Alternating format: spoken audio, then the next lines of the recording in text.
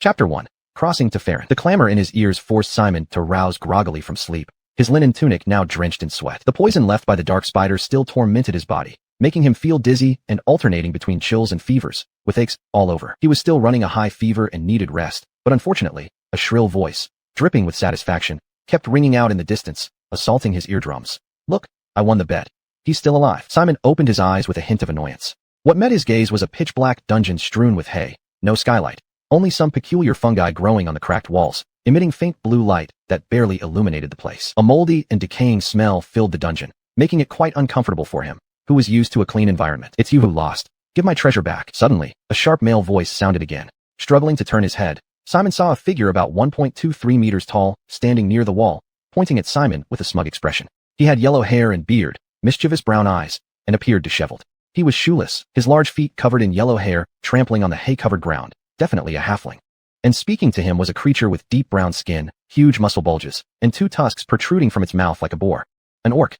These were races he'd only seen in fantasy worlds, yet Simon felt oddly calm inside. This wasn't the first time he had seen such creatures. In fact, it had been 3 days since he was transported to this world. Simon, a Chinese national from the 21st century, had graduated just 6 months ago and worked as a programmer at an internet company, merely getting by. 2 days ago, while bedridden with a fever, he woke up not in his rented apartment bed, but in the slave cart of a dark elf slaving squad, suffering from spider venom. They had driven him from the surface deep into the underdark dungeons, imprisoned alongside all sorts of monsters. Through interactions with these different races, he roughly deduced where he was. Tyrol. Most likely, in the central region of this vast world, Farron. His current situation was disheartening. The persistent fever drained his energy and stamina. The meager food and water given to prisoners weren't enough to restore his health quickly. He spent each day eating and sleeping, barely moving, just managing to cling to life. It's no wonder the inmates were betting on whether he would die from the fever today. Humph. The orc sneered, spitting on the ground, unwillingly pulling out a shiny ornament from under him and throwing it to the halfling, who immediately ran off delighted. Angry, the orc sat thinking for a moment before abruptly standing and striding toward Simon. The orc's physique was truly intimidating. Over 2 meters tall, his massive muscles barely contained by his loose prison garb. His enormous hand, almost the size of Simon's head, looked terrifying, coupled with a scarred, ugly face. Even without speaking, it could scare someone to tears. Still suffering from a fever, Simon tried to get up, but had no strength left. He could only watch helplessly as this fierce orc approached, grabbed his collar, and hoisted him up. All this is your fault. Why didn't you just die last night? A strong smell of body odor invaded his nostrils, making Simon frown. His intense fatigue left him speechless. Seemingly planning to slap him for revenge, the resentful orc paused when an ethereal female voice called out, "Oh, don't forget, the guards are watching." The orc froze, casting a fearful glance at the wooden bars outside the prison. Outside, it was pitch black, complex tunnels spreading out like a spider web, yet no creatures were visible. But he knew the monstrous beings who captured them were lurking in the shadows. Those evil drow, worshippers of the demon Queen K, who took delight in enslaving and torturing other races. These terrifying wardens had established many rules for the prisoners, including the prohibition of fighting among themselves. But in fact, these evil beings enjoyed seeing and would even actively incite fights among the prisoners, because this way, they had ample reason to bypass the laws of Menzoberner's Central Council and carry out reasonable education on them, satisfying their cruel sadism. Bo, the orc, had suffered at the hands of these people before, so he couldn't help but feel lingering fear. He gave Simon another look, ultimately chickening out. Clenching his teeth, he threw him to the ground, coldly snorting. "I'll let you off this time." Having said that, he turned around with a disgruntled expression and left. The intense pain from his back made Simon close his eyes, emitting an involuntary silent groan. He really didn't have the strength to argue with the orc and could only silently engrave today's encounter in his heart. A rustling sound caused Simon to open his eyes again. In the darkness, another person approached him. It was the woman who had spoken up for him earlier. "Are you all right? How do you feel now?" Under the illumination of the luminescent mushrooms, Simon barely managed to make out her appearance. She looked like a 17 or 18-year-old girl, but those pointed yet not too long ears indicated she was actually a half-elf whose age couldn't be guessed easily. Even though she wore loose prisoner's clothing, her slender figure still showed through. Her white, smooth neck shimmered with a jade-like luster, and her delicate collarbone was equally captivating. However, upon closer inspection, everything quickly became less pleasing. Her facial skin was as dry and yellow as old bark, with wrinkles, scars, and dirt, sharply contrasting with her neck's appearance. Only her large deep blue eyes were still beautiful, gleaming in the dark. Taking a slight breath, Simon silently remembered her kindness. Struggling to speak, he said, "Thank you." The girl smiled gently, and then reached out, her delicate warm hand gripping his icy one. Muttering something inaudible, Simon felt warmth flow from her palm into his body, slightly restoring some of his strength. "I can only do so much," she whispered. "I hope this makes you feel better." Simon nodded lightly. This was the 4th time she had helped him. "Thank you, I feel much better." It wasn't just politeness. He genuinely felt his fever subsiding and strength returning. He awkwardly moved his body, leaning against the wall to sit up, then spoke. My name is Simon. May I ask yours? The girl's eyes twinkled. Is it a surname, Simon, or just your first name? Simon's expression shifted slightly. His heated mind cooled down a bit, and he regained some ability to think. In Toriel, surnames represented the honor and legacy of a family, so, Derek Simon, he said, revealing a desolate expression. It seems this surname has indeed fallen. Seeing his look, the girl reined in her smile. I'm Zaleo Finney. She patted Simon's shoulder gently, softly consoling him. I believe we will escape safely, and your family will be revived and known by all. Simon nodded gently, looking into her eyes, feeling a warm stream flowing within him. He nodded lightly again, whispering, Yes, we will definitely survive. Click. Suddenly, the door to the prison cell opened. A tall, white-haired, red-eyed female drow with bright black skin entered, accompanied by several leather-armored male drow guards. She wore a priestess gown of purple-black color, daringly cut on the side, so the purple dress split from her hips, revealing long legs clad in black stockings under sheer fabric. The lace edges woven from the finest dark silk enhanced the allure of her purplish-black skin. On the front of the gown, a large spider web was painted in white, with a dark red embroidered spider sitting atop, signifying her status as a priestess of K. Her lazy gaze swept over, noticing Zaylee and Simon whispering together, making her raise an eyebrow. Greed shone in her crimson eyes. Oh, my little slaves are having quite the cozy chat. Without needing words, a tentacle suddenly shot out from her staff, wrapping around Zaylee's arm and flinging her aside. The girl had no strength to resist, hitting her head on the wall with a thud, then falling heavily to the ground. Simon looked up, angrily glaring at the drow woman, only to find her gaze also fixed on him. The female drow curled her thin red lips, crossing her arms over her prominent chest, and revealed a cruel smile. He's excellent. Queen K will certainly enjoy hearing his screams. Take him over there. As soon as she finished speaking, the two male drow behind her stepped forward, each grabbing one of Simon's shoulders. He tried to retreat and break free, but in his weakened state, it felt like resisting a crane. He had no chance. These male drow elves looked slender but were actually experienced warriors or rangers who had undergone brutal training in the Underdark, skilled at enhancing themselves with magic. The strength of one of their hands was greater than that of the orc's entire body. The drow priestess turned around, swaying her firm, protruding buttocks as she walked ahead, while the two drow guards half carried him from behind. The few people in the prison watched him with worried eyes. Before this, the drow had never taken anyone out alone. Considering these guys' usual nature, Simon's outcome probably wasn't looking good. Click. The door of the cell was locked again, and Simon was half carried by the two drow through a long cave. His bare feet trod on the cold ground, causing pain.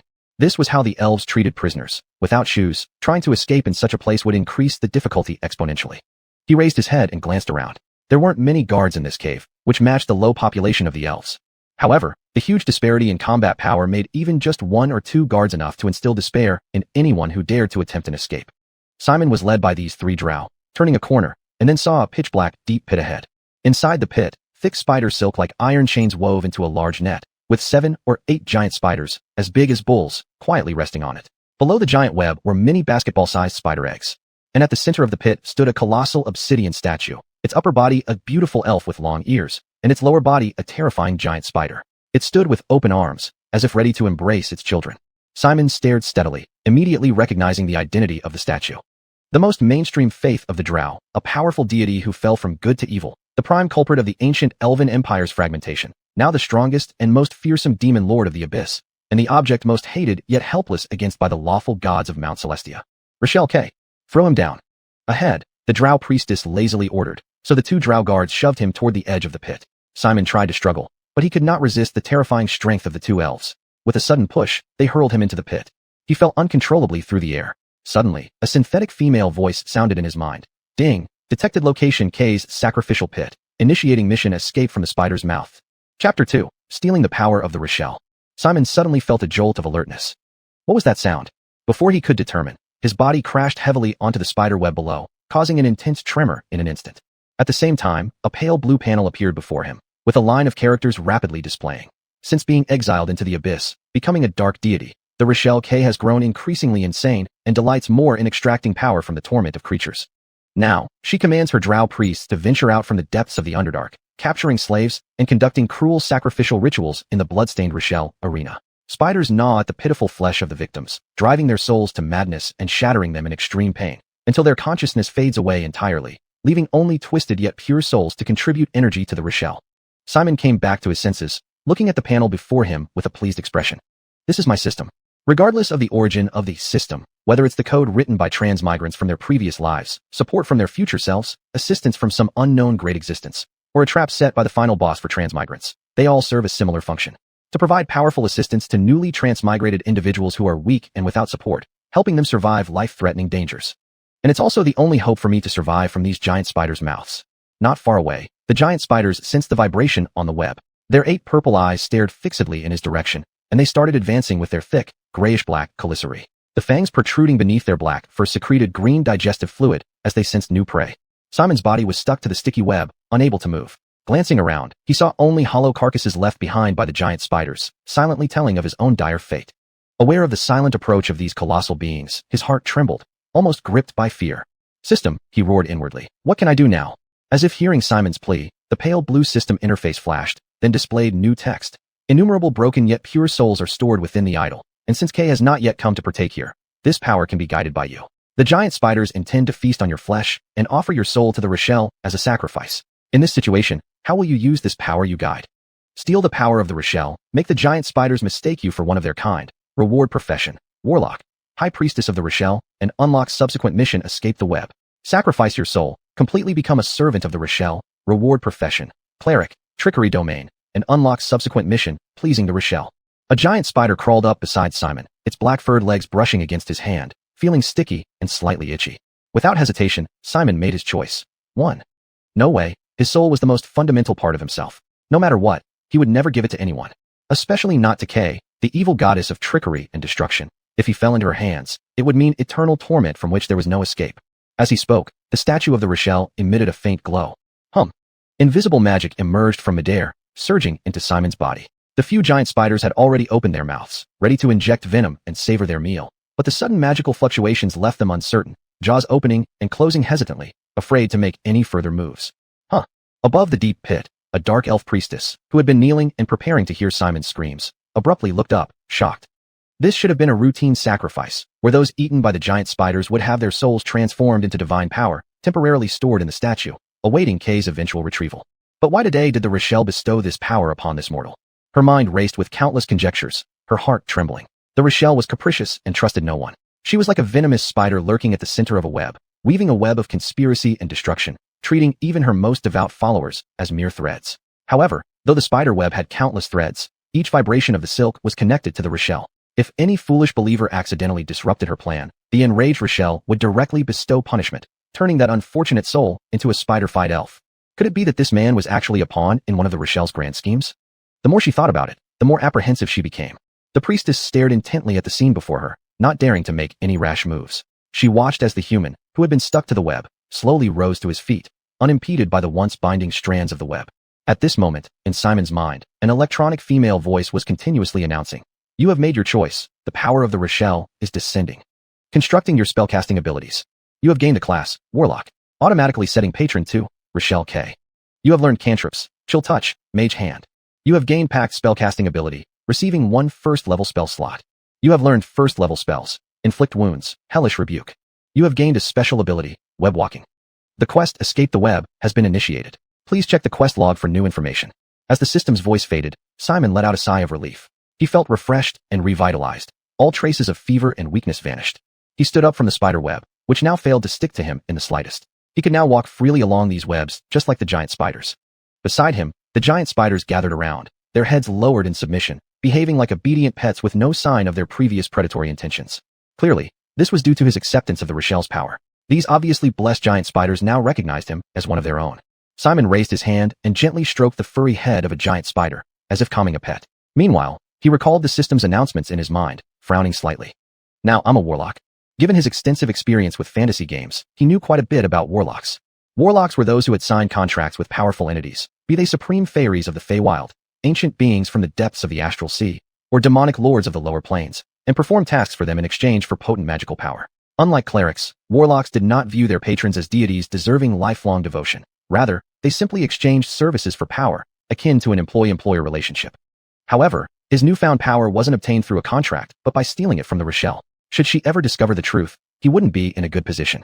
As he pondered this, suddenly, a massive gravitational fluctuation came from behind him. Unresisting, he was swept into a pitch-black spatial corridor. When he regained consciousness, he found himself back above the deep pit. The dark elf priestess holding a large staff was staring at him with fiery red eyes. Simon's heart sank. Although he had passed the challenge of the giant spiders, there was still the test of the dark elves to face. How could he explain what had just happened? Stealing the power of the deity worshipped by these dark elves, none of them would let him off easily. System. His palms were sweating as he silently pleaded for the updated quest log to offer some help. A pale blue screen appeared only visible to him, but before he could fully take it in, the dark elf opened her lips and asked, "Who are you?" Huh. Simon was taken aback. From the priestess's voice, he detected a hint of tension and unease. He observed her closely. Despite her crimson eyes and dark, glossy skin, her demeanor was remarkably human-like. Simon could clearly see signs of anxiety and even fear on her face. Wait, could it be? Recalling the many infamous deeds of the Rochelle across various worlds, Kay and her followers shared a consistently strained relationship because she despised emotions and love, seeing them as trivial. She always endorsed her believers plotting against or killing other believers, including Drow, claiming it was to weed out the weak among the Drow race, making the entire race stronger. Of course, this was just a pale excuse to cover up her cruel nature. Due to Queen Kay's enjoyment of others' suffering, even within the Rochelle's camp, mutual suspicion, deception, and betrayal were daily occurrences among believers. At this thought, Simon's mind suddenly sparked with an idea. The system's functions were clearly beyond the understanding of the Dark Elf. Therefore, it was highly likely that she mistook everything that happened for the manifestation of the Rochelle's power. So now, she was afraid that he might actually be one of the Rochelle's pawns, and her actions could interfere with Kay's plans. Feeling more confident with this realization, Simon took a deep breath, hid his nervousness, and said in a calm voice, "You are asking too much." This sentence almost choked the priestess. She swallowed hard, her heart pounding as if it might explode. She quickly turned around and chanted a spell. Somno surgery. Buzz. The power of magic appeared. Behind her, the two male dark elves who had been following her slumped to the ground, deeply unconscious. Then, she hurriedly knelt on one knee, panic-stricken. Divine Envoy, how should I make amends? Success. Immediately, Simon felt a huge relief knowing he had pulled off the deception. But his face remained composed as he continued. There's no need to be nervous. Things have not reached the point of no return yet. He began to think about an escape plan. I ask you, what routes lead from here to the surface? The priestess hesitated, then shook her head. I apologize, my lord. Bound by my duties, I am only responsible for performing rituals here. I do not know the safe and reliable routes to the surface. Speaking, she tentatively asked, however, many in my family know such routes. Perhaps I can escort you back to Menzoberranzan first, and then guide you to the surface. By then, any city or family can arrange for someone to take you there. Back to Menzoberranzan, the capital of the Dark Elves? Simon's heart shuddered. How could he go there? He was unsure how long the journey would take, and once there, he would surely expose himself. At that point, he'd truly be heading for certain death. No, he said, there's no time, and besides. He suddenly lowered his voice. There are so many eyes in the Noble Highlands. Do you want them to notice you? The Noble Highlands, the nesting grounds of the 8 ruling families of Menzoberranzan, were thus also known as the symbol of the ruling class of Dark Elves. It was the darkest, most bloody place within the entire Dark Elf community, where countless abhorrent conspiracies were hatched, and some families even planned to betray the Rochelle's interests. This was the highest struggle for power in Menzoberranzan, and ordinary Dark Elves might face disaster even if they were just glanced at by those in power. The priestess was startled, 1,000 guesses flashing through her mind. Then, she hurriedly lowered her head. My apologies, my lord. It was thoughtless of me. Simon sighed, as if bored, and softly said, let me rest for a moment. I'll tell you what to do next later. The priestess dared not delay. My lord, please follow me. Saying this, she stood up, turned around, and led the way in a completely different direction. Simon held his head high, feeling tense but forcing himself to act arrogant. Meanwhile, his eyes kept glancing at his system, the interface visible only to him. Host, Simon. Gender, male. Race, human. Age, 23 years. Height, 1.84 meters. Weight, 72 kilograms. Class, Warlock level 1, Patron, Rochelle K. Strength, 12. Dexterity, 11. Constitution, 13. Intelligence, 16. Wisdom, 15. Zarama, 17. Spellcasting ability, Pact Magic. Pact spell slots, level 1, 1. Known cantrips, Chill Touch, Mage Hand. Known spells, Inflict Wounds, Hellish Rebuke. Special abilities, Web Walking. Current experience points, 0. Experience points needed to level up, 300. Experience points needed for multiclassing, 600. Updated quest, Escape the Web. Chapter 3, the second task. HM, a very classic D&D attribute panel. According to the setting, normal human attributes range from 10 to 11, but Simon, coming from the 21st century, had never lacked food or drink growing up and was well nourished. During college, he was also forced by his counselor to participate in various exercises, so all his attributes were above average. However, looking at the last attribute, he felt slightly surprised. My charisma is that high? In Faerun, charisma does not fully correlate with appearance. It mostly represents a person's leadership qualities. Additionally, in this world filled with supernatural energies, charisma also signifies one's natural affinity with magical energy. For example, when a warlock casts spells, their key attribute is charisma, because the higher your affinity for magical energy, the more likely the great magical entities are to favor you, granting you more power in one go. With this thought, Simon couldn't help but feel slightly relieved. Phew, I'm quite lucky. If my charisma wasn't this high, I probably wouldn't have been able to deceive that elf just now. On the system interface, there was also a cursor that moved with his gaze. Simon shifted his focus, staring at a few terms until more detailed explanations appeared before him. Pact casting. You have signed a pact with the Queen of Spiders to cast spells. According to the pact, your key casting attribute is charisma. You currently possess one first-level spell slot, which will be restored after an hour if used. Chill Touch. Cantrip. Necromancy. You summon ghostly skeletal hands at the target's location, attacking it with chilling cold from a tomb, making its wounds unable to heal. Mage Hand. Cantrip. Conjuration. A floating ghostly hand appears at a point within casting distance, following your will to perform any action you wish. Infernal Wrath. First-level spell. Evocation. You point at a location, surrounding any creature that has harmed you with flames from the nine hells. Vulnerability Curse. First-level spell. Enchantment. You curse a creature, causing it to take more damage when attacked. Webwalking. You can walk freely on spider webs without being caught or restrained by them. This was all the power he had gained so far. A cantrip means that casters can use it freely without consuming any resources, though its power is limited. The two spells marked as first level require consuming a first-level spell slot when cast. Although their power far exceeds cantrips, as a newly awakened level 1 warlock, he can only cast them a limited number of times per day, so he must use them cautiously. As for the classification and schools of these spells, they weren't particularly important to Simon, who was not a wizard. And the one special ability didn't seem very useful in combat either. Sigh, no matter how I look at it, my profession seems rather weak. Worried, he continued to look down, moving the cursor on the system panel to the new task. Escape from the web. Task description. In the secret sacrificial ground of the Rochelle K, you stole the power her followers offered her, thus acquiring potent spellcasting abilities. However, such foolish insults will eventually draw Kay's attention. When that happens, the fury of the Abyssal Empress will descend upon you, and Kay's followers will never let you off. Before all this happens, you need to escape the Drow prison as quickly as possible. Task objective, escape the prison. Task reward, 100 experience points, +1 to any attribute value, maximum 20. Optional, the Drow live in the Underdark, which is extremely dangerous, and acting alone is too risky. The fellow prisoners locked up with you might provide valuable assistance. Additional reward, arcane secret, gain a random spell usable once daily without expending a spell slot. The spell's level equals the number of prisoners you successfully rescue. Simon's heart sank. Well, looks like I'll have to endure Kay's personal bounty on me, huh? Hiss. No way around it. Fortunately, even the gods can't easily interfere with the material plane. Let's see how things unfold step by step. As for that optional task, he didn't weigh the options for long before making his decision. Though it may be difficult, this is something he must do. The reason was simple. Although he had played many games set in Toril, he knew next to nothing about the Underdark. Information that could be obtained with a few clicks in a game. He now had no grasp of whatsoever. He was utterly incapable of discerning what was safe and what was dangerous, which foods were toxic or edible. If he ventured out on his own, he might not survive a day. He needed the help of these native prisoners. Traveling together would be relatively safer. Moreover, that arcane secret, although usable only once daily, could dramatically change his power if it was of a high enough level. He vaguely remembered there being at least 5 cellmates in the dungeon. If he managed to save them all, it would be a 5th level spell, a capability only attainable by 9th level casters. For himself, who was only level 1, this would be an enormous boost. In this perilous environment, he absolutely couldn't afford to pass up this opportunity. While he was lost in thought, the priestess led him through a cavern strewn with slime and mushrooms, arriving at a secluded small room. Pushing open the elaborately carved metal door adorned with sapphires, a faint fragrance greeted him. Simon followed her inside and saw that the ceiling was embedded with pearls emitting a gentle light, illuminating everything clearly. A giant portrait of the Rochelle hung on the wall, below which lay a large bed covered in white velvet blankets, looking incredibly soft and inviting. My lord, the priestess bowed respectfully, her ruby-like eyes gleaming with pleasing deference as her enticing red lips whispered softly into Simon's ear. This is my bedroom. Please allow me to assist you in changing and bathing. At that moment, she seemed like a docile pet dog, ready to comply with whatever Simon desired. Her shapely legs, clad in black stockings, rubbed against him provocatively, the toes teasingly caressing his thigh through the thin fabric. Simon grasped the dark elf priestess's leg climbing higher and felt the fine texture of the stockings and the warmth of her feet. Gazing at the high and mighty priestess now offering herself openly, he swallowed hard and replied in a deep voice, no need. Drow elves were cruel by nature and led libertine lives. Carnal pleasure was just one of their weapons. The same person who could be your best lover one moment might kill you without hesitation for gain the next.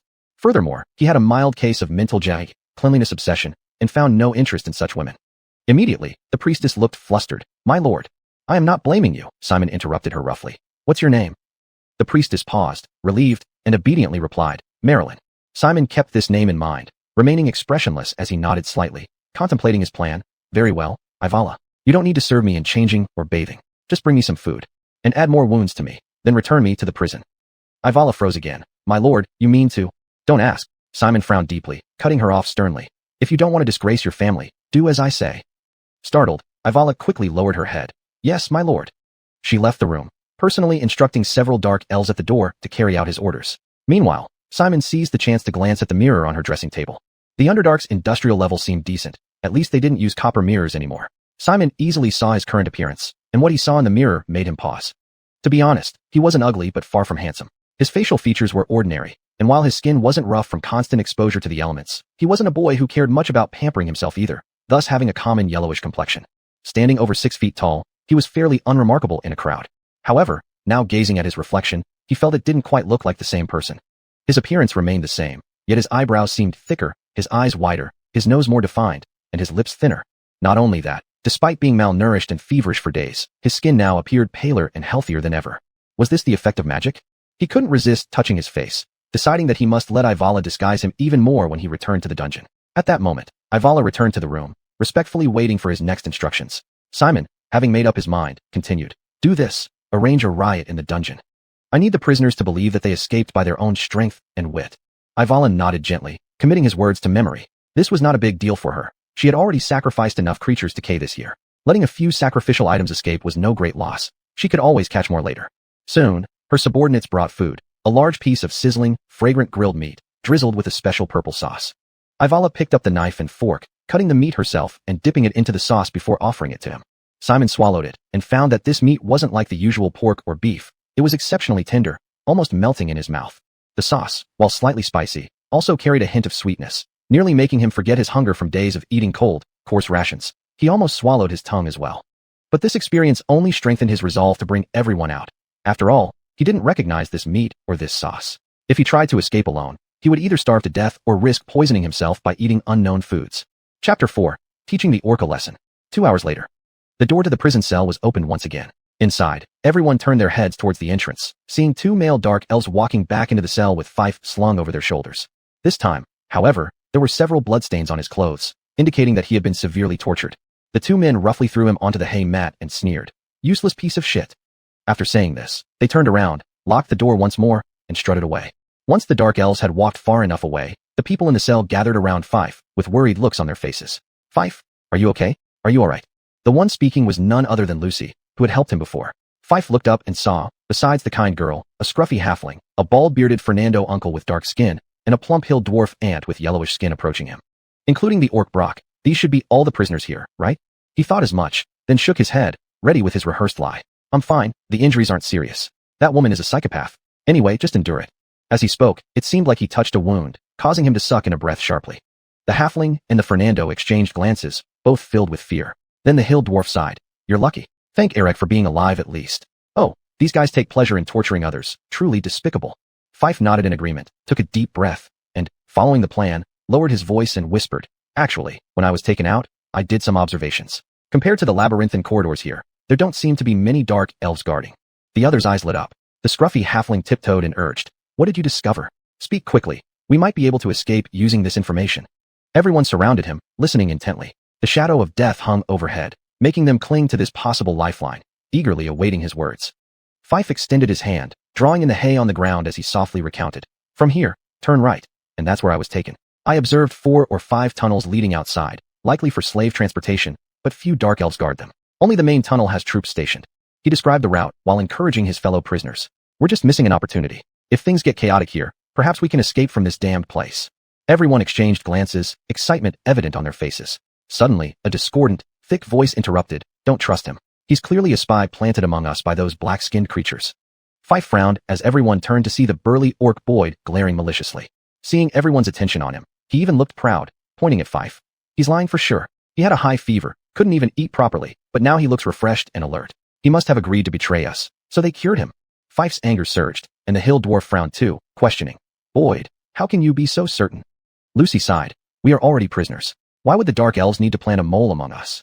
The clean-shaven Fernando also said deeply. Dark elves wouldn't trust outsiders unless you mean this person is a dark elf disguised by magic. But why would they bother? Boyd was stunned. He had expected admiration for his wisdom, but received only opposition. Anger welled up inside him. Clenching his fists and grinding his teeth, he was determined to restore his reputation.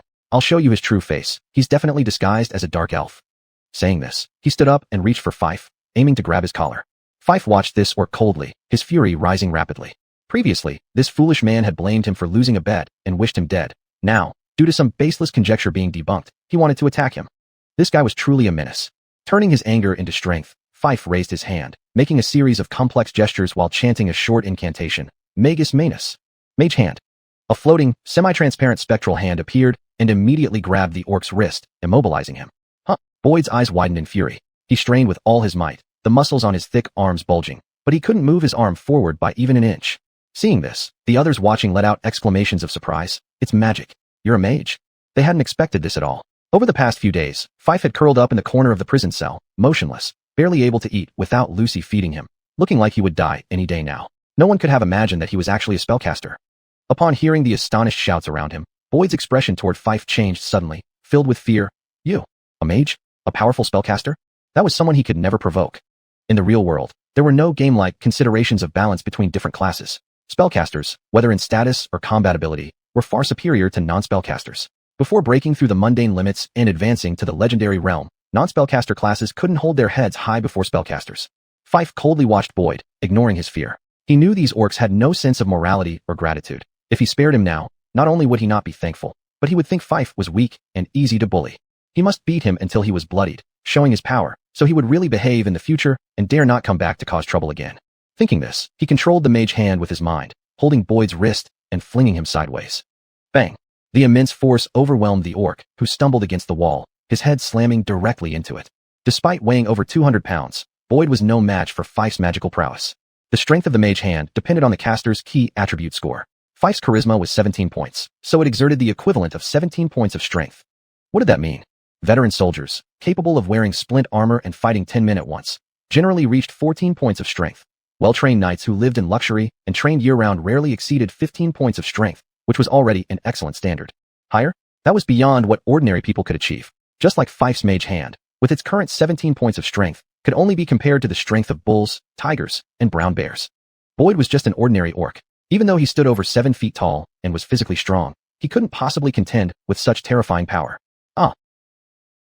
Standing up as well, but staying put, he controlled the mage hand, delivering a harsh slap to Boyd's face. Slap.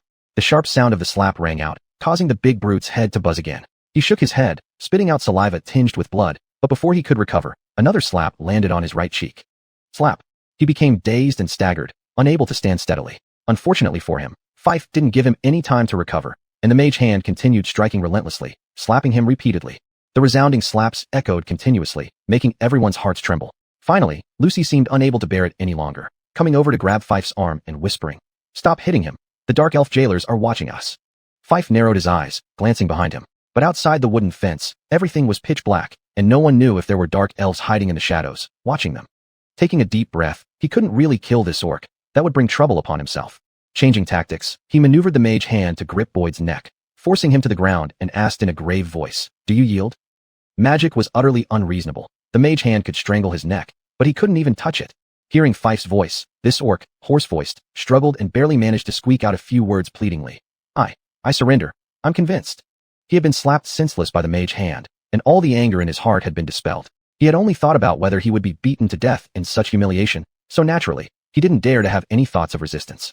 Hearing these words, Fife finally let go, allowing the orc to breathe. Boyd hurriedly got up from the ground, shrinking into the corner, gasping for breath while looking at him with fear. The other few people looked at the orc's swollen face and showed no sympathy. After all, everyone had seen his foolish actions. None of them wanted to get entangled with such a person. Fife took one last look at Boyd, knowing that this guy wouldn't dare to cause trouble for him in the short term. Then he looked at Lucy, his gaze softening, and softly said, "Thank you for reminding me." Lucy managed to smile, blinking her beautiful big eyes, looking somewhat curious. "You're a mage?" The rest also perked up their ears, listening carefully. They were genuinely very curious. In this world, the ratio of spellcasters to non-spellcasters was approximately 1 to 100, meaning out of 100 people, there would be only one who could cast spells. However, this ratio was unevenly distributed. For instance, elves could innately cast spells, while humans, dwarves, and orcs might have only one spellcaster among hundreds, or even thousands. Thus, they couldn't help but be curious about Fife. Fife's expression flickered, then he shook his head, mixing truth and lies. "I don't know, but I definitely am not a mage. I've never studied magic before. But during these few days, while running a high fever, my mind was actually clear. I was thinking randomly about gestures and incantations that appeared inexplicably in my head, and I remembered them." Then, as you saw, when I recited them, I was able to summon a spectral hand like just now, to help me pick things up or teach someone a lesson. As he spoke, he glanced sideways at Boyd, who shuddered, covering his swollen face, too scared to protest. The others looked at each other, somewhat puzzled. Lucy seemed thoughtful, when suddenly, an unfamiliar male voice rang out. I understand, you're a sorcerer. Fife turned his head, and found another male drow in another corner of the prison. Chapter 5. The Dark Elf Kurt. The Dark Elf also wore a dirty and ragged off-white prisoner's uniform, with dry, rough white hair that hung messily behind him, looking as if it had been untended for a long time. He turned his head coldly to look this way, his crimson eyes seemingly sparkling with light. Congratulations, human. You have a great ancestor who left a mighty power in your bloodline. Everyone suddenly understood, and they looked at Basil with envy. For humanoid creatures, the power of magic cannot be passed down to the next generation. It dissipates naturally when one dies. But people are never content with that. They wish their power, their family, and their fame could last for generations. So they try to imbue their bloodline with power, hoping future generations will awaken to it, thus continuing the glory of their lineage and family. This led to the emergence of a new type of spellcaster, the warlock.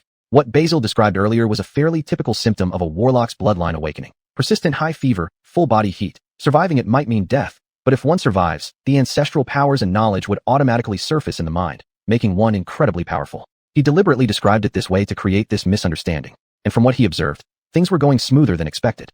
Basil breathed a sigh of relief inwardly, but immediately showed a wary expression, staring at the dark elf. Who are you? Beside him, Caitlin whispered immediately. Don't be nervous, Basil. He's not an enemy. Then she began to introduce him. His name is Kurt. He was falsely accused of murder and brought here. At least for now, he's on our side.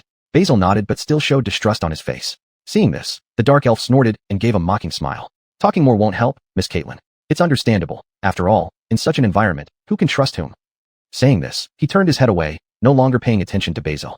Basil narrowed his eyes, fixing his gaze on his back. Elves are all casters, so this man must be one too.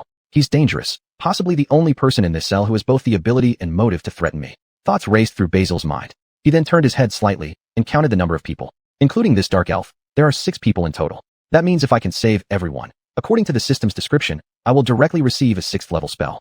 That's a 6th level spell? In the world of Toriel, spells are categorized by 3s. 1st and 2nd level spells affect areas no larger than 5 or 6 meters, while a 3rd level spell like Fireball can cover a spherical area with a radius of over 10 meters, making the difference akin to that between a small grenade and a large mortar. 3rd dash, 4th dash, and 5th level spells have similar ranges, with only slight increases in intensity, but at 6th level, the power escalates by another order of magnitude. A 6th level spell can easily create a 100-meter-long wall of ice to instantly divide a battlefield. If used effectively, it can determine the outcome of a 1,000-person scale battle. This power makes Basil salivate. Even if he brings out one less inmate, the power of the spell he receives will be significantly reduced. But this guy is indeed a threat. Weighing the options in his heart, he quickly made up his mind. Staring at the dark elf in front of him, he said in a deep voice, "Did you hear our conversation just now?" Over there, the dark elf named Kurt laughed derisively. "Of course, sir, huh?" He turned his head to look at Basil. "Rest assured, I have no intention of revealing your plans. A man like me, burdened with crimes, wouldn't be pardoned even if I betrayed you." He extended a finger and sneered. "Do you believe that if I tried to trade this for freedom, that woman would first declare to you all that I was the informant? Then, in your anger, you would beat me to death before dealing with each of you individually." Basil was taken aback. Then his expression eased, nodding with a slight smile. "Indeed, that would happen." So, the dark elf nodded, then turned his back on him again. "You don't need to worry about me. Continue your fanciful planning, young warlock." Basil stepped forward, sincerely saying, "But I want to invite you to join us. In this prison, without seeing the sun, surely you also yearn to regain your freedom, right?" Midway through his words, realizing that the dark elves absolutely wouldn't hope to see sunlight, he hurriedly changed his tone. "This isn't the time for mutual discrimination, sir. We must unite. Only then do we have a glimmer of hope." Hearing this, Kurt, with his back still turned to Basil, sneered again. "Truly presumptuous, huh? It makes sense. Your bloodline just awakened, tasting the grandeur that magic brings, so you feel like a chosen one, omnipotent." As he spoke, he extended a finger, swaying it slowly. "But your magic is nothing before any of the dark elves here. Just behave yourself, human. Staying here only means a few more beatings. In the future, it's just forced labor. At least you'll have young girls around. Attempting an escape will lead to certain death." Caitlin's expression was uneasy, sneaking a glance at Basil. After saying these words, Kurt no longer paid attention to Basil, as if he had fallen into a deep sleep. Basil frowned, realizing the initial attempt at negotiation had failed. He turned and saw Caitlin standing beside him, looking at him with concern. He forced a smile, then realized everyone else was watching him too, their brows furrowed, expressions heavy. The Fernando waved his hand, motioning him closer. So Basil leaned in and heard this man lower his voice, saying, "Dark elves can't be trusted. His words are merely delaying tactics." Speaking thus, his eyes gleamed with a ruthless light. Why not just finish him off tonight? This man was heartless and ruthless. Clearly, he was someone who had long been living on the edge. The Bridget was startled, stealing a glance at the dark elf, stuttering. Isn't that a bit too much? He is, after all, an elf capable of casting spells. Killing him would certainly cause a disturbance and attract the guards. Her speech was faltering and incoherent, clearly indicating she had never dealt with bloody matters or considered killing anyone before. The scruffy halfling glanced at Basil, a slight curl at the corner of his mouth, but said nothing. Caitlin also watched him anxiously. Although she had been helping him, she didn't truly understand what he was thinking at that moment. Basil took a deep breath, contemplating the subsequent mission rewards, gritted his teeth, and decided to try another approach. Don't worry, he said. I'll find a way to persuade him. I don't believe a seemingly young dark elf wouldn't crave freedom outside at all. Though he said this, in his heart, he had already quietly made other plans. Chapter 6 Preparations before the escape. In the following time, Simon continued to exchange information with the others, at least learning each other's names, backgrounds, and abilities. The Fernando whose beard had been shaved off was named Bogdan. He was originally a guard on a merchant ship, but their ship was attacked and capsized by dark elves. He fell into the water and survived by a stroke of luck, only to be captured and brought here. The halfling named Brenton was a bard. One evening, after performing at a village tavern, he encountered a slave-catching team of dark elves while stepping out to relieve himself. He shouted loudly to alert the villagers, but ended up being caught himself. The mountain dwarf woman named Lise Fidlon was originally a caregiver. She was with the Dwarf Kingdom's pioneering team investigating a newly discovered mine when they were attacked by dark elves and subsequently captured. Bo came from a clan called Ice Shield, but his tribe was wiped out in a war with another orc tribe. He managed to escape, but was later captured by dark elves during his wanderings. Kia claimed to be a seeker of knowledge. She was attacked on her way to a city named El Torel for her studies and was captured. As for Simon himself, he fabricated a story about being a down-on-his-luck nobleman to explain his situation without revealing the truth. After all, he couldn't tell everyone that he was a Chinra, transmigrator, from another world. However, just as he wasn't entirely truthful about his identity, he could sense that the others were also holding back certain aspects of their true selves, to varying degrees. But for now, he didn't care too much about these secrets. Regardless of what they were hiding, they were all in the same boat, and if they couldn't escape, they would all die. So as long as they were capable and reliable, it didn't matter what their pasts were. Let them be. That night, the dark elves delivered simple rations and drinking water. Although Simon had already eaten well at Alizé's place, he forced himself to eat the rations to avoid suspicion, then lay down in a corner and fell asleep. The next day, Alizé returned with 4 male dark elf guards. This time, she took both Simon and Bo away. The prisoners watched them with pitying eyes. Simon gritted his teeth and put on an expression of defiance, while Bo struggled in visible fear but couldn't break free from the guards, being dragged deeper into the cave. They were taken in the same direction but led into different rooms. Soon, Bo's heart-wrenching screams echoed from the other side, while Simon followed Alizé back to her beautifully decorated, fragrant bedroom. This time, a meal was already prepared on her table. The food was different from yesterday's. Next to the roasted meat were 2 fried eggs, releasing a mouth-watering aroma. Master, you must be very hungry. Alizé deliberately lowered her head as she served him. Her collar was slightly open today, exposing a glimpse of her deep, snowy cleavage. But Simon showed no reaction, merely nodding and sitting down to enjoy the meal. Seeing her allure had failed, Alizé sighed inwardly, doubting her charm. But quickly, she tried again. Master, I have a simple plan for your escape with the slaves. We could fake a demon summoning ritual gone wrong, causing chaos in the prison so you can escape. What do you think? Since Kay betrayed the elven gods and fell into evil, her followers, the dark elves, frequently dealt with demons from the abyss. Summoning and binding various demons to the material world for service or combat was common. Losing control of summoned demons was also a frequent occurrence, making any strange behavior of demons easily explained. Feasible. Simon nodded and continued. Do you have a map of this area? We need to move after we get out, and I'll try to memorize it. Yes. Alizé nodded, having prepared for this already. She took out a scroll from behind her and slowly unfurled it in front of him. Here is a map of the area around our prison, with this red dot marking the location of our prison.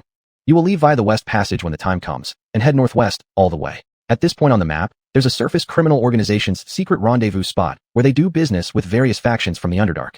Once you and the slaves arrive here, you can find a way to go wherever you need. As for money, you don't have to worry about that either. You and the sacrificial slaves will escape from here, and there's a small warehouse nearby. I'll move all the guards away under the pretext of suppressing demons, so the items inside should be enough to cover your expenses moving forward. She traced the plan on the map with her index finger, the blood-red nail sharply gliding over it, as she elaborated her strategy comprehensively. Simon nodded slightly, focusing hard on memorizing the entire map. He couldn't take the map with him, so his only reliance was his own memory. As he memorized, he continued eating. By the time he finished most of his meal, he had also almost memorized the main layout of the map. Alizé handed him a handkerchief, gently wiping the corners of his mouth. Simon pretended to accept her service calmly, nodding at her. You've done well. Quick-witted and thorough in your planning. Honestly, many aren't as capable as you. Keep up the good work, stay observant, and seize opportunities when necessary. He subtly hinted and drew a grand vision for her. Say, the families on the noble hills aren't unchanging. Alizé's face lit up, nodding rapidly like a pecking chick. Satisfied with her reaction, Simon added, "There's one more thing. I need you to take care of it immediately."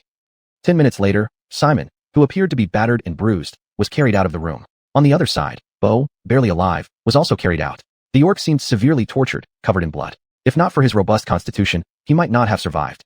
They were returned to the prison together. The jailer cursed them as trash, as usual, then grinned wickedly, looking towards Seymour hiding in the corner. Well, I almost forgot about you." Seymour, lying in the corner, turned his head, his brows furrowed in worry.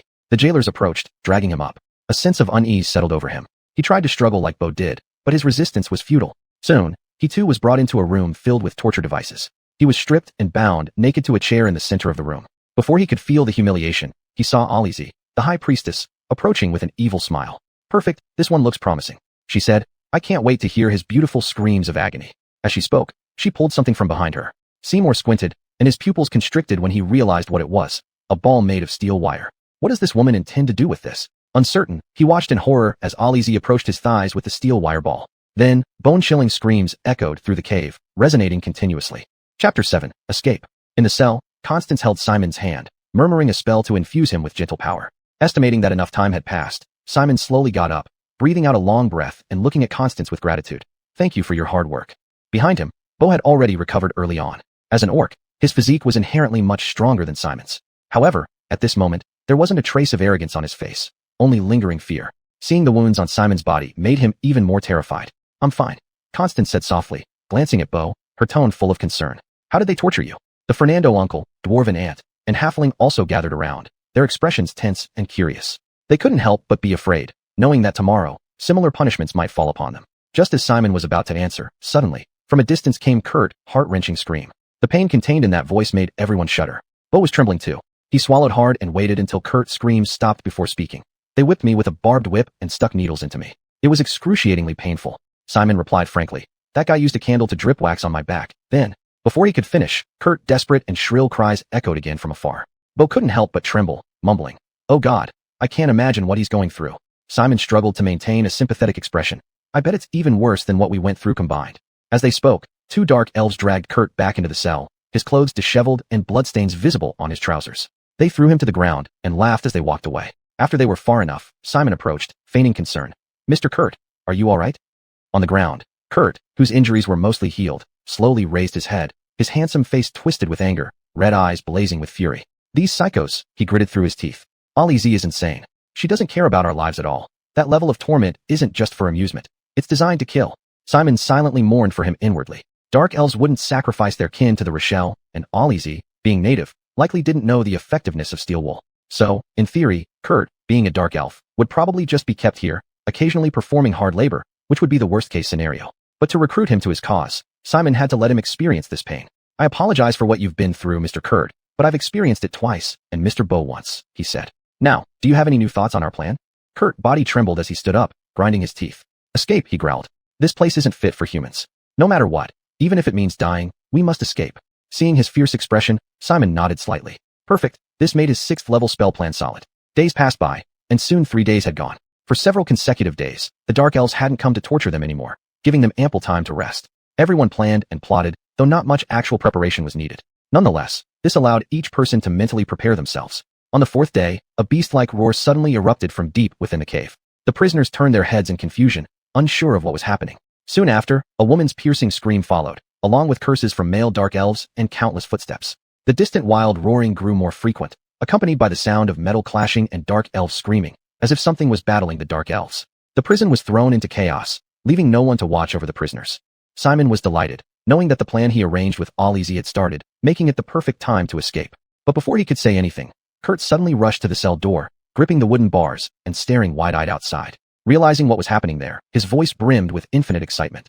"The demon is out of control. Oh, that rule-breaking waste of a woman thought she could summon a demon as her servant like others. How utterly incapable. She's hit rock bottom now. Huh. It would be best if the demons defile her too. Ha."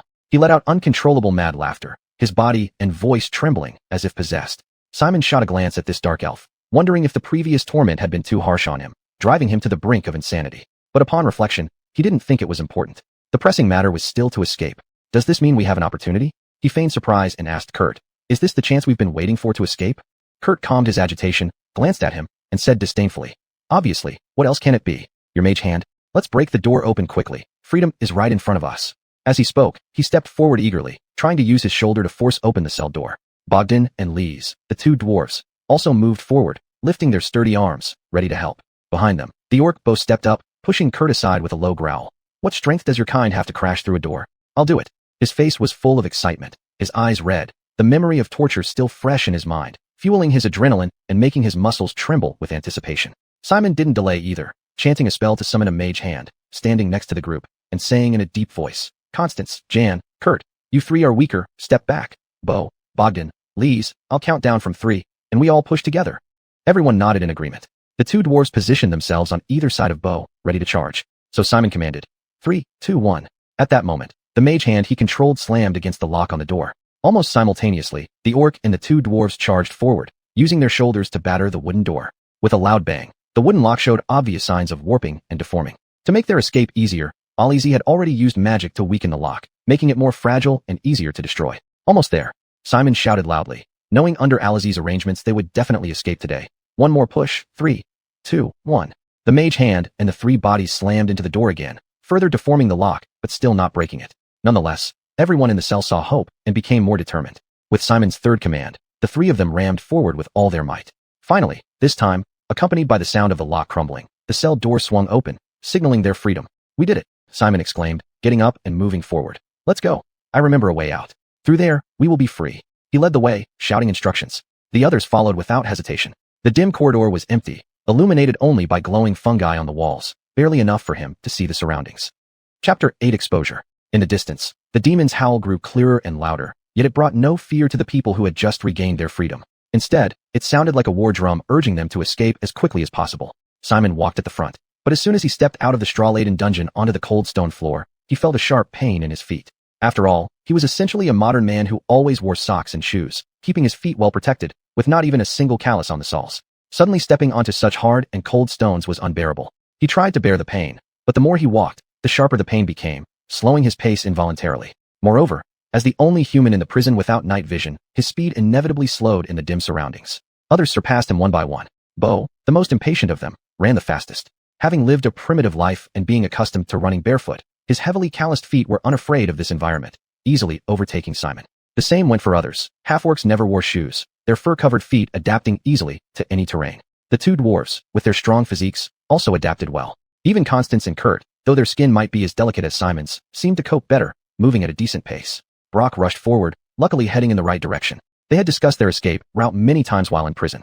As they advanced, they soon passed a cave partially concealed by a wooden door. Leading the way, Brock glanced inside and suddenly stopped, shouting, "There are weapons inside." Without consulting anyone, the orc strode over, lifted his massive foot, and kicked the door. With a loud crash, the door flew open, revealing the contents of the room. It appeared to be a small storage area. Along the left wall hung a row of long swords, beneath which neatly lined up were several chainmail shirts, with pairs of military boots beside them. On the opposite wall were light crossbows and quivers, each with a ration pack nearby, seemingly prepared for the drow elves to grab weapons, put on shoes, and embark on an expedition at a moment's notice. This is their arsenal, Bo exclaimed joyfully, rushing inside first. We have weapons and rations, come on in. He dashed to the rations, tearing open a package and pulling out thick, pale yellow hardtack, shoving it into his mouth. His large fangs moved as he crunched loudly, swallowing vigorously without water. As a towering orc, he always had a huge appetite, and these days of starvation had nearly driven him mad. Swallowing big bites, the others caught up quickly, surveying the equipment and supplies. Kurt frowned slightly before nodding gravely. At least there are shoes, that's a good thing. Simon followed, wincing.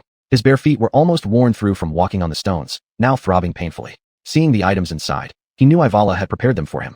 Let's not waste time. Put on shoes, grab some rations, and let's go, he said, moving towards the boots. Choosing a pair, he slipped them on, sighing in relief. These boots were specially made for him by Ivala, fitting perfectly, neither too big nor too small. Constance helped him, putting on a pair of boots herself. Though her feet were smaller, she could still wear them, albeit not very comfortably. The two dwarves did the same, while Phraseurga, as a halfling, chose not to wear shoes. His thick hair and tough calluses on his feet were sufficient. He went straight to the other wall, took down a light crossbow, slung a quiver over his shoulder, and nodded contentedly. Seeing Bo gobbling down the rations, the gnome laughed. Be careful, Bo. This is elven food. A small bite can sustain you for a whole day. Eat like that, and your belly might explode tonight. Startled, Bo hastily put down the remaining rations, casting a longing glance before repackaging them to take along. He then glanced at the weapons, picking up a light crossbow, and weighing it in his hand. He then went to the other wall and took down a long sword, testing its weight, and immediately grumbled Bumanda Gundao. Tai Ching La, Wu Chun Shou. He picked up another pair of boots and frowned. Too small, they don't fit. With that, he turned his head to look outside. Shall we search elsewhere? There must be other weapons waiting for us. His confident assertion made Simon frown involuntarily. But before he could speak, Kurt sneered at him. This orc's brain must be defective. He doesn't know what death means.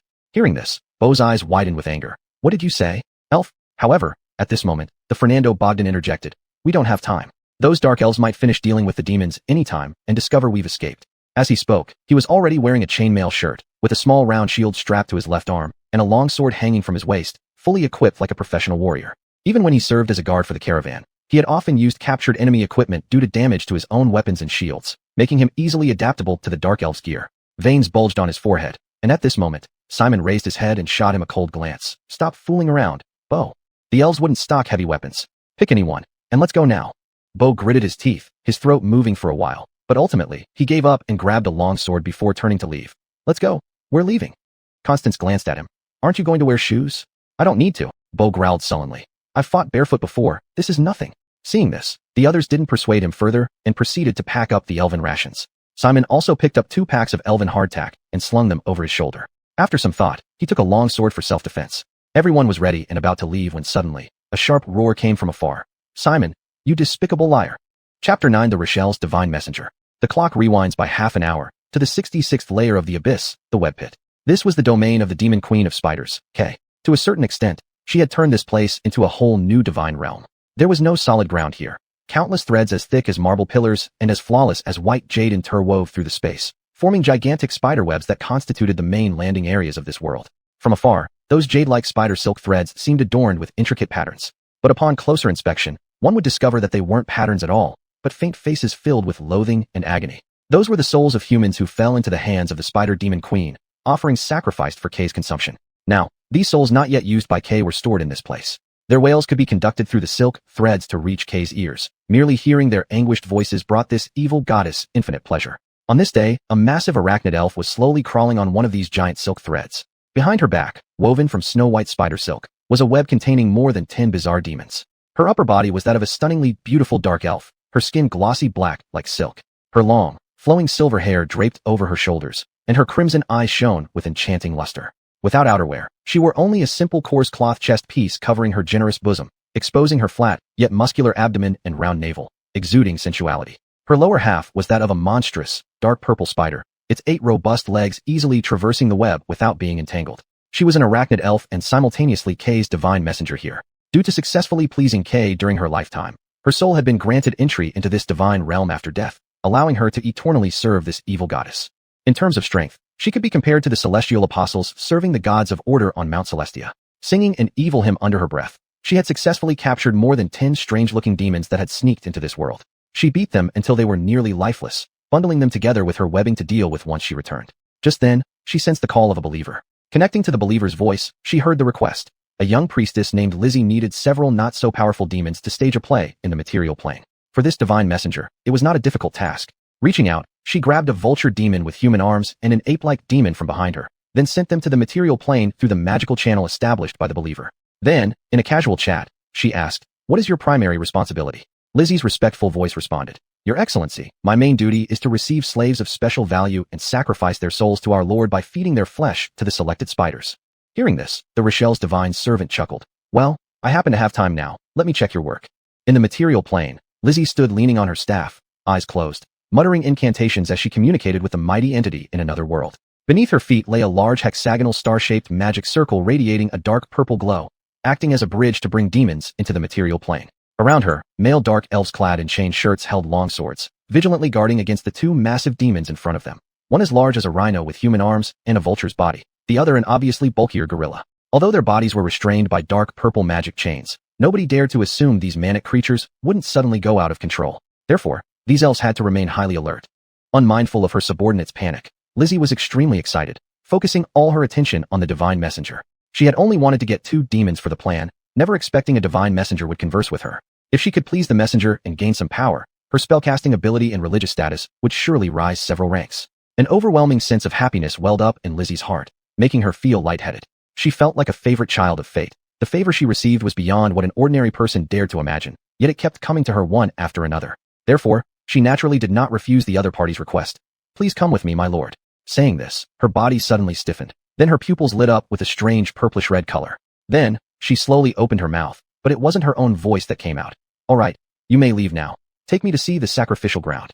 After speaking, the purplish red in her eyes disappeared, but Lizzie knew that the divine messenger had possessed her and could seize control of her body at any moment. Yet, she had no intention of resisting. Turning her head, she instructed the male dark elf jailers around her to continue making disturbances as planned.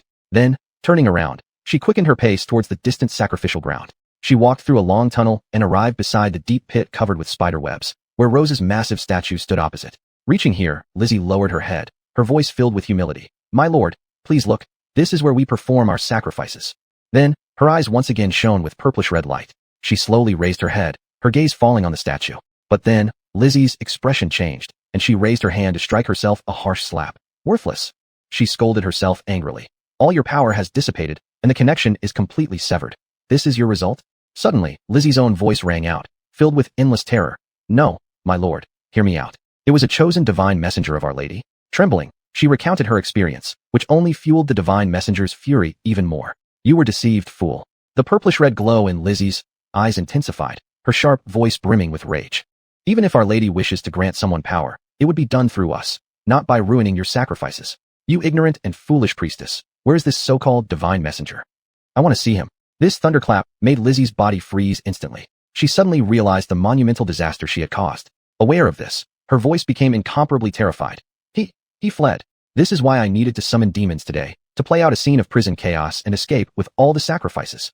Speaking fearfully, sweat poured down her forehead. Realizing the severity of her mistake, her vision blurred, and the world spun before her eyes. Only the Rochelle schemes against others, not vice versa. If mishandled, this matter would bring catastrophic ruin not only upon her, but also her family and clan. Still not rushing to catch him, the divine messenger roared. "Release those two demons. They run fast. Let them go first." Lizzie nodded repeatedly. Then, the divine power within her vanished, and the divine messenger's presence left her body. Hurriedly, she turned around, her crimson eyes blazing with anger, dashing back to where the demons were being summoned. She ordered the jailers to stop making noise, raised her huge staff, and chanted a spell loudly. As a priest who could independently oversee a sacrificial ground, both summon demon and summon greater demon spells were second nature to her. Controlling these demons for combat was effortless. With the completion of her incantation, the demon resembling a vulture with human arms and the ape-like demon raised their heads simultaneously, their eyes flashing with red light. The dark purple magical chains around them vanished. The former opened its beak, which seemed capable of swallowing a watermelon, extended its long tongue, and let out a loud screech. "Xuanhuan, you're dead." It spread its wings and shot out rapidly, while the latter roared and sprinted outside on all fours. "We must follow too," Lizzie shouted angrily.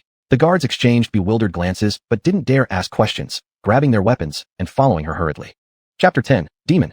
At that moment, those who were about to escape heard a growl almost right behind them, and their hearts trembled instantly. Simon knew exactly what was going on. Aisling had definitely discovered the truth, much sooner than he had anticipated. Fortunately, he had already made it out. "The dark elves are catching up," he urged hastily. "Let's speed up." Everyone agreed without dissent and rushed forward together. With boots now, they ran much faster than before. However, human legs could never match the wings of a flying creature. Soon, accompanied by an almost grating sound slicing through the air, a massive shadow appeared behind them. Simon turned his head and caught a glimpse from the corner of his eye, feeling his heart sink. He had recognized the creature's race, a typical Vralakai. This was one of the creatures from the bottomless pit, already considered a very powerful demon. Its sharp roar could stun a human brain into blankness. The deadly spores hidden in its wings would poison anyone who got too close, and its claws were as sharp as to pierce steel. Simon remembered, in the setting of the world of Toril, this creature's challenge rating is 6, meaning only a party of adventurers at level 6 or higher could defeat it without risking total annihilation. And he himself was only level 1. Thinking of this enormous power gap, despair inevitably crept into his heart. "You thief." The Vralakai suddenly opened its mouth, a long tongue darting out, emitting a series of distorted and grating human-like sounds from its throat. Hatred gleamed in its eyes as it ignored everyone else and lunged straight at Simon. Not good. Simon's face changed drastically, realizing he couldn't outrun it. He stopped abruptly, turned around, and furrowed his brows deeply. "We need to find a way to deal with it." As he spoke, he retreated while reciting the spell incantation, Frigus Tactus, a necromancy cantrip, Frost Touch. With the completion of his incantation, a ghostly skeletal hand appeared in the path of the charging Vralakai and clawed at its head. Its sharp claws effortlessly scratched through feathers and skin, leaving visible bloodstains. The necromantic power then invaded the demon's body, corroding its internal organs. This was the effect of frost touch. Superficial scratches were secondary. Its true lethality lay in eroding the opponent's internal organs from within. With Simon's current 17 points of Zarama, this single claw strike could cause an adult human heart to stop dead. However, it was a powerful demon. The Vralakai seemed unaffected, allowing its skin to wither and toxic blood to flow. It kept charging forward until it reached the center of the group, then raised its head and let out a piercing howl. Ah! The sharp sound pierced into the minds of everyone present, instantly stunning all brains into blankness. Naturally, Simon was no exception. When the buzzing in his ears subsided and his brain recovered its thinking ability, he saw the Vralakai shake its wings, sending countless poisonous spores like mist toward them, filling their mouths and noses in an instant. Ugh! Simon tried to hold his breath, but it was too late. His heart pounded like thunder, and the poison made him feel as if his windpipe was blocked, unable to breathe. Be careful, back off, stay away. Beside him, Barrett roared angrily. There's poison here, fall back, let me handle it.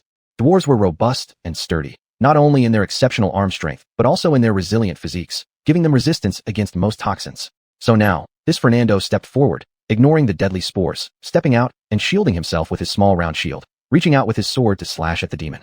However, this giant vulture just flapped its wings and flew into the air, leaving the dwarf strike empty. Damn! Barrett cursed angrily, but alas, though the cave's ceiling wasn't too high, his short stature left him powerless against the airborne demon. I'll go. Suddenly, from behind came a roar, followed by a tall and muscular figure leaping directly at the demon in midair. It was Boo, wielding his sword with both hands, actively jumping into the air, slashing toward the Vralakai's claws. Limited by the cave height, the demon couldn't fly too high and was hit on its belly, leaving a wound on its abdomen. But at the same time, the Vralakai let out a sharp scream and raked its sharp front claws, easily tearing through Boo's beige prisoner's uniform and leaving 3 deep wounds on his shoulder that went right to the bone. Humph! Bright blood splattered. The sudden severe pain caused this orc to groan, losing balance and falling to the ground, trembling all over. The Vralakai ignored him and turned its head back towards Simon, who was still gasping for breath, hatred blazing in its crimson eyes as it prepared to swoop down. Shoot it, Mercedes, shoot its wings. Whoosh! Just as Simon was thinking of the trouble, Cliff's shrill cry sounded. Almost simultaneously, a sharp whistle broke the air, with an arrow piercing straight through the demon's wing. Ah! The demon screamed, its body losing balance and staggering. Its head crashed into the wall beside it, clearly unable to fly any longer. Simon stared in shock, turning his head to see Mercedes swiftly reloading her light crossbow, her expression grim as she called out firmly. Quickly finish it. We don't have much time. Sarles, stop slacking off and cast your spell. From behind, the named Dark Elf gave a cold snort. I know, no need to urge me. Saying this, he spread his arms, forming a series of gestures while intoning a string of incantations. Dryadalis Ignis. A first-level spell, Wildfire. Colorful flames descended upon the Vralakai, marking various key points on its body, making it easier to hit its weak spots. Let me cut off its head. Barrett roared, using his shield to protect his chest while carefully blocking the Vralakai's claws. He swung his sword towards the demon's body, adding another noticeable wound. The Vralakai screeched, getting up and swinging its claws at this dwarf. However, Barrett's battle experience was extensive, skillfully protecting himself with his shield. The two clashed with a series of sharp clangs, with all the attacks deflected. On the side, Boo, breathing heavily, struggled to his feet. Clearly, he had also been poisoned, as an orc wouldn't be this exhausted by such minor exertion. But despite his condition, he still gripped his sword with both hands and swung again at the Vralakai, continuing to add more wounds. Behind, Simon controlled the ghostly skeletal hand, further eroding the demon's internal organs, while Mercedes shot another bolt, piercing through the Vralakai's other wing. He suddenly realized that the Vralakai wasn't as terrifying as he had imagined. Whether it was due to poor condition or simply not as powerful as described, they seemed capable of winning with their makeshift weapons. Under their combined attack, the demons struggled on all sides, completely overwhelmed. Already injured by the Spider Queen's divine messenger before being forced into this world, it couldn't withstand the targeted assault and found itself increasingly at a disadvantage. The situation looked promising. Victory seemed within reach. However, Simon's heart was filled with urgency. Time. The Dark Elves had discovered the truth and would soon come rushing over. Time did not wait for them. They needed to speed things up. While he thought anxiously, the earth began to tremble. From afar, another wild beast's roar echoed. Then, a huge, chimpanzee-like figure leapt into view at the edge of their sight. Simon lifted his head, recognizing the silhouette, his expression changing again. Barghest. The Barghest, commonly known as the ape devil, is a creature similar in appearance to a gorilla but with much thicker arms, possessing unimaginable strength and destructive power. Its challenge rating was 4. Though not as tough as the Vralakai, one Vralakai was already their limit. How could they handle another demon? Simon felt intense anxiety, but the enemy didn't give him time to agonize. Seeing its target, the ape-like demon immediately accelerated, its massive body rushing forward with unmatched momentum.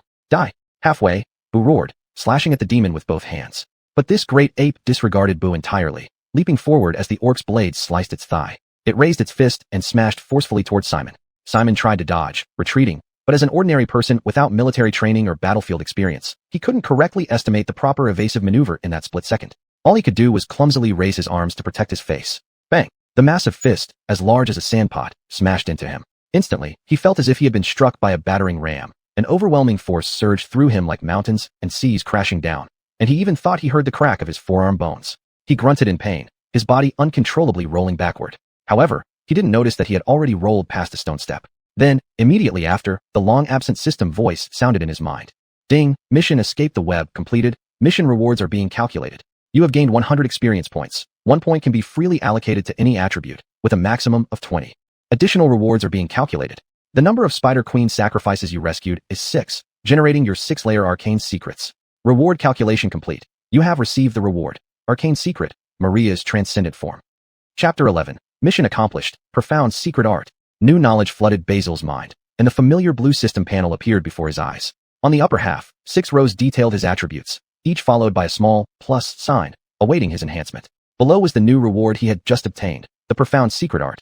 Profound secret art, Maria's otherworldly form. Once per day, you can cast the spell Maria's otherworldly form, without expending any spell slots or components. Maria's otherworldly form, a 6th level transmutation spell. You recite an incantation, absorb ambient magic, and transform yourself to gain the following benefits for 1 minute. You become immune to fire and poison damage. Ghostly wings appear on your back, granting you flight at twice your walking speed. Your body becomes more agile, allowing you to automatically avoid some attacks.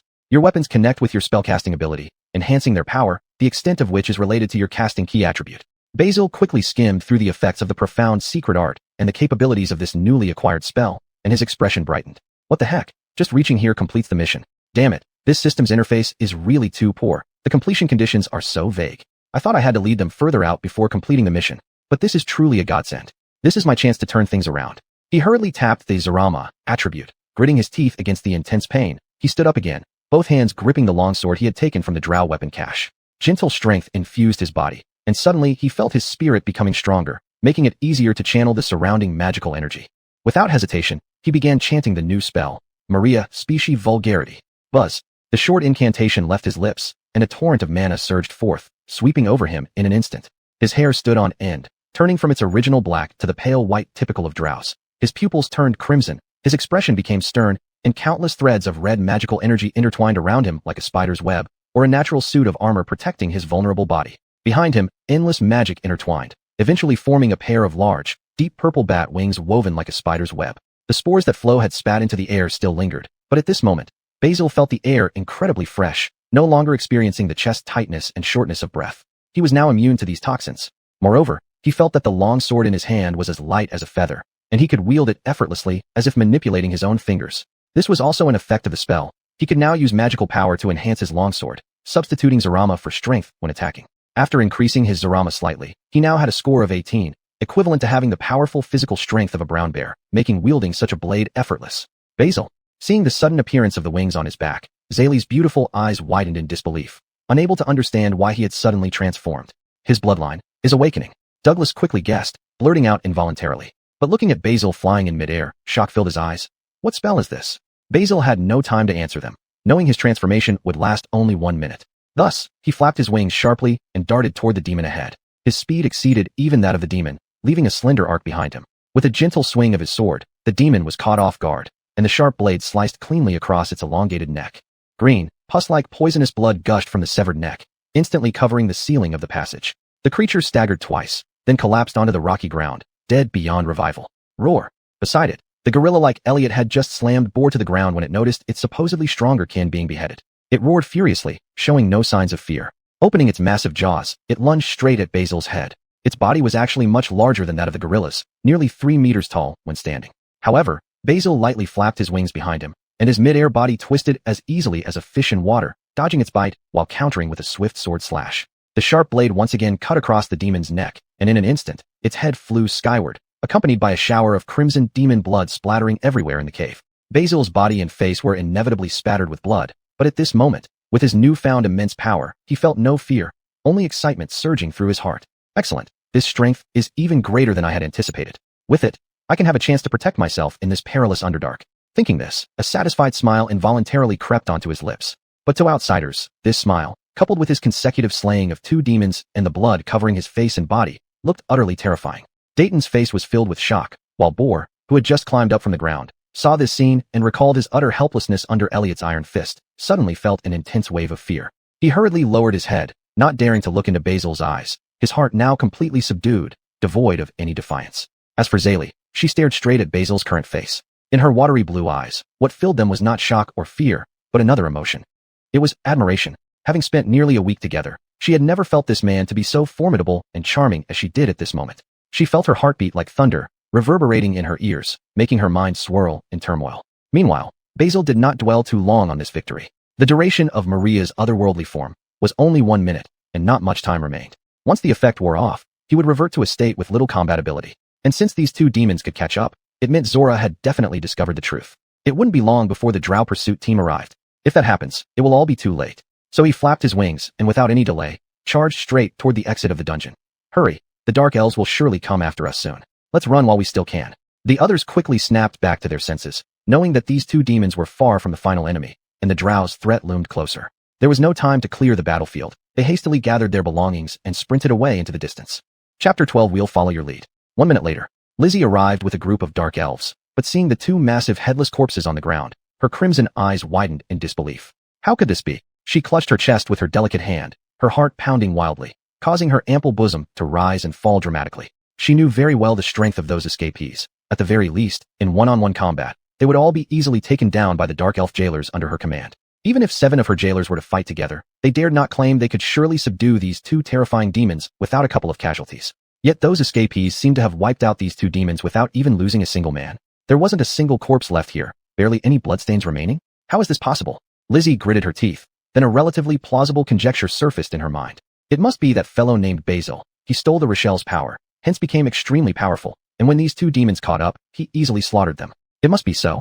Believing she had deduced the truth, yet gazing at this brutal battlefield, she couldn't help but feel an overwhelming fear. No, I can't simply chase after him. This guy is now too powerful, able to effortlessly kill these two formidable demons. If I lead people straight after him, it might result in heavy casualties. I might even. At the thought of the possible outcome, Lizzie's boiling anger subsided somewhat. She reined in her surging murderous intent, her red eyes flickering as she began concocting a new scheme. Huh, you bastard, you stole the Rochelle's power, didn't you? Well, let me show you that taking the Rochelle's power isn't as easy as it seems. The power of magic has never been limited to just the battlefield. We're going back, she said sternly to the jailers behind her. A few of you, go into the prison and find some black human hairs, as many as possible. The rest, follow me back to prepare a new magic array. I am going to cast a curse. Hatred boiled in her eyes, and her plan for vengeance was almost fully formed. She intended first to strip Basil of his powers, torture him with a curse until he longed for death, then catch up and capture him personally, sacrificing his soul to the Rochelle with the cruelest, most venomous ritual. Not long after, on the other side, Basil and his group endured their exhaustion and discomfort, following the route in their minds, running for 5 kilometers before finally stopping due to sheer physical limits. His injuries had mostly healed, though struck by the ape demon's powerful blow during the system's attribute enhancement. That minor wound seemed to have been healed along with it, not affecting his movements. The others weren't seriously injured either. Only Uriel suffered several scratches. But being an orc, injuries were commonplace for him, hardly hindering him. Though not completely recovered, they no longer bled, nor worried about splitting open or infection from the filthy environment. In such a state, they persisted in the darkness, sprinting for over half an hour, covering around 5 or 6 kilometers before slowing down. But at this point, most were utterly exhausted, unable to run any further. I can't do it anymore. Basil panted heavily, leaning against the rock wall, feeling his legs tremble. Let's rest a bit before continuing. Also, we should discuss our next route. As a modern person, though young and not in sub-health like most office workers, running continuously for 5 or 6 kilometers brought him close to his limit. After all, he hadn't been a soldier, enduring tens of kilometers drills.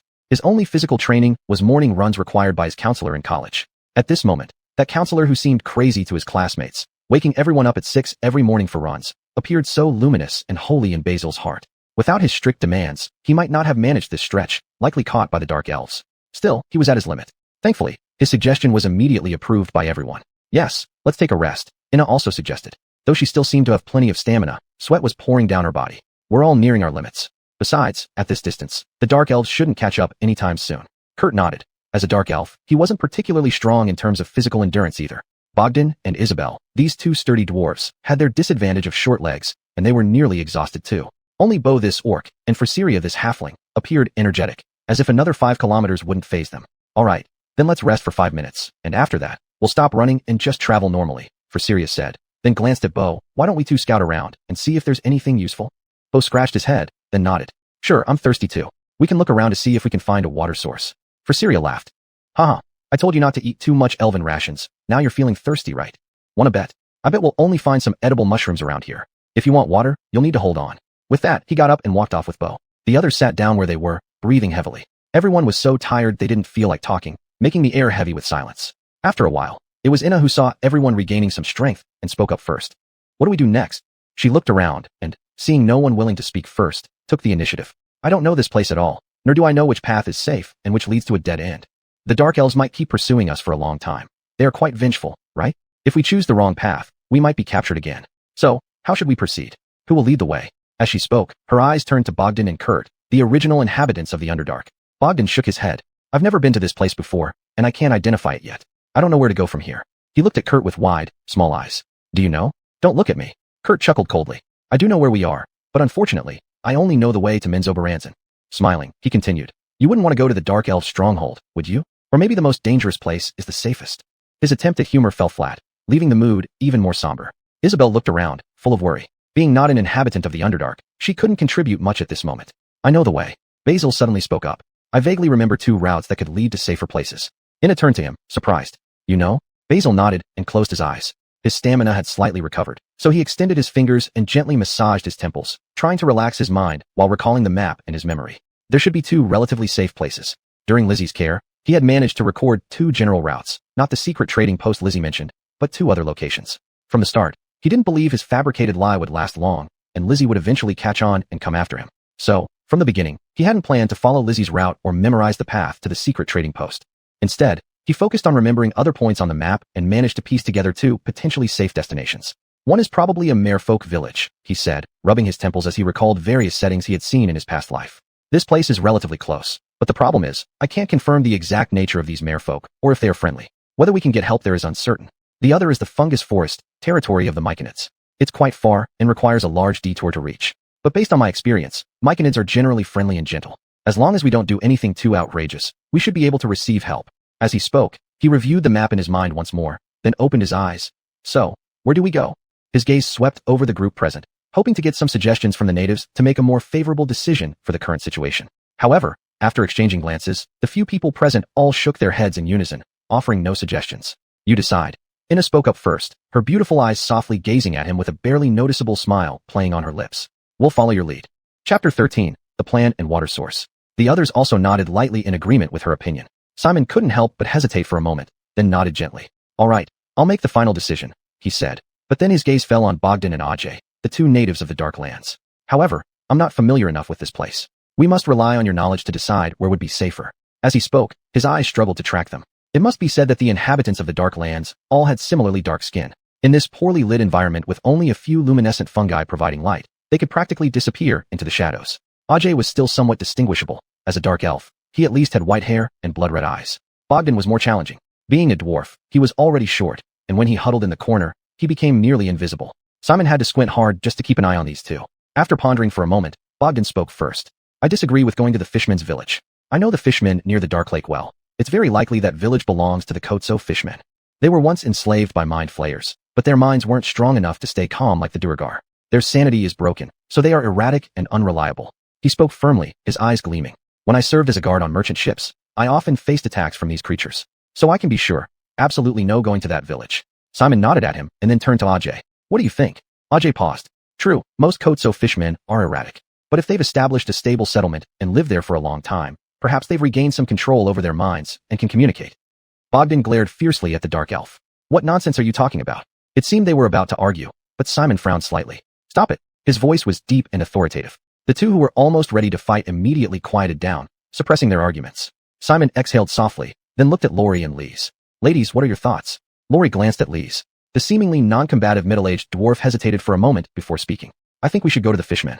The fungal forest is too far, and anything could happen along the way. Our supplies are running low, so heading to the Fishmen is the safest option. Bogdan gave her a dissatisfied look. When Lise finished, Lori added, I agree. Plus, if we go to the Fishmen, we can get a boat from them and switch to water travel for our next destination. After all, sticking to land has one big issue. Wherever we go, we will inevitably leave traces. Dark elves hold grudges and won't let us go unpunished, so for safety, we should quickly head to the Fishmen and switch to boats. Her analysis brightened Simon's eyes, and he was immediately convinced. Fine, then it's settled. We'll go to the Fishman's village. Over there, Lori started clapping softly, her eyes twinkling with approval. Her mood infected the others, who joined in with gentle applause, filling the cave with clapping sounds. Simon smiled and nodded to everyone. But ultimately, his gaze settled on Lori, looking at her thoughtfully. This woman wasn't as simple as she claimed during her introduction as a student seeking education in that city. In the battle with the demon Frogomoth, she had fired an arrow that precisely pierced its wing, grounding it, and giving them the opportunity to kill it safely. And just now, she pointed out that land travel leaves tracks that dark elves can follow, forcing Bogdan to remain silent and leading him to decide on going to the Fishman's village himself. This woman was far more complex than she appeared. Luckily, so far, it was a tremendous boon for him. Simon was deep in thought when suddenly, from a distance, there came the sound of hurried footsteps. Everyone instantly became alert and looked in the direction of the noise. They saw the tall figure of Dominic sprinting over, panting heavily as he shouted at Simon's group. I found a river with clean water. Instantly, everyone's eyes lit up, including Simon's. The few who had been resting got up, disregarding their fatigue, and followed behind Dominic towards the distant location. It didn't take long before they heard the gurgling sound of flowing water, along with the slightly exaggerated screams of the halfling Cliff. Ah, so refreshing. When Simon and the others arrived, they saw this halfling sitting beside an underground river, already soaking his feet in the water, thoroughly enjoying himself. Behind them, Aunt Lise let out a sigh of relief and then laughed, saying, Great, as long as there's water. I've been thirsty for so long. Now I can drink to my heart's content. With that, she walked upstream, bent down, knelt by the riverbank, cupped her hands to scoop up the clear water, and then drank it greedily. The Fernando Bogdan also went to about the same spot, scooping up water to drink heartily. Simon and Lori walked upstream as well, but instead of drinking like the two of them, they unfastened the water skins they had gotten from the dark elves, finishing the old water inside before slowly refilling them with fresh water. Dominic walked downstream, undressed, and then directly jumped into the river, immersing his entire body in the water, letting out a comfortable breath. Oh. Cliff glanced at him and laughed. You still have wounds on you. Aren't you worried about soaking them? Orcs don't fear this, Dominic grumbled, continuing to soak. Fortunately, despite the unknown season, the temperature here was not cold, and Dominic's body was strong enough to handle the cold bath without any trouble. Seeing how carefree he was, Ajay the dark elf sneered, his eyes inadvertently revealing a hint of disdain. Upstream, after drinking heartily from the underground river, Simon took a deep breath, gazed up along the river, and suddenly had an idea. He said, Can we follow the river upstream? Hearing this, the others turned their heads to look at him in surprise. Unhurried, Simon explained, We walk upstream through the water for a while, then get back on land. Wouldn't this leave fewer traces? If those dark elves really come tracking us, seeing this river and finding the trail broken, they might just give up and go back. This way, wouldn't our journey be much safer? His suggestion immediately won unanimous agreement. Good idea, let's do it. Thinking about how such a huge threat from the dark elves could be easily shaken off in such a simple way, Simon felt a wave of relief, and couldn't help but smile. He smiled like this without noticing that nearby, a pair of eyes were fixated on the side of his face. Chapter 14. The True Face of Constance. Basil.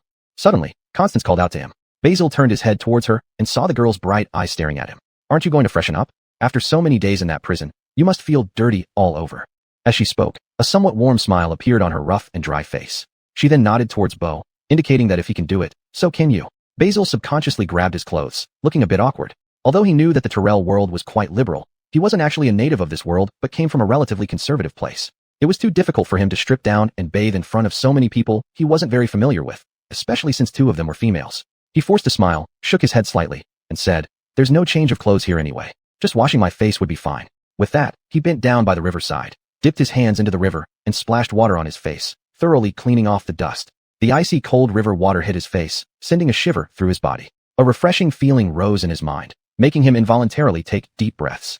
Though it didn't really alleviate his physical fatigue, it certainly made him feel more refreshed mentally. Constance had been watching him the whole time, a smile still hanging on her lips. When Basil finished washing his face and lifted his head, exhaling a long breath, he noticed her gaze and was momentarily stunned. Why are you looking at me? Constance smiled and tilted her head slightly. Nothing much, just wondering if you'd look totally different after washing your face. Basil laughed immediately. His mood was rather good, so he casually flicked his hair back. Well, maybe. It was true too.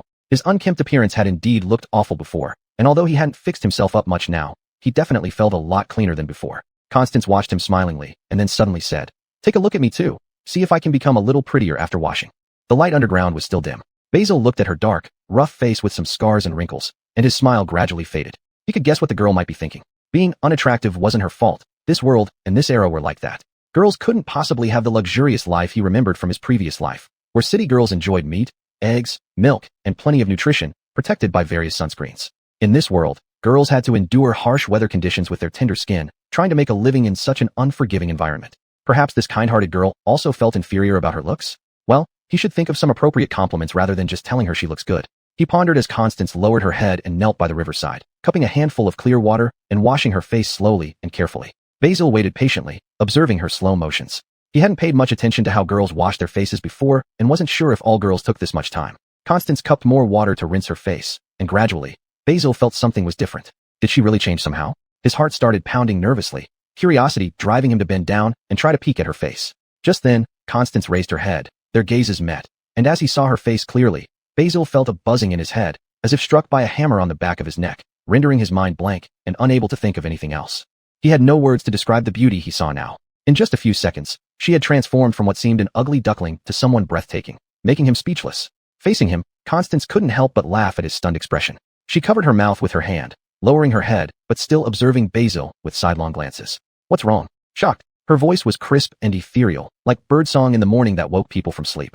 Basil gradually came back to his senses, but kept his eyes fixed on her half-covered face, unable to look away. Just watching her bashful yet delighted expression made his heart thump wildly. He wasn't sure if this was her usual style or a deliberate tease, but at that moment, he could only feel an overwhelming attraction. Facing him, Constance slowly straightened up, her fingers gently rubbing her now soft and delicate cheeks like a baby's, as if she had hurt herself while washing. So, what's wrong with you? Am I that scary? She blinked her large eyes with long lashes, her bright blue irises sparkling mischievously. Clearly, she had anticipated Simon's reaction and was quite satisfied with it. Simon's throat made a slight gulping sound as he felt awkward and unsure of how to respond. Of course not. You are very beautiful. He was completely unprepared for this situation, reacting somewhat clumsily and stiffly to Constance's question. Constance exhaled in relief, patting her chest lightly. You scared me there. I thought you might really hate the way I look.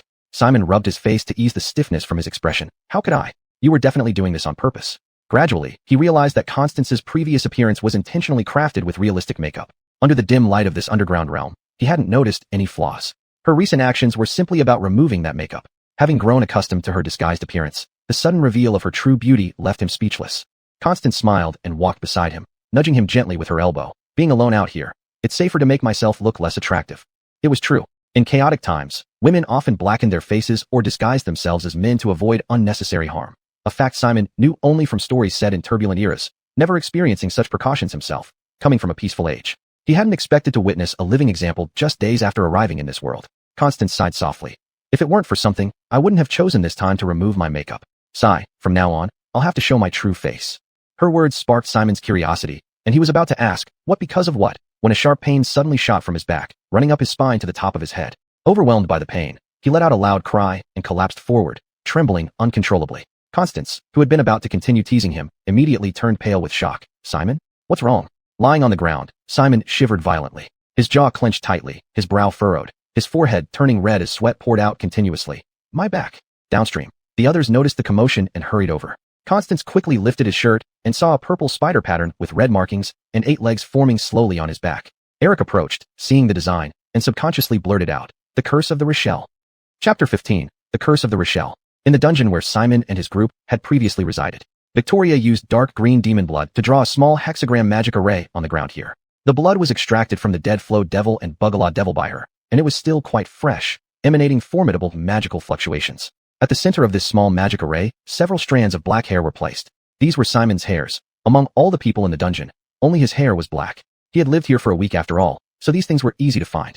Thus, at this moment, these naturally shed hairs became the materials Aisling needed to preside over the ritual. This priestess leaned on her staff, standing before the magic array with her eyes closed, muttering wicked, blasphemous incantations. She was guiding the power of the Rochelle, searching around this dungeon, tracking down and seeking out traces of Simon, then using her own magic to curse him fiercely, marking his position, extracting his strength, corrupting his flesh, distorting his soul, turning him into the most despicable, lowest, and vilest of demons, making him eternally the plaything of the Rochelle, unable to live or die. Terrifying magic surged forth, flowing along imperceptible links to erode, corrode, and transform that distant target. The horrifying curse was taking shape. Any who dared to offend the Rochelle would pay tenfold. Tom Simon. After a long time, Victoria opened her eyes. In her red pupils burned intense loathing as well as the satisfaction of revenge succeeding. I'll make you understand that the power of the Rochelle is not to be trifled with. Since you've swallowed this power, spit it back out multiplied. Wait, I will lead the team personally to capture you. In front of the Rochelle statue, you will know what fear truly is and what true pain feels like. Meanwhile, by the riverside, the shouts of alarm from those around Simon were now indistinct to him. The agony tormented his spirit, almost robbing him of perception of the world around him. And right then, in his mind, the system notification sound that only he could hear slowly rang. Ding! The curse from the Rochelle has descended. Trigger new mission Retribution of the Rochelle. Then, the blue light screen visible only to him appeared before his eyes. Retribution of the Rochelle. Mission description. To retaliate for your theft of the Rochelle's divine power, Rose's priests channeled this evil deity's power to cast a terrible curse upon you. This curse will gradually transform your body and soul, making you increasingly resemble a demon, eventually turning you completely into one, becoming a slave, or even food for Rose. To avoid this terrible fate, you must find a way to lift the curse before it fully takes effect. Mission countdown, 30 days. Mission rewards, 10,000 experience points. Supernatural gift, Gift of Rose. The system's voice barely managed to call back some of Simon's consciousness. He endured the pain, opened his eyes, and looked at the system information, quickly reading through the content. Immediately, he couldn't help but curse under his breath. Damn it, why can't these people just leave me alone? Well, it does make sense. The power of Rose has never been so easily obtained. Since he had taken it, he should have mentally prepared for endless pursuits by dark elves. But he had assumed that pursuit would be physical, something he could evade or delay with various methods. He never expected them to have such means. A wave of anger rose within him.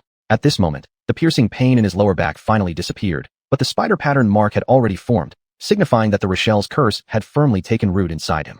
Beside him, Kurt watched all this unfold, sympathy evident in his gaze as he looked at Simon. You're finished, Mr. Simon.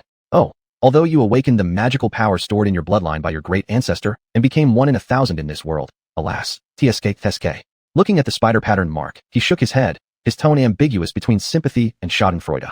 Probably around 30 days, you will be transformed into a demon.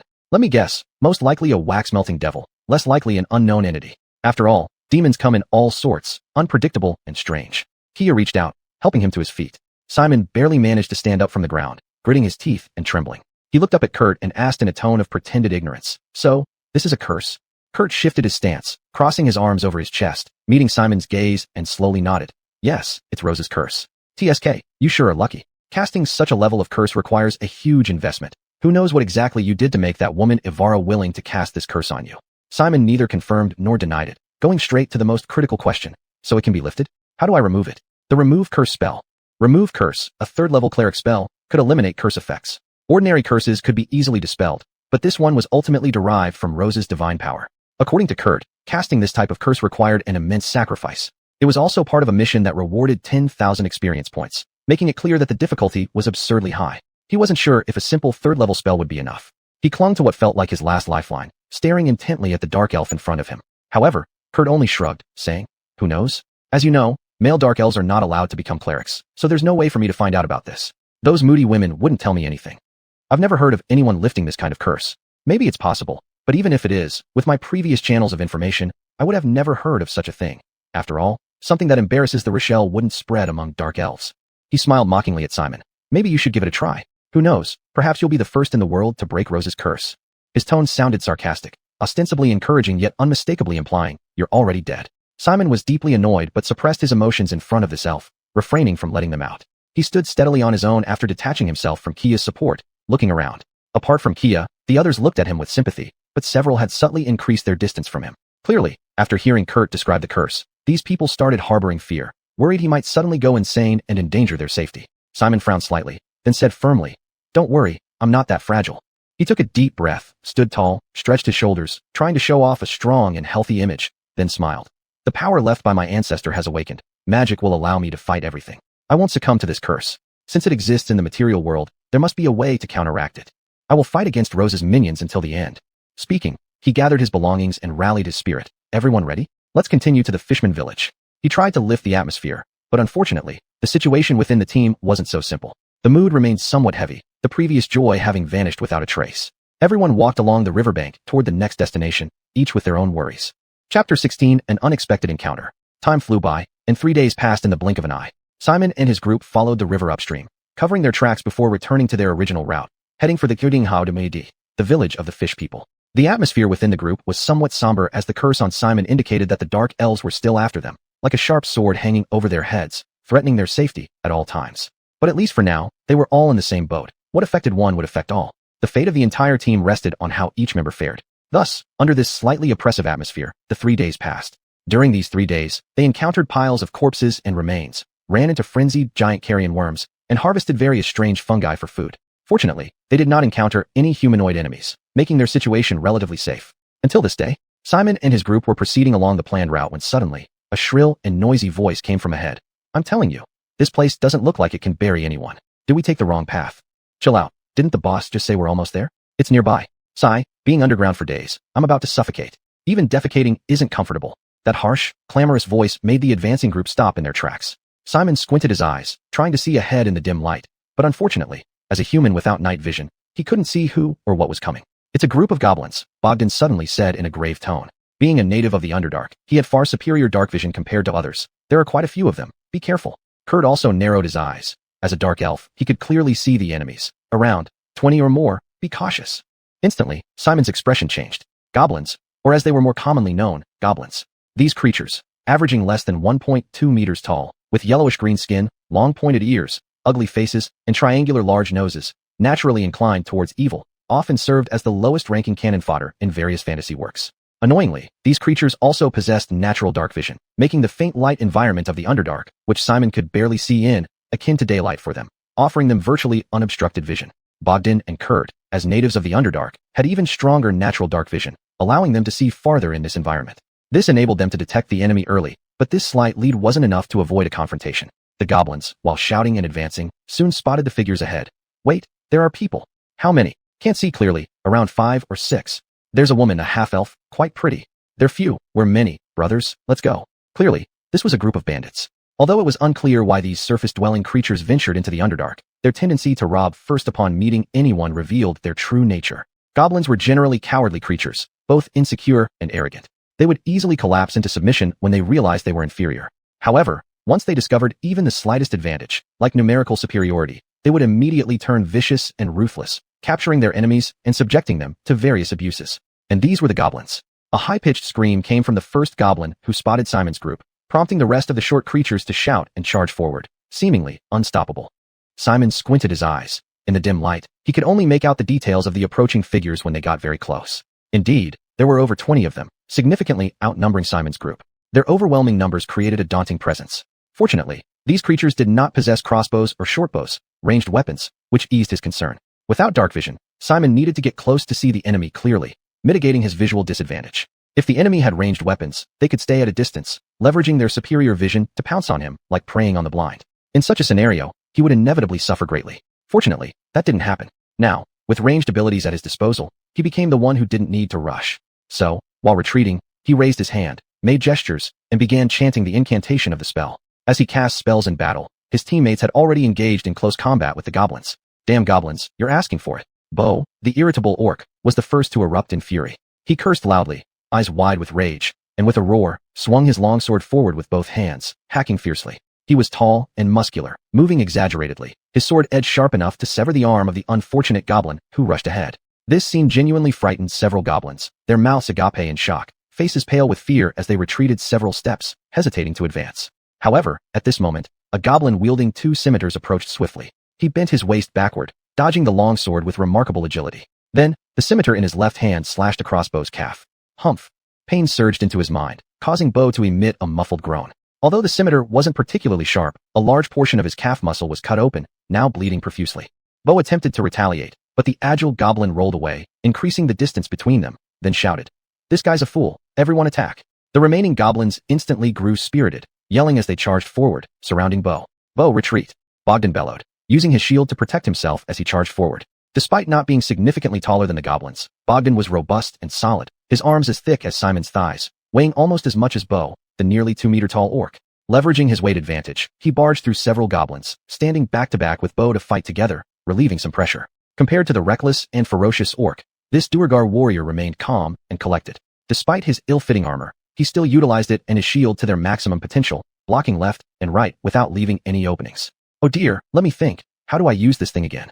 Behind, Pierre fiddled with his light crossbow, his short limbs straining to pull the string. But a shaky hand caused him to miss his aim, and the bolt shot toward the cave's ceiling uncontrollably, bouncing off the rocks and ricocheting wildly. Iana gave the halfling a somewhat helpless look, saying, "Don't waste any more bolts," then ignored his embarrassed grin. She skillfully drew the string, aimed, and fired. Swish! Her aim was exceptional, almost never missing. The sharp bolt pierced through a goblin's shoulder, causing blood to gush out and making him scream in pain, immediately losing his fighting ability. Kurt waved his hand, completing the incantation, allowing the glowing fairy fire to fall upon the many goblins ahead, precisely marking their positions and exposing their weaknesses, especially the gaps in their armor. This was naturally a huge help to Simon, whose vision was originally poor. He accurately identified the position of the nimble dual scimitar goblin, who now glowed with fairy fire. Raising his hand, he completed the gesture and finished the spell incantation. The cantrip Chill Touch activated, conjuring a ghostly icy hand from thin air. In the next instant, it clutched the throat of that goblin. Chapter 17, A New Mission. The dual knife goblin had intended to use the same trick again, attempting to add a few more wounds to Beau's body. However, he did not expect the cold negative energy to suddenly invade his own body. His eyes widened immediately as he realized it was the power of magic, and fear could not help but surge in his heart. His mind went blank for a moment, and he momentarily forgot how to react. And this brief lapse in response announced his death sentence. Lori raised her light crossbow once again, firing an arrow that instantly pierced through his chest. Roar! Beau roared in fury, the pain igniting his ferocity as a beast man. Ignoring the other goblins surrounding him, he lunged forward, swinging his longsword. The sharp blade made by the dark elves decapitated the dual knife goblin in one fell swoop. Bright red blood spurted from the severed neck like a fountain, splashing down and instantly dyeing Beau's body and the surrounding ground crimson. This bloody scene stunned the many goblins present.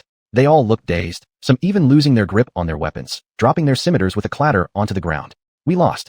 We lost! Suddenly, one goblin screamed in rage and then turned to flee. This escape caused a chain reaction, like dominoes falling, and the remaining goblins' fighting spirit collapsed in quick succession. They dropped their weapons and ran in panic without choosing a direction. Behind them, Trevor, who had just completed his second spell, could only disperse the newly formed ghostly bone claws. Looking at the completely routed goblins, he was speechless. Is that it? That's what goblins are like. Lori reloaded her light crossbow and said quietly after glancing at him, "They swarm when they have the advantage and scatter when they don't." It's no surprise. Trevor felt helpless despite knowing these details beforehand. Although he understood that goblins were unreliable fighters, witnessing their frantic retreat still seemed surreal. Don't run. Whoever runs dies. Up ahead, Bogdan, who was still engaged in battle, roared furiously. Get down on the ground. Surrender, and you might live. From behind, Lori took another timely shot with her crossbow. The arrow broke through the air, precisely piercing the back of a goblin's heart. Instantly, the goblin screamed and fell to the ground, now silent. The remaining goblins were terrified, falling to the ground and trembling with their heads buried in their hands, too afraid to move. Except for a few goblins who had already run far away. Almost everyone had become their captives. Beau kicked one of the goblins lying on the ground and cursed. You bastard, you wanted to cut me earlier. I'll kill you, I'll kill you. The goblin was kicked to the ground, screaming in agony and pleading for mercy. The rest of the goblins watching this were silenced in fear. Bogdan frowned and looked at Beau. Stop. He has surrendered. I said we would let them live. Grey dwarves were an extremely lawful race. Though they leaned towards evil and cruelty, they kept their word in matters like this. Beau's eyes bulged in anger as he glared at Bogdan. Behind him, Trevor hurriedly stepped forward and said, Beau, don't argue. Instantly, the beastman ceased his outburst, though strong dissatisfaction remained on his face. Trevor took a deep breath and continued. Search them. See if there's anything of value. Hearing this, Beau's resentment gradually dissipated. He walked over to each goblin and roared. Hand over everything valuable you have. The goblins trembled, dared not resist, and handed over silver and copper coins of varying sizes and purity to the beastman. Finally, a satisfied expression began to appear on Beau's face. Eric sheathed his weapon and turned to the group. Should we interrogate them? Trevor gestured with a pleased gesture and said, We're not good at this, so why don't you take over? Mr. Eric. He knew that dark elves were inherently cruel, so he was sure this male elf's interrogation methods would be top-notch. Eric smiled faintly, glanced around, and remarked regretfully, It's a pity there's a lack of tools here. Still, he walked over and bent a goblin's finger backward forcefully. Instantly, the goblin opened his mouth, letting out an ear-piercing scream. Even his enemies, Trevor and the others could not help but wince in sympathy. Behave, don't try to play tricks, Eric said in a deep voice. Answer whatever we ask. The remaining goblins were already terrified, and now they just nodded their heads frantically, saying, We know, we know. Bogdan stepped forward and asked sternly, This is not a place for your kind. Tell us, why did you come here?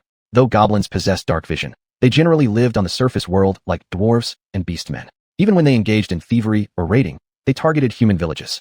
The deep, lightless underground world was certainly not where they belonged. The goblin trembled and dared not lie. Because, we found a treasure map. We came here to look for treasure. Treasure map? Everyone's eyes lit up upon hearing this, except Bogdan, who remained calm and asked, Where is the treasure map? Bring it out. It's with our leader. Who is your leader? That's the dual knife goblin who died just now. Hearing this, Beau immediately turned around and rushed to the dead dual knife goblin's body, rummaging through it frantically. He quickly retrieved a scroll from the goblin's backpack. Just as he was about to open it, he noticed Trevor's gaze and hesitated, then reluctantly walked over and handed the scroll to him. You take a look first. Trevor reached out to receive the map, opening it while squinting his eyes. Though the surroundings were dimly lit, it wasn't unreadable. The others also gathered around to take a look. To accommodate the two dwarves and the halfling, Trevor sat on the ground to read together with everyone else. Not long after, everyone revealed surprised expressions. This treasure spot isn't far from us. Pierre was the first to speak up. Should we go check it out? Upon these words, everyone's expressions differed. We must go. Of course we should go, Bo shouted first. Clearly this is a gift bestowed by Gusha. There must be ancient treasures buried inside. Gusha, the main deity of the beastmen, was also the greatest enemy of the elven gods. He spoke without hesitation, but Cassia looked worried, murmuring, "Would that be right? Look, the treasure map says it's a graveyard. Going there would mean grave robbing." Eric scoffed disdainfully. "We've already escaped from prison and killed so many people today. Are you scared of just one tomb?" Cassia laughed awkwardly and didn't say anything more. Lori furrowed her brows slightly and added, "I don't think it's necessary to go. Not only do we need to consider whether this treasure map is genuine, but it will undoubtedly waste a lot of time. Let's not forget, the Dark Elves are still chasing us." Bogdan nodded. "Miss Lori is right. For safety, we don't have time to deal with that silly tomb. Getting to the Fisher village quickly is the priority." Eric frowned, disagreeing. "I don't think the guards will catch up so quickly. Being overly cautious won't do any good." Hearing this, Lori turned her head to look at Trevor. "What do you think?" Trevor was about to say that he agreed with caution since they still had pursuers behind them, and shouldn't delay valuable time for a questionable treasure map. But just before he spoke, a system message rang in his mind. Ding! Triggered quest The Ancient Forgotten Tomb. Chapter 18, Ancient Abandoned Tomb. Then, Simon immediately corrected himself and said, "I think we should go there and take a look." As his words faded, a transparent light screen visible only to him appeared before him. Rows of small text introducing the new mission appeared in front of him. The Ancient Lost Tomb. Mission description. After defeating a group of reckless goblin bandits who dared to attack you unprovoked, you obtained a treasure map from them. According to the information on it, this place was once the flying tomb of a noble during the Netheril era, filled with precious burial items. With the end of that era, this tomb also fell to the earth and into the Underdark. This is a great opportunity granted by fate. Now it's time to seize these treasures. Mission objective. Explore the lost tomb indicated by the treasure map. Mission rewards. 100 experience points. Wild magic spell slot. First level *4. Note on wild magic spell slots. A special type of spell slot, using which to cast spells will trigger an additional random magic effect. Consumed spell slots will be restored after at least 8 hours of rest and meditation. Looking at the information, Simon couldn't help but hold his breath. For first level spell slots, he currently had only one first level spell slot, allowing him to cast a single first level spell per battle. If he completed this mission, the number would instantly become 5 times what he had now. Although the recovery conditions for these spell slots were strict and came with unstable random side effects, in critical moments, they could truly reverse life and death situations as combat power. He must undertake this mission. After making up his mind, Simon continued, explaining why they needed to go. "Before, we specifically walked along the riverbank to cover our tracks. Those dark elves won't catch up with us for a while. And although we don't lack food and water for now, if we want to negotiate with the fish people, the money we carry might not be enough. If we can obtain valuable items from the tomb's burial goods, it may make our operation smoother." He glanced at Brock and added, "Perhaps, there will be some ancient magical weapons among the burial goods." This sentence made Brock extremely eager. He was already determined to go, and seeing Simon's support it made him even more excited. "Let's go. There will definitely be great rewards there." Kia looked somewhat surprised, apparently not expecting him to agree. Bogdan frowned and stared at him in confusion. "Are you sure about taking this risk?" Simon met his gaze firmly and nodded resolutely. "Yes, I believe this risk is worth taking." Saying so, he suddenly turned his head to look at the only person who hadn't spoken yet. "Mr. Pierre, what do you think?" Pierre stared at him for several seconds before suddenly grinning. "Of course we should go," he said. "I bet we'll have substantial gains from this adventure. At the very least, over 1,000 gold coins." His expression was full of excitement. In this continent, a diligent and wealthy farmer might earn just 3 gold coins in a whole year. A senior blacksmith dedicated to forging plate armor for knights, working hard with apprentices all year long, would often not reach an annual income of 500 gold coins for the entire forge. However, adventurers, whether delving into dragon nests or exploring crypts, as long as they didn't die and retrieved some magical items, could easily earn thousands of gold coins per person, ensuring they wouldn't worry about livelihood for the rest of their lives. That is also the most direct reason why so many capable people in this world are so enthusiastic about becoming adventurers. Hearing Pierre speak, Bogdan, who was still opposing, touched his big nose and muttered, "All right, let's hope our journey goes smoothly and we don't encounter too many disasters." Kia exhaled deeply and looked at Simon's profile. "I trust your judgment." Lee saw everyone speaking like this and hesitantly murmured, all right. By Modulan above, may the dead forgive our intrusion." She silently prayed as she spoke, while Kurt looked forward to this adventure with evident excitement. Recalling the terrain in his mind and comparing it with the treasure map, Simon took a deep breath and turned around. "Let's go. We set out now and explore that tomb." With their resolve made, they immediately departed. As the goblins had previously chatted about, their destination was actually very close by, somewhere nearby. Unfortunately, they lacked a bit of luck. Otherwise, they should have already been digging for treasures inside the tomb at this moment. The group walked for about an hour, constantly searching according to the map. Although this duration wasn't too long, it caused considerable anxiety among those with pursuers on their heels. Bogdan frowned, his impatience evident on his face. After some time, he finally could not hold back and grumbled. How much longer? Have we taken a wrong turn? As a Fernando, he yearned for everything to return to normal without any surprises. Should be nearly there, Simon said, glancing ahead at a narrow passageway. According to the map, it's just up ahead. Bo couldn't wait to rush forward first, followed closely by the others. The light grew dimmer as they proceeded, and at the end of the passage stood a dirty marble wall with a large bronze door encrusted in greenish bronze. Seeing this, everyone's faces lit up with relief. Their journey had not been in vain. Bo eagerly approached the door, ready to push it open. But as soon as his hand touched it, several sparks flashed like tiny electric bolts from the bronze door. Startled, Bo recoiled several steps, looking apprehensively at the door. After emitting those few sparks, the bronze door quickly dulled down again, as if its only intention was to scare Bo off without further mischief. Be careful. Simon furrowed his brow and said gravely. This is after all the tomb of a Netherese spellcaster, filled with numerous traps and mechanisms. Kurt studied the bronze door thoughtfully. After a moment, he snapped his fingers, saying, Oh, I get it. This door used to have protective magic on it, but it has likely decayed over time. Everyone turned to look at him, slightly confused. Kurt realized that these short-lived beings didn't understand the glory of the Netherese era, causing a hint of arrogance to show on his face. He leisurely explained. Basically, due to unknown reasons, all the flying cities of that era fell, rendering many of their enchantments useless. It seems this tomb has also degraded, so you don't need to worry about the magical trap Simon mentioned. He glanced at the bronze door and smiled. Those sparks were just remnants of the old protection spells. Nothing to be afraid of, folks, hee hee. While Kurt spoke casually, Bo still looked doubtful, hesitant to approach the door again. Simon nodded, as Bo indeed suffered no harm, so he did not doubt Kurt's words. That's good. Looks like we can save ourselves some trouble. With that, Simon stepped forward, placed his hands on the bronze door, took a deep breath, and began to push. Sure enough, this time there were no sparks. The heavy door slowly creaked open. Due to the absence of protective magic and the wear of time, the lock on the bronze door had rotted away more fragile than tofu dregs. With a gentle push, he easily swung the door wide open. Seeing Simon safe, Brock looked at his back with awe. Without hesitation, Simon entered through the newly opened gap, sweeping his eyes over the interior of the tomb. Chapter 19, Haunted Tomb. What unfolded before Simon and the others was a marble corridor. On both sides of the corridor, magnificent murals were depicted on the walls.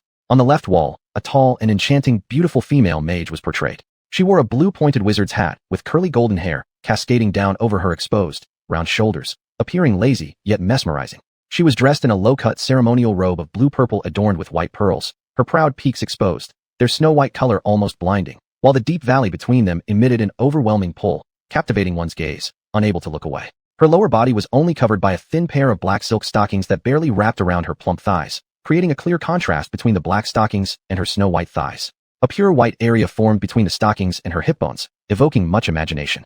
The person depicted in this mural must be the owner of this tomb. In the mural, countless slaves lay prostrate around her, seemingly offering their admiration and loyalty. On the right wall, a landscape was illustrated showing several majestic floating cities hovering in midair, creating an imposing presence. Lucy followed behind him, looking at these sights with a complex expression, the floating cities of the Netherese era. Unfortunately, that time has long passed and will never return. She clearly knew some history of that era but did not dwell on it further, soon pulling herself together and saying no more. Eric and Bo hurriedly caught up. Fraser kept smiling all the way. Although Barrett frowned, he didn't say much and stepped in cautiously. Miranda looked hesitant, staring at the tomb, unsure whether she should go inside. Do I need to go in too? Simon turned his head to look at her. If you think staying outside is safer, that's not impossible. Having someone keep watch outside would also be a good thing. Miranda thought for a moment, shook her head repeatedly, and quickly followed. I'll still go in. Simon smiled without mocking her timidity, then continued walking forward. Everyone proceeded ahead, and after a few steps, they saw a downward spiral staircase.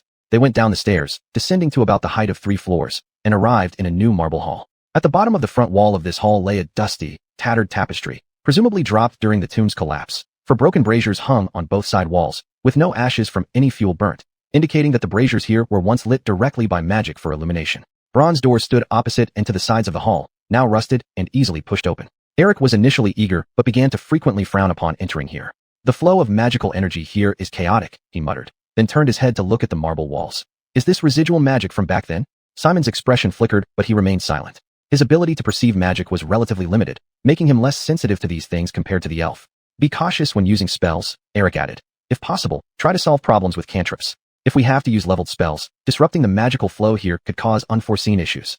Simon nodded slightly and continued forward. At this moment, Brock suddenly spoke up. Did you hear something? Everyone turned their heads, looking at her in confusion. The orc swallowed, murmuring, I just seemed to hear a woman's voice. Fraser was about to ridicule his fear when Miranda suddenly screamed, Ah! Everyone looked over to see the dwarf's terrified face pointing at the dusty, tattered tapestry lying on the ground, trembling and stuttering. It moved just now. Everyone followed her finger, but the dusty tapestry lay quietly where it was, clearly not moving at all. Lucy furrowed her brows immediately. That's strange. If the treasure map is correct, this tomb should be at least 1,000 years old. No matter how strong the magical effect, it should have dissipated long ago due to the passage of time. Unless, she suddenly thought of a possibility, involuntarily swallowing. Although she didn't elaborate, the same suspicion arose in everyone's minds, gradually spreading fear among them. There's a ghost. Fraser suddenly spoke up, breaking the silence and causing everyone present to feel their hair stand on end, desperately wanting to scream out loud. Calm down. Simon frowned and gave a low growl.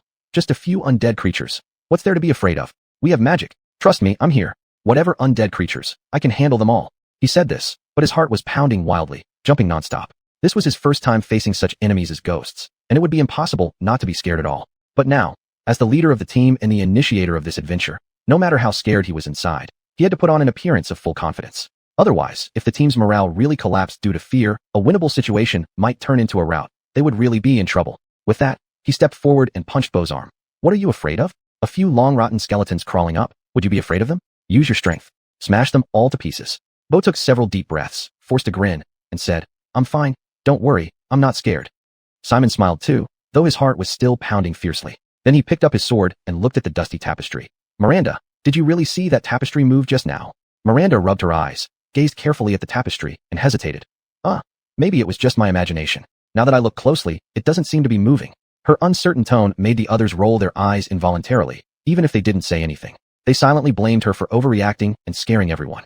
However, Simon did not blame her at all. He knew that strange, undead activities were very common in tombs like this, so one had to be vigilant. Now it might actually be an illusion, he said. It tried to attack us when we weren't paying attention, but Miranda noticed it, so it stopped to make us let our guard down. His analysis sounded plausible. Then, he strode forward. Beau, come with me, let's deal with this thing. Beau hesitated for a moment, but by now Simon had already walked up to the dusty tapestry, raised his sword, and thrust hard. The sword pierced through the tapestry, sending clouds of dust falling. Behind him, Beau saw what he did and, after gritting his teeth, drew his long sword, shouting loudly as he swung it hard at the tapestry. His strength was immense, and the dark elf sword edge was extremely sharp, instantly slicing a large gash in the tapestry. Dust floated up, making Simon want to cough, but he held it back and struck twice more. After doing all this, he turned around, looked at the group, and suddenly laughed. Looks like this guy knows his own weight, too scared to face us head on. He laughed confidently, appearing composed and capable. Under his influence, the originally panicked group gradually calmed down, dispelling their fear. Seeing that the morale was stable, Simon sighed with relief, then continued. Don't panic, let's continue inward. Yeah, let's go through the main door. He spoke to keep the rare boost in morale from slipping, stepping forward to the door. Let me push this door. Saying that, he placed both hands on the big door in front of him, took a deep breath, and pushed hard. Chapter 20 The ingenious use of the Rochelle's curse. Buzz. The large door slowly swung open, revealing the scene behind it to everyone. It was also a rectangular room, with 3 niches carved into each of the surrounding walls, each containing a leather flask. In the center of the room stood an enormous sarcophagus made of black marble, decorated with depictions of majestic floating cities. Be careful, Ash said. Don't rush. First, let's carefully inspect the surroundings. Traps are likely left inside such tombs. Basil nodded gently, and they cautiously stepped into the dust-filled tomb, starting their examination along the wall edges. Fortunately, despite possible magical traps once engraved on the ground here being eroded by time, they were now ineffective. Cliff was initially timid but gradually became bolder upon finding seemingly nothing of concern. He took down one of the leather flasks, frowning and mumbling. What could be inside? Not alcohol, right? As he squeezed it, feeling some viscous substance inside, he finally couldn't resist opening it slowly. Ahead, Ash had been watching everything attentively but did not give any warning. When Cliff opened the flask, a terrible stench immediately wafted out, making the halfling gag. Ugh, what is this thing? After saying that, he hurriedly closed the flask again, his face turning extremely unpleasant. It's the internal organs of humanoid creatures. Only then did Ash slowly speak up. Used as spell ingredients. Well, essentially as fuel for the magic traps here. But now, since all of this has become ineffective, these organs have naturally long rotted. His voice carried a hint of mockery. Cliff's face turned ugly at once. You knew this all along? Ash shrugged. No, just a guess. I confirmed what it was only after noticing your expression. Cliff pursed his lips, realizing this guy wanted to see him embarrassed. He wanted to retort at the dark elf, but then Basil spoke up ahead. Everyone, stop messing around. Since there are no traps here, let's open the coffin, take what we need, and leave quickly. So Cliff grudgingly shut up, stepping back half a step and waving his hand. I'm not strong enough to lift such a heavy coffin. This was true. Just looking at the dark, heavy lid made it seem incredibly weighty. Basil didn't make it difficult for him, calling over Brock, Barrett, and Ash to open the coffin together. Originally, he intended to include Lise the female dwarf too, but unfortunately, Lise, seeing the black coffin, simply lacked the courage to open it.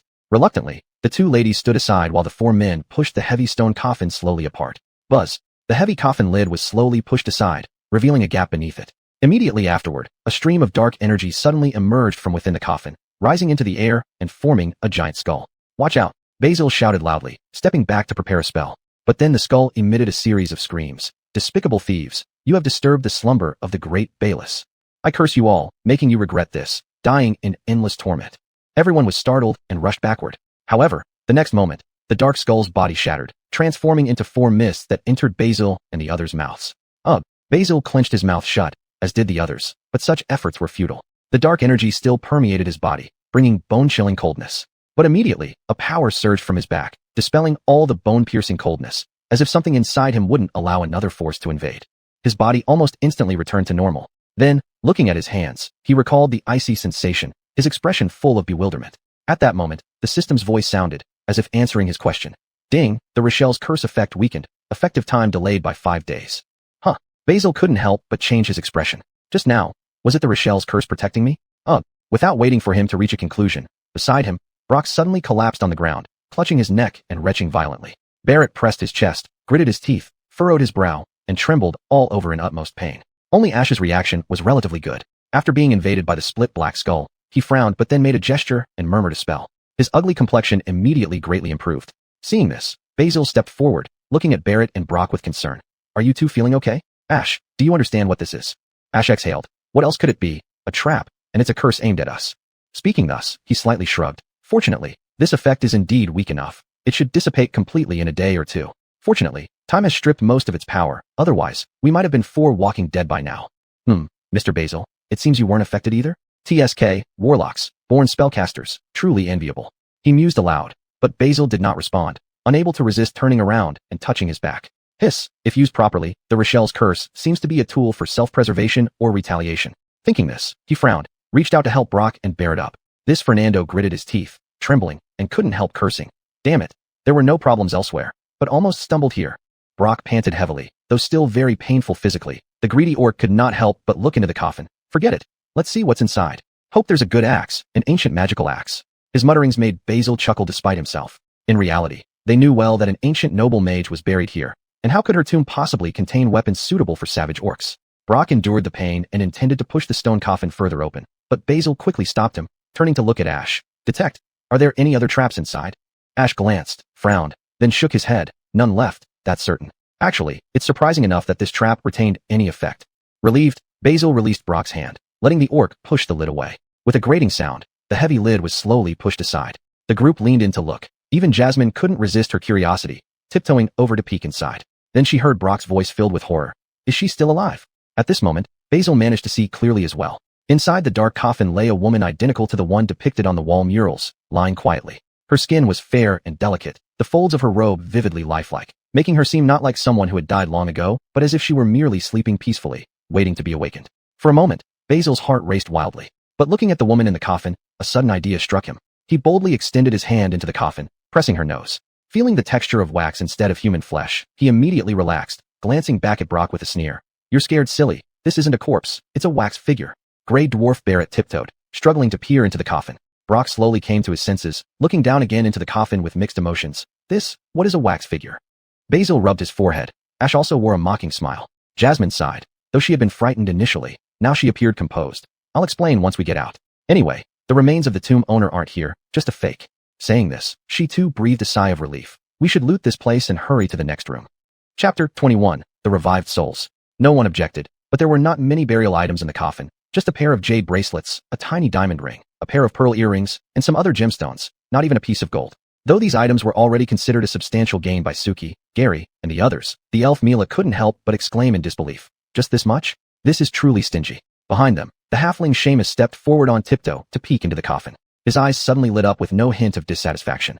These are pretty good finds. Look at this bracelet, this diamond, and this agate. Wow, I bet these burial items alone could sell for over 1,000 gold coins.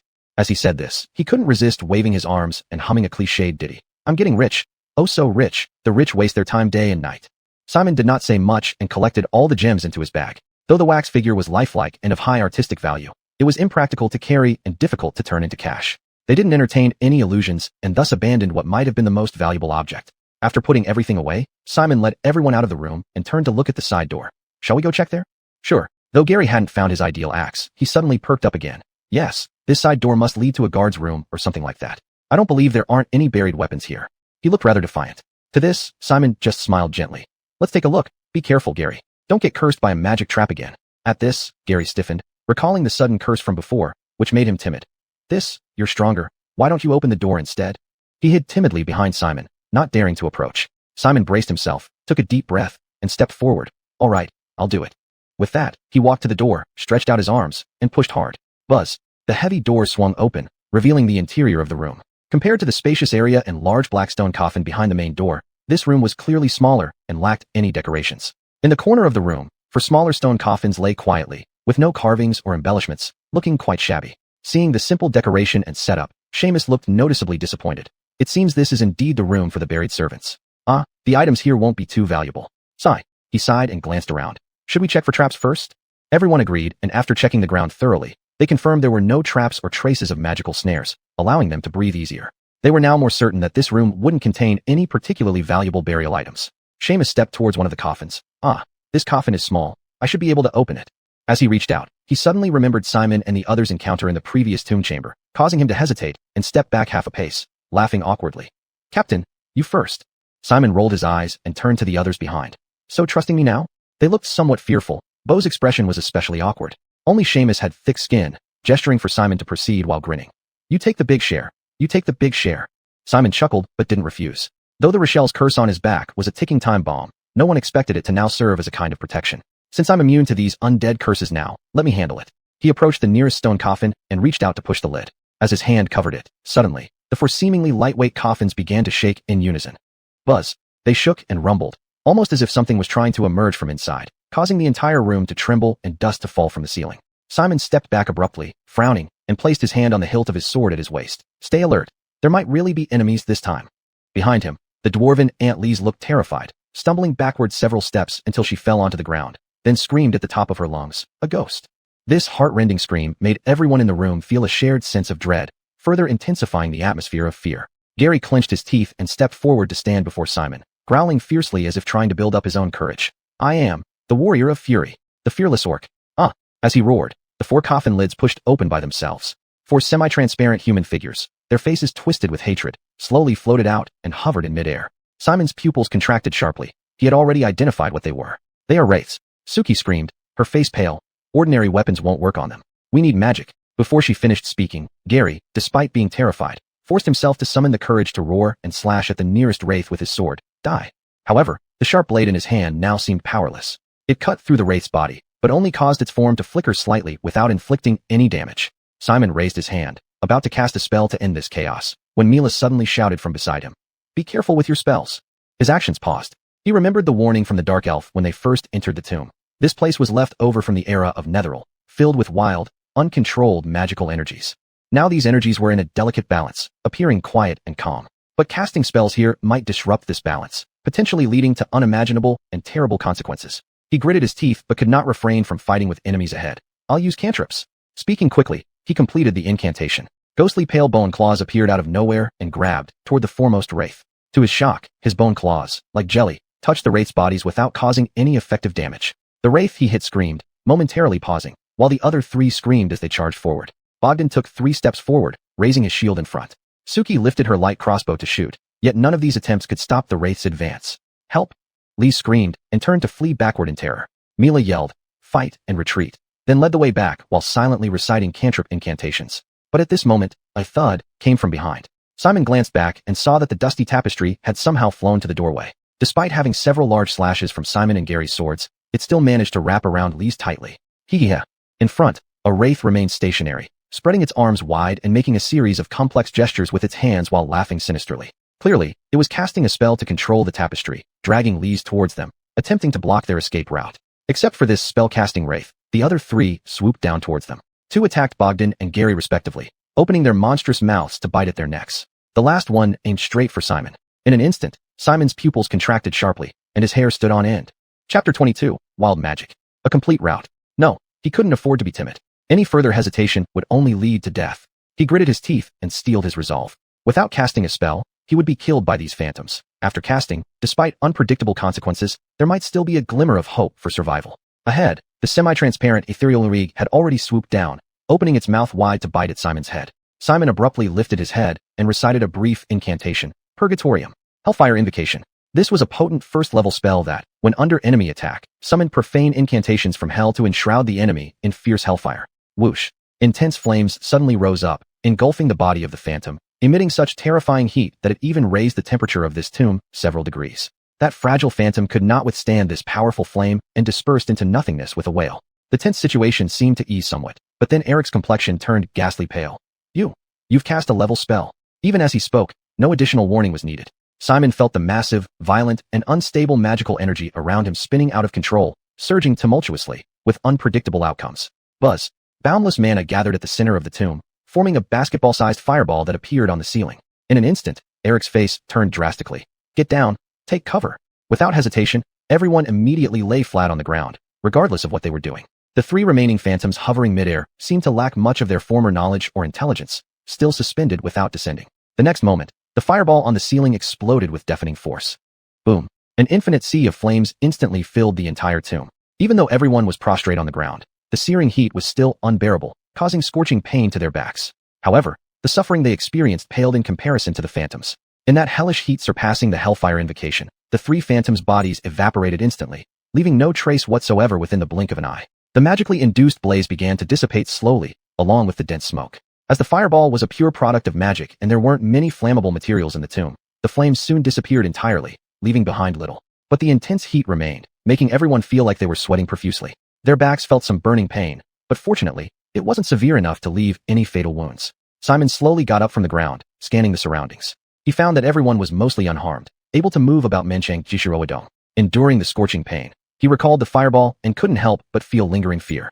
Is this what Eric meant by possible terrible consequences? Indeed, the power was terrifying, but there was no choice with the chaotic energy flow here. Wait, he suddenly remembered the system rewards description regarding wild magic, and a flash of insight struck him. The aftermath of casting spells in this mausoleum and the unknown consequences mentioned in wild magic seemed strikingly similar. Could it be the system's so-called reward actually intended for me to kill all the sleepers in this mausoleum and then extract their power to infuse into my body? Thinking of this, and connecting it to the first mission where he essentially stole the power temporarily stored in the idol of the Rochelle's believers, he found it increasingly plausible. So, this is how the system rewards me? But what about that mysterious 6th-level arcane spell? He was unsure. At that moment, a muffled groan came from behind. Simon suddenly remembered something, turned around, and walked outside. There, he saw the smothering blanket that enveloped Isabel lying motionlessly. Except it was still bulging, with something struggling inside. He naturally knew what was struggling inside.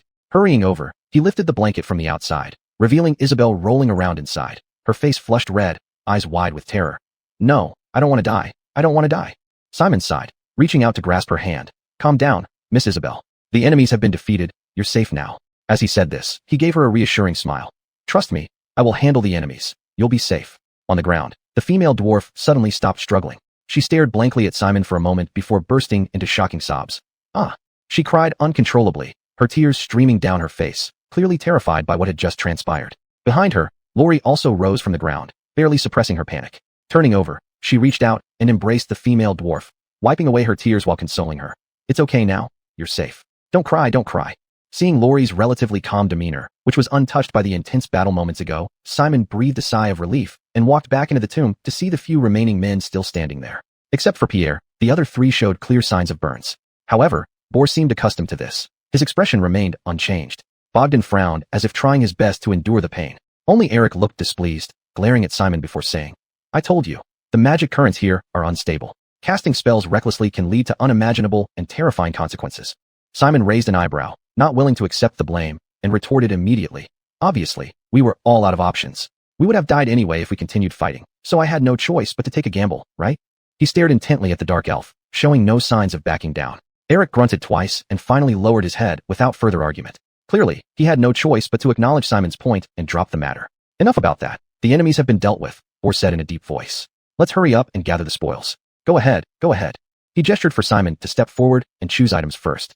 Without hesitation, Simon went to push open the 4 stone coffins and retrieve the grave goods inside. However, this time, the harvest was somewhat disappointing. There were only some simple gilded bracelets, rings made of agate, and other gems. Even if Simon gathered them all together and estimated their total value, it wouldn't exceed 400 gold coins. Seeing these items, Pierre's disappointment was evident on his face. I thought there would be a massive haul, given how dangerous it was. Turns out it's just these things, sigh. He shook his head, lamenting. Nearby, Eric sneered. Looks like the tomb owner wasn't very wealthy in life. To only leave behind such meager offerings, huh? His tone was mocking, and Pierre felt increasingly irritated, adding, I bet this guy was either a broke miser or incredibly generous, giving away all his treasures to the poor before he died. Otherwise, humph, this tomb is quite impressive. I find it hard to believe he left himself with so little, he muttered, and Simon, thinking about the numerous magical traps outside, couldn't help but fall into deep contemplation. Indeed, the tomb's owner placed many protective magic traps inside, even though they had become ineffective over time. They did once exist, which suggested he was not stingy in protecting himself. Yet, his grave goods, while considerable for ordinary people, seemed rather minimal for a noble mage. Was it because my understanding of the economic system during the Netherese era was off? Maybe magic traps were cheaper back then, and gold and jewels were rarer? Or, as he pondered, a new theory formed in his mind. Chapter 23 The Hidden Tomb Chamber. Let's go, Bogdan, standing nearby, said in a heavy tone. At least we've gained so many treasures, enough to exchange for over 1,000 gold coins. Yeah, it should be like that. We have already wasted quite some time. Heaven knows when those damn dark elves will catch up. Let's hurry. The sooner we reach our destination, the sooner we'll be safe.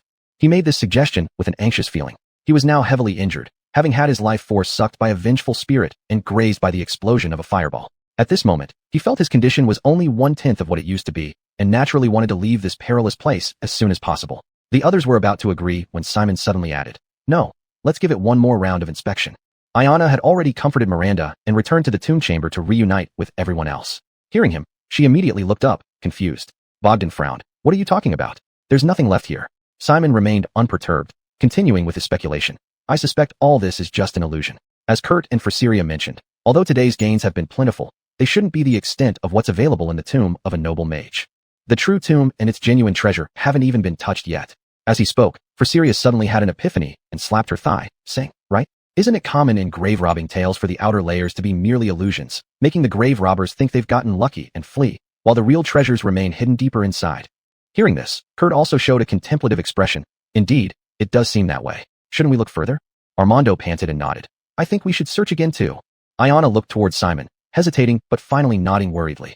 All right, let's give it one more round then. Fine.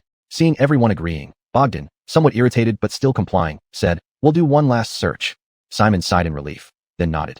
Yes, let's thoroughly inspect everything, move the stone coffins if needed. Perhaps there'll be new discoveries. Subsequently, they split up. Simon returned to the main room and, along with a few others, pushed the enormous black stone coffin. However, disappointingly, there were no surprises here. However, they didn't wait long before hearing Bogdan's surprised voice from the side chamber. There really is a passage leading downwards. Everyone rejoiced upon hearing this, rejoining in excitement to see a corner where a stone coffin had been pushed aside by Bogdan, revealing a secret entrance leading downward. This Fernando, though reluctant to explore further, kept his word and wouldn't back out on such a matter now. Great. Simon's eyes gleamed, thinking to himself that he knew the system's quest wouldn't be this simple. You've done us a huge favor, Bogdan. Let's go down and check. As he spoke, he glanced around. Should I lead the way again? All nodded, looking at him with anticipation and admiration. Simon took a deep breath, walked forward calmly. All right, I'll go first. Follow me.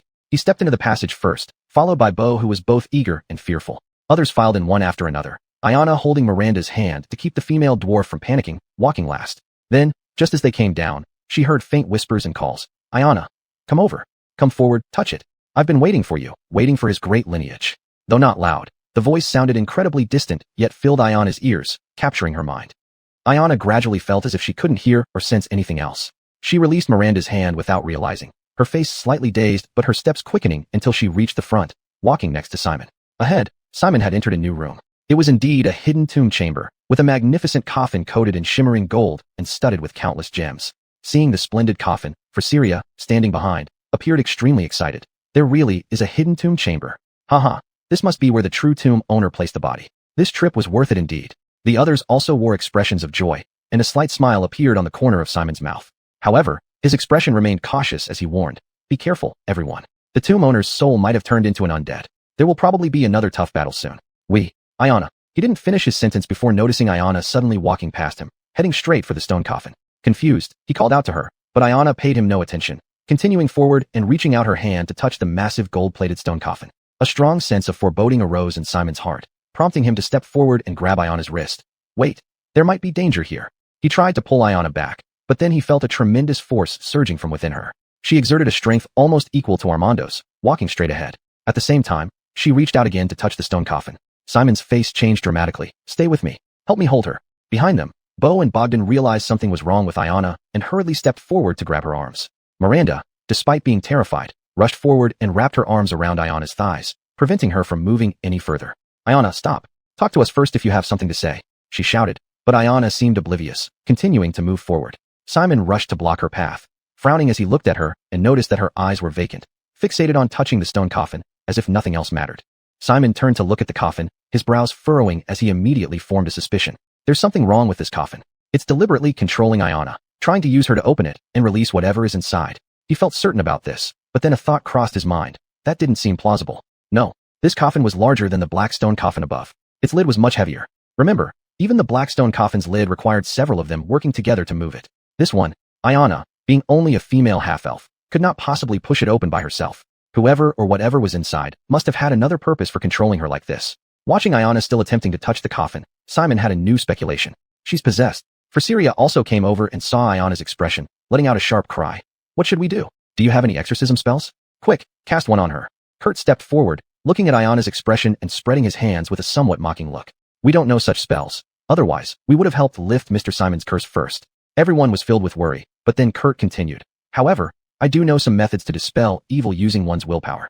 He took out his short sword and drew it from its sheath. The sharp blade glinted even in this dim environment. Severe pain can bring someone back to their senses. Although I'm not a specialized assassin, I know where to strike to cause pain without leaving scars. He glanced sideways at Simon. I just fear someone won't bear to. Chapter 24 Dual Curses. Simon abruptly grabbed his arm, giving him a stern look. Don't hurt her. Kurt glanced at him again, the curve of his lips growing wider as if amused by something. Well, you're protecting her now? Humph, since you don't permit it, I won't touch her then. I'll root for you. Keep going, my hero rescuing the damsel entangled with curses. He mocked in this manner, sheathed his short sword, stepped back, and seated the space dam. Before him, Zinnia was still under mental control, unable to escape. Simon took a deep breath, turned his head toward the stone coffin, having formed guesses and plans in his mind.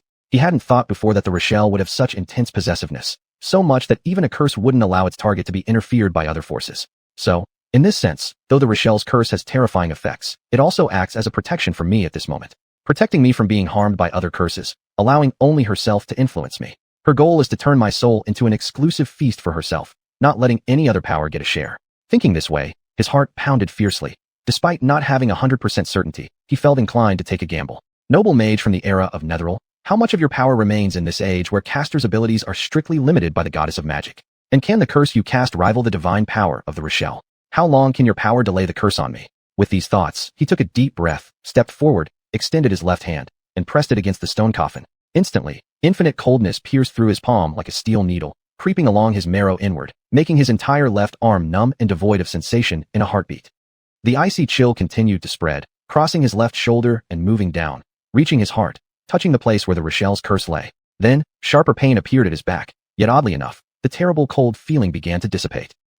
Simon clenched his teeth, emitting a muffled groan. Two different forces started battling within his body, contending for control, both wanting to be the sole power within him, the sole master of his soul, the true sovereign. One came from the current mighty deity, an evil god, the other from a powerful arcanist of the ancient Netheril era. However, the deity's power was actually channeled by one of her lesser priests. Although of high rank, it was akin to rootless water, destined to vanish once exhausted. As for the arcanist, while able to continuously restore mana, she had awoken after countless years, now both mentally and magically in an absolutely weakened state, and thus, found it difficult to dispel the Rochelle's curse mark for the moment. The two battling forces wrestled back and forth within Simon's body, subjecting him to almost endless torment. Damn it! In Simon's mind, a female voice suddenly sounded. She seemed furious, as if greatly irritated. You ruined everything for me. Simon regained a bit of clarity, guessing that this voice belonged to Carly, the owner of this tomb, an ancient noble archmage. She wasn't willing to die. She was plotting something. She must have intended to use Zinnia's body to achieve her resurrection. Simon thought as he suffered from even more intense pain, causing him to clench his teeth, tremble all over, and sweat profusely. He leaned against the coffin, trembling, knowing this entity wanted to curse Zinnia, and his prior action not only ruined her original plan, but also forced her to confront the major problem of the Rochelle curse. Humph, if you're worried now, it means I did the right thing. He sneered inwardly but gave no quarter verbally, retorting internally at this mage. You only manage to use cheap tricks to control ordinary girls. Anything with a little strength, and you can't handle it. Trash. This mockery further infuriated the tomb owner's spirit. I will kill you, you bastard. I will make your soul my eternal slave. She roared furiously, Simon felt excruciating pain deep in his spine. His lips turned white, yet he endured, knowing the two cursed powers were mutually wearing each other down, and he had to wait until both were exhausted. Then, that would be his time to reap the rewards. Time ticked by, not particularly long in actuality, but to Simon, who was enduring torture, it felt endlessly long. The ritual grew hazy. His soul seemed unable to withstand the agony and was about to shatter into pieces. "Simon, are you okay?" Suddenly, a pair of warm arms reached around from behind him, passing under his armpits and embracing his body. The soft, jade-like hands covered his chest, then a warm current entered his body through his chest, warming his body and instantly significantly reducing the pain being torn apart caused. Simon regained some awareness, gently inhaling the faint fragrance coming from behind him. He knew who was helping him. A wave of gratitude washed over him as he whispered softly, "Thank you." With this newfound strength, he could hold on for longer, allowing the mage's power to be exhausted. Thinking this, the moment of harvest arrived almost immediately. In the next second, the system's voice echoed in his ear. "Ding! Triggered hidden quest conflict of curses. Quest revenge of the Rochelle automatically ended." Then, a blue screen only visible to him appeared before him, with lines of small text starting to appear. Conflict of curses. Quest description. After the Rochelle tried to seize your soul with her terrifying curse, another ambitious player is coveting your precious soul. The spirit of the great arcanist Carly from the era of Netheril has entered your body, trying to use your soul as nourishment to resurrect herself.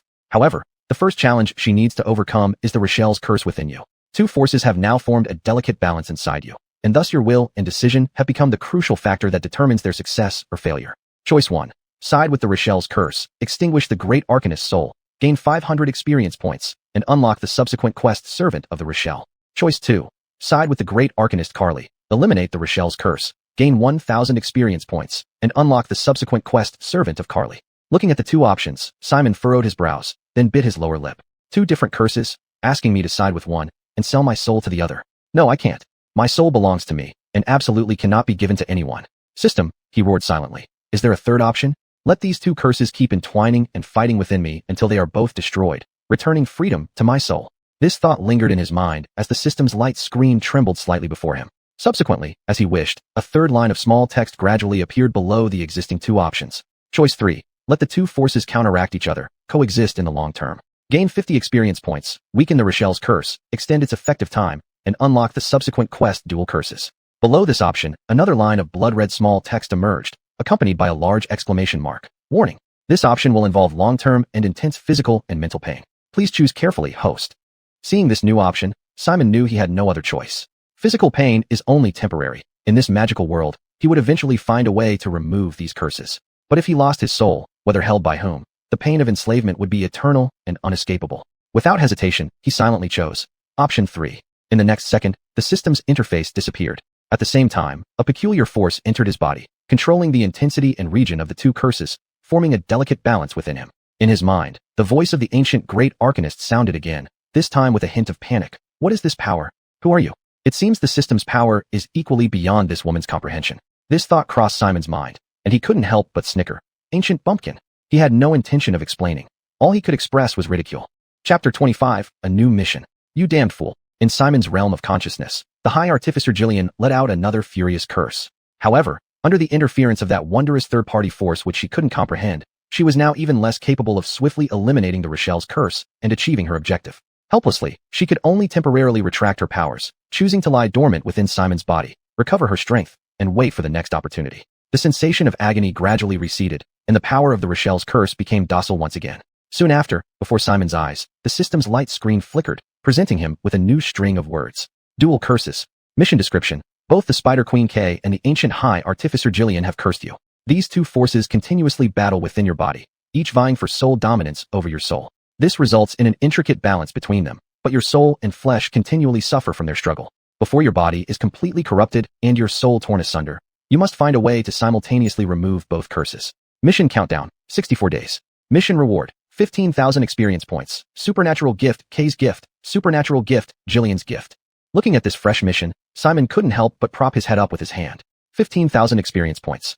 Recalling previous missions, escaping prison required battling two demons, exploring a tomb meant confronting four ghosts. The experience awarded back then amounted to meager figures like 100 or 50 points, doled out sparingly. Now faced with an easy 15,000 points at stake, Simon already began imagining just how arduous completing this mission would be. This definitely wasn't something as simple as a level 3 spell remove curse could solve, and it had a time frame of just 64 days. 64 days from now, would he possess the ability to complete a task worth 15,000 experience points? He couldn't help but sigh but took comfort when looking at the remaining time. At least, he had been granted a significantly extended period. At minimum, he who was due to die in 27 days could now survive for over 30 days more. He thought, trying to make light of the situation, caught his breath, stood up straight, and turned to see Innie hugging him from behind, silently passing him her strength. Sensing his movement, Innie also lifted her head, her beautiful eyes filled with worry, gazing into his eyes. After what happened earlier, she had guessed somewhat what was going on. Seeing Simon willingly touch that coffin to shield her from its fearsome power, she felt moved yet couldn't help worrying about him. Noticing her concern, Simon smiled softly, seemingly offering reassurance. Thank you. I've conquered the ghost woman. She no longer poses any threat. Before he finished speaking, the voice of the female artificer resounded in his mind again. Don't think you've won just yet, young man. Do you truly believe I can't resist the peculiar force inside your body? You're mistaken. That force, while mysterious, is rather weak. I'm simply not fully recovered and don't wish to exhaust myself too much. Once my strength is restored, you and that strange curse will belong to me. She gnashed her teeth, unwilling to concede defeat. Simon remained nonchalant, quietly removing his hand from the coffin. We are safe now. There's nothing left here that can threaten us. Seeing he was indeed unharmed, Innie exhaled in relief. Meanwhile, Brock and the others, noticing Simon was no longer sweating or shivering, also breathed sighs of relief, remarking, "That's good. We were all worried you were done for." Simon smiled. "How could that be? I never act without assurance. The remains in this tomb aren't enough to harm me." Hearing this, the artificer in his mind burst into curses anew.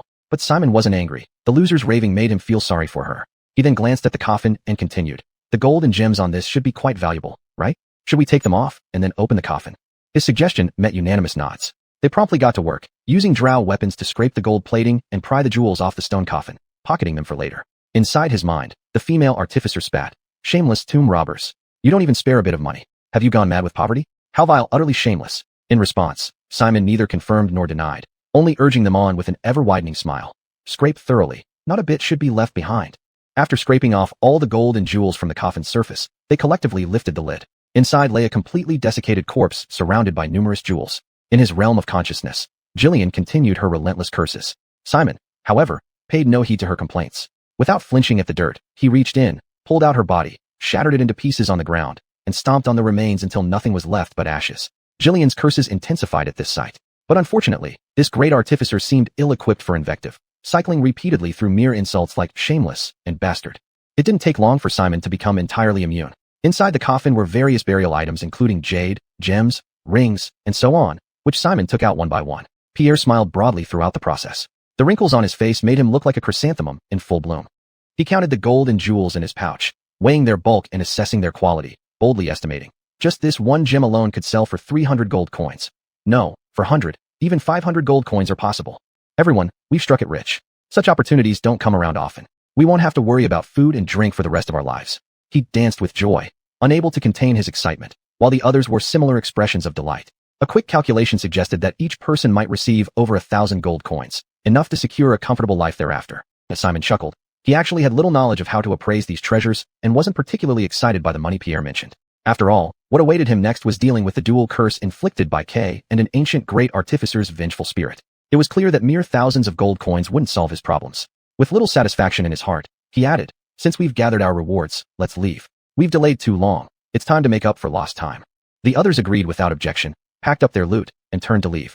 This time, no danger pursued them as they quickly exited the tomb. As Simon stepped outside the mausoleum, the system promptly announced, "Ding, mission ancient abandoned tomb completed.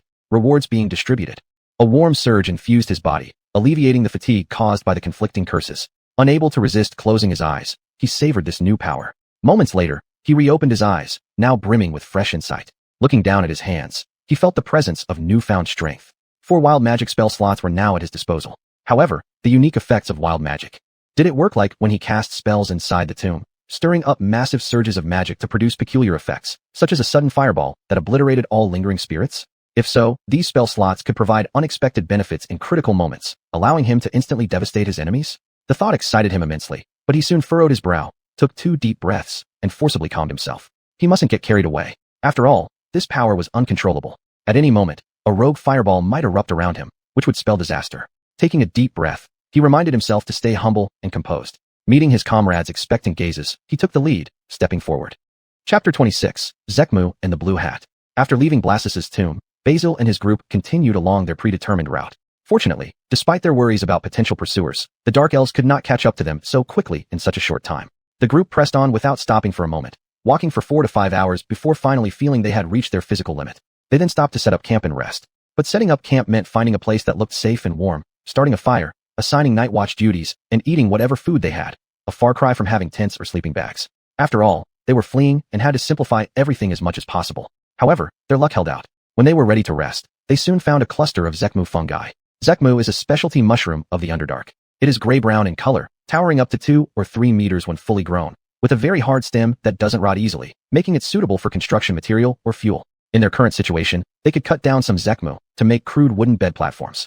Though uncomfortable, these beds were certainly warmer and more bearable than sleeping directly on the ground. Seeing so many xuanhuan before them, everyone was quite delighted. They all worked together to fell the fungi, peel off the bark, and use the better quality ones to make simple large beds, while the poorer ones served as firewood. Dominic and Bogdan each took a piece of xuanhuan, rotating one against the other to start a fire. Their efforts proved fruitful as the flames soon caught, driving away the cold and causing both their bodies and minds to relax. Drowsiness followed closely. By the campfire, Dominic found a spot, opened his fanged mouth wide in a yawn, and began eating elf rations. Though others didn't eat as loudly as he did, everyone around the fire began dinner. Basil also took out his elf rations. Looking at the hard, flavorless food, like compressed biscuits, a bitter taste rose in his mouth, making it hard to swallow. These days, they ate this every day with no change. Including the last few days in prison, they had eaten this for 6 days straight. If he came from an era of food scarcity or a country with little culinary variety, it might be tolerable since he would have never tasted anything better. But he came from a country rich in delicacies. He swallowed, staring at the dry rations, feeling his mouth grow dry. He couldn't blame himself for being pampered. Even anyone from his homeland wouldn't be able to endure this. Living examples abounded from last year. Once the pandemic hit and neighborhoods were sealed, timely supplies made things manageable. If not, everyone was reduced to eating steamed buns and instant noodles, leading to social unrest within a week. I could have endured this if I hadn't tasted real delicious food. He swallowed again, knowing he wouldn't rest well if he didn't eat. He gritted his teeth, frowned, and bit into the ration. What's wrong with that face? Across the campfire, half-orc Jalen noticed Basil's expression and chuckled. Don't like it? Basil nodded. Yeah, tired of it. Bogdan glanced at him and sneered. You should count yourself lucky to have something to eat. Jalen sighed. As a food-loving halfling, he was clearly tired of it too. There's nothing we can do. What else can we do? Not eat. Basil sighed. I know, just complaining. On the side, Anderson mocked. Such a pampered nobleman. But unfortunately, there are no chefs in the Underdark. Basil glanced at him, choosing not to engage. Elves, due to their sparse population, lacked gourmet cuisine, even dark elves. To him, Anderson was just a bumpkin who had never enjoyed fine food, which was why he said that. This is tough, Mr. Basil, try to endure it. Lee sighed. A dwarf who also found the plain rations lacking. When we escape, Andy will cook you some lamb chops. Jalen suddenly clapped his hands and laughed loudly. Great idea. I remember, Mr. Basil, let me teach you. He closed his eyes, brought the ration to his mouth, and began muttering under his breath. This isn't hard rations, this isn't hard rations, these are roasted lamb legs, these are roasted lamb legs. He chanted, making himself drool, then suddenly opened his mouth and swallowed it whole. Supreme delicacy. Everyone was amused by his antics, and a cheerful atmosphere filled the campfire area. Only Bogdan didn't laugh. He frowned, then turned his head and looked into the distance. He suddenly stood up and said, the terrain here. I'll go check that side. Maybe there's something. With that, he started jogging deeper in. The others watched curiously but didn't ask any questions, quietly waiting. Before long, they heard the Fernando's excited voice from afar. There are blue hats here. Come quickly. Everyone was surprised and followed him. They walked around to find, behind the xuanhuan cluster, a patch of low-growing, deep blue strange fungi. Each mushroom cap was covered with thick, dark blue spores top and bottom. Clearly the blue hat fungi Bogdan mentioned. Bogdan beckoned Basil over and said in a low voice, come over. Aren't you sick of the taste? Take this stuff. The spores can be ground into flour and baked into bread without any seasoning, sweet and fragrant enough on its own. Lisa's eyes lit up at this. Is there such a good thing? I know how to make roasted bread delicious. Everyone come over. Lend a hand. We can improve our meals today. Everyone immediately became excited. Following Bogdan's instructions, they bent down to cut the fungi and scrape off the spores, collecting them together. Dominic chopped a few more xuanhuan stems to make simple cutting boards and rolling pins. Lise rolled up her sleeves, directing everyone to take the round rolling pins and grind the spores into powder. She mixed the milled flour with water to create an oversized, fluffy loaf of bread over a meter long, skewered it on a long stick, and placed it over the fire, turning it to roast. Even before the bread was fully cooked, its sweet aroma spread out, making everyone's mouths water. The firelight reflected on Lisa's flushed face, and in that moment, she seemed like a deity to Basil, radiating redeeming light. Jalen stared intently at the bread, ready to grab it even before it was done. But Lise slapped his hand away, glaring at him. What are you grabbing for? This first piece is for Mr. Basil. Jalen immediately chuckled awkwardly, stepping back half a pace to let Basil have the spot. Lise focused on roasting the bread, and, estimating it was about right, exerted herself to lift the whole loaf and handed it to Basil. Come, try my cooking. Basil nodded and smiled, saying, thank you as he took it. He broke off a piece and put it in his mouth, instantly feeling a rich sweetness explode in his mouth, capturing his taste buds instantly. To be honest, the bread wasn't anything extraordinary compared to what he had tasted before. But after eating dry rations for 6 or 7 days, this was heavenly. He nearly shed tears, barely holding them back, looking at the large roasted bread in front of him. Resisting the impulse to devour it like Dominic, he divided it into 7 equal pieces and passed them around.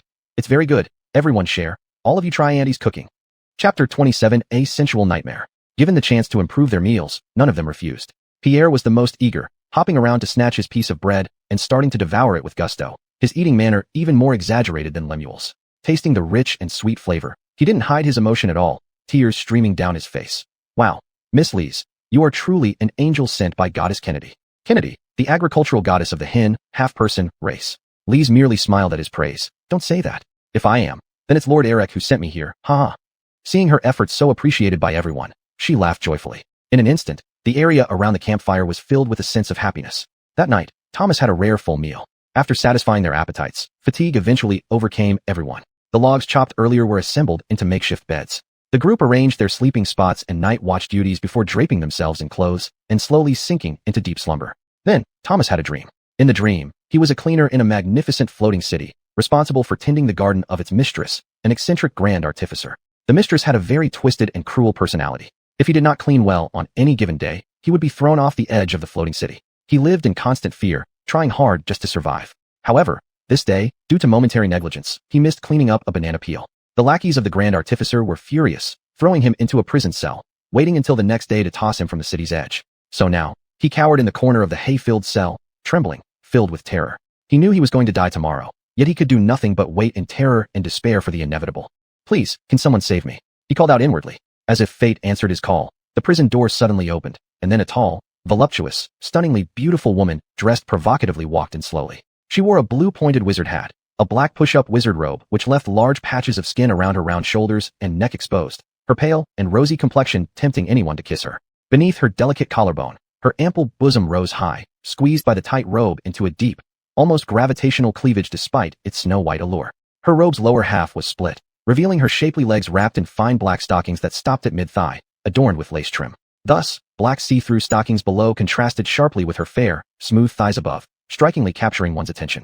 Thomas, hiding in the corner of the prison, nearly stared straight ahead. He gazed at this seductive woman without blinking, terrified of missing even a second to admire her body. Noticing his gaze, the woman's lips curled into a smirk, her eyes full of disdain.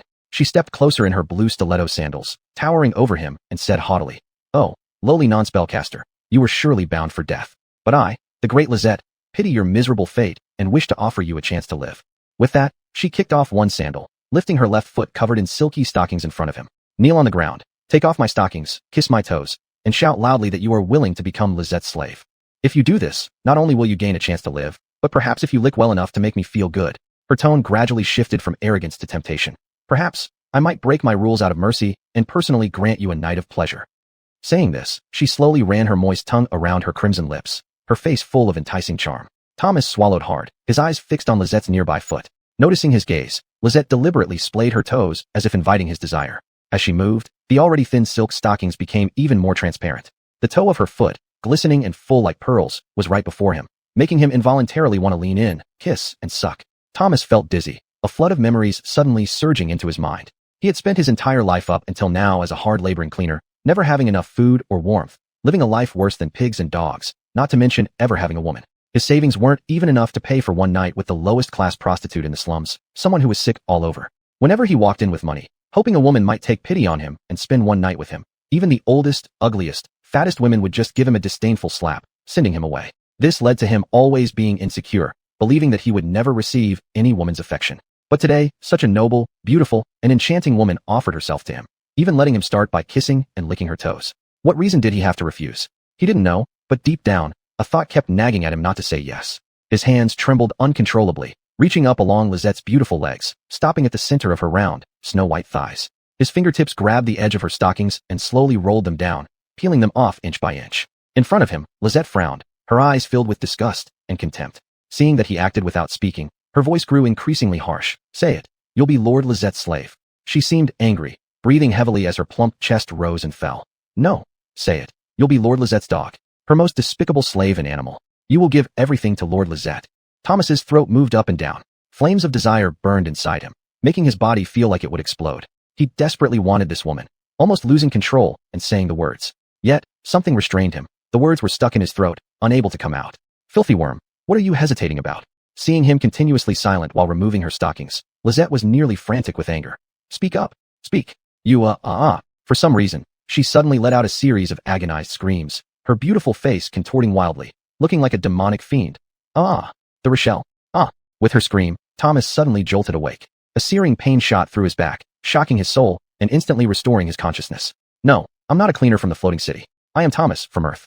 His eyes sharpened immediately, and as his original consciousness returned, the dream world shattered instantly. The dungeon and the controlling Lisette before him crumbled into dust. The world turned pitch black, with only indescribable pain tormenting him. Thomas. Suddenly, a gentle call rang in his ears, accompanied by a warm feeling that helped ease the pain, temporarily freeing his mind from suffering.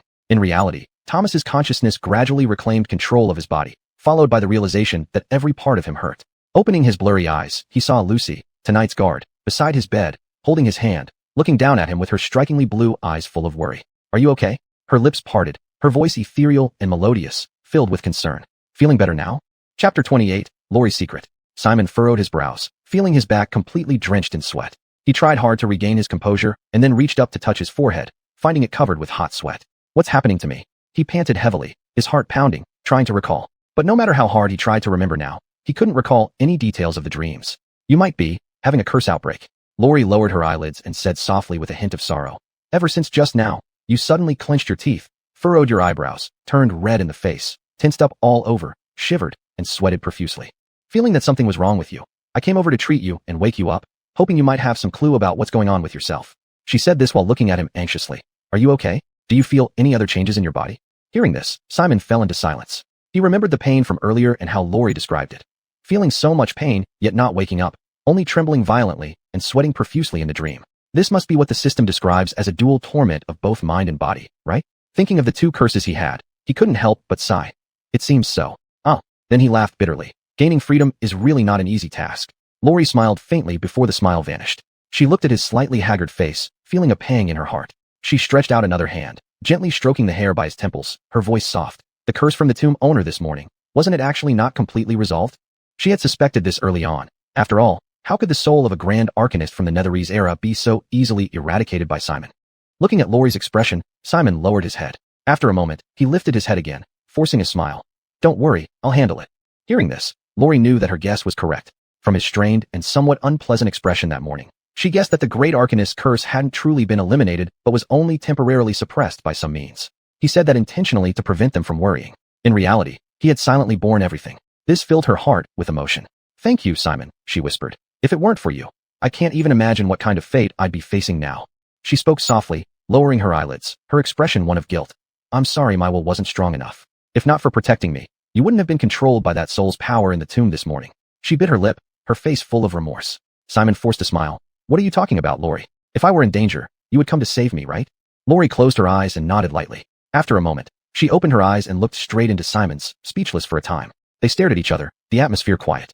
Simon gazed at her beautiful sky-blue eyes, her perfect features as if carved by the greatest artist, her smooth skin like a baby's, and her thin, moist, red lips. His heart raced wildly, feeling as if a fire was burning fiercely inside him. He couldn't resist leaning down slightly, attempting to kiss her lips. Laurie also closed her eyes slightly, her pale cheeks gradually turning pink. She noticed Simon's action but did not dodge. Instead, she tilted her head slightly upward, closing her eyes as if offering herself for his taste. Just as Simon was about to kiss her, Valentina's sharp scream suddenly rang out in his mind. Stop. Immediately after, a wave of excruciating pain surged through his mind. Ugh. Simon took a step back abruptly, clutching his head, his body curling up like a lobster, trembling uncontrollably. Laurie snapped out of her trance immediately. Seeing him like this, she gasped in shock. Simon, are you okay? She grasped his hand, sending healing magic through it to alleviate his pain as best as she could. I'm fine. The pain seemed to be caused intentionally by Valentina, so it came quickly and left quickly too. As the pain subsided like a receding tide, Simon breathed heavily and said, It's Valentina's soul, deliberately interfering with me. Laurie's face flushed red as she realized what had almost happened between her and Simon. She looked slightly embarrassed. Facing her, Simon wasn't in the mood to admire her shy expression. He focused his mind and mockingly said to Valentina in his thoughts, What's wrong, you old woman? Can't stand seeing young lovers. TSK, trash. Valentina scolded angrily. With your lowly bloodline, you dare hope for her favor? A dirty eel trying to lick a noble unicorn? Dream on. She berated him, her voice filled with disdain, revealing no attempt to hide her contempt for Simon. Yet, amid her insults, Simon noticed a hint of breathlessness in her voice, as if forcing him to stop caused her some strain as well. After all, she still had to deal with the curse created by the power of the Rochelle. Moreover, her words stirred something within Simon. Laurie seemed far more complicated than he had imagined. He had always sensed that Laurie kept things hidden since the day he arrived in this world. At the very least, he was sure this girl could use magic. When he had a high fever, she used her magic to maintain his condition. But afterward, it seemed she intentionally hid this fact, presenting herself as a non-caster and not healing Theron or Kurt. Simon didn't understand why but respected her past kindness, so he went along with it, pretending not to know she was a caster. But what was her true power? Maybe Valentina knew? Considering this, he chose his words carefully and continued to argue in the sea of consciousness. You say I'm not worthy, so I'm not worthy? What are you anyway? Sorry, your outdated standards from your era are long gone. This is an age of free love. Half-elves and humans marrying each other is common now. You're behind the times. He deliberately threw out a false answer, hoping to fish for information. In the mental realm, Valentina sneered coldly. Ignorant fool. You have no idea what her bloodline means. Simon scoffed. Although he was bursting with curiosity, he didn't bite the bait. Go ahead and play God here, since you've said so much. As he spoke, he lifted his head slightly and looked at the still blushing girl before him, declaring inwardly, Then I will marry her. Valentina immediately exploded in rage. You dare? Wait and see. As long as I exist, you will never get this body. Get this body. Simon's expression changed. Oh, so this great arcanist plans to devour Laurie's soul and take over her noble-blooded body? So what exactly is Laurie's lineage? Why aren't you biting the bait and telling me already? Curiosity burning inside him, Simon refused to ask directly. Maintaining an attitude of indifference, he thought, let's just see about that. Saying that, he ignored Valentina's curses and focused on the girl before him. Chapter 29, Caitlin's Past. Facing him, Caitlin looked up, suddenly realizing something. Wait, you can communicate with that spirit. Simon nodded. Yes, she is currently possessing me, always ready to devour my soul. The intense pain earlier was her trying to interfere. Upon hearing this, Caitlin's expression turned gloomy. Intelligent as she was, she immediately understood that the previous nightmare and Simon's convulsions and sweating were all due to that spirit's interference. Sorry, it's all my fault. This should have been my ordeal. Simon extended his arms and gently hugged her shoulders. How could this be your fault? You're also a victim. If anyone is to blame, it's that spirit. Caitlin rested her head on his shoulder, sniffled slightly, and remained silent. Simon's expression softened, and he then asked in a low voice. Merle mentioned that you possess noble blood. Caitlin's expression shifted as she quickly lifted her head, looking at him expectantly. Did she say anything more? Who am I really? Her voice was urgent, but seeing her reaction, Simon shook his head slightly, sounding disappointed. She didn't say more. I asked her, but she wouldn't tell me. In his mind, Merle's voice rang out again. Lying little one. You didn't even ask. Simon snickered inwardly. So if I ask now, will you tell me? No. Well, there you go. Simon argued comfortably with Merle in his mind, while before him, Caitlin still looked disappointed. Ah, right. Even if she could see the power hidden in my blood, she wouldn't know who my real parents are. Simon gazed at her, feeling his heart pounding. In his previous life, he had been quite reclusive and lacked experience in close contact with women. For a moment, he didn't know how to comfort her. He thought for a while and could only awkwardly say, there are no secrets that last forever. Sooner or later, the truth will come out. Caitlin smiled, sensing his sincerity, her smile blooming like spring. Thank you. Then, her entire upper body pressed against Simon's shoulder. The soft sensation made him, who rarely had such intimate contact with beautiful women, feel his heart race uncontrollably, his breathing becoming erratic, unable to remain calm. Caitlin, seemingly unaware of causing all this, leaned on Simon and softly recounted her past. Ever since I can remember, I've been in an orphanage in Deepwater City. Deepwater City, the core city of the Sword Coast region on the Faron continent, and the headquarters of the Lord Alliance. It is ruled by Anthea, the great legendary mage and daughter of the goddess of magic. This city stands as one of the few orderly, just, fair, and harmonious urban areas in this chaotic and perilous world, often regarded as an earthly paradise. Recalling this information, Simon listened as Caitlin continued reminiscing about her past. I never knew who my parents were. I thought it didn't matter since none of the children there had parents. But, when I was 14, the Dracolic cult attacked the place. Many children and the director passed away. With no other choice, I began wandering. Fortunately, I was good with numbers, so even keeping accounts for others allowed me to survive. One winter, while I was clearing accounts with a village chief outside the city, alluring found me. She told me that I have noble blood, and that I must continue the great mission my father left unfinished. And my mother, she thinks of me constantly and misses me, even though she doesn't want me to put myself in danger. But she is in prison now, waiting for me to rescue her.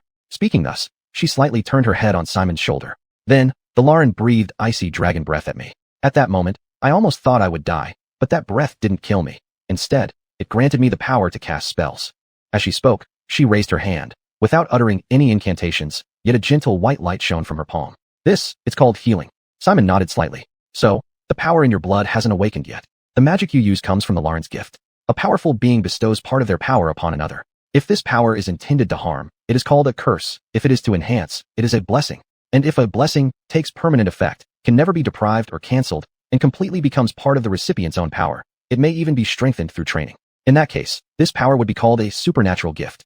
Simon's system task's core principle is to transform these curses into gifts through special methods. Caitlin nodded lightly. Yes, that's right. But as for the specifics of my bloodline, how to awaken the power within, and who my parents truly are, the Lauren didn't say anything about that. Simon looked at her. Didn't you ask him? Caitlin shook her head. I did, but he only said that he cannot tell me everything now. I am still too weak and lack knowledge. I wouldn't understand what I'm going to face. Knowing too much now would only cause unnecessary fear, holding back my steps forward. He just told me to go to Elturel first. From that city, the gears of fate will start turning, and all the puzzles I have will find their answers there. Elturel, another city of light and justice in the inland regions of Faerun. It was once plagued by undead harassment and attacks. Later, the Grand Inquisitor channeled divine power, causing a second sun, named Companion Sun, to rise above the city. The Companion Sun emits gentle light day and night, allowing Elturel's residents to see clearly even at night, without disturbing their sleep. Undead creatures entering the city's territory feel immense pain and would turn to ash within minutes if they don't leave promptly. Thus, it became a city absolutely free from any undead threat, safe and clean. Due to the presence of the Companion Sun, some people venerate Elturel as the holy city. Recalling this information, Simon nodded slightly. So, you went, but were attacked on the way and then captured by the drow. Caitlin nodded, looking somewhat disheartened. Yes, and then things turned out like this. She curled up a little and muttered. Simon, do you think I was wrong from the very beginning? I shouldn't have believed the Lauren's words. I should have hidden in the countryside near Deepwater City, lived quietly as an accountant, carefree for the rest of my life. Even without any powers, I could have lived peacefully. Simon patted her shoulder comfortingly. How could that be? Your choice wasn't wrong. Think about it. If the Lauren could find you, then the destiny you tried to escape would eventually find you, disrupt your peaceful life, wouldn't it? Instead of accepting everything unprepared, it's better to take the initiative, so at least when the final battle comes, you can hold the upper hand. As he said this, he suddenly laughed. Besides, didn't both the Lauren and Merle mention that you have noble blood? Maybe after this adventure, an entire kingdom awaits for you to inherit. At that time, Queen Caitlin, you'll have to calculate the accounts of an entire kingdom. He teased her, but Caitlin couldn't laugh. She lowered her head and sighed. The more you say that, the more afraid I become.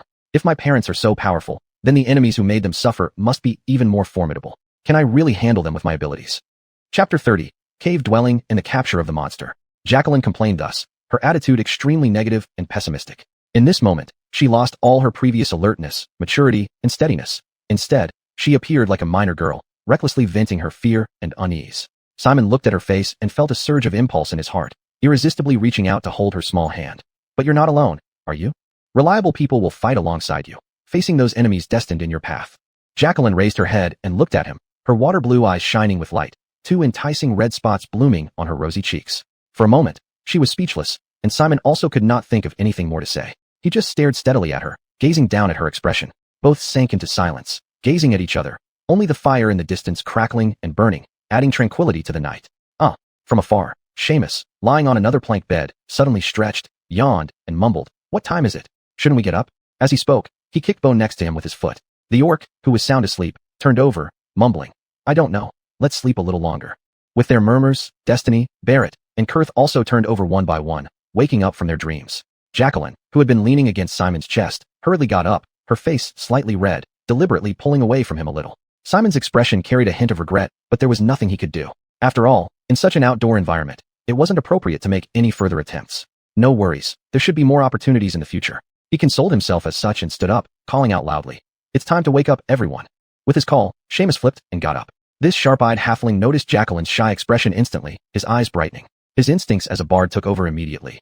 "Well, looks like something happened last night that we shouldn't know about." Upon hearing this, Jacqueline immediately lowered her head, her face even redder. The others around immediately perked up. Dominic was the first to widen his eyes, looking stunned and confused. What? What? Kurth glanced over and saw Jacqueline's reaction too, instantly laughing sarcastically. "What else, huh? Perhaps we should congratulate both of you? Just remember to keep quiet at night. It wouldn't be nice to disturb your companions." Simon glared at him in embarrassment and annoyance. "What nonsense are you talking?" Kurth laughed uproariously. At this moment, Seamus joined forces with this dark elf, joking shamelessly. That's not what Kurth said. Well, silence wouldn't make it interesting either. "Oh, we can cover our ears if necessary, but beware, accidents happen." Destiny looked worriedly at Jacqueline, whose face became even rosier. She spat once and cursed, "Meddlesome." Simon stood up from the bed, raising his fist as if to hit someone. "Do you believe I'll beat you up?" Seamus ran off laughing, while Destiny walked over to Jacqueline, scolding this halfling for being shameless, yet showing concern by supporting her, worrying about her state. Barrett maintained his stern face, refusing to join in on the jests, while Kurth smiled throughout, seemingly happy just watching the comedy unfold. Only Bo, who had just woken up, still seemed dazed and unable to comprehend all the information quickly. He scratched his head and mumbled for some time before abruptly lifting his head and astonishingly asked Simon, "Did you fuck her last night?" At this moment, Simon wished he could kill the orc right then and there. Far off, Seamus, who had run away, fell on the ground, clutching his stomach and laughing uncontrollably, his short legs flailing in the air. "Ha! Bo, you bastard. Ha ha." The camp was filled with a joyous atmosphere, except Barrett still wore a stern expression, seemingly incapable of participating in any entertainment topics. After checking his belongings and packing up his gear, he suggested, "Enough fooling around. Let's have breakfast and continue on our journey." After laughing for a while, the lively atmosphere finally settled. No one objected to Barrett's suggestion. They simply finished their breakfast and got ready to continue their journey. In the days that followed, about 5 or 6 days passed. Overall, the journey was uneventful without significant dangers or gains. The only problem was that Simon's body had been frequently plagued by various conditions. Whether it was nightmares at night, sudden cold sweats, pain all over his body, or sudden numbness in his limbs, they were all taking turns to torment him. This was the result of Blasis and the Rochelle's curses clashing with each other. He endured this pain, treating it as a test of willpower, and silently waited for an opportunity for revenge, harboring these sufferings deep within him. Under this torment, 6 days passed in a flash. On this day, they finally encountered a genuinely threatening enemy. They were 2 cave-dwelling monsters. These creatures resembled massive grayish-green pythons overall, but their mouths weren't like those of snakes. Instead, they had huge beaks similar to those of eagles, ready to peck at anyone opportunistically. Around their heads were 4 large tentacles, which could wrap around enemies' bodies, facilitating its feeding. These 2 cave-dwelling monsters were about 10 meters long, with scales on their bodies almost identical in color to the surrounding rocks, making them nearly indistinguishable in the dark environment of the Underdark. It had been hiding among a pile of rubble, waiting to ambush Simon and his party. If not for Barrett's vigilance and early detection of the abnormality, they might have fallen victim to the surprise attack. Now, even though the ambush failed, the strength of these 2 creatures was not something Simon and his group could easily handle. Their skin was truly like rock, even with finely crafted elven longswords. Slashing at it only produced sparks and left their hands sore from the recoil, without causing any substantial damage. And this monster's thick tentacles and enormous beak caused Dominic to grit his teeth in agony, just from a simple touch. Physical attacks won't work. Using a shield to protect his small, sturdy body, Barrett stood at the forefront of the battle line, roaring, "Use magic to deal with it." He barely held off one of the cave-dwelling monsters while Bolt dealt with the other. However, Bolt could only match the beast's strength head-on and was now in dire straits. At the back, Simon took a deep breath, first using his packed spell slot to cast Curse of Frailty, hanging the icy magical energy on the cave-dwelling monster in front of Barrett. Then he cast Touch of Frost and clawed at the creature's skin. Ghostly bone claws fell upon it, the magical corrosion slicing through its outer layer like a knife cutting tofu, and the icy energy from the Curse of Frailty also began eroding its flesh. Dual damage made the monster scream in unbearable pain, its large beak emitting a piercing screech. The intense pain heightened its sense of crisis, and it promptly abandoned Barrett, charging straight towards Simon. Alarms rang in Simon's mind, his eyes fixed on the approaching behemoth. Just as its tentacle was about to touch him, he abruptly raised his hand and muttered a short incantation. Purgatorium. A first-level spell, Hellfire Lash. Infinite magical flames swept out, engulfing the monster. Instantly, the cave-dwelling monster let out another sharp cry, its massive body convulsing and curling into a ball. Simon continued to retreat, feeling his heart pounding wildly. He only had 1 packed spell slot, and after using Curse of Frailty, he had none left. So he used his wild magic spell slot for the Hellfire Lash. Such a spell slot stirred up tremendous chaotic and uncontrollable magic. At that moment, he clearly felt boundless magic swirling around him, sweeping over his body and altering everything, including rules and substances. Suddenly, he noticed that Barrett in the distance had become incredibly huge, so much so that he now had to look up at him. Not just him, the rolling cave-dwelling monster, Dominic, Kurth, and others had also become immensely large, seemingly endless at a glance. How did they all get bigger? Wait, no, did I get smaller? Chapter 31. The magic got out of control. Simon had this thought, and then tried to turn his head to look back. Then he was horrified to discover that his body was unresponsive, unable even to make the motion of turning his head. What happened to me? He didn't know. Then he heard a scream from behind him. It was Constance. "Simon, what's wrong with you?" Not only her, but also Lisa's voice followed. Her words were more shocking than the emotions she carried. "Mr. Simon, how did you turn into a flower pot?" These voices stunned Simon. "I turned into a flower pot?" A thick layer of surprise enveloped him, yet it was true. From the outside, after he cast the second spell to force the cave grasper back, his body suddenly spewed out a cloud of smoke and began to shrink continuously. By the time the smoke cleared, his body had already transformed into a palm-sized flower pot. This bizarre transformation shocked everyone present. His magic is out of control. From behind, Kurt clearly understood more. With a shout, he temporarily took over command. This is the most vulnerable moment for him. Ignore him and take care of this monster first. Saying this, he recited an incantation and cast the spell Darkness, covering the area where Simon stood with countless shadows, temporarily protecting him. I got it, Boyd roared angrily, then bellowed as his muscular arms extended, grabbing the cave grasper in front of him, and with a fierce twist and jump, smashed the large creature onto the fallen monster. Bogdan, finish it off. Bogdan stepped forward, slashing twice at the cave grasper that Simon had burned. Thankfully, after the previous battle, this cave grasper was already heavily injured. Though the attack by the Fernando barely seemed effective, it still let out a miserable cry, twitched a couple of times, and finally stopped moving altogether. The other cave grasper wriggled in Boyd's arms, trying to flip its position while its tentacles around its head squeezed Boyd's shoulders, causing him to grimace in pain. However, with only this last enemy remaining, the outcome of the battle was no longer in doubt. Everyone swarmed in and hacked away with wild slashes, and soon, this cave grasper met its end as well. Boyd exhaled deeply, getting up from the ground, looking at the dead cave grasper, feeling lingering fear. Damn, that hurt like hell. He cursed, while Bogdan sheathed his sword and warned, be careful, Boyd. The dangers of the Underdark are far greater than you imagine. One slip-up can cost your life. Boyd muttered, got it. Earlier, he had boldly walked into a pile of rocks. If not for Bogdan's timely reminder, he would have been hit by a fatal breath attack. Behind them, Constance stepped forward, crouching down and picking up the flower pot Simon had turned into, worry evident on her face. Are you okay, Simon? Can you hear us? Simon could indeed hear them, but without a mouth, he had no way to respond. Seeing that he didn't answer, Constance turned her head to look at Kurt behind her. Sir, what's going on with him? How can we help him return to normal? Kurt shrugged. As I said, his magic went out of control. Sigh, it's common for human sorcerers to experience this. Once they awaken their casting ability, they can't control it, and continuous spellcasting leads to all sorts of issues. As he spoke, arrogance crept onto his face. Elves were naturally capable of casting spells. Although generally not strong, they could easily control their magic. Because of this, he felt quite superior in this regard. Compared to those who explode themselves into smithereens because they can't control their power, becoming a flower pot is considered lucky for him. With that, he laughed maliciously. So what now? How can we help him? Constance asked again, patient. Only then did Kurt say, what can be done? Just wait. In a while, he should recover on his own. As he finished speaking, the flower pot in Constance's hands suddenly burst into a cloud of gray smoke again. The smoke expanded to human size and then dissipated, revealing Simon standing there, dazed. Seeing this, Constance immediately sighed in relief. Thank goodness, you're all right. Simon stared at his hands as if he hadn't recovered from the shock. He stood still, dumbfounded for several seconds before he suddenly came to his senses, muttering to himself, oh, so that's what happened. He had been thinking along the lines that the effect of this wild magic would be similar to before, a huge fireball exploding inside the cave. At most, there might have been a difference in position. He had already prepared to warn his comrades to take cover if necessary. But he didn't expect that the special magic effect triggered this time would only affect him. Recalling the scene just now, he couldn't help feeling embarrassed. Sorry, I accidentally ended up like this. Lise walked over and said, it's fine, as long as you're okay, since everything is settled. Sigh, magic is indeed dangerous. Mr. Simon, it would be better for you to use it less often in the future to avoid any terrible consequences. I heard that some experienced magic masters can still make mistakes while casting spells. Some 30-year-old male mages turned into 12 or 13-year-old delicate girls with just one spell. She kept talking about rumors she had heard from somewhere, which made Simon feel somewhat awkward. He then laughed awkwardly and said, there's no choice. In danger, we can't have spells but choose not to use them. Hearing this, Bogdan, who was examining the cave grasper's corpse, turned his head back and said solemnly, that's not entirely true. In fact, every Fernando is naturally able to cast invisibility and enlarge. Yes, I'm sure you've heard of these. Simon slightly opened his mouth and then slapped his forehead. Oh right, but I don't think I've ever seen you use them. Grey dwarves are a race that was once enslaved by mind flayers.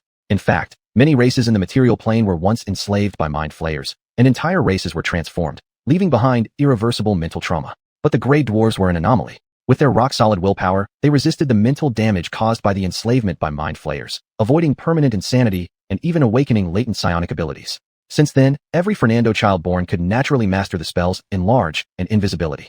These two spells gave this race an edge in wars in the Underdark, and even today, only Dark Elves can match them. Simon had known this information before, but due to more pressing matters, he had forgotten it. Now that Bogdan brought it up, he asked, why don't you use them? Like I said, casting these spells is also a burden for Grey dwarves, Bogdan explained. And my talent isn't outstanding. Casting them causes me excruciating headaches. Moreover, my combat skills alone are sufficient to handle many troubles, so I wouldn't use them unless absolutely necessary. Simon nodded, relating it to his own situation. He let out a bitter laugh. I'll train harder in the future. Hopefully, I can control it. Yeah, I should be able to. While he was speaking, Kurt shook his head slightly. It's not easy, Mr. Simon. After all, you never received casting training before awakening the magical power in your bloodline, did you? Simon remained silent. He couldn't explain to the Dark Elf about the system he had. Seeing his silence, Kurt took it as acknowledgement and shrugged with a smug smile. Well, I can only wish you good luck. Chapter 32, The Quatoa, Slave Patrol. Simon ignored him, knowing that this dark elf wouldn't say anything decent. He turned his head and changed the subject. Let's continue moving forward. The fish village shouldn't be far. Wait a moment. At this point, Bogdan suddenly spoke again. Those two cave gricks earlier should have been a pair. Both of them coming out together means their den is probably nearby. These creatures have the habit of collecting all kinds of gems, which are generally very valuable. Let's search around before we leave. Everyone immediately became elated upon hearing this. They searched through the surrounding rocks and indeed found a hidden cave. The cave was too low for Simon and the others to crawl in due to their height, so they had the skinniest member, Pierre, go in to retrieve what he could. After some yelling and commotion, this halfling emerged from the cave shouting about striking it rich. He claimed the gems inside were worth 1,000 gold coins, waving a few diamonds and gemstones as proof. At this moment, Simon could confirm that this halfling liked to exaggerate. The few gems he picked up weren't nearly as good as those they excavated from Aubrey's tomb. Yet, the fellow still boasted so much, it definitely wasn't true. But now there was no way to convert these gems into cash, so Simon didn't bother arguing with him. They packed up their belongings and continued along their planned route. According to the map in his mind, if everything went according to plan, they should be arriving at the destination, the fish village, soon. The fish village is located near an underground dark lake in the Underdark. The Dark Lake is an extremely large body of water, covering tens of thousands of square kilometers, providing clean drinking water for the residents of the Underdark. Because water collection was convenient, several major cities of the Underdark were mostly located near the Dark Lake. Even those not around it would set up a port city nearby to facilitate trade via water routes. In the center of the Dark Lake, there are many small islands where various unnamed monsters live, as well as numerous ancient relics. However, these things weren't currently relevant to Simon and his companions. Currently, they could feel the air getting increasingly humid, and the ground also showed signs of dampness, clearly influenced by the Dark Lake. Special fungi that they hadn't seen before began to grow more densely. This area, close to the water source but not directly touching it, was the ideal environment for fungi. Simon and his group maintained a steady pace as they continued forward. In this place, the rough mental map could no longer provide much guidance. Whether they could reach the fish village smoothly would depend on their luck. And Simon's luck seemed pretty good today, at least in one aspect. After walking for about 4 hours, they encountered a group of humanoid creatures with fish heads. These beings were roughly 1.5 to 1.6 meters tall, resembling humans at first glance, but with enormous fish heads. Gills on the sides of their cheeks allowed them to breathe freely underwater. Their skin was a pale purple, mostly without scales, looking similar to other humanoids. But they had fins on the back of their heads and webbed feet, making them more agile in water. They wore brown cloth armor, held short spears in their left hands, and carried sticky round shields in their right hands. Though the formation of the group was loose, they exuded a menacing presence. They are Quatoa. Bogdan, who had the best night vision and walked at the front, spotted them first. As we suspected, be cautious. It looks like they are patrolling. Simon frowned, recalling many pieces of information. The Quatoa were once a race enslaved by mind flayers, though they were not as resilient as Duergar. They did not withstand the enslavement and torture by the mind flayers and became mentally unstable. Even after the disappearance of the mind flayers, they never fully recovered. Without the protection of their own deities, they instinctively sought shelter from the unknown. Relying on their imaginations, they would create grotesque and twisted monsters in their own image, adding body parts of various marine creatures like shark fins, octopus tentacles, crab claws, or seahorse tails, and worship them as gods. This warped but fervent worship gradually brought these entities into existence from nothing, making them truly manifest in this world. In many islands, if any mysterious evil gods appeared, it was highly likely that the Quatoa were responsible. Well, since they are Quatoa, he hoped this group of Quatoa had a somewhat normal faith, at least enough to communicate and get supplies. With that thought, he said, let me try. After all, he now had 18 charisma points, and in the Farron worldview, non-legendary powerhouses could only reach 20 charisma points at most. In other words, he was already among the top tier, more than sufficient for negotiation. Thinking this, he stepped forward, waving his hand and greeting the Quatoa in front. Gentlemen, we are.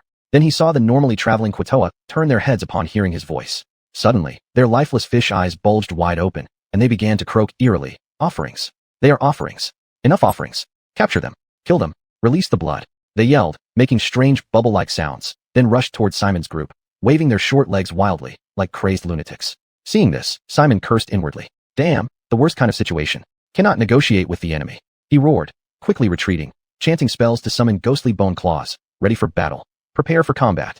No further command was needed. Bogdan and Johnny had already prepared for battle. The former moved calmly, using his shield to protect himself, dodging around the Quatoa. Johnny roared, swinging his long sword and chopping at the nearest Quatoa. The Quatoa raised its shield to block, but Johnny suddenly stopped and kicked out with his huge foot. Being nearly 2 meters tall and weighing over 200 pounds, this kick sent the Quatoa sprawling backward. Haha. Then he laughed, slashing down and slicing through the Quatoa's throat, killing it. Fishy blood splattered everywhere, staining Johnny red. Seeing their comrade killed, the surrounding Quatoa showed no fear. 3 of them growled and surrounded him. Enraged by the kill, Johnny swung another blow backward. This time, the Quatoa met him head-on, blocking his blade with its shield. Hell, this thing. The beast man muttered northern curses, trying to pull back his sword but felt an immense resistance. He couldn't draw it back. On closer inspection, he found a layer of sticky liquid covering the Quatoa's shield, which had adhered his longsword. He glared at the Quatoa, trying to regain his weapon, but the creature clung tightly to its shield with both arms. The other Quatoa raised their spears and thrust at him. Reluctantly, Johnny let go and retreated to dodge. The Quatoa who had stuck to his sword immediately withdrew quickly. Now unarmed, Johnny's combat effectiveness dropped drastically.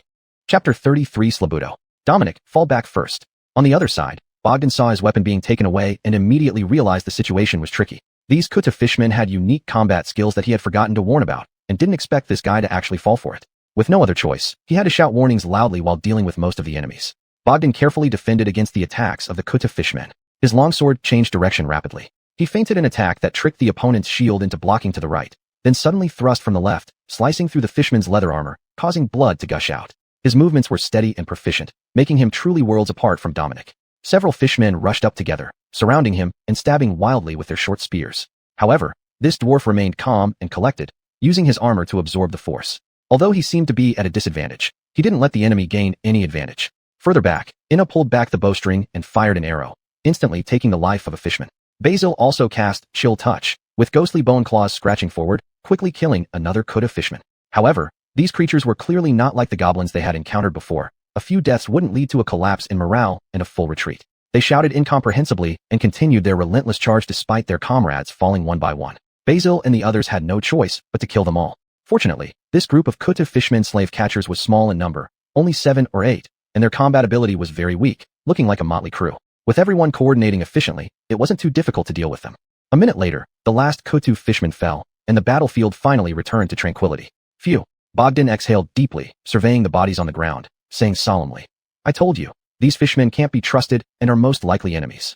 Well, great, looks like we've wasted a trip. He complained, full of resentment. Basil frowned, then sighed.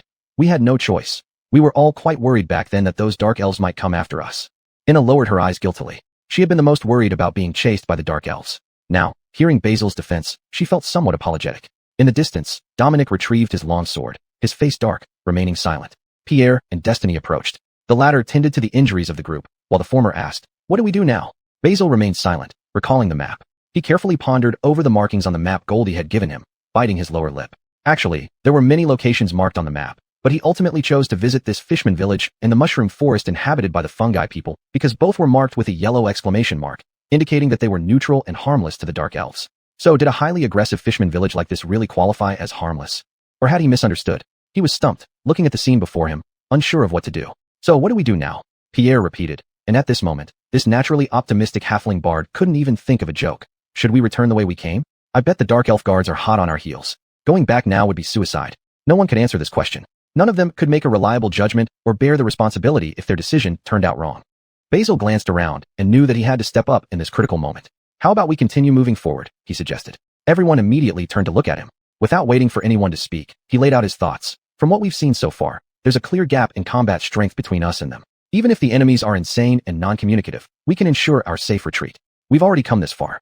If we turn back without even seeing what the fishman village looks like, I wouldn't be able to accept it. What if, just maybe, there are at least a couple of smart leaders among them who realize they can't beat us and are willing to stop fighting, negotiate, or even make a deal? Wouldn't that solve the problem?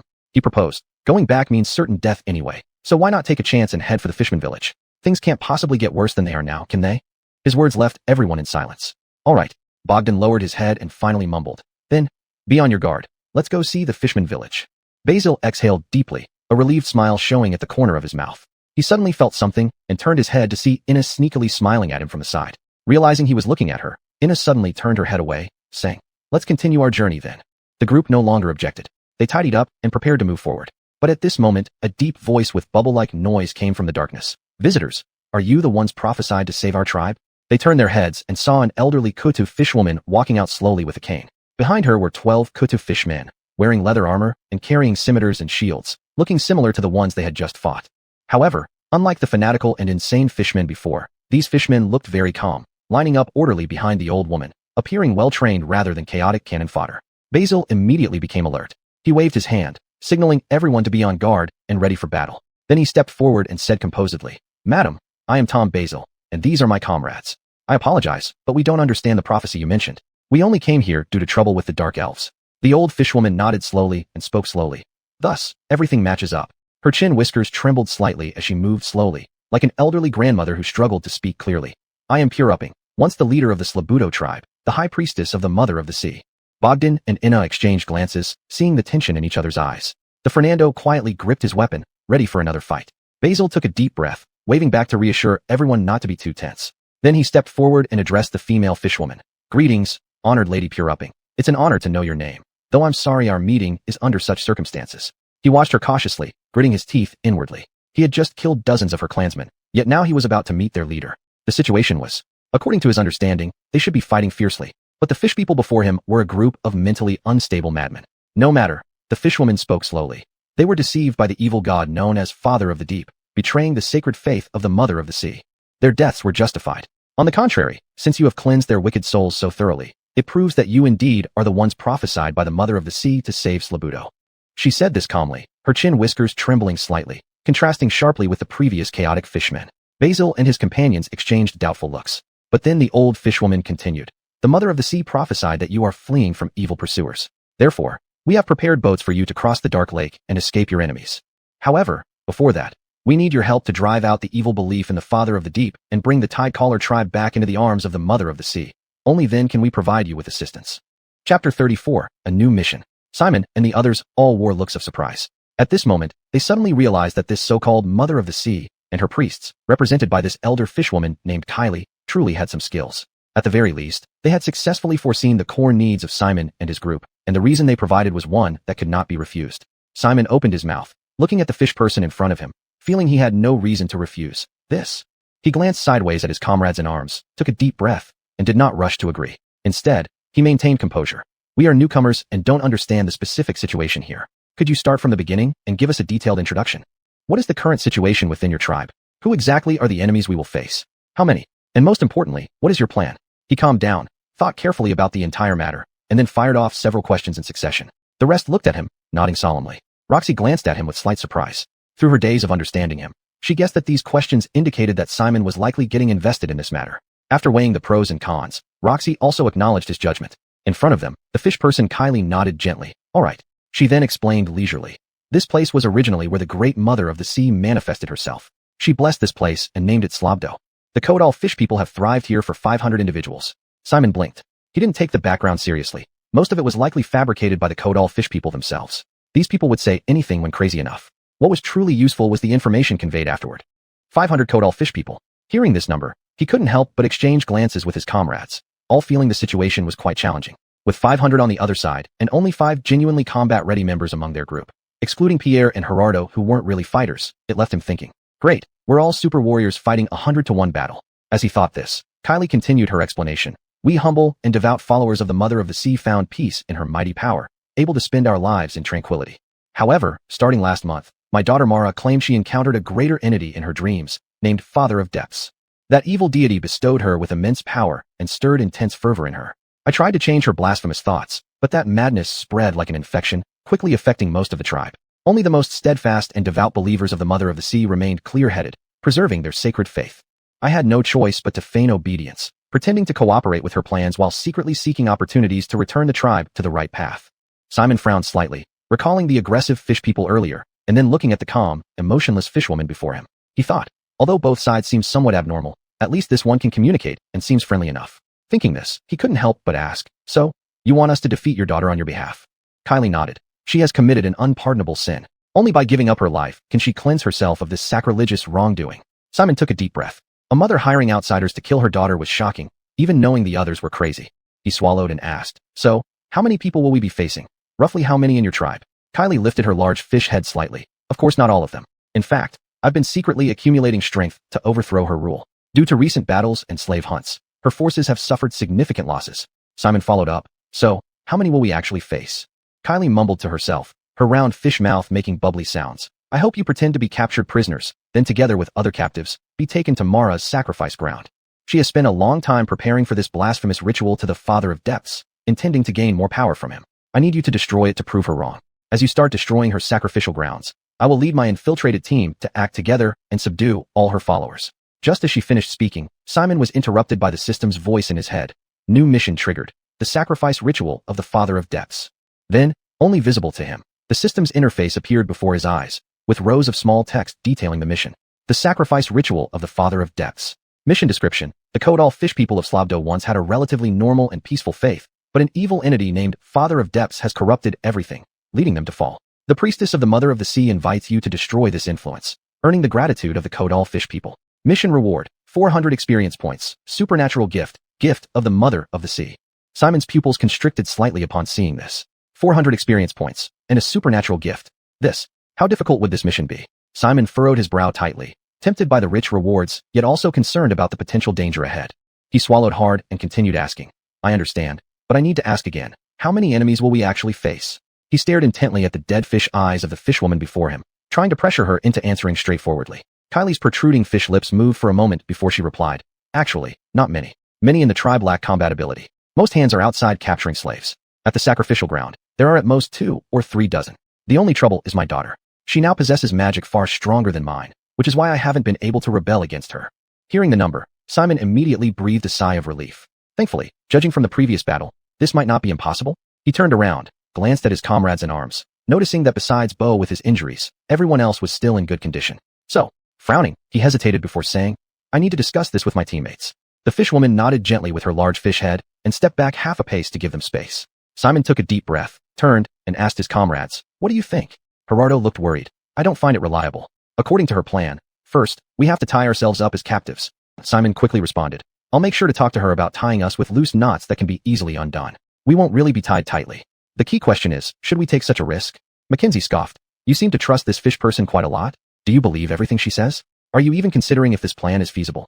Simon frowned slightly. The mental states of those fish people earlier were clearly different from this group. These people are insane. They aren't capable of fabricating such an elaborate lie. Turning to Dayton, he asked, right? Dayton nodded. That's correct. Fish people like Kylie, who can communicate normally, are extremely rare. The frenzied and mad state seen earlier is much more common. Chapter 35 Brock's past. Bogdan used to serve as a protector for merchant ships navigating the Dark Lake, so he had encountered the xuanhuan enemies on multiple occasions. Unable to resist adding a few words, he said, if they could all remain calm like Kylie, many conflicts could be resolved, and we might even be able to recruit them as our allies. The xuanhuan can move and breathe freely underwater, which is incredibly valuable for merchant ships that rely on the Dark Lake for their livelihood. As he spoke, Simon nodded slightly, glancing at Kurt out of the corner of his eye, only to see the dark elf softly hum in response and fall silent. Simon ignored this dark elf, who loved schadenfreude and was always contrary, and turned to the remaining group members. Caitlin, Pierre, what do you think? Pierre hesitated. Well, forget it. I'll just flip a coin.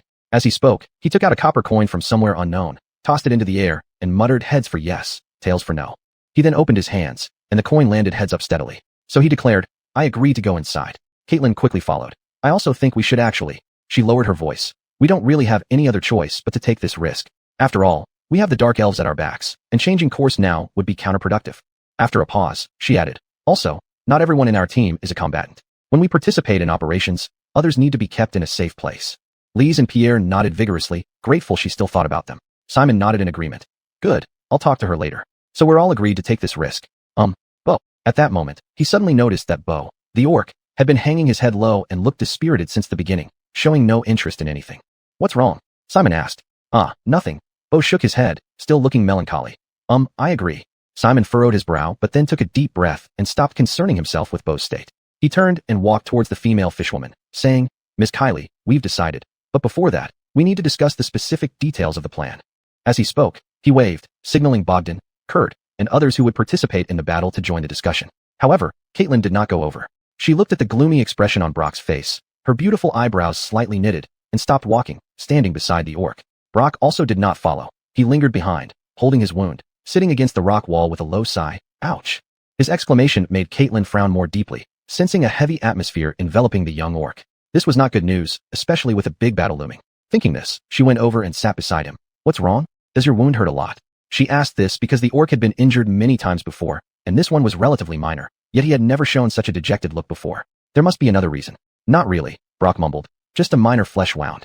Caitlin persisted. Then why aren't you going over? They're discussing the upcoming battle plans, and you should listen too. Brock lifted his head, glaring at her. Mind your own business. He showed his teeth as he spoke, revealing thick fangs, as if ready to strike at a moment's notice. Caitlin frowned slightly, meeting his gaze without fear, and continued. Simon has been watching you, noticing something was off, so he asked me to check on you. Brock immediately reined in his fierce expression, appearing somewhat cowed. Caitlin felt relieved and pressed on. So, what are you thinking about? You can tell me. If you don't want to tell Simon, I can keep it a secret for you. Her voice softened, and Brock mumbled, finally lowering his head. Am I actually useless? Caitlin was taken aback, but reassured him. Why would you think that? Our team needs your strength, Brock. You are important. She spoke with conviction, but Brock simply shook his head. I have failed ever since I was born. I have never succeeded in doing anything. As he spoke, his emotions gradually welled up, and he couldn't help but pour out all his past in one go. My real name is Bo Bings Dun, from an orc tribe in the northern lands, the Ice Shield clan. Have you heard of it? Our shamans can cast spells to encase our bravest warriors in shields of ice. This not only protects them from enemies, but also allows them to brave the cold, even breaking through ice on lakes to catch fish. Caitlin gave an awkward smile. Sorry, I've mostly stayed around Deepwater City, so I know little about things in the north. She hurriedly changed the subject, asking, what happened then? Your tribe. We broke into a war with the dwarves there. Bo continued. Our tribe had lived on that land for 4 generations, building our homes and growing our clan. But the dwarves claimed it was their land and wanted to drive us out. Caitlin sighed softly, not particularly surprised. Such conflicts were all too common in this world. Orcs are considered adults at 12 and typically start having children at 14 or 15, rarely living beyond 60 years. Despite looking tall and imposing now, Bo might actually be the youngest among them by age. So, 4 generations for the orcs probably amounted to just 50 to 60 years. Though this seemed long, it was merely a brief period for dwarves, who could live for 300 to 400 years. To the orcs, their ancestors arrived at an unclaimed land, establishing a foothold, constructing shelters, hunting, and farming. Through several generations' efforts, they turned the land into cultivated fields, orchards, fish ponds, and various structures, creating an environment suitable for humanoid life. But to the dwarves, it was just a temporary oversight leading to the neglect of a piece of land that always belonged to them. By the time they remembered this forgotten plot, a horde of savage orcs had already settled there, claiming it as their own. How could they tolerate this? War between the two sides was inevitable. Caitlin had heard countless similar stories, even in Deepwater City. The conflict between long-lived races and short-lived ones has always been an unsolvable dilemma. We refused to back down, but we lost the war. The reason I didn't die on the battlefield was that I cowardly fled at the last moment. Bo continued, lowering his head, becoming more agitated as he spoke, his voice trembling.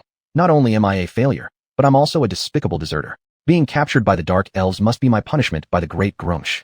Grumsh, the powerful deity, the chief god of orcs. Just as Erek created the dwarves in his image, Grumsh fashioned the orcs after himself, making them eternal foes of the elves. Caitlin gently comforted him. You're not. Bo, failure is a part of everyone's destiny. That's what life is. At least, you now have a new beginning. You successfully escaped from the Dark Elves' prison, didn't you? Bo shook his head, still appearing dejected. Even escaping from that prison was led by Simon. My abilities are far from enough. Just now, I even had my weapon taken away by a few fishmen. Chapter 36 Encouragement and Planning. Will was dejected, showing signs of self-abandonment. Then he took a deep breath and glanced sideways, noticing that Basil seemed to have already negotiated the plan with those elderly fishwomen and was walking back. She stood up and continued. I don't think so at all, Will. Those who win all the way are nothing special. It's those who can face defeat, stand up again and again who are true warriors. She watched Basil slowly walking over from afar. Thinking about her own background and Basil's lineage, her heart couldn't help but throb violently. Actually, isn't it the same for Basil and me? My father failed, my mother is suffering, and I bear great humiliation. Yet, I did not choose to end my life. Mr. Basil is also like this. His surname is even greater. She paused, her eyes somewhat hesitant, as she suddenly realized she didn't understand much about Basil's past. But at this moment, to persuade this orc, she had to persist in weaving lies. Yet his family has now declined to the point where no one knows them anymore. Wouldn't he feel ashamed? Of course, he would. But instead of being discouraged or considering himself a coward, he has always lived firmly. Hanson's eyes were dazed, while Innie's heart pounded wildly. She took a deep breath and stepped towards Basil, leaving this orc with her final words. Cheer up, Will. As the last member of your Ice Shield clan, you naturally shoulder the mission of continuing and revitalizing it. She could no longer endure the shame of fabricating such lies, quickly walking towards Basil. Behind her, Will remained huddled on the ground, his expression still silent, unsure how much effect Innie's words had truly had. Ahead, Basil walked over and shouted to everyone, let's go. The fish people have prepared lodging and dinner for us. We will rest tonight, and then I will explain the plan. Tomorrow is when we take action. He spoke, feeling he had conveyed the message, preparing to leave. At this moment, Innie walked beside him, quietly squeezing his palm. Basil looked slightly puzzled. What's wrong? Innie glanced back, nodding towards Will's direction, but found that Basil still wore a puzzled expression, not comprehending her intention. She sighed, lowering her voice. Will is a bit disheartened. He now sees himself as good for nothing and lacks the courage to continue fighting. Basil's eyes widened. Did he suddenly get smart and actually recognize his essence? Innie immediately held her forehead. How can you think like that? Basil shrugged, also lowering his voice, but it's the truth. Apart from bullying the weak, what else can this guy do? Before he could rely on his savagery and size to fight, but now, without even the will to fight, isn't he just a pure waste? He was merciless in his words. Originally, he had little liking for this orc who bullied the weak and feared the strong. He only kept him because of his large size and some usefulness. Now, if this guy lost confidence and courage, becoming a whining coward, he would be utterly useless and unworthy of staying in the group. Feeling this way, Basil sighed inwardly. Hearing this, Innie couldn't help but hold her head and sigh. We still need his strength, can't you? Oh, anything I say, he won't listen. He only fears you, so he only listens to you, believes in your words. Can't you say something nice to encourage him? We've decided to take risks tomorrow. If he stays depressed, what will happen in tomorrow's battle? Basil shrugged. I don't know how to do this. You want me to comfort him? All right. I'll remember, find an opportunity to praise him, okay? Seeing Innie pouting, her beautiful little face full of dissatisfaction, Basil instantly softened and glanced at the distant orc, sighing. Sigh, how should I start praising him? Forget it later. Wait, suddenly, inspiration struck, a confident smile crept onto his lips. He resumed walking, approached, patted Will on the shoulder, and smiled. Will, you're in luck. I just told that female fish person to pick a good axe for you as a weapon. On the ground, the orc suddenly lifted his head, startled. What? Yeah, Basil nodded. Along the way, haven't you been saying that elf weapons don't suit you? They're too light, unable to unleash your strength. I also feel the same way. It seems like you've never really shown your true might. So when I was chatting with them, I mentioned that we need to get our strongest warrior the best axe possible. She agreed, and I think by tonight, you'll have your new weapon. He chuckled, and on the ground, the orc suddenly grinned too. Great. Hee. Basil nodded, patted him on the shoulder again, and urged. Come on, let's follow the fish people. She promised us food. We'll likely get a good meal tonight. Will got up from the ground, dusted off his rear, and walked forward with his head held high. Basil lagged behind, waiting until they were far enough apart before Innie quietly approached, her eyes twinkling with admiration. Basil asked her in a low voice, how did I do just now? Innie discreetly gave him a thumbs up. Perfect. Much better than I expected. Truly impressive. Basil chuckled smugly, waved a hand modestly, and said, It's nothing. Tricking an orc is child's play for me. While talking, he didn't slow his pace, and soon everyone proceeded together, following the fishwoman to the prepared campsite. On the way, Basil recounted the detailed plan to Innie and Will once more. What he described as a detailed plan was actually quite rough. The followers of the Father of Depths would slaughter sacrifices on the altar, using their blood to offer a sacrifice to the Father of Depths. They were going to disguise themselves as defenseless sacrifices and strike on the altar. As long as they could destroy the altar and capture Sterling's daughter, the mission would be considered successful. After explaining this briefly, Basil casually mentioned to the female fish person that they needed a huge axe. She naturally didn't refuse, promising to deliver it early the next morning. Then, they arrived at their destination, the campsite prepared by the fish people. What was called a campsite was essentially just an open space where simple wooden houses made of zek would have been erected, along with some small wooden beds. Though the environment was primitive, it was much better than sleeping out in the wild. Especially after Sterling sent over some live fish through his subordinates, everyone was incredibly excited. During these days on the road, though they sometimes gathered mushrooms for a change of taste, they hadn't eaten meat in a long time. Now seeing the fresh fish just caught from the dark lake, everyone was naturally overwhelmed with excitement. Dayton and Will went around to chop down more zek wood and start a fire, while Seamus and Isabel took the dark elf's short swords to kill the fish, gut them, remove the scales, and finally grill them over the fire. Though there were no seasonings available, the flavor of the fish itself was already very delicious. Especially these large, fatty fish had thick layers of flesh that, when grilled, sizzled with hot oil. The rich aroma spread around, making everyone salivate uncontrollably. After Isabel announced the fish were done, each person grabbed one and began to devour it ravenously. When Basil's teeth tore into the white, fatty fish meat, the mouth-watering smell filled his mouth.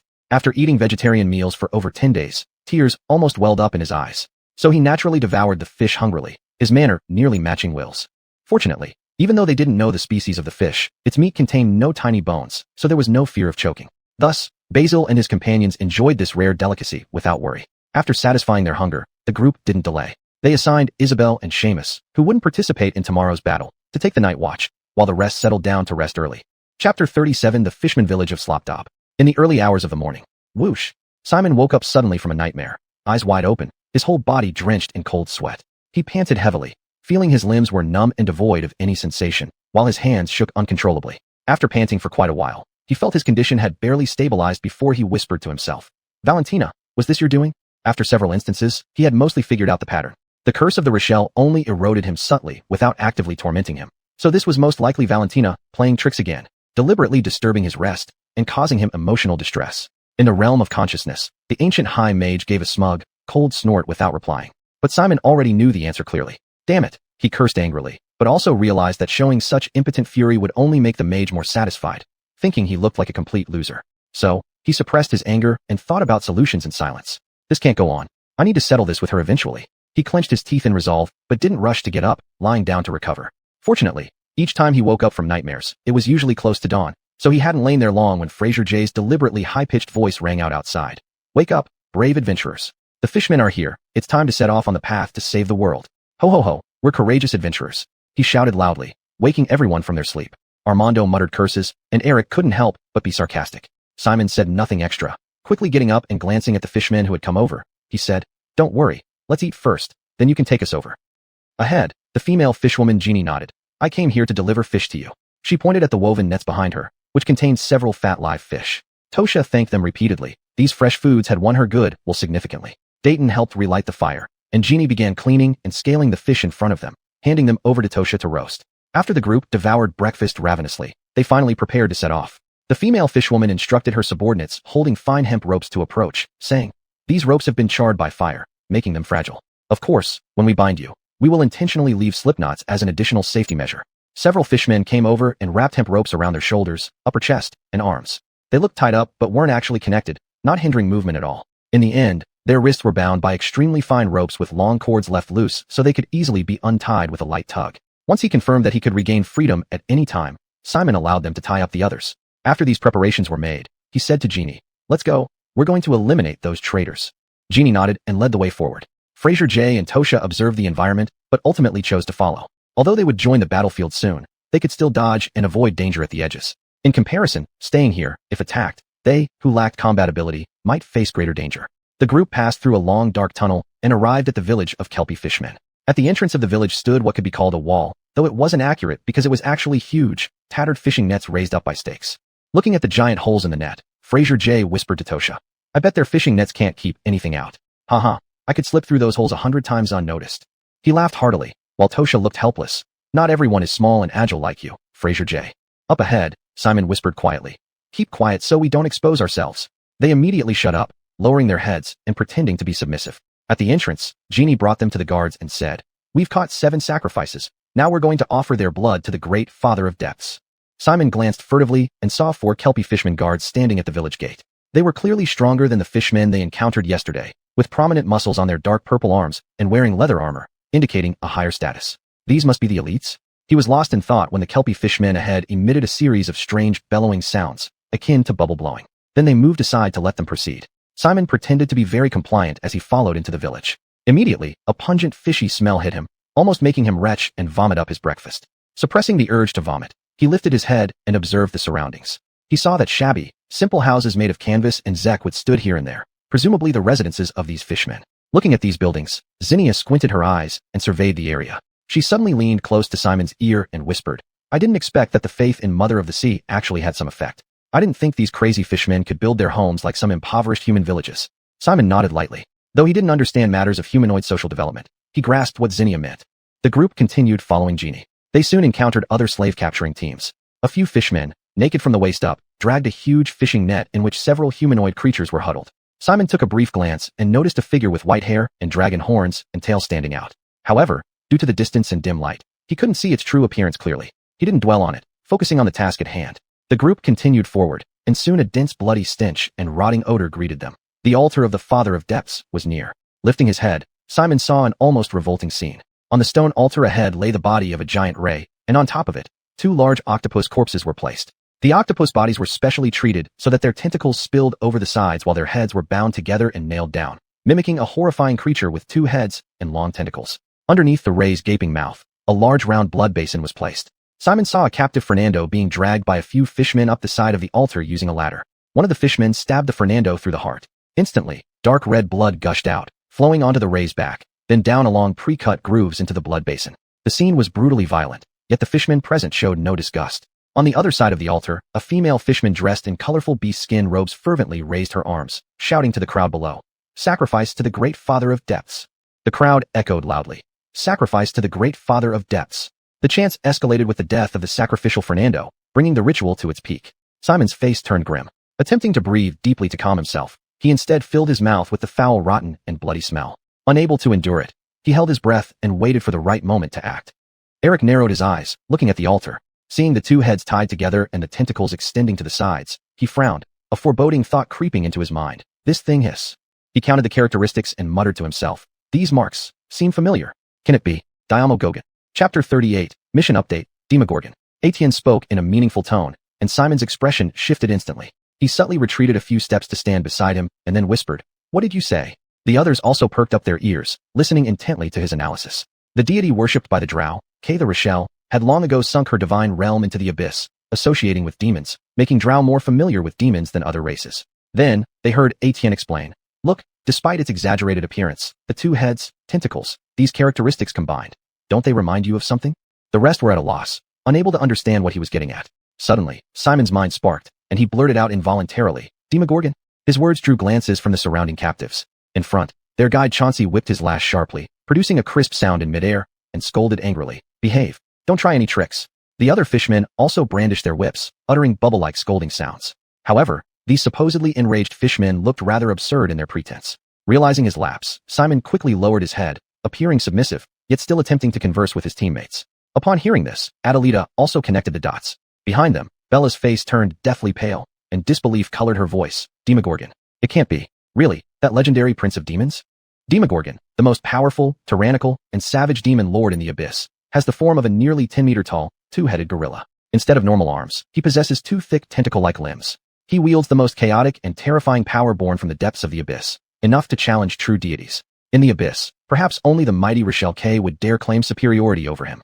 This creature's most distinctive feature is his dual heads, and his other characteristic trait is his tentacle-like arms. If a place suddenly experiences widespread madness with people growing a second head as a mutation, it's almost certain this chaos stems from Demogorgon's influence.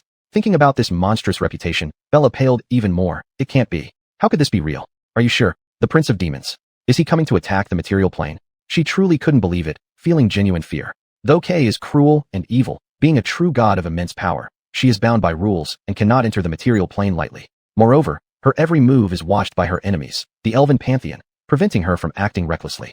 However, demon lords are different. They are not gods and have no divine duties, thus fewer constraints bind them. Representing the chaotic will of the abyss, their actions are as unpredictable and unsupervised as those of mad children. One day they might be peacefully in their lairs, but the next day, they could start weaving sinister plots to wreak havoc in the material plane. Their unpredictable and uncontrollable behavior makes them far more frightening than many greater evil deities. If Etienne's speculation is correct, then this altar before them is the strongest proof of Demogorgon's attempt to enter the material plane for slaughter and destruction. Seeing Bella's pale face, Simon shook his head slightly and said softly, "We don't know. Let's hope it's just our mistaken judgment, or perhaps the demonic corruption here isn't as severe." Saying this, he laughed bitterly, knowing it was wishful thinking.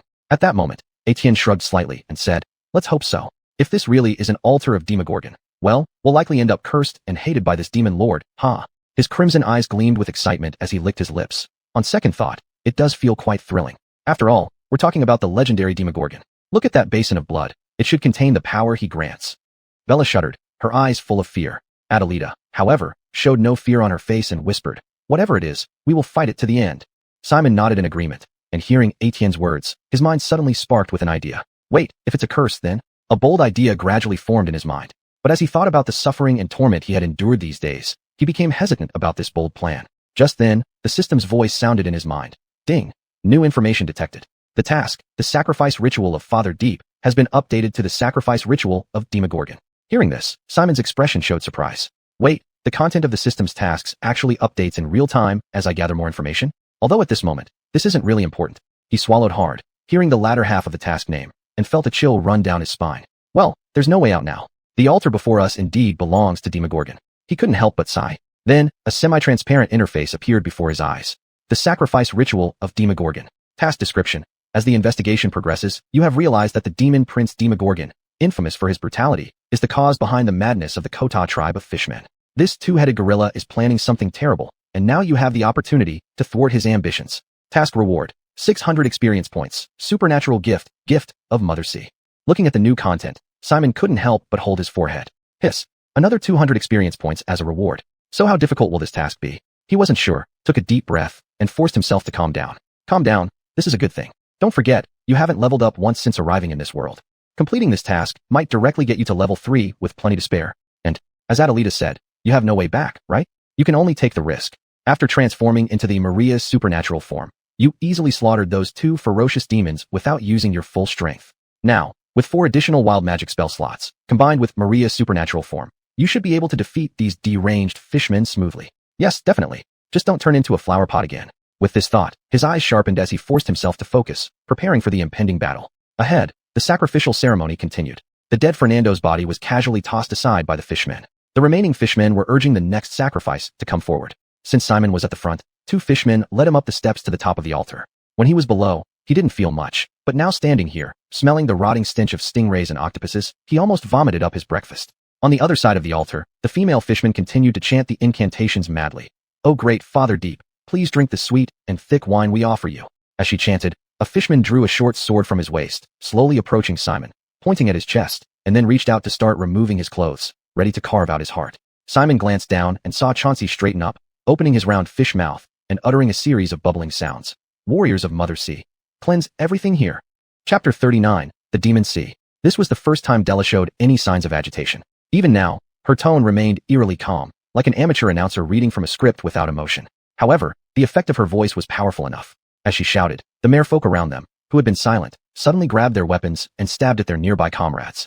This rebellion had been long in the making, while the followers of Father Deep were still completely unaware. Many merfolk, caught off guard, were severely wounded or even killed by their own colleagues on the spot. Kill. From behind, beneath the altar, Simon's comrades also broke free from their restraints, grabbing their weapons and attacking the nearest merfolk. In an instant, the situation seemed to be looking up.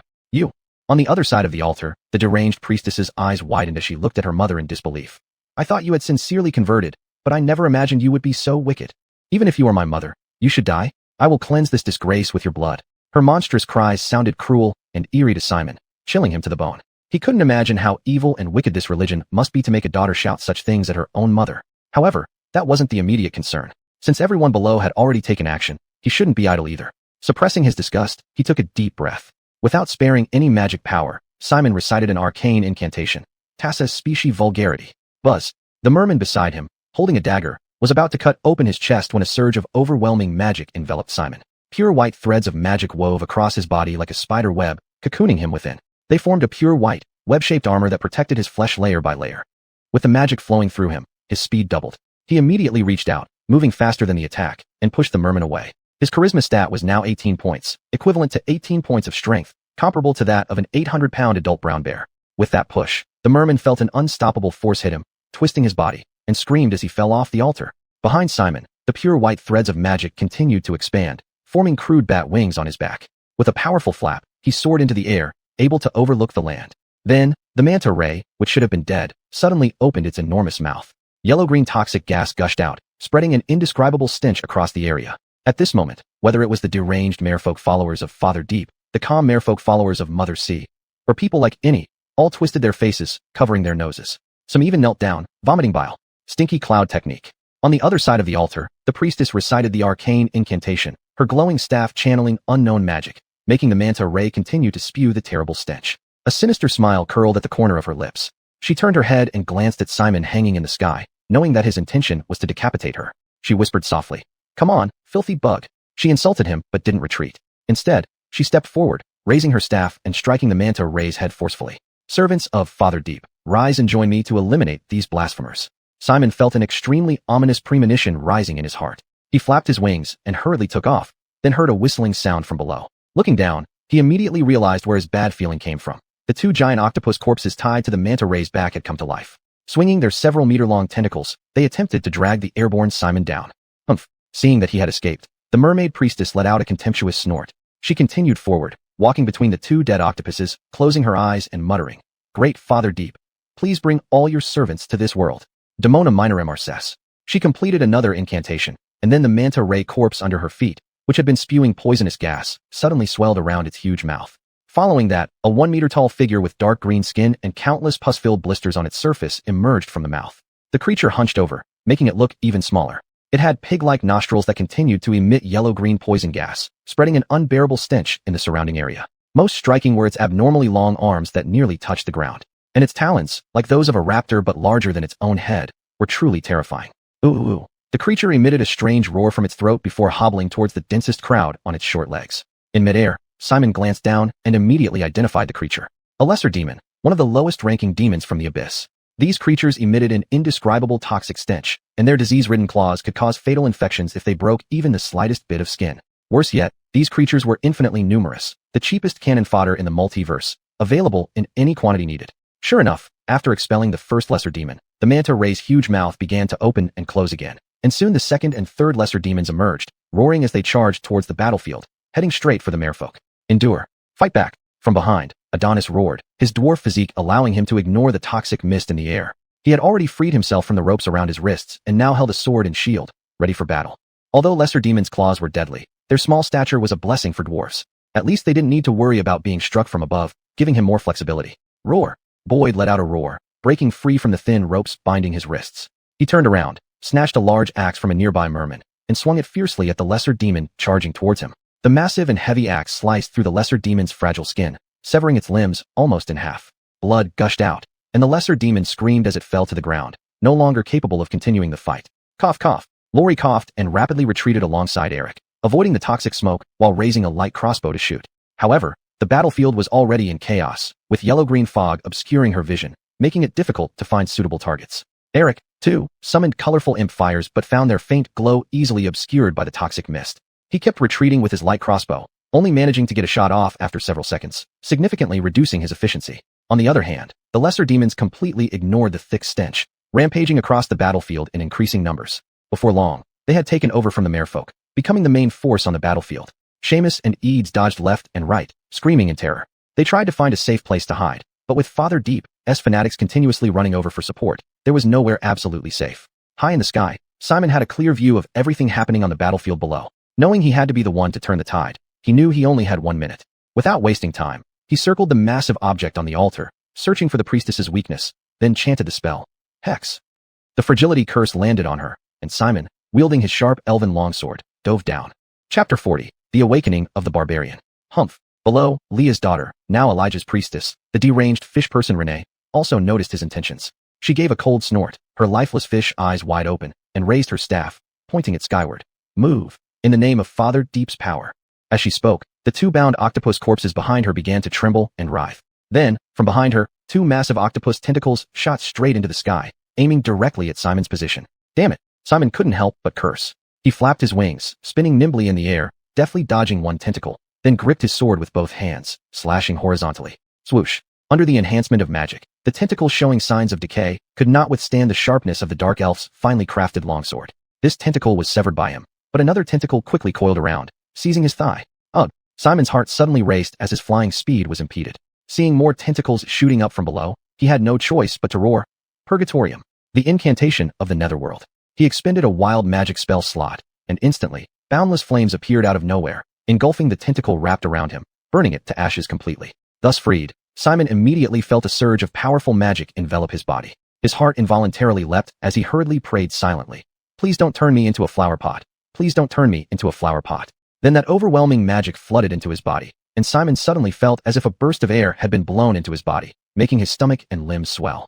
Then his whole body grew, and within just a few seconds, he had transformed into a small giant nearly 5 meters tall. Even the dark elf's fine longsword, originally only about a meter long, had become a monstrous 2-meter-long weapon. I've grown bigger. Looking down at the giant octopus monster that now seemed smaller in comparison, and at his own inflated body, Simon thought this, then heaved a sigh of relief. Fortunately, the effect of wild magic isn't always negative. At least the power of his blade has increased even more. However, what happened next on the ground made his scalp tingle. The remaining tentacles of the giant octopus lifted into the air, over 10 of them densely packed, dancing like devils awaiting his arrival. Seeing this, Simon's expression turned extremely grim. He only had 1 minute, yet cutting off so many tentacles would take who knows how long. And if he couldn't resolve the battle within 1 minute, time ticked by second by second. Knowing he couldn't afford to waste any time, Simon did not hesitate and roared. Kia, Bo, support me. Cut off those tentacles. On the battlefield, Kia and Bo both heard his voice. The former nodded and immediately shouted back, I'm coming right away. With that, she raised her light crossbow, aimed at the fish person priestess, and pulled the trigger. A sharp arrow shot out, but over there, the priestess merely let a few tentacles block in front of her, perfectly defusing the attack. Realizing her single-handed support wasn't effective, Kia anxiously called out, Bo, come on. Ahead, the orc stopped swinging his great axe, looking up at the huge creature on the altar, a flash of fear passing through his eyes. Indeed, he was somewhat scared. The resurrected octopus corpse, being an undead entity with its grotesque appearance, was already terrifying. Moreover, the insane fish person priestess used such bizarre magic, which made his heart shudder uncontrollably. He couldn't help but recall many legends from his homeland about demons, undead, and devils, hesitating slightly in his steps. Behind him, Kia's sharp eyes caught the change in Uriel's expression, her heart sinking. This orc really seems to have lost his courage. Has he lost his bravery? No, this can't happen, or else this guy will truly be useless. Thinking this, she steeled herself against her nausea and shouted loudly, Uriel, what are you still hesitating about? Simon is battling that huge beast, fighting fiercely. All you need to do is rush forward with one blow of your axe, and it will be eliminated. Hunting such a massive demon, a beast of this size, is precisely the symbol of glory for an orc. Come on, kill it. Would you rather choose to flee again this time? Don't bring shame to your surname, warrior of the Ice Shield clan. Her loud calls, informed by an understanding of his past, felt like steel needles stabbing into his heart one by one. Uriel's body was trembling. He felt a burning sensation within him, as if a raging fire was consuming his heart. He watched Simon dive from the sky, nimbly dodging several tentacles and slashing one of them off with a single sword stroke. Though Simon's movements were desperate, to Uriel, it seemed as though Simon was taunting the beast endlessly. Pick up your great axe and charge. From afar, Brenton noticed Bo's current state. The bard joined in with Kia's urging, loudly cheering. I bet you're invincible with that great axe. One chop can split 3 heads wide open. Go on, let the demon's blood soak your flesh, awakening the wild strength in your blood. As he spoke, he suddenly raised his hand and tossed a gold coin into the air. Though they were underground where sunlight didn't reach, the spinning coin reflected a dazzling ray of light, like a miniature sun shining right into Bo's eyes. And it kindled the fire within him. The orc gripped his great axe tightly, his eyes blazing with fiery determination. I now have a powerful weapon in my hands. If he can do it, so can I. I am the last warrior of the Ice Shield clan. I cannot bring shame to my ancestors. Ea! Uriel opened his massive mouth and emitted a long war cry that drowned out all other noises on the battlefield. Nearby fish people even felt their ears ringing from the intensity. A whirlwind centered around Uriel swept up, dispersing the surrounding poisonous stench. Behind him, Kia, who had reloaded her light crossbow, was momentarily stunned, feeling a mix of shock and uncertainty. Wait, what's happening? What's going on with him? She didn't know. But behind her, Kurt, who had been using darkness to obscure the vision of the enemy fish people, suddenly exclaimed, Well, didn't expect another barbarian to awaken here today. Barbarian? Kia was taken aback, then saw Uriel stride forward with muscular legs, charging ahead boldly. His muscles bulged, making him appear almost larger than life. A few cowardly fish people screeched, clawing at this orc's thighs with their hawk-like talons, leaving only shallow white marks, unable to inflict any real damage. Uriel roared wildly, oblivious to attacks from everyone around him. His simple mind could no longer process anything. His eyes were fixed on the Father Deep, altar, and the monstrous creature crouching atop it. He had to hunt it down and make this terrifying beast his trophy. To death! He roared furiously, leaping into the air when he reached the front. Standing just over 2 meters tall, he soared higher than the best high jumpers in the world, reaching over 5 meters high. He descended like a thunderbolt, the great axe cutting a huge arc through the air, swinging towards the priestess. Scram! The priestess snarled, sending 3 tentacles toward Uriel. Coincidentally, the great axe struck, and under the tremendous force exerted by Uriel, the axe blade cut through all 3 tentacles despite its blunt edge. In the rear, observing the orc's heroic form, Brenton nodded approvingly. Yes, very good. Looks like I won my bet. Beside him, Ides, also not involved in the battle, glanced over at him with a slight frown and grumbled Bumanda Gungao. Brenton smiled silently and quietly kept the gold coin in his palm.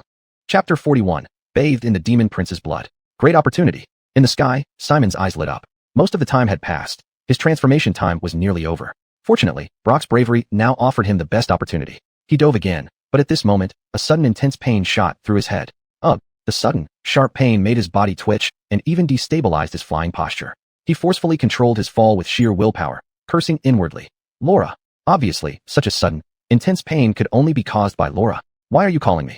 Laura's disdainful voice echoed in his mind. The onset of the Rochelle's curse has nothing to do with me. F***ck. Simon cursed furiously. Her words couldn't deceive him.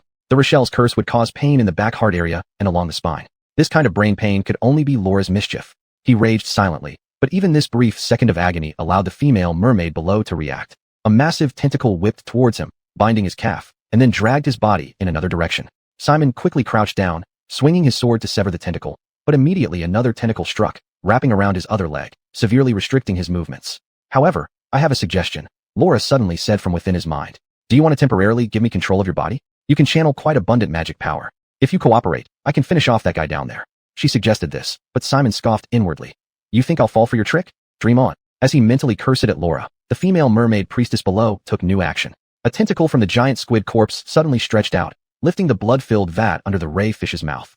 Simon's pupils contracted slightly. He clearly saw that despite no heating facilities, bubbles were rising from the vat as if it were boiling. Just by looking at the vat, he felt a sudden unease. He immediately understood that it wasn't high temperature causing the boiling, but rather the intense magical energy within the blood. Most likely, it came from Demogogon's magic. "O great father of depths!" On the ray fish's back, the mad mermaid lifted her head high, her fish lips moving, bubbling as she chanted, "I did not wish to start now, but a formidable enemy is near. Grant me your divine power. Let me assume a form closer to yours to slay these wicked heretics." As she recited this profane prayer, the tentacle holding the blood vat tilted backward, allowing the boiling blood to pour over her head. Alarm sounded in Simon's mind. Cursing silently, he dared not delay further. Twisting his body in midair, he severed the tentacle binding his leg with one stroke of his sword. With a flap of his wings, he dove downwards once more. 3 tentacles attacked simultaneously, but he dared not waste any more time. He recited the incantation of Infernal Shout again. He had already guessed that the random effects of wild magic were far more extensive than he imagined.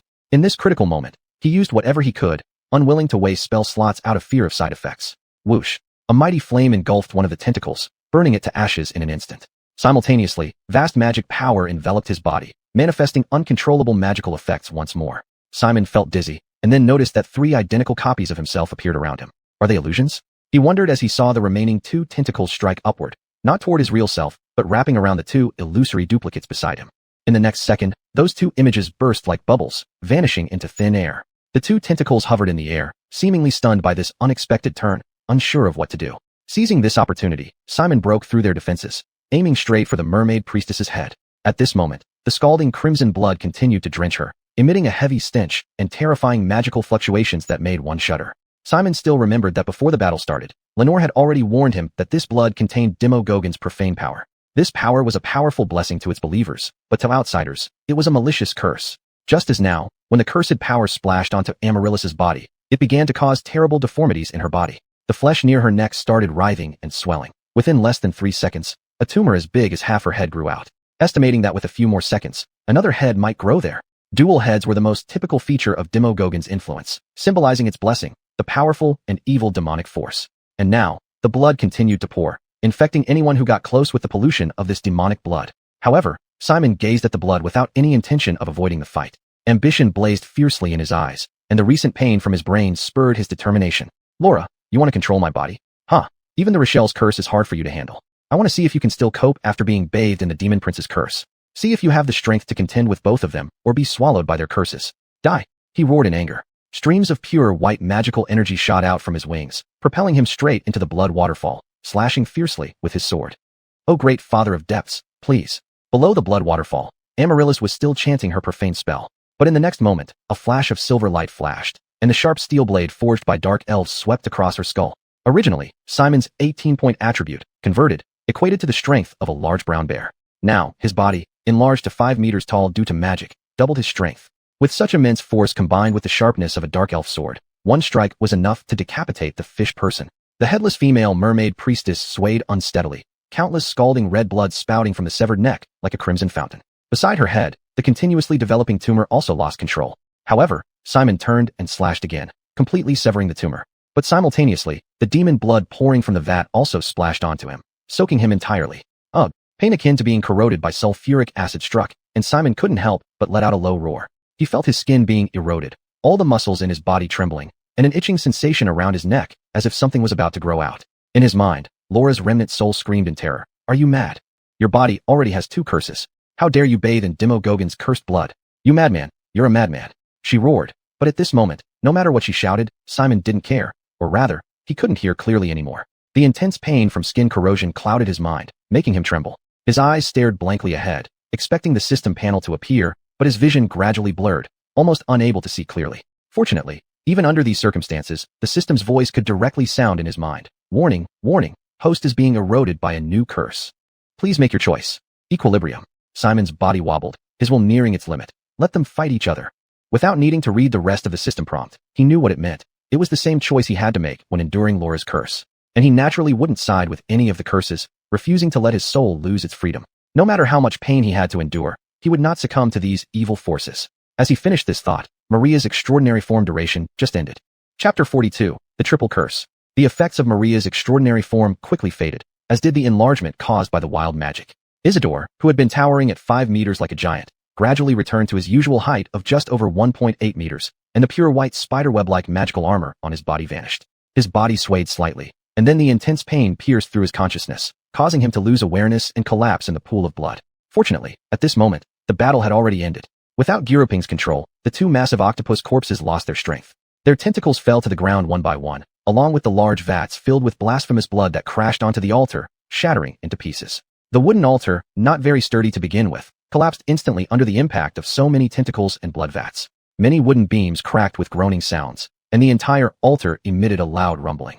The raised corpse also closed its mouth, no longer spewing the foul mist or producing new queemeats. Clouds of dust spread from the altar, signaling that the faith of Father Deep had been thoroughly eradicated here. Isidore. In the rear, Geraldine saw him sink into the pool of blood, noticing his sudden shrinkage followed by his fall. She thought the foul blood had neutralized the magic effects on him. With a cry of alarm, she wanted to go and support him, but the remaining queemeats on the battlefield were still rampant. Despite her concern for his condition, she could only continue loading and shooting arrows with her crossbow, unable to go to his aid. She watched the direction of the altar anxiously, but then she saw a tall figure emerging from the chaotic ruins, shouting loudly, "We're fine." It was Johnny's voice. This orc was covered in blood but appeared to be in much better shape, his voice sounding strong and unwounded. He carried someone on his back, none other than the unconscious Isidore. Striding towards them, he panted heavily as he ran. "We succeeded." Geraldine finally breathed a sigh of relief. Turning her head, she glanced around and noticed that the frenzied fishmen now looked dazed and expressionless, making bubbling sounds as if they had truly become dead fish, posing no further threat. Even the newly arrived fishmen reinforcements acted similarly, unconsciously dropping their weapons as if their souls had been taken away. "Bind them up. Kinzi gi dong da shou, siatic han dao. Yijiu zhong yatada koteng, rimen fang chi la, ji shir shadi, shir chu sung so, kai shir kunbang, zhixie, sun qing, dai zhu de tonglei. Ho zhirith su ol miyo fan kong, zhishir muranda run yo, tamen shi wei. Jing Jing Dong Dijik Zuji Zui Zhong de Minion. Johnny handed Isidore over to Cliff and Miranda's for care, then swung his massive axe once more, joining Bogdan in slaying the remaining queemeats. Inky green, foul-smelling blood splattered across the land, leaving chaos in its wake, but thus concluded this battle. Isidore was trapped in a long and terrifying nightmare. In it, he was alternately a captive ensnared in a vast spider web, about to be devoured by giant spiders, a prisoner kneeling on an airborne city, ready to lick the toes of the Lady Mayor, and a two-headed monster wandering the streets, indiscriminately biting off necks regardless of age or gender. But ultimately, he held firm to his will and did not succumb to any of these nightmares. Slowly regaining consciousness, he felt an excruciating headache as if the nightmares were still tormenting him, offering no peace. "You're awake." A slightly surprised female voice came from beside him, followed by a pair of soft, warm hands grasping his. Isidore forced his eyes open and turned his head to see Geraldine sitting next to him, looking somewhat haggard, but her stunning blue eyes brimming with surprise. Touched, he instinctively gripped her small hand. "How long have I been unconscious?" he asked hoarsely. He couldn't help but worry. After all, the Dark Elves were likely still pursuing them. If his unconsciousness delayed their escape, who knew what dangers lay ahead? "It's been a day and a night," Geraldine replied. "Since yesterday morning when the battle ended, you've been in a deep coma. Kurt said you were bathed in Daimo Gogen's cursed blood, so you are now under his curse, and there is a possibility that..." Her lips moved, and fear was clearly visible on her face. After a short while, she took a deep breath and forced a smile on her pale face, saying, "Fortunately, you're safe and haven't undergone those changes he talked about." Isidore chuckled softly, knowing that Kurt's character would likely have described effects like growing another head, arms turning into tentacles, to Geraldine. He gently comforted her. "Of course not. I'm not as fragile as he said." After a pause, he asked, "Did everything go smoothly? Was Daimo Gogen's faith uprooted? Is Kinzi's position secure now? She won't renege on the ship she promised us, will she?" Geraldine replied, "The evil faith has been completely dispersed, and everything went smoothly. That fish person has reclaimed her authority.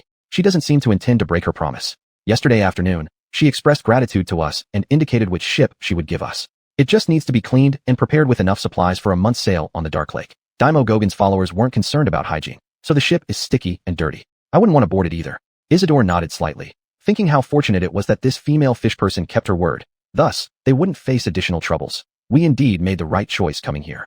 Geraldine smiled and nodded. "It's a good thing you decided to continue forward at the time, or I wouldn't know what might have happened next." Pausing for a moment, she suddenly noticed that her hand was still held by him. Her face turned slightly red, and then she hurriedly stood up, pulling her hand away, continuing, "Are you hungry? I'll get you something to eat. Aunt Miranda's made some fish soup and saved some for you, so you can drink it when you wake up." Feeling somewhat regretful that she pulled her hand away, Isidore wasn't worried, and he nodded lightly.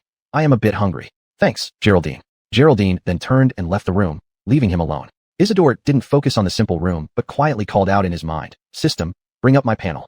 Finally, after the fierce battle ended, he needed to check his gains. A light blue system screen appeared before him, showing his current status. The mission to eliminate Daimo Gogen was completed, although with many twists and turns, the rewards were all in hand. Thus, he now had 850 experience points and a new ability. Gift of the Sea Mother. You gain swimming speed equal to your walking speed and can freely breathe underwater. Seeing this ability, Isidore's eyes lit up. What a great gift. Though he had chosen swimming in college PE classes, he only mastered the breaststroke. He He could manage basic activities in water, but using it for underwater combat would be too demanding. With the upcoming voyage on the Dark Lake full of unknown challenges, receiving such a blessing would significantly enhance his combat ability. His joy washed away the bad mood from nightmares and intense pain. Opening his mission interface, he found that the original mission had disappeared, replaced by a new one called Triple Curse. Triple Curse.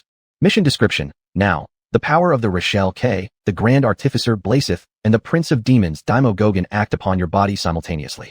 These three forces vie for control over your body, competing, tearing, and fighting each other, forming an odd and delicate balance where none can overcome you for the moment.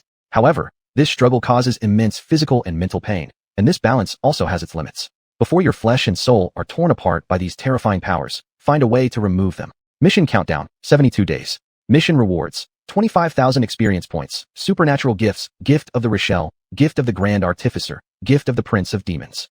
Chapter 43 Level Up. Seeing the countdown, Simon couldn't help but hold his head. 72 days. He rushed into the blood waterfall with an additional plan in mind. If another curse was added to him, causing a three-way conflict, could it delay the activation of the curses and buy him more time? After all, as is well known, a triangle is the most stable shape. That's what he thought, but for him, this outcome was both a success and not quite ideal. 72 days was still an extremely tight schedule. Forget it, at least it worked, proving that this path was feasible. As for the pain brought by the curses, whatever, more lies don't make you itch more, and more debts don't make you worry more. He tried to think positively amidst his suffering, and then turned away from this absurdly difficult task that might be impossible to complete, switching back to his main attribute panel. After all this turmoil, he finally accumulated enough experience to level up. In classic D&D games, a second-level warlock gains an additional spell slot for packs and two unique magical abilities called Invoke Power, allowing them to cast some spells without conditions or trigger extra effects when casting spells. I wonder if my system will let me choose the Invoke Powers freely or just give me a few strong ones. Anyway, level up now. He extended his hand and lightly tapped on the panel. Intangible magic surged into his body, and Simon could feel his perception and control over magical power steadily increasing. He couldn't help but squint his eyes, savoring the wonderful experience of enhanced power. At the same time, Eliza's terrified voice echoed in his mind. What is this? What are you doing? Oh, almost forgot about this great artificer. Simon opened his eyes again and sneered inwardly. So, Eliza, how does it feel to be caught between the curses of two demons? Hearing his mockery, Eliza gritted her teeth in anger within the sea of consciousness. Madman. Despite knowing that he would inevitably be tormented by these curses, Simon couldn't help but laugh heartily at her rage. Since we're enemies, if I suffer, you won't get off easy either. At this moment, system prompts resounded in his mind one after another. Casting ability upgrading. Number of packed spell slots increased to 2. Acquiring Invoke Powers. Host acquires Invoke Power Eye of the Runeguard. Due to the influence of the Rochelle's power, host acquires an additional Invoke Power Arcane Will. Due to Eliza's influence, host acquires an additional Invoke Power Shadow Armor. Due to Lawrence's power, host acquires an additional Invoke Power Demon Vitality. Hearing this, Simon raised an eyebrow. For Invoke Powers? Oh my god. He never imagined that these curses on him would grant such power, instantly giving him combat strength far surpassing that of his peers. Good, good, good. The hardships of these days have not been in vain, and the suffering has not been wasted. Although there is still much bitterness ahead, sweet harvests are already within reach. He couldn't resist laughing out loud, dispelling all gloom in his heart, filled only with anticipation for the future. Fish soup's ready. At that moment, outside, a cheerful voice rang out. Simon turned his head and saw Lori entering the small wooden cabin with a steaming bowl of fish soup, a wooden spoon with a broken handle resting inside. She walked to Simon's side and sat down. Lowering his gaze, he saw that the bowl contained not only white, fresh fish meat, but also many unknown Dark Realm fungi, and some vegetables he couldn't recognize as seasoning. Lori picked up the spoon and gently stirred the fish soup, then glanced up at Simon. Can you move on your own? Or should I feed you? Simon sat up, indicating he was fine and could act independently. Pretty much. I'm better now, can eat on my own, and I have no problem continuing to run. Visibly disappointed, Lori kicked him lightly, then pouted and handed him the bowl. Then eat yourself. I won't disturb you anymore. Sure. Simon nodded, taking the bowl and spoon. Thank you, Lori. You go on. I'll find you after I finish eating. Lori looked at him, her eyes somewhat resentful. However, Simon's attention was entirely elsewhere. His eyes were fixed on the system screen only he could see, reviewing his new acquisitions and current attributes. Host, Simon. Gender, male. Race, human. Age, 23 years. Height, 1.84 meters. Weight, 71 kilograms. Class, Warlock 2nd level, Rochelle Patron. Strength, 12. Dexterity, 11. Constitution, 13. Intelligence, 16. Wisdom, 15. Zarama, 18. Spellcasting ability, Packed Magic. Packed spell slots. First level, 2 slots. Wild Magic Surge spell slots. First level, 4 slots. Known cantrips, Frostbite, Mage Hand. Known spells. First level, Bane, Hellish Rebuke. Special abilities, Spider Climb, Arcane Mystery. Maria's otherworldly form, limited to lower planes transformations. Invoke Powers. Eye of the Runeguard, Arcane Will, Shadow Armor, Demon Vitality. Supernatural Gifts, Gift of Mother Sea. Current experience points, 550. Experience points required for next level, 900. Experience points required for multiclassing, 600. Current quest, the Triple Curse. Basic attributes didn't change much. After these few months of exhausting travel, he had lost a pound or two.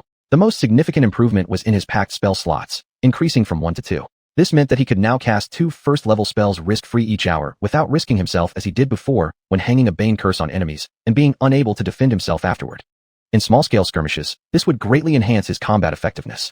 But most importantly, the 4 new invoke powers he acquired. Simon stirred the fish soup gently and examined each of them one by one. Eye of the Runeguard. You can read any written language. Arcane Will.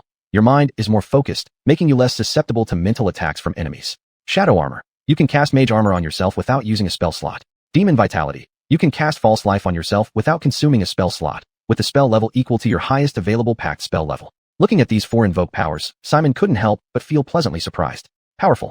Firstly, Eye of the Runeguard removed all barriers to communication with other races and ensured he wouldn't be baffled by maps or riddles anymore. Most importantly, since spell incantations were also text, he could instantly understand the effects of magical traps. Arcane Will made him more resistant to mind-affecting spells like Sleep, Charm Person, or Hypnotic Pattern, significantly reducing their impact and allowing him to fight more freely. Shadow Armor's Mage Armor provided an invisible, weightless, and spaceless magical field around him, comparable to chainmail, but not hindering his dexterity or daily activities. With an 8-hour duration that wouldn't require constant reapplication, extremely strong and convenient. False Life formed a magical energy within him that automatically took damage instead of his body, ensuring his safety during physical attacks, giving him immense peace of mind. With these enhancements, Simon felt a deep sense of security. He could confidently say he was now the toughest member of the team.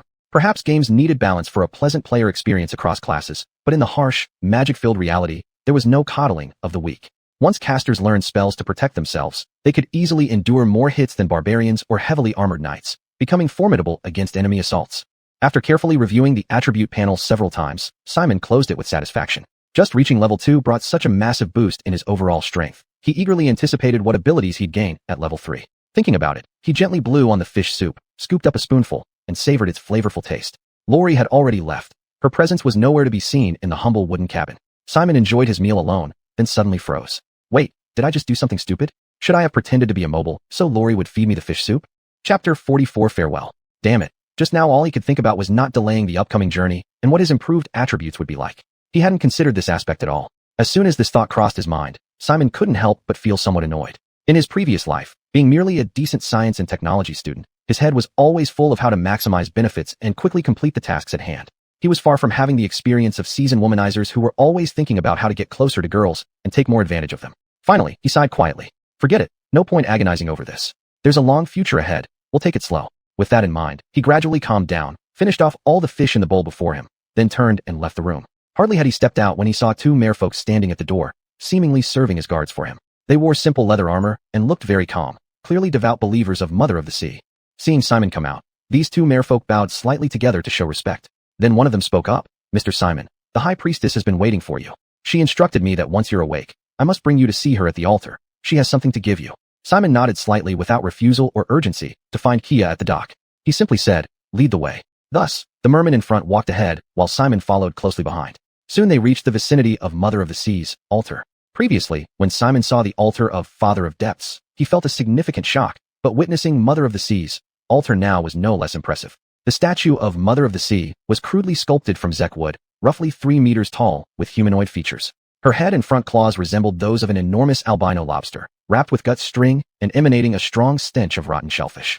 A wreath hung around the statue's neck, and below it were piles of shells, colorful stones, mushrooms, and rotting fish. In front of the statue, the female mermaid Chauncey knelt devoutly, praying to the haphazardly constructed idol with strange bubble-like prayers that were incomprehensible. At this moment, a system notification echoed in Simon's mind. Ding, mission triggered, the rotten faith of Mother of the Sea.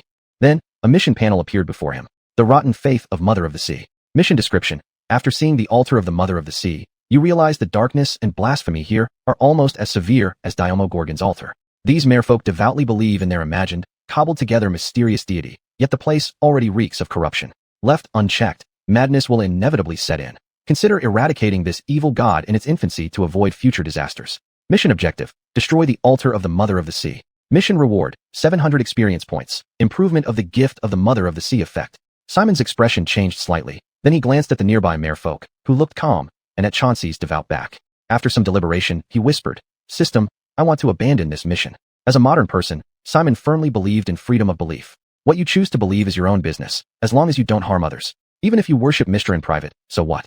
At least from what he observed, these merfolk who worshipped the Mother of the Sea lived peacefully, possessed abilities, could predict, communicate, and build their own homes. Moreover, they kept their promises, working hard to provide ships as they had agreed. Currently, they seemed harmless, and Simon couldn't find any reason to destroy them. Concerns about their possible future madness or extremism were speculative. He wouldn't destroy these non-enemy merfolk based on hypothetical scenarios. And betraying allies who were still helping him for personal gain was despicable. Simon couldn't do that.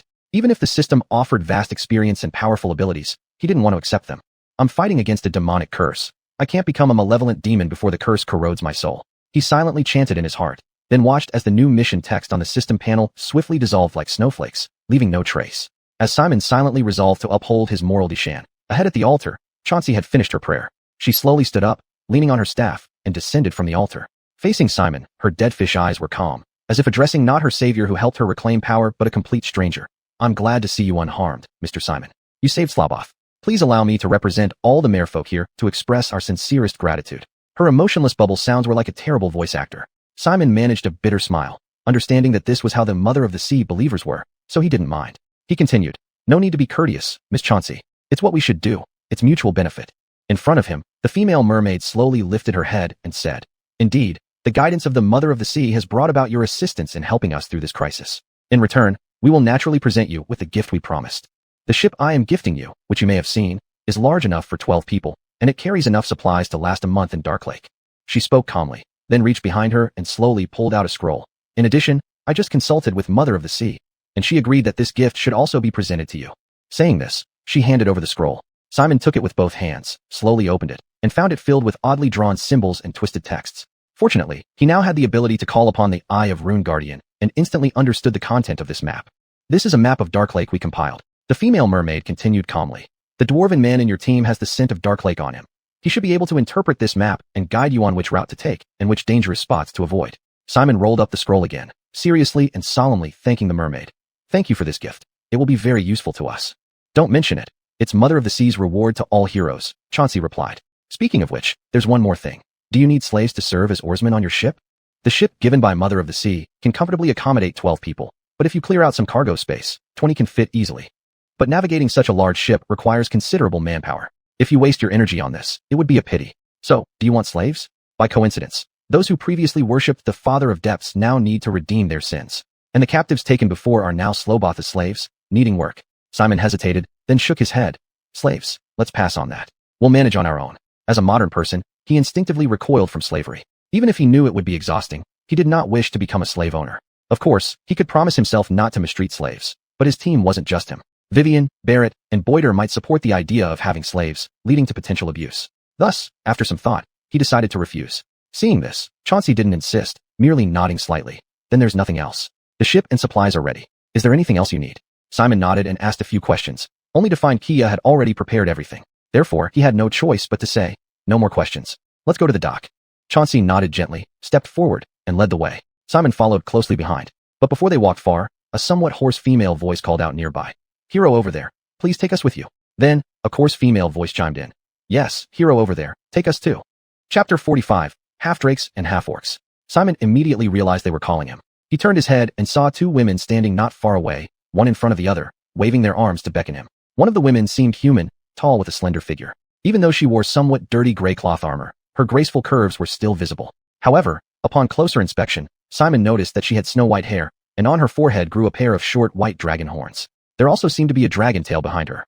Her skin was slightly pale, and her pupils were as yellow as sulfur, with a black slit running through the center, like a reptilian predator ready to launch a fatal attack at any moment. Simon squinted, taking a few more careful looks, and indeed found that where her temples should have grown hair, some pale scales actually covered the area. From this, he could confirm that this woman's race was definitely not human, but likely an awakened dragon-blooded mage, or possibly a member of the Drake race. He wasn't sure. In the world of Toril, mixed-race individuals were too common, and no one would be surprised by the odd shapes their offspring took. Especially if dragons were involved, it became even more complicated.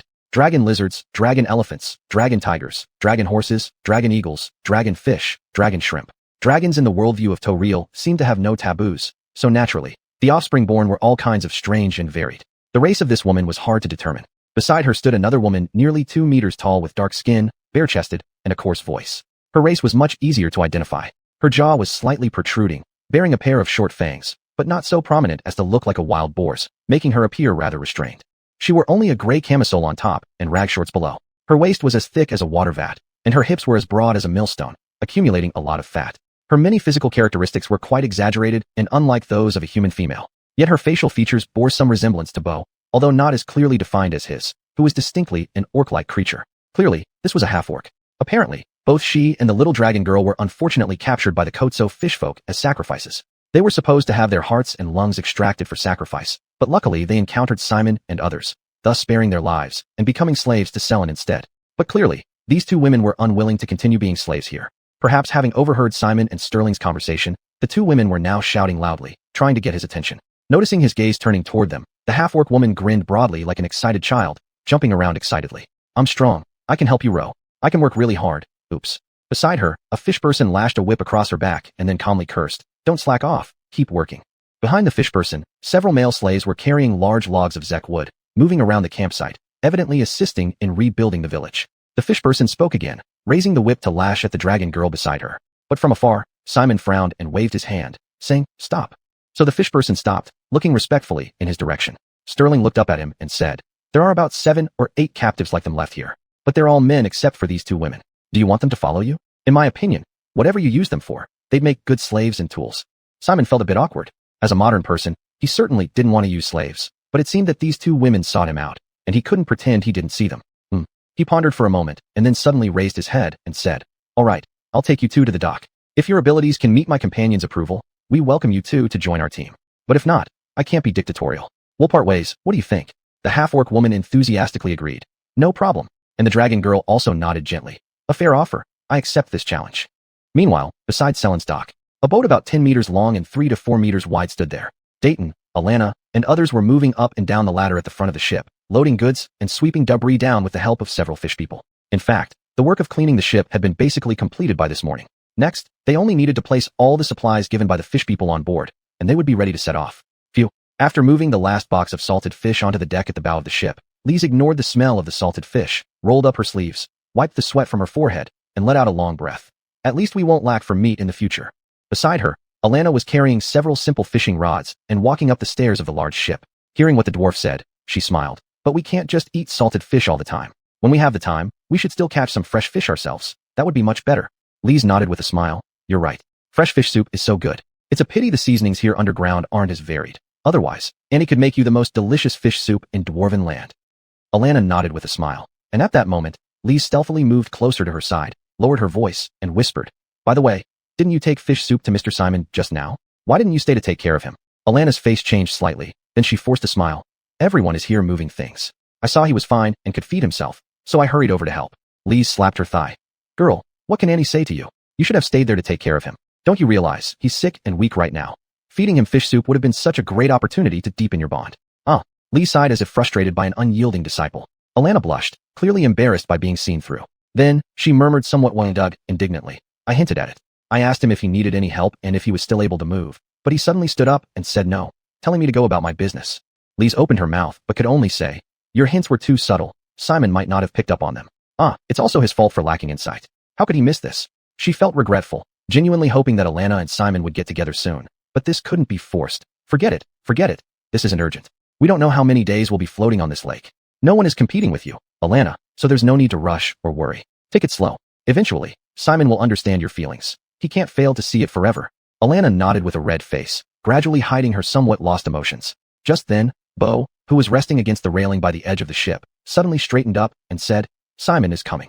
Hearing this, Lise and Alana followed his gaze and then heard the orc's voice suddenly rise an octave. He's brought a beauty with him. Alana's heart leaped to her throat. She hurriedly looked toward the distance and indeed saw that behind Simon was a beautiful woman with white hair, orange eyes, and a pair of short, thick dragon horns. Although she wore dirty cloth armor, this couldn't hide her graceful figure.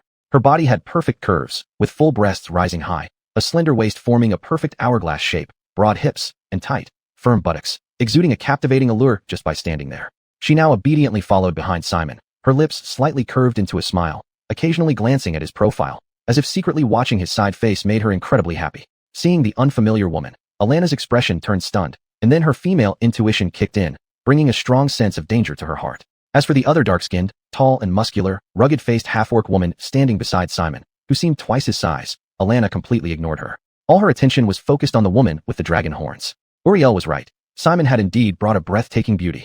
Chapter 46, joining the group. Inna thought so, but she had completely misunderstood Giannis's intentions. At this moment, the orc's eyes were fixed unblinkingly on the female half-orc, staring at her plump, fat-laden body while swallowing the drool that was about to drip out of his mouth. Wow, that woman. She's a rare beauty. A never-before-seen rare beauty. Deep within this orc's pupils, a flame named desire burned fiercely. In contrast, the others did not have so many thoughts. Upon hearing that Basil had arrived, Bogdan, Algernon, and Kurthi, who were resting at the back, also got up and walked to the side of the ship. Algernon grinned widely and waved at Basil, calling out loudly, "Oh, my friend, I'm so glad to see you safe and sound, and even bringing back 2 beautiful women." This bard remained as slick-talking as ever, lavishing praise without hesitation in this moment, but no one knew what he truly thought. Bogdan also waved at him. The sturdy and reliable dwarf almost never wasted time on small talk, always being pragmatic. "The boat is ready. When do we set off?" Kurthi glanced at the white-haired dragon girl and then looked at Inna. As a dark elf with a certain insight into human nature, a teasing smile gradually curled at the corners of his mouth. "Oh, don't be in a hurry, my esteemed Mr. Bogdan." He deliberately used an affected tone, making it sound somewhat effeminate and mocking. "It seems there are many issues we need to resolve before departure. For example, our great leader, Mr. Basil, has brought this beautiful white-haired lady over. What does he want to tell us? Aren't I right, Miss Inna?" He watched Inna's expression with amusement. The latter's face turned slightly grim instantly. "Ask him. Why should I be asked?" Basil didn't grasp this mood, walking over and saying, "Kurthi is right. These 2. I'm sorry, I forgot to ask their names." He turned his head and asked the 2 people behind him. "June." The female half-orc answered first in a deep voice. "Polly Noah." The white-haired dragon girl replied, "Just call me Polly." Basil nodded. "Well, anyway, these 2 ladies were previously captured by the Kodo Yirans and now have nowhere to go. They wish to leave with our ship." Beside him, Perpropin leaned on his cane, nodding twice with his elderly fish-like head. "That's right. They are slaves of Slobodo now, but the tribe is willing to gift them to all of you as rowers, which can lighten your load." Basil's expression twitched slightly as he corrected, "Once on board, everyone will be companions fleeing together. We are all refugees who have unfortunately fallen here. There should be no distinction among us. I just feel that such a decision shouldn't rest solely on me. So I came to discuss whether we should accept them too and have them join our team." "Yes." Boyd was the first to express his opinion, his eyes still fixed intently on Yagula. She also noticed his gaze, lifting her head to look at Boyd standing on the ship and baring her teeth in a smile. "I've seen you before. The way you swung your axe at the altar that day left a deep impression on me. You are a brave orc, a true hero." Her words made Boyd beam proudly. Naturally, the warriors of the Ice Shield clan would never bring disgrace to their name. Beside them, Algernon cast a glance at the flirtatious pair of orcs and muttered, "Oh, well, I hope you 2 won't make too much noise at night. At least, try not to shake the bed apart." Destiny pinched this halfling. "What kind of dirty talk are you talking?" Behind, people began to joke around while Bogdan maintained a serious expression. "Your opinion, Basil?" "I think we should first assess their abilities and see if they can contribute to the team." Basil spoke without hesitation, giving his viewpoint. "Miss Yagula says she is strong and can help with rowing. High Priest Perpropin also recommends her highly. There's no wind on Dark Lake, so how fast the boat goes depends entirely on our strength." Yagula nodded. "You don't need to worry about this point. My strength poses no problem for rowing." As she spoke, she lifted her thick arm, showcasing her muscular build, and then shot a challenging look at Boyd. "I was deceived by those fishmen before. Boy, shall we compare our strength later?"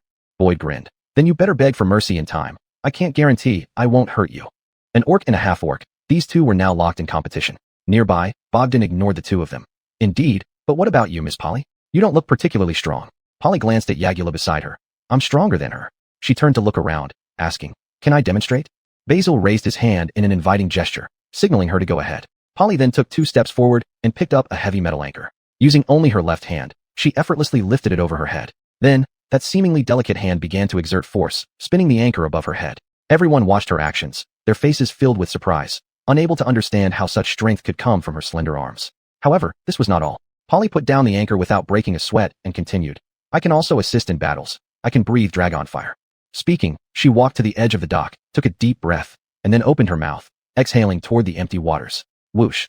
A blast of intense cold air came forth, and a layer of ice crystals quickly formed on the small patch of lake surface. Everyone looked amazed except for Basil, who nodded slightly.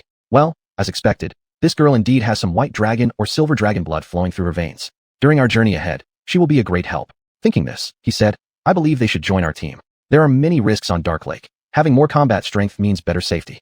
Polly took 2 more deep breaths, showing the exertion of breathing out the dragon's breath wasn't trivial.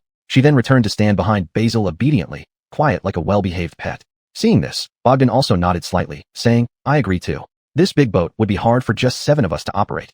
I agree as well, Algernon laughed. Traveling with 2 beautiful ladies is a rare experience. Kurthi smiled, frequently glancing at Inna with a widening grin. Oh, what else can I say? Of course, welcome both of you to our team.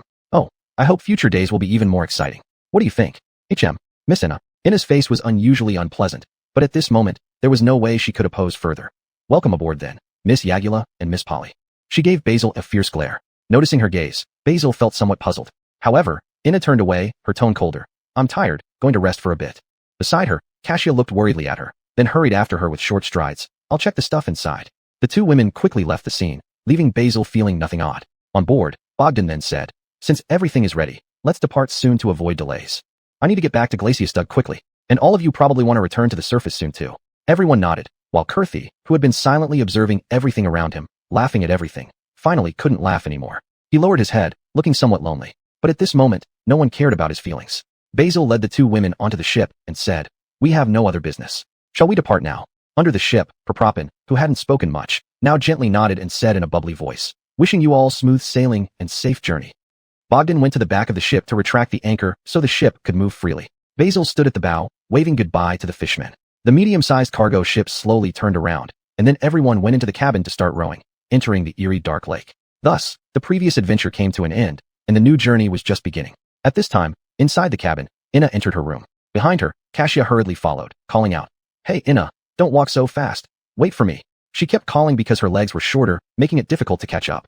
Inna deliberately slowed her pace a little, waiting for Cassia to catch up. They entered Inna's room, and after closing the door, Inna sat on the bed with a worried expression. Cassia, what should we do? I have a feeling that woman, that Polly, definitely has no good intentions. She spoke firmly, gritting her teeth, while Cassia sighed in response. Well, there's nothing much we can do since everyone agreed to let her on board. So from now on. Wait, what are you afraid of? As she said this, Cassia suddenly understood, then slapped her thigh. You've been with Mr. Basil the longest, haven't you? You saved him in prison, and you've helped him many times since then. He must have more feelings for you. Her tone grew more certain as she continued. In my opinion, there's only one layer left between you 2 to break through. If he doesn't realize it, just be more proactive. But, Inna looked anxious. I've already hinted at it. I'm afraid he still won't get it. Does he actually have no feelings for me at all? The more she cared, the less confident she became at this moment, full of doubts and insecurities, unable to make even basic judgments. Impossible. You can be more proactive. Cashew advised. Why not right now? Go hint at it again. Just this moment, go find him and tell him directly. Is it really possible he won't understand? Inna took a deep breath, suppressing her nervousness and shyness, and nodded. All right, I'll go find him. Saying this, she stood up, pushed open the door, and stepped into the corridor outside. But after just 2 steps, she heard Polly say from outside, I like you, Mr. Basil. In an instant, Inna felt as if struck by a bolt from the blue. Chapter 47 Bold Confession. Time rewinds by 2 minutes. Simon walked from the deck into the cabin, and Bogdan told him there were many vacant rooms inside, inviting him to choose one as his bedroom. He came to this place. Despite being cleaned, the low wooden cabin still carried a fishy smell. It was clear that the wood had absorbed the odor so deeply that it could not be removed easily. Fortunately, this wasn't entirely unbearable. The light in this dark realm wasn't very good, but fortunately, the cabin had oil lamps fueled by fish oil, allowing him to make out things dimly. He advanced alone in the low corridor, and Cleo soon followed, trailing behind him with endless questions. Derek Simon, should I address you as Mr. Derek? Simon frowned slightly, and then shook his head. No, just call me Simon. Derek was merely an alias he adopted to avoid arousing suspicion among the natives of this world. He preferred people calling him by his real name, Simon. All right, Simon. Cleo nodded and continued. May I ask about your religious beliefs? Oh, I follow the great Platinum Dragon King Truman. He has taught me what justice and kindness are, so I will forever follow his path. Sorry, I got too immersed. What about you? Simon paused for a moment, somewhat hesitant, as he hadn't really considered this question before. In this world of gods, virtually everyone had their own religious belief, though some were more devout than others. Even those who claimed to be non-believers would secretly pray to the goddess of wealth or fortune at critical moments, hoping they could help them through tough times. Most of his companions also had their own beliefs, but these topics weren't often discussed. Even Lise, who frequently invoked Erek above, never asked about Simon's religion. So Simon hadn't thought much about it until Cleo suddenly brought it up. Now he had to consider which deity he should claim to believe in. He pondered for a moment and felt somewhat lost. As a transmigrator who received atheistic education in his former life, he found it hard to sincerely revere any god. Although he knew something about the gods here, in his shallow understanding, they were just beings with more power who could be deceived, err, and die. If he was strong enough, he could replace them. To have him kneel down like these natives and venerate some omnipotent and infallible deity, considering all of its pronouncements as gospel even if deceived, that was too much for him. But if he chose a random faith and didn't adhere to its tenets, he might incur the wrath of fanatics, causing trouble. Thus, he felt a bit awkward. He hesitated, trying to think of a relatively tolerant religion Tianfu. Note. There is a missing part in the original text that can be understood as to get away with, when suddenly, he had an epiphany. Why should I answer this question? None of your business, he replied, then put on a stern face and said to Cleo, Miss, allow me to impart some life lessons as an elder. Don't inquire about someone's religious beliefs, as it may cause unnecessary conflicts. Even if everyone worships order gods from Mount Celestia, differences in practice can still lead to disagreements. Being overly concerned with these matters can create rifts and divisions within our team, ultimately leading to its collapse. Harmony without uniformity isn't easy, Miss Cleo. I hope you take to heart the life experience I've accumulated over the years. He spoke solemnly, and Cleo nodded thoughtfully. You're right. We've only just met, and prying into each other's beliefs seems inappropriate. She nodded again and looked at Simon. Let's change the subject. Simon, how do you usually pass the time? Simon continued walking down the corridor, replying, playing games or reading novels. All the rooms on either side of the corridor were open, allowing him to see their setups. But in reality, all the rooms on the ship were similar. Tiny cubicles with wooden plank beds covered with straw and an old, albeit relatively clean, sailcloth. Thus, there wasn't much to choose from. Every room was the same. Getting used to the omnipresent fishy smell, this place could even be considered a fairly warm dwelling. Is that so? I also enjoy reading novels. Perhaps we can chat more about this. Cleo nodded thoughtfully. What kind of food do you like? Meat, Simon replied without hesitation. After eating vegetarian food for so many days, he was now someone who enjoyed meat immensely. What specific type of meat? Pretty much all kinds. I don't have any dietary restrictions. Then what flavors do you prefer? Spicy. Simon stopped, turned his head, and looked at the girl with some surprise. Why so many questions?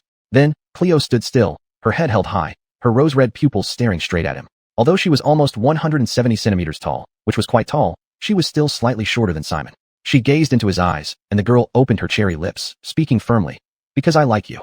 Upon hearing these words, it felt as if a bomb had exploded. Simon froze instantly, while Cleo did not stop expressing herself. So, I want to learn more about you, see if we get along, and whether we will be happy together in the future.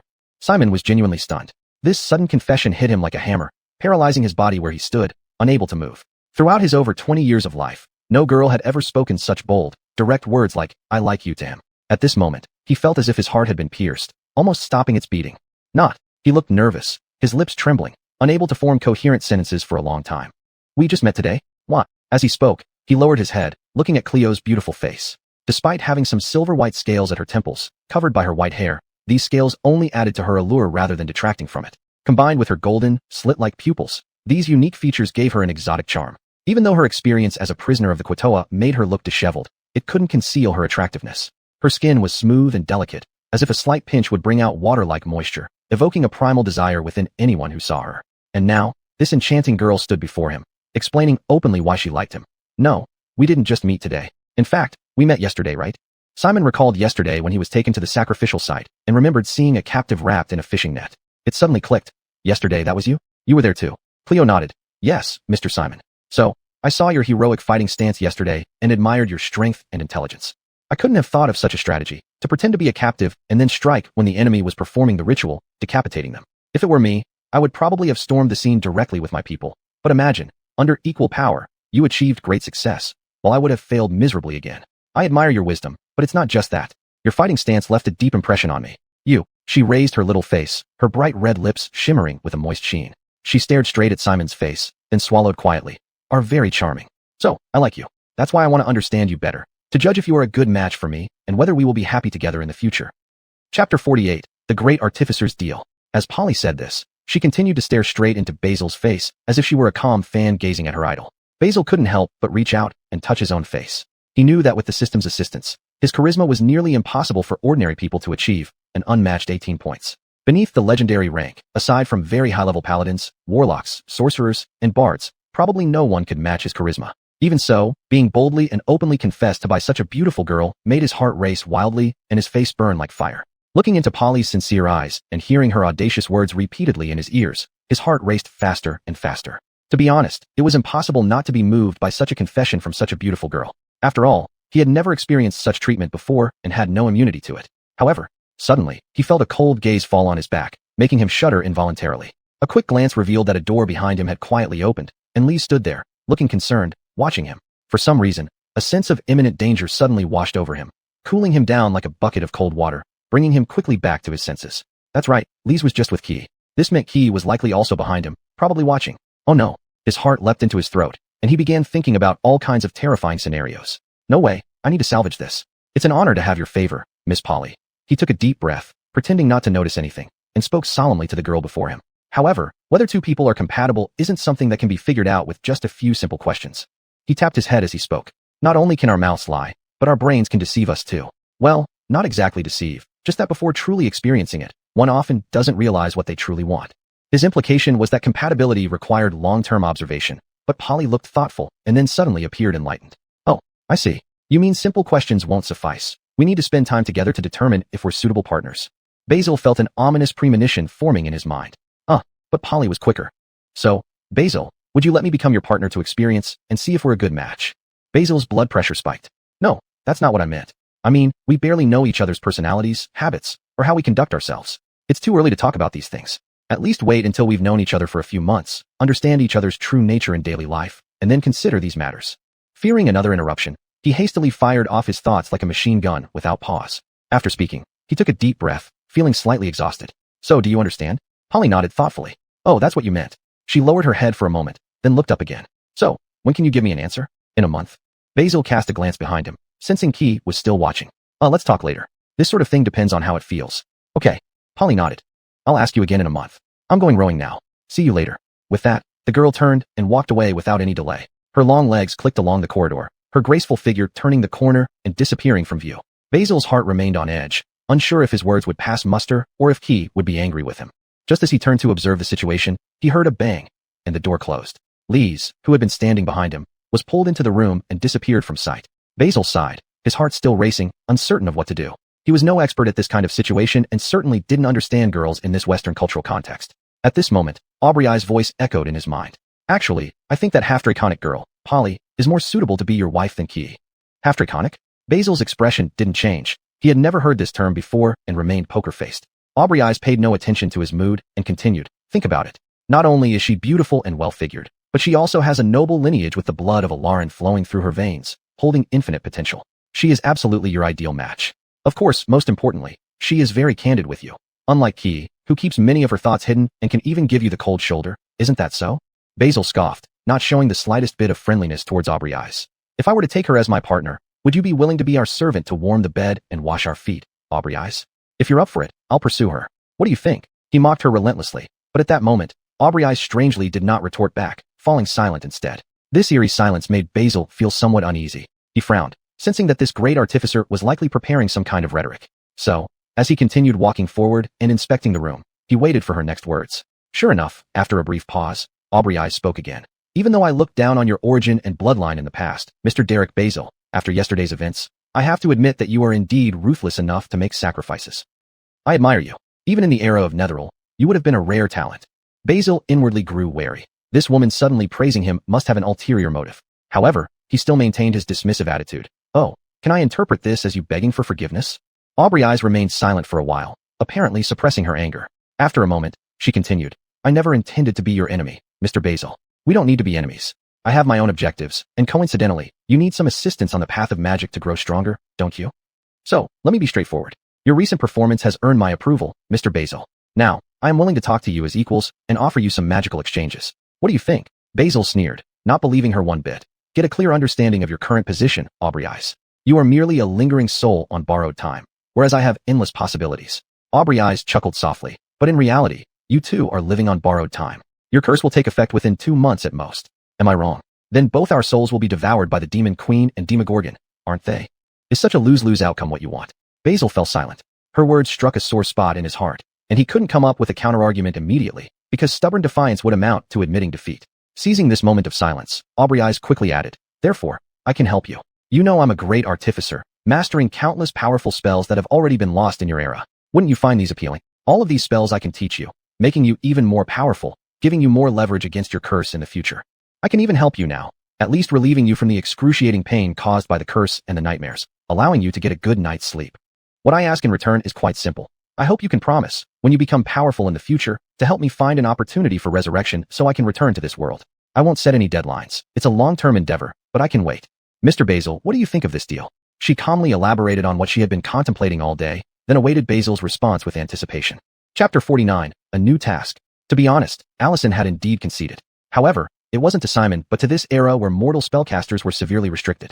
In the age of Netheril, everyone could freely cast magic. Even spells above 9th level, like those 10th, 11th, or even higher levels, could be cast by the archmages. They wielded near-infinite mana, commanding grand floating cities that soared through the skies undefeated. This was also what Allison had once been capable of in her lifetime, so her attitude was extremely proud. She held no regard for weak spellcasters like Simon, who could only cast single-digit first-level spells with various limitations. But as time passed since she left her tomb, she gradually regained strength and her perception of mana. To her surprise, she discovered that people in this era faced immense restrictions on their spellcasting abilities. Over 99% couldn't use any magic, and even the top 1% found it extremely difficult to freely cast high-level spells. Furthermore, she inferred that in this era, spellcasters at their peak could only manage up to 9th-level spells. This meant that even at her prime, her spellcasting ability in this era was reduced to less than a 10th.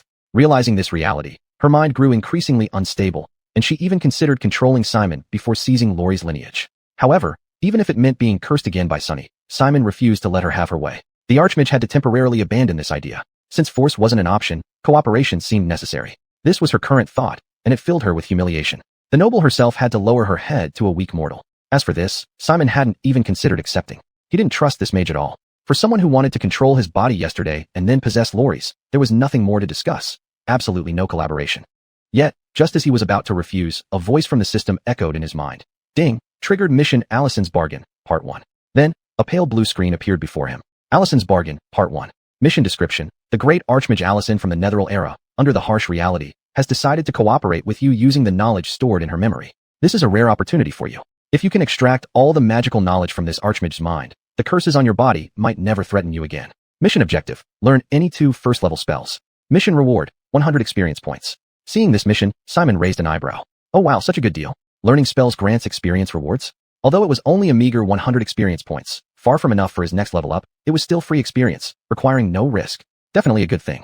His lips curled into a smile. From his modern perspective, useful knowledge often came at a steep price. Now learning magic not only cost him nothing, but even rewarded him. Truly a great bargain. With this thought, Simon felt relaxed and replied inwardly. Actually, Lady Allison, I've always felt that we don't need to be enemies. I also admire the great archmages of Netheril. You built such magnificent floating cities and created such a brilliant civilization. Wow, I can hardly imagine how such greatness was achieved. It's an honor to meet you. I regret the misunderstandings between us. It made things unpleasant. Now, hearing you say this, I'm truly relieved. Deciding to take on this mission, he saw no point in antagonizing the Archmage. Instead, he buttered her up to express his stance. Hee hee, that's wonderful. Allison responded with a laugh, but sneered inwardly, thinking his act was pointless. Did he really think she would sincerely teach him? Though laughing inwardly, she maintained the demeanor of a teacher. I'll start by teaching you some theoretical foundations of magic, and then we'll begin with the simplest first-level spells. Meanwhile, in Laurie's room next door, Laurie plopped heavily back onto her bed, her cheeks flushed red. Clearly, she was holding her breath. Simon's response gave her no sense of security at all, but at this moment, she did not blame him in the slightest. Her mind kept replaying Ashley's straightforward and blatant words. How could she say such things? She exclaimed in exasperation, kicking her feet against the floor.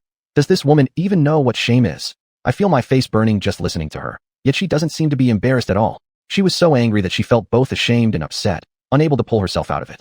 Beside her, Lise watched her anxiously, then sighed softly, saying, what she said, while it was indeed a bit too blunt. Oh, Laurie. She couldn't help but continue. Even if you hinted just half of what you meant, Simon would have understood you. Think about his responses earlier. Weren't they all directed at you? He has been mindful of your kindness since the prison. If you could speak even half as boldly as Ashley, he would have already fallen for you. Laurie slightly came back to her senses, looking lost. Really? Lise nodded seriously. Yes, trust me. Mr. Simon doesn't seem like someone who can hide his feelings either. If you tell him directly, he would agree right away. Laurie earnestly recalled Ashley's words and tried to mimic them. She soon blushed deeply, her pink lips quivering as her expression grew more anxious. No way. She finally panted breathlessly, somewhat dejected. I can't say it. I'm not like her, without any sense of shame. Lise looked at her with frustration and disappointment. Laurie. Well, you take your time adjusting your mindset. But I advise you to hurry up. You heard her. 1 month from now, Ashley will ask Mr. Simon again for his response. If you don't make any move within this month, what he says next is anyone's guess. Laurie frowned, seeking help from the dwarf. Please help me, Aunt Lise. Lise tilted her head. Shall I go directly tell Mr. Simon what you're thinking? Laurie shook her head vigorously. No way. That would be embarrassing. So the female dwarf shrugged. Well, I can't do anything then, Laurie. Just remember, good men are worth snatching early because the longer you wait, the more people will suddenly appear and compete with you. With that, she paused to listen outside, then tiptoed over, pulled the door latch open, and stepped out. I'm going to cook dinner. Think it over. If you don't act soon, you might regret it later. Saying this, she turned and went out. kindly closing the door behind her. Lori sat alone on the bed in her room, tapping her small feet together, her gaze flickering uncertainly as she pondered her life and the choices she should make for her future. Chapter 50 Blasphemy of Tatum. That night, everything on the ship seemed calm and peaceful as usual. Even though they had sailed a certain distance, the dark lake was windless, so their progress was slow, and no one was in a hurry. Simon spent the whole day in his room preparing chairs, desks, paper, and pens for himself. The fish people were quite generous and thoughtful. They provided everything he needed. Although the quills, parchment, and ink were limited, they were sufficient for his personal use. Thus, he easily prepared for learning magic. Next, he only had to wait for Tatum to prepare the lessons, and then he could officially start learning.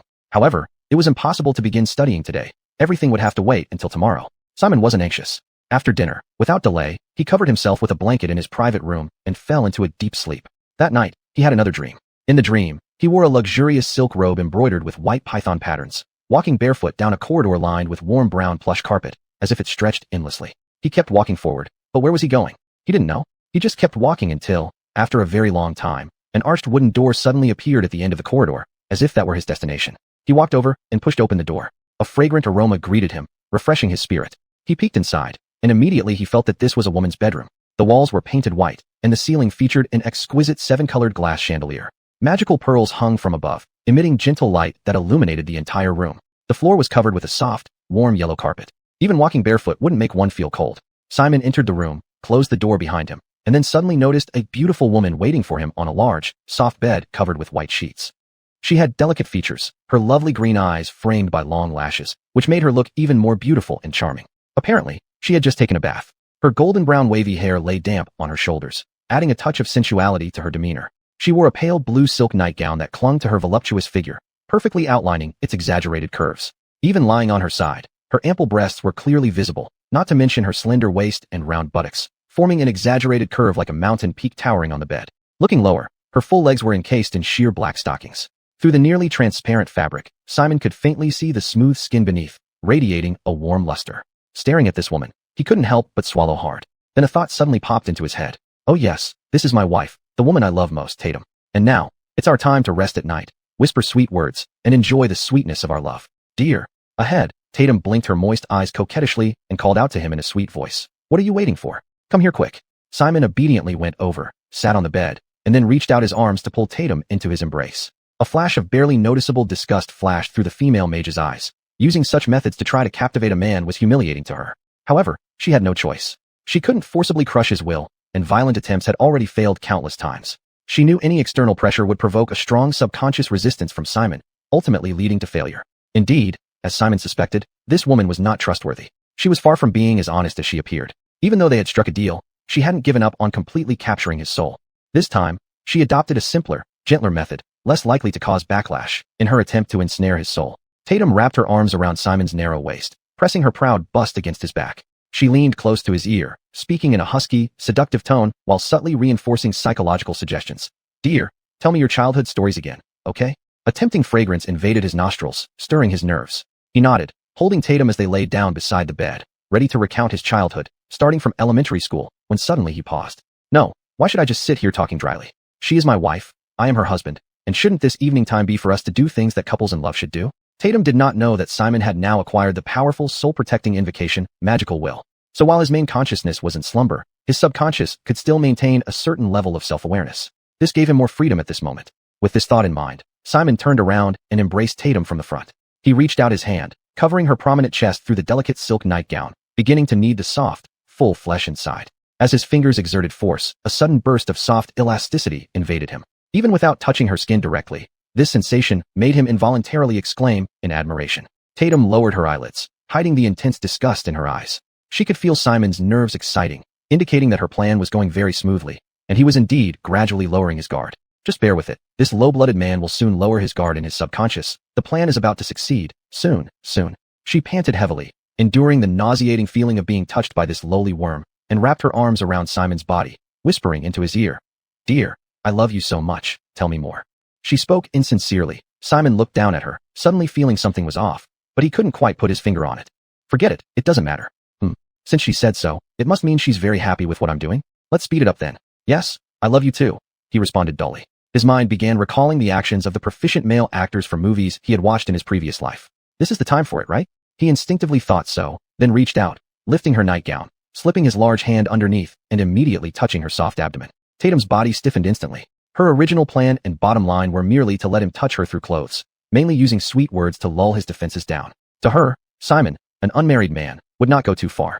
Even if he wanted to, he probably didn't know how. But she miscalculated. He might not have eaten pork, but he had seen countless videos of pigs running. Therefore, he was not bewildered. His actions were extremely swift, breaking through her psychological bottom line instantly and continuously pushing further.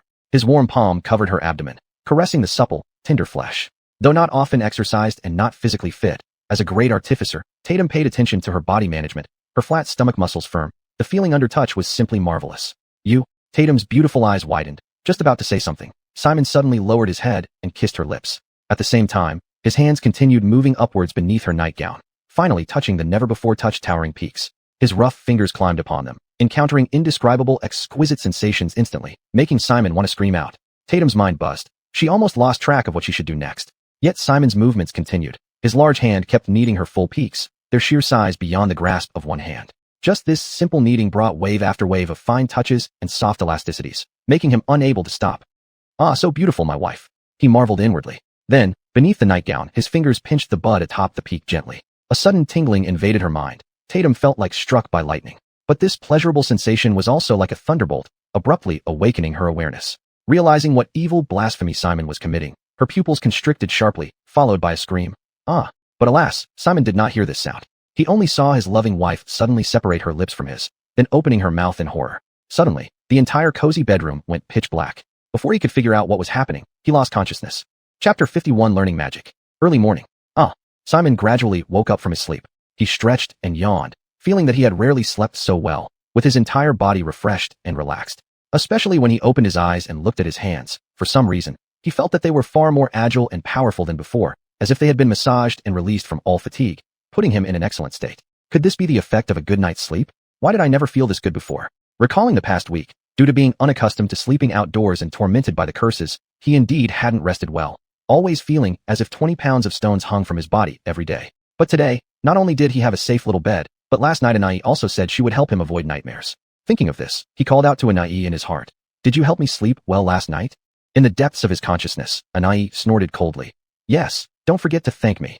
Her voice sounded almost gritted with teeth, as she had been taken advantage of in his dreams, but couldn't complain and could only swallow the bitter loss while plotting revenge. Hearing her vengeful tone, Simon's eyebrows raised, immediately guessing what had happened. She must have spent a lot of effort protecting me from those two curses. He inwardly smirked, yet still pretended to be friendly.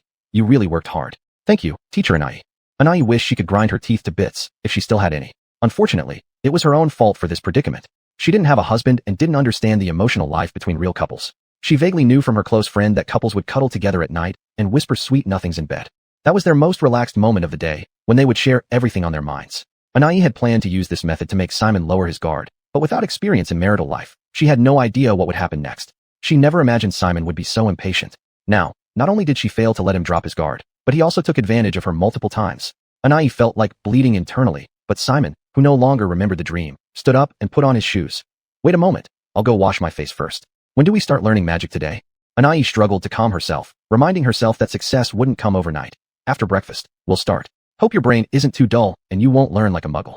"Haha, rest assured," Simon smiled.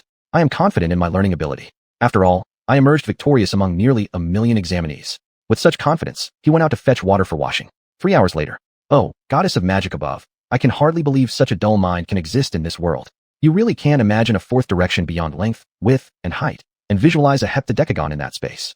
Heaven forbid. I desperately want to revoke our previous deal now. Teaching you magic is unimaginable torment." In Simon's room, Simon sat beside a simple table with parchment laid out, holding a quill pen, facing the polygon on the paper with great difficulty, his expression pained. In his mind, Anai roared furiously, venting her anger. "These things I grasped instantly when I learned them, but after 3 hours of explaining, why can't you understand?" She was teaching Simon basic magic construction models. To her surprise, despite her detailed explanations, Simon remained confused. Anai felt like playing the lute to cattle, her pride already high, her patience was worn thin until finally, she burst out roaring. "Even a pig should be able to cast a complete spell after being taught by me. You sigh. Because you didn't explain it clearly enough," Simon retorted, throwing down the quill and shouting angrily. "It's not the time of Netheril anymore, mage. We ordinary people can't just easily sense the shape of magic elements like you. If you can't teach properly, then reflect on your own shortcomings. There are no students who cannot be taught in this world, only teachers who don't know how to teach. He berated her with a righteous indignation, which only fueled Anai's anger even more. Bah, you're useless slime that can't stick to a wall. After spitting out these last words, she fell silent and refused to speak further. Simon took a deep breath, looking at the parchment in front of him, feeling slightly dejected. He had anticipated that learning magic would be difficult, but he never imagined it would be this hard. Many of the concepts Anai explained were entirely new to him, and naturally, he couldn't understand them. These 100 experience points, though not life-threatening, were certainly not easy to obtain. Sigh. Well, let me do something else for now, clear my mind, and improve my mood. With this thought, he sighed again, then turned and left the room. He had told his teammates that he would practice magic and needed some alone time. The others were genuinely concerned about his condition and did not object, allowing him to focus on his studies while they attended to their own business without disturbing him. Now, Simon stepped out from the cabin onto the deck, intending to enjoy the breeze, but suddenly realized that there was no natural wind in the Underdark. Everywhere was calm. At this moment, only Eric was on the deck.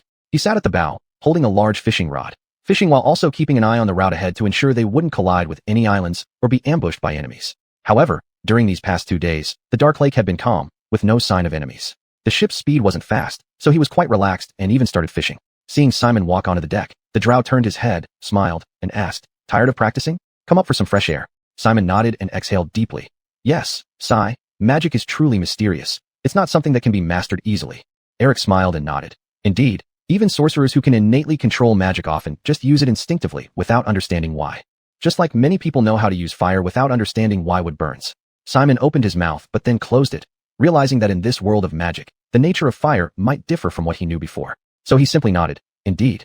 The smile on Eric's face grew wider as he raised a finger. So at such times, persistence becomes an essential strategy. Trust me, Mr. Simon, if you dedicate a century to studying magic, you will surely become an excellent mage. This is a sure path to success, and many of my kin became great mages this way. Simon gave a bitter laugh. But in 20 years at most, I'll already be middle-aged and too old to learn anything new. As he said this, Eric's smile widened further. Oh, well, there's nothing to be done. Humans, truly tragic. He sighed theatrically, and Simon remained silent, allowing the drow to satisfy his cheap sense of racial pride. Simon walked to the bow and took a deep breath to soothe his mood. Then, Eric felt a tug on his fishing line, causing his eyebrows to arch in excitement. Oh, we've got a bite. Chapter 52. Next stop, Blade City. Saying this, Kurt stood up and manipulated the fishing rod. He didn't rush to reel in the line but slowly swayed it from side to side, beginning to play the fish. Simon also turned his head, watching Kurt's actions with interest. The lighting on Dark Lake wasn't very good. Fortunately, the fish being played was constantly flapping its tail, just on the surface of the water, splashing up large patches of water. Kurt was in no hurry. He continued to play the fish for another couple of rounds. Only after the fish was thoroughly exhausted did he start reeling in. Simon's mind was blank, not thinking about anything as he patiently watched. Soon, he saw a plump fish weighing over 10 gene, about 11 pounds, being pulled out of the lake by Kurt, then placed on the deck. Wow, we have pretty good luck today. He chuckled. This is a gluttonous fish. I didn't even put much bait on the hook. Come on, Mr. Simon, let's go find Lise. We're in for a treat for lunch. Simon nodded, and the two of them went down into the cabin, following the stairs down to the paddling room next to the cargo hold. At this moment, everyone except the two of them was there, seemingly chatting idly. Lise, Pierre, and Caitlin were processing salted fish, preparing for today's lunch. Bogdan and Beatrice were rowing the oars evenly on either side, while Bo and Angie sat together, apparently resting. They operated on a shift system, each person taking turns to row, with no exceptions for anyone except Simon. Look, everyone, at the big fish I just caught. Kurt smiled, holding up the fishing hook with the heavy fish still attached, showing it off to everyone before finally placing it in front of Lise. We don't have to eat salted fish for lunch today. We're in for a treat, everyone. Lise raised her head and didn't hesitate with her praise. Great job. All right, we'll improve our lunch today. Everyone laughed warmly, enjoying the pleasant atmosphere. Simon also smiled, seeing that everyone was assembled. An idea suddenly struck him, and he said, All right, everyone, we need to discuss something now. Everyone turned to look at him, and he continued, Where do we head next? There were more than one city around Dark Lake, and Prue Pupping's map had many markers. They hadn't sailed far enough yet, so they hadn't rushed to choose a target yesterday, only leaving this area first. But eventually, it would be best to quickly decide on a clear target. As soon as these words were spoken, the previously lively atmosphere gradually quieted down. Everyone exchanged looks, their expressions somewhat lost. The sturdy female half-orc Angie glanced at Beatrice, then spoke up. Ultimately, our final destination should be to return to the surface, right? Everyone here is a surface dweller. In this dark realm, without sunlight, it must be unsafe everywhere. We need to head to places that frequently communicate with the surface. People there should know the way. With her saying this, two people in the team immediately fell silent. Both Kurt and Bogdan were natives of the Underdark, and they absolutely didn't want to follow the group back to the surface. Simon turned to her. By the way, we haven't asked before, Miss Angie and Miss Beatrice, why did you two come to the Underdark? Angie replied. I was a guard escorting a caravan of goods from Baldur's Gate to the north. However, we were attacked by grey dwarves on the way, and my comrades and I split up to lure away the enemies. In the end, I was captured and brought to the Underdark. She glanced at Bogdan, her expression unfriendly but not aggressive. Later, on a ship on Dark Lake, we were attacked again by fishmen, and I became a fishman's slave. Beatrice then said, I came to the Underdark to collect fungi for medicinal purposes, so I voluntarily descended with a small team. But our boat was capsized by the Kyotoa fishmen. The others were either killed by the fishmen or went missing, and I couldn't contact them. Simon nodded slightly. So neither of you knows the route to the surface. Indeed, we need to find a place where someone knows the way back to the surface. Pierre was the first to raise his hand. I know a place, Blingenstone. Have you heard of it? It's a city of deep gnomes. Although it's not near Dark Lake, once we land, it will only take a few days to reach there. We can go there. The gnomes are friendly and will surely show us the way. Simon nodded slightly. Not a bad choice. So, where on the map do we plan to land? Pierre was taken aback for a moment, then scratched the back of his head and laughed awkwardly. I actually don't know their exact location, but Mr. Bogdan and Mr. Kurt should know, right? As he spoke, he turned to look at the two. The dark elf smiled. Blingenstone did exist, but now it has been destroyed by the drow. Mr. Pierre's information is really outdated if you haven't heard of this. Pierre froze again, then chuckled awkwardly. So many things have happened recently. It's my first time hearing about it, It's not recent. Bogdan didn't hesitate to expose him. The destruction of Blingenstone happened 50 years ago, Pierre. Sometimes I really doubt whether you are a true bard. Pierre continued to laugh awkwardly. I've been on the surface all the time, Simon knew this guy couldn't provide any valuable information anymore. He no longer paid attention to the unreliable bard and continued. So, where should we go? Bogdan looked up. Then let's go to Gracklstuff. Gracklstuff, also known as Blade City, is the capital of the Fernando Kingdom in the Underdark, and it is one of the most prosperous cities in this realm, second only to Menzoberranzan, the capital of the Dark Elves. His suggestion immediately met resistance from Kurt. It's your clan's capital, of course you want to go there. They will treat you as one of them and won't arrest you and throw you into prison the moment they see you.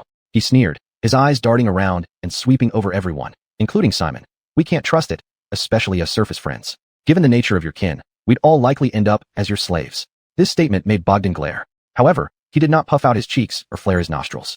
Strangely enough, after more than half a month, the chin of the Fernando who should have grown a thick beard remained smooth, without a single hair sprouting. Shut up, Kurt, Bogdan yelled. My kindred are just worried that malicious drow like you might infiltrate our city to cause trouble. Other friends will be free as long as they are confirmed to be non-hostiles.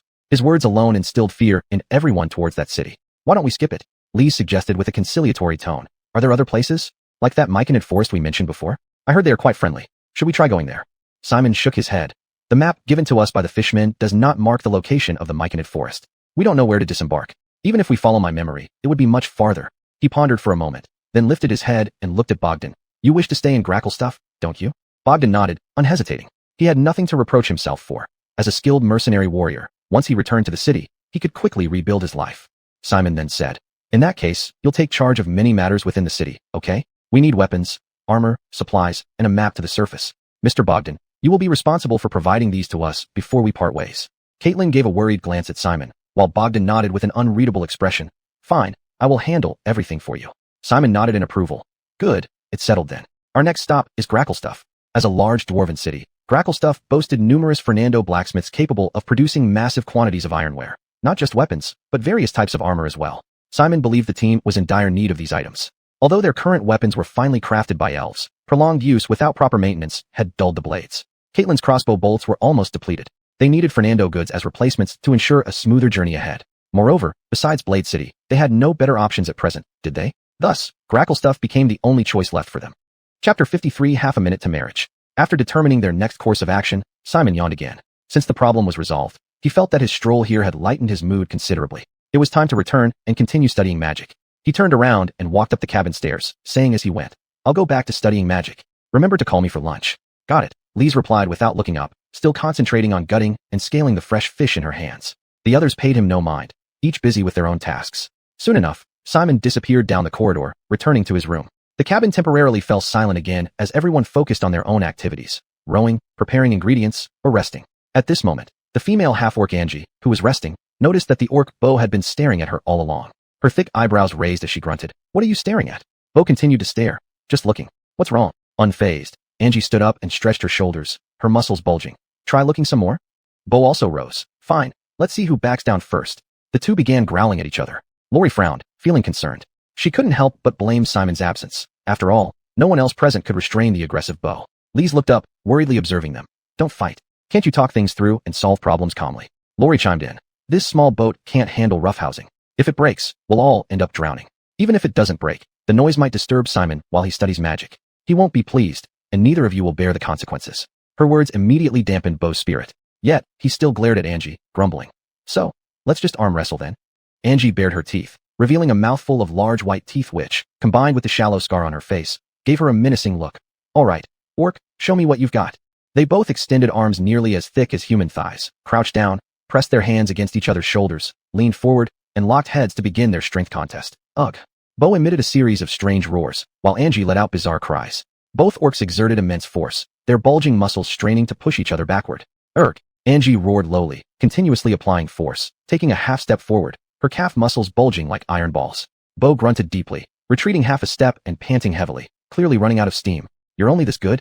Angie mocked. Show me your real skills from the other day, orc. Laurie grew anxious, fearing these big bruisers might lose control and crash into the sides of the boat, damaging the wooden planks. She pleaded, stop now. Arguing over such trivial matters is meaningless. But then, Beau roared loudly. His hair stood on end, his originally brown skin turning red due to blood rushing to it, then swelling up. He seemed to have instantly gained 50 kilograms, his body expanding visibly, and his strength doubled instantly. An intimidating aura emanated from him, creating an invisible storm inside the sealed cabin. Roaring loudly, the orc's powerful legs strained, supporting his massive body as he stepped forward. Oh, Angie gasped in surprise, unable to control her retreat until she reached the edge of the cabin, pushed by Beau, her back inevitably pressing against the wooden wall. You lost. Beau maintained his hold, raising his head with red eyes and a gaping mouth spread wide, displaying a smug grin. Be my wife. Angie grinned back at him. I once swore to find a man who could beat me, but none ever did.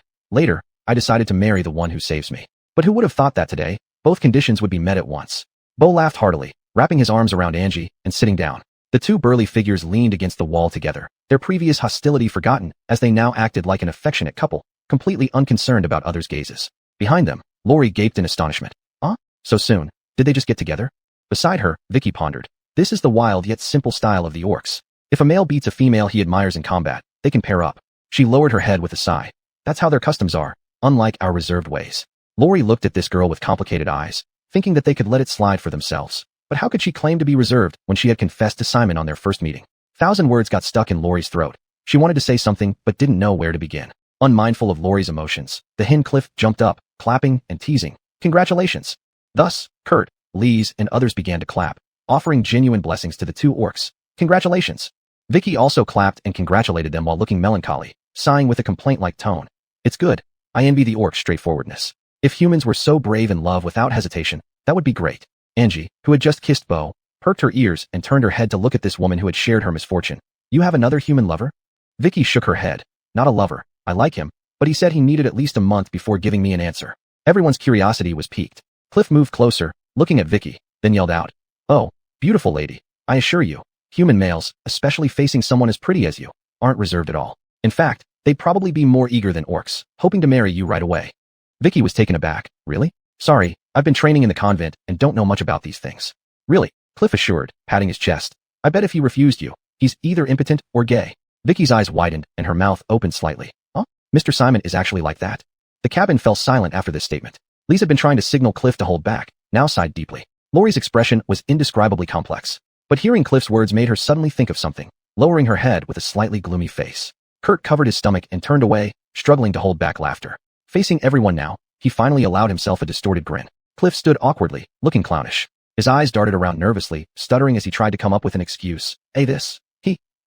He's definitely not, but he might have other considerations, like... Suddenly, he had an idea. Oh, I remember, he was cursed by the demon queen half a month ago. The curse will take effect soon, and being so kind and responsible, he must have refused your proposal so as not to burden you. He slapped his thigh and, in true bard fashion, within 3 seconds, tears welled up. What a common story. The boy, knowing he has an incurable illness, endures the pain of hurting her to make her forget him. He said, lowering his head and wiping his eyes. Vicky was moved, her eyes filled with mist. If that's the case, but I don't mind, since I love him, I'll face it with him. Her sudden declaration showed a willingness to self-sacrifice. Observing Laurie's increasingly complex expression from the side, Kurt found it harder to hold back his laughter. Ah yes, Simon is indeed such a deep-hearted man. So, he couldn't help it and burst into a snicker. This dark elf quickly turned away, covering his mouth, holding in his laughter until his whole body trembled. Bogdan, uninterested in matters of love, quietly munched on a roasted pancake, finding the place too noisy. He glanced at Kurt, seeing his interest in the drama, so he got up, his short sturdy legs moving towards the stairs. You stay here rowing, I'll go steer. Speaking, He stepped on the stairs and walked upward. In the cabin, Lori watched Vicky's declaration, her expression complicated, unsure of what to say. Before she could think of appropriate words, Bo opened his mouth again. That's great. If I were as strong as Simon, I could have 2 wives too. Beside him, Angie reached out and smacked his head. You just got together, and you're already thinking about a second wife? Bo grumbled. Why can't I think about it? You can think, but then both women will beat you up when the time comes. I'm not afraid of a beating. The two began to bicker, but this caught Vicky's attention. Wait, Mr. Bo, did you say? Does Mr. Simon already have a wife? A sense of dread welled up in Lori's heart, but it was too late to stop it. Over there, Bo raised his large hand and pointed at her. Her, the orc said, they've already been intimate. Chapter 54, do you like him too? As soon as these words were spoken, the cabin fell deathly silent. Hearing his crude and vulgar language, Alana opened her mouth, then obvious anger appeared on her face. Her mood had been bad ever since Carissa mentioned Simon earlier. Now with Bo's words, it was as if a match had fallen into a barrel of explosives, and she exploded instantly. Bo, what nonsense are you spouting? She scolded angrily. Can't you shut that foul mouth of yours? I wish I could tear your face to shreds. She cursed furiously, but Bo wasn't angry at all. Isn't it? Then that night, he was tormented by a curse for an entire night, almost dying, and I was just taking care of him. Alana bristled with rage, her brows knitting tightly. Who gave you this misconception? Apologize to me. You damn beast man. She was extremely angry, her ample chest heaving up and down. In her first half of life, she rarely dealt with beast men and thus seldom heard such vulgar words. Unfortunately, Bo showed no sign of apologizing. It's all the same. Anyway, it was bound to happen sooner or later. Everyone can see that there's something between you two. Alana clenched her fists in fury, just starting to think about how to make this beast man pay for his dirty mouth, when Carissa's eyes lit up beside her. So, Miss Alana, do you like Mr. Simon, just like me? Alana frowned, suppressing her anger, but she still had no goodwill towards this woman. That's none of your business. Gianna raised her head, looking worriedly at the half-elf girl. She had never seen her so furious before. However, Carissa remained oblivious to this. Her pair of yellow eyes stared straight at Alana, as if a predator had locked onto its prey. Beside her, Joey turned around with interest, eagerly anticipating the possible competition and verbal confrontation between the two women. The bigger the commotion, the messier the scene, and the fiercer the quarrel, the happier he felt. Alana also sensed danger. She was uncertain how this woman, who clearly had some dragon ancestry, would react to an emotional rival. She adopted a defensive posture, silently clenching her fists while staring straight at Carissa, waiting for her move. Jamigia quietly moved aside. Even Angie sensed some tension and hurriedly pulled Bo aside, signaling him not to speak and to be cautious. The two women were poised for conflict, and then Carissa spoke first. Of course it's related, Miss Alana, she said. Since both you and I like him, aren't we now partners? Alana was taken aback. Her brain froze for a moment, unable to comprehend what she meant. Taking advantage of her distraction, Carissa stepped forward, rushed to her, and grabbed her small hand. So, we could be considered kindred spirits and good friends, right?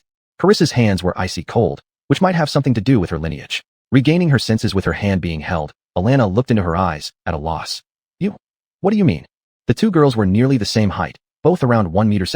If anything, Alana was slightly taller, but only slightly, so they were now facing each other eye to eye. Didn't Mr. Jamigia just say that Mr. Simon is now burdened with the dark elf curse? Carissa enunciated each word carefully. So, since I love him, I believe I should help him solve this.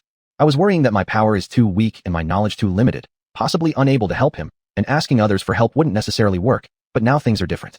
If you like him too, shouldn't we team up?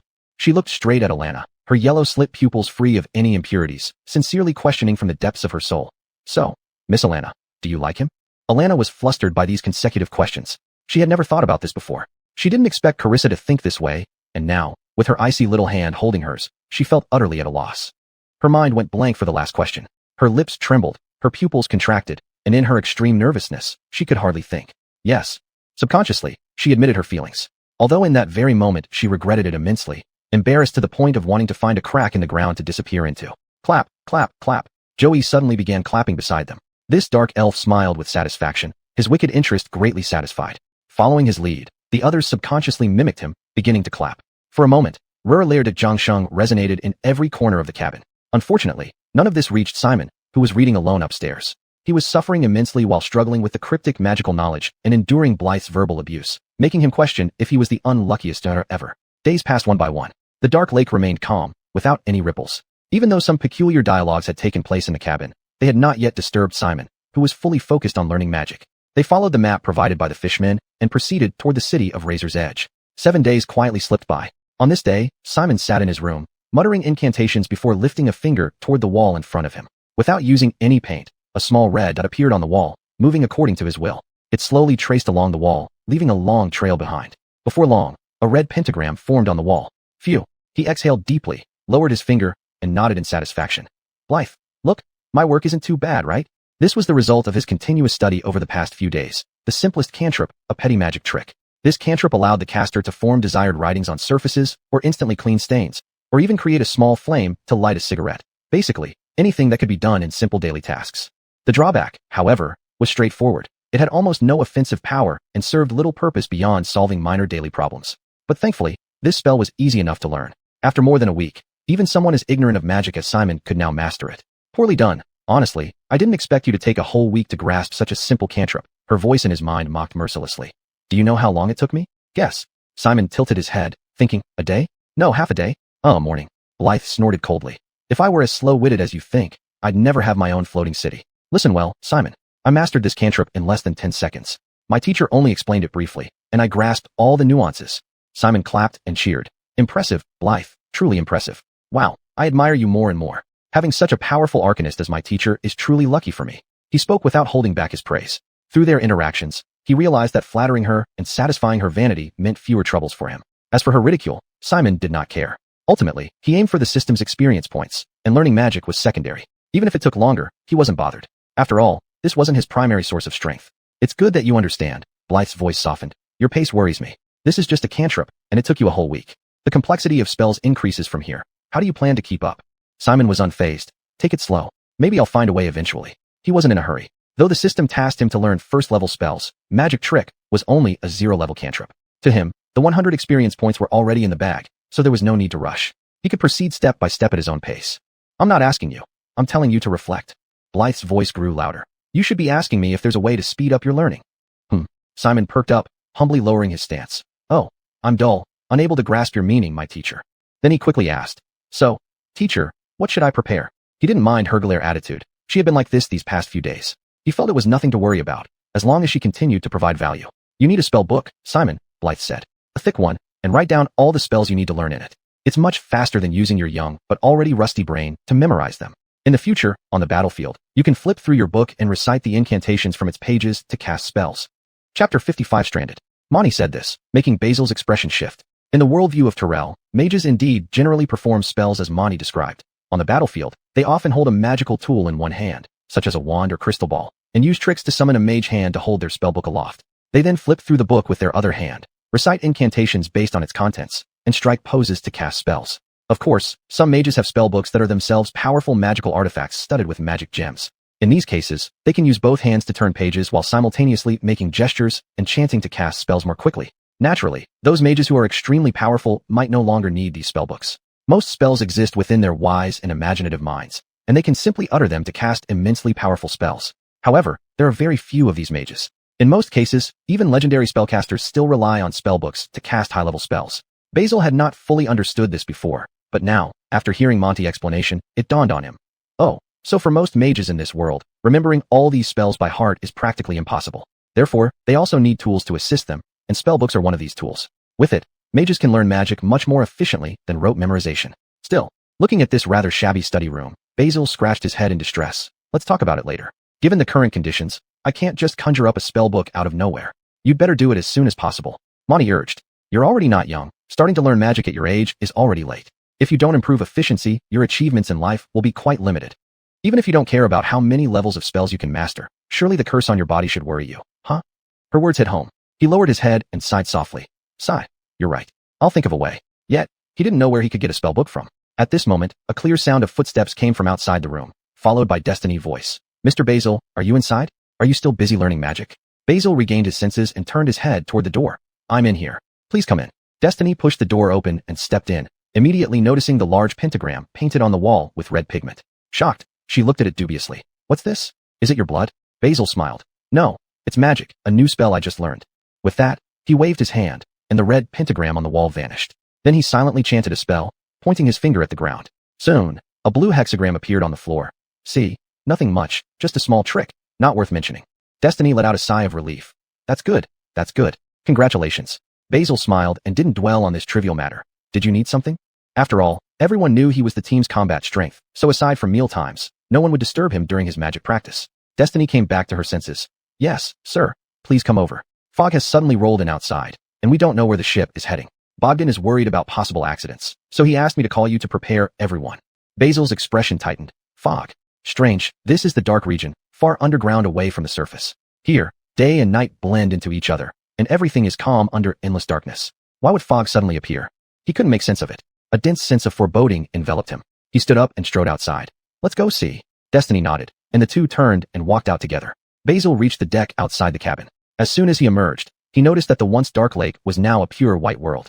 Everywhere he looked, east, west, north, or south, all he saw was dense white fog, raising concerns about what might lurk behind it. Additionally, everyone on the ship was already gathered on deck. Logan and Angie, two towering orc warriors, stood out among the crowd. But regardless of who it was, everyone was now in a panic, calling out and asking the most experienced member present. Bogdan, have you ever seen such a scene on the Dark Lake before? Never. There are no waves on the Dark Lake, so how can such a thing form?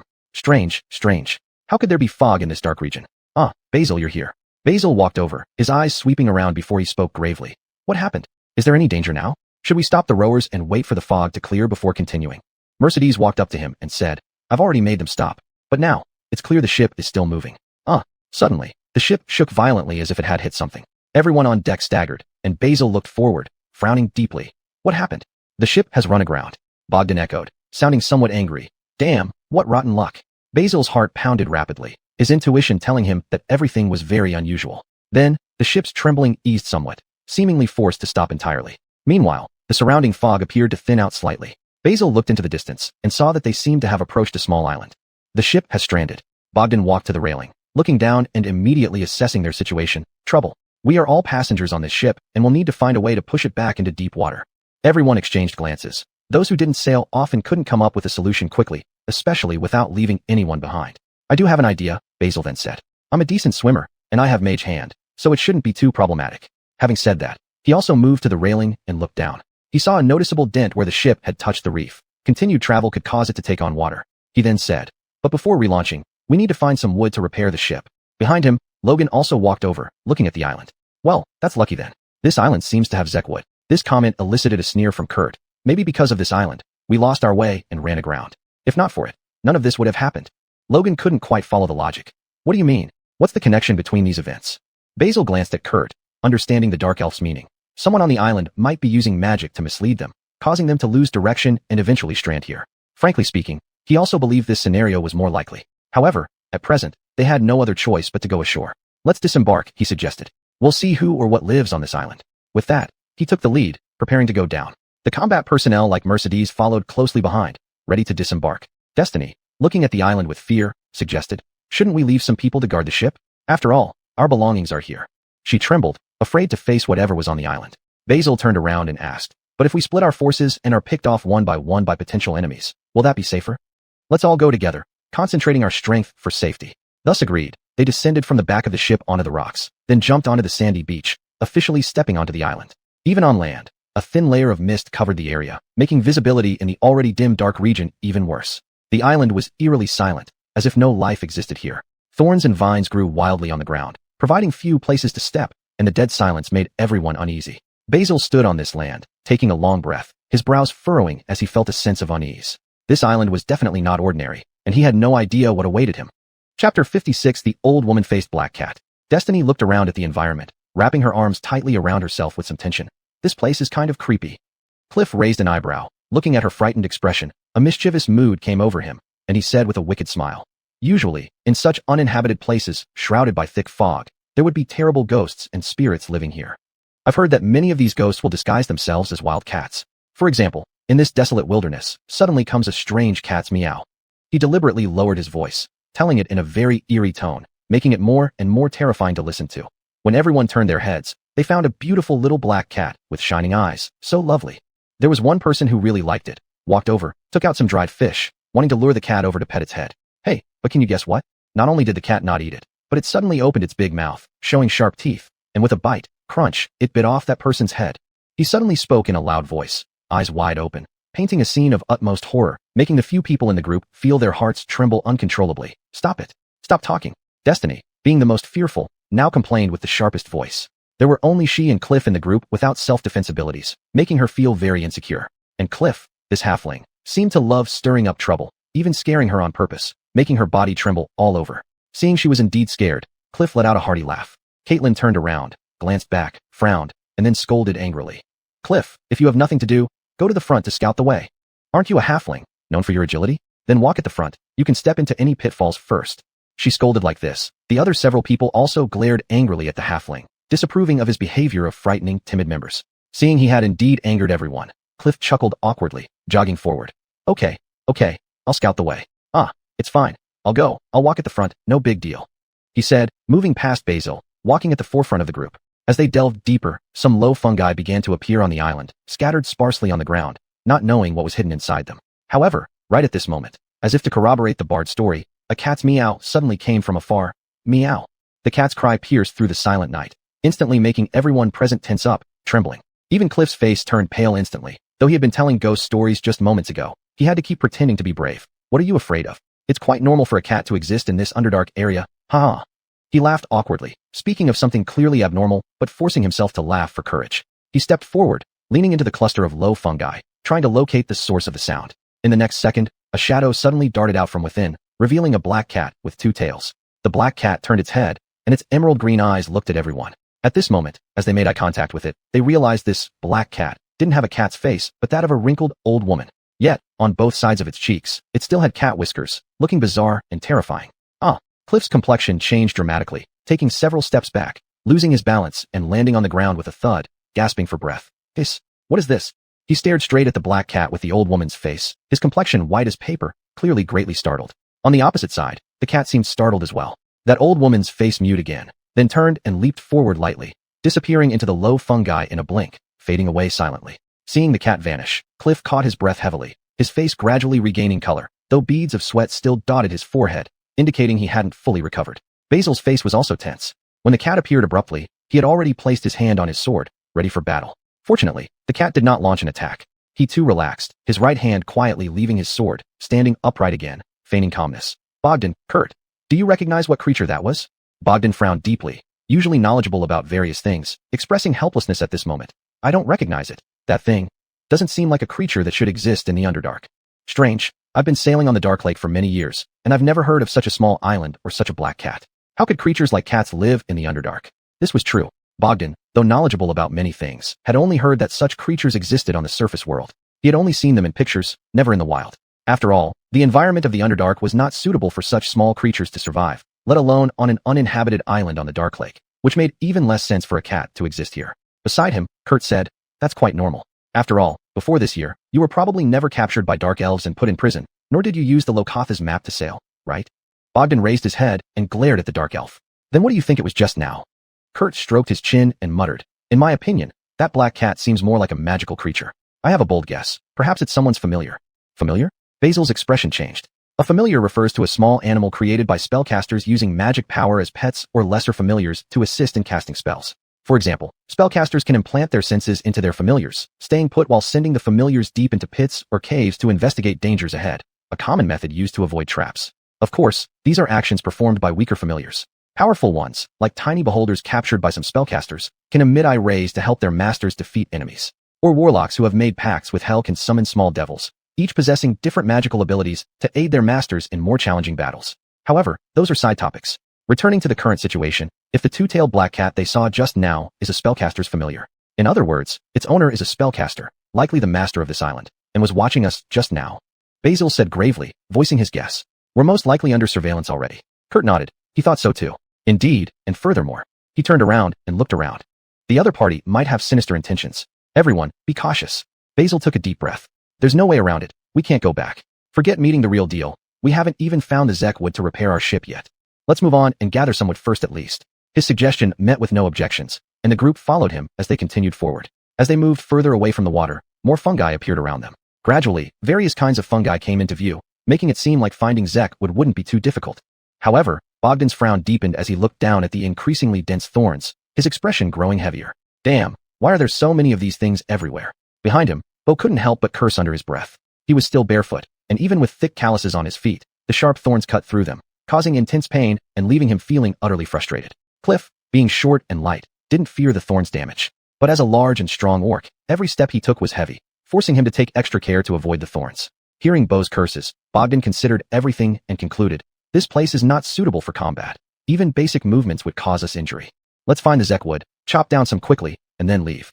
Just as he finished speaking, they moved forward, and the fog ahead cleared slightly. A sharp, mad voice sounded, unpleasant to the ears. Grandma is just ahead. Grandma is just ahead. The group looked up to see a short figure wearing a round red cap approaching. Chapter 57, A New Mission. The short creature wearing a red cap resembled a dwarf in appearance. It stood less than 1 meter and 20 centimeters tall, yet it was definitely not a dwarf. Its limbs were oddly elongated and seemed emaciated, while its nose protruded unnaturally long, like a talking wooden figure from a fairy tale. This bizarre being was now hopping around amidst the fungi, reaching into the low-growing mushrooms and plucking out thumb-sized, snow-white fungi speckled with red dots, muttering, "Granny is just ahead. Granny is just ahead." Its voice was shrill and grating, unbearable to listen to. Bo, already in a foul mood, stepped forward and roared at the red-capped creature. "Hey you shorty, come here. I ask you, what is this place?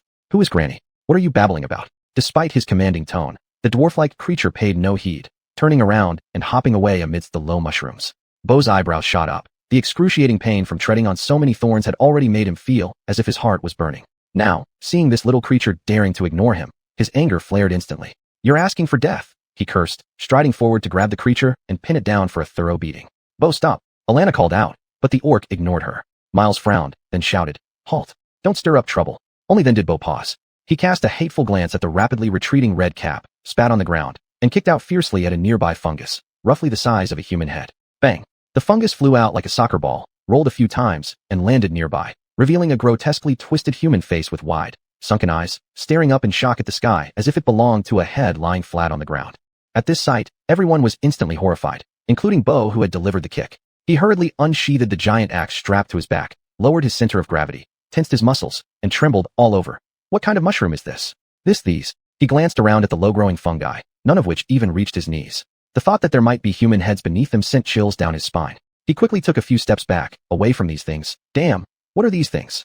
Be careful, these might be spore zombies. Behind him, Polly also lowered her stance into a fighting position and spoke solemnly. As a follower of Truman, the platinum dragon god of goodness, and raised in a monastery, Polly had been constantly battling undead, giving her knowledge in these matters. She knew that some fungi, after infecting humanoid beings, would not only steal their lives, but also control their corpses to attack other creatures, wounding healthy individuals to infect them with spores, thus achieving their goal of spreading and reproducing. These fungus-controlled corpses were called spore zombies. Not necessarily. This doesn't seem like a place where myconids would live, Ajay commented after looking around and making his judgment.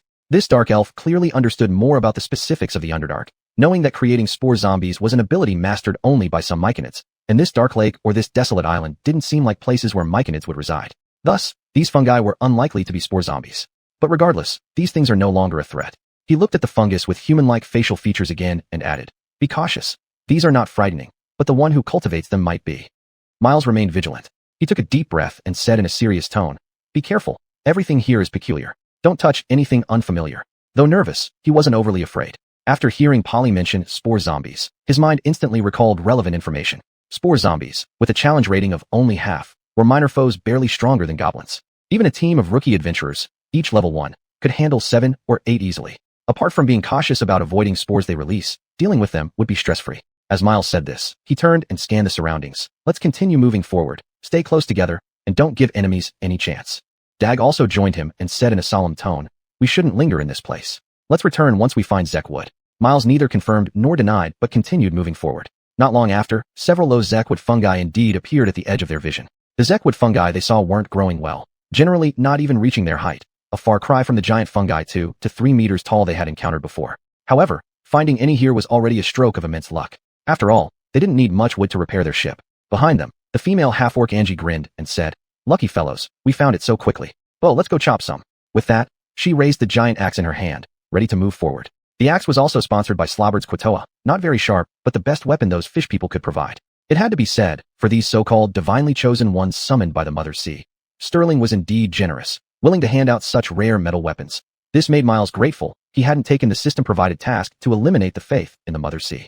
Speaking of now, as Angie finished speaking, the 3 warriors stepped forward, ready to cut down the Zek wood and obtain the timber. At this moment, Miles felt a sharp pain in his head, a sense of foreboding filling his heart, making him instantly alert. "Hold on," he shouted, "don't cut. Let's continue moving forward and meet the owner of this place first."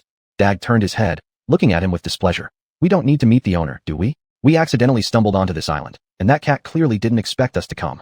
Having witnessed too many bizarre things, the Fernando who disliked using magic was very tense and unwilling to delve deeper. What we should do now is chop some zekwood, leave without alarming the owner, and get out of here quickly to avoid unnecessary trouble. Saying this, he glanced at the surrounding fungi of various sizes, still feeling unnerved. This place is too strange. I don't want to stay here another second. He spoke sincerely, immediately resonating with several others. Miles frowned, feeling uneasy, took a deep breath, and then said gravely, "Everyone, I know we're all nervous and scared, wanting to return to the safety of the ship. But, ask yourselves, can we escape danger by returning to the ship? That abnormal fog still covers this area. We can't determine our direction or leave this island. Don't forget how we ran aground. If we don't meet the owner of this place and understand the cause of the fog, we might never leave here." As he spoke solemnly, everyone looked at each other. Then, Alana raised her head, eyes resolute, and said, "I agree with Miles's assessment. We must continue forward." Polly also nodded. Indeed, these phenomena seem like magical effects. I trust Mr. Miles's judgment. Bo and Angie remained silent, but followed suit. Despite being timid, Cassia knew returning to the ship meant waiting for death, hesitated for a moment, and chose to support him. Dag fell silent for a while, finally muttering, "All right, you convinced me, Miles. Let's continue and see what's on this island."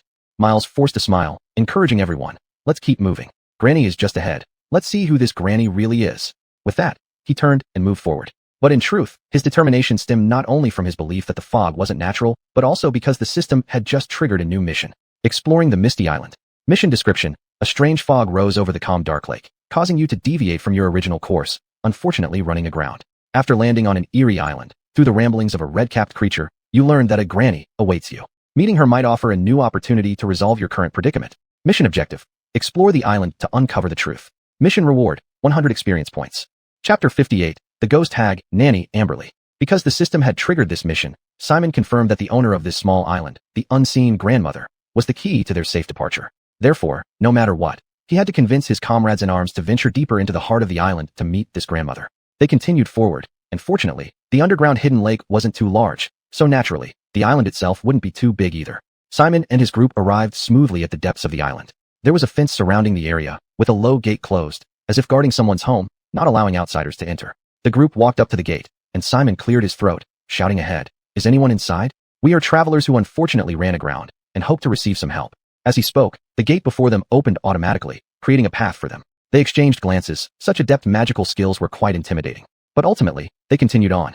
Simon led the way. As he took a step forward, he heard a slow, deep voice like a dim-witted person learning to speak. "You have come." Everyone looked ahead and saw the fog gradually thinning, revealing the situation within the fenced courtyard. In front of them stood a large pot over a meter tall. There was no stove or flame beneath it, yet bubbles gurgled inside, steam rising as if it were boiling naturally. Beside the pot sat an almost 3-meter tall, pale-skinned, obese ogre with no hair, seated on a wooden stump, using its giant hands like fans to stir the soup with a long stick. Upon seeing Simon and the others approach, the bulky ogre turned and, with a slow opening of its enormous mouth, said, "Grandmother, they have come." It muttered these words as if it were a mentally challenged individual who could hardly form coherent speech. After speaking, it turned its head to look further back. Then, the fog in that direction also gradually dissipated, revealing a dilapidated hut made of straw, likely the residence of the grandmother. Simon held his breath, looking at the ogre. "May I ask who you are?" Ogres usually possess extremely low intelligence and an insatiable craving for human flesh, often attacking on sight. But this one seemed different. It could restrain its urges and even communicate, even serving the grandmother. This piqued Simon's curiosity about its uniqueness. "My name is Iolo," the ogre mumbled. "Grandmother is good. She changed me into this." Simon nodded slightly. At that moment, a sharp female voice came from the direction of the hut. "Huh? Rare guests indeed. It's been years since such visitors have set foot on Grandmother's Island." That sharp voice caused everyone to frown and squint. Next, the door of the rundown hut opened, and out came an old hag with dirty green hair, leaning on a tall staff, her back hunched. She appeared extremely old, not just from the wrinkles on her face, but also because she couldn't straighten her back, walking only hunched over, making her seem no more than 1.23 meters tall, nearly comparable to a goblin. Someone as tall as Simon had to bend down and lower his head to meet her eyes. However, the staff she leaned on was nearly 2 meters high. The staff itself was crooked like a bent branch, untrimmed, transformed by magic directly into her weapon. From the top of the staff, several branches extended outward, collectively supporting a large red apple at its peak, which looked temptingly fresh, yet ominously poisonous, suggesting certain death upon touch. Simon's gaze softened. Through these features, he had already guessed the identity of the old woman before him. She was a ghost hag, and judging by her hair color, this was likely a green ghost hag. Ghost hags are fey beings originating from the Feywilds, composed purely of emotion. Unlike kind creatures like sprites and satyrs, ghost hags are evil entities. They manipulate hearts with dark magic, granting wishes in twisted ways, only to take away what people value most, leaving them in despair. But even with the notorious reputation of ghost hags, Many adventurers would still have to do business with them despite knowing they were evil beings. There was no other reason but that these old ladies, though extremely wicked, were truly incredibly powerful. Some unspoken needs could only be fulfilled by them. Simon looked warily as the old woman before him raised her head, her long and sharp nose pointing at them. A smile appeared on her wrinkled face, but because she had no teeth, her lips caved inwards, making her smile unappealing and even more terrifying. "Oh, what beautiful young people," she complimented, her eyes moving past Simon to look at Caitlin and Vicky behind him. "Those pretty little faces, that fresh and tight skin, I envy you so much. If only I could have such good skin, wouldn't that be wonderful, huh?" She laughed with an open mouth, but suddenly lost control, and a long, bright red tongue fell out of her mouth, hanging all the way down to her belly, looking like a hanged ghost. Caitlin couldn't help but step back half a pace, reaching up to touch her own face. She had also heard of the notoriety of ghost hags, knowing that their compliments weren't genuine, but more likely meant they wanted to strip her skin and put it on themselves. The overwhelming malevolence made her feel frightened. As for Vicky, she frowned, lowered her center of gravity slightly, and was ready for battle. Simon moved half a step, subtly adjusting his position to stand in front of the two girls, and said, "It's an honor to meet you. I am Tom Simon, and these are my comrades in arms. May I know how we should address you, ma'am?" He appeared polite, and the ghost hag hurriedly reached out to tuck her tongue back into her mouth before saying, "Oh, Simon, you're such a handsome gentleman. I am Amberly, but people generally call me by my nickname Nanny. The reason for this nickname is because I always provide excellent service, making my customers feel as if they are being pampered by a caring nanny." She giggled as she spoke. Take him, Iolo, for example. He wasn't like this before. He used to be a dwarf. He was bullied and wished to have the strength of an ogre. So, I granted his wish and turned him into an ogre. Look, isn't he happier now? She smiled, lifting her head to look at the ogre. Iolo, tell us, aren't you happy here with your nanny? The ogre grinned, showing a stupid smile. Iolo happy. Thank you, Nanny. Thank you, Nanny. He repeated mechanically, chilling everyone present. A dwarf, once clever and agile, had become this stupid after a deal with the ghost hag. Simon took a deep breath, suppressing the discomfort in his heart, and said, "Nanny, we didn't mean to arrive here. We accidentally ran into a fog bank, and our ship hit a reef and grounded. I wonder if you can offer any advice? When will this fog clear, and when can we leave?" At his question, the ghost hag's smile faded, becoming more serious. "Oh, you ask when the fog will clear. I can only say that within a day, these natural phenomena will disappear on their own." Natural phenomena? Simon naturally didn't believe it. He remained silent, waiting for the ghost hag to continue speaking. Then, he heard the green ghost hag say, "However, since you're already here, why don't you take a look at my treasures first? You carry many treasures too, right? Gold left unused is just dead weight. Exchanging them for useful things is the most important thing, isn't it?" She said this with a sly smile. Simon's expression changed, realizing her intentions. This creature must have seen the gold and jewels they carried, and thus intentionally kept them here. So, paying a ransom to avoid disaster? This thought immediately arose in his mind. He glanced at the ogre stirring the large pot, the red hat gnome picking mushrooms in the distance, and the twin-tailed black cat perched on the ghost hag's shoulder, deciding to proceed cautiously.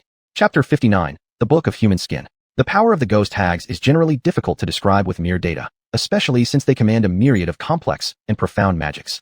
Like now, this ghost hag before them was able to raise thick fog from afar, causing their ship to go off course and run aground, even turning a dwarf into an ogre, if what she said was true, as there was no evidence to prove otherwise. This demonstrated that her spellcasting ability far exceeded what Houston and the others had imagined.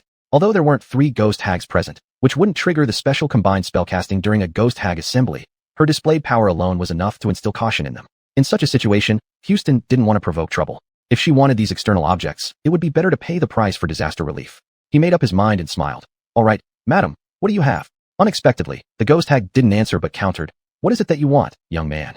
Madam has everything here. Even if not, madam can get it for you. As long as you can pay the nominal price, you'll receive the meticulous care of Nanny Georgii." She giggled, looking very pleased and confident. Alana looked worried at Houston, tugging gently on his sleeve, signaling him to step back, whispering beside his ear, "Are you really going to trade with her?" Houston stepped back half a pace, lowering his voice. "Better safe than sorry. Give her money if she wants it. Don't cause trouble here." As he spoke, Hannah chuckled in his mind. "What happened to your courage when you entered my tomb? Why are you so timid in front of this ghost hag?" Houston wasn't swayed and then said aloud, "If anyone has something they want to buy, speak up now. It's a rare opportunity. Let's spend all the money we have." His words barely faded when Will suddenly raised his head and grumbled, "Do you have a better axe? This fishman's axe is truly too crude, and I can hardly use it." He mumbled, venting his dissatisfaction. The ghost hag, watching this large orc, grinned more widely. "Yes, yes, yes, madam has everything. Pierce, fetch the axe from the mushroom field. Let's see if this orc gentleman is satisfied." The ogre put down the wooden spoon he used for stirring the pot and turned towards the back. Everyone followed his movement and saw that the dense fog had cleared somewhat, revealing a small area where about 7 or 8 red-capped gnomes were hopping around, harvesting mushrooms in a mushroom field. The ghost hag continued to look at everyone, her smile growing wider, making her expression more terrifying. Anyone else? What else do you desire? Alana opened her mouth, shuddered suddenly, thinking of something. She hesitated, then shook her head. Forget it, I don't particularly need anything. No need to waste the team's funds. Others nodded in agreement, shaking their heads to indicate they didn't need anything. Bogdan said in a deep voice, a magical axe is expensive enough. We don't have much money. This should be sufficient. However, Houston thought differently. He turned his eyes and asked the ghost hag, Madam, do you have any spellbooks? Since they had to spend their money anyway, and the ghost hag probably wouldn't let them leave with much money, why not solve all his current problems in one go? Incidentally, Hannah had just mentioned needing a spellbook to speed up his magic learning. So why not buy one from this ghost hag to alleviate his urgent needs? Opening his mouth like this, his teammates looked at him in surprise, but didn't say anything more. Up ahead, the ghost hag showed surprise, then tilted her head, muttering, a spellbook? What do you plan to use it for? Copying spells. Wizards would record spells they learned in their spellbooks. Naturally, if another wizard defeated them and seized their spellbook, they could copy the spells onto their own book, quickly learning new spells. This was also one of the main reasons why wizards had risen in status over the past century. Houston replied, no, I need a new spellbook to learn spells. It doesn't need to have spells already recorded, as long as it can be used as a new spellbook. While any blank book could be used as a spellbook, a book made of better materials could withstand the casting of spells longer without deteriorating, thus providing a better experience for the user. Hearing this, the ghost hag nodded slightly. I see. I do have a blank book. Let me fetch it for you to take a look. Simon immediately felt better. Then please bring it over, and let's see if it fits. The ghost hag turned around, leaning on her staff, and limped towards the back. Simon watched her silhouette as she walked back to her little shack, closed the door, and reappeared a few seconds later with a thin yellow-skinned book tucked under her armpit. Ah, found it. Fortunately, I didn't throw it away, haha. Take a look. Does this book suit your needs? Its magical affinity is quite good. If used to record necromantic spells, it would be perfect. She smiled and handed the book to Simon. As he received it, he suddenly noticed that the cover material was unusually soft, as if made from some kind of skin. The ghost hag looked at him with ill intent, her mouth stretching wider, then she emitted a wicked laugh. How does it feel, Mr. Simon? What do you think about touching the skin of a fellow infant? Upon hearing this, Simon's face drastically changed. The book cover was made from human infant skin. Listening to the ghost hag's words, Simon couldn't help but feel an intense wave of nausea that almost made him vomit right there. Behind him, Alana instantly paled, feeling a strong urge to vomit. She exerted considerable effort to stop herself, but the anger in her eyes was clearly visible. Beside her, Polly also realized the evil nature of what Simon now held. Her eyebrows furrowed in anger, staring at Simon without saying a word, yet her golden vertical pupils burned with rage, as if ready to burst into flames. She didn't say a single word, just silently watching him, waiting for his decision. Faced with this, Simon gritted his teeth, holding such a desecrated, filthy object. He felt as if he had been toyed with. Rage burned fiercely within him, making his hands tremble, barely restrained. How about it? The green ghost hag named Nanny Bungie giggled, apparently very pleased with her creation. Are you satisfied with it, young man? Buy it, and you'll receive the power bestowed by Granny. Her tempting tone only fueled Simon's anger, which nearly reached its peak. At that moment, Hannah's voice rang in his mind. Ding! Quest exploring the Misty Island updated to Quest Ghost Hag Bungie, triggering a new choice. Simultaneously, the system's light blue screen appeared before him again. Ghost Hag Bungie. Quest description. After delving deeper into the Misty Island, you realize that all this was orchestrated by the green ghost hag nicknamed Nanny Bungie. She trapped you, hoping to get treasures from you, possibly even your souls. Now, in your hand is the book of infant skin she gave you, imbued with her dark and evil magic. What will you choose? 1. Accept the gift. Triggers follow-up quest Nanny's Master. 2. Refuse the gift. Triggers follow-up quest Destroy the Ghost Hag. Simon's eyes blazed with anger, but he retained a sliver of reason, asking inwardly, Hannah, how strong is this ghost hag compared to you? He deliberately asked this, knowing well that the green ghost hag was far weaker than this archmage. His baited question worked effectively, and Hannah erupted in fury. Short-sighted human, you're insulting me. Even if I'm in my weakened state, if you allow me to possess your body, using your feeble mana, I could crush and scatter her bones 1,000 or 10,000 times over. She was furious at Simon's underestimation of her, comparing this prestigious floating city lord to a mere green ghost hag. Simon ignored these emotions and continued. What if I fight her myself? There are risks, I must admit. Hannah answered instinctively, having a good understanding of Simon's strength. But since you can cast 6 circle spells, you can definitely kill her. Decided. With newfound resolve, Simon glared fiercely and roared at the ghost hag. Die, you old hag. Without waiting for a response, he suddenly drew his sword and slashed toward her head.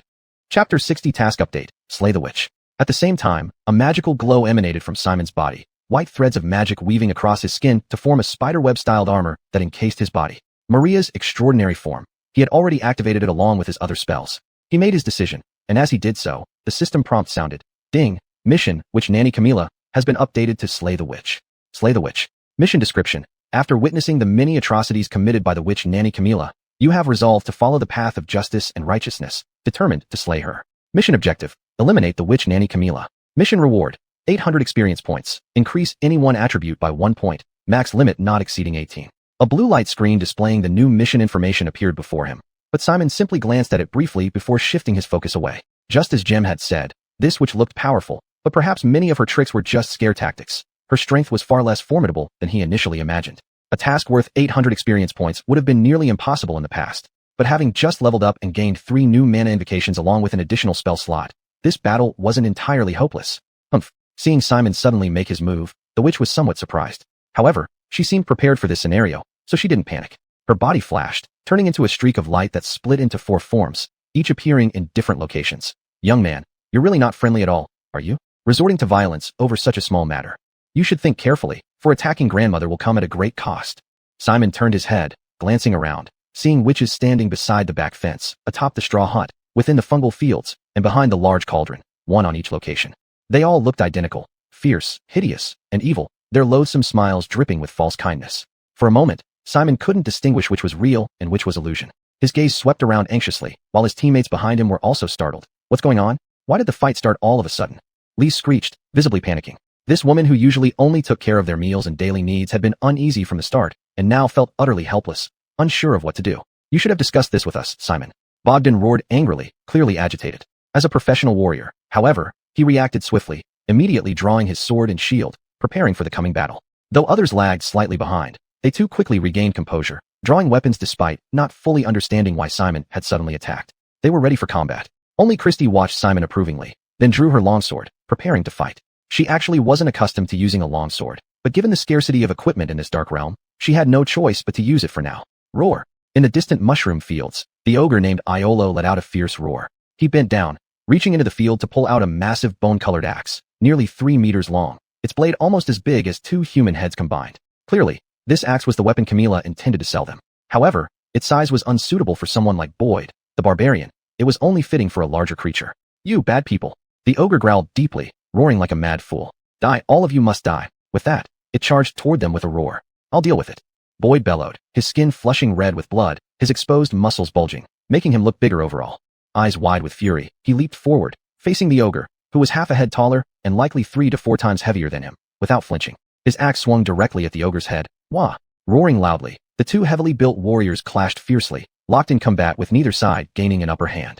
But the enemies here weren't limited to this single ogre. Chirp chirp. The redcaps, previously gathering mushrooms, let out strange cries, brandishing knives as they rushed from all directions, easily a dozen in number, instantly surrounding the group. Furthermore, the twin-tailed black cat leaped into the air, its body growing larger, transforming into an enormous twin-tailed black panther in the blink of an eye. It roared and lunged at Simon and the others. Die, you black cat! Angie cursed loudly and swung her great axe at the 2-tailed monster. Christy came to her aid from the side, and they soon engaged in combat.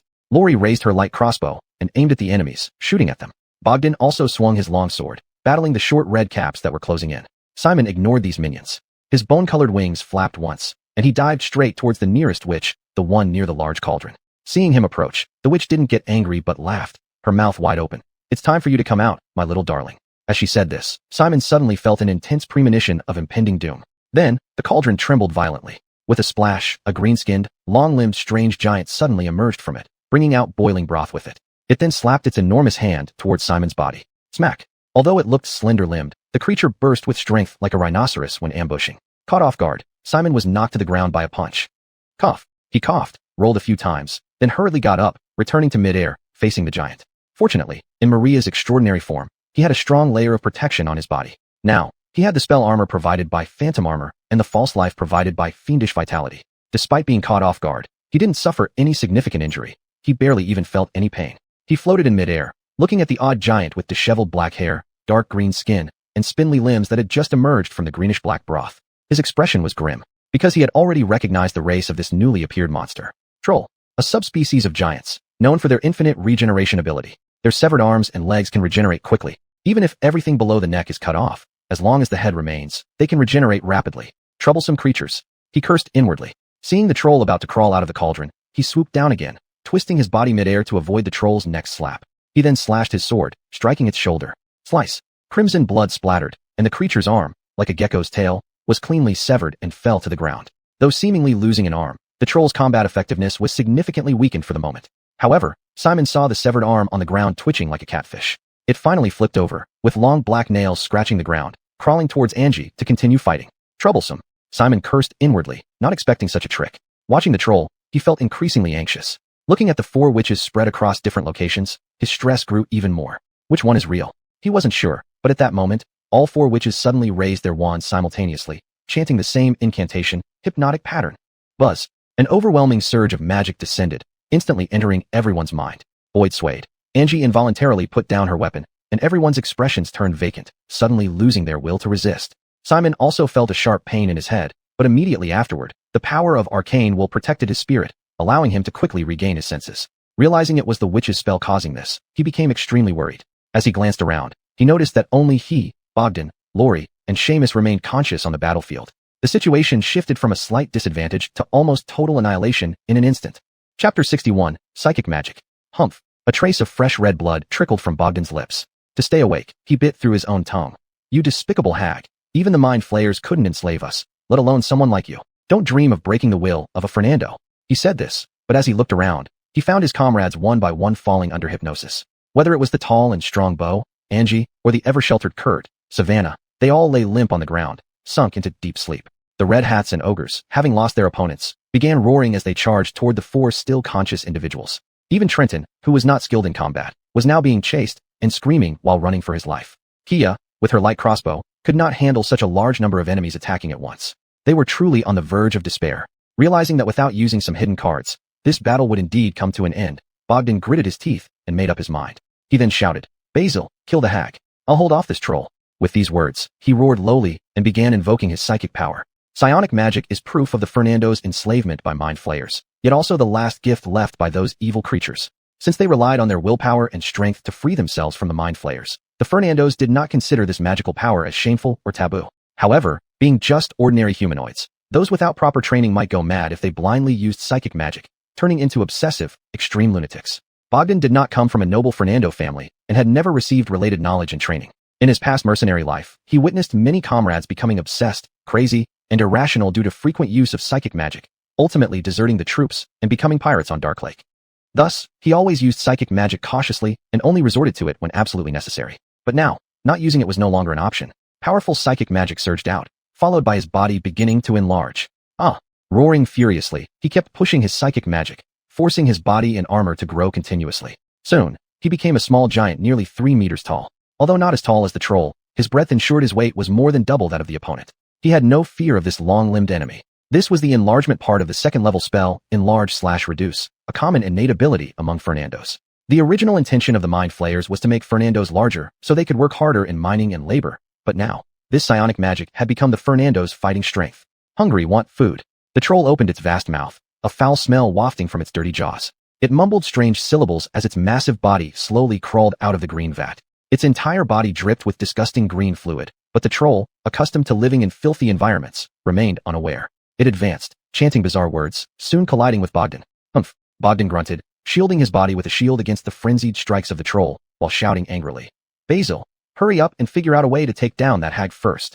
Saying this, he swung his sword, striking a deep, bone-deep wound on the troll's body, causing viscous pus and blood to flow out. But pain only brought the troll greater rage, leading to a further counterattack. Roar. These 2 giants fought fiercely. Every heavy step caused the ground to tremble. Under the empowerment of psychic magic, Bogdan easily matched the deranged monster.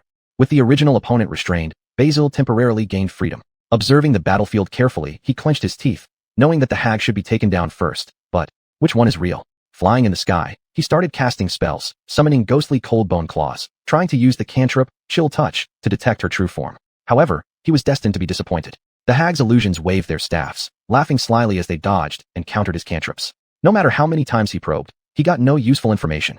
Blasai, Basil shouted in his mind. Can you tell which one of the 4 is real? He asked, but Blasai chuckled derisively. Can? You think you'll get an answer from me? Tell me. None of them are real. Blasai laughed. The true hag has been invisible since the start. She's hiding in the shadows, preparing to ambush you all.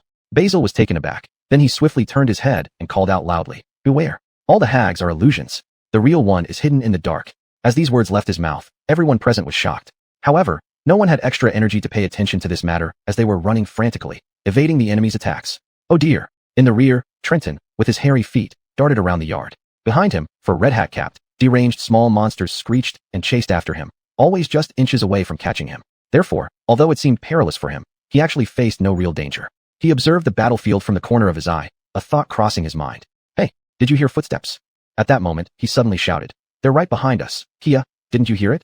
Not far away. Kia, who was dodging ogres and the dual-tailed black cats, was about to retort that the battlefield was too noisy for her to notice any footsteps. But she paused, a sudden realization dawning on her, and she grasped Trenton's meaning. Then, she swiftly turned around and fired an arrow straight back. Swish! The arrow whizzed through the air, and in the next second, the hag's agonized scream rang out. Ah! She screamed, her body gradually becoming visible. At the same time, the four hag illusions shrieked, clutching their heads. Their figures flickered like poor TV reception, vanishing within a second. And the consequences of this did not end there. As the hag's hypnosis spell faded, those who had fallen into deep sleep and were unable to fight opened their eyes. Bo sprang up, lifting his great axe once more. What happened? It worked. Basil's spirit lifted, and he hurriedly shouted. You were hit by a spell. Continue raging. Keep fighting.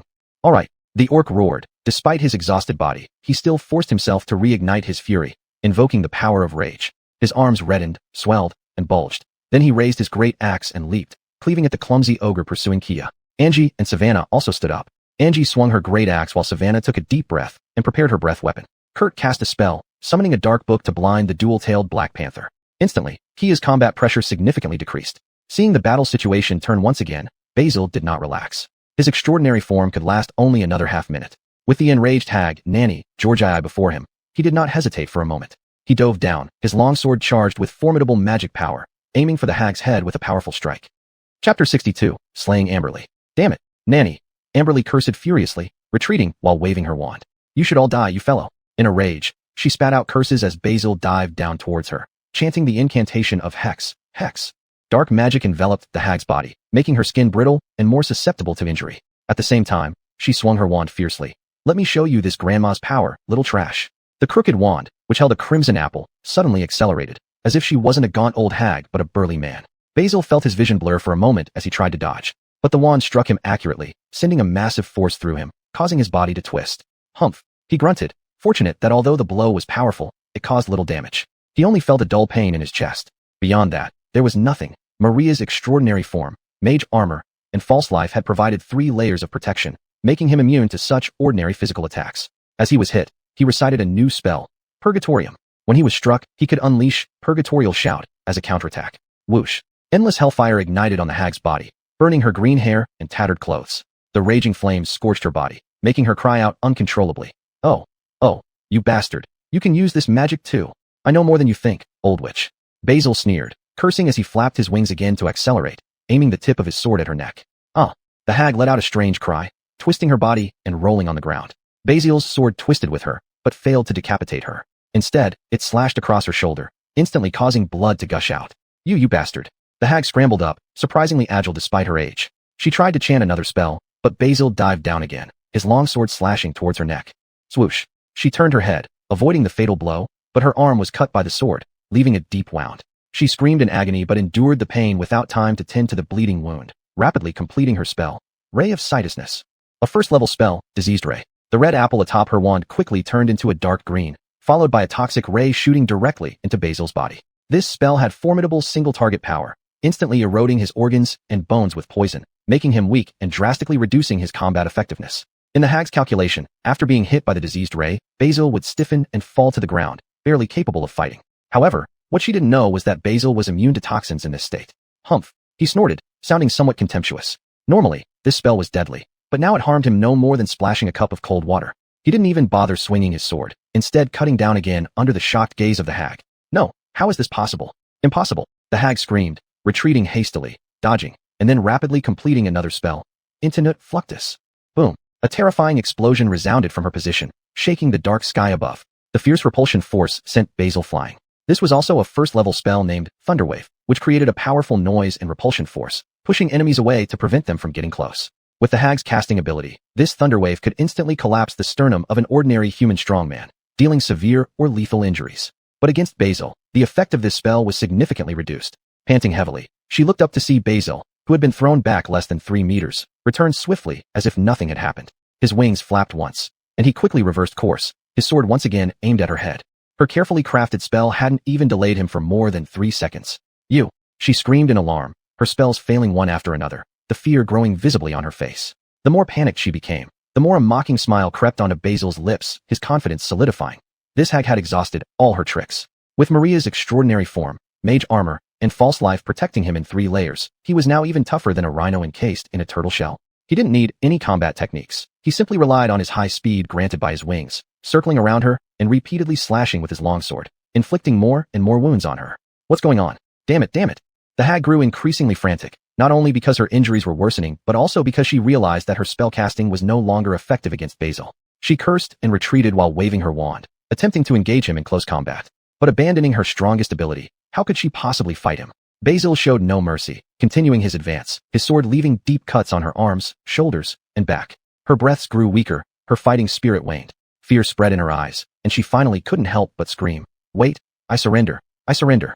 I'll let you leave. Anything you want, you can take. She screamed in terror, but Basil, still feeling nauseated from the manskin book, ignored her terrified state. With a cold expression, he stopped engaging verbally and pointed his long sword at her neck. Swish. Finally, he slashed across the hag's neck, leaving a deep wound. Blood gushed out. Nanny, Amberly's eyes widened as she staggered, her long tongue involuntarily slipping out of her mouth. Ugh. Her eyes bulged, her body swaying, and then she stared at Basil with hate, saying, I curse you.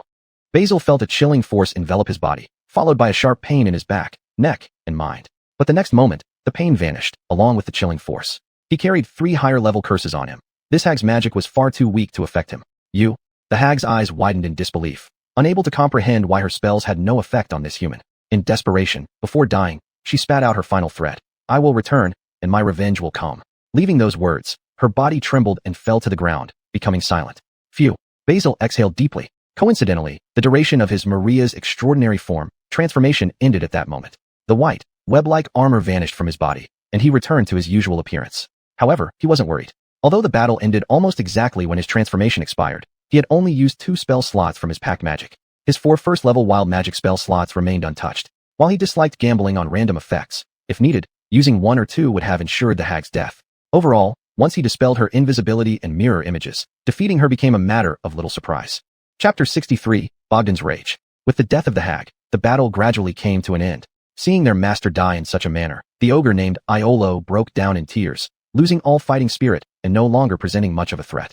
Then Bo let out a roar, leaped high into the air, and with a swing of his giant axe, split the ogre's head in 2. The large body crashed to the ground with a boom, fresh red blood mixed with brain matter spilling everywhere, leaving no doubt that it would not survive. Although the surrounding red caps were deranged and cruel, their combat prowess was indeed not too strong, perhaps only slightly better than goblins, but very limited. When Polly opened her mouth and spat out the deadly icy dragon breath, most of these creatures were instantly, severely frostbitten, their hands and feet stiff and frozen, barely able to move. In this state, Delaney, wielding her giant axe, had a field day decimating them, cutting down their lives effortlessly. The Black Panther with twin tails lost its magic supply from the hag, and quickly reverted to a small cat. It meowed once, and then turned to run away at lightning speed. No one bothered to pursue this now harmless creature, so the remaining threat on the scene was just the towering troll. Bogdan was still grappling with it, using his shield to protect himself while looking for an opportunity to strike back. However, his counterattacks were extremely ineffective. Even though each sword strike left deep wounds on the troll, visible to the bone, they healed rapidly. This back-and-forth battle led to Bogdan being dragged into a war of attrition, clearly becoming physically exhausted and about to lose. Fortunately, others could now provide support. Basil did not step forward but stayed behind, chanting spells to summon translucent ghostly bone claws, which flew up to claw at the troll's body. The cold power invading its body drastically slowed down its healing, significantly reducing its combat capability. Destiny, hurry and start a fire. Trolls are afraid of fire. Tegan shouted loudly, snapping Destiny out of her trembling daze. She nodded repeatedly. Oh right, I'll start a fire. She then pulled out flintstones, gathered some dry fungi nearby, struck them together a few times, and soon a flame arose. Bo and Delaney picked up burning fungi and charged forward, pressing them against the troll's body. Thus, the blazing fire inhibited its regeneration, causing the creature to howl in agony and quickly collapse, its body scorched and charred, unable to regenerate any further. With that, the battle finally ended. In front of everyone, Bogdan's body gradually shrank, soon returning to his original height. He clutched his head and groaned in pain, clearly indicating the strain that forcefully performing such a psychic spell had on his brain. Everyone gathered around, and Basil stepped forward, concerned. Are you alright? Bogdan, where does it hurt? Where are you injured? I'm fine. Bogdan shook his head, breathing heavily, beads of sweat forming on his forehead. Just a bit of a headache from casting that spell. After catching his breath, he lifted his head, his eyes glaring angrily, filled with bloodshot red veins, as he stared at Basil. But I have a question for you, Basil. Why did you suddenly attack the hag without warning? We were completely unprepared and were thrown into battle. Because of your rash actions, we nearly died here. He scolded, anger evident on his face. He was indeed very upset. He hadn't wanted to get involved in trouble from the start. Although they eventually won, the intense battle process made him feel a lingering fear. The rest of the group also looked over, clearly needing an explanation for this sudden eruption of combat. Basil responded calmly. I apologize for not discussing this with everyone beforehand. Sorry, everyone. Pausing for a moment, he continued. But the situation was truly urgent at the time, and I couldn't openly discuss it with you in front of the hag. She clearly had ill intentions, trapping us here under false pretenses of a trade, only to offer something as evil as a book bound in human skin. I couldn't tolerate such behavior, so even though I knew there were risks, I decided to take action. He said this, took a deep breath, and his expression was calm. As he finished speaking, Lori, Polly, Destiny, and Tegan all showed clear approval on their faces, nodding slightly to him. Clearly, despite the peril they just faced, the four of them were still in agreement with his decision. Bo and Delaney's expressions didn't change much. Such matters were of no concern to them. In their view, when something offends you, you just hit back. After winning the fight, there was no point in wasting words. Eric seemed unimpressed. Oh, what a heroic act. I almost suspect you're a paladin, Mr. Basil. I can hardly resist applauding for you. Basil glanced at him and then warned, watch your mouth, Eric. If you enjoy stripping elf skin to make books, I will chop off your head too. Eric turned away sullenly and fell silent. Bogdan continued to glare at Basil, his anger not yet subsided. I hope you'll be careful, sir. This isn't the first time. You keep getting us into danger based on your personal judgment. We are running for our lives. For these risky choices without guarantees, we should avoid them rather than provoke them and put everyone in danger. Of course, he was angry. He had been forced to use the psychic magic that he had always avoided to resolve the crisis for the team, and his head still hurt from it. Our safety is not a token for you to fulfill your sense of justice. Basil's eyes narrowed slightly, and a hint of anger rose within him. Originally disgusted by the hag, he now had to endure criticism from a comrade. Say whatever you want, Bogdan. No matter how much you dislike it, you won't find a better solution than mine against that obviously malevolent green hag. She was leading us into deeper trouble, obscuring our vision with thick fog and making our boat run aground, all while intentionally disgusting us. Your evasion doesn't solve any problems. If you can't offer a better solution, then don't speak. He said this coldly, glanced at the Fernando, then turned away. Everyone, let's clean up the battlefield and count the spoils here. We've wasted too much time already. We should return. His voice trailed off as Lori, Bo, and Delaney followed him enthusiastically to clean up the monsters' corpses and loot the hag's hut. Only Lori stood where she was, watching Bogdan with concern. Although he hadn't regrown his eyebrows or beard yet, his bald chin did not lessen the intensity of his frowning face. She glanced at Basil's retreating figure, sighing softly. Behind her, Eric watched everything with amusement, finding joy in the growing tension. Lori caught his smirk out of the corner of her eye, frowned slightly, and inwardly sighed at the difficulty of the situation. Suddenly, an idea flashed across her mind. Perhaps she could do something. Her face remained neutral as she turned and walked over to the dark elf. Eric, I have a question for you. Eric turned to look at her. What? Speak up. Right. She pursed her lips and lowered her voice to ensure Bogdan couldn't hear. What happened to Bogdan's beard? I remember he had one initially, but those dark elves shaved it off. Why hasn't it grown back? I thought dwarves' beards grow fast. It's been nearly a month. Why does his chin look like nothing has changed? She asked this, and Eric instantly grinned widely, showing a carefree smile. You're asking about this? Haha, he probably won't ever grow a beard again in his life.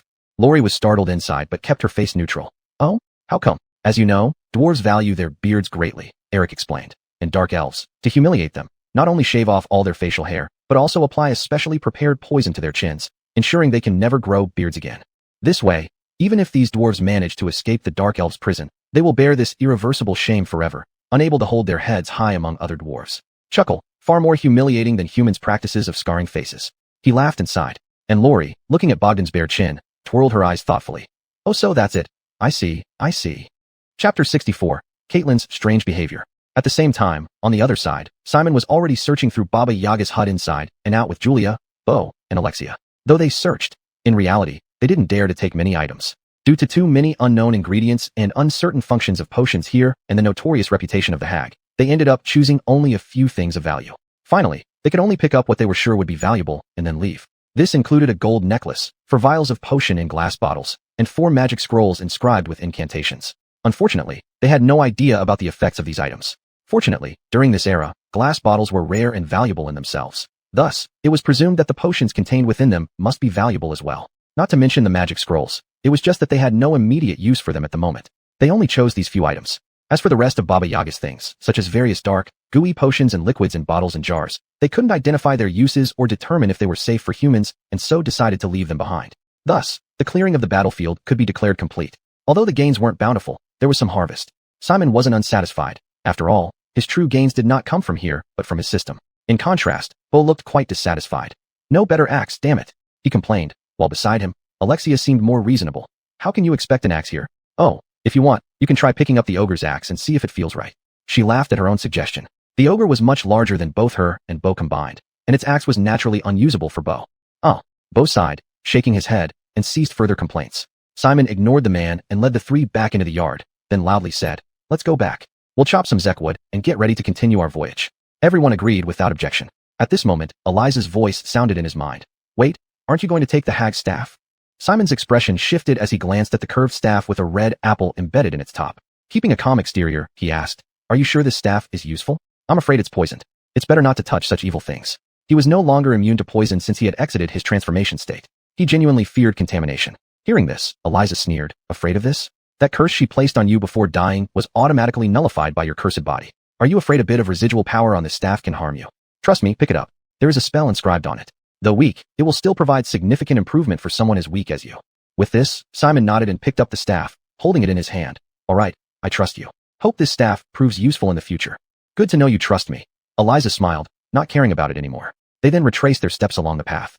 Bogdan remained with a gloomy face, looking very unhappy. His skin was dark to begin with, and now with this expression, he looked intimidating, making others wary. The tension between two pillars of the team made everyone heavy-hearted. Even normally cheerful Pierre refrained from joking, fearing he might say something wrong and incur misfortune. Simon had no intention to communicate with Bogdan. He understood the latter's thoughts. Grey dwarves tended towards evil, so Bogdan saw no issue with the hag's human skin book and believed Simon should have completed the transaction as normal. This sudden change in plans annoyed Bogdan. However, Simon's values wouldn't allow him to agree with this.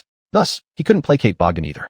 The two remained at odds, but luckily, despite the tense atmosphere, work didn't get delayed. Bogdan still picked up his hand axe and joined everyone in chopping down Zek wood, hoping to gather enough material quickly and return to the ship. However, during this time when everyone was working, Simon noticed that Caitlin had quietly slipped away. She wandered around, poking here and there, picking some vine fungi, and even running back to Baba Yaga's yard to pick up some items. Fortunately, with the death of the hag, the fog surrounding the place was gradually thinning. Otherwise, Simon would have worried about her getting lost if she ventured too far. But even so, her strange behavior caught Simon's attention. Concerned, he couldn't help but shout, "Caitlin, what are you doing? Come over and help cut down the trees." "I have something to do," Caitlin replied without looking up, continuing her activities. "You don't need to worry about me. I'll be back soon." Saying that, she still went about her own business, picking things from all over. Simon frowned, and Bo, who was chopping wood, also looked up at Caitlin and muttered, "A woman like this who doesn't listen. Just give her a good beating." Alexia smacked this orc, who immediately began arguing with her. Julia also looked up at Caitlin and then said, "She might really have something to do, but it doesn't matter if she skips out. We have enough people and don't need her." Simon didn't speak, recalling how Caitlin had earlier shot an arrow that precisely revealed Baba Yaga's location, turning the situation around. He shook his head and softly said, "Forget it. Let her do as she pleases. Let her be." Having said that, he led everyone to continue cutting down the Zek trees. With no one disturbing her, they quickly gathered enough materials. The group returned to the ship in grand fashion, starting to repair the damages. During this time, Caitlin didn't lend a hand. She remained busy with her own affairs, such as diving into the water to fetch plants, squeezing out their juices, and frowning at them, seemingly lost in thought. Simon left her be, allowing her to do as she wished. After a day's work, they finally finished repairing the ship and used the leftover materials to build a small boat. A few people were sent to push the stranded ship back into deep waters, and they then returned to the ship, continuing their journey. Caitlin also returned to the ship, still silent and uncommunicative, maintaining her mysterious demeanor. Simon ignored her, letting her be, as he had more important matters to attend to now. His mission was completed, and now he needed to check his rewards. The kill of Baba Yaga gave him 800 experience points at once, nearly instantly leveling him up. Additionally, it awarded him 1 point for free attribute allocation to make him stronger. But, looking at the maximum not exceeding 18 points restriction on the attribute points, Simon couldn't help but sigh. As a warlock, the most beneficial way to allocate points was to pile them all into his casting attribute, which was charisma. But now, his charisma was already at 18 points, leaving him unable to add any more system reward points. So he could only. He scanned his attribute panel a few times, finally focusing on another attribute. Constitution. As a well-nourished modern person who maintained regular exercise habits, Simon's constitution was 13 points, much higher than the average 10 points owned by ordinary people in this world, who suffered from malnutrition and lack of food and clothing. However, while this constitution was excellent for an ordinary person, it was far from sufficient to become an outstanding adventurer. Those nobles clad in heavy armor usually had at least 14 points or more. To protect himself in this fantastical world and avoid being killed by various accidents, he needed to get stronger. Since other attributes weren't lacking right now, this point should be allocated to Constitution. Thinking this, he reached out and lightly tapped the system panel, assigning this attribute point to Constitution. A warm current flowed into his body and spread through every part of it. Simon felt his heartbeat slowing down, and the fatigue from combat and labor disappeared, making him feel incredibly relaxed. He exhaled deeply, then focused his eyes on another part of the panel, excitedly. Alright, after dealing with the attributes, now it was time to level up. Chapter 65 Level Up. With this thought, Simon extended his finger once again and tapped lightly on the system interface. Along with a soft glow, 900 experience points were deducted. At the same time, the system's voice repeatedly sounded in his ears. Host leveling up. Main profession upgraded to level 3 Warlock, Rochelle Matriarch. Spell slots increased from first level to second level. Automatically learned second level spells, Web and Mist Step.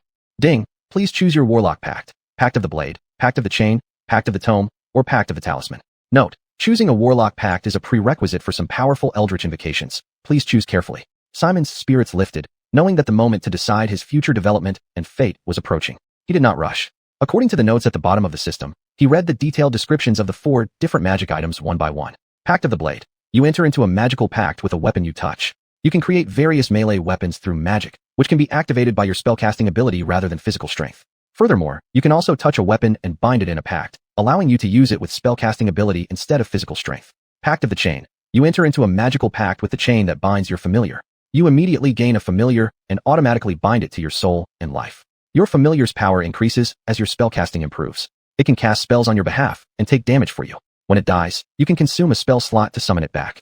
Note, since the host matriarch is Rochelle K, the familiar defaults to a quasit from the Abyss. Pact of the Tome. You enter into a magical pact with a book of spells. You immediately gain a spellbook and can inscribe spells in it, as a wizard would. The spellbook is attuned to your mind. Any spell written in it is considered mastered by you. You can dismiss or summon the book at will without altering its contents. Pact of the Talisman. You enter into a magical pact with a protective talisman. Upon taking this pact, you receive a magical talisman. When you or those around you are harmed, you can hold up the talisman to provide protection. Looking at these 4 pacts, Simon found himself caught in a dilemma. First, the Pact of the Talisman didn't even need consideration. He had never thought about using magic primarily to protect others. He believed that being powerful enough to defeat all enemies suited his mindset more. Second, the Pact of the Chain could be set aside temporarily, considering the default quasit was a demon from the Abyss. Summoning such an evil creature might cause unforeseen trouble. So, his choice came down to the Pact of the Blade and the Pact of the Tome. Which one should he choose?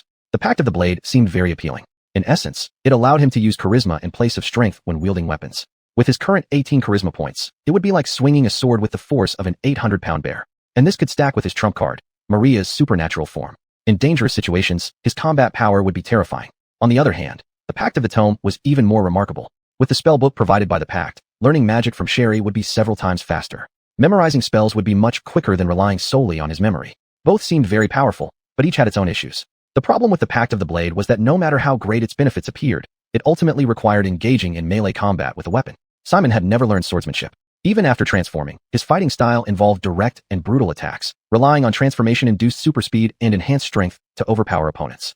Take his battle with the hag. It lacked skill and relied purely on stats. But he couldn't always stay transformed. In normal form, if he charged into melee combat with a sword, even though the effective power was formidable, would his practical combat effectiveness really surpass a skilled swordsman like Dag?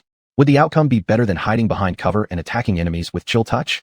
He doubted it. And even if he started learning swordsmanship now, it wouldn't solve his immediate needs quickly enough. As for the Pact of the Tome, it wasn't without problems either. Simply put, his spell slots were too limited. Even in the long run, while he could cast a large number of spells, this warlock upgrade dumbfounded him.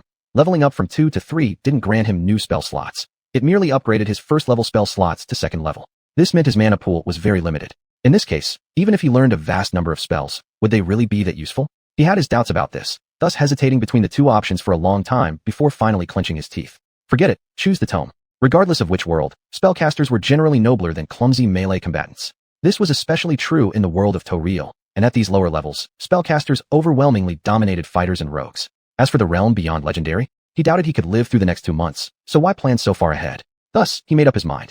Once he chose the Pact of the Tome, the entire leveling up process concluded. The surging magic gradually calmed down. Simon exhaled deeply, and then he reached out. A semi-transparent spellbook appeared mid-air in front of him, flipping through pages with his mental commands. Then, characters began to appear on the pages. He scrutinized them closely and found they were the 4 spells he had already mastered: Mage Hand, Chill Touch, Prestidigitation, the first-level spells Bane and Infernal Wrath, along with the newly acquired second-level spells Web and Mist Step. At the same time, the effects of these new spells also manifested before him. Web, second-level conjuration spell. You summon a large mass of sticky, web-like material in a specified range, entangling creatures within or passing through it. The webs can be ignited and will last up to 1 hour unless you make them disappear. The spell's range, coverage, and strength are all tied to your spellcasting ability. Misstep, second level conjuration spell. You are briefly enveloped in white mist and teleport to a location within 10 meters that you can see. These were his two new spells, one for crowd control and one for mobility, much like a blink spell, improving his flexibility greatly. In his sea of consciousness, Sherry noticed his anomaly immediately. Her tone became uncertain as she tried to figure out what was happening. Wait, what did you do? Why did the weave around you suddenly become so active? And what is that book you summoned? Before Simon could answer, the Archmage detected the answer herself with her sharp magical senses. Wait, you're now a second level caster? Simon smiled instantly. Yeah, what's the problem with that? Well, even with Sherry experience, she couldn't help but be shocked. How did you manage this?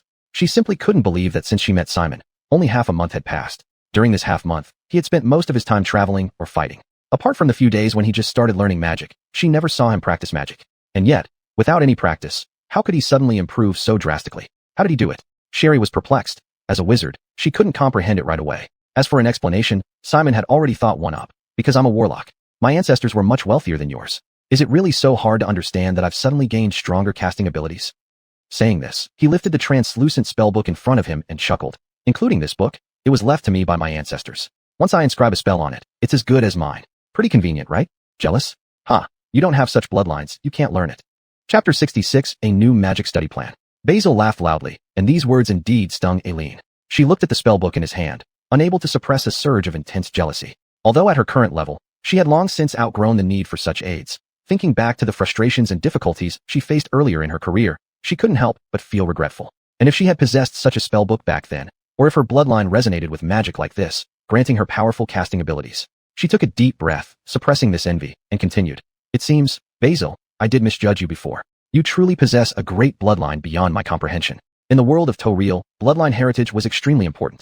In a world with magic, the blood of powerful individuals really did carry potent magical strength. Even though Aileen herself was immensely powerful, capable of crushing Basil effortlessly during her prime, at this moment, she had to show respect, not only for his bloodline, but also for the legendary spellcaster ancestor who passed down this magnificent bloodline. Basil maintained a self-satisfied smile on his face, but in truth, he felt somewhat guilty. After all, he didn't have any magical bloodline. All his power came from an enigmatic system with unknown origins. Fortunately, his acting skills were decent enough that Aileen didn't notice any inconsistencies, simply assuming her own knowledge was too limited to understand his background. Seeing this arcanist's unusually good attitude, Basil coughed lightly and flattered her. Even though my ancestors left me valuable legacies, it still requires your guidance, teacher Aileen, to uncover these treasures. Now that I have the spellbook you required, can we start learning second-level spells tomorrow? He asked tentatively, and Aileen snorted, dream on. You haven't even mastered first-level spells yet, and you want to jump straight to second level? Don't be delusional. Start from the basics, one cantrip at a time. The cantrip I'm about to teach you is the most difficult one among them. It's called Arcane Burst. Once you master it, you'll understand how to manipulate force fields. Later, when you study higher-level spells like Shield or Elemental Absorption, which protect through force fields, it will become much smoother. Shield, a first-level spell, creates an automatic layer of rigid protective force field around the caster when faced with lethal attacks, safeguarding against harm. Its principle is similar to Mage Armor. Although the protection from Mage Armor is relatively weaker, it lasts very long, up to 8 hours. Shield, however, provides extremely strong protection but only for 6 seconds. Nevertheless, its value is immense. At least with this, Basil wouldn't fear sudden lethal blows in open battlefields. Elemental Absorption, as the name suggests, can absorb at least half of the damage caused by fire, cold, lightning, acid, or sound attacks, converting it into elements the caster can use. For example, if Basil absorbs some fire using this spell, the fire can adhere to his sword, enhancing the power of his next attack, or when he uses Hellfire Shout to counterattack, the spell's power would significantly increase. In summary, both are excellent life-saving spells for casters. Aileen chose these two to ensure he wouldn't die prematurely and fail to fulfill their promise. Of course, before that, he needed to learn the foundation cantrip, Arcane Burst. Alright, Basil nodded and said, Oh yes, Aileen, I've always meant to ask. What exactly does that hag's staff do? Oh that. Aileen replied nonchalantly. It stores 2 spells. One is a second-level mirror image, which summons 4 identical clones of oneself to confuse enemies, as you saw during your battle with her. The other, which you also fell victim to, is a large-scale hypnotic pattern, a third-level mass hypnotism spell, highly effective against enemies with weak willpower. Basil nodded, smiling happily. So, does this mean I now have control over these 2 spells? Hearing this, Aileen sneered. It's not as simple as you think. Both spells are self-recharging types, and their recharge cycle is 24 hours. The hag has already used up the charges. If you want to use them, you'll have to wait another 24 hours. Oh, Basil felt a bit dejected but then shook his head, casting aside these feelings. The gains from this trip were already substantial enough. He wouldn't feel unfulfilled because of this. Then, he stretched lazily, lying on the bed. Well, let's continue studying tomorrow. So many things happened today. I'm exhausted. Saying this, his eyelids grew heavy, gradually slipping into deep sleep. Aileen didn't disturb him any further, but then, a new thought emerged in her mind. If this man really harbors a terrifying bloodline that even I can't see through, then, perhaps, Zinnia really does have something with him. No, Zinnia's body is still my target. Forget it. I should still follow the original plan, step by step. At the very least, the first step must continue. I need to make this man gradually lower his guard. She had a rough plan forming in her heart. At this moment, on another uninhabited small island, several gigantic xuanhuan mushrooms grew wildly. Under these massive fungi, two hunched old women held mud in their hands, smearing it onto a clay figure in front of them, as if they were sculpting a mud statue. They jumped around lightly, completely unlike elderly women in their 70s or 80s who couldn't straighten their backs, more like two young girls. As they added fresh mud to the clay figure, their toothless mouths opened and closed, singing an eerie ballad. Oh, what bad luck, Nanny Aries has been killed. She was greedy, cunning, bold, unlucky, and died in her own territory, with her precious staff taken away. She was selfish, arrogant, reclusive, deceitful, looked down on her old sisters, and now she must rely on them to be resurrected. Ha ha! The two old women danced around the clay figure, singing the ballad, laughing mockingly while continuing to add mud. Before long, the clay figure shuddered, its face twisting and changing until it became the appearance of an old woman, none other than the green hag Nanny Aries, who had just been slain by Basil a day ago. At this moment, the newly resurrected hag had no good mood at all, enraged and cursing at the two sisters who had helped her. Are you both happy seeing me suffer? You ungrateful things, after all the care I gave you two before. Upon hearing this, one of the hags put on a sad face, feigning sorrow. Of course not. Oh, poor Aries, you don't know how sad I was when I found you dead, wailing. Oops, I'm pretending. She suddenly grinned, making a face at Aries, provoking another bout of angry curses. The other hag didn't continue the joke, but asked seriously. So what do you plan to do next, Aries? Seek revenge on the one who killed you. Of course. Aries ground her teeth, hatred gleaming in her clouded eyes. That greedy one, he took my staff. Haha, I can sense his location, and next, I will inflict my cruelest revenge on him. Aries gnashed her teeth, and the other two hags chuckled. But that's none of our concern. The other hag also turned around, preparing to leave. Go yourself. Aries, good luck. Aries snapped back to reality and hurriedly said, Wait, my dear sisters, you must come with me.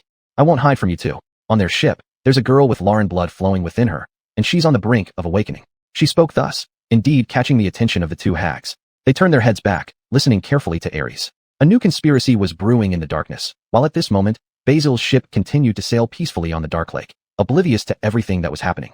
Chapter 67, A Fake Beard. Days passed one by one. Simon's small boat continued to head toward the original destination, the capital of the Grey Dwarves, Glaishtug, nicknamed the City of Blades, a city of steel. Thanks to the relatively light cargo load and the diligent orc labor force, their ship was moving at an extremely fast speed. According to the current progress, even though they had spent almost a whole day on the Ghost Woman's Island, they could still arrive at least 3 or 4 days ahead of schedule. A smooth and easy voyage should have made people feel joyful, but due to the quarrel on the Misty Island some days ago, the two most reliable pillars aboard were still in a cold war. Neither man was willing to take the first step back and apologize. Simon was busy learning magic. Every minute and second was precious because the curse on him was like a time bomb counting down. He really couldn't spare the energy to deal with such matters. And as a dwarf by nature, Bogdan was naturally stubborn, like a stone that would not change. Thus, the atmosphere aboard remained oppressive, with no improvement. On this day, the crew was still taking turns as usual, and it was Bogdan's turn to steer the ship from the bow. Talking about steering, there wasn't much to do on this calm dark lake. Bogdan sat here alone, silently staring at the distant, tranquil water, seemingly enjoying this rare moment of peace or feeling ostracized by the team and forced to hide here alone. At this moment, footsteps sounded from behind, along with a clear voice. You're all alone, Bogdan? The Fernando turned his head and saw Adelita push open the cabin door, slowly walking toward him. She smiled, looking graceful and natural, sitting down next to him without any hesitation. What are you thinking about? Is it okay if I talk to you? Bogdan turned away. You're not a dwarf, you wouldn't understand. Adelita chuckled and tried to strike up conversation. Then let's talk about something else. Do you have any plans after returning to the City of Blades? Continue being a mercenary? Or anything else? Bogdan became a bit annoyed. Why come to me instead of staying with Simon? After that night's incident in the cabin, everyone except Simon knew what this half-elf girl had on her mind. Adelita's smile faded as her thoughts were exposed. She was not embarrassed. She stared at the Fernando and said word by word. Actually, he asked me to come over. Bogdan was taken aback, then squinted his eyes. What did he say? Adelita replied. He said he has realized some inadequacies in his leadership and omissions in specific arrangements. Although various emergencies occurred that day, as the leader of the team, he should have foreseen possible situations, made plans in advance, and explained them clearly to us. Speaking thus, she tilted her head slightly, extending her fingers to list examples. For instance, he should have anticipated that the enemy might be wicked, so he should have agreed on certain gestures beforehand so we could act together when needed. Finishing, she took a deep breath. He is reflecting on these issues and admits that he did indeed fail in these aspects. Your criticisms were right. and he promises to improve. Bogdan was surprised. He really said that? Adelita looked away guiltily, her gaze wandering. Of course, he told me himself. He also said that he was just too impulsive that day. After all, the ghost woman's actions were truly infuriating. In a fit of anger, he let out a few rash words. I hope you don't take it personally. Bogdan frowned. Why didn't he come and talk to me himself? Adelita turned back and laughed. Well, he's a little too shy to face you, so he didn't feel comfortable coming to speak to you personally. But he has been concerned about you and told me about it. Look what he asked me to make for you. As she spoke, she turned around and pulled out from her bag a false beard woven from fungal fibers and dyed black with octopus ink. The fake beard was neat, long, and thick, and from a dwarf's aesthetic point of view, it was truly beautiful. Bogdan was stunned. He hadn't expected that Adelita had been busy making this thing these past few days. This false beard was commissioned by Simon, she said calmly. He was very worried that you would be mocked and attacked by your opponents when you returned to the City of Blades in your condition. So, he asked me to make this for you as an apology. She handed the beard over. It's for you, Bogdan. Oh, do you need me to teach you how to wear it? I guarantee that no one will be able to tell it's fake. Adelita had this confidence. Out of interest and practical needs, she had been researching and refining her makeup skills. When she was captured by the Dark Elves, she had disguised herself as extremely ugly and thus avoided much torture. And now, it was time for her to showcase this skill once again. Bogdan couldn't find words for a moment. He lowered his head, looking at the fake beard, his lips trembling, throat moving, as if there were thousands of words stuck inside him, wanting to be spoken but unable to come out. His eyes sparkled with emotion, though as a dwarf, he was already nearly 100 years old. Years of experience had taught him to see through to the truth behind actions easily. But this didn't prevent his emotion. Thank you, Adelita, he finally managed to say. Rest assured, Grey Dwarves always honor their commitments. Since Simon and I are comrades in arms, I will remain his most steadfast ally until he officially disbands the team, and I will never betray him. Adelita was taken aback, realizing the dwarf had seen through her lie, and then looked somewhat embarrassed. I never doubted your commitment. Everyone knows dwarves always value their promises the most. Bogdan looked up at her and smiled. As he reached out to take the beautiful fake beard, he said, You might not know, but during my life on the Dark Lake, I've encountered all kinds of comrades. Compared to their odd quirks, Mr. Simon is definitely among the better ones. I've partnered with all sorts of people and have seen enough. I won't betray the bond we've forged through shared trials just because of petty things. Adelita breathed a sigh of relief. Sorry, it was my fault for overthinking. Since you say so, I feel reassured. Chapter 68, The Allure in the Dream. In the chaotic world of dreams, there was not a hint of light. Simon walked alone, unaware of who he was or where he was, just as he had been in every dream before this one. He pressed forward into the unknown, traversing through what felt like an eternity and endless miles, until he finally reached the end of this journey. A deep brown wooden door stood before him. Feeling a strange impulse, he took a step forward and pushed it open. Immediately, a warm, fragrant breeze wafted out from behind the door, transforming the cold, dark world into one filled with warmth and color, accompanied by a faint, alluring scent. Peering into the room, the first thing he saw was a fireplace on one side, burning logs crackling softly inside, casting their cheerful sound throughout the space. The stone floor and walls were now bathed in the warm orange glow of the firelight. A burgundy carpet embroidered with wavy patterns lay on the ground, soft and insulating underfoot.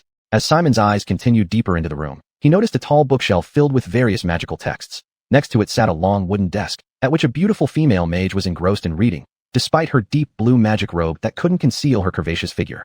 Her slender hands, gloved in thin black silk, gracefully turned a page in the spellbook before her without raising her eyes. Then she spoke with her pale red lips. Come in quickly, Simon, our lesson begins now.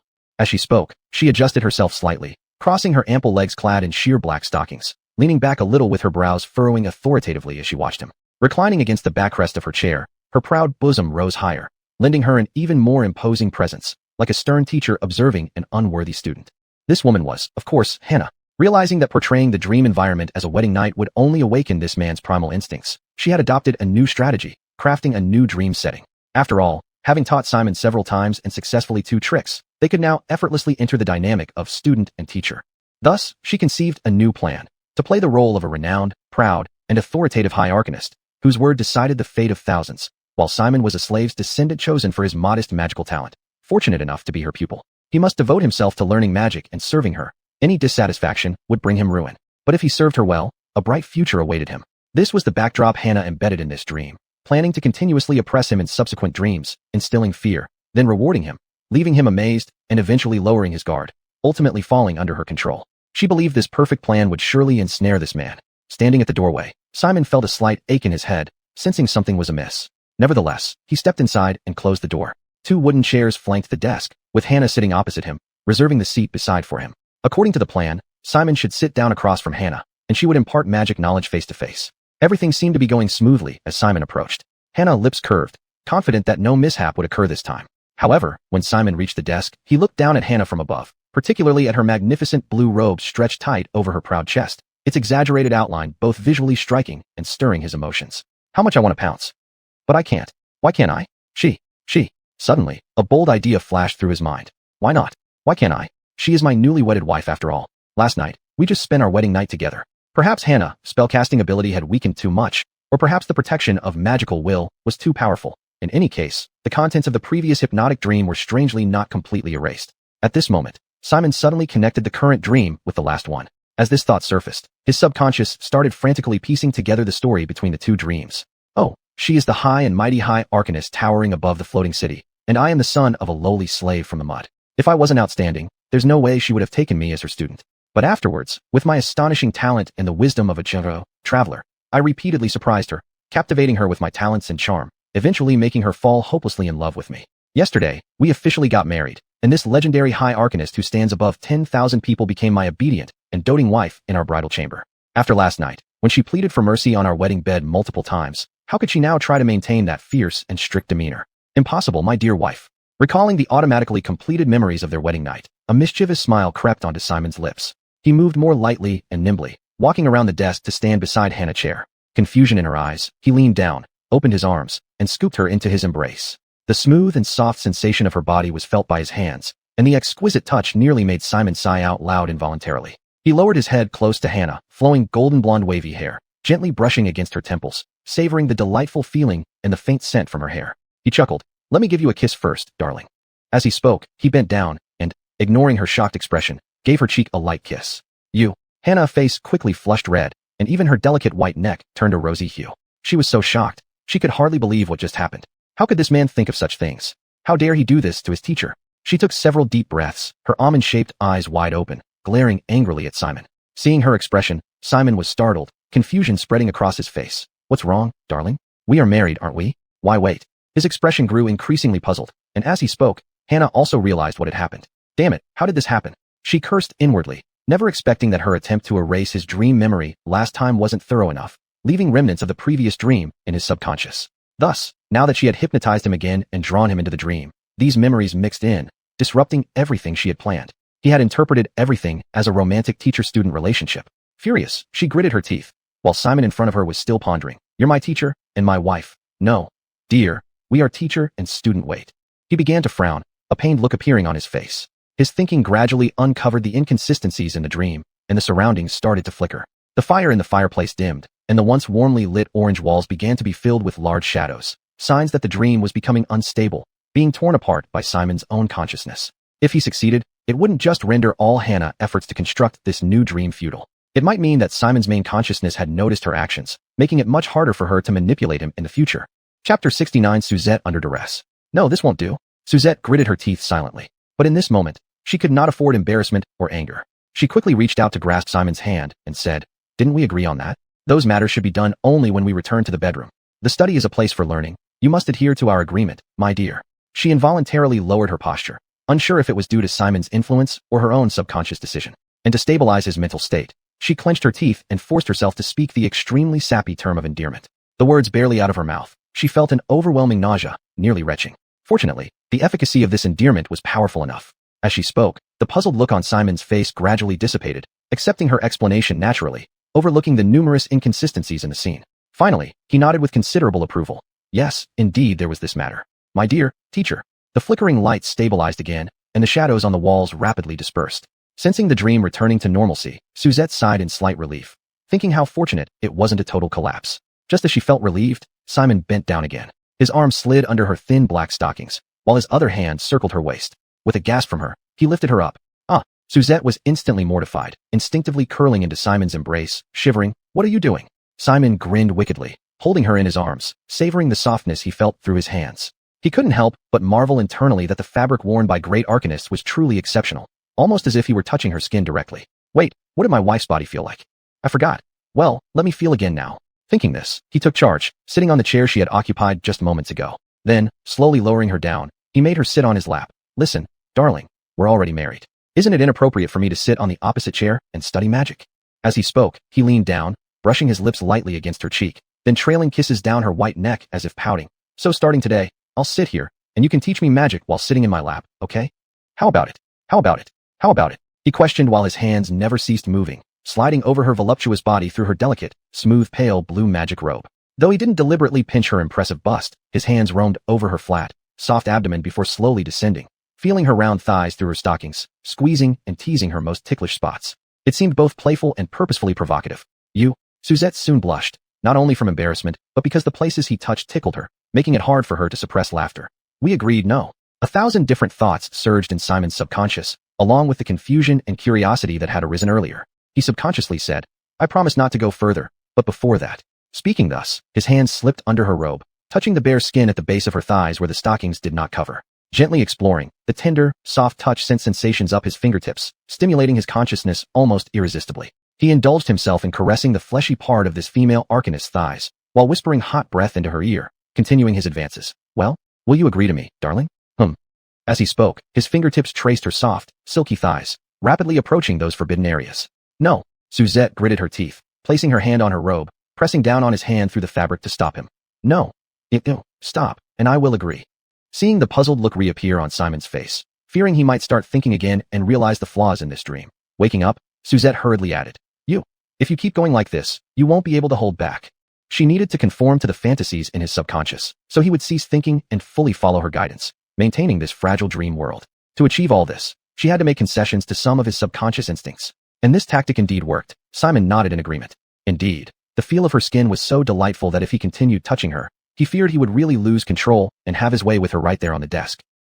Watching this once proud, majestic, overbearing magic teacher now having to retreat and compromise before him, a hard-to-describe sense of satisfaction welled up inside him. Conquering an aloof legendary arcanist was indeed something to be proud of. He thought as much, but still adhered to their recent agreement, refraining from going further. He withdrew his hands from under her robe, only holding her waist, then lowered his head to her ear and said with a grin, All right, since you've agreed, of course I will listen to my teacher.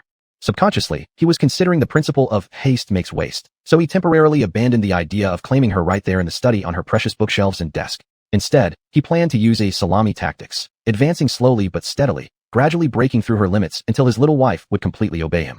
With each sweet endearment, he teased Suzette's nerves. Her temples throbbed in frustration, desperately wishing to cast a disintegration spell and turn this annoying man into the finest powder. How did things come to this? She cursed inwardly, but it was too late to change anything. Taking a deep breath, she calmed herself, struggling to suppress the nausea of sitting on Simon's lap, and said, All right, Simon, let's start learning. Simon raised an eyebrow and replied, No, you must call me dear now. Suzette took a deep breath, suppressing her anger, and said, Fine, dear, my dear husband, let's begin our lesson. Just wait, you'll pay for today's insolence 1,000-fold once I control your subconscious. She roared inwardly, seething with anger, but still forced a smile, appearing sweet as ever, continuing, Dear, come, let's start with a first-level spell. Chapter 70, Magic Energy Burst and Bogdan's Beard. The next day, early morning. When Simon woke up, he felt refreshed all over, as if he had received an extremely comfortable massage before falling asleep. Now, his limbs seemed full of inexhaustible energy. What a great feeling. The last time I felt this good when I woke up was after making the contract with Anai for her to teach me magic. Thinking this, he suddenly called out in his mind to Anai, Teacher, did you help me have another good night's sleep last night? In the sea of consciousness, Anai gritted her teeth in frustration, so angry that her astral body trembled. Indeed, last night, in the dream she crafted, Simon hugged her, kissing and touching her. Every time she tried to assert her authority as a teacher and educate him, this guy would immediately start acting spoiled, cooing at her and fidgeting with her from head to toe, causing her to breathe heavily and blush. In the end, she had no choice but to let him off. By the time the dream ended, she felt that she had been taken advantage of, while this guy had gotten a huge benefit. The more she thought about it, the angrier she got. Finally, she coldly snorted and couldn't resist saying, Of course, don't forget to thank me. Simon laughed heartily. Thank you, teacher. After saying that, he got up, washed up briefly, and then silently chanted the incantation to summon his spellbook.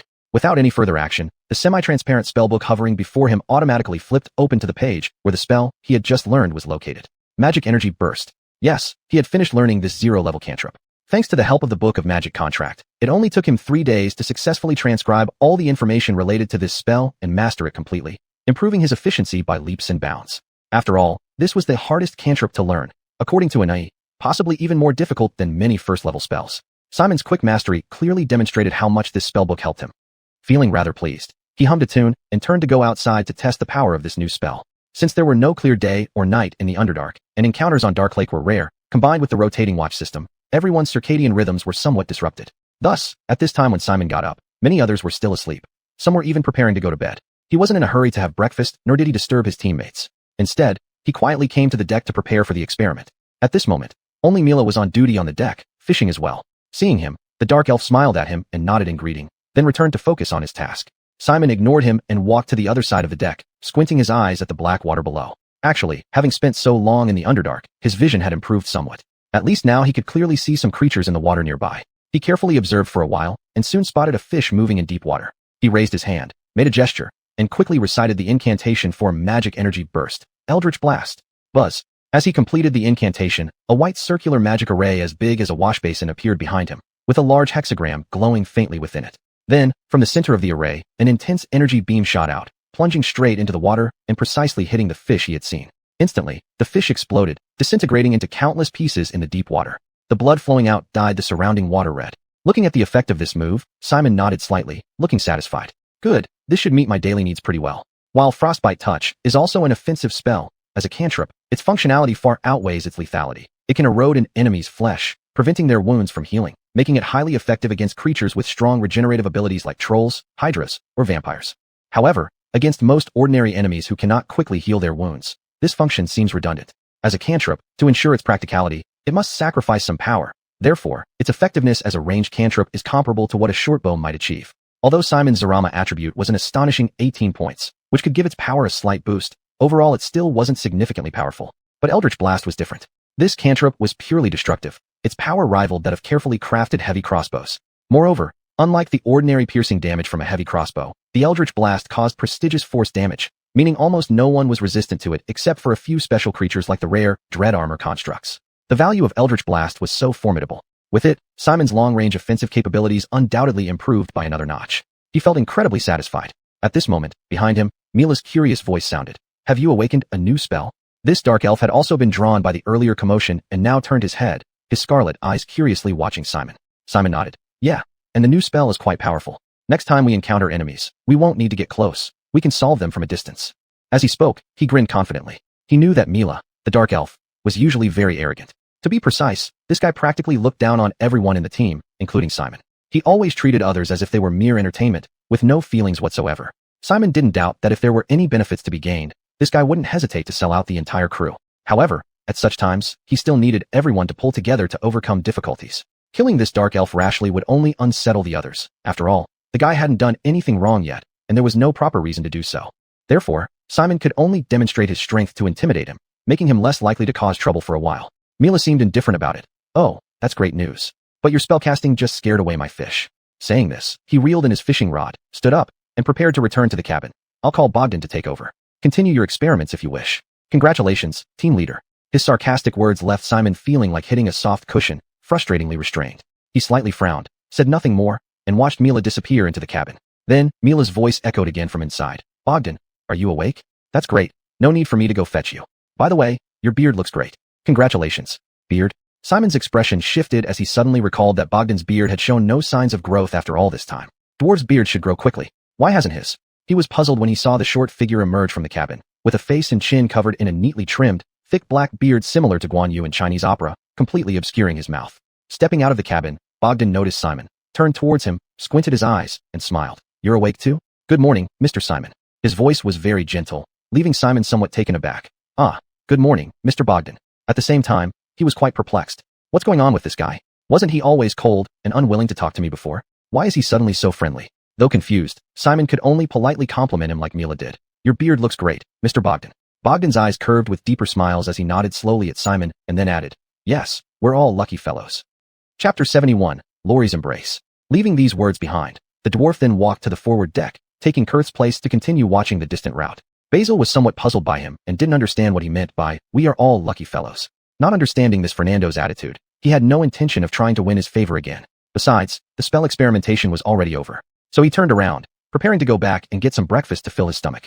But as soon as he came in, he saw Laurie quickly walking towards him, calling out, Basil. Seeing him, this girl's eyes lit up, and she moved forward, grabbing his arm. Great, you're finally awake. Basil was a bit confused. His instinct told him something had happened. He glanced outside the cabin and then looked at Laurie, whispering, What's going on? I only slept for a while, yet it feels like many things have occurred that I don't know about. What about Bogdan? Why did he suddenly grow such a long beard and completely change his attitude toward me? And what's going on with you? He lowered his voice and asked softly, while Lori couldn't help but cover her mouth to stifle a giggle. His beard is fake, and I made it for him. Basil looked surprised, and Lori pulled his wrist, leading him aside, away from the cabin entrance, before explaining, I told him that you had noticed his skin being ruined by the dark elves so that he couldn't grow a beard anymore. Thus, you instructed me to find materials and make him a set of fake beards. Otherwise, he wouldn't be able to hold his head high among dwarves. See, that's my achievement. It looks good, right? When he got it, he was thrilled, saying he would absolutely follow your leadership and never say no. Saying this, Lori raised her pretty little face, looking proud and eager for praise. Basil's eyes widened as a flash of inspiration hit him. He recalled those days on the Hag's Island, when this girl was running around busily. Oh, so that's why? She was thinking about making this all along, and she even credited me for it. No wonder Bogdan acted that way just now and said, we are all lucky fellows. For a moment, Basil felt deeply moved. He suddenly reached out and held Lori's small hand. Lori's originally pale and tender face quickly blushed. She lowered her head, not daring to look at him, while Basil stared at her, whispering gently, Thank you, Lori. Otherwise, I really wouldn't know how to reconcile with Bogdan. Lori pressed her lips together, clenched her left hand into a fist, and lightly tapped his chest. How could it be? You were just unwilling. Speaking, she gave him a sidelong glance, almost pouting, and said, Hey, can't you be more flexible? For example, admit that you lack foresight, failed to predict dangers in advance, and didn't prepare contingency plans or arrange signals and tactics. In short, deliberately raise the bar for yourself as our captain and claim that you haven't done enough well, needing self-reflection and self-criticism. Everyone would then think, impossible. You're not a prophet. How could you foresee everything? Then they'd show their support for you. She extended her fingers, ticking off these methods one by one. As she concluded, she couldn't help but glance outside, lowering her voice further. Bogdan is a Fernando. Because of historical reasons, they instinctively obey their leaders. Plus, he's a pillar in our team, so you need to figure out how to handle him well. It was true, or rather, because dwarves have long lived underground mining. Within large organizations, tradition and history have made them naturally willing to obey leadership without easily questioning or causing trouble. This speech made Basil break out in a cold sweat. Before crossing over, he had merely been an exam-focused student in a small town, holding the highest position as a group leader for a university project, where he also ended up doing almost all the work due to having several incompetent teammates. How could he understand such things? His engineering mindset led him to believe that as long as his technical skills were strong enough, all problems could be solved. If there were issues, he could always switch jobs. Wherever he went, as a technical expert, there would always be a place for him. Translated into this world, it meant he only needed to focus on enhancing his casting abilities. With strong enough power, all challenges would resolve themselves.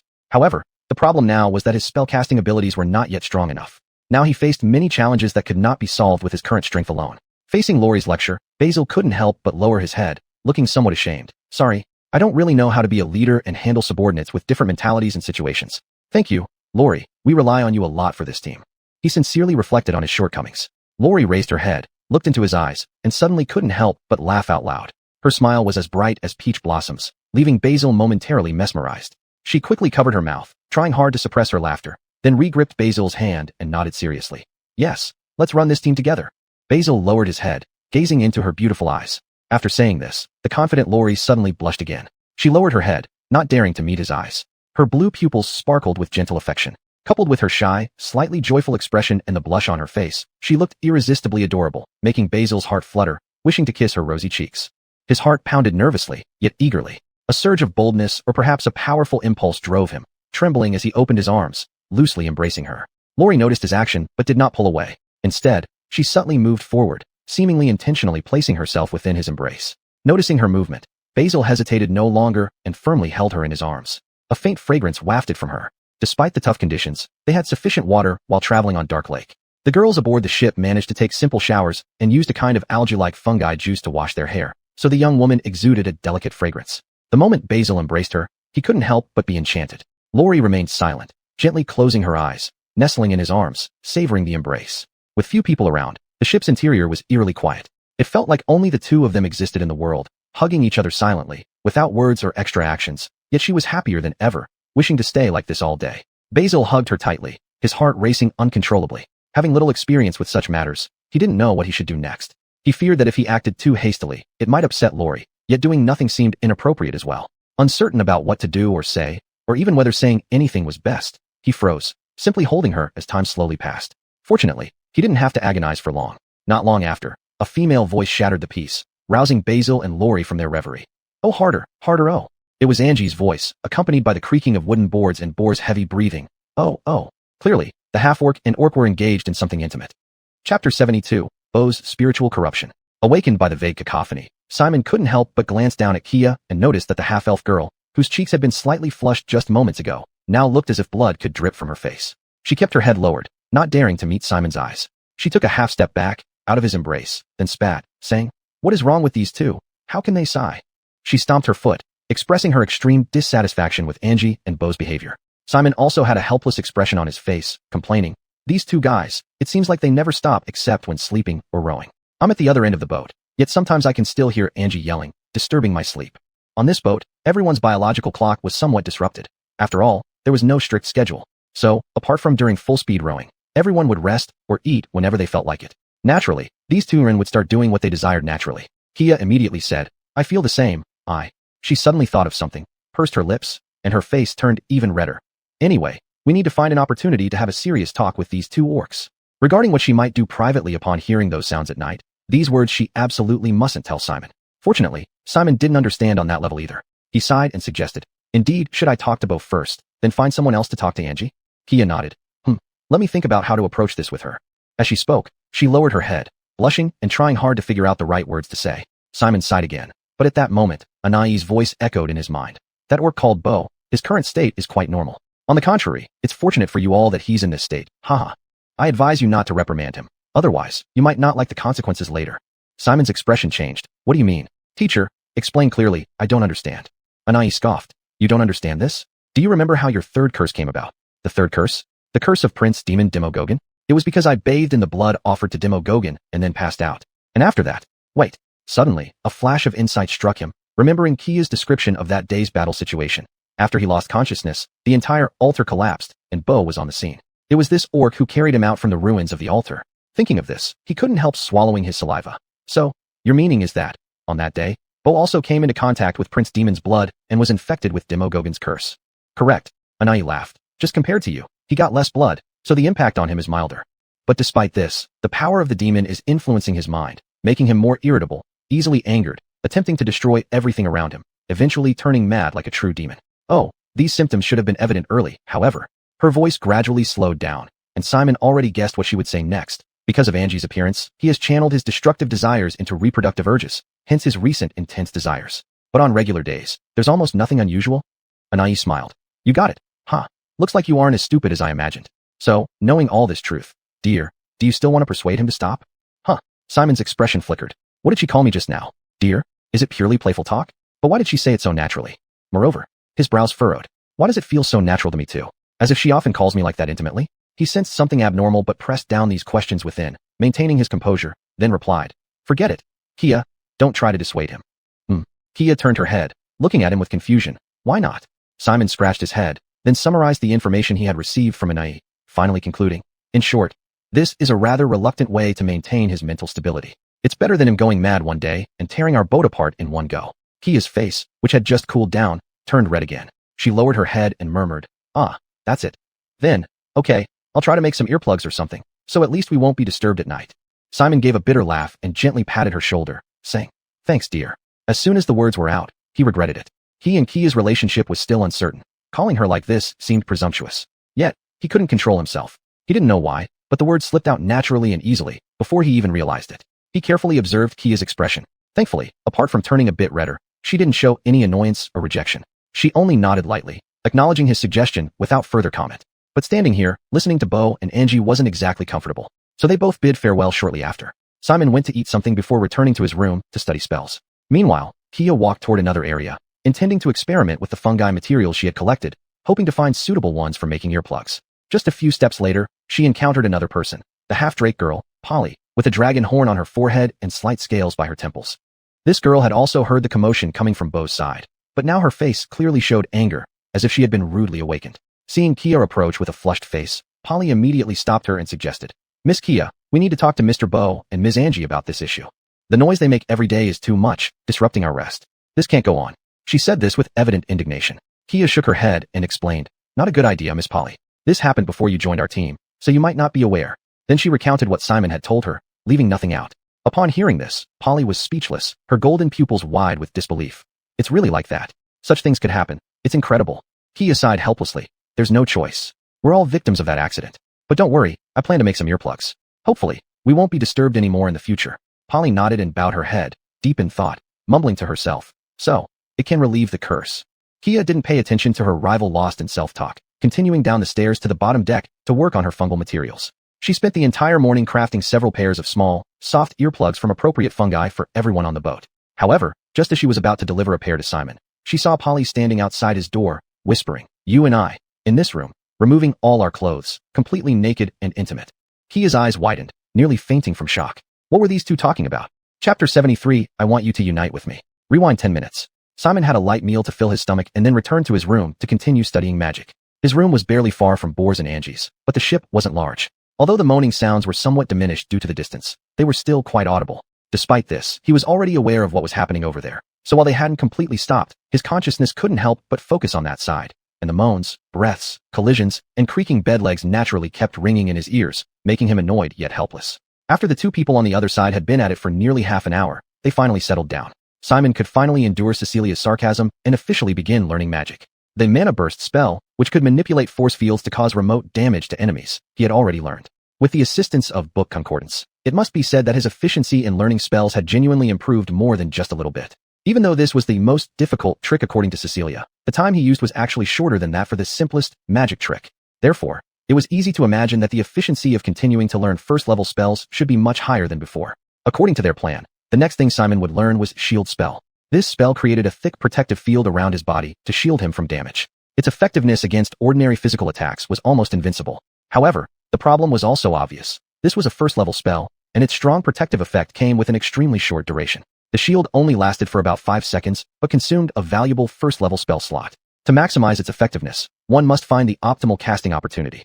But these were future concerns. As for now, Simon had no idea how long it would take to master this life-saving spell.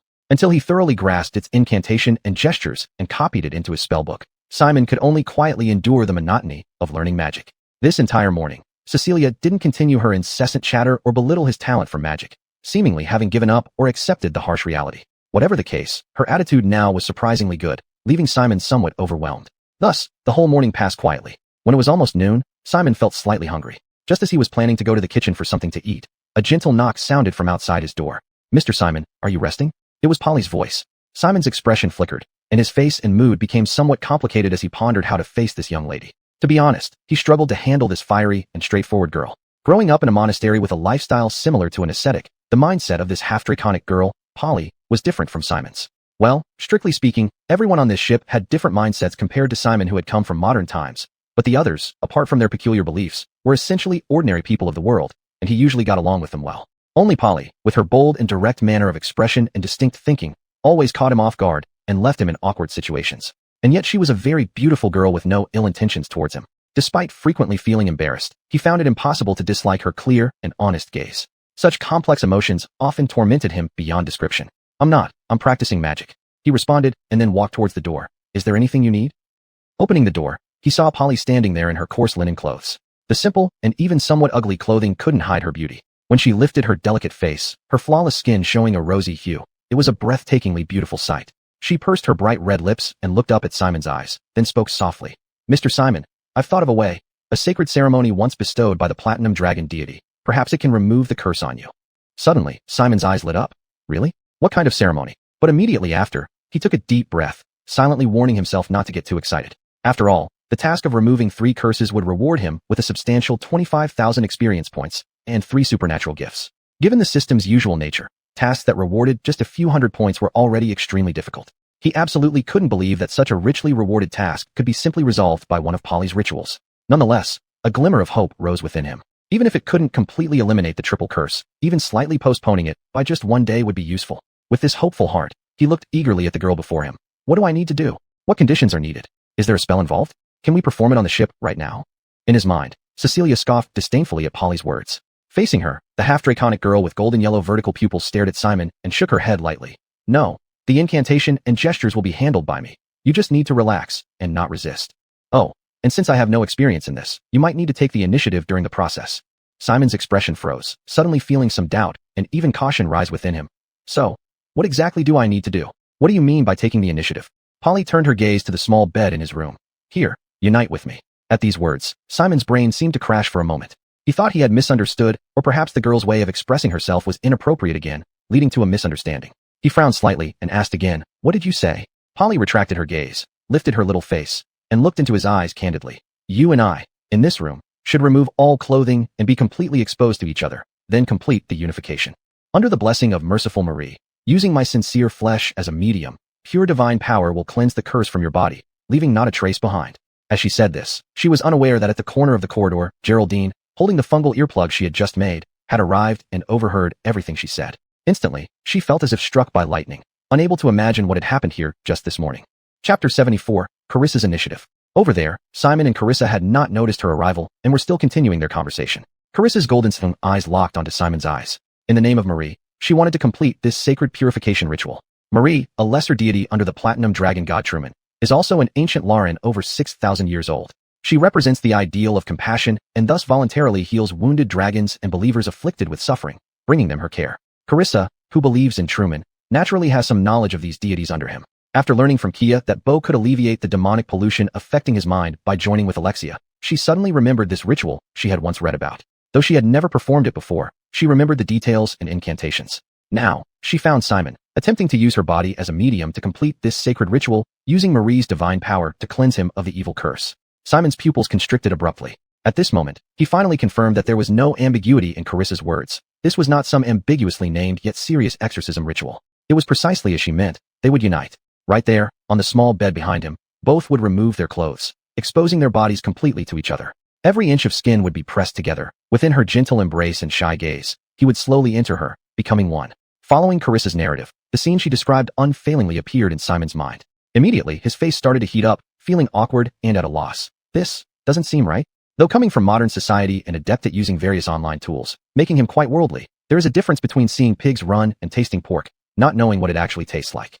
He fell into this category, unable to compare with those seasoned Casanovas who started their escapades since middle school. His emotional history was pure and innocent. The blossoming feelings during his tender age ultimately faded away under various pressures, leaving him without even a taste of the forbidden fruit. And after adulthood, the harsh reality pressured him even more, leaving no time for such considerations. Today, however, Carissa intended to skip all the steps, directly leading to the final act of union. The immense psychological shock and pressure made it hard for him to accept. A traditional and conservative man, the mental burden overwhelmed him. Instinctively, he shook his head in refusal. No, this isn't good. Miss Carissa, Carissa lifted her head, looking at him in confusion. Why? Simon turned his face away, scrambling to find an excuse in panic. I don't have any experience in this area. No, that's not right. He lowered his head, and Kia's face and the morning hug involuntarily surfaced in his mind. Feeling somewhat guilty, he came up with what he thought was a proper reason. I'm not ready to take responsibility for this, so I can't agree to your request. This was traditional morality. He thought his reasoning was flawless, but forgot that Carissa did not grow up in ordinary society. Many secular values had no hold on her. Seeing Simon's solemn expression, her confusion only deepened. Responsibility for what? Responsibility for your life ahead. Simon turned back, took a deep breath, feeling the need to be a responsible man. As you mentioned, this would be your first time too, right? Sorry, I'm not prepared for that kind of commitment, so I can't accept it. This explanation only deepened Carissa's frown, growing more puzzled. I don't understand, Mr. Simon. What connection do you see between this act and taking responsibility for my life? Even if we marry in the future, wouldn't it be us building a family and sharing each other's lives? The Platinum Dragon God taught me that we should bear each other's lives together. Why do you feel the need to take sole responsibility for mine?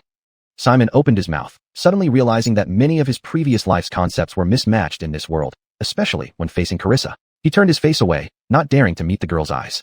Under her intense gaze, he felt an irresistible urge to step back. Don't do this, Carissa. I saved you not for any reward or favor. Carissa frowned, staring into his eyes, seemingly still pondering. A moment later, she suddenly seemed to have a revelation. Oh, in your view, you think I sacrificed a lot? She looked at Simon's face and said earnestly, but it was my choice. I believe you deserve all of this. Before Simon could come up with a new reason, she continued. Someone like you shouldn't be tormented by an evil curse. You deserve to be saved. Since fate arranged for me to suffer this ordeal, to be captured by the fish people and then rescued unharmed by you, its intention is clear. My mission is to bring you purification. With that, she took a step forward, taking Simon's hand. So now, I am here. This is not a sacrifice for me, but an honor. Through my body, a believer of the Platinum Dragon God can once again save a noble soul. She lifted her little face, her golden eyes sparkling with excitement, like a fanatical believer eager to offer herself as a sacrifice to her God. Simon stopped in his tracks, reaching out and firmly pressing her shoulders to halt her just outside his room door. Stop. I said no. Why? Carissa's expression grew more puzzled and even slightly anxious. Is saving yourself less important than this? Your curse only has less than 10 days left. Simon took a deep breath, then looked up, forcing a smile as he denied. Who told you I have less than 10 days left? This statement was said with righteous confidence. After all, the countdown on the system still had over 50 days left. Carissa was slightly stunned. My spellcasting ability is strong. I've mostly resolved it. He said, "Don't worry, I wouldn't joke about my own life." As he spoke, he moved his shoulders and extended his right hand, silently reciting the incantation for a magical trick, causing a cluster of flames to suddenly appear in his palm. "Look, I can freely control these magical powers now. The Spider Queen's curse isn't a threat. Don't worry, Carissa. I don't have any grand thoughts of self-sacrifice. I'm just an ordinary person. If my life were threatened, I'd definitely grasp at any straw to save myself." He forced a smile and patted her shoulder. "If there really was no hope, I might cry and beg you to cleanse the curse for me." Carissa stared blankly at him, then nodded woodenly. Oh. The situation seemed to exceed her cognitive capacity. She appeared lost, her expression endearingly vacant. Simon held her shoulders, turned her around, and gently pushed her away. "All right, don't worry. Let's go eat. After practicing all morning, I'm starving." Carissa remained dazed, letting him guide her forward. He, who had been eavesdropping around the corner, breathed a sigh of relief and quietly slipped away to avoid being discovered. Thus, neither of them noticed Key as they continued walking forward. Simon maintained a forced smile while, in his mind, Blas's voice suddenly chimed in. "Are you so confident that you can solve those two curses?" Simon fell silent. Of course, he wasn't confident. Or rather, if he were confident, it would be in solving Blasis and the other two curses together. But he couldn't say that to Blasis. Taking a deep breath, he responded in his mind. Maybe there will be better solutions later. For now, Carissa's method. I can't accept it. Humph, hypocrite. Blasis sneered, and then fell silent, ceasing her speech. Chapter 75, Changes in the City of Blades. At the same time, in their destination, the capital of the distant kingdom of the Grey Dwarves, the city of Blades Glaystug. Here, it is a pitch-black stone tunnel with almost no light visible. Dwarves are creatures that prefer to live underground. These beings have been obsessed with mining rocks and extracting minerals within mountains ever since their inception. They carve countless passages through mountains and rock layers, establishing their settlements, cities, and even kingdoms within these passageways. The Grey Dwarves, as one of the subspecies of dwarves, are no exception. Day and night, they indulge in mining ores, smelting metals, and boring through rock layers, expanding the dark expanse of the Underdark. Of course, sometimes they unearth unspeakable horrors from the mysterious depths, bringing about unimaginable calamities not only to their kingdom, but also to the entire material world. Today, Dottie, the young leader of the Stone Guard, walked steadily through the dark tunnels with a firm gaze, heading slowly toward the palace.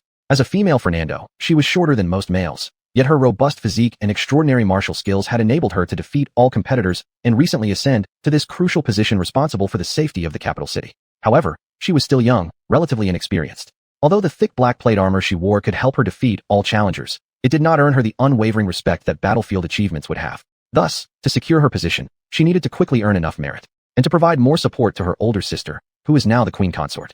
Gradually, she approached the palace of the Grey Dwarves, the fortress of the Deep King, an imposing structure with a dark and stern appearance. It stood between two towering pillars reaching up to the cavern's ceiling, with clouds of smoke swirling overhead. Enormous basalt fire pits filled with molten lava cascaded down the outer walls of the palace, casting an infernal red glow. Heavy stone walls were lined with battlements, each equipped with steel cannons. Clearly, this was a heavily fortified stronghold. Yet, outside this crucial place, there was not a single person present. No guards on the battlements or the wide road outside the fortress, as if it truly stood unguarded. But Heidi knew that this was all just an illusion to deceive outsiders. In reality, the guards stationed here were all seasoned psionic sentinels trained to use mind magic acquired from mind flayers, maintaining continuous invisibility and enlarged spells upon themselves, guarding the king in an incorporeal form. Heidi understood this well. Indeed, she was arguably the finest among the current generation of psionic sentinels. Without any extra gestures, Heidi walked to the designated spot outside the palace, stood still, and showed her token. Immediately, an invisible guard approached, took the long sword hanging at her waist, then gently tapped 3 times on her token to signal that the inspection had passed, granting her entry. She stepped forward, but instead of entering through the main gate of the fortress, she turned toward the side entrance. After all, her visit was not to see the Deep King but his queen consort, her sister. The stone side door opened automatically, pushed by invisible Fernando guards. Dottie stepped into the square corridor, moving forward. Despite the silence around her, she could feel the invisible psionic sentinels following her closely, never letting her out of their sight. She remained unperturbed, allowing them to follow silently. Soon, she reached the end of the corridor and stopped before a stone door carved with hammer patterns. As she paused, the door opened, and a Fernando maid in silk servant attire came out, bowing slightly in respect. "Lord Hylu, the queen awaits you inside." Heidi nodded and stepped inside. Inside the room, warm candlelight flickered. There sat Stacy, the queen consort of the Deep King, dressed in elegant white silk adorned with gold leaf, looking both stately and magnificent. The white fabric made her skin appear even darker, but such deep complexion was considered beautiful in this lightless underground world. Heidi entered the room and knelt on one knee, speaking in a solemn voice. "Commander Dottie of the Stone Guard, paying respects to Her Majesty." Queen Shell stood up and walked to her side. bending down to support her shoulder and gently helping her up, while softly saying, "There's no need for such formality between us in private, my sister." Heidi did not resist, rising compliantly. Behind them, the servant girl had already closed the door and started pouring wine for both of them. Thus, Heidi's expression relaxed, and she breathed a sigh of relief. "Yes, sister." Shell draped her arm around Heidi, and together they sat on wooden chairs beside a small round stone table. Then, they picked up their wine glasses and lightly tapped them together.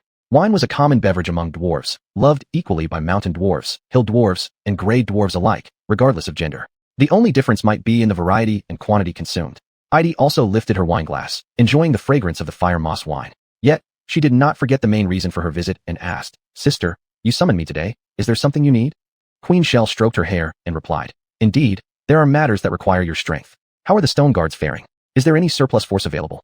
Heidi nodded. "Certainly, the Tourstone tunnels have been stable lately, and the drow dwarf populace has been quiet. This indicates that under the great Deep King's governance, the people are all doing their duties, and Glaistug is getting better." She spoke the truth. Since reaching an agreement with the Red Dragon Sibicon, who provided the furnace fire for the City of Blades, the city's blacksmith shops had rapidly increased almost annually, producing higher quality iron goods, which brought more prosperity to the city. Hearing this, Queen Shell smiled. "Indeed, but it also means that the current size of the City of Blades may not be enough." Heidi's expression shifted. "So, are we going to take action against the drow dwarves?"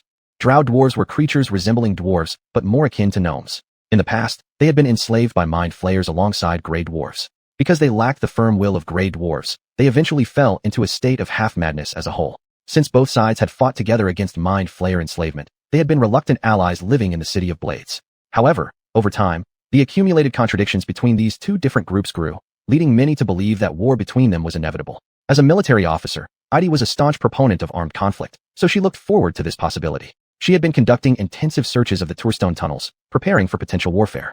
However, the drow dwarves seemed well-behaved, showing no suspicious activities, though it was also possible that after several rounds of arrests, their actions had become more covert. Queen Shell, on the other hand, had a faint smile on her lips. Listening to her sister's guess, she chuckled bitterly and shook her head. "How can guards massacre their own citizens? My plan is to have you clear out dangerous monsters and reclaim the abandoned lands." Heidi composed her face and said seriously, "You mean the industrial area and port outside the southwest of the city that were abandoned due to an earthquake?" Queen Shell nodded. "Yes, as far as I know. Despite the earthquake and the prevalence of various monsters and aberrations, that place can still be developed and inhabited. In fact, in the years since we abandoned that area, some smugglers and bandits have hidden there, allying with the monsters and using the abandoned port to access Dark Lake without regulation. Moreover, according to information I've gathered, the mineral veins in that wasteland haven't depleted as history records. Some smugglers mine minerals there and transport them to Glaistug, profiting handsomely. But now, this situation should end. That land belongs to Glaistug and should return to the royal family." Heidi understood her sister's intent. "I see, I understand. I will personally lead a team to clear out those forces and return a clean territory to the Deep King." Queen Shell nodded approvingly. "Very well, my dear sister. The prosperity of our family depends on the success of this mission." Dwarves practiced a noble system, similar to humans, except that dwarves divided blacksmith workshops and blazing steel forges rather than land. If Heidi could successfully reclaim that land with undepleted mineral veins, the Deep King would certainly build a new forge there. And as the hero who cleared away the evil forces, Heidi was highly likely to be ennobled as a new forging noble. At the thought of that future, the young female commander of the Stone Guard's eyes blazed with fiery passion. Chapter 76, Giant Squid Attack. On the Dark Lake, aboard Simon's boat, an intense battle was currently taking place. But the enemy in this battle was not human. It was a giant squid larger than the boat itself. Something on the boat had attracted its attention, and now, this behemoth nearly 20 meters long attacked the ship, wrapping its thick tentacles around the foredeck in an attempt to capsize the entire vessel and toss everyone into the water, so it could pick them off one by one and enjoy its delicious meal in peace.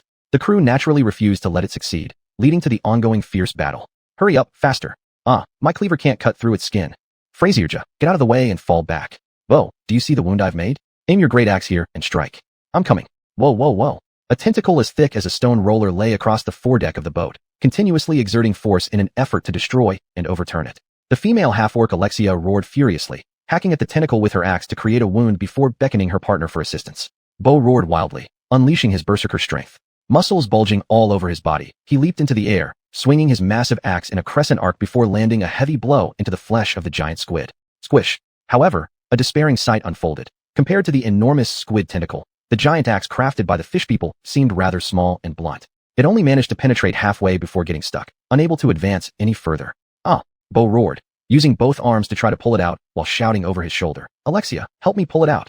I'm coming." Behind him, the robust female half-orc roared as she discarded her own axe, ran over to Bo, and extended her equally strong arms to grip the axe handle, pulling outward. But the thick tentacle was no lifeless object. It was part of a living giant squid. The behemoth seemed to feel pain, and its tentacle, as thick as a stone roller, swept sideways, striking the two orcs on their chests and instantly knocking them back, loosening their grip on the axe handle. "I'll freeze it." From behind, Carissa's vertical pupils contracted, and she took a deep breath. Seizing the moment when the tentacle paused, she rushed forward, opening her mouth and exhaling icy breath. A powerful chill swept across the entire foredeck, immediately turning the moisture on the surface of the squid's tentacle into ice. Being a cold-blooded creature, even a giant squid reacted the same way, becoming stiff and completely immobilized upon being encased in ice crystals. "Hurry, keep going, we need to cut it through." Bogdan also roared, drawing his long sword and rushing forward. The two orcs who had fallen to the ground stood up again, dashed forward, and once more gripped the axe handle, attempting to pull it out.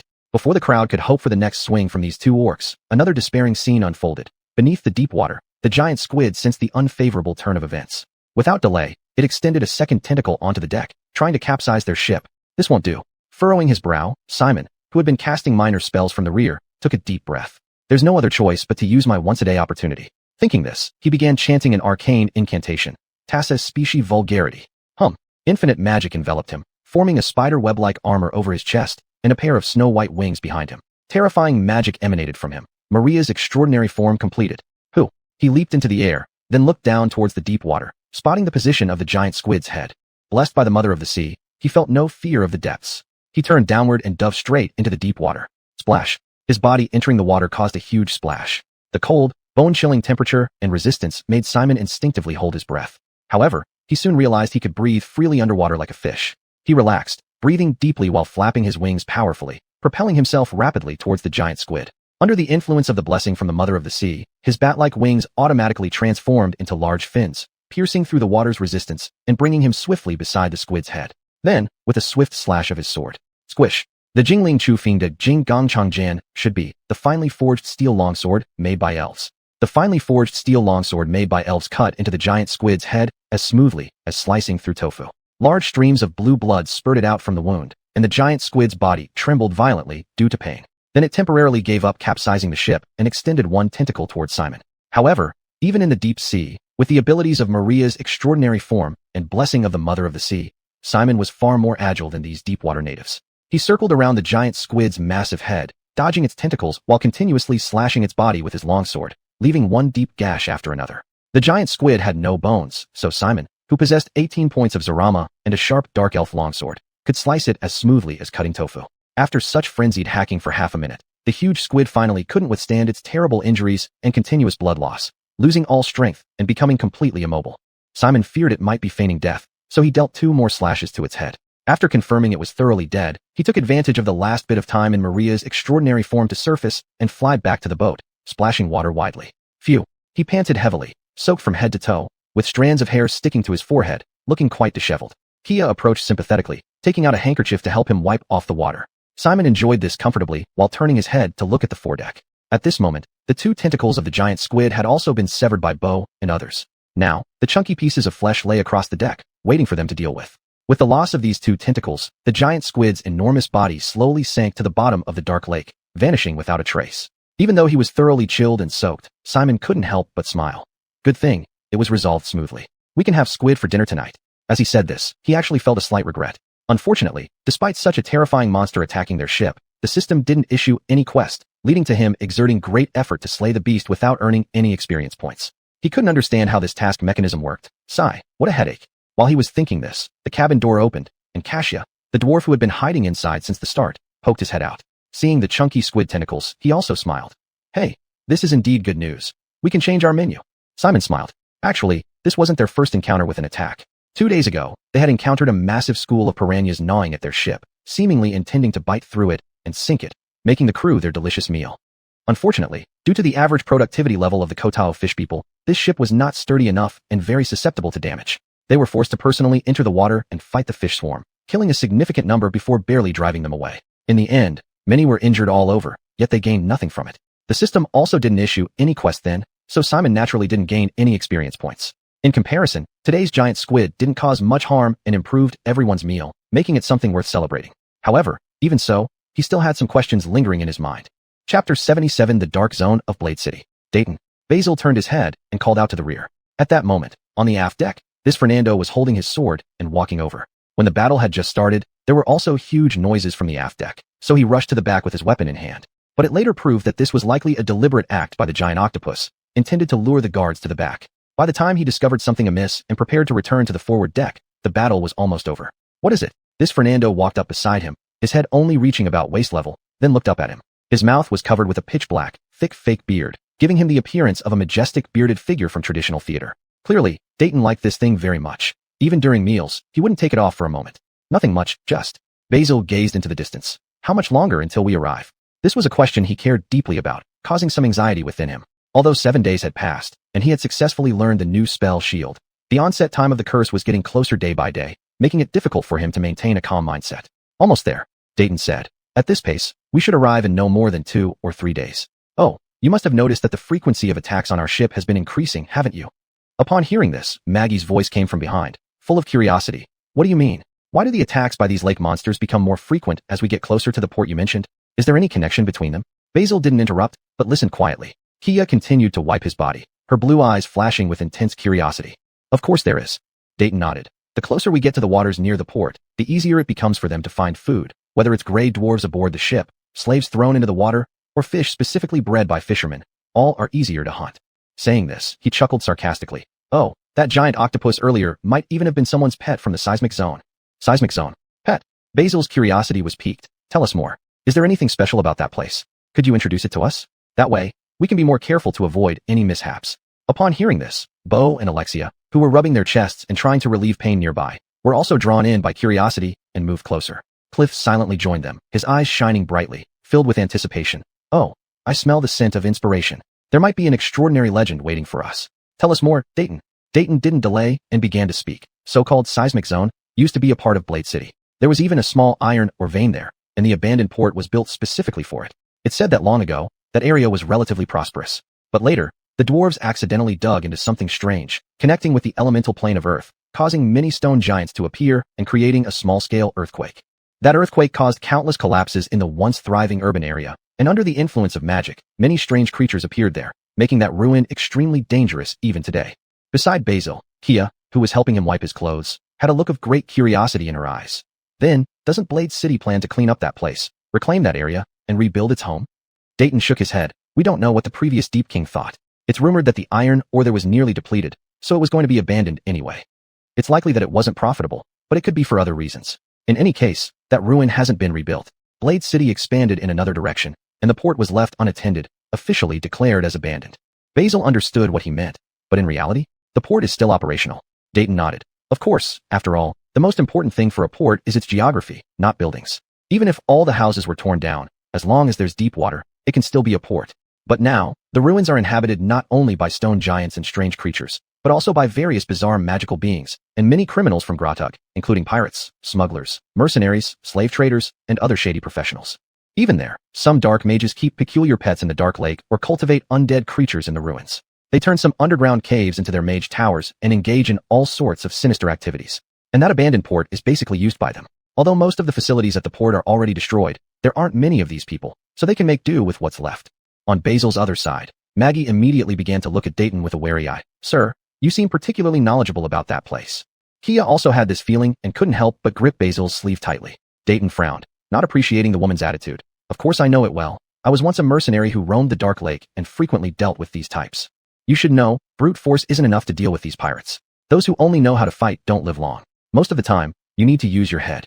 He pointed to his head. Sometimes you have to give up some interests, sometimes you need to leverage your status or find the enemy's weakness, scaring them away without having to fight. That's the greatest victory. Basil nodded in agreement. He endorsed this approach as well. The highest form of warfare was to attack the enemy's strategy. Resolving conflicts without bloodshed was naturally the best outcome. Unfortunately, he hadn't yet encountered a situation where he could resolve a conflict simply through words. Maggie knitted her eyebrows prettily, her yellow eyes flashing. She pursed her lips and murmured to herself. That place should be purified. It's a den of sin. Dayton gave her one last glance and ignored her. Boa lifted his battle axe, his eyes glowing with menace. I'm different. If someone doesn't know better than to mess with us, I'll split them in two. Basil turned and glared at him. The orc immediately backed down, retreating and saying no more. Basil didn't intend to further discipline him. Planning to return to his room to study another self-defense spell, elemental absorption, he suddenly heard Alexia shout. Wait, look, there's a boat over there. Everyone turned to look and indeed saw a small boat, half the length of their own, aimlessly drifting on the lake and approaching them. Basil squinted, trying to see clearly, and noticed that the smaller boat seemed deserted, its passengers apparently vanished for some mysterious reason. Only some toppled wooden barrels and burlap bags remained, containing dried fish, salted meat, knives, and even scattered gold and silver coins. Considering their previous encounters, Basil couldn't help but wonder if the occupants had been devoured by something like the giant octopus. What is it? Bo grumbled, stepping forward to investigate. The empty boat was getting closer, almost close enough to bump into theirs. But at that moment, Dayton's expression suddenly changed, and he roared in anger. Danger! Fall back. Oh, that's a pirate ship. Chapter 78, Grey Dwarf Pirates. Basil's face changed in an instant. He stepped back half a pace, his hand instinctively resting on the hilt of his longsword, lowering his center of gravity as he prepared for battle. What did you say? His eyes were locked onto the empty ship ahead as Bogdan quickly explained. This is a common trick used by the Grey Dwarf pirates on Dark Lake. They all turn invisible, pretending there's no one on board. They even scatter many treasures around to lure greedy adventurers closer. When we lower our guard and get close, or even board their ship, these scoundrels suddenly launch an attack and defeat us in one swift move. Upon hearing this, everyone else immediately became alert. Hansen, who had been planning to move forward, froze mid-step, then hastily retreated 2 steps, picking up his massive axe again while grumbling incessantly. These damn rascals are robbing me now. As he cursed, Zinnia didn't waste any time. She patted Baxter, signaling him to quickly inform Erich to come up and prepare for combat, while she and Destiny hid themselves so as not to be discovered. Meanwhile, Bogdan stepped forward quickly, pushing Hansen to the back. Clinging to the railing of the forecastle, he shouted loudly to the distant ship. Friends on the opposite ship, we've shared flame moss wine with Clifton, and in Vortex Stone Tunnel, we've smashed Dillaworth's skulls together. One family doesn't do another family's business, nor let friends leave empty-handed. He yelled at the top of his lungs, speaking in what was clearly pirate slang, trying to communicate his identity and background to the other side. Carissa found this peculiar and couldn't help but tug at Basil's sleeve, whispering, "What does he mean?"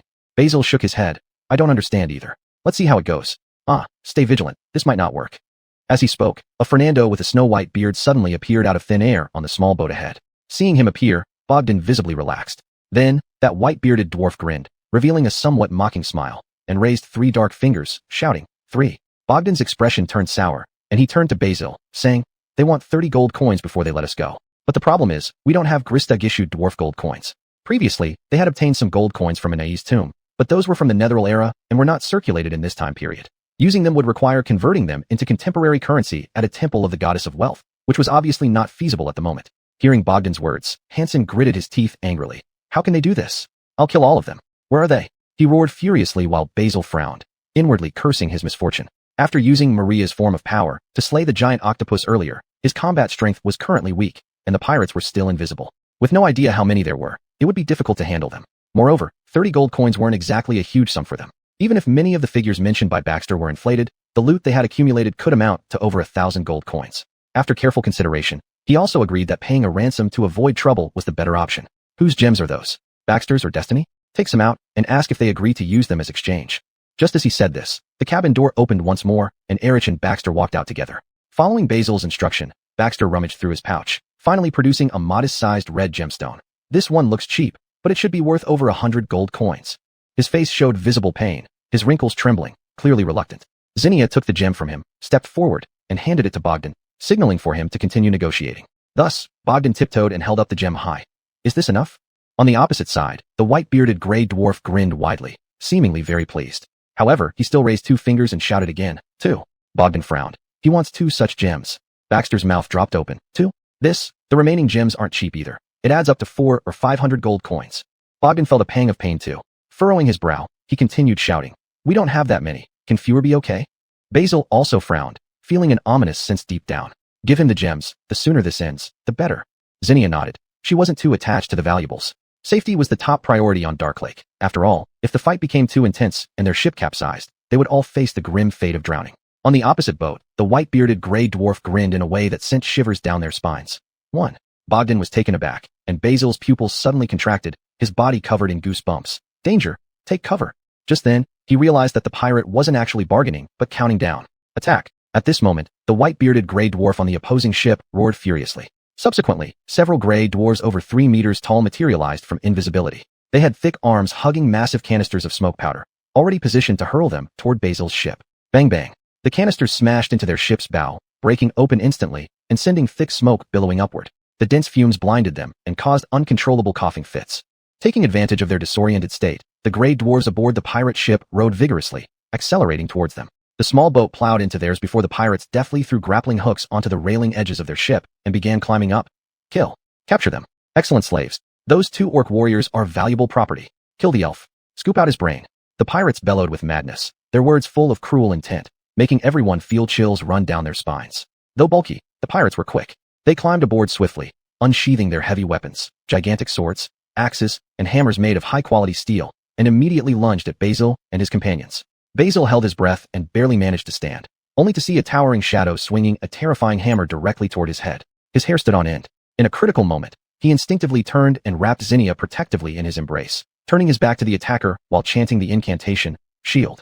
Fortunately, after 7 days of relentless practice, he had mastered Blakes's required first-level spell, Shield.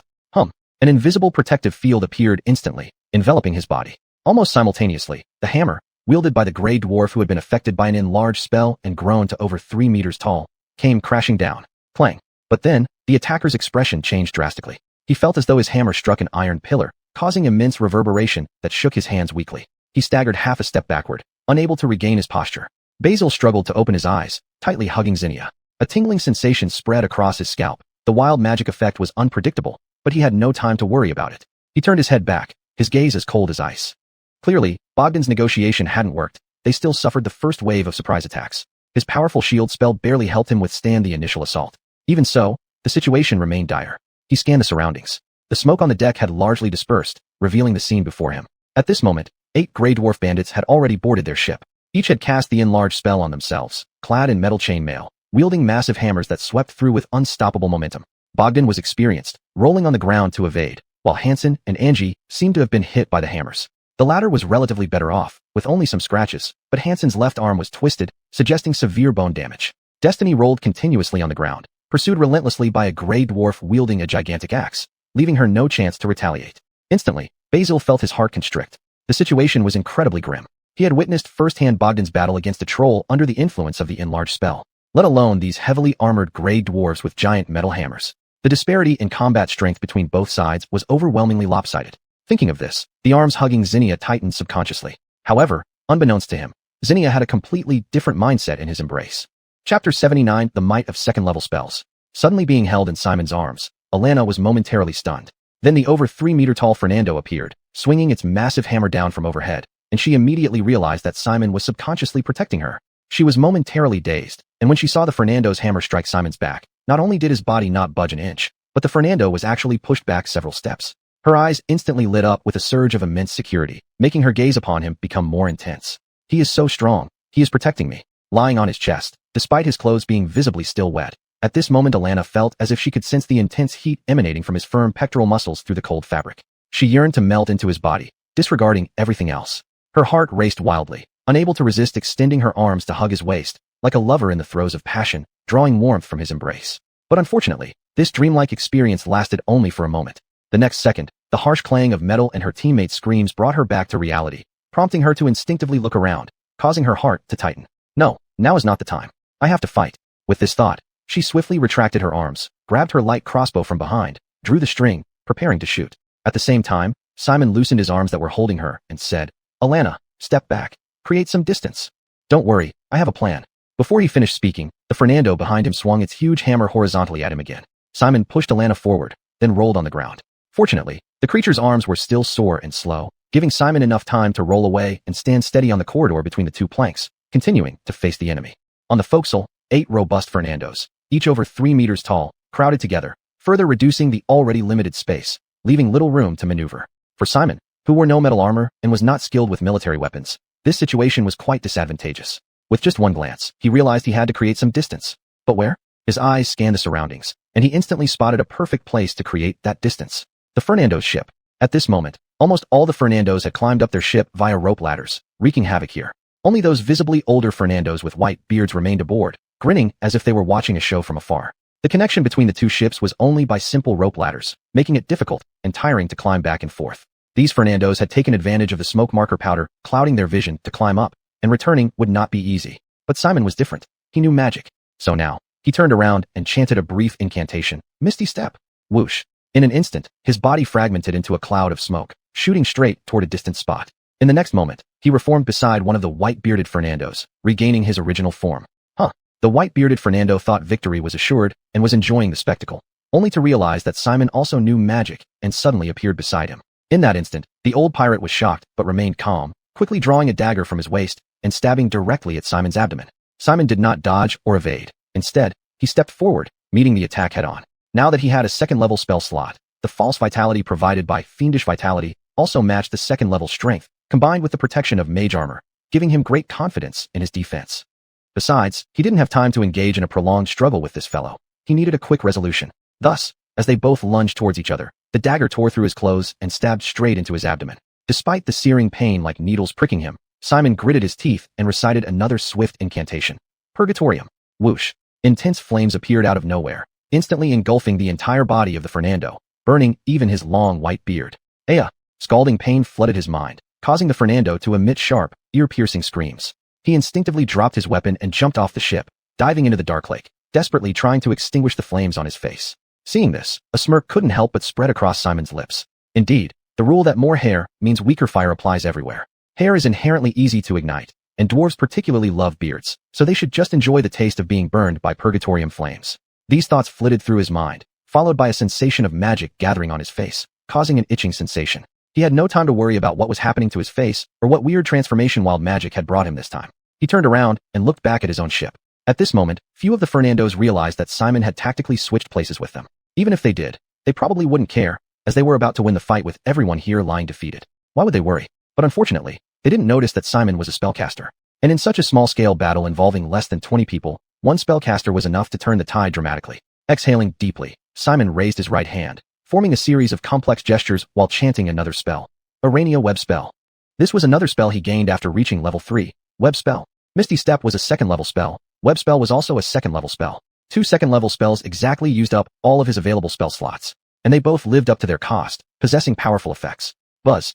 A large amount of thick, sticky, and resilient white spider webs appeared densely in the air above their ship's forecastle. The towering giant-sized Fernando pirates were the first to be hit, instantly finding themselves ensnared around their heads, necks, and shoulders, unable to move. These guys generally stood over 3 meters tall, with a commanding height and weight advantage over everyone else on the ship. However, at this moment, when the webs appeared in midair, Giannis, Angie, and even Bogdan, who hadn't enlarged, managed to escape from beneath. One side was restricted in movement, while the other could move freely. In an instant, the battlefield situation was completely reversed. Great job, Simon. Polly, who had been rolling on the ground and looking utterly miserable, couldn't help shouting out upon seeing this. Then, she drew her longsword and slashed at the thigh of the Fernando pirate in front of her. Swoosh. Her longsword, a fine product of the Dark Elves, was the one that Giannis had replaced with a battle axe. While it wasn't strong enough to cut through the Grey Dwarf's fine steel chainmail shirts, it could easily slash into unprotected thighs. It wouldn't cause fatal damage but would incapacitate the enemy effectively, perfectly fitting her combat aesthetics. In contrast, Angie wielded a crude, broad battle axe with a completely different fighting style. Her thick arms swung wildly as she roared and hacked away at the Grey Dwarf's bodies with one strike after another, mangling their armor and drawing blood profusely, a gruesome sight. The stark difference in fighting styles between the two women created a striking contrast, making one marvel at the disparity. Arg! A burly Fernando pirate roared in anger. Because of his position, he wasn't too entangled by the webbing. At this moment, he exerted all his strength, his biceps bulging as thick as human thighs, tearing through the sticky, heavy webbing to break free and regain his mobility. This process was incredibly arduous, but normally speaking, the webs created by a standard web spell wouldn't be so dense and difficult to tear. After all, most casters capable of casting second-level spells have a key attribute score of only 14 or lower. With these already robust, now enlarged Grey Dwarfs, breaking free shouldn't have been so hard. Ultimately, it was Simon's 18-point Zarama that provided a qualitative superiority over these foes, trapping everyone motionless with a single web. Huff! The escaped Fernando panted heavily. The burst of energy nearly exhausted him. But then, from a distance, Bogdan shouted, "Boyd, cut off his head." The big fellow had no time to dodge. Next came the war cry of an orc and a leaping figure. Yua. Chapter 80, The Shattered Mind. The massive axe descended terrifyingly, and the Fernando barely had time to turn his head slightly to evade. However, the axe blade still sliced along his neck and shoulder. Bo's muscles, swollen with rage, were flushed red with blood, explosive heat even rising as white steam around him. He controlled the giant axe in his hands and continued to chop down. Ah! Crack! His axe forcibly cut through the chainmail on the large Fernando's shoulder, slicing into the flesh and severing the entire shoulder. Aya! Excruciating pain surged into the Fernando's mind, causing him to scream in agony as he dropped his weapon and instinctively clutched at his shoulder. But it was too late. The arm had already been severed, bright red blood gushing from the wound like a spring. Bo landed on the ground, turned, and delivered 2 more axe strikes to the Fernando's head, instantly ending his life. As Bo was slaying this Fernando, others were not idle. Kurt wielded a long sword, moving nimbly like a light-footed wild cat, dancing gracefully among the tall, robust Fernandos. His sharp sword efficiently cut through their calves, precisely severing their Achilles tendons, immediately robbing these behemoths of the strength in their legs, forcing them to kneel helplessly. Dayton watched coldly, knowing victory was near, then shouted with all his might, "Surrender! Serve as my oarsman, and you will live." He roared angrily but kept his eyes wide open, staring intently at the enemies without blinking. Then, a glint of insight flashed in his eyes. He noticed a Fernando in the back removing the effect of enlarged spell, and thus breaking free from the web above. Without hesitation, Dayton stepped forward, using his shield for protection, and grunted, "Mercedes, cover me." His legs accelerated as he charged forward. He sprinted all the way and collided with the Fernando, immediately knocking him off balance and forcing him to retreat. Mercedes, hearing his voice, strung her crossbow and fired an arrow that pierced the chainmail and struck the Fernando's chest. The pain made him grit his teeth, exposing his vulnerabilities, allowing Dayton to deliver the final blow effortlessly. His gaze remained stern as he turned to the remaining members of his own kind. "Surrender! Get down on your knees! Serve as my oarsman, and you may live." Roaring, Dayton's eyes darted around. Beside him, Kurt turned his head, baring his teeth in a sneer. "Yes, serve as our slaves, and you may live."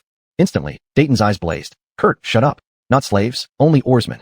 Grey dwarves once belonged to an entire race enslaved by mind flayers, making them extremely sensitive to the word slave. While this did not prevent slave traders among them from enslaving other races, they absolutely refused to become slaves themselves. Mentioning turning them into slaves would provoke violent rage and unyielding resistance, making battles much harder. Dayton, a seasoned warrior who had seen many elite soldiers die needlessly, preferred avoiding such desperate situations whenever possible, only resorting to combat when there was no other choice. Following his call, others around also reacted. Angie, who seemed rough but was actually shrewd, grasped his meaning first and shouted loudly, "Surrender and serve as oarsmen, helping us row, and you will live. Resist, and you will die." Soon after, Mercedes, Seamus, and others began shouting as well. Carissa finally understood and joined in, continuously persuading the Grey Dwarves to surrender to avoid further battle. Another intense energy beam shot from afar, striking a Fernando's back of the head. Instantly, the dwarf's head exploded, spilling red and white substances. Under Dayton's relentless professional persuasion, the remaining Grey Dwarves finally collapsed on the ground, their morale shattered, crying out in pain. Okay, I surrender. For these pirates living on Dark Lake, such surrender scenarios were not unusual and could be considered common practice. For example, if sea dogs were to fight great sharks, they only needed to kill the leadership of the latter. As long as the underlings were willing to surrender, they could all keep their lives. Just as Dayton said, unless absolutely necessary, no one wished to turn every battle into a hopeless, life-or-death struggle. As all the pirates knelt down in surrender, the battle finally came to an end. On the Grey Dwarf's pirate ship, Simon sighed with relief as the situation was resolved. He then abandoned the spell he had been about to cast and dissipated the next burst of arcane energy. He carefully recalled the battle that just transpired, feeling a bit ashamed. In the past half-minute, he had cast 6 or 7 arcane bursts, but only 2 shots had hit their targets. One hit was not very fatal, merely striking an armored body, while the second one proved more effective, at least blasting off a Fernando's head. Although the spells were powerful, this hit rate. He felt somewhat embarrassed, but fortunately, the chaos of the battle meant few had noticed his poor accuracy. He secretly resolved to practice his arcane burst aiming whenever he had time, or else such misses could be embarrassing in critical moments. With this thought, he did not delay and slowly climbed back to his ship along the rope ladder between the 2 vessels. At this moment, the effect of the enlarged spell on the Grey Dwarves had worn off, causing their bodies to rapidly shrink back to their original height of around 120 centimeters. They lay on the ground, with many deep wounds on their legs, nearly reaching the bone. However, these captives were not tending to their bleeding wounds or severed Achilles tendons. Instead, they clutched their heads, curling up in pain. "It hurts. Ah, so cold. I want to die. Mommy, I miss my mommy." Their cries were mournful, continuous wails, some like lost children unable to find their parents, others making sounds like the mentally disabled, which was revolting. Simon couldn't help but frown, looking at the sprawled Grey Dwarves and asking, "What's going on? Why are they like this?" Caitlin and Carissa exchanged glances, unsure how to respond. Frankly, the current state of these dwarves evoked some sympathy, but the terrifying images of them from earlier still lingered in the girls' minds, preventing any compassion. "They're insane." Dayton caught his breath, looking down at his fellow tribesmen with a trace of pity. In groups of Fernando pirates, this condition is quite common. Ordinary warriors lack sophisticated combat skills, but every fight is life or death, so they frequently use mind magic to make themselves invisible and larger. But they haven't received systematic education or training, not knowing how to protect themselves when using mind magic. Over time, their minds are torn apart, turning them into unpredictable lunatics or mentally deficient fools. Saying this, he turned to look at the pirate ship. Actually, this is the most common composition of many Fernando pirate groups. 1 or 2 still Qingxing, Fuyo Zhihui de Haidaling Xiu, Kachibaga, Yijing Trishada Putong Jianshi, Biu concept nagagbahudidivan, could jurishe true shot at Havdaf. Thus, you only need to defeat the leaders, and the rest will surrender on their own. Dayton explained this, which was also why he dared to persuade these gray dwarves to stay on board as oarsmen. These mind-shattered individuals with little remaining thinking ability posed no threat to anyone, but could provide substantial assistance. And for those who were only partially mad or mentally deficient, like the one who proactively dispelled the enlarged spell to regain freedom, Dayton showed no mercy or pity, immediately slaying them with a single strike. After listening to him, Simon looked at the demented gray dwarves with a hint of sympathy. But thinking that they must have been vicious criminals before becoming mad, otherwise they wouldn't have become pirates, his feelings quickly vanished. He took a deep breath and then looked at Dayton, continuing, "So, if you use too much mind magic, you will eventually become like this?" Chapter 81 The Curse Resolved. Saying this, Simon took another look at the frenzied gray dwarves and suddenly felt a wave of fear. Dayton was silent for a second before nodding. "Yes, I'm just a commoner and have never been educated in this field. I don't know how to protect myself either. The rumor among mercenaries that sufficient rest can heal mental damage. Nobody knows if it's true." Speaking of this, he shrugged. After all, those old mercenaries who firmly believed this phrase ultimately went mad. Simon took a deep breath, bowed his head to Dayton, and said, "I'm sorry, Dayton. That day, I should have come up with a more detailed plan so you wouldn't have had to make such a huge sacrifice." His tone was sincere. After all, listening to Dayton talk about the price of using mind magic was different from witnessing these lunatics on the ground convulsing, foaming at the mouth. The impact was entirely different. The emotions in his heart were completely different. Dayton paused, then looked up at him, eyes wide with surprise. He didn't expect that Simon would say something like this genuinely. This wasn't a lie Lucy made up to ease tensions. It was heartfelt. As Dayton's astonishment faded, deep appreciation filled his heart. "Oh, there's no need for that." He laughed suddenly, a hearty laugh rarely seen on board. "Those things are in the past. I've never expected you, as our captain, to be like a prophet. Everyone might make mistakes, but we still continue to move forward together." Saying this, he gave Simon a thumbs up. "Compared to other leaders I've encountered, it's not an exaggeration to say you're one of the best, Simon. At the very least, you're the strongest among us, and you lead from the front when dealing with the toughest enemies." Simon also laughed, and as he did, the atmosphere on the ship relaxed. The joy of victory spread, bringing uncontrollable smiles to everyone's faces. Just then, a discordant voice broke the moment. "Wow, Mr. Simon, why are you speaking so nicely today? It doesn't seem like you. Is the curse about to strike, so now you're trying to leave us with a better impression by saying some nice words?" Instantly, Simon's smile faded. Turning his head, he saw Kurt with arms crossed, wearing a smirk. Simon's gaze turned cold, focusing on the enigmatic dark elf. As Kurt spoke, the cheerful mood on the ship plummeted again. All eyes turned towards him, concern etched on their faces.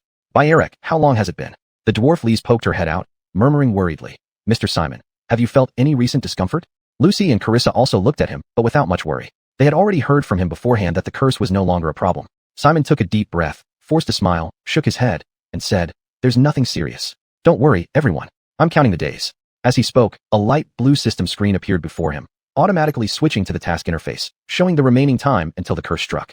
In his heart, he silently calculated. It had been exactly 30 days since the curse enveloped him. So, he turned his head, eyes sharp, staring directly at Kurt, and spoke clearly. 30 days have passed, Mr. Kurt. I'm still standing here, perfectly safe. It seems your goddess's cursing ability isn't much. At least it couldn't defeat the strength left by my ancestors in my bloodline." Speaking, he spread his arms, drew a deep breath, chest rising and falling, and showed everyone a confident smile. "I'm very healthy, everyone. A small challenge like this won't bring me down." Then he clenched his fist firmly, full of confidence. "Let's not dwell on these insignificant matters. Everyone, quickly take care of the prisoners, and let's continue our journey. The sooner we return to the surface, the safer we will be, right?" He said this smilingly, giving a chilly glance at Kurt, only to find the dark elf still smirking indifferently, seemingly finding Simon's good health amusing. Simon couldn't figure out what this dark elf was truly thinking or what he truly desired. He just gave him a cold look, hoping his strength would still be enough to keep this guy in check, preventing any further trouble from happening. Thinking this, he shifted his gaze and continued. "Let's go aboard the Grey Dwarves' ship and thoroughly search it. See what good stuff these guys are carrying." The atmosphere on the ship heated up again. The crew first bound the captive Fernando pirates, stripping off their chainmail shirts and weapons. Soon, Bo and Angie, the two orcs, let out excited cries. They had found suitable weapons. After all, these were huge swords, maces, and axes made of fine steel by Grey Dwarves. Even if they were somewhat blunt and rusted, after some sharpening, their quality was far superior to the giant axes of the Quatoa. To put it bluntly, with these weapons from the Grey Dwarves, their combat power would visibly increase significantly. In fact, more valuable than these weapons were the chainmail shirts worn by the Grey Dwarves. Unfortunately, these dwarves had different body types compared to Simon and his group, so the chainmail shirts didn't fit well. Only Dayton could find some that fit him properly. So, for now, they could only gather these items and find a suitable place to deal with them once they landed. Apart from these items, there were also dwarf rations, gold and silver coins issued by the City of Blades on the Grey Dwarves' ship. However, the quantities weren't large. The most abundant were the pungent-smelling barrels of dwarf spirits stored at the stern of the ship. Upon discovering those spirits, even the usually composed Dayton showed obvious interest. Without delay, Simon called everyone over, moving all the spirits onto their ship for later use. After dealing with all the spoils of war, they punctured the Grey Dwarves' ship and returned to their own, continuing their voyage. Throughout this process, Simon was busy directing the crew and handling these items. He didn't notice that throughout, a pair of burning eyes had been secretly observing him. It was Lucy. Watching his vigorous movements, she couldn't help covering her mouth with both hands, breathing deeply and rapidly due to excitement, causing her full chest to rise and fall continuously. She was moved, almost unable to contain her impulse. Chapter 82. Mission accomplished and a new task. Outside the city of Grotug, amidst the chaotic ruins that Bogdan spoke of, this was a paradise for lawbreakers. Pirates, smugglers, slave traders, and all sorts of illicit black market merchants gathered here to conduct their clandestine transactions. In this chaos, unimaginable crimes brewed spontaneously. Here, necromancers, dark alchemists, and various bizarre cultists silently emerged, taking root and making this place even murkier. In the Quake Zone, one must never enter places where someone untrustworthy leads you, because you never know what lies behind the collapsed ruins. A group of helpless slaves, or a man-eating beast raised by a dark mage. Today, the law enforcement team from the city of Razorblades has arrived. Bang! A crude wooden door was kicked open. The first to rush in was a burly gray dwarf warrior wearing plate armor, with a sword at his waist, sporting a thick beard, and smoking a pipe. He ordered lazily yet authoritatively, "Nobody move. Get on the ground. Hands up." Behind him followed over a dozen gray dwarven soldiers in fine steel chainmail shirts, wielding shields and warhammers. The shields bore the pattern of 3 stacked stones, signifying their true identity, elite warriors of the Stone Guard. The lead warrior shouted as several gray dwarves inside the room, wearing miners' round caps with tangled beards and sneaky actions, were shocked beyond belief when they saw the intruders. Their eyes revealed madness. Upon seeing so many elite soldiers rush in, they did not surrender immediately, but dared to resist. "Fight them off. Don't let them take our treasures. Our treasures. Priceless treasures. Kill him." These few individuals screamed, grabbing their pickaxes and charging at the soldiers who had rushed in. In response, the leading gray dwarf gave a cold snort, and the previously lazy look in his eyes turned sharp. Without more words, he suddenly became invisible, causing their attacks to hit nothing but air. Despite being clad in plate armor, his footsteps remained as silent as a cat's, quietly circling around them. With one hammer strike each, he knocked these 3 down. The other soldiers stepped forward, pinning these miners to the ground and immobilizing them. At this point, the leader in plate armor reappeared from invisibility. He looked down at the men on the ground with disdain. "With such paltry skills, you dare to brandish weapons at me, Eduardo? You ants truly have no sense of how deep the earth is."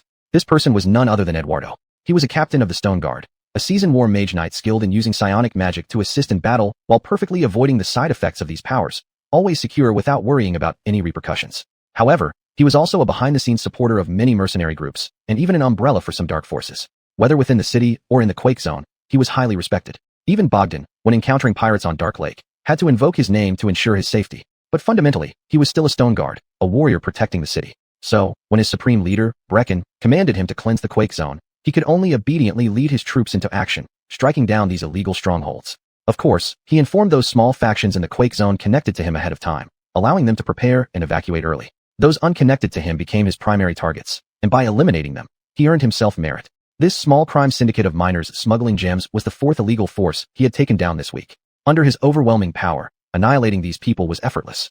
All ill-gotten gains from these criminals would also fall into his possession. The gray dwarf soldiers bound these smugglers securely, then grinned at their captain. Eduardo sneered, took a puff of his pipe, and continued, "Rest assured, there will be no shortage for you." Saying this, he turned around and started rummaging through the burlap bag the miners had left on the table, pulling out the gems one by one to distribute among his subordinates. Suddenly, he froze, eyes wide. His gaze locked onto a jet-black diamond in the bag, unable to blink. "Treasure," he murmured, his mouth relaxing its grip until the pipe fell to the ground unnoticed. "A true treasure of the ages. This is my treasure," he muttered, his eyes reflecting a feverish excitement, bordering on madness. His expression twisted, as if mirroring the 4 miners from moments ago. Ding! Mission Aubrey's Transaction, Part 1, completed. In Basil's room, as the magic pen in his hand finished the last stroke on the spellbook, the system prompt sounded, indicating that with Aubrey's help, he had finally mastered the 2nd defensive 1st-level spell, Absorb Elements.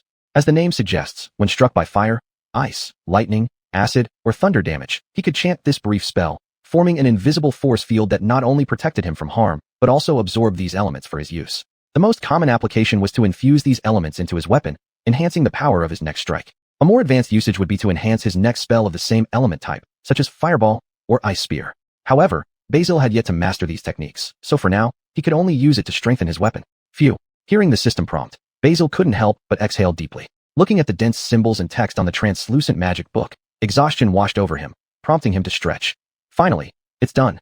Recalling the learning process, the complex incantations, gestures, formulas, and variables, he couldn't help but feel that this was even harder than advanced mathematics. In some ways, it reminded him of cramming all night before final exams in college, a peaceful and stable time he couldn't help but miss. At least there, he didn't have to worry about being suddenly stabbed to death. Don't get too carried away. This is just the beginning. Aubrey's voice resonated in his mind, much gentler than before. If Basil had heard her a month ago, he wouldn't have believed the proud high arcanist capable of saying such words. There are higher-level spells you need to learn. You have a long road ahead. As she spoke, the system chimed again. Ding, Mission Aubrey's transaction, Part 2, triggered. Simultaneously, a pale blue interface appeared before him. Aubrey's transaction, Part 2. Task description *, you have mastered the ability to cast second-level spells. Your magical training cannot stop here. High Arcanist Aubrey plans to teach you several powerful second-level spells. Mastering them will significantly boost your strength. Task goal * learn 2 second-level spells. Task reward * 200 experience points. Seeing the new mission pop up, Basil's expression changed. So soon, it's already second-level spells? Well, since my packed spell slot is for second-level spells and I can quickly meditate to recover them, it means my usual combat should focus on second-level spells. Learning more will improve my adaptability. But looking at the reward, he felt somewhat dissatisfied. Why is this? Isn't mastering second-level spells supposed to be much harder than first-level ones? Yet, I only get 200 experience points? Frustration welled up within him. They had fought several skirmishes with Dark Lake creatures recently, none of which triggered any system missions, meaning no experience points earned. And it takes 2,700 experience points to go from level 3 to 4. He currently had only 550 experience points, needing another 2,150. At this rate, who knows when he'll level up again. System, how exactly does your mission trigger mechanism work? Chapter 83 Confession on a Moonless Night. Simon couldn't help but vent inwardly, but he quickly suppressed his grievances and replied to an A. Of course, teacher, can I start learning the second circle spells now? No matter how much he complained, tasks still needed to be completed. Even small benefits were better than nothing. And even if there was no reward at all, he had to broaden his magical knowledge and improve his overall strength, right? Originally, I intended to teach you faint steps to enhance your ability to escape, said Anai. But since you've already mastered it, I've decided to teach you 2 spells, Enhance Attributes, which will boost your overall abilities, and Detect Invisibility, which will give you an edge against these gray dwarves. Simon's eyes lit up. Sounds good. Then He was about to ask when they would start, but suddenly felt dizzy and fatigued. Considering he'd been studying for several hours, he got up, yawned, and said, I'll get some fresh air first. Teacher, let's continue later. Sure. Anai became more considerate, or perhaps adapted to this state of his. Rest for a while. Meanwhile, I'll prepare how to begin teaching you. Thanks for your hard work, Simon said with a smile as he stood up, pushed open the door, and walked out, his footsteps echoing on the wooden floor all the way down the corridor to the door. He pushed open the cabin door and stepped onto the deck outside, where the slightly fresher air made his mind relax. Even though this was the Darklands, the air wasn't completely stagnant. At least the outdoor environment was much better than inside. With this thought, he took a deep breath and walked onto the deck, noticing a slender figure standing alone at the stern as if waiting for him. It was Zinnia. Suddenly, Simon's expression changed, his heart pounded, feeling both anticipation and complicated emotions mixed with fear. There was no doubt that he had feelings for Zinnia. She was beautiful, smart, brave, and kind to him. Any normal young man wouldn't remain unmoved by such a girl. However, he couldn't understand Zinnia's true thoughts. Although she was very caring towards him and willing to embrace him in intimate moments, she clearly had many unspoken worries. She often seemed distant and her gaze on him was extremely complex, as if she feared that getting closer would bring many troubles. Simon couldn't figure out what she was thinking. His concern for her left him anxious and hesitant, making him stand still, just gazing at her graceful silhouette. Her soft, golden hair, perfectly combed yet not messy, seemed to shine in the dark, sunless underground world. At this moment, as if sensing his gaze, Zinnia suddenly turned her head and saw him. A gentle smile curved her lips, and her exquisite face lit up. Then she whispered softly, "It seems you have a lot to say to me, don't you?" Simon froze for a moment, then sharply picked up on the meaning behind her words. Having grown up in the 21st century and spent time online, he knew that when someone said, "You seem like you have something to say," it usually meant, "I have something to tell you." Like when someone asks, "Do you miss me?" they mean, "I miss you." He took a deep breath, his heart pounding wildly, making his blood feel hot and boiling. His somewhat enhanced constitution from spells caused his strong, young male body to awaken primal desires, urging him to approach boldly and pursue his love. He stepped forward, walking along the creaking deck until he reached her side. The breeze stirred her hair as he smelled the fragrance of algae from the dark lake surrounding them. The girls on board had been using these plants to keep themselves clean during the journey. Zinnia smiled, her sapphire eyes shimmering with light. She didn't speak, only lifting her beautiful face to look at him silently, as if waiting for him to take the initiative. Simon drew another deep breath, trying to channel the romantic poets. But when he looked up, the thick rock layer above prevented him from saying, "What a beautiful night, isn't it?" Instead, he remained silent. In this kilometer-deep underground world, where would he find the moon? The words he intended to say were choked back in his throat, and for a moment, he didn't know what to say. He stood there, unable to come up with anything, looking rather at a loss. Zinnia couldn't help but laugh. She quickly covered her mouth with both hands to hide her bright, uncontrollable smile. What are you thinking about, not speaking? Her voice was filled with suppressed laughter, her beautiful eyes curved into crescent moons as they gazed at him without blinking. At that moment, a surge of intense emotions flooded her heart, momentarily clouding her judgment. Simon's awkward and clumsy behavior struck her as rather endearing. Simon cleared his throat and decided to follow his initial train of thought. I was reminiscing about life on the surface in my hometown. Zinnia tilted her head, staring at him curiously yet hopefully. Oh, your hometown? What's it like? Simon nodded gently, but at that moment, looking at the girl's stunning face, he suddenly felt that he should describe it in a more romantic way. Taking a deep breath, he dredged up all the poetry from his past life, trying hard to paint a breathtaking picture for her. Yes, in my hometown, whenever it's a full moon night, everyone puts aside their work and gathers with their families to admire the beautiful moon. Imagine that scene. You're with the one you love, cuddling on the grass, smelling the fragrance of osmanthus blossoms around you. The round, luminous moon hangs in the sky, casting silvery light, enveloping you and your lover in a silver veil. He tried hard to describe that scene, causing Zinnia's lips to curve slightly. So that's how it is. I can imagine. It must be an incredibly beautiful scene. Simon smiled and nodded, thinking that no matter which world it was, everyone's pursuit of beauty seemed similar. Yes, those tranquil moments. I really enjoyed them. Zinnia turned her head to look at him. Oh, so you often did that before? Simon nodded. Yeah, sure. Then he saw the girl lower her eyes, her tone seeming somewhat melancholic. I see. So you already have someone in your life who's worthy of such moonlight. I thought. She paused, biting her lip, her tone turning somewhat negative. Simon's eyes widened in shock, desperately wanting to explain that he didn't mean it that way. He stepped forward, wanting to hold her hand to clarify his words, but at that moment, he had a sudden realization of another possibility. So he stopped mid-step, his heart racing, yet deciding to take a bold gamble. Of course, he said. Though we've only just met, after everything we've been through together, I'm certain she's the love of my life. If possible, I'd also want to return to the surface one day, embrace her in a flower-covered meadow, and enjoy that beautiful moonlight together. He spoke these words, staring straight at her without blinking. Zinnia was taken aback. She was an intelligent woman and immediately understood his meaning. A blush bloomed on her cheeks, and she turned away, unable to meet his gaze directly. As she must be very lucky she couldn't continue, lowering her head to avoid his eyes, her shy expression incomparably beautiful. Simon felt a strong impulse rise within him, like a hungry lion spotting a plump rabbit. That urge to pursue drove him to intensify his approach. Unable to control his emotions, he took a step forward and grabbed the girl's small hand. Zinnia let out a soft, her arm trembling reflexively, but she didn't try to pull away further, allowing him to hold her hand. Seeing that she didn't resist, Simon moved closer, placing his arm on her shoulder, leaning down to look at her. Zinnia, he lowered his voice, softly calling her name. Would you be willing to accompany me to witness the beauty under that shimmering moonlight? This was essentially a confession. Zinnia lightly nodded, almost imperceptibly responding with a soft yes. Then, she raised her tiny fist and gave him a gentle tap on the chest. Chapter 84, The Impotence and the Beautiful Dream. He succeeded. Simon could not suppress a surge of exhilaration within him. His joy made his entire body tremble. He stepped forward once again, trembling as he hugged her tightly, even tighter. Kia let out another, seemingly surprised by his sudden movement. However, she did not resist but instead stretched out her arms, wrapping them around his waist and pulling his body close to hers. She rested on his chest, breathing deeply, savoring the hot, masculine scent mixed with the fragrance of clothes cleaned with dark lake water plants. Unable to help it, she closed her eyes, intending to press herself closer.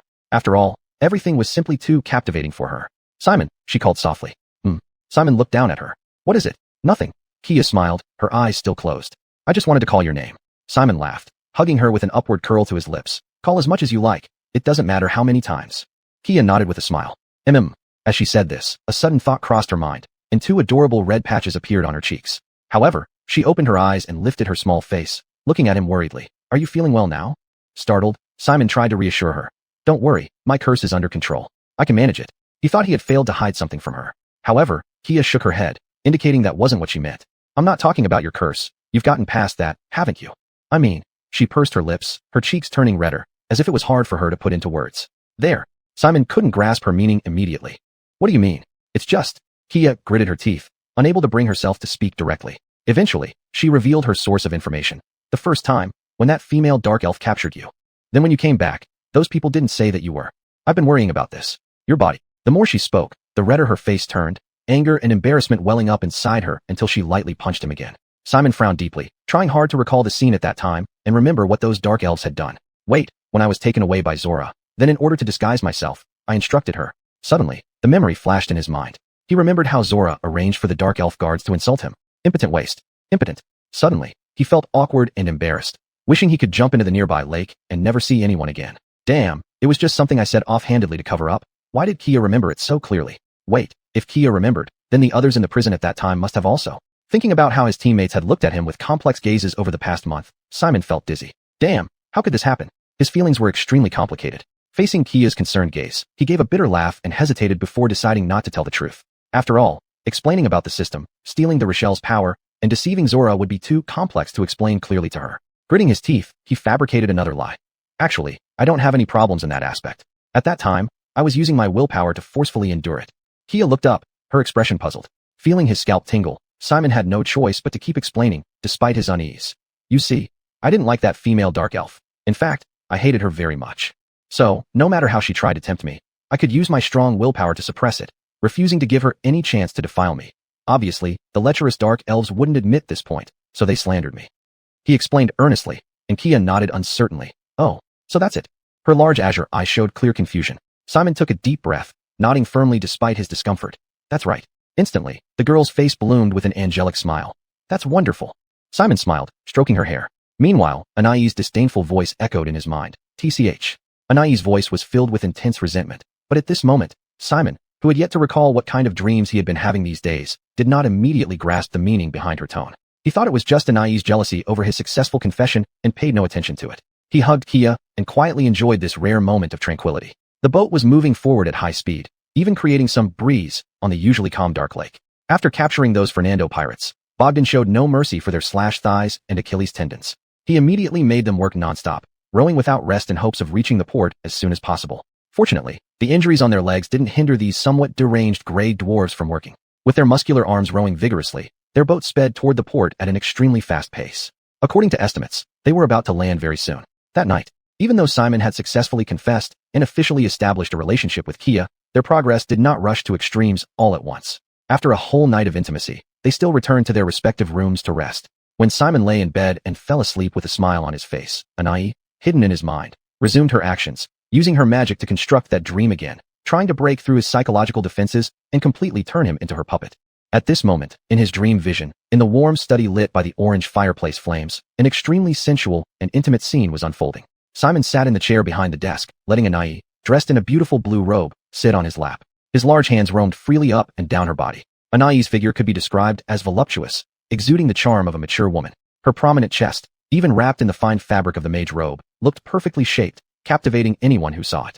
Simon naturally felt the same way. Moreover, now being in the dream vision, his main consciousness, bound by many principles of propriety, was completely asleep, while his subconscious had no need to consider such things, freely caressing and exploring this woman's body with no restraint. His hands slid into the gaps beneath the sides of her robe, first touching her well-rounded, silk-stocking thighs. The smooth, flawless white skin shone like snow under winter sunshine, contrasting brilliantly with the semi-transparent black stockings that only covered halfway up her thighs, making them even more striking. As Simon's hands pressed and rubbed, the elasticity he felt was extremely pleasurable, providing both visual and tactile impacts that nearly made him exclaim in admiration. After rubbing vigorously for a while, he didn't linger too long, moving upward along her thighs to gently touch her flat yet soft abdomen. As a mage, Anai spent most of her time reading and studying in her study rather than training outdoors like warriors or paladins. Thus, although she maintained good waistlines with almost no excess fat, there were no hard abs here either. Instead, only plump, collagen-rich fat provided immense satisfaction as Simon's fingers dug in slightly.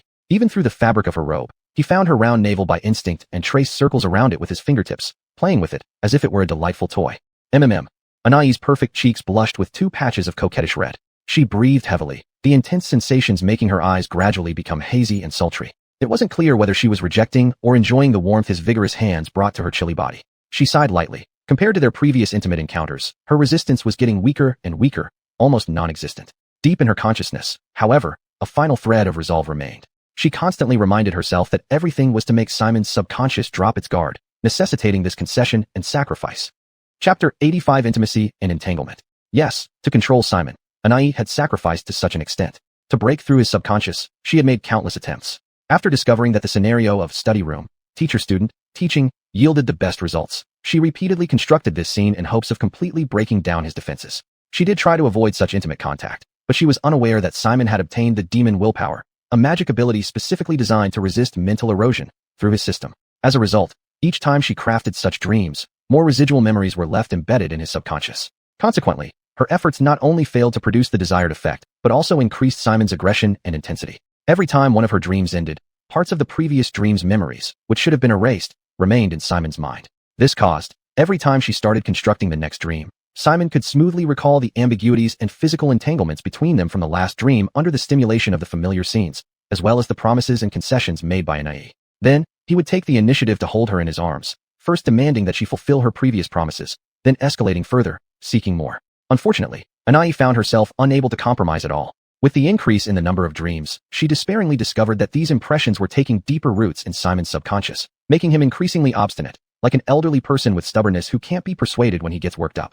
If she denied everything in the dream, it would immediately lead to intense conflict with Simon's subconscious. Not only would many of her previous efforts be wasted, but it would also make future attempts even harder. Moreover, there was a high possibility that Simon's furious backlash would harm her already weakened soul. She couldn't afford to take that risk. Therefore, facing his invasive hands, she only retreated time and again. Before being pushed to a point of no return, she quickly broke down his subconscious defenses, turning him into her puppet. With this anxiety in her heart, she didn't resist Simon's invasion, and had to be more indulgent towards his increasingly bold actions. Thus, after pinching Anai's flat abdomen a few times, Simon's hands moved upwards. Then, he couldn't help but exclaim, "Dear, you are so beautiful." He genuinely admired her. The reason he could touch her most intimately with just a stretch of his hand was that Anai wasn't wearing her corset under the blue robe this time. Yes, she wasn't wearing any extra intimate clothing under the robe. This was naturally Simon's requirement and the result of his persistent salami tactics over the past days. When Anai had to yield to some of his demands, allowing him to reach under her robe, Simon began his unstoppable invasion, touching places he had never actually touched before. However, despite having rich theoretical knowledge, he lacked practical experience. Facing the intricate buttons on Anai's black lace-trimmed half-cup corset, he became flustered, unable to unbutton it. Seeing how clumsy his fingers were, Anai initially felt a bit relieved and secretly ridiculed him. But soon, she stopped laughing because Simon immediately started wondering why, after so long, he still couldn't undo his beloved wife's corset. This confusion made him start recalling and searching his memory for inconsistencies, making the entire dream uncertain and causing his subconscious to doubt and reject unreasonable elements. To salvage everything, Anai had to grit her teeth and force herself to reach behind and unbutton her own corset. She pretended to pout and called him silly for not learning how to unbutton it even after so long, having to do it herself every time. With this explanation, the nearly shattered dream was finally saved. Simon's subconscious re-immersed itself in the seductive dream, no longer paying attention to trivial details. Afterward, he held her while whispering sweet nothings, then boldly suggested that since there were no outsiders in their castle, she might as well go without a corset under her robe at home, making things more comfortable and convenient for him. He had such thoughts, and Aubrey had her own concerns. After several failed attempts to erase the continuity of his dreams, she had no choice but to accept this reality, knowing that such occurrences would be common until she completely controlled him. So, rather than leaving this flaw intact and allowing him to notice inconsistencies and unreasonable elements in the dream, it was better to decisively follow his wishes, gaining more of his trust and making him lower his guard. After all, she had already sacrificed so much. If this could achieve the goal, what's a little more sacrifice? With this resolve, Aubrey agreed to his request. From then on, within the dream world, there were no extra garments under her robe above her waist, reducing Simon's suspicion. Thus, there was now nothing obstructing the contact between Simon's hands and her body. Even though this wasn't the first time, the unusual sensation still made Aubrey's breathing heavier. Simon's theoretical experience was indeed rich. Even without practical handling, the lingering techniques in his memory made Aubrey extremely pleased. Feeling the heavy burden lifted, her muscles relaxed, and Aubrey couldn't help but sigh with relief. It seems, this isn't bad at all, quite comfortable. No, it must only be after I have completely controlled him, and he specially serves me. Not like this. But undeniably, it really is. Her perception was changing. The delightful sensation made her breathing heavier, revealing a hint of enjoyment. At this moment, she finally couldn't help but emit a soft moan. Looking down at her blissful expression, a smile curled on Simon's lips. Perfect, my beloved wife is enjoying this. He thought as he leaned down, his breath brushing against her ear, whispering, "Dear, do you like it?" Aubrey opened her dazed eyes and gave him a scornful look. Sappy. As soon as she said this, she froze, quickly covering her mouth with her hand in disbelief. What just happened? My tone. It sounded like flirting. I'm getting too into character. This can't go on. I need to speed up and can't get lost in this ambiguous roleplay and forget my original purpose. She thought anxiously. But then, the image of Simon awake, cuddling with Kia by the ship's railing, admiring the dark lake surfaced in her mind. For some reason, the more she recalled that scene, along with Simon's descriptions of lovers cuddling on fragrant flower fields under the cool moonlight, the more a wave of irritability and resentment surged within her, wanting to tear everything apart. This guy, he can't be with Kia. That's my goal. Aubrey clenched her teeth, barely controlling her impulse but afraid to break this hard-won dream. She could only raise her head and look at him. Dear, promise me one thing. She called him this way, words that used to disgust her. Now, from this great arcanist's mouth, they came out more naturally. Chapter 86. You cannot be intimate with other women. Simon lowered his head and smiled at her. Go on, darling. I'll agree to anything you say, as long as. He bent down close to her ear and lowered his voice. You also agree to everything I ask. Anai's heart skipped a beat. She knew that if she voiced her request, this man would definitely try to push his luck. She felt an impulse to take a step back, but when the scene of those two people being intimate surfaced in her mind again, her heart couldn't help but be filled with indignation. This must be stopped. Thinking so, she said, then promise me that, in the future, apart from me, you cannot be intimate with any other women. Especially those pretty ones, understand? Simon blinked his eyes, and immediately a thought popped into his mind. Of course, having a beautiful grand arcanist wife like you is enough for me. How could I possibly get close to other women? Unless they come to me first and I have no way of refusing, then it can't be helped. Various cunning thoughts arose in his mind, followed by a mischievous chuckle inside him, yet he took Anai's request lightly. But verbally, he appeared extremely serious and sincere, saying earnestly to his beloved wife in his arms, of course, darling. I love only you. No matter how beautiful other women are, I will not be intimate with them. For some reason, after hearing this, the anger Anai had felt in her chest vanished, leaving her feeling inexplicably refreshed. A genuine smile crept up the corners of her lips, and without realizing it, her gaze softened immensely. That's good, she said. You're so kind, darling. Simon smiled too, then leaned down. Then, darling, give me a kiss? Anai deftly turned her face, exposing her pink blushing cheek and white slender neck to him, even revealing the delicate collarbone beneath her robe's round neckline clearly. Closing her eyes, she waited for his kiss obediently, as if offering no resistance. In fact, Simon had done this many times before. Prior to this moment, whether it was her forehead, ears, cheeks, neck, collarbone, or shoulders, every inch of her body had been kissed by him, and she had accepted all of it. If anything, she felt relieved that Simon's request was relatively simple this time, sparing her from having to make greater concessions. Unfortunately, reality proved otherwise. Seeing her submissive demeanor, Simon shook his head gently and said, not quite, darling. I mean, he pointed to her lips and then his own face. You should kiss me. Anai opened her eyes, her expression a mix of surprise and tension. In all honesty, over the years, she had never initiated a kiss with anyone, let alone with such a frail man. She was momentarily stunned, and Simon, seeing her reaction, frowned slightly. You don't want to? As soon as he spoke, the fire in the fireplace began flickering uncertainly. Anai quickly came to her senses, extended her neck, and quickly pecked him on the cheek. Then, she adeptly flashed a smile. Of course I do, darling. I just thought you wanted to kiss me again. With practiced ease, she laid her cheek against his chest and rubbed it back and forth, beginning to act affectionate.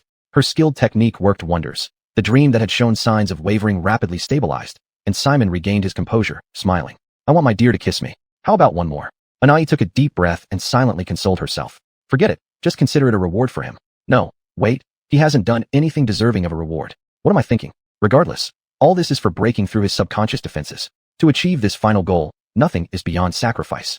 Since we've already gone this far, with him touching and kissing various parts of her body, another few kisses wouldn't matter. Can't let a small matter like this jeopardize the hard-won results.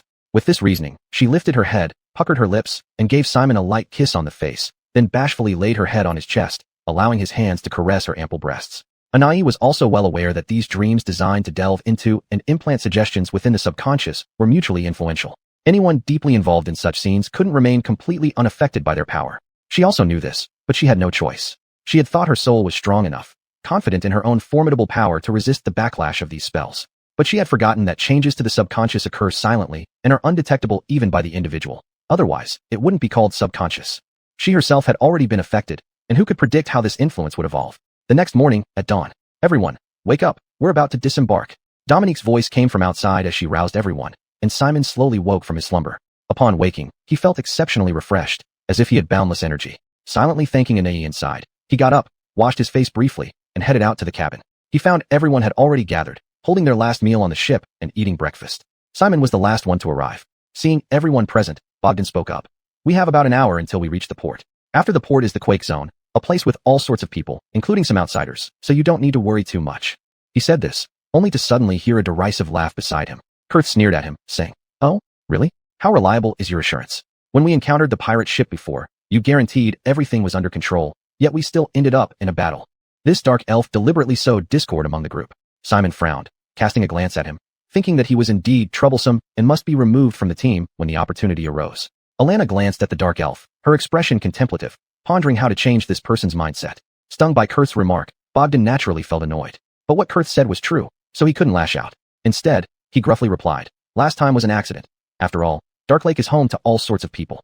In any case, everyone must follow my lead. We should avoid conflicts with others as much as possible. Simon nodded first and voiced his support. Understood. We'll remain silent and follow your instructions. Others chimed in, agreeing that Bogdan should lead them here. Bogdan nodded and continued. All right, but this will probably be our last collaboration. I'll take everyone to a store I frequent to help you dispose of the spoils from this journey. We'll also buy some essential adventuring supplies, and most importantly, maps for traveling to the surface. After this, we part ways. Who knows when we'll meet again? This statement immediately made the atmosphere on the ship somewhat heavy. Beside him, Alana forced a smile and tried to lighten the mood. Don't say such things. Even if we separate, we will still live on Faerun, right? Someday, we might come down representing some faction to do business with Edge City. By then, we'll have to rely on you, Bogdan, for introductions. She painted a rosy future, encouraging everyone. After all, dwarven steel products are of assured quality and are very popular on the surface. Perhaps in the future, we'll depend on you to make our fortune. Her words brought a smile to Bogdan's lips. Maybe. Anyway, everyone get ready. Let's disembark. Everyone responded in unison. After finishing their meals, they went back to their rooms to gather their belongings and prepared to leave. There wasn't much to prepare really, just packing provisions and ensuring they had their weapons on hand, which was enough. They hadn't accumulated many possessions throughout their journey, moving along nearly always light on equipment. Chapter 87, Stone Guardian. The captured Fernando boatman paddled hard. After about an hour, a faint glimmer of firelight came from the distant darkness. It was the lighthouse at the target port, guiding the direction for ships in the dark. Bogdan then turned the helm and sailed towards it. Basil stood with the staff he obtained from the ghost woman, alert and prepared for any sudden attacks. But fortunately, few people usually enter or leave this place, so encounters with others were mostly coincidental. There was no squad of invisible gray dwarves attempting to ambush them at this port, so the group smoothly entered the harbor and disembarked. The Fernando pirate captives who had injured legs also got off the boat, though their movements appeared limping and very inconvenient. Since Basil and his team were planning to abandon the boat anyway, they couldn't remain on board and survive, so despite the pain and inconvenience, they had to follow along. Let's go. Bogdan walked at the front of the group, carrying his backpack and striding forward. Basil held Kia's hand, walking behind him. This intimate gesture proclaimed their close relationship and made Carissa, who was further back, look somewhat disheartened. Lise watched approvingly as the relationship between the two developed. Then, she glanced sideways at Carissa beside her, a trace of sympathy on her face. After spending time together, this kind-hearted dwarf Andy had grown fond of this simple, honest young girl and felt quite sorry for her emotional setbacks. Unfortunately, some things can't be forced. The rest continued as usual without a care, carrying their belongings and walking through the deep and dark port. Due to its long-term neglect, the port looked rather dilapidated, covered in dust, broken wooden pillars growing mold, and spider webs festooning the cracked walls, emanating an odd sweet smell from rotting wood. Walking here, Basil's party made creaking sounds underfoot, adding to the eerie atmosphere. However, there were indeed no enemies in this port, and they safely passed through, arriving at the quake zone behind. But the scene here was not much different from the port, full of collapsed wooden houses covered in dust and mold. Basil gazed at these rooms, finding it hard to believe that, as Bogdan said, the black forces of Blade City could exist here. However, Bogdan seemed like he had returned home, appearing rather relaxed. Noticing Basil's curious and confused expression, he laughed and said, "Are you thinking how such a ruined place could become the base of black forces?" Basil nodded, and Bogdan explained, "Because dwarves generally don't live on the surface, even in a place like this. These collapsed grass huts are all camouflage. Actually, underneath them, there are secret tunnel entrances carved out by dwarves. These tunnels are the real paths taken by those intending mischief, while only people like us, doing legal business and unafraid of capture, walk openly on the ground." Hearing this, Basil was enlightened. Indeed, this was a difference in living habits between dwarves and humans. He showed a curious expression. "So, we're definitely a minority here." Bogdan furrowed his brows. "Well, not exactly." Saying this, he looked around the decrepit houses. Actually, sometimes people who plan to pass through that abandoned port to Dark Lake might walk directly on the surface for convenience. But for some reason, there seemed to be unusually few today. It might just be bad luck, but this is not necessarily bad. Encountering other groups could lead to unforeseen situations. Avoiding accidents is the best thing. Agreeing with this, Basil stopped asking more questions and curiously observed the surroundings as he followed Bogdan. After walking another long stretch, they arrived at a relatively intact room. The Fernando said, "We're here." As he approached to open the door, Basil suddenly heard Carla's voice in his mind. "Be careful. On your right, there are over a dozen invisible gray dwarves." Suddenly, Basil's pupils contracted, and his hair stood on end. "Danger! Alert!" Before anyone could react to his words, a solemn voice called from the surrounding darkness. "Charge!" Then, heavy footsteps echoed as these foes no longer concealed themselves. Striding forth from all directions, they launched a full-scale charge. Basil suddenly felt a gust of wind around him, and new powerful Fernando enemies were approaching. Without hesitation, he swiftly turned to shield Kia behind him while intoning the incantation for shield. Shield. Expending a first-level wild magic spell slot, an invisible protective field enveloped his body. In the next moment, there was a thud as a heavy warhammer struck his back, instantly forcing him to stagger backward under the immense impact. He glanced back to see a Fernando warrior, enhanced by enlarge, standing over 3 meters tall, coldly staring at him. Clad in thick fine steel chainmail, he wielded a shield in one hand and a warhammer in the other. Clearly, this opponent's strength far surpassed those Fernando pirates they encountered on Dark Lake days ago. The most striking difference was that those pirates would be pushed back when their combined hammer strikes hit Basil's shield due to the backlash. But this warrior could unsteadily strike both Basil and Kia with a single arm holding the warhammer. Seeing his blow ineffective, the Fernando did not press his advantage but instead took a step back and quickly recited a spell. His body once again became transparent, returning to the invisible state within seconds. Evidently, this individual was not only physically robust, but also had a calm, trained mind and could proficiently use psionic magic to assist in combat without side effects. He was undoubtedly an elite among elites. Trouble. Basil inwardly cursed. Just as he was about to chant another spell for a counterattack, sudden intense pain surged from his lower back, shooting up to his brain, causing him immediate discomfort, making his face flush red and veins bulge on his forehead. He let out a painful cry, immediately realizing it was the effect of wild magic. Trouble, why now? He inwardly cursed again, aware that his good luck had finally run out. During previous triggers of wild magic effects, he mostly encountered beneficial outcomes, like increasing his size and strength. At worst, it only resulted in minor inconveniences, such as losing some hair or developing pimples during the battle with the Fernando pirates. And these effects would vanish completely after an hour, essentially leaving no negative impact. Basil had always felt fortunate about this, but unfortunately, his good fortune finally ended at this critical moment. Unable to move from the pain, Kia, who had just reacted, instantly turned pale. Basil. She reached out to support his body, silently chanting a healing spell, trying to alleviate his pain with gentle, healing light. However, her efforts proved futile as Basil still sweated profusely, almost unable to speak. Her anxiety intensified as, in quick succession, cries of agony filled the air. Looking around, she saw the enlarged elite Fernando warriors revealing themselves, swinging their warhammers to assault her teammates. Though alerted by Basil, the agile Frasiera, Kurt, and Carissa managed to dodge, but others either couldn't react in time or were physically incapable, each being struck down by the hammers. Ahead, Bogdan had just pushed open the door to the room when he heard the commotion and tensed, ready to retaliate. But it was too late. Inside the room, a heavy net suddenly dropped from above, instantly trapping him and pinning him to the ground. Bri, it's Bogdan. What are you doing? He shouted in frustration, turning to look around, but found none of his expected allies. Focusing on the attackers, his pupils dilated in shock. The invisible gray dwarves had already unleashed their warhammers on the Fernando captives, resulting in a cacophony of agonized screams.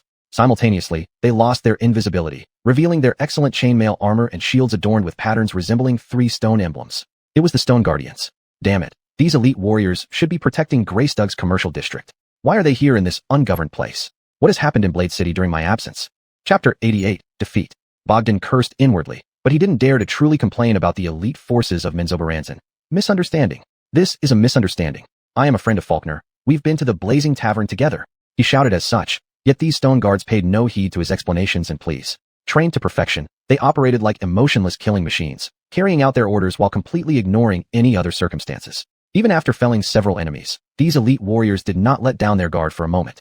They chanted incantations, channeling psionic power, and their massive bodies returned to invisibility once more, awaiting the next wave of assault. Despite being nearly 3 meters tall and clad in heavy metal armor, these well-trained fighters knew how to hide themselves in such situations, controlling their steps so carefully that they barely made any sound at all, rendering futile many attempts to locate them by sound. Damn it! Simon endured the pain, lifting his gaze to survey the battlefield now filled with screams and cries. He couldn't help but curse inwardly. Vivian's words had turned out to be prophetic. The usually reliable Bogdan, upon returning to his home turf, inexplicably became unreliable. Not only did he misjudge the situation, but they also walked right into the Duergar's ambush, facing a direct attack from these invisible foes. While these foes were indeed skilled in becoming invisible, Simon wasn't one to passively endure an assault. Sensing another gust of wind coming from nearby, he dared not use shield again due to the lingering pain. He suddenly pushed Lucy forward, creating distance to protect her, then rolled sideways himself. Bang! The warhammer smashed into the ground where he had just stood, sending debris flying everywhere. A 3-meter-tall Duergar emerged from invisibility, his eyes still cold and unfeeling. He glanced coldly at the fallen Simon, muttered another incantation, and vanished into invisibility for the 3rd time. At this rate, they were only on the receiving end of attacks with no hope of turning the tide. Damn it! Eyes fixed on where the Duergar last disappeared, Simon gritted his teeth, enduring excruciating pain. He recited a long and obscure incantation, Arania web spell. Web spell. Thick, sticky, pure white spider webs appeared in midair, forming a barrier between him and Lucy, entangling everything within a wide area. This way, although he couldn't search for Lucy anymore, it would restrict the movement of the invisible dwarves, preventing them from pursuing anyone. Several robust Duergar who hadn't managed to escape were instantly ensnared, though they hadn't fully exited invisibility. Their bodies were restrained within the webbing, creating large cavities that made it easier for Simon to pinpoint their positions. There, and there, each one. His eyes darted around, locking onto enemy movements, ready to unleash a burst of magic. But sudden sharp pain weakened his legs, almost causing him to fall. No, I can't continue fighting in this state. What's happening? Why is it this bad? I have to retreat. As this thought crossed his mind, his eyes scanned the area, noting with alarm that the street battlefield was divided by his web spell, making it impossible for the dwarves on this side to reach the other.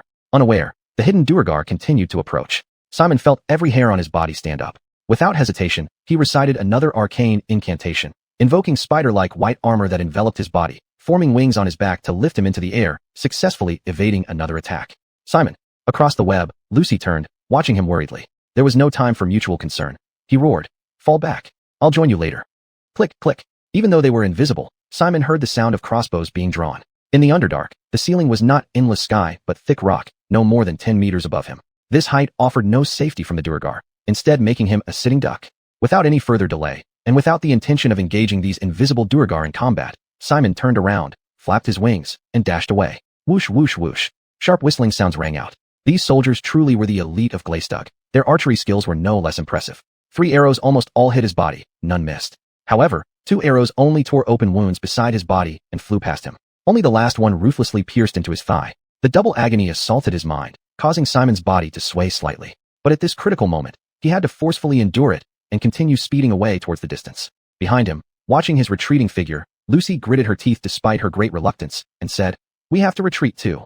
But as she said that, a quick glance around showed there weren't many people left with the ability to move. Even Polly had already been knocked down by the Duergar warhammers, leaving only Jamegia and Vivian, the most agile ones, unscathed. They took steps now, following her in a sprint. Logan was no exception. He had intended to go berserk for a final resistance, but unfortunately, with the Duergar in an invisible state, his rage had nowhere to vent. Eventually, these enemies came forward one by one, each landing a blow, and Logan was slammed to the ground, losing his fighting spirit. In comparison, Angie was much more sensible, quickly surrendering by lying on the ground and shouting, thus sparing herself from a lot of physical suffering. Thus, the whole team, either fallen or fled, was nearly wiped out. Trapped in the giant web of traps set by the stone guards, Bogdan's eyes were filled with anguish. He had led the team that had worked so hard to reach this place into a trap. Although it was not his intention, he felt a profound sense of guilt. He could only watch helplessly as the stone guards, Menzoberranzan's finest warriors, emerged one by one, binding Logan, Miranda, Polly, Angie, and the pirate captives, then urging them to get up and follow along. Guilt spread in Bogdan's heart. "I am Bogdan, an official ship's guard, and these are my friends," he shouted loudly, making a final effort. "What's going on here? I just returned from a long journey and don't understand the situation. Can someone explain?" He shouted this way, but unfortunately, the arrogant stone guards only glanced coldly at him and did not respond.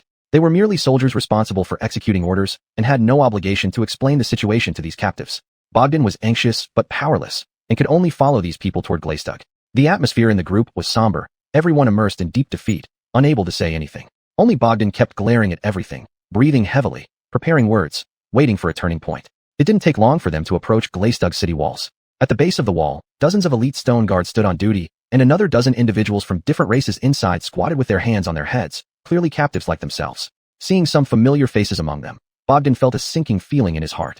Many of those people were acquaintances of Faulkner. Did he fall? No, there are also people who don't get along with him. What do the stone guards want to do? A purge? While he was pondering this, suddenly a voice called out, sounding like music to his ears. "Bogdan, what are you doing here? Who are these people?" Chapter 89, Eduardo's Madness. Ed turned his head in surprise and saw a fully armored dwarf with a thick black beard walking towards them. Armin, the Fernando, was the captain of the Stone Guardians and one of Ed's friends. Though there wasn't a profound mutual interest between them, they knew each other well enough to converse now. Seeing him, the newly arrived dwarf looked puzzled, glanced at the soldiers restraining them, and hurriedly called out, "Hey, what are you doing? Hasn't Eduardo told you that you've got the wrong people?" The Stone Guardians halted. These elite soldiers, who had always been expressionless like stones in a cesspool, stony and unyielding, finally showed signs of unease as they exchanged glances. "Sir, our orders were to arrest them no matter what they said." Armin frowned and then sighed. "Never mind, hand these people over to me. If your captain asks, tell him I took them away." The previously ruthless Stone Guardians were now somewhat at a loss, but eventually released their captives upon receiving orders from a superior.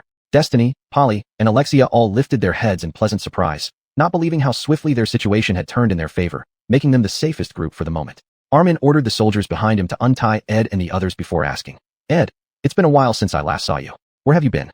"It's a long story. We were ambushed by some long ears." Ed briefly summarized his experiences and continued, "Armin, what exactly are the Stone Guardians up to? What about Eduardo?" I gave his name and password clearly, yet his soldiers wouldn't stop. Ed was utterly perplexed and felt intense indignation. Everything he encountered here was just as Kurt predicted, endangering his teammates along the way. Now, scattered in the perilous seismic zone, they faced uncertainty. Each time he thought of this, he felt ashamed beyond measure. To this, Armin sighed. I don't know either, or rather, no one knows what madness has taken hold of Eduardo. In brief, it seems a member of the royal family plans to reclaim and redevelop resources in the seismic zone. Since the Stone Guardians have been idle lately, Black Skull Commander ordered us to clear out all forces stationed here. Ed frowned. So, Eduardo, in order to curry favor with Black Skull Commander, betrayed his own allies? Isn't he afraid of retaliation?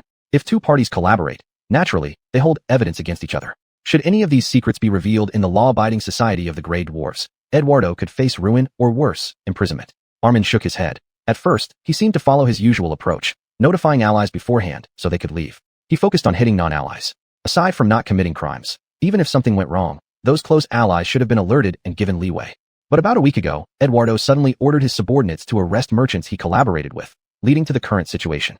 Speaking thus, Armin obviously harbored some dissatisfaction. He patted Ed's shoulder and sighed. Honestly, this has caused me many troubles too. Among those he arrested were many old clients and old friends like you.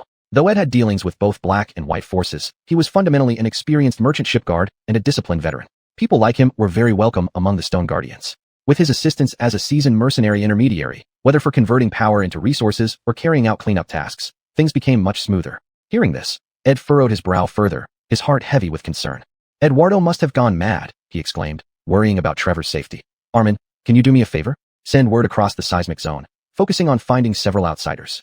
As he spoke, Armin raised an eyebrow and looked at Polly and the others. These people? They're all your friends. As a Fernando, although he treated Ed with great kindness due to past relationships and friendship, this did not mean that his attitude towards other races was equally good. After all, he was still a Fernando, and a soldier at that. Racism and xenophobia were deeply rooted in his soul. Ed hurriedly explained. They are all my comrades in arms, who fought alongside me against the Dark Elves and have proven themselves trustworthy. He glanced back and gave them a meaningful look, signaling them to comply. Don't worry, Armin, I know the rules. I will keep an eye on them, ensuring they behave and don't cause any trouble. Eads and the others understood, standing obediently, showing a posture of following orders, indicating they would not overstep. Armin withdrew his gaze and continued. All right, I trust you won't mess things up. Here, take this. Lead them into the city and find a place for them to rest properly. He tossed Ed a special pass, which allowed them free entry through Glaciesdug's main gate. Regarding those outsiders you mentioned, tell me their names, races, and distinguishing features. Ed then provided the names, races, and features of Trevor, Kia, and Frazierja, omitting Kurt from the list. He knew very well that these soldiers harbored intense hatred towards Dark Elves, and asking them to look out for these outsiders was already a compromise. Seeking a Dark Elf would likely only invite trouble. After fully understanding, Armin nodded. All right, I'll keep an eye out for them. But don't expect too much from me. I have my own duties as well. Speaking of this, he glanced at the captives still bound in the camp and sighed. Eduardo has indeed caused us quite a bit of trouble. Ed thanked him with a promise of drinks later, causing Armin to laugh heartily before letting them go. Brock rubbed his shoulder. It had been twisted painfully by the Grey Dwarves, leaving him muttering irritably. Damn it, I'll get even with them. Ed shot him a stern look, and Alexia also glared at him, subtly hinting at the surrounding Fernando soldiers watching. Even with his thick skull, Brock realized something was amiss and gritted his teeth, remaining silent. Chapter 90, Mila's Confusion. Phew. On the other side, Roxy, Pierre, and Mila sprinted along the path they had come from. They ran at an incredible speed, vanishing in a blink. The Grey Dwarves, whose path was blocked by Basil's web spell, had to momentarily abandon their pursuit. Thus, the three managed to escape successfully. After putting enough distance between them and the threat, hiding behind the ruins of a collapsed stone house, Roxy turned her head. Breathing deeply to recover her stamina, she gazed into the distance with deep concern, awaiting Basil's arrival. However, she was well aware that during the final moments of the ambush, Basil had no choice but to use Maria's extraordinary form and fly away. Moreover, he was injured, which made it very likely that he had to land not far from there to hide and tend to his wounds, unable to actively circle back to find them. Thinking about the pain her beloved might be enduring right now sent a sharp pain through her heart. Taking a deep breath, before fully recovering her strength, she said firmly, "Let's go. I need to find Basil and rendezvous with him." Her gaze was resolute and her tone unwavering. However, Mila sneered. "You still want to find him? Where do you even start? It's pitch dark here with no light at all, and who knows where he has gone. How are you going to find him? Shout his name everywhere? Won't you just attract more Grey Dwarves?" His voice dripped with mockery. Roxy took a deep breath and replied, "I have a plan. First, one of us can return to the harbor and leave a marker only we would recognize, then wait for him there. The other two will split up and search for traces of where Basil flew off to. After circling around, we'll return to the harbor and report our findings and the surrounding situation. This way, while it doesn't guarantee finding him, it's better than doing nothing." She stood firm, taking deep breaths as her mind raced. analyzing the current situation and possibilities. As for the danger you mentioned, I believe this area is under a rather unique condition. Mila, if you observe Bogdan's combat style carefully, you should have noticed that his fighting ability is much stronger than those Fernando pirates we encountered recently, who frequently cast enlarge on themselves. I think the latter represents the typical black forces among the Grey Dwarves, with standard combat strength. As for the Grey Dwarves who ambushed us earlier, they could proficiently use magic without any side effects, acted calmly, moved quickly, and were highly coordinated. Clearly, they are well-trained regular troops and elite forces with strong casting abilities, each far superior to Bogdan. People like them definitely don't represent the average strength in this mixed region. They should be capable of overwhelming everyone else here. Her analysis was calm, scanning the surrounding rooms before boldly guessing. Therefore, I believe that unit is most likely the sharpest blade in the City of Razors, if not the sharpest, then certainly one of the top elite units. I speculate they came here to clear out the black forces. Our encounters along the way, the quietness and lack of activity, support my guess. We just happened to get caught in their dragnet. So, with most of the black forces being hit hard, and those elite forces now arresting many people and possibly returning soon, the disaster zone should currently be the safest place. Searching now would be safer than resting for a bit and going in later. So, Mila, the best time to track down Basil and meet up with him is now. This is the best opportunity. She persuaded herself with confidence despite the gaps and lack of concrete evidence in her reasoning. Mila curled his lips into an amused smile. Admirable, truly admirable. Your analysis makes a lot of sense. However, Miss Roxy, may I ask, what do you plan to do once you find Mr. Basil? Head straight to the surface, or? He smiled playfully as Roxy opened her mouth and replied, of course, I'll discuss with him what to do next.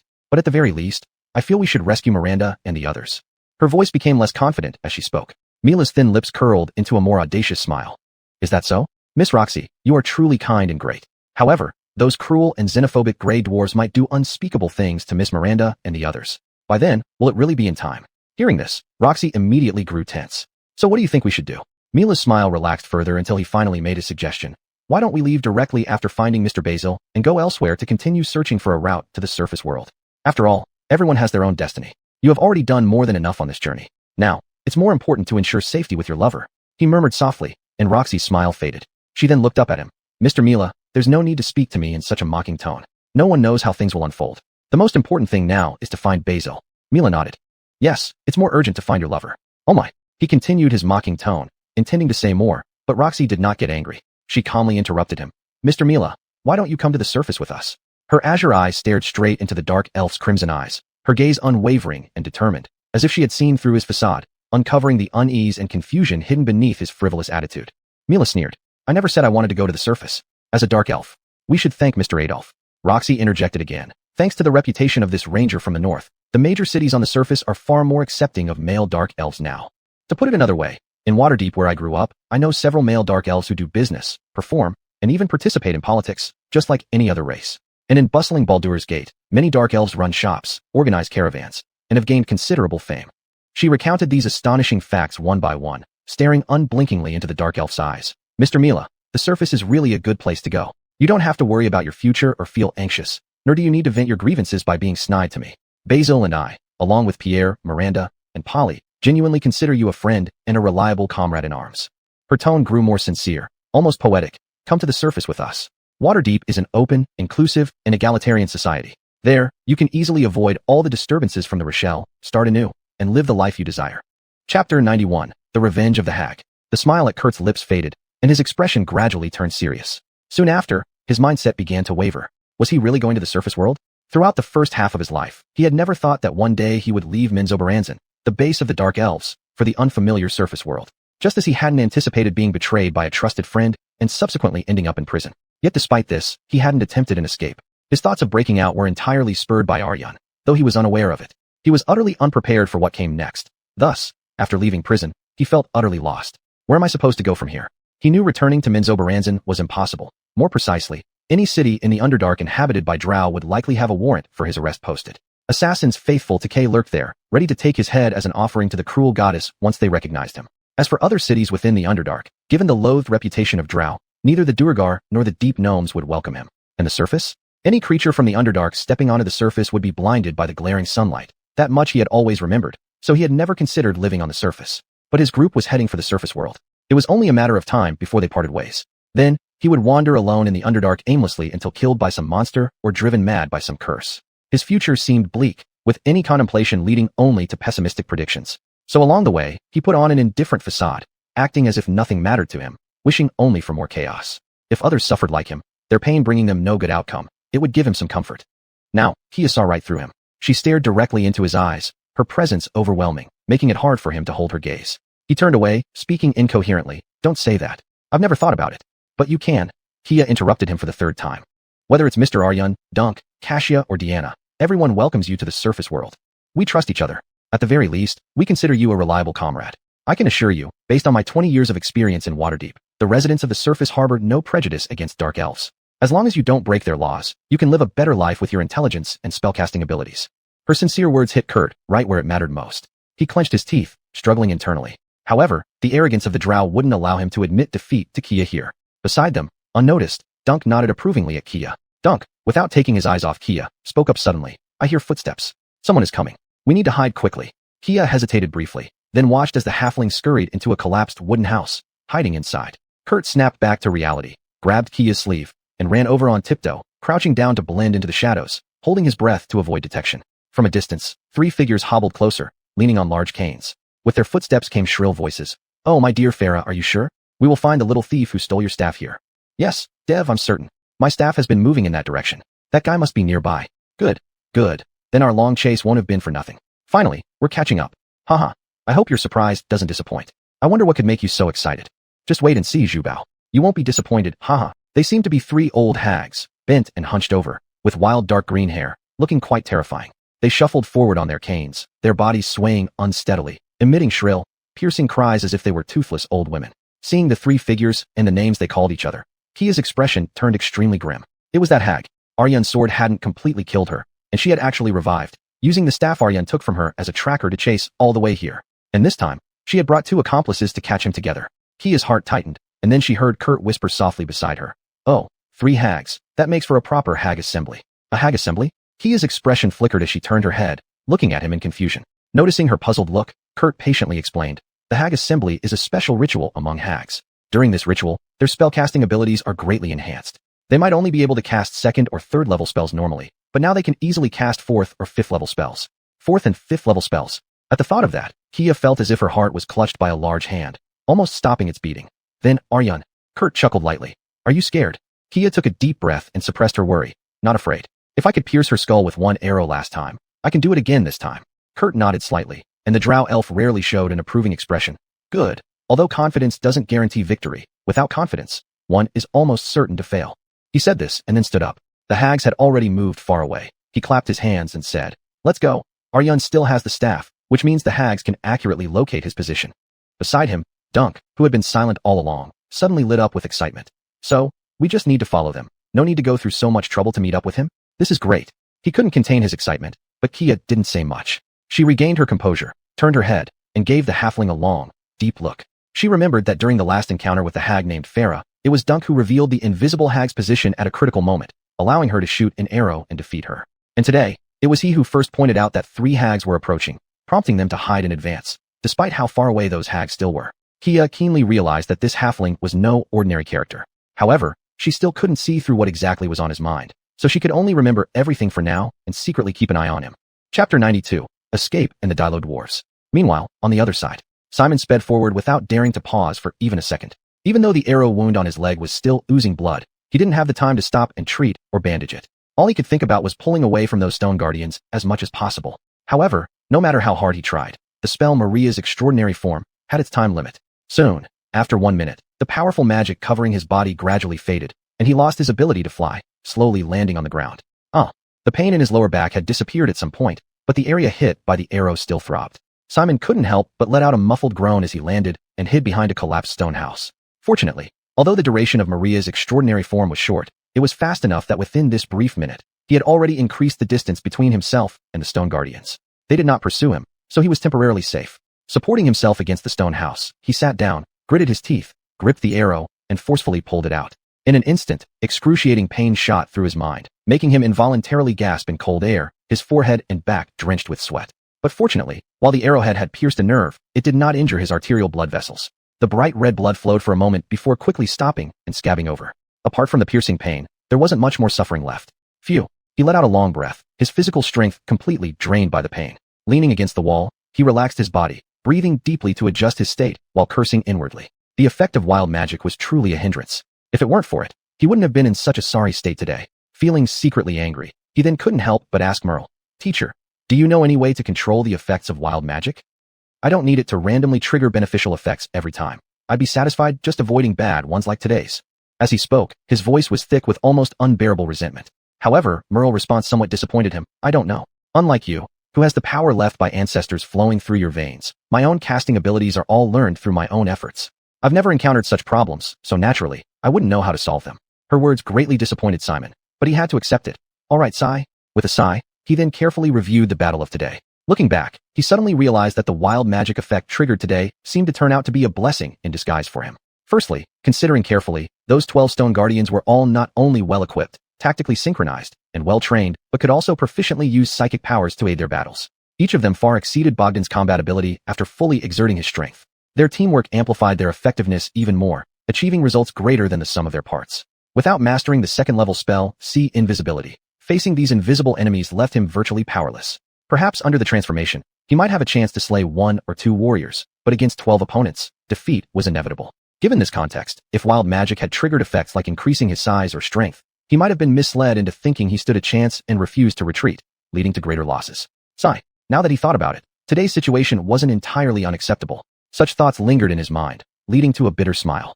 Well, no matter what, it ultimately came down to his own weakness. If he were stronger, let alone anything else, if he had mastered See Invisibility earlier, he wouldn't have ended up in such a mess. He wondered how Inna and the others were doing now, and what treatment Bogdan and Polly would receive. His heart felt heavy, growing more anxious with each thought, finally compelling him to say, "Teacher, let's find a place and start learning magic right away. I need to learn See Invisibility. I can't just leave it at that after being humiliated by the Grey Dwarfs. I will eventually make things right." His eyes were burning with resolve, his teeth gritted. Ever since he had been captured by the Dark Elves at the very beginning of his arrival in this world, he had never suffered such a great loss. Naturally, he would have to get back at them many times over before he would be satisfied. Merle replied, her tone unusually gentle. "However, there's no need to rush. First, find a safe place and recover from your injuries. Rest assured, although See Invisibility is a second-level spell, your control over magic has become much stronger than before. Mastering it won't be difficult. You don't need to worry about your wild magic either. I'll look into it. In theory, given the intensity of wild magic, even in this era, it shouldn't be impossible for humans to master it. It's just that you might not be strong enough yet or haven't grasped the key techniques. Don't rush. I'll study it and inform you once I find something. For now, focus on recovering." As she spoke, Simon sensed a hint of tenderness in her tone. Was it an illusion? Or was this woman acting, trying to control him? No. Given her arrogant personality, she couldn't possibly truly care about his well-being. So, it must be an illusion. He made this judgment, but then couldn't help frowning slightly, feeling like he was missing something. There seemed to be other memories about Merle in his mind, but he couldn't recall them at the moment. In the end, he shook his head and put aside these thoughts. I understand. Thanks, teacher." Taking a deep breath, he stopped thinking about it, quietly restoring his strength.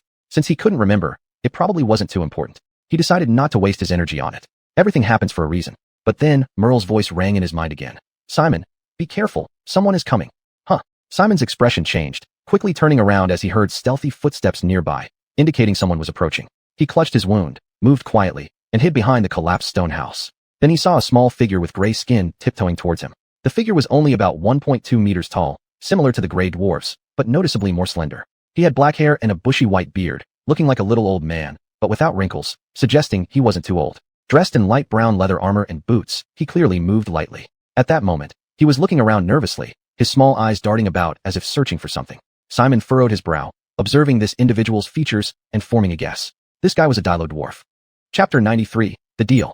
The Dilo Dwarfs, despite their name, have nothing to do with the 3 major subraces of dwarfs: mountain dwarfs, hill dwarfs, and grey dwarfs. The latter 3, though smaller in stature, generally possess robust physiques, thick arms, powerful resistance to toxins, a love for drinking hard liquor, and very distinct personalities and characteristics. However, the Dilo dwarves may be more closely related to halflings, considered a subspecies of halflings adapted to life in the Underdark.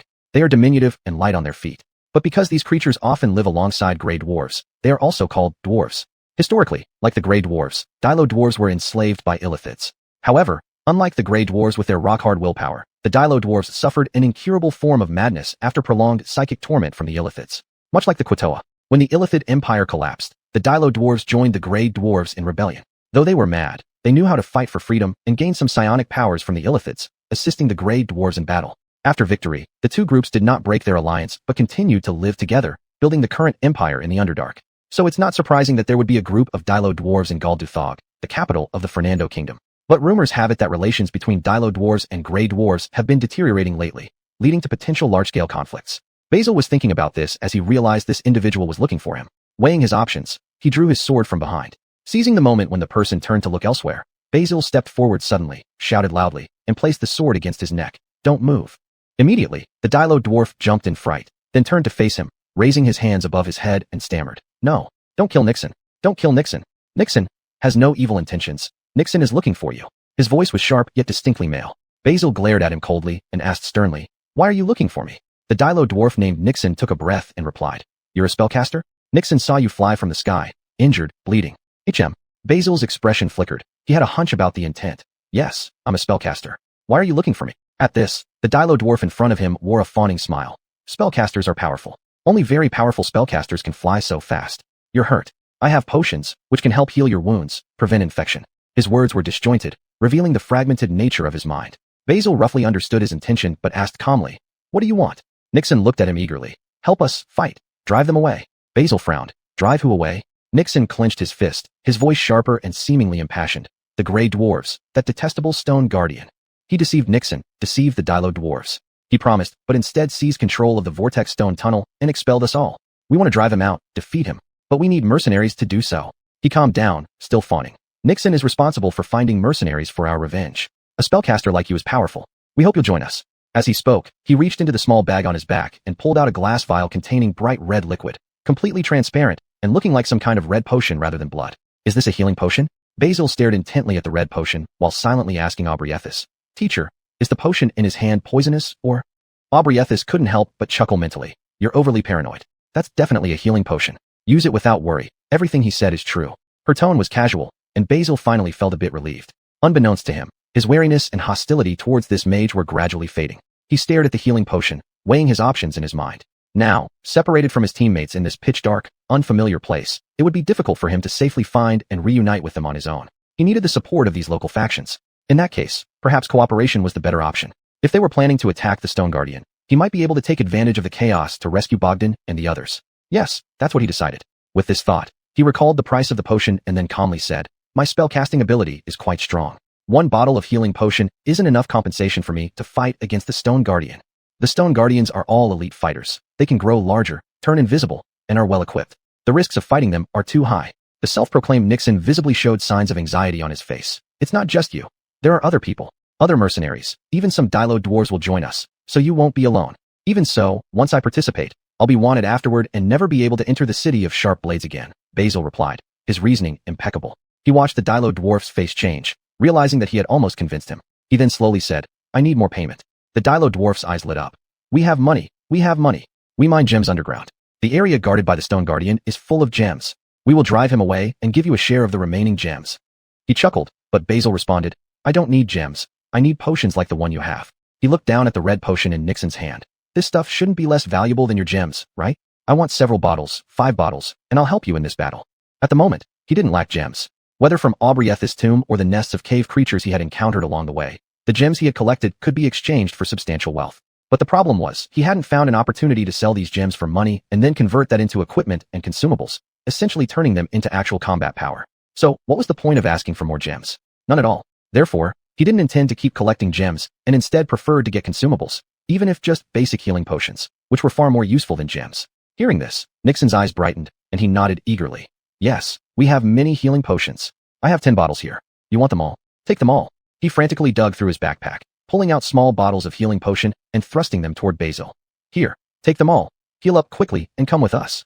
The mercenaries are gathering. We'll set off the day after tomorrow. No, possibly as early as tomorrow to destroy that detestable Stone Guardian." He leaned closer, no longer fearing Basil's sword. Basil did not threaten him further, instead putting his sword away and taking the healing potion from Nixon. Then, he realized the situation. "How do I use this thing? Do I drink it?" Before Nixon could answer, Aubriethus' slightly impatient voice echoed in his mind. "How silly. You still need someone to teach you this. You don't need to complicate it. Just sprinkle it on your wounds. This is fundamentally an alchemical product, a magical item. It doesn't need to enter your body. Touching your skin is enough to work." Basil suddenly understood. Ignoring the slight indulgence in her tone, he gave an awkward laugh, then unscrewed the wooden stopper and dripped the clear red liquid onto his thigh. Chapter 94. The Merchant from Baldur's Gate. As the bright red transparent potion fell on Simon's wound, an instant coolness spread over it, instantly overpowering the pain, just like how he felt when applying a few drops of menthol oil on his skin during the hottest summer days. Simon even felt as if something was being squeezed out of the wound, giving him a sense of relief similar to squeezing out a ripe pimple. He looked down at his wound and saw that the scabbed wound was rapidly healing. Then, the blood crust fell off, revealing the skin underneath that had already grown back. The healing effect seemed excellent. Another bottle would probably lead to complete recovery. But considering how precious these potions were, after some thought, he did not use another one for excessive treatment, but instead packed away all the remaining potion and said, "All right, I've got the supplies. Lead the way. Where's your camp? We need to join up with your people." At critical moments, these potions could be lifesavers. He hoped to save them for more crucial times, letting these minor injuries heal naturally. Hearing Simon's words, Nico hopped merrily ahead, leading the way with joy. This way, this way. Nico has a tunnel here that leads directly to the Turstone Tunnel. Except for Nico, no one else knows about it. Humph, they always say Nico is useless, but today Nico brought a powerful spellcaster, which will scare the daylights out of them. He muttered these words as if he were a child, hopping along. Simon wasn't sure what Turstone Tunnel was, but he assumed it was likely the underground base of these Darrow dwarfs. He didn't ask further and followed behind, accompanying him forward. However, the little guy was short with short legs, so despite hopping, he wasn't fast. Simon easily kept up with him, turning a corner into the back of a decayed wooden house. Inside the room was a collapsed stone hearth with a dusty, rusted iron pot sitting on it. Nico walked over, lifting a corner of the iron pot, then gestured to Simon. "You, lift that side." The pot is too heavy for Nico alone. It's troublesome. Simon didn't refuse, lifting the other end of the pot as instructed, moving it aside. Underneath, he found a dark tunnel leading to somewhere unknown. "Hurry down." Nico jumped down first, signaling for him to follow. After Simon descended, he found the ceiling of the tunnel quite low. As a human, standing straight made his head bump against the stones above, hurting slightly. Seeing that he had also come down, Nico pulled the iron pot back to its original place, disguising the scene, and then took the lead again. Simon followed behind, and soon enough, the narrow underground passage suddenly widened. He found himself in a large underground stone hall. Tall stone pillars supported the ceiling of this underground space. There were countless beings of various sizes and races eating, drinking, and chatting here. Among them were half-orcs, bugbears, tieflings, dragonborn, and other humanoid creatures, all wearing armor, fully armed, looking formidable. Many Darrow dwarves were with them, chattering nonsensically. Clearly, these were mercenaries recruited to fight against the Stone Guardians. Simon roughly estimated that there were around 20 mercenary outsiders and about 70 to 80 Darrow dwarves. This combined force of nearly 100 people, if fighting the Stone Guardians, would, well, it still depended on the combat strength of these hired mercenaries. If their skill levels were high, eliminating a couple of squads should be ample. But facing more Stone Guardians would likely be impossible. But by then, his mission would be considered completed, and he could withdraw, trying to contact Caitlin and the others. Thinking this, he heard Nico say, "There's food and drink here. You can eat and drink freely. Rest when you're tired. Nico will go report the situation to the leader and see when we can launch our attack together." Simon nodded at the Darrow dwarf. "I understand. Go ahead. Thank you." The little dwarf hopped away. Walking around, Simon indeed found several flour-made pastries and dried meats on a stone platform in the corner, available for consumption. Many mercenaries were also eating and drinking around him, so he picked up some food to try. Though it was not as good as Kasia's cooking, it still barely met his needs. He then sat down on a stone bench, eating dry rations and drinking water while resting to recover from his injuries. Soon after, a gentle male voice came from behind him. "Sir, would you mind making an acquaintance?" Simon turned his head and saw a tall dragonborn standing behind him, speaking gently to initiate conversation.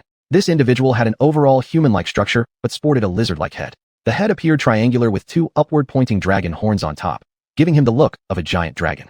His scales were white, which were not particularly noticeable in the dim underground setting. Simon couldn't immediately tell if he was a white dragonborn or a silver one, but the difference between the two wasn't significant as their temperament largely depended on their upbringing rather than their bloodline. The dragonborn wore a meticulously crafted sky blue silk shirt embroidered with golden patterns, giving him an extraordinary air. However, his hands, visible outside the cuffs, were clawed with long nails, somewhat detracting from his otherwise gentle demeanor. As he sized up Simon, Simon did the same to him. After just 2 glances, Simon made his judgment. This guy looked more like a merchant than an adventurer. Simon squinted and glanced back, seeing Nico and another Darrow dwarf following this dragonborn, suggesting that the latter was the leader. Strange, could this outsider actually be the leader of this secret base and this operation? Tom Simon. Simon introduced himself with the name he used in this world. "Hey, Warlock. And may I ask your name, sir?" He also asked proactively. The dragonborn smiled lightly, revealing a full set of closely spaced teeth despite not intentionally grinning. "Just call me Elias. Where are you from, sir? Are you also from the Sword Coast area?" The Sword Coast is on the westernmost part of the Faron continent, home to many renowned cities such as Neverwinter, Waterdeep, and Baldur's Gate. Simon pondered for a moment before shaking his head. "No, I come from the distant Alexandria Tercontinent. I've come to Faron to accomplish certain tasks and complete my own trial mission." He then stared at the dragonborn before him. "And where are you from, sir?" To his surprise, the dragonborn replied. I am from Baldur's Gate and am an arms merchant. In recent years, I established connections with the Grey Dwarves and lead expeditions deep into the Underdark each year to purchase steel weapons from them, then bring them back to Baldur's Gate to sell to aspiring adventurers. Chapter 95. The Source of Turmoil. Upon hearing this, Simon's eyes lit up instantly. A merchant from Baldur's Gate? In that case, wouldn't he know the route from here to the surface? So we wouldn't have to go through the trouble of searching for a map to the surface. We could just follow this person and make it back smoothly. Even better, it's Baldur's Gate where many legendary adventurers exist. There, I can definitely find high-ranking clerics and ask them to remove the curse on me. While thinking this, in front of him, the dragonborn merchant who introduced himself as Elias continued his introduction. He pointed towards the back hall with his finger and then smiled. To be honest, Mr. Simon, half of the people in this hall are mercenaries hired to protect my caravan. Although these Delver dwarfs say they also want to recruit some people, I didn't really count on them. But that kid Dom actually brought a powerful ally, even a strong caster. Honestly, this was quite unexpected for me. Then, he heard Elias continue earnestly. May I ask if you can show me your magic? Simon came back to his senses, nodded slightly, and understood clearly. So, this is the financier behind this resistance. Because I'm the first outsider, he wants to verify the quality? Without arguing, he muttered a spell, summoning a ghostly hand of the mage, letting it touch under the stone table, and began to exert force.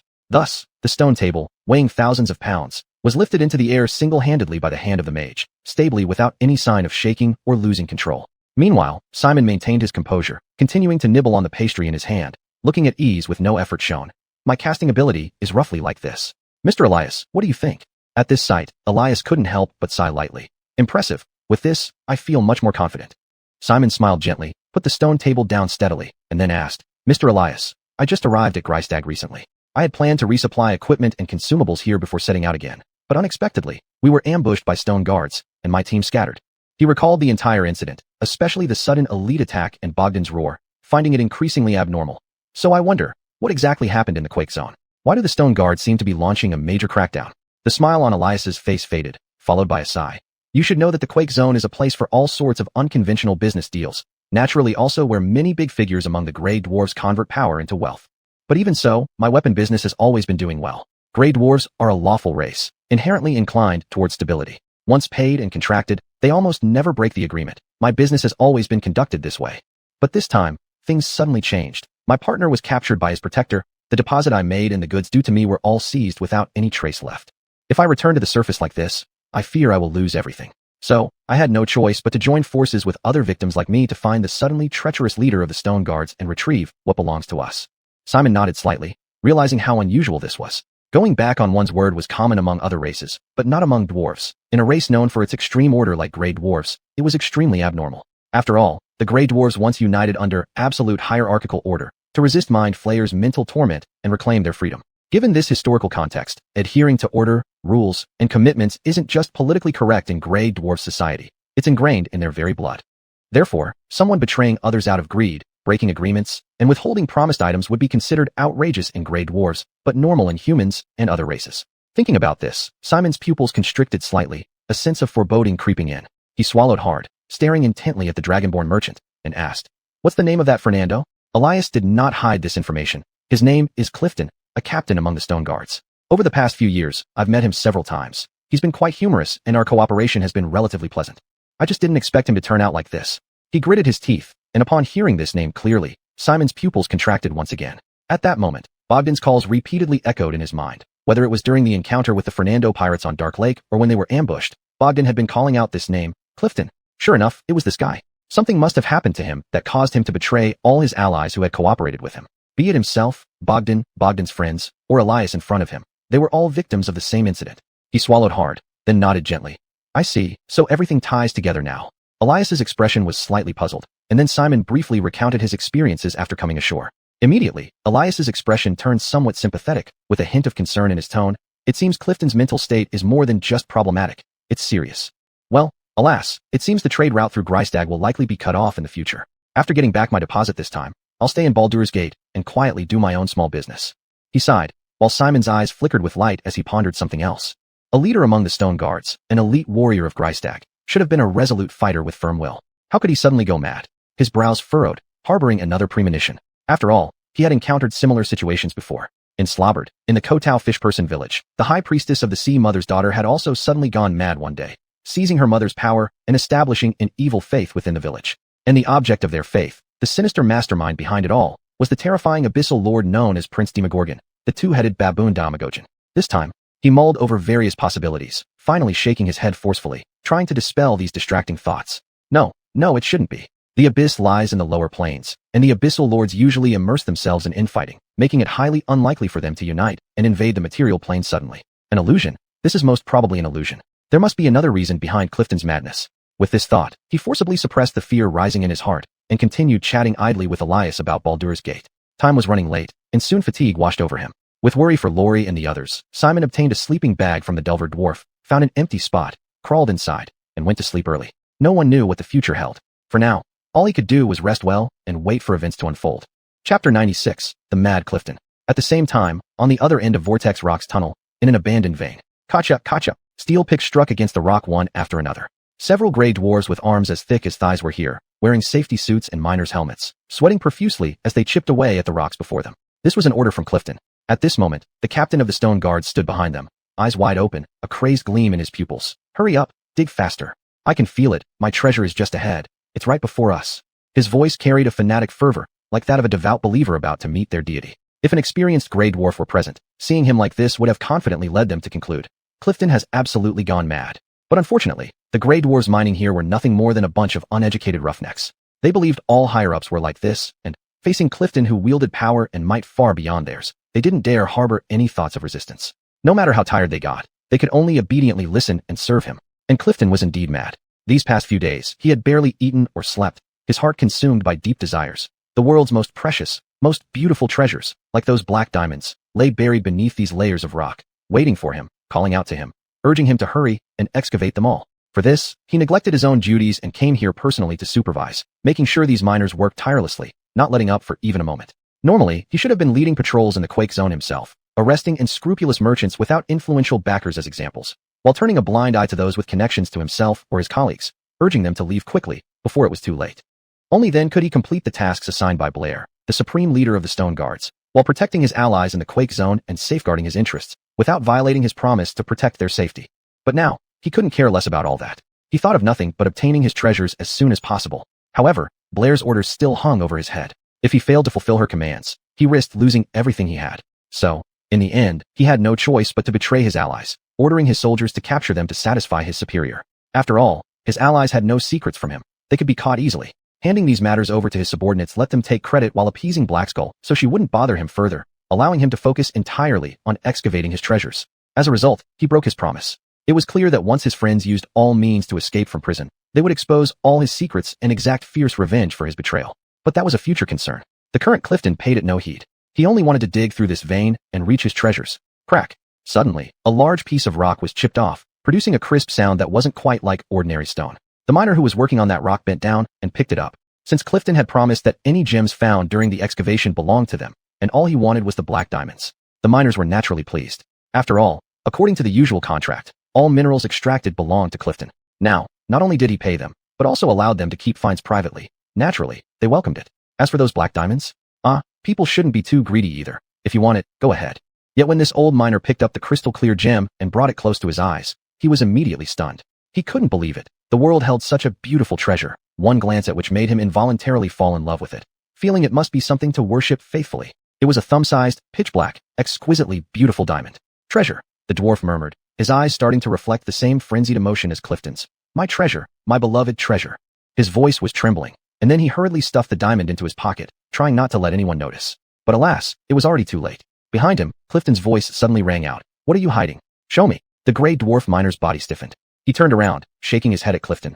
Nothing, there's nothing. I just picked up some pebbles, haha. He forced a laugh, trying to cover up what had happened.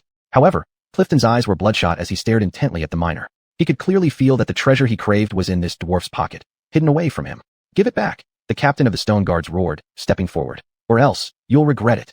He growled, and the other gray dwarves miners stopped working, turning their heads to watch with worried expressions.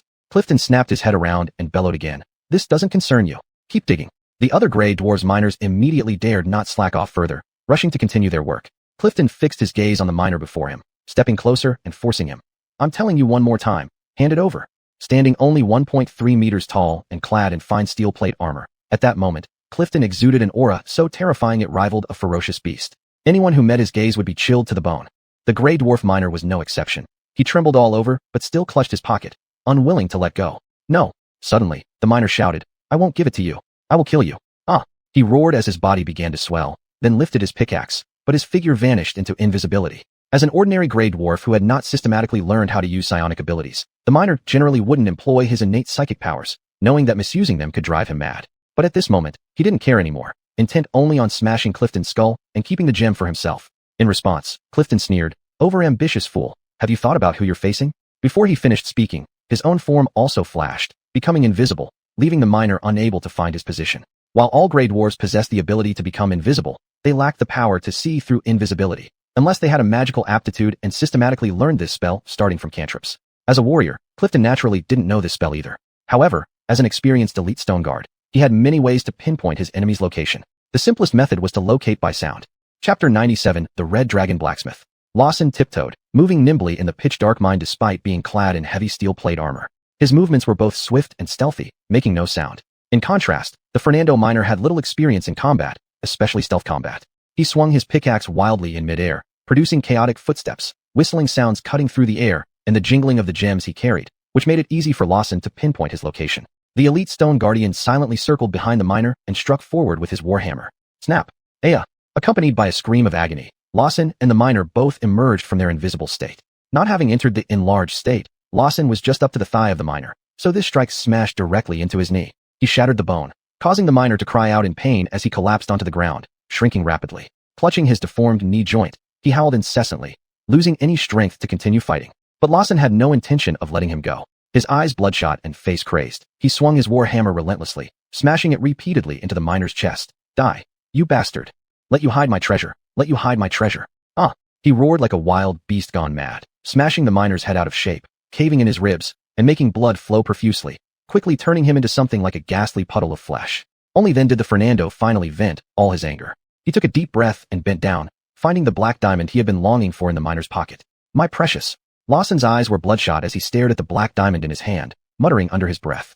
Then, trembling, he placed the diamond over his left eye, pressing it in forcefully like a nail, pushing its sharp edges inside.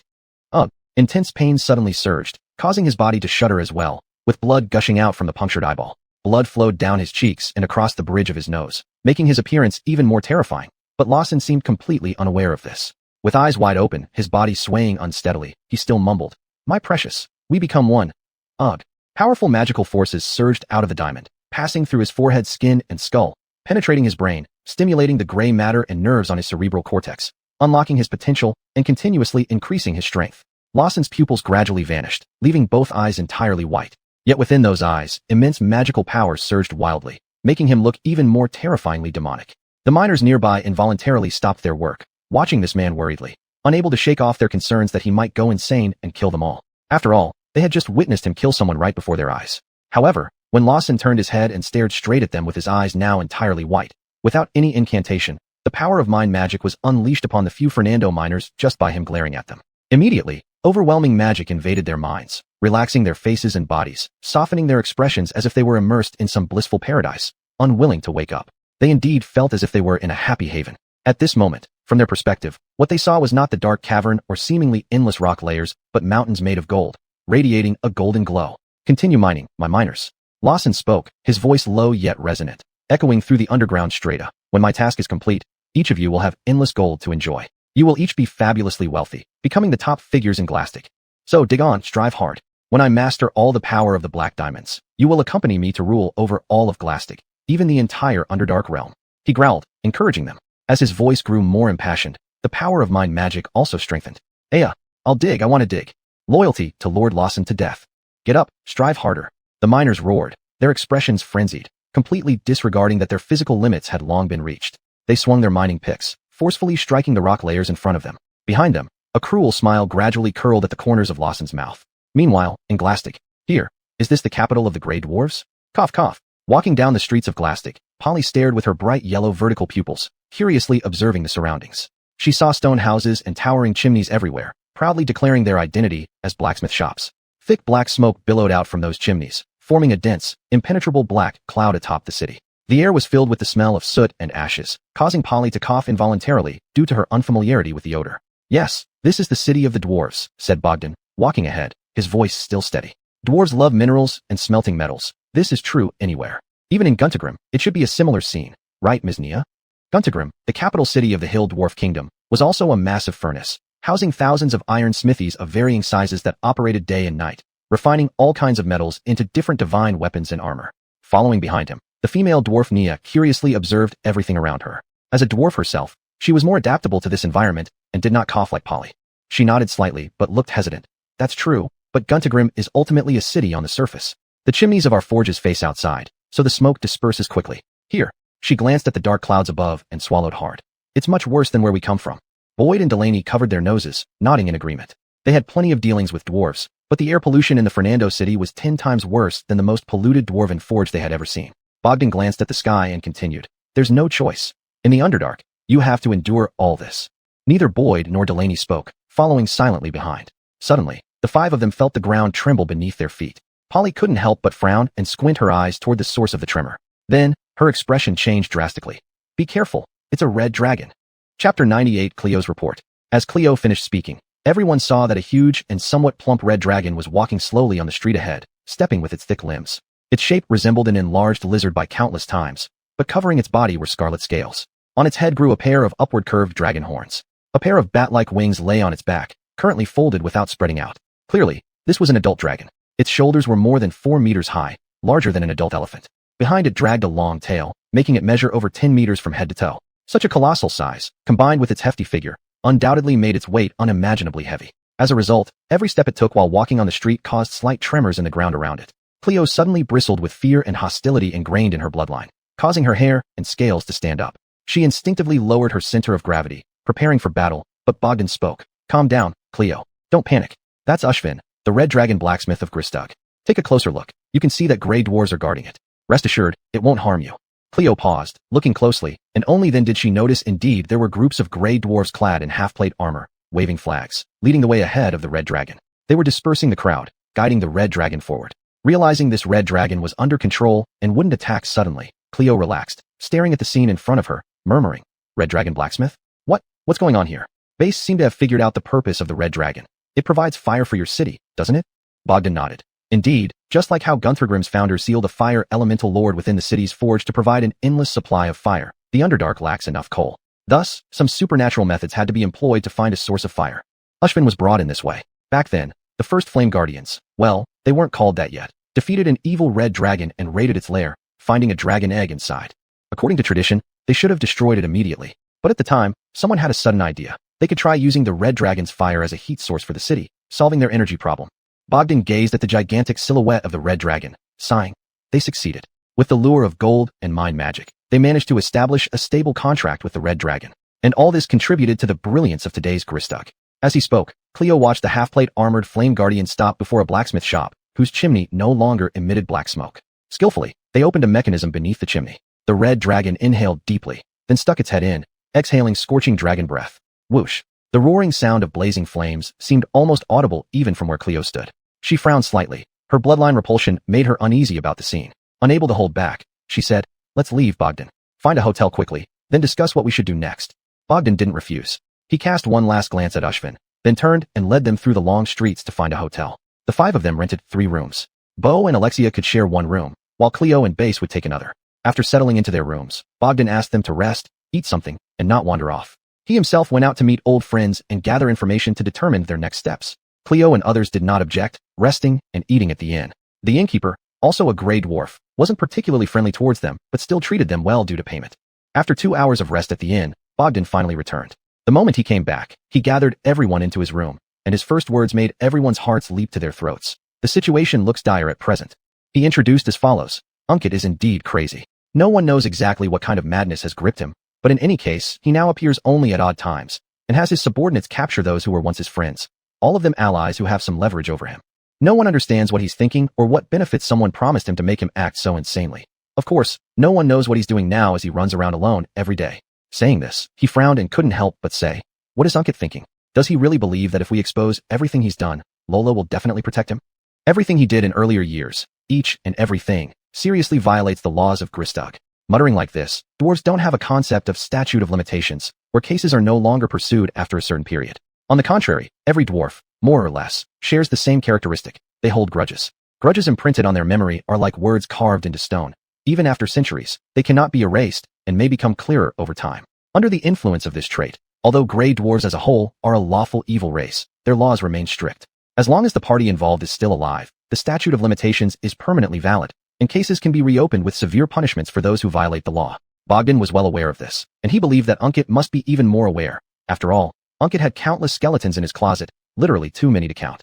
But in short, Unkit is finished, Bogdan concluded. As for Mr. Isidore and others, we should wait for the current storm to pass, and once the crackdown in the Quake Zone ends, we can find them. This period shouldn't be too long. According to my friend's description, the crackdown is almost over, with only a small group of stubborn elements remaining. Hearing this, Cleo slightly furrowed her delicate brows. She was equally worried about Isidore's condition, and at this moment, she didn't like Bogdan's calm and patient attitude at all. She wanted to take the initiative. With this thought, a bold idea gradually formed in her mind. Mr. Bogdan, she said softly, since Unkit has ordered his subordinates to harm those who were once his allies, he has breached the contract first. There's no need for you to continue keeping his secrets. Is there a possibility that we proactively reveal his crimes to the highest leader of the Stone Guards, General Lola, to expedite his downfall? Her vertical pupils stared intently at the Fernando in front of her, her voice resolute. His fate is already sealed, so why not claim this merit for ourselves and use it as a bargaining chip to request the Stone Guards' help in searching for Mr. Isidore? Chapter 99, The Witch Hag's Arrival. Upon hearing this, Bogdan froze instantly. Then his lips moved soundlessly, and for a moment, his expression was hesitant and indecisive, unsure of what he was thinking. This doesn't seem right. He finally said, tattling. That's not good. Someone else will do it. There's no need for me to be the one. Let others expose Bernard first. I can follow up with some evidence later. That would be enough to prove we're harmless to Grishtug. There's no need to be the first to stick out. This isn't proper. He said this while lowering his head, looking somewhat guilty. From a rational standpoint, Polly's suggestion seemed to be their best option. After all, they could leverage the power of the Stone Guards to resolve all their troubles in one go, and perhaps even get a map to the surface, returning to safety. But emotionally, Bernard was unwilling to do such a thing. He was, after all, a mercenary who walked the gray line between the black and white worlds, not inclined to side with anyone. In his view, using tattling or Grishtug's laws to solve problems was always seen as a dangerous, last resort method. Moreover, Bernard had once been his ally, one of his supporters. Hearing Polly say this, he instinctively felt some aversion and resistance. However, Polly showed no repulsion at all. As a platinum dragon deity believer, she stared intently at the Fernando before her without blinking. What if everyone thinks like that? If everyone is hesitant, unwilling to be the first to speak up, waiting for others to act first before following through, then wouldn't that mean, in the end, no one would handle it? Mr. Bogdan, I know this carries risks, and we might face retaliation. But in reality, Bernard's revenge has already landed on you and your friends' heads, hasn't it? The more we hesitate, the more time Bernard has to prepare and destroy evidence of his crimes. He may be busy doing just that right now. By then, this traitor won't have paid any price due to your hesitation. Mr. Bogdan, would you really accept that outcome? Her voice grew increasingly agitated as she spoke. This was partly because her upbringing made her unwilling to let any criminal off the hook, but also because she was worried about Basil's condition and wanted to help her by any means necessary. Additionally, her recent experience of being attacked and captured upon arriving in the city fueled her desire for quick justice. As for reporting to the authorities, she had no qualms whatsoever. Indeed, she did this sort of thing often. On the surface, whenever she caught thieves or thugs, she would personally take them to the local court and report to ensure they received proper punishment. With these words, Bogdan gritted his teeth. His eyes flickered with determination, and finally, he made up his mind. All right, then I'll go see Elisa and tell her what her underlings have been up to behind her back. At the same time, outside the camp where Basil slept. Oh, ho ho ho, I can feel it, my little treasure is here right now.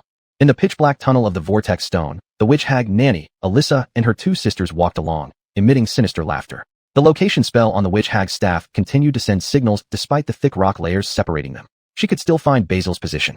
Now, only a wall separated them. Once she found a way around, she could capture this person and complete her vengeance. Why are we waiting then? Another witch hag urged, her hunched body dribbling saliva from her toothless mouth. I can't wait to see what surprise you promised. However, the green witch hag beside her glanced around and then spoke more somberly. Don't rush. This place is not easy to navigate. Saying this, she tiptoed and made a shushing gesture before slowly walking away. The two hags followed behind her, the three of them rounding the corner and peeking into the distance. They saw a few diminutive Duro-dwarf warriors sharpening their knives while singing a terrifying chant. Make him pay the price. Flay his skin, strip his bones, empty his belly, make him vomit out everything he's eaten. Victory belongs to the Duro-dwarves, freedom to the Duro-dwarves. We shall never be enslaved again. We will become the best of all. They sang as they sharpened the blades in their hands, their behavior deranged and far from normal. Seeing those Duro-dwarves, Nanny, Alyssa, and another hag sobered up, their expressions turning serious. Oh, there are so many Duro-dwarves here. That boy is actually among these time bombs. It appears so. The hag who had warned them first continued. I've been here before.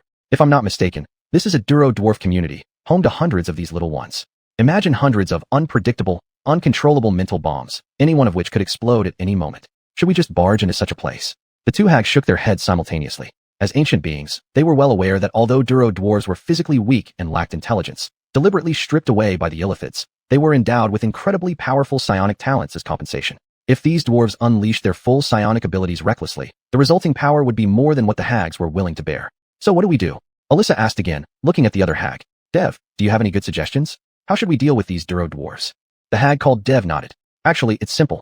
These Duro dwarves don't trust anything outside their own kind, but gaining their trust quickly is easy. She stretched out her wrinkled hands, cradling her head, then slowly manipulated it. All we need to do is this. As she spoke, she turned slightly, her body shrinking rapidly. Within seconds, she transformed into an elderly Duro dwarf, about 1.1 meters tall, with deep gray skin. Her voice sounded even older. They only trust their own kind. So if we disguise ourselves like this, help them seek revenge, and prepare breakfast for them, we can infiltrate their midst. The other two hags nodded in agreement. Good plan, good strategy then. They too reached out, manipulating their faces while chanting spells to guide magical energy to change their forms.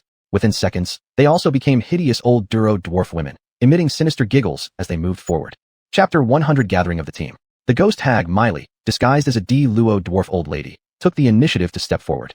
Mimicking the crazy mannerisms of a D-Luo dwarf, she offered to help them take revenge and specially came to cook for them. The few D-Luo dwarves naturally clapped their hands in welcome, and then she raised her question. Oh, my dear little ones, I wonder if you've seen a human here? He's about this tall, twice as tall as me, a man. She briefly described Simon's appearance and build. The few D-Luo dwarves exchanged glances and shook their heads one after another. Never seen him, don't know who he is. But then, one of the D-Luo dwarves suddenly looked up and said, Mercenaries. There are many humans among the mercenaries over there. You can go check. But they don't let us go over, saying it would disturb their rest. When I deliver food later, I'll try to find him for you. The dwarves chattered on, adding more information. Their candid attitude greatly pleased the ghost hags. Very well, no rush. Now, taste what these grandmothers can cook, huh? Laughing, they followed the dwarves towards the kitchen. In the rear, where everyone was unaware, a shadow remained motionless. After the ghost hags had walked far enough away, the shadow dissolved, revealing the shapes of three individuals, none other than Zaylee, Pierre, and Kurth. Phew. Zaylee exhaled deeply. Observing the three ghost hags at such close range made her extremely nervous, heart pounding in her throat, barely daring to breathe. Now that they were far enough away, she finally relaxed and started breathing heavily. Phew. Thank goodness we weren't discovered. Kurth curled his lips with some disdain and said, if they had noticed us, that'd be a miracle. If they could detect it, it would be an insult to my spells. He indeed had reason to be proud. As a dark elf from Menzoberranzan, he had more innate spells than just one or two. He had simply been too lazy to exert himself during previous battles, believing life and death were fated, so he never fought wholeheartedly. But now, persuaded by Zaylee and considering a new lease on life on the surface, he began using all his strength to help her track the ghost hags. Just like the second-level spell Pass Without Trace he cast just now, which created darkness to cover the actions of himself and others, ensuring they remained hidden while tracking their targets. Thanks to him, Zaylee and the others wouldn't have stood a chance following the ghost hags without being noticed. Seeing the smug smile on the dark elf's face, Zaylee smiled back. Thank you. Otherwise, I wouldn't have known what to do. As she said this, her smile faded, her brows furrowing in worry as she looked forward. But what do we do next? Your spell may be useful, but we can't just stroll right into their midst under their noses. I don't know why Simon is with those mercenaries, but since the ghost hags have found his location, they're likely to act soon. We need to keep up. She worriedly glanced ahead, but given her lack of knowledge about D-Luo dwarven society and their current situation, she racked her brains in vain, trying to figure out how to move forward and find Simon first. Kurth thought for a moment and guessed. Do you remember the songs those dwarves sang earlier? They often reflect their current reality. I suspect they hired these soldiers to fulfill their revenge mission, and the target, I speculate, is definitely the Grey Dwarves, or even the Stone Guardians. Despite living in the same city, the enmity between the two types of dwarves runs much deeper than we think. He spoke with a mix of ridicule and self-satisfaction. Seeing his sudden change in mood, Zaylee was puzzled. How do you know this? Have you been here often? Kurth shook his head. Of course not, but I spent a lot of time in Menzoberranzan. I clearly remember some missions my acquaintances, who were agents, had, to incite conflict between D-Luo dwarves and Grey Dwarves, ideally leading to war. When that happens, dark elves can exploit both sides. He proudly introduced it, leaving Zaylee speechless. Pierre listened quietly beside her and finally couldn't help but sigh. When it comes to human-related matters, you really don't want to get involved at all. Zaylee nodded in agreement, while Kurth just smiled. I'll take that as a compliment, Mr. Pierre. Pausing for a moment, the dark elf didn't continue her anymore and went on. Mr. Simon is now among them. I guess it's likely because he was injured and needed protection. By chance, he met these people and accepted their employment. In theory, we could also join them by the same method. But first, we don't know where they recruit, and secondly, I'm a dark elf, which would be inconvenient.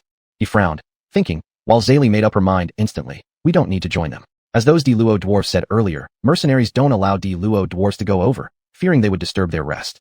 So I guess the ghost hags won't have a chance to act anytime soon. And these people's revenge mission can't wait. They can't keep these mercenaries idle for long. We'll observe around here. When they leave the camp, management will loosen, and it's likely the best time for the ghost hags to make a move. At that time, we'll find a way to contact Mr. Simon. Pierre looked approvingly at the girl, while Kurth pondered for a moment, weighing the options. He originally wanted to split up temporarily, with one of them disguising as a mercenary to look for Simon, while the other waited outside. But after considering, he felt this would put him in unnecessary danger, so he lightly nodded and agreed. All right, let's do as you say. Meanwhile, elsewhere, Simon once again entered his deep dream. His main consciousness had sunk into sleep, while his subconscious came to the study filled with warm, orange firelight. Tall bookshelves were lined with books. Behind the large desk sat his charming wife, Carla, smiling at him with outstretched arms. Dear, let's begin. So Simon smiled, walked around the desk, stood next to her, and reached out to hug her. Carla also hugged the man's waist, then couldn't help but sigh inwardly.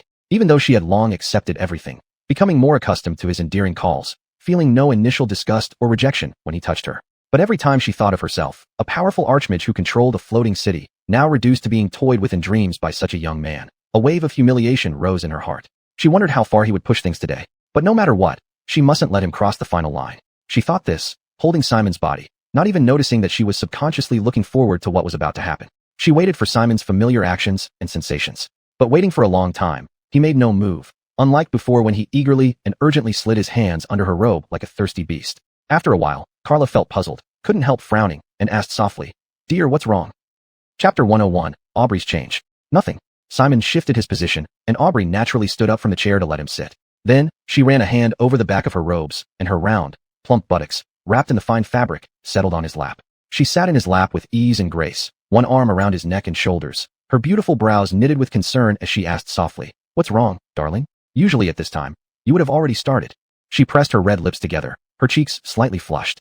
The shameful adjective still remained unspoken by her, let alone admitting that she was actually somewhat missing and craving it right now. Simon shook his head and said, No, darling, I don't know why, but today I feel very tired and a bit dejected. As he spoke, he lowered his head, leaning against Aubrey's proud bosom, using the valley between those soft yet resilient peaks as a pillow to cover his face. I just want to rest for a while, darling. Thank you for being here with me. You're so good. He lay on Aubrey's chest, gently breathing in, savoring the softness and warmth of her chest, along with the natural lavender fragrance emanating from her body. At this moment, it felt as if he wasn't holding Aubrey but rather being embraced by her, allowing him to relax like a child in her arms. Seeing him like this, a trace of compassion flashed in Aubrey's eyes. She now understood why Simon was in such a state. They say what you think during the day haunts your dreams at night. The events of the day had struck him too hard. Being ambushed by the Grey Dwarves, their swift retreat, and being forced to separate from his teammates. This encounter had severely shaken him. In front of others, his rationality could still contain these emotions, putting on a brave front and chatting affably with all sorts of people harboring ulterior motives. But now, as the conscious mind fell into sleep and the subconscious took over the dream, this dejection and sense of defeat began to spread through him, and it gradually permeated the entire study. Aubrey couldn't help but feel a pang of sorrow, looking at Simon's downcast expression. Her heart grew even softer. She reached out, gently patting his back and head as if soothing a baby to sleep, whispering softly, Don't be afraid, darling. Don't be sad. No matter what happens in the future, I will always stand by you unwaveringly. Consider me your safe harbor. As she spoke, that dejected mood seeped into her soul, making her empathize more deeply. Finally, she couldn't help but sigh. Forget it, let's pause for tonight. Previously, every night in her dreams, she tirelessly worked on transforming Simon's subconscious, gradually lowering his defenses toward her. But tonight, she planned to halt this process. Forget it, it doesn't matter for a day or two. Tonight, let him be happy for a while. Otherwise, if his mental state remains distracted and he suffers another defeat against the Grey Dwarves tomorrow, her plans might go awry. She justified it to herself and then withdrew her magic, only comforting Simon with soft words. Simon just held her, motionless, without any extra movements, purely enjoying and relaxing. A few moments later, Aubrey whispered, Get up, Simon. We need to start learning magic. Today She pressed her lips together, the thought of facing the Fernando leader named Stone, tomorrow filling her with increasing anxiety. How infuriating. This situation is truly frustrating. Just a few Grey Dwarves have pushed me into such a predicament. But, there's no way around it for now. She could only accept reality and deal with the current situation first. To counter the Grey Dwarves, Simon must immediately learn the second-level spell Detect Invisibility. So, darling. She looked down at Simon, who was still lying against her chest, not wanting to get up, and said gently, Today, I'm going to teach you the spell Detect Invisibility right here. Simon raised his head, gazing up at her face, sounding somewhat puzzled. Detect invisibility? It sounds so familiar. Aubrey nodded. Yes, it's a very practical spell. Unfortunately, We've been busy with other things before and haven't taught you this spell. Come on, I'll teach you right here. Let's communicate directly through our souls. It's much more efficient than other methods." As she spoke, she closed her eyes, lowered her head, and pressed her forehead against Simon's, attempting to directly impart knowledge to him. Simon's face gradually became joyful. He also raised his head, pressing his forehead against hers, while his hands circled around her neck, becoming increasingly affectionate. At the same time, he murmured softly, "Darling, you're so good to me. Having you is truly my good fortune.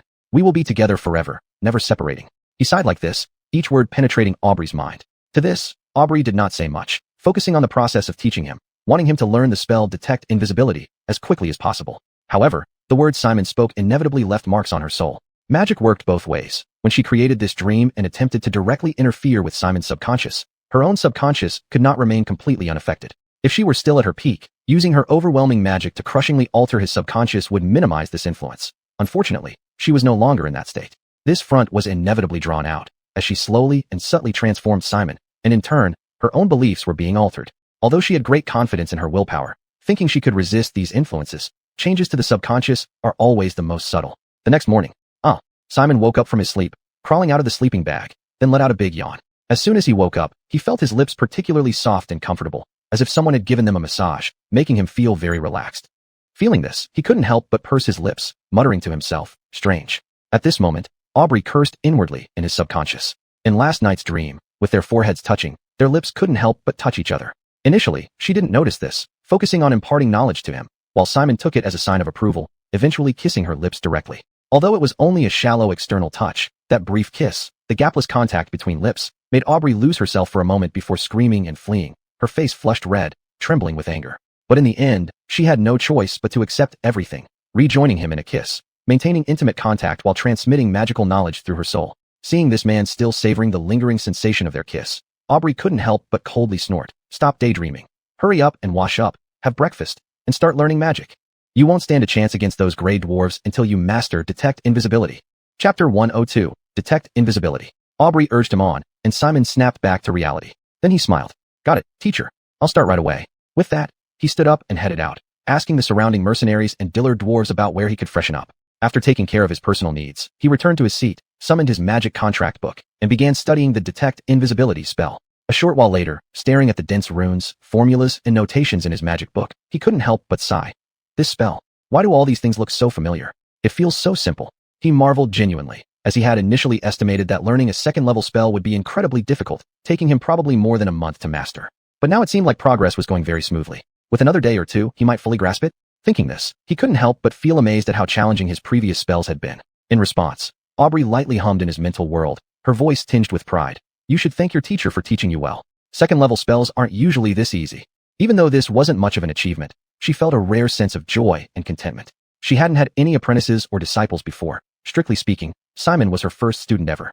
The joy and sense of accomplishment from teaching a student and watching them grow stronger were feelings she had never experienced. Thus, she had no defense against such emotions. Thank you, teacher." Simon snapped back slightly and chuckled flatteringly, then turned his focus back to the magic in front of him without further ado. Dedicated to mastering the new spell, he remained undisturbed by the noise in the hall. The mercenaries were either chatting or playing cards for entertainment, yet they did not bother him. This was partly because he had chosen a relatively secluded spot, less likely to be disturbed, and also because these mercenaries rarely interacted with casters. Their impressions of casters were largely limited to some rumors. For instance, most casters were odd characters, some even cruel and violent, especially when they were concentrating on their spells. Disturbing them could result in being burned to ashes by lightning or fire summoned in a fit of anger. Though there were cases like this perception of casters was undoubtedly biased. Fortunately, in this situation, this bias served as camouflage for Simon, making the mercenaries reluctant to provoke trouble, thus not affecting his study efficiency. Thus, he studied diligently for an entire day, resting normally at night. The next day was the same, except around noon when Dragonborn Elias came over with a group of people, waving his hands and urging everyone, "Come on, everyone, let's go retrieve our belongings." In the corner, Simon's train of thought was interrupted as he finished up the final details of his spell. He couldn't help but feel annoyed. Looking up, he saw the mercenaries, who were just lounging or chatting, quickly getting up and ready to leave. He lowered his head and continued studying, not in a hurry to depart. However, Elias soon approached him briskly, his voice lowered significantly. "Mr. Simon, my scouts have detected Clifton's movements. Today is a rare opportunity. We need to leave." Reluctantly, Simon had to pause his studies. He looked up, furrowing his brows, and asked the Dragonborn merchant, "So, how did your search for my allies go?" He had mentioned his missing teammates to Elias, noting that they were all powerful and could assist him. Unfortunately, The results were disappointing. Elias shook his head, somewhat apologetic. I've sent people out to look, but recently the stone guards have been searching intensely, and we haven't found anything useful. Harboring the same prejudice towards casters, Elias treated Simon with utmost humility. After all, in this world, each mage was a rarity, and among the mercenaries he could hire, few could cast spells. Simon stared at him for a moment, but couldn't glean anything. He closed his book, stood up, brushed off the dust from his clothes, and walked over. Let's go. Let's end this. He walked ahead, with Elias walking beside him, personally accompanying him. The reason was simple. He knew very well that when the fight broke out, he would only be safe if he stayed with the strongest member of the team, and as the only spellcaster, Simon was undoubtedly the strongest. Elias had more confidence in Simon than Simon had in himself. Simon didn't say much about this misunderstanding. He followed Elias and noticed that apart from their 2 to 3 dozen mercenaries of various races, there were also about 4 or 50 adult male Dillard dwarves now joining their ranks. They marched together in a wild and frenzied parade, waving daggers and short swords, shouting to teach that Fernando a lesson. Among them was the figure of Nixon, the Kieran who had brought him to this camp. But at this moment, the little guy wasn't interested in him anymore. He was hanging out with his friends, fantasizing about how they would deal with those bullying gray dwarfs later. Although these small, unstable psychic bombs didn't have much conventional combat power, Simon didn't underestimate them. He just hoped they wouldn't accidentally harm their teammates in the upcoming battle. As they left, 3 Kieran grandmothers who were supposed to stay behind quietly followed their footsteps. And even further back, an invisible presence covered by magic stealthily tailed them. Meanwhile, on the other side of the vortex stone tunnel, Clifton stood with bulging eyes in a stone hall. This hall was carved from a natural cave, spacious even in the underground world, resembling a natural battlefield. At this moment, his eye sockets, which were originally filled only with whites, now contained some black objects. Upon closer inspection, it could be seen that these were black diamonds embedded in his eyes, replacing his pupils and making his eyeballs even more terrifying. Of course, this also enhanced his mind magic, making his spellcasting ability stronger. Before him stood 15 elite stone guards, clad in plate armor, wielding massive hammers, and carrying heavy crossbows on their backs. These were his direct subordinates, Glaystug's most elite soldiers. Now, they were somewhat nervous, looking uncertainly at their leader. Captain, one of them couldn't help but ask, aren't you going to return and explain these matters to Lord Blackskull in person? Someone is slandering you, and the situation isn't good for you. Worried, he continued speaking, to which Clifton coldly snorted, there's no need. Innocence speaks for itself. Once I eliminate these criminals, everything will come to light. Taking a deep breath, he lowered his voice as if telling a bedtime story to children, whispering, now, there's another mission for you. A group of people wants to harm me because we've taken out too many of their dens recently. They have gathered a group of criminal outsiders and are heading this way. I need you to fight bravely and earn credit this time. We can all achieve at least second-class merit. Everyone, glory, honor, bonuses, and a bright future await us.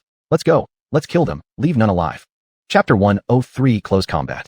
Clifton muttered as the effect of his magic gradually made the faces of the few stone guardians in front turn fanatical. The damned outsiders are always thinking about how to overthrow Great Lewis.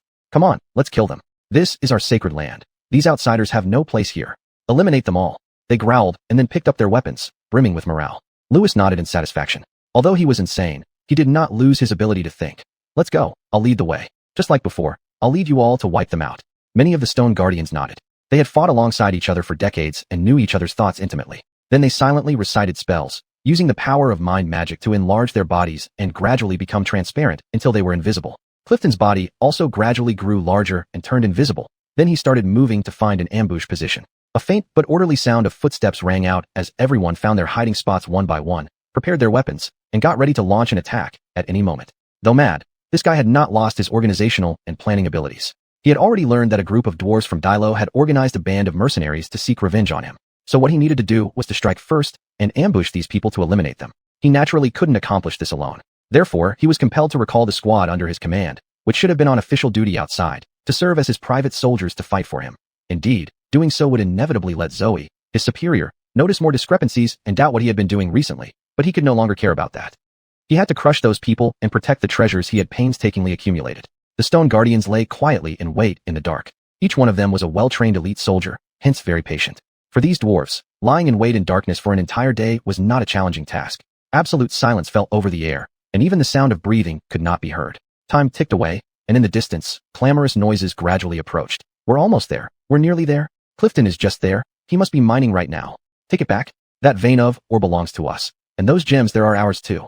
Onward, go on. Several small figures of Dilo dwarves appeared in the distance. They babbled incessantly, and their voices were annoying, causing frustration among the mercenaries who had planned to infiltrate silently. But since the Dilo dwarves were uncontrollably frenzied, everyone eventually reluctantly agreed. On this side, upon hearing the sounds of the other party, Clifton took a deep breath. Suppressing his crazy urge to kill, He waited quietly for these people to enter his encirclement before suddenly roaring, "Charge!" At his order, the stone guardians lurking behind pillars on both sides emerged like the most elite killers in the world, and their battle hammers mercilessly smashed into the heads of the Dilo dwarves. Bang! After enlarging, each of them was nearly 3 meters tall, while the Dilo dwarves only averaged about 1.2 meters in height. Moreover, this ambush caught the Dilo dwarves off guard. After the first round, over 10 of them were hit in the head and either died instantly or fell into a deep coma. Seeing these dozen towering stone guardians suddenly attack, the various mercenary races immediately became alarmed. Enemy attack. There are enemies attacking. Form up, prepare for defense. Damn, we should have put on our armor from earlier. The mercenaries cursed, but they still had considerable experience and reacted skillfully, drawing their weapons and preparing for battle. However, the Grey Dwarves merely glanced coldly at them without rushing to engage. Instead, they stepped back, silently reciting spells, and soon became invisible again, fading into complete silence. Without being able to see their enemies, they would face overwhelming suppression.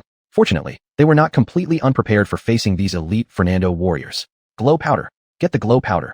In the rear, the dragonborn merchant Elias shouted loudly, waving his hand. Behind him, 2 brown-skinned female mercenaries with fierce expressions unscrewed small bottles in their hands and hurled them forward. Large amounts of luminescent powder fell down, landing on the already invisible Grey Dwarves, and the fluorescent glow marked their positions.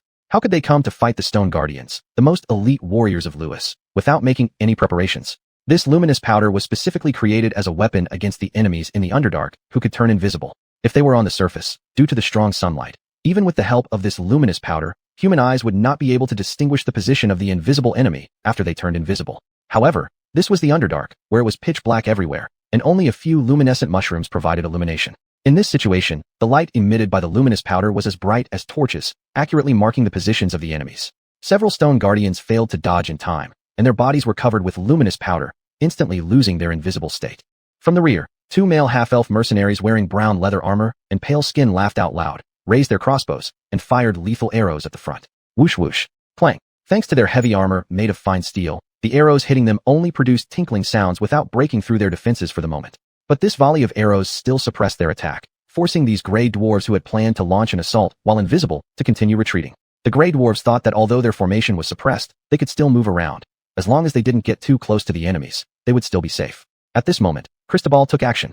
A Rainio web spell. Behind the mercenaries, Cristobal had a stern expression. Facing those places where the luminous powder gathered, he cast the web spell. A dense, massive spider web appeared out of thin air, entangling their bodies, immediately immobilizing several of them, forcing all their energy to focus on tearing off the spider webs from their bodies.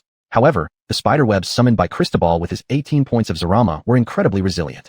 Even with the immense strength of these stone guardians, they had to struggle for a while to regain their freedom. During this gap, the mercenaries could unleash their attacks without restraint. Go, kill, cut off his head. That guy is mine. 3 half-orcs and a half-ogre roared madly, charging forward with war axes and war hammers in hand. However, one after another, they flew backward like broken kites, falling to the ground, spitting blood, already severely wounded. In front of them, 4 stone guardians who fortunately hadn't been stained with luminous powder stepped forward, coldly glanced at them, and then chanted spells again, casting invisibility once more to render their bodies invisible. Damn, do we have any more luminous powder? Elias couldn't help but shout, anxiety visible in his tone. But at this moment, a low voice beside him said, "No need for now, let me deal with these few." Cristobal, who was bombarding the stone guardians trying to break free from the spider webs with burst of magic, turned his head upon hearing this, and saw a man with scarlet skin, 2 curved ram horns growing upward on his forehead, and a black cloth covering his eyes slowly walking out from behind. Chapter 104, The Sword Saint and the Red Dragon. With just one glance, Simon identified the other party's race, a tiefling. Tieflings are a race born from the deals made between mortals and devils. They have devil blood flowing through their veins, naturally able to manipulate the power of magic, making them powerful yet perilous beings. They are often misunderstood by the world and face rejection and discrimination wherever they go. However, in the mercenary world, they are highly sought after for their innate ability to cast spells, summon infernal or hellish flames from the abyss, and crush enemies. But this tiefling before him had his eyes covered with black cloth, either due to blindness or dedication to practice, completely blocking his vision. He wore no armor, only a simple linen garment. Yet at such close proximity, Simon could not hear even the faintest sound of footsteps or breathing. A true powerhouse, and most likely, a martial monk currently in training. Simon thought inwardly as he watched the tiefling draw 2 rapiers from behind his back, wielding one in each hand before leaping into battle. His body was light, unlike any heavy humanoid. Instead, it resembled a dragonfly gracefully dancing through the air. Upon landing in the battlefield, his forward rush suddenly halted, forcibly stopping his momentum, then abruptly retreated, as if dodging something. The rapiers in his hands thrust forward with a flick of his wrists, accompanied by the harsh clang of metal on metal. At the same time, a Fernando groaned. Humph. The invisible Fernando slowly materialized, frowning as he clutched an abdominal wound and rapidly retreated. Despite being clad in sturdy metal armor, it offered little protection against the tiefling's sharp rapiers, forcing him to temporarily withdraw. Crimson blood trickled down the tiefling's rapier, but the blind dual-wielding swordsman did not pursue. Instead, he turned around, thrusting the rapier in his other hand forcefully in another direction. Squish. Immediately, another stone guardian was stabbed in the abdomen, holding its wound and retreating, having lost much of its combat capability. The elite stone guardians, who had previously put the mercenaries at great disadvantage, were now effortlessly neutralized by this blind tiefling. It was blind fighting. Simon observed all this with some surprise, but also recalled this skill. It allows one to accurately locate opponents and strike lethally even without sight. Having a master skilled in blind fighting on the team could diversify tactical options, like using fog to obscure enemy vision while the master enters the fray for a one-sided slaughter. Indeed, this tiefling appears to be a formidable powerhouse. Simon thought this as he glanced at Elias and saw the draconic merchant looking proud, praising with unrestrained admiration. Master Joshua is our strongest member. He used to be a renowned sword saint monk in Waterdeep, and I worked very hard to bring him into my mercenary group. With him, we can practically declare victory in this battle. Such praise made Simon's heart flutter again. Sword saint monk. He recalled this unique tradition. While most monks emphasize unarmed combat, the sword saint tradition was an exception.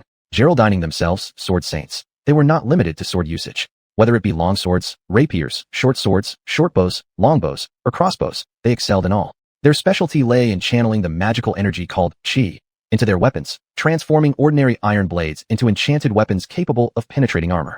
The Grey Dwarf's armor, nearly impenetrable to ordinary weapons, became akin to thick cardboard under the sword saint's enchanted blades. Realizing this, the Grey Dwarfs swiftly retreated. The remaining mercenaries, seeing this, surged forward, ruthlessly beating the disadvantaged foes, whether ensnared in webs or injured by Joshua, suffering immensely. Simon nodded slightly, thinking that perhaps the battle could indeed end here. But at that moment, an unexpected change occurred. Bang! Suddenly, the tiefling martial monk's body was sent flying backward as if struck by a siege ram. At the same time, a nearly 3-meter-tall Fernando slowly appeared. He wore steel plate armor and a helmet, sporting a thick yet meticulously groomed beard, looking formidable even without anger. However, compared to this solemn attire, his current expression was rather deranged. His forehead was embedded with 3 pitch-black gems, his eyes mostly whites with only tiny black dots in the center, devoid of any highlights, as if they weren't pupils but equally dark diamonds. The moment he saw him, Simon felt an intense palpitation in his heart. He was certain that this person was their main target for revenge. Clifton, the leader of the Stone Guardians. Clifton. Besides Simon, Elias's voice couldn't contain its fury upon seeing this man. You still have the nerve to show up? You've disgraced the honor of all Grey Dwarves. Return my deposit and order, and I'll let this go. From now on, I'll go back to the surface and never do business with your Grey Dwarves again. He shouted loudly, even though their sword saint had been struck down by a surprise attack. But as long as Simon was still standing, he remained confident. As he spoke, Clifton slowly turned his head and looked over. Then he bared his teeth in a somewhat savage smile. You wish, surface scum. He raised one hand and began to chant madly. You filth are only worthy to tremble beneath the feet of the mighty. Witness my new power, Elias. Soon you'll understand just how powerless you and your mercenaries truly are.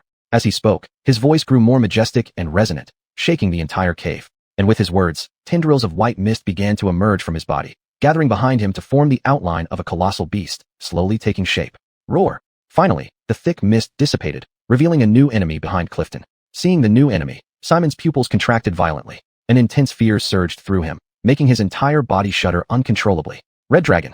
It was actually a massive red dragon. The red dragon stood 4 meters tall, its head nearly brushing the ceiling of the underdark cavern. It was corpulent, with bright scales and a pungent sulfuric odor emanating from its maw. Just standing there, it exuded an overwhelming presence that chilled the bones. Dragons were the most powerful creatures in the material world, ultimate life forms at the pinnacle of all beings. And among the 5 chromatic dragons, red dragons were the most destructive. Its mere presence was enough to cause anyone's spirit to collapse. Chapter 105. A new task, 3,000 experience. Dragon, it's a dragon. It's Chibichard. Damn it. Why would this red dragon come here? Run fast. We can't fight against the red dragon. Run for it. The Dilo dwarves clearly recognized the identity of this dragon. They shouted, and almost instantly all fell into enormous panic. Simon's pupils contracted. At this moment, he felt intense fear well up in his heart, as if his brain was trembling. Suddenly he clutched his head, frowned, and looked rather grotesque. But just then, the effect of magical willpower activated, and he successfully resisted this panic. There was still some slight pain in his head, and simultaneously, Blythe's voice echoed in his mind. Calm down, Simon. That is only an illusion, not a real dragon. Illusion?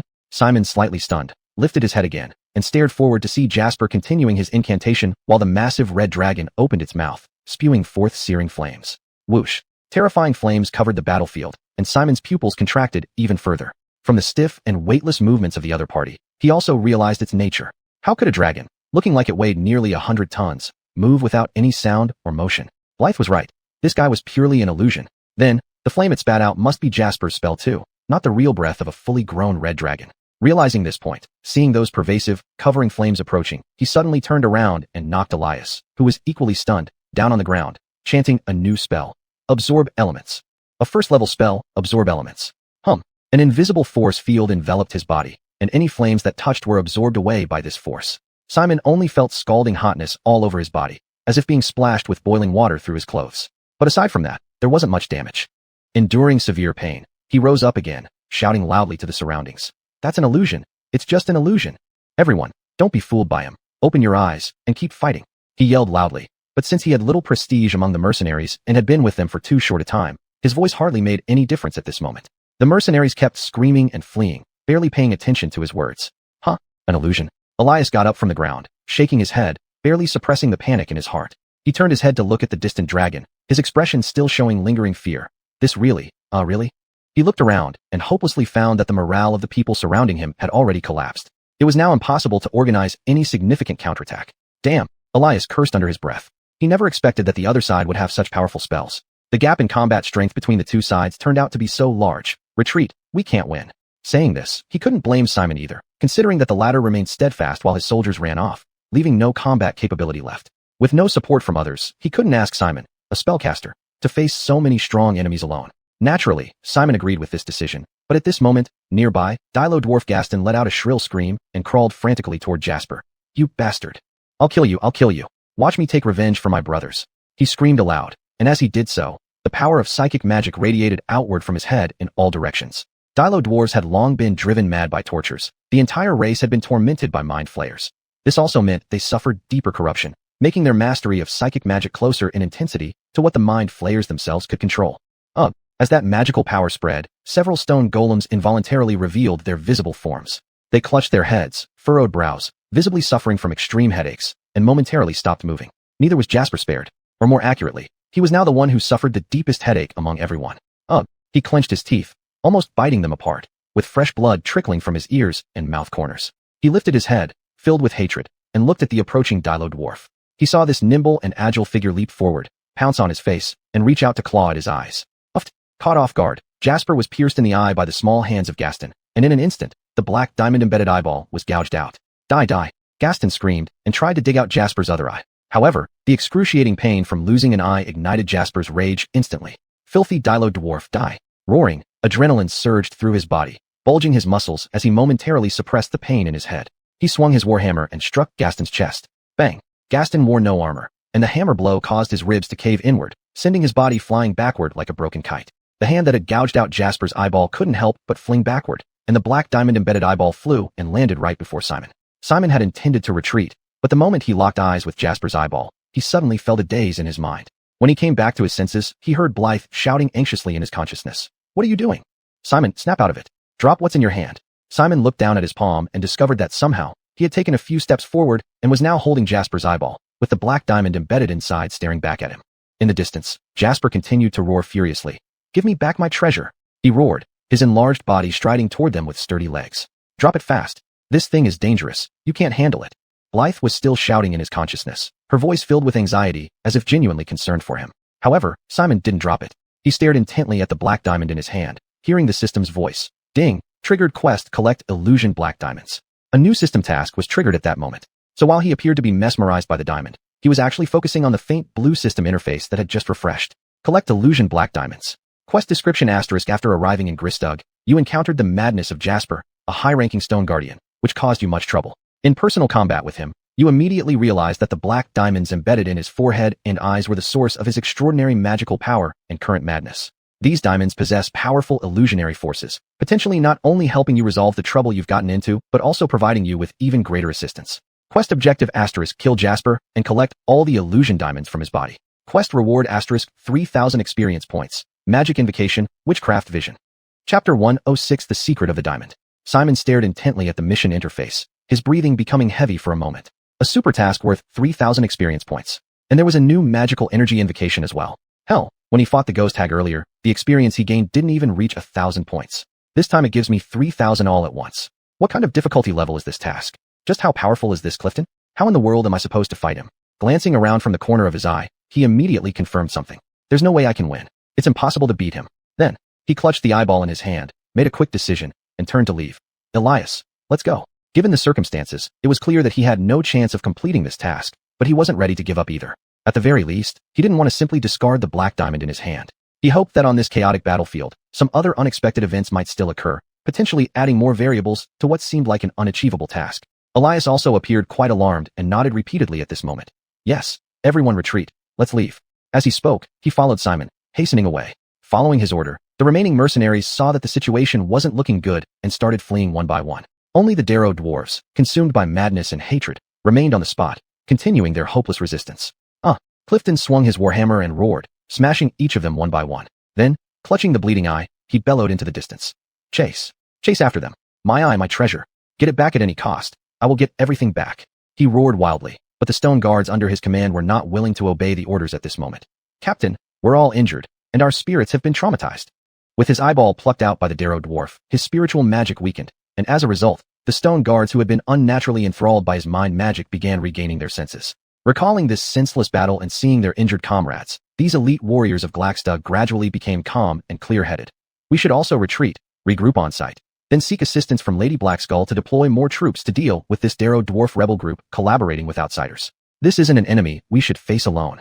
He spoke bluntly, contradicting his superior directly, and his words resonated among the others. They had long been dissatisfied with Captain Clifton for neglecting his duties, and now they felt deeply resentful due to the inexplicable injuries caused by his commands. Clifton wanted to roar again, but when he met eyes with his soldiers, he realized they wouldn't follow him anymore. Fine. He reluctantly agreed, with a hint of desperation in his tone.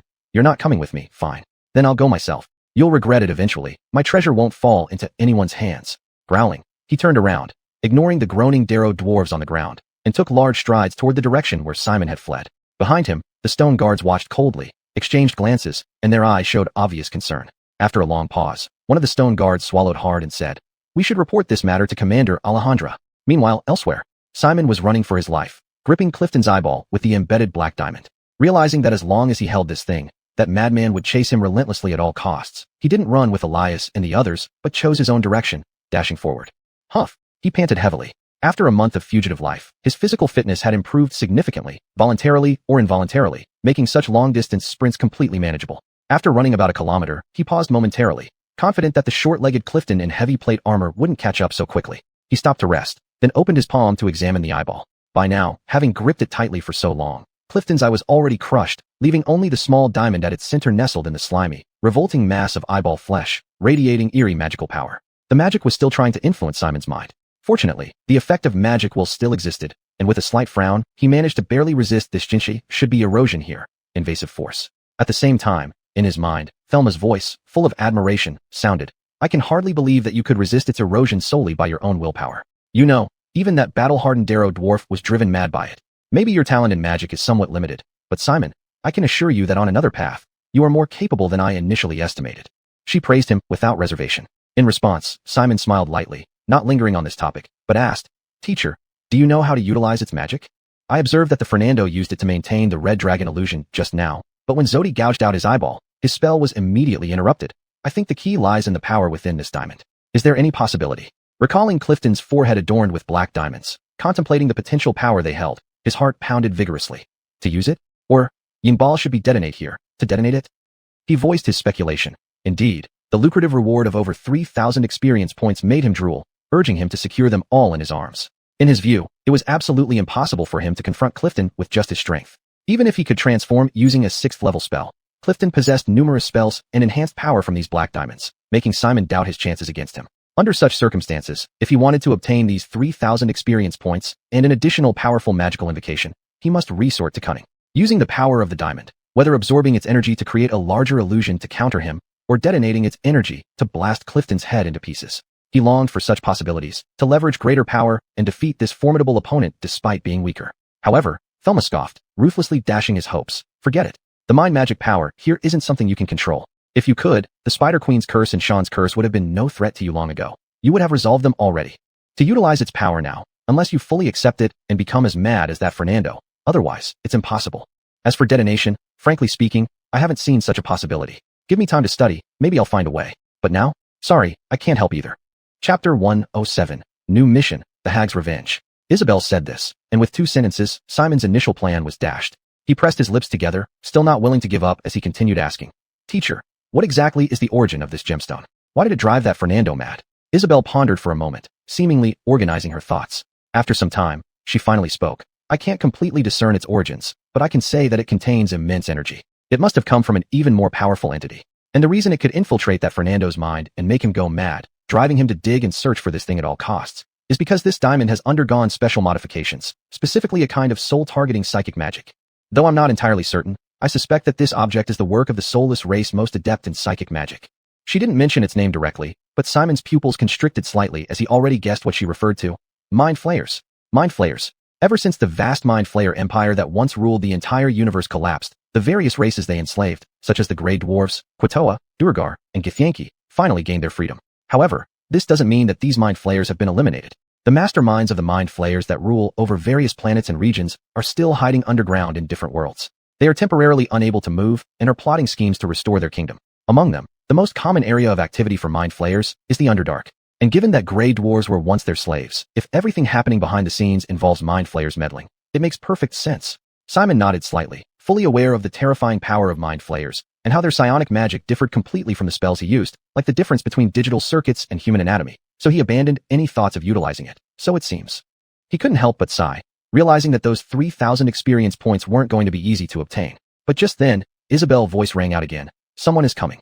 Simon immediately tensed up, drawing his sword in preparation for battle. But then the mage kindly reassured him. Relax, it's not outsiders. It's your teammates.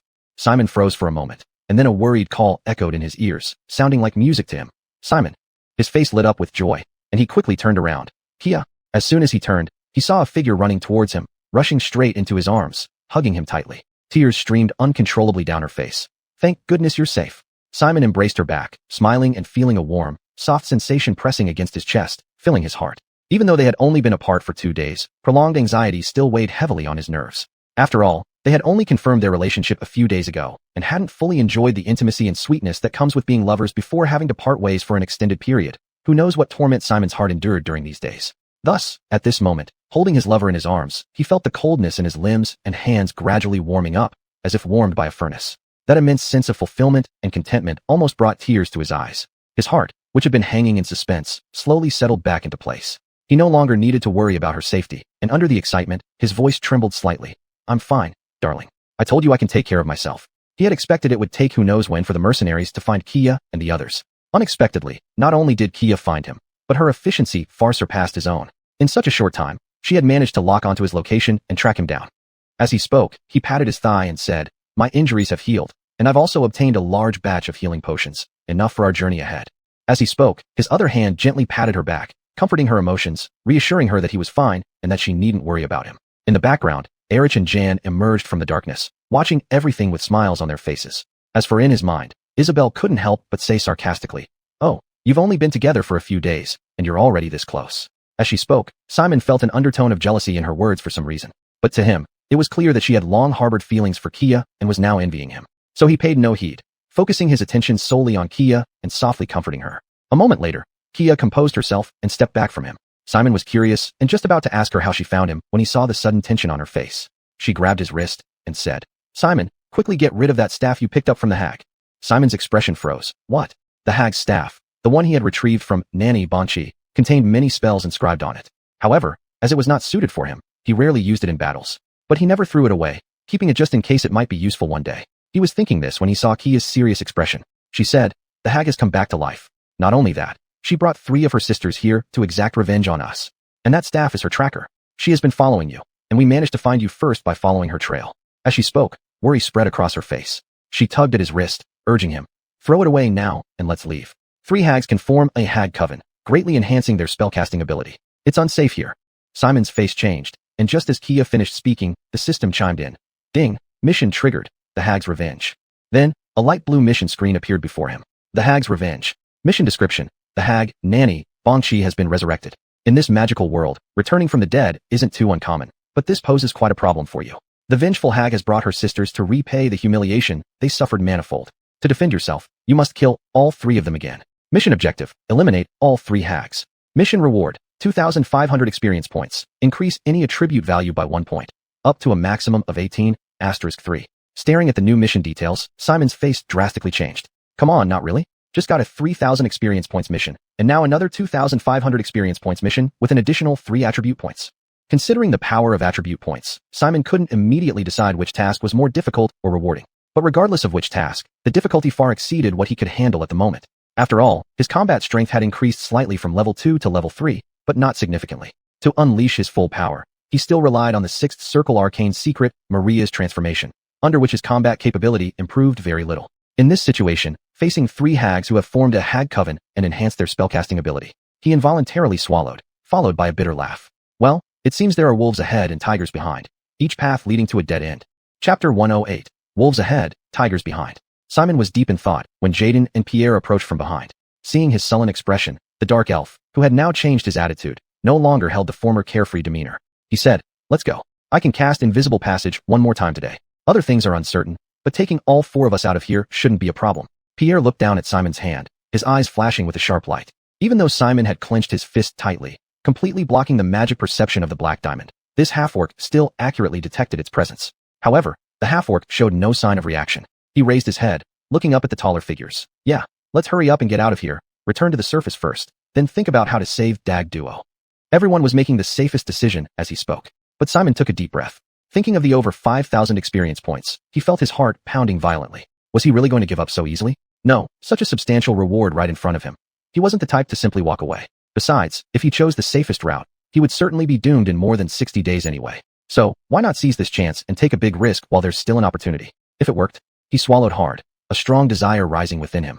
"No," he said, "we're not leaving. We still have enemies to deal with." His gaze grew sharper as he turned to look at Jaden beside him. "Jaden, I need your help. Later, I'll use this staff as bait, and you need to use your magic to ensure we aren't discovered." Since there were wolves ahead and tigers behind, he might as well use a tactic to make the tiger devour the wolf.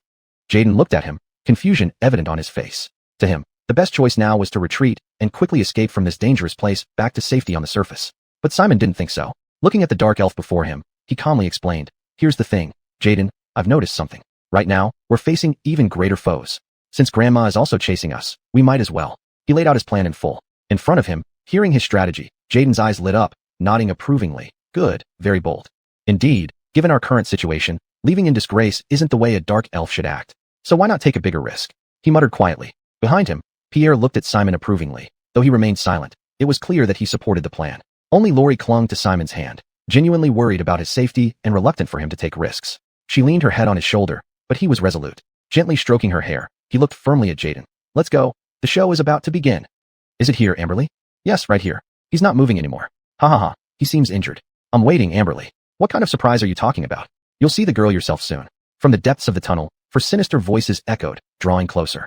The hunched green hags approached, their movements slow but purposeful. The green hag named Amberly, who harbored deep resentment towards Simon and his companions, maintained an evil grin, her thirst for revenge bordering on madness. She stretched out her gnarled hands, as if she could already feel the texture of Simon's scalp through the air. "Let Grandma see what you little brat are doing now," she mumbled, knowing her staff was just around the corner. She tried to intimidate with her voice, but received no response. Unperturbed, Amberly stepped forward, turning the corner. Instead of Simon's terrified or hateful face, she saw only a bare staff. Her own staff lay abandoned there, while its wielder was nowhere to be found. Amberly froze in shock, and just as she stood dazed, a burst of uncontrollable laughter erupted from behind her. "Ha! You failed, Amberly. They saw through your little trick. This trip was for nothing." "Oh, Amberly, we didn't follow you here for nothing. When will you repay us with the surprise you promised?" Yes, so what's your next plan?" The two hags mocked loudly, their shrill voices unbearable and making Amberly's face dark as thunder. She gritted her teeth, snorted coldly, and said, "Don't worry. That little brat was still around here earlier. He can't have gone far. Don't rush. Let me take a stroll around this area." She spoke, but didn't move immediately. Instead, she first picked up her staff. This staff was her carefully crafted magic weapon, inscribed with powerful spells. With it, although she couldn't say she had returned to her peak, her strength had at least restored to 70 or 80% of its original level. Holding the weighty staff in her hand, the hag's confidence soared. She nodded lightly in satisfaction, but then she sensed an unusual flow of magic from within the staff. Her eyebrows raised. She focused on this new force, following its trail upward until her gaze landed on the black diamond. Buzz! The surge of psionic magic instantly drilled into the hag's mind. Her eyes suddenly turned fanatical, and her body began to tremble. "Treasure, My treasure, my one-of-kind, deluded treasure. Shivering, she put down her staff, held the black diamond in her hands, and smiled grotesquely with her toothless mouth exposed. Behind her, the other two hags, noticing her reaction, felt a bad omen immediately. Amberly, what's wrong with you? Are you alright? Though the three sisters acted crazy in daily life, they understood each other well and could communicate effectively. But at this moment, the other two hags distinctly felt that something was very wrong with Amberly. She had lost control. No, Amberly sharply turned, holding the black diamond and retreating, eyeing her invited sisters with a wary and almost hateful glance. You won't get it. Don't even think of taking away my treasure. She shivered and screamed, which infuriated the other two hags. What madness are you having, Amberly? We came because you invited us. Now you're suspecting us. Amberly, don't forget our rules. If you want to break tradition, don't blame us for enforcing it. They moved forward together, using their gazes to apply immense pressure. This only made Amberly's expression more hateful. Get out. Both of you. Just get out. She screamed, and then another deep voice came from behind. My treasure is here. All three hags felt an ominous vibe and looked back to see a 3-meter-tall hill dwarf wearing plate armor, with a string of black diamonds embedded in his forehead and missing one eye, staring at them with fanaticism. Clifton had arrived. Chapter 109. Driving the tiger to swallow the wolf. Previously, this powerful Fernando Stone Guardian was still able to maintain basic thinking ability, allowing him to see through the Dilo dwarf's poorly conceived assassination plan and use whatever forces he could muster for an ambush, ultimately defeating them. He still retained a sliver of sanity and wisdom, knowing how to seek benefits and avoid harm. However, when Nixon gouged out one of his eyes and took away the pitch-black diamond embedded in it, the intense pain, coupled with the loss of his prized possession, instantly shattered his last shred of reason. He could no longer think, analyze, or utilize resources effectively. All that remained in his heart was endless rage and obsession. He perceived the world based on his delusions and thus fell into a fury, which led to merciless slaughter. Like now, when he saw three hags gathered together, one holding a massive staff with his treasured black diamond embedded at its tip, he instantly, and wrongly, believed that these three were a group. They were having a hag gathering, and their goal was to take his treasure. Lost in this delusion, Jasper's heart was suddenly filled with endless rage. Despicable thieves. You will all die. Roaring lowly, he immediately activated his mind magic without hesitation. A vast amount of magical energy surged from the black diamond embedded in his forehead. Invisible strands of mind magic converged and intertwined in midair, taking shape before finally forming the same colossal red dragon image as before, Alex. Without any hesitation, the 10-meter-tall red dragon, nearly touching the ceiling of the Underdark, slightly lowered its head and spewed scorching dragon breath at the three hags. Whoosh! The flames spread overwhelmingly, leaving the hags helpless in this situation. Normally, in the state of a hag gathering, they could have collaborated to cast high-level spells like Fire Shield to continuously withstand the surging flames. But at this moment, Alyssa had fallen into madness due to the black diamond, becoming suspicious and paranoid. She thought her two sisters wanted to snatch the black diamond from her, so she considered them enemies, refused to cooperate, and would not share her magic power or channel the magic forces from the Feywilds with them. As a result, they couldn't combine their powers. Each one was on their own. Each of them could only use their limited low-level spells to deal with the overwhelming and terrifying dragon breath. The scorching flames enveloped their bodies. Hag Elisa let out a piercing scream. Her green, gooey, dirty hair and brown tattered clothes caught fire, burning her skin and causing her extreme fear as she rolled on the ground desperately, trying to extinguish the flames. As a hag proficient in spellcasting, she could see through Jasper's summoned red dragon. It was just an illusion. Her mind wouldn't fear it. But unlike Simon, who mastered the highly cost-effective first-level spell Absorb Elements early on, she could only endure the flames. In an instant, she was severely burned all over. If she were a human, she would likely be dead by now. Humph. Nanny, Alyssa sneered coldly as flames engulfed her, burning large patches of her flesh. Despite being gravely injured, she did not roll around to extinguish the flames right away. Instead, she clutched the black diamond, turned, and started to flee. These people are all after my treasure. I can't give it to any of them. That Fernando is too powerful, and my two sisters are also formidable. I can't kill them all, so running is my only option. This was Alyssa's most genuine thought at the moment. Yet she didn't realize that Jasper's target was precisely the treasure in her hands. Don't even think of escaping, you wretched thing. Seeing Alyssa fleeing, the one-eyed Jasper glared fiercely. Without more incantations, he only needed to stare, and immediately, the dragon behind him spread its wings, roared forward, and swiped with its sharp claws. Alyssa suddenly felt her body hair stand on end. She chanted a series of incantations, and then her body exploded into 4 illusions, each flying off in different directions. She then attempted to turn invisible to evade Jasper's pursuit. However, immediately following this, the mighty dragon opened its mouth, unleashing roaring flames that filled every corner of the battlefield, foiling all her plans. In an instant, her shoulders and body were entirely engulfed in flames. The intense burning pain made her unable to bear it any longer. She screamed as she fell to the ground, desperately rolling around. Command spell. Behind her, one of the hags, having finished rolling on the ground, shakily stood up and loudly recited an incantation. Approach grovel. A first-level spell, command. Because the hag gathering had already dispersed, now she could only use such a low-level spell in an attempt to control Jasper. However, his body merely trembled slightly before becoming completely unresponsive to her magic. He was a Fernando, with a strong will and mastery of mind magic. Although not invincible, he was almost immune to such low-level spells. Hold person. Beside her, Hag Elisa also recited a series of incantations, attempting to use the second-level spell Hold Person to immobilize him. She understood Jasper's spell. He was maintaining the magical infusion for the massive illusionary dragon, sustaining its existence. And if she could immobilize Jasper and disrupt this process, they could instantly turn the tide, reversing their defeat and destroying him instead. However, the effect of her spell was even worse this time. Jasper didn't even tremble. He continued advancing resolutely, still controlling the dragon and pursuing Elisa. The Hold Person spell had no effect on him at all. Witnessing this, Elisa's pupils constricted wildly. She couldn't believe that her current casting ability had become so weak. But simultaneously, a bold conjecture arose in her mind. Could it be that this Fernando, who looks like a Fernando, is no longer a humanoid creature? Has he been transformed into something even more terrifying? Chapter 110, Battle of Illusions. In the dimness, Simon watched with burning eyes, taking in the battle. Beside him, Zinnia observed the scene ahead with concern. Near them, Kurt maintained the spell Unseen Action, allowing a thin black curtain to envelop them, hiding their presence. Behind Kurt, Pierre smiled calmly, unworried by the intense battle situation, as if he had already predicted the outcome from the start. Indeed, among the three, only he remained so relaxed. Both Simon and Zinnia were deeply concerned about the battle's progression and its final result. Seeing the three hags arrive first on the scene, retrieve the staff, and prepare to leave, his heart involuntarily tightened. He feared that these three might take away the Black Diamond and fail to meet Clifton, ruining everything he had planned. But then he saw that even the hag, Nanny, Georgia couldn't resist the mental corruption of the Black Diamond, becoming obsessive and insane, clashing with her sisters. Only then did he breathe a sigh of relief, knowing they wouldn't leave without a proper quarrel. When Clifton arrived on the scene and immediately unleashed a spell attack without hesitation, he was so excited he nearly screamed. This is perfect, exactly what should happen. Fight fiercely, strike hard, fight to the death. Kill all three of those hags. He was extremely agitated as he watched the phantom dragon's flames engulf the three hags, then slash with its claws, thwarting George's escape attempt. The hags tried to retaliate with spells, but their weak lower-level spells had no effect on the powerful Clifton. The situation was turning into a one-sided slaughter. Watching this unfold, Simon's excitement gradually subsided. Then he couldn't help but worry about the hag's fate. If things continue like this, will the three hags be easily wiped out by Clifton? If that happens, I can get over 2,000 experience points and 3 attribute points from the hags. But the over 3,000 experience points from Clifton and that new magic summon ability would be lost to me.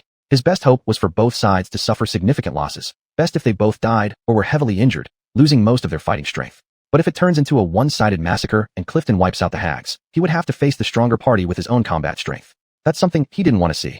Seeing the hags' desperate state, his heart clenched again, his eyes fixed on the distance, silently praying for their counterattack.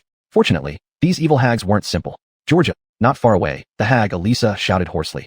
Come back, share magic power. We won't be able to cast high-level spells. We'll all be killed by this Fernando. If that happens, the treasure in your hand will be taken away. She cursed, trying to bring Georgia back to her senses. Georgia trembled, glancing at the black diamond in her hand, too reluctant to let go. She shouted back loudly. Then you promise not to take my treasure. This short-sighted fool still cares about that thing when her life is at stake. Elisa inwardly cursed. If they all died here, there'd be no one willing to resurrect them in the material plane. They would truly die. There was no choice. Elisa wasn't insane. She didn't want to die, so she responded loudly. Fine, I swear I won't take your treasure. The other hag also swore amid curses. As the phantom dragon prepared to unleash another breath attack, Georgia dared not delay, raising her head to channel her magic power into the network of hag spellcasting. As soon as the magic link between the three hags were formed, Elisa lifted her head and chanted an intricate incantation. Hallucinatory terrain. Buzz. Countless threads of magical energy intertwined in midair, creating a new illusion. They formed a vast field of mushrooms, covering the space and obscuring their figures. For a moment, Clifton couldn't locate them at all. Fourth-level spell, Illusory Landscape. Its effect was to create an entirely different natural landscape within a 100-meter radius, confusing the enemy and preventing them from locating their position. Though these landscapes were all illusions, they succeeded in leaving the enemy bewildered and disoriented. Now Clifton was in this very predicament. Even with his powerful dark vision, he could not see through a fourth-level spell. He could only control the phantom dragon he summoned to continue spewing flames, hoping to hit the hags by covering a vast area. But it was clear that this idea was nothing more than wishful thinking. Another hag had already reached Elisa's side, casting the fourth-level spell Teleportation to transport her away. The roaring flames covered the battlefield, igniting countless large fungi, but ultimately, this burst of flame failed to inflict any real damage on the hags. The giant fungi destroyed by his flames reformed shortly after, even growing larger than before. After all, these things were essentially illusions, and their reconstruction after destruction was incredibly simple. Vile hags. Clifton growled angrily, yet at this moment, a sense of unease also arose in his heart. He could feel their power rapidly increasing, making it impossible for him to easily defeat these three hags with his current strength. Could it be that I have to use that method? Completely opening my mind, letting my power fully merge with the black diamonds? No, it's too early. And now, there's still a chance to turn the tide. He thought this, but then another incantation from the hag, Nanny, Georgia, came from behind him. Hold monster. Buzz. A surging wave of magical energy surged into his body, cutting off his nerves, leaving him completely immobilized. 5th level spell, Hold monster. Chapter 111, Mind Flayer. In the shadows, Simon admired the spectacular duel of illusions, secretly praising it in his heart. The collision of high-level spells was indeed magnificent. Terrain-altering spells and terrifying dragons spewing scorching breath, more thrilling than any blockbuster movie. That's what he thought. Sensing his inner excitement, Blythe couldn't help but laugh softly. You get this excited just by seeing such level of magic? Imagine if you saw me ignite a volcano with just a flick of my finger. How excited would you be then? Simon composed himself, knowing that she was referring to the 10th level spell Volcano, and replied with a light laugh. I'm afraid there won't be such an opportunity. The goddess of magic has forbidden spells above 10th level. I probably will never witness such grandeur. These words hit Blithius's sore spot. This great archmage, now bodiless, let out a cold snort and gritted her teeth. Just wait. The goddess of magic's blockade can't be perfect. I will find a way to cast 10th level spells again. She spoke with conviction, but Simon only smiled lightly without arguing. He stared intently at the battlefield ahead, waiting for the battle to conclude. But the outcome seemed already determined. Stone's body was immobilized, unable to move, while the three hags took turns casting high-level damaging spells on him. Blight. Nanny, Georgia chanted the incantation, unleashing the 4th level spell Blight. Dark necromantic energy swept towards Stone. Despite his formidable physique and dense muscles, his skin visibly withered rapidly as his vitality was eroded by these forces. And Tasha boldly stepped forward, placing her hand over his chest and reciting another incantation. Inflict wounds. It was a 5th level upcast version of Inflict Wounds. Intense necromantic energy pierced through Stone's thick plate armor, entering his body like a strong hand gripping his heart, trying to crush and tear it apart. Agonizing pain surged into the Fernando's mind, yet he remained paralyzed, unable to resist. Am I going to die? No, this can't be my end. Great collective mind, please accept me into your embrace. I open my heart completely. Allow me to merge with you. At this moment, Stone finally lost his last bit of resistance. He knew this would make him a slave to the great collective will, but he still chose to open his mind. As he relinquished his last vestige of humanity, the remaining dark diamonds embedded in his forehead emitted bright black light. The light penetrated his skull, altering his brain and forming an intricate magical array. Then, a horrifying psychic force flooded his body. Facing him, Tasha intended to cast Inflict Wounds one more time to end the Fernando's life. But suddenly, she saw the muscles on his face twitching as if countless worms were crawling under his skin. A huge sense of danger filled her heart. Yet instead of turning to flee, she clenched her teeth and pressed her hand onto his body first, chanting, Inflict Wounds. She cast the 5th level Inflict Wounds again, hoping to destroy his life. But unexpectedly, this helped Stone break free from the constraints binding his essence. His skin cracked and broke open, spurting fresh blood, and from his shattered corpse emerged a blue-skinned, naked, tall figure. This nearly 2-meter-tall humanoid creature had an octopus-like head with 2 small yellow eyes. Where its mouth should have been were 4 thick tentacles nearly half a meter long. Its hands sported sharp nails on each finger, and its feet resembled those of a reptilian creature with only 2 toes, entirely different from the previous Fernando. Seeing this creature, Simon and Caitlin's pupils constricted, their hearts struck with immense shock.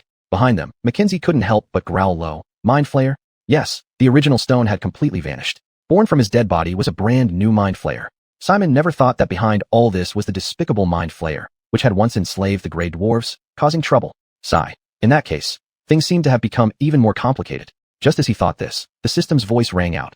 Ding. New information collected. Mission collect illusion black diamonds updated to mission kill the Mind Flayer. Mission, kill the Mind Flayer. Mission description. Under your own eyes, the cornered Fernando Stone Guard Stone has transformed into a powerful Mind Flayer.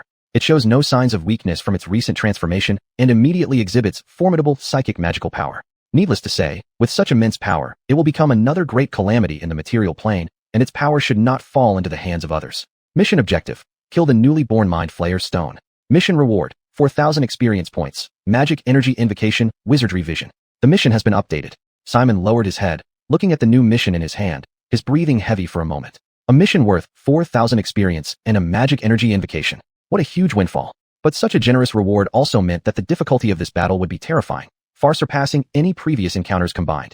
He couldn't help gritting his teeth inwardly, while beside him, Caitlin couldn't help but exclaim in surprise. That guy has already turned into a Mind Flayer? No wonder he's acting so crazily. Wait, how long has he been hiding in Grisker? How many people in Razor City already have Mind Flayer tadpoles in their heads? Mind flayer tadpoles, the seeds used by mind flayers for reproduction, drill into targets through their eyes and parasitize their brains, converting them into mind flayers within 7 days. Of course, some special mind flayer tadpoles can control the pace of transformation to achieve the effect of lurking within human society, expanding the scope of infection. Caitlin had studied this, so she couldn't help feeling terrified just by imagining it. Razor City is doomed. Mackenzie sighed, shaking his head with a TSK or two. He didn't dwell on this topic, but instead asked Simon, "What do we do next? This mind flayer doesn't look easy to deal with." Simon looked up at the newly born mind flayer and the terrified hags.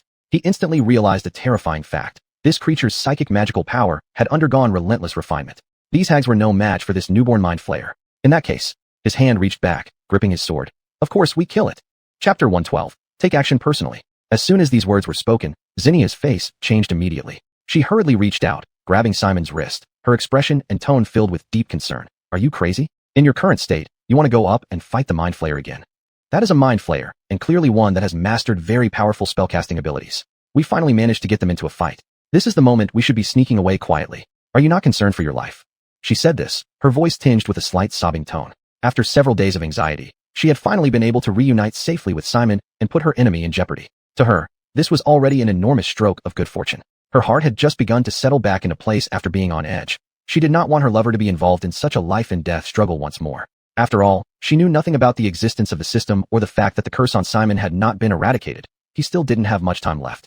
To this, Simon gave a gentle smile, his resolve already made. He extended his hand, placing it over Zinnia's palm with a mild expression. Don't worry, darling. I know what I'm doing. I will eliminate all of them and return safely. As he spoke gently, Zinnia's expression grew even more resolute. No, you should at least consult us. Kurth, Goss, you two don't want to take such great risks either, right? Feeling somewhat lost, she began seeking support from others, hoping that these two could stabilize the situation and back her decision. However, things disappointed her. Goss grinned, the halfling giving Simon a thumbs up. He praised him. Courageous. That's a mind flayer psion, whose psychic magic was already mature before its metamorphosis. For you to dare challenge, it is remarkable. I support you. After all, our journey has been full of life and death adventures. There's no reason to be scared back by a lone mind flayer today. Chuckling, he spoke joyfully, which caused Zinnia's beautiful eyes to widen in shock. Goss, you.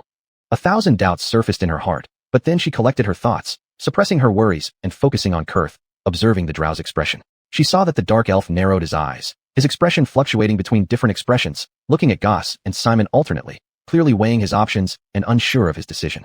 From his reaction, Zinnia quickly deduced that this drow also noticed something extraordinary about Goss. The halfling was far from ordinary and must be hiding significant secrets. Seemingly guided by this line of thought, Kurth finally gritted his teeth and made a decision. I plan to take this risk with Simon again. It's just a mind flayer, anyway. Even for dark elves, they are detestable creatures. Such brain-eating monstrosities should be exterminated. He stated his position firmly, turning to look at Goss. The latter also nodded in agreement, following with a soft laugh. We all agree, that mind flayer definitely deserves death. Shouldn't we join forces to finish it off, Miss Zinnia? Zinnia understood. Although she couldn't grasp why Goss made such a risky judgment, she had long understood through their travels that this halfling's instincts were often astonishingly correct. Therefore, she stopped objecting, nodding and saying, All right, let's destroy that mind flayer. She turned to look at Simon. Give orders, Captain. We follow your lead. Before she finished speaking, she saw Simon raise his hand and shout, Take action. Focus fire on the mind flayer.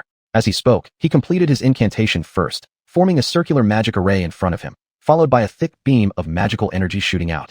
Whoosh. That intense energy beam shot towards the mind flayer, not because he was overly eager, but because the changes on the battlefield were happening too quickly. At the very moment the mind flayer emerged, without any delay, he immediately raised his hand and fired a psychic shock blast towards the 3 hags in front of him. Compared to the Phantom Dragon's illusion that was mainly for intimidation with burning as a secondary effect, the mind flayer's psychic shock was far more direct, pure, and had a much larger area of effect. The massive energy bombardment immediately caused one of the hags to become dither, her body stiffening in place, unable to move. And Clifton leaped into the air, hovering without any wings, propelled solely by psychic magic, flying forward and landing beside the hag. 4 tentacle-like appendages stretched out from his chin, wrapping around the hag's head, followed by rows of sharp teeth biting down. Crunch. The sound of bones being gnawed sent shivers down one's spine. The mind flayer's sharp teeth pierced through the hag's skull, then its tongue delved in, prying open her head to begin sucking out the brain. Visibly, the hag's body convulsed twice, then went limp, completely silent. Seeing that one of the trio of hags was instantly eliminated, the hag coven state was also broken. Simon realized that if he didn't act now, the mind flayer would swiftly finish off the remaining 2 hags like slicing through vegetables. By then, they would be at a disadvantage and truly have no chance of victory. So he had to act immediately. Whoosh. An intense beam of energy shot out. Clifton, who was enjoying the hag's head, suddenly felt an intense blast on his back. causing blood to spurt and his back to be mangled. But this terrifying attack did not make the mind flayer turn his head even once, as if nothing could distract him except the head he was feasting on.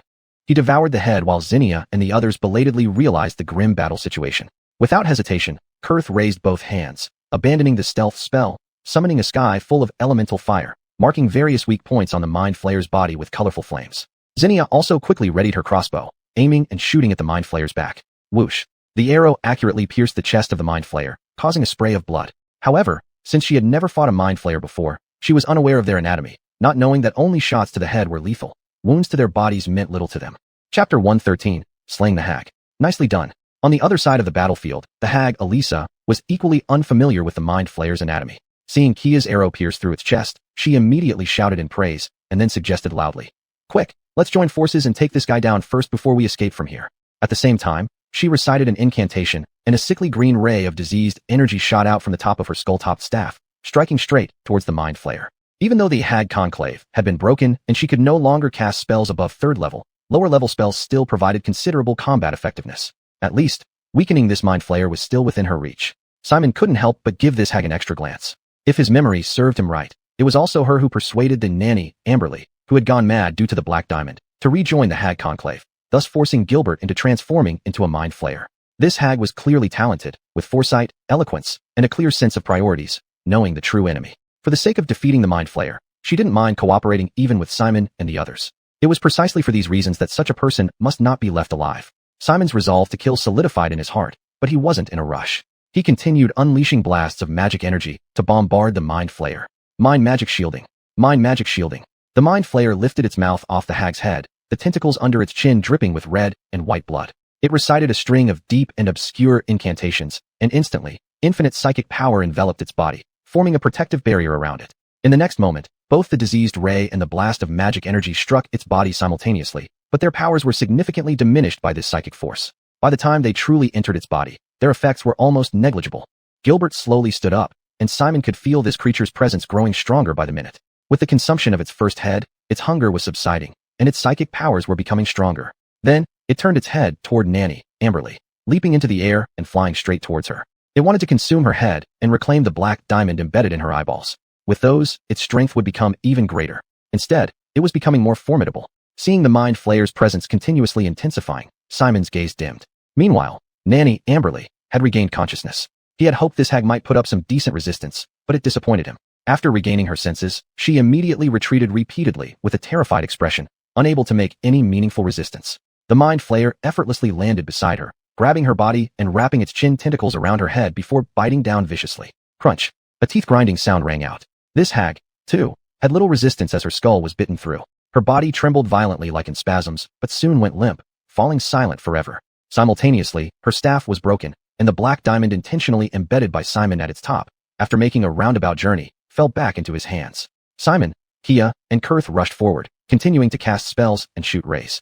These attacks bombarded the mind flayer's body effectively, leaving it riddled with holes, yet its presence grew stronger, with psychic power resonating in the space, further enhancing its might.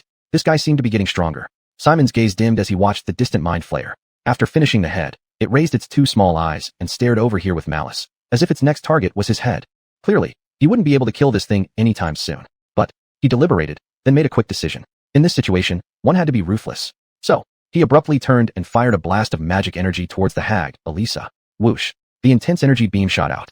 Due to the previous burning from the illusionary dragon and the mind flayer's psychic shockwave, this hag was already covered in wounds, her body nearing collapse. Now, being hit by Simon's magic blast directly on her head, her old, wrinkled skull exploded instantly, with brain matter spilling everywhere. Her body wobbled and fell to the ground, her neck now empty of anything. She probably never imagined that the ally she had just rallied would suddenly backstab her. Perhaps even in death, she wouldn't understand how she died. Seeing Simon suddenly make a move and kill the hag who intended to join forces with them, Kia was instantly startled, looking at him with worry and confusion. However, Simon didn't have time to explain, shouting loudly, "Don't worry about me. Continue concentrating your firepower on the mind flayer." Kia gritted her teeth, not questioning his decision, and first obeyed the order. Simon's pupils constricted as the system notification sounded in his mind. Ding, mission the hag's revenge completed, rewards being issued. Congratulations on obtaining 2,500 experience points and 3 attribute points. Maximum cannot exceed 18. Hearing this, his heart finally settled. Then he looked down. In front of him, the blue light screen of the system appeared, displaying his main attributes interface, with a plus sign under each attribute, waiting for him to choose the rewards and add the newly obtained 3 attribute points. He had suddenly backstabbed the hag precisely for this. Since the hag's strength was far from enough to threaten the mind flayer, it was better to kill her and exchange her for system rewards, enhancing his own power. Just like now, without hesitation, following his previously thought-out plan, he immediately allocated 2 attribute points to Constitution, boosting it to 16. Subsequently, he assigned 1 attribute point to Wisdom, also increasing it to 16, giving his capabilities a comprehensive enhancement. A warm current appeared out of nowhere, then flooded his entire body. He could feel his muscles and brain slowly growing, becoming stronger, getting enhanced and transformed, reaching a level far beyond what it was before. He savored this feeling of growing stronger, but knew that relying on these alone would still be far from enough to defeat the mind flayer. Fortunately, apart from the 3 attribute points, killing the 3 hags earned him 2,500 experience points. Adding to the previous 550 points, he now had enough 2,700 points needed for leveling up. So, system, he whispered, level me up. Chapter 114, level up. As Basil's command was issued, Wu Xing de Nunglang Kai Shu Zai Ta de Tine, Peng Pai Sheng Yong. Lai Zu Sanger Gi Po de Jingchen Linghun Li Lang. Yunzu Yao Jing Lungya de Li Lang, Shi Lai. Yung Yu, Ta de Tine. Zheng Changjik, Ta de Roti for Linghun. Rong Ta de Li Lang, Ban de Gongchang. At the same time, the system notification sounded in his mind. Ding, level up. Please choose to increase attribute points or gain a new feat. A pale blue light screen appeared before his eyes, which was precisely the system's upgrade interface. Basil lowered his head and glanced over it casually, only to discover that this time he could choose to increase any 2 attribute points, but not exceeding 20 points each, or learn a new feat. Compared to the straightforward attribute increases at the top of the screen, the densely packed list of feat options below was dazzling. General feats, combat feats, metamagic feats, alignment feats, and more, divided into several categories, each with numerous different options, densely packed and dazzling.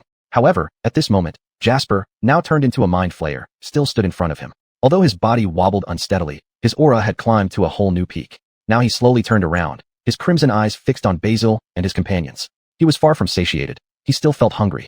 Next, he would certainly devour their brains. There was no time. He didn't have time to carefully examine each of these feats one by one, to understand their effects. Thus, he could only choose the simplest and most direct option with immediate effects. With this thought, Basil's gaze fell on the attribute increase option at the very top of the system interface. He stretched out his finger and tapped Zarama twice. Buzz. As he made his choice, another surge of invisible energy began to fluctuate. The overwhelming power surged into his body, constructing and reinforcing his soul, making his consciousness more harmonious with the scattered magical energies in the surrounding space, enabling him to manipulate them more easily. At the same time, behind him, Kia's expression suddenly changed. She looked at him with surprise. At this moment, she suddenly felt that something fundamental had changed about Basil. He was emanating an irresistible charisma that made her want to throw herself into his arms immediately. What is happening? Kia couldn't help but cover her heart. Her small heart pounded wildly, and her beautiful face blushed slightly. She didn't realize that just now, Basil's Zarama attribute had been increased to 20 points, an extreme limit that normal non-legendary beings could never reach. In this magic-infused supernatural world, charisma has always represented more than mere leadership. It also signified a natural affinity for magic. Under this attribute, Basil didn't need to do anything. Just standing there was enough. Supernatural beings born through magic would naturally pay special attention to him. Those friendly to humans would admire him unconsciously, while those hostile would wish to destroy him at all costs. His future would never be peaceful. Wherever he went, he would be the focal point of magic, either being exalted on a pedestal filled with flowers and applause, or thoroughly destroyed by enemies without mercy. At this moment, it was the same. As Kia looked at him with bright eyes full of joy, in front of them, Jasper's pupils were constantly contracting as he stared at Basil. He sensed a threat, and even shivered because of it.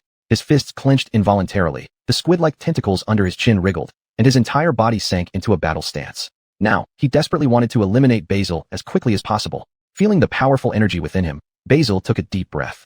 Noticing Jasper's alert and combative movements from the corner of his eye, he didn't hesitate. He chanted a string of spells. Tassa Specie Vulgarity. Buzz. Invisible mana surged behind him, condensing into a suit of spider-web-like magic armor and forming a pair of ethereal wings on his back. Basil's body floated into the air, his mana coursing through him as he gripped the fine drow-made longsword. A weapon that usually felt heavy now seemed as light as a feather, and he could easily slash through the air. Maria's transcendent form allowed her to use spellcasting ability to replace physical strength, enabling her to wield weapons in combat. With 20 points of Zarama, it was equivalent to having 20 points of strength, a terrifying power that only adult polar bears weighing over 1,500 pounds could possess. And now, this terrifying strength was in his hands. The brute magical power gave him immense confidence. Basil stared at the mind flayer in front of him without hesitation. With a flap of his wings, he dashed forward. Whoosh. On the opposite side, Jasper leaped into the air as well. He had no wings on his back, but the power of psionic magic enveloped his body, allowing him to float effortlessly in midair. He didn't need to use his legs to move. He flew through the air while extending both hands, the tentacles under his chin writhing. Then, a torrent of psychic energy surged towards Basil. This was the same psionic shockwave he had used earlier against the hags, and now he intended to use it again to stun Basil. If Basil were to fall here, the battle would already be lost. Watching the mind flayer's movements, Basil's eyes flashed with determination. Even with the magical will protecting his consciousness, he wasn't willing to take the risk of facing a mind flayer and gambling on the strength of his will. So he recited another incantation, Misty Step. A second-level spell, Misty Step. Whoosh. His body burst into a cloud of mist, vanishing from the spot in the blink of an eye. Jasper froze, twisting his head backward, only to find that the mist reformed into Basil's shape right behind him, with the sharp long sword in his hand mercilessly chopping down towards him. Caught off guard, Jasper tried to use psionic shockwave to stun Basil's body, but it was too late. The sharp blade had already slashed into his shoulder. Squish. Under the enhancement of the 1,500-pound behemoth strength, the razor-sharp blade easily sliced through Jasper's skin. A torrent of blood splattered down, and excruciating pain surged into his mind, making the mind flayer let out a mournful cry. Chapter 115, Pierre's Thoughts. In the rear, Constance watched all of this unfold, her eyes filled with shock. Just moments ago, she had witnessed the ghost hags, who had been quite troublesome and almost wiped them out, being slaughtered one by the mind flayer before her, seemingly offering no resistance. The enormous disparity in combat power even sparked a bit of despair within her, making her completely unwilling to continue fighting here. All she wanted was to retreat quickly to a safe place. However, at this moment, the mind flayer, which had been wreaking havoc with its psionic magic, found that its spells had no effect on Basil. Relying on the ultra-high flight speed gained after his transformation and the agility from the second-level spell, Mist Step, Basil easily dodged the mind flayer's psionic burst and dealt it a severe blow with a single strike of his sword. Following this trend, they might actually win. Moreover, Basil's combat strength alone seemed sufficient to win this battle. Constance couldn't help but feel an intense surge of emotion, but she didn't delay. She quickly set up her light crossbow, drew the string, aimed at the distant mind flayer, and began targeting. But now, aiming became somewhat difficult. Jasper, using psionic magic to hover in midair, moved with extreme agility. He darted left and right, up and down at high speeds, evading Basil's attacks and causing his sword to frequently miss. This made it hard for Constance to aim at his body. Anxiety welled up within her, and at this moment, she heard Kurt sigh beside her. He's become stronger again. Being a warlock is truly enviable. Or rather, having a powerful ancestor who blesses their descendants with spellcasting abilities is truly something to envy. He sighed as he observed the changes in Basil, clearly aware that this person had improved significantly compared to before. Otherwise, he wouldn't be able to suppress the mind flayer so thoroughly. However, his tone caused Constance to frown slightly, stirring some displeasure within her. By his logic, it seemed Basil relied entirely on his ancestors' blessings, completely ignoring all the efforts he had put in over such a long time. Maybe other wizards had the right to say that, but Kurt, as an elf who depended on innate talent far more than any human, what gave him the right to speak like this? Now infatuated with Basil, she couldn't tolerate outsiders saying anything bad about him. Thinking this, she couldn't help but retort, not necessarily. No matter how strong a warlock's innate spellcasting ability is, it can't match an elf's natural affinity for magic. She said this while looking at Kurt provocatively, implying that he was the one born into a better position and had no right to criticize Basil this way. To this, Kurt laughed heartily, seemingly oblivious to the sarcasm in her tone. Pride surfaced on his face. Of course, mere humans can't compare to elves in terms of magical talent. He appeared very pleased, which made Constance increasingly irritated. She clenched her teeth in frustration, wanting to further tease or mock him to embarrass him. Fortunately, before she could speak again, Pierre interrupted her thoughts. Oh, there's no point arguing about this. Regardless of where the spellcasting ability comes from, whether it's drawn from vows, self-taught, traded with sect leaders, bestowed by gods, or inherited from ancestors, the outcome is the same. As long as one uses these powers with justice and on the right path, they should all be respected. There's nothing to argue about over this minor issue. He tried to smooth things over, then looked at Kurt and said, what's most important now is assisting Mr. Basil in quickly eliminating that mind flayer. Kurt, use your unparalleled spellcasting skills to find a solution. His flattery made Kurt visibly appreciative. The dark elf nodded and cast another spell, causing the infernal fire to illuminate the mind flayer's many weak points on its surface. Constance stopped arguing with him and raised her light crossbow again.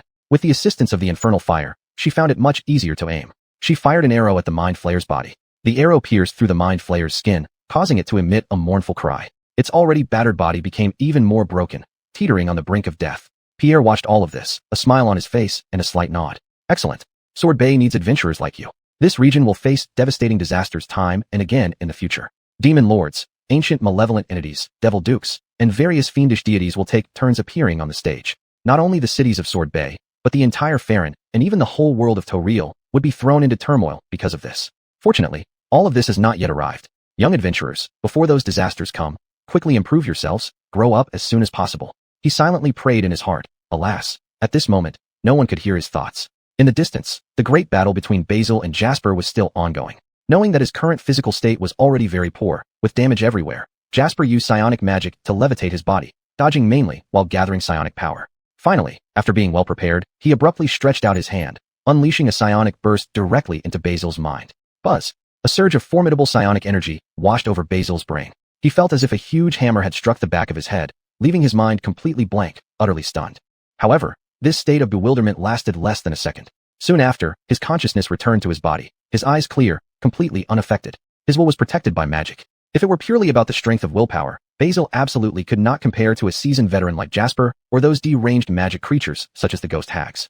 But neither they nor the others could resist the erosion of the Mind Flayer's black diamond. Only he could maintain clarity of consciousness under its erosion, relying on higher level protection.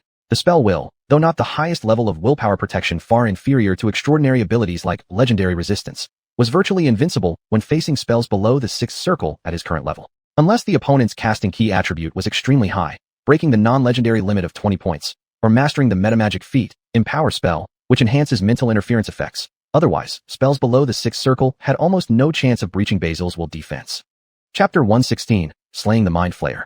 Clifton now faced such a predicament. Previously, he had been unstoppable, easily paralyzing the ghost hag with his psychic burst, but when facing Simon, its effect was greatly diminished, practically useless on the battlefield. Moreover, he had to deal with Simon's deadly counterattack. The moment he regained consciousness from the psychic burst, Simon instinctively chanted a brief incantation.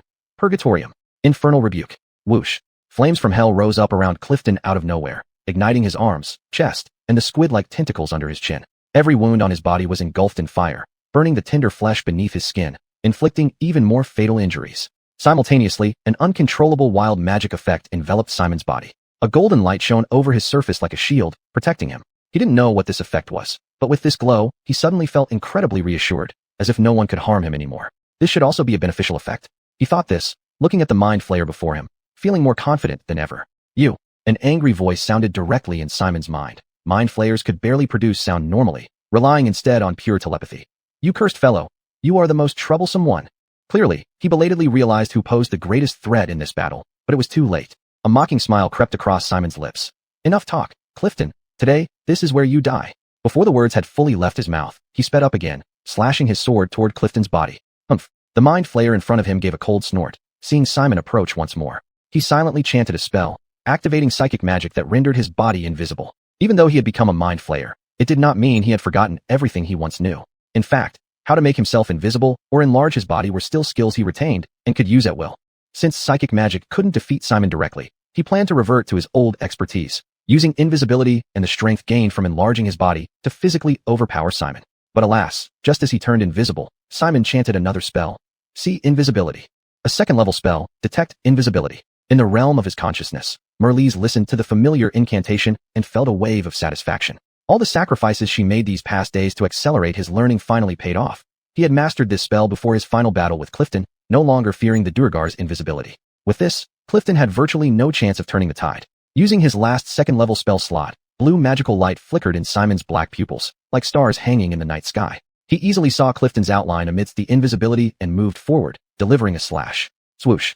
His sword split open Clifton's chest, leaving a deep, bone-deep wound. Dark red blood gushed down as the Mind Flayer let out another grunt, looking at him in terror. How could this guy see through my invisibility? He inwardly cursed, gritting his teeth. His biggest advantage exposed, his heart quivered in fear. Facing Simon's approaching sword, Clifton clenched his teeth. Despite being completely deranged and transformed into a Mind Flayer, his training as a Stone Guard elite soldier remained intact. At this moment, he knew his best option.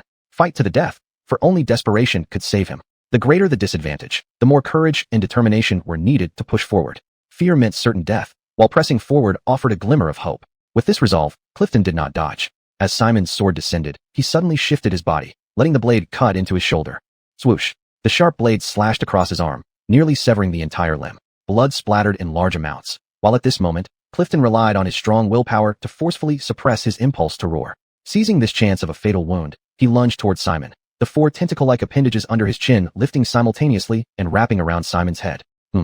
Simon was momentarily unable to dodge. In the next moment, Clifton's large mouth, concealed among the 4 tentacles and lined with jagged teeth, opened wide and bit down viciously toward Simon's head. Shield. At this critical moment, he chanted another brief spell. Buzz. An invisible magic force field enveloped his body and head. With all the strength in its mouth, Clifton finally shattered this shield, but immediately after, its teeth encountered the golden light covering Simon's surface. Snap! Upon collision, Clifton felt as if he had bitten into iron. Not only did it yield no results, but he nearly shattered his own teeth. Simon, seeing him suddenly engaged in close combat with the Mind Flayer, Mercedes couldn't help but scream in alarm. Some of Ash's wildfire magic still clung to the Mind Flayer's body, allowing her to barely track its movements even while it was invisible. However, it was clear that Simon was unharmed, and she relaxed after her initial shock. Then she saw white steam gradually rising from Simon's body. After casting the shield spell, Simon felt extremely hot.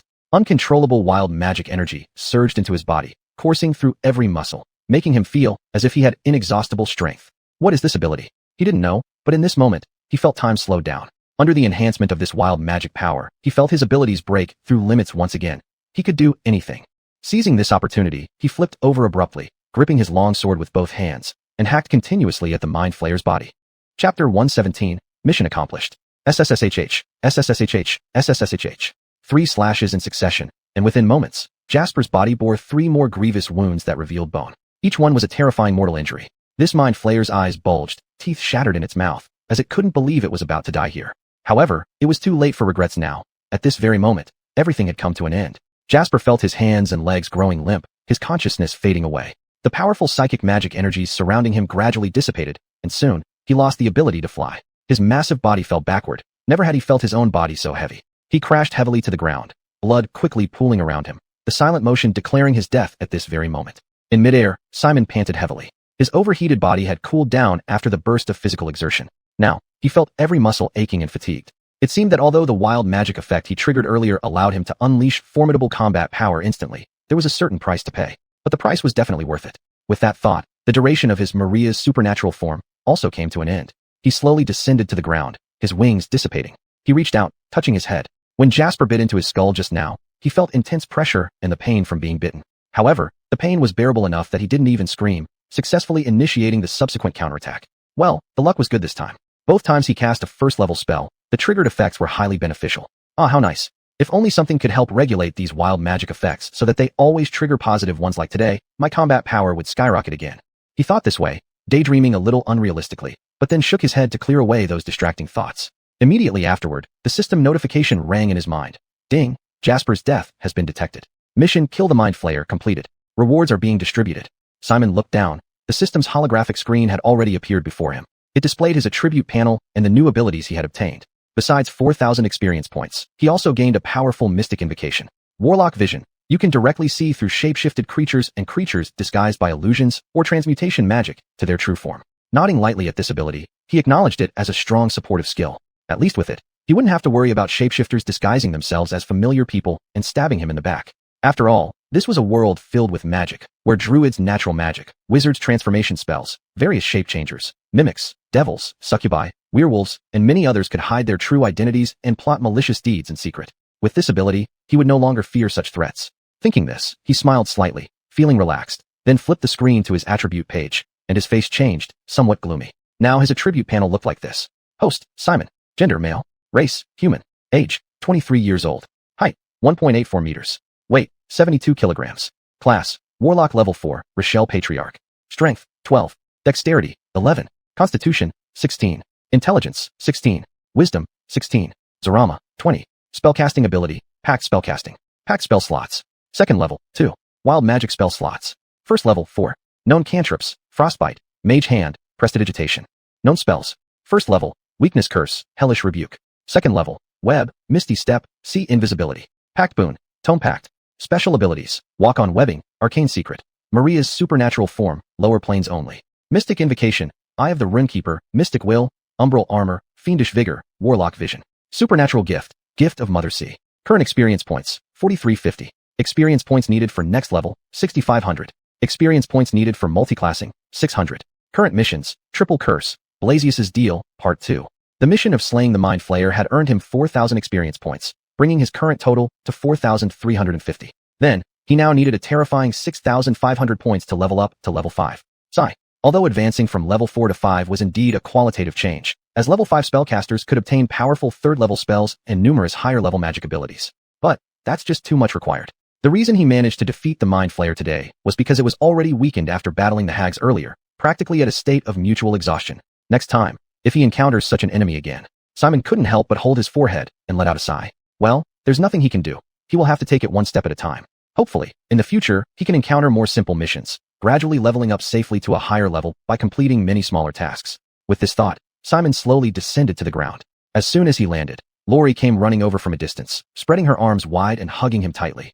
Simon, she called out joyfully, her voice brimming with happiness like a grade school student rushing into her mother's embrace after school.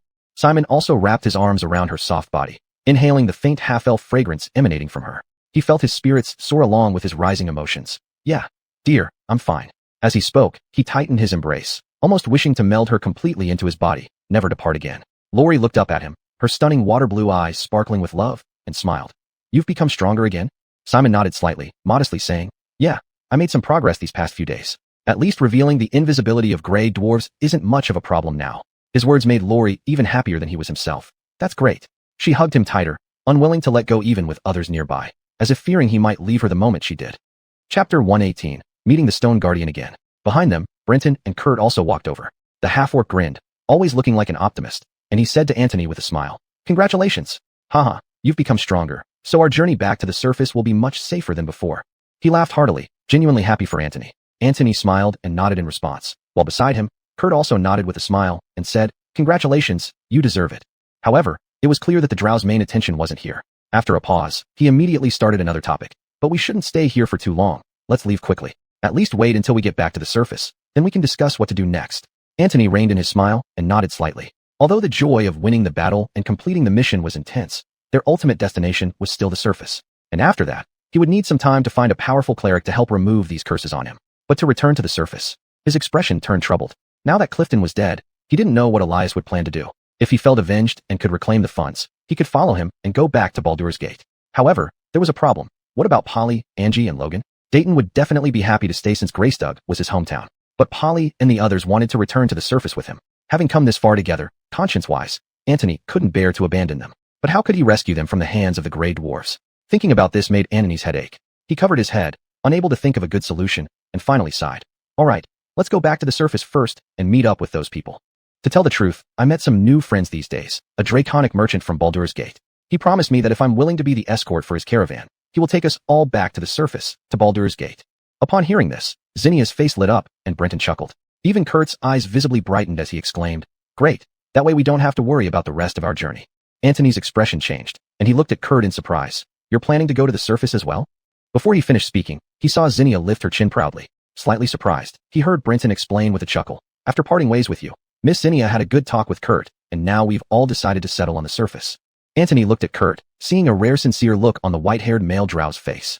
His crimson eyes stared at Anthony as he said solemnly, The Underdark can no longer accommodate me, and the surface offers countless possibilities. I've decided to try it out. At the very least, it won't be worse than staying here, right? Hearing this, Anthony smiled too. His heart, which had been hanging, dropped back into place, and the wariness he had towards Kurt disappeared completely. Very good. At least until he adapted fully to life on the surface, he wouldn't have to worry about the male Drow betraying or selling him out. Excellent indeed. After all, the guy was a powerful caster who mastered many spells. With his help, his journey ahead would be smoother. While thinking this, he glanced at Zinnia and another thought rose in his mind. This girl had accurately grasped the dynamics within the group throughout their journey. Good. Given that he wasn't good at this sort of thing, he could entrust such matters to her wholeheartedly. With this thought, Anthony extended his hand to Kurt. Then, I hope we will cooperate well on the journey ahead. Kurt also extended his hand and shook hands with him. Zinnia watched the two reconcile with a smile, waiting until they were done before saying, All right, you two. There will be time enough for this later. What's most important now is to leave as soon as possible. Kurt had no objections, and the two let go of each other's hands. Anthony turned around, walking ahead, hoping to lead the way to a safe place. However, at this very moment, a male voice suddenly sounded around them. You can't go anywhere. Stand still right there. Anthony's expression changed. Then, around them, 20 fully armed stone guardians suddenly materialized from their invisible state. Each of them was clad in plate mail, wielding heavy warhammers. Now they formed a large circle around Anthony and his companions, creating an impregnable barrier that gave no chance for a breakout. Seeing these fully armed stone guardians, Anthony's face darkened like a stormy sky. Trouble. Damn it. If he still had the Maria's supernatural form spell, he could take on these 20 with some effort. After all, his Zarama attribute had been boosted to 20 points, and all other attributes had improved as well. Most importantly, he now possessed the second-level spell, See Invisibility, which nullified the most powerful weapon of these creatures, the psychic magic ability that allowed them to become invisible at will. However, His one daily transformation opportunity was already used up, and the 2 second-level spell slots for pact magic hadn't been restored, yet since he hadn't performed focused meditation, he was currently in his weakest combat state, and now he was surrounded by a group of stone guardians. Damn it! A surge of frustration welled up in him, making him want to curse aloud. In contrast, Zinnia was startled at first, but quickly regained her composure. Her eyes scanned the surrounding stone guardians, a series of questions popping into her mind. Why didn't these guys attack directly? Why did they choose to reveal themselves? And why weren't they in their enlarged state? According to these creatures' usual behavior, if they considered them targets or enemies, they should have turned into 3-meter-tall giants while still invisible and attacked with their warhammers. Perhaps they are not our enemies? Chapter 119, Reunion. Realizing this, Constance immediately reached out to hold Simon's restless wrist. Lowering her voice, she said, "Wait a moment, they may not be our enemies." With that said, she raised her head and loudly spoke. "Please wait, everyone. We have no ill intentions, and we are not your adversaries. In fact, we were just battling a common enemy." This sentence reminded Simon. Although he still felt upset inside, he knew that under the current circumstances, he was not a match for so many elite stone guards. So, suppressing his anger, he said clearly, "That's right, please look, everyone. We've been working together to take down an illithid. We're on the same side." He knew that gray dwarves always despised illithids the most. With such tangible evidence right here, these gray dwarves in front of them would likely not investigate their other actions. As he thought this, he looked at the stone guards expectantly, heart pounding in his throat. The 2 of them continued explaining, yet these gray dwarves lived up to their name. Each stood there like a statue of stone, unmoved, as if they were deaf and could not hear what Simon and others were saying. However, watching these creatures who barely reached his waist, the more he thought about it, Simon increasingly believed that a fight probably wouldn't happen today. Yes, these guys didn't even grow larger, indicating they probably weren't going to make a move, as long as he didn't strike first. Only Kurt's appearance might cause some misunderstandings, he thought, glancing sideways at the drow from the corner of his eye, musing that although he trusted him now, this guy's appearance wasn't welcome anywhere. Kurt did not notice his somewhat emotional glance. The drow tiptoed, squinted his eyes, gazed sharply into the distance, then with a bright light in his eyes, whispered, "Don't worry, I see Carissa and the others." Simon's eyes lit up. Soon after, a series of hurried footsteps approached, accompanied by Bogdan's delighted shout, "Simon, Constance, Kurt." Beside him, Fraser bounced up, waving his arms, and me. "Bogdan, tell them to lower their weapons. We are not enemies." Simon also showed a relieved expression. Turning his head towards the distance, he saw Carissa, Bo, and Angie rapidly coming out of the darkness. Squinting, it took him a while before he spotted Bogdan, almost blending with the dark surroundings. Meanwhile, Kurt let out a low sigh beside him. "Ah, that makes sense. I wondered where this guy was." Obviously, due to Bogdan's unique skin color and height, the drow had subconsciously overlooked him as well. Simon showed a relaxed smile, feeling a heavy burden lifted off his shoulders. Though unsure how they achieved this, he knew he was most likely safe. On the opposite side, seeing Simon and company, Bogdan and the others sighed with relief, glad that things had turned out this way without any further bloodshed. After settling down in the city, following Carissa's firm suggestion, they embarked on their mission. Specifically, Bogdan led them to the headquarters of the Stone Guards, managing to meet the Supreme Commander, Lady Blackskull, before anyone else, revealing all the details about how Clifton had served as the protective umbrella for the Grey Forces over the years. Bogdan didn't have direct evidence, but he knew Clifton too well. He and his friends had proof of the Stone Guard commander's crimes. They just didn't want to come to this kind of end before. Now, however, once spoken, the Stone Guards were certainly capable of uncovering the truth quickly and deciding on the proper course of action. Upon learning all this, Blair was very shocked. But, exercising caution as a Fernando, she didn't act immediately, but started investigating immediately to verify every piece of incriminating evidence. During this period, Bogdan and the group were placed under house arrest within the Stone Guard headquarters. Of course, they weren't mistreated but treated as distinguished guests by the Stone Guards. This situation continued until this morning. After they got up, a group of injured Stone Guards came to report detailed accounts of Clifton's unauthorized command leading them into battles against a group of Delveran dwarves and foreign mercenaries. They vividly described the situation on the battlefield, and based on their account, Carissa keenly deduced that Simon was among that group. Therefore, they requested to accompany Blair in her mission to find him. Blair was more than willing. She did not want the conflict between the Grey Dwarves and Delveran dwarves to escalate further. Having someone who could mediate from their side would be a boon. Thus, the group marched on to this location with two purposes, to apprehend Clifton and to defuse the tension. Seeing Simon from afar, Bogdan also heaved a sigh of relief. However, his expression remained serious. He raised his hand and made several gestures to Simon, signaling him to stay calm and refrain from any hostile actions, assuring him of their safety here. Simon understood the meaning behind those gestures. Suppressing his nervousness and anxiety, he took a deep breath to compose himself. Standing still, he observed the Stone Guards around him, who indeed seemed like statues, showing no intention to arrest them nor desire to communicate. Sighing helplessly, he stood there, aimlessly waiting. Fortunately, he didn't have to wait long. Soon, footsteps approached from the distance. Looking up, Simon saw several familiar figures slowly walking toward him. It was none other than Elias, the dragonborn merchant from Baldur's Gate, whom he had recently met. At this moment, The Dragonborn wore a disheartened expression, as if mourning the loss of something dear. Behind him walked the blind, tiefling sword saint and the other mercenaries. At this moment, all these people had been disarmed, raising their hands in surrender. Following closely behind were the unhidden stone guards, with stern faces, as if escorting a group of notorious criminals. Chapter 120, Meeting Blair. As Basil saw Elias, the latter also caught sight of him. Instantly, this draconic merchant gave a wry smile, shaking his head to indicate that he was helpless at the moment. Basil remained silent, and at this moment, a short figure clad in fine steel armor and wearing a golden-laid helmet approached him closely. Judging by the decorative patterns on this set of armor alone, he could tell that this person was no ordinary individual. Indeed, when the Fernando before him removed her helmet, he saw a distinctive and resolute female face. She had a square black face and snow-white hair, with sharp features that made her look exceptionally valiant. At this moment, she lifted her head and looked at Basil, saying solemnly, "I am Blair, the Supreme Commander of the Stone Guardians. Human, tell me your name, and why you and this whitened Dragonborn are here." Basil lowered his head. Although this female Fernando's manner of speaking was not courteous, he had to bow under these circumstances, so he endured it. He pursed his lips and cast a sidelong glance toward Elias, only to see an expression of anxiety and pleading on his face as he kept looking at him. Clearly, this self-proclaimed Commander Blair had already interrogated him once before he came over, but unfortunately, Basil was unaware of what this whitened Dragonborn had confessed. Forget it. Whatever he said has nothing to do with himself, so he would just tell the truth. Just the most advantageous part of the facts. "My name is Tom Basil," he said. "My friends and I came to Glaystug hoping to trade and resupply here. However, we were attacked, and during the attack, I smelled something fishy." His words were partly true and partly false. All true stories laced with a couple of lies favorable to him. At first, I wasn't sure if it was the influence of mind flayers. After all, everyone knows that gray dwarves can also commonly wield the power of mind magic. So, I reached an agreement with Mr. Elias to investigate deeper into these tunnels. As expected, my suspicion turned out to be true. Everything behind this was a plot orchestrated by the mind flayer. He emphasized this point, pointing at the mind flayer on the ground. "It's him. He previously disguised himself as a Fernando, inciting countless conflicts. Fortunately, I used some tricks to make him fight against 3 hags, ultimately exterminating them all."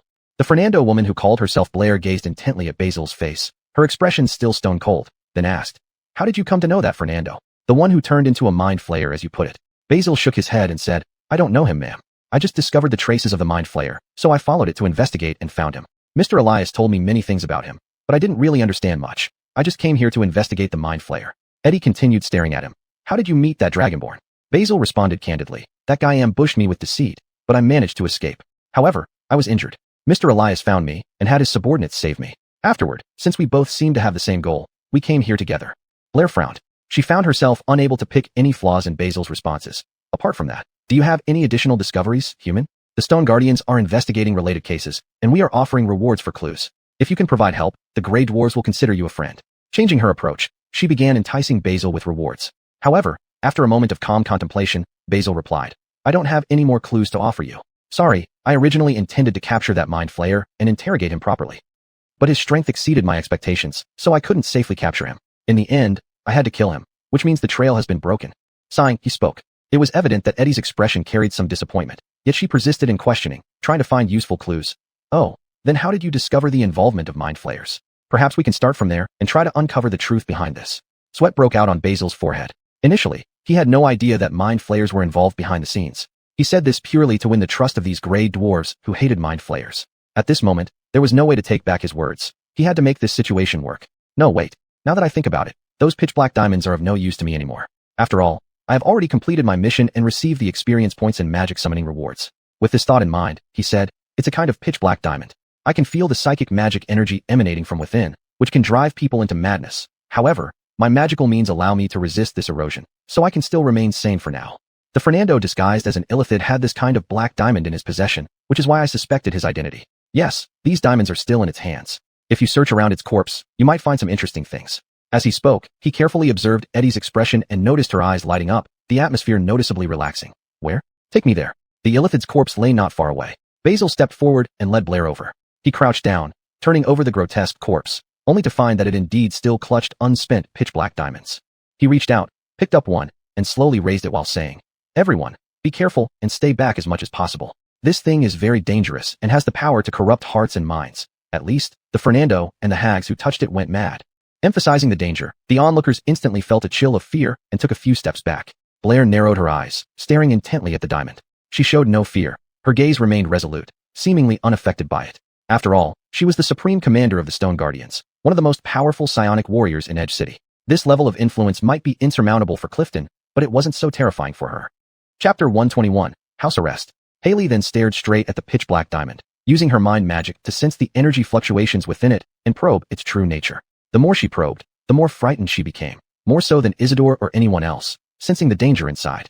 These diamonds are specifically targeted at gray dwarves. If I touch them for too long and let their influence seep in, it can't end well. Realizing this, she took a deep breath and said, "Thank you for your contribution, our human friend. May I ask, how should I address you?" Isidore inwardly grumbled. She had already asked this before. However, he did not point this out and continued to answer honestly. "I am Derek Isidore. Just call me Isidore." Ertie nodded slowly.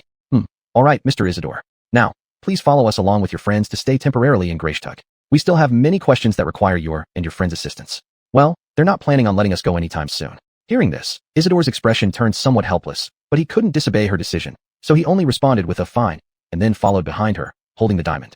Ertie then instructed the stone guards to gather up the corpses of the mind flayers and hags from the ground and bring them back. There might be other evidence on them that they hadn't yet discovered. Afterward, the group set off en masse, following the stone guards. Along the way, because of the fully armed dwarves accompanying them, Isidore didn't speak to his teammates, but simply followed them forward. Fortunately, this place wasn't too far from the city. After walking for a while, they returned to the surface of the Underdark. At the same time, Isidore got his first glimpse of the grand walls of Greyshtug. They were 12 meters high, towering walls made of black rock. It was hard to imagine that these short-statured dwarves had constructed such enormous city walls for themselves. Atop the walls were black cannons mounted to fend off all invaders. Above the heavy gate, an azure-blue arcane light shone, illuminating below and automatically inspecting every person entering the city. Isidore felt quite curious and couldn't help asking Chavez in his mind, "Teacher, what's the effect of the magical array on those walls?"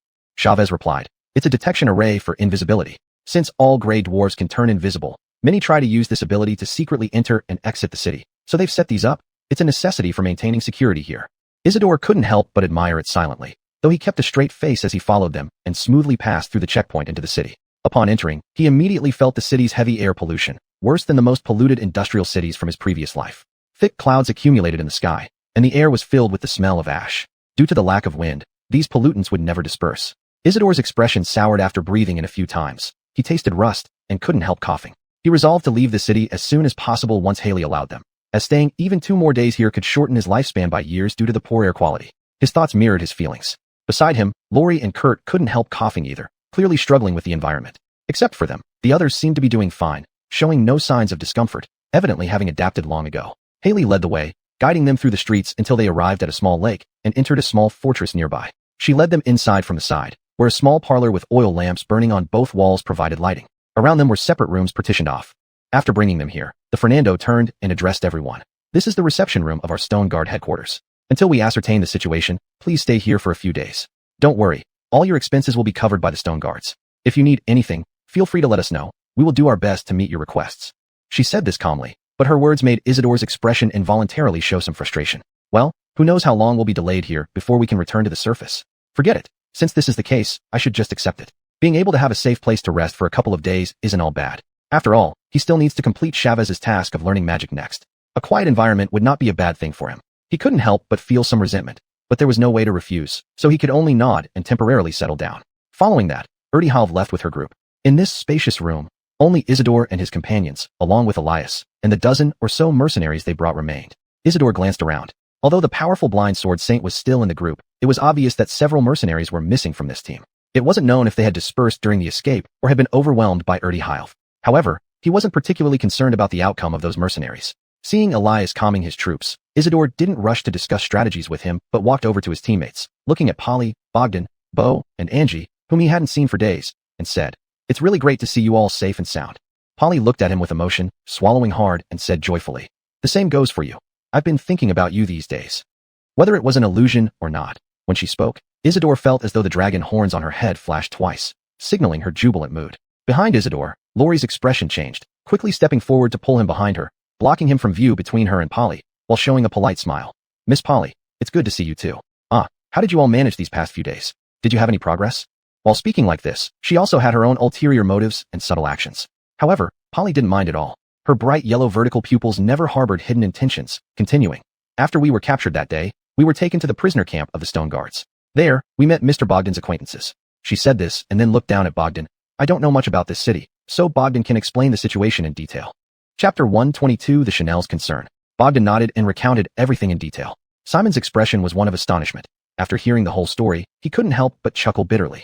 So that's how it is. Fate is indeed full of wonders. So, if we hadn't resisted that day and let those stone guards capture us without a fight, it would have been the least troublesome way to handle things.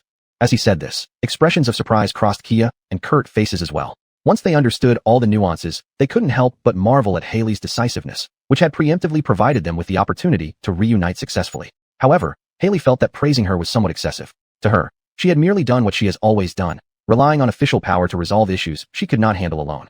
In her view, this was something quite ordinary. Afterward, Simon and Kia shared their experiences in detail with Haley and the others. Upon hearing this, Boyd grumbled, "Had I known, I would have run away with you.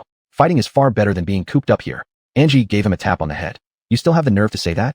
You didn't escape then. Besides, you can't fly, so even if you had run, you wouldn't have caught up with Simon." Boyd mumbled a couple of times, but did not argue back. Bogdan sighed. No one can be blamed. Back then, none of us had foresight, nor did we know that surrendering and getting captured would actually be the best choice. Simon nodded in agreement. At that moment, a voice from behind him spoke. "If that were the case, Mr. Simon, you and I would never have had the chance to meet." It was Elias's voice. Simon turned around and saw the Draconic already comforting his comrades, walking toward him with a forced optimistic and calm smile on his face. "If that were the case, we wouldn't have caused such significant trouble for Jasper, and you wouldn't have managed to safely return to Baldur's Gate, right?" Simon glanced at his teammates and signaled them to settle down before stepping forward to greet the Draconic merchant. He chuckled. "Yes, you could say it turned out to be a blessing in disguise. Still, it seems none of us were particularly lucky, and in the end, we still ended up here with the stone guards. At this rate, leaving might take who knows how long." Hearing this, Elias's smile finally couldn't hold, and he lowered his head with a bitter laugh. "Exactly. Moreover, my business has quite a few ties to Jasper. Now that this has happened, they will certainly investigate everything thoroughly. In the end, if I want to get out of this smoothly, I might lose all the money I've earned over these years." He shook his head. Seeing this, Simon reached out and patted him on the shoulder. "Don't be so pessimistic, my friend. This isn't over yet. There might still be new developments. I suspect Commander Amabel kept us here because she has other plans." Simon's eyes flickered. The more he speculated, the more likely this situation seemed. The others also felt this possibility was quite probable and did not object to his speculation, nodding in agreement. Finally, Kurt laughed softly. "After all, whatever she intends to do, for now, we have no means to change our situation, right?" His tone was rather pessimistic. However, Simon took it lightly. "Considering the information we have now and the conditions within our control, it would be wise to plan ahead reasonably. If she makes unreasonable demands later, at least we can discuss it amongst ourselves and won't be thrown into disarray, right?" Everyone agreed with his suggestion. So, in the time that followed, they gathered together, exchanging information to deepen their mutual understanding while predicting possible proposals from Amabel and discussing reasonable action plans. Simon's expectations were largely accurate. Amabel indeed had other arrangements for keeping them. Precisely speaking, she also had vested interests. Meanwhile, in the Deep Earth Kingdom's palace, inside the Chanel of Black Skull's quarters, the Chanel, dressed casually in a nightgown looking rather laid back, personally prepared a pot of tea for Amabel on a small table and said, "Don't rush. Tell me slowly, what exactly happened in the seismic zone?" When planning to redevelop the seismic zone, the Chanel had anticipated various possible scenarios in her mind, but she never imagined that the severity of this incident would far exceed her expectations, leaving her usually unflappable sister appearing so flustered. Sitting across from her at the round tea table, Amabel was not wearing her usual plate armor, but had changed into a brown casual outfit. At this moment, in front of her sister, the person she trusted most, she no longer needed to maintain that reliable and calm demeanor. Her face was filled with worry. She picked up the teacup, took a sip, and used the taste of tea to manchang zan shiyadriju shinto de yolir, zhirtai muntausli de jang zuji fa shandik shruching luidala. Shurjuriangut, jeje, washo di shai, yoyiger mingjiao, guga herdelingda. Ta jang zhengjian shruching de jingua, yu yishir de do janggala, zuji jijik ting. Wang fei tingjug, mansur ye yir fa yan so, dao jui ho, ye bando wubi, jiaolu. Yur doishin mo shangguan de yichia shruching. Zai huiren de surhui drujong, do shurjie doi de zhengzhu zhengchit. Beijing, Zhishir Gongdao, Duchin, Do Bei Nida, Sungsio Gonda Dasher, Rong Bu Dua, Taman Bushao Shinjin Shun. Arichia Ju Heilu de Malsu Lai Soa, Jurtsu, Duoshin Mung, Yan Zao de Wuchit, Daganger, Sir Jun Dui Fluren, Don Shungdup.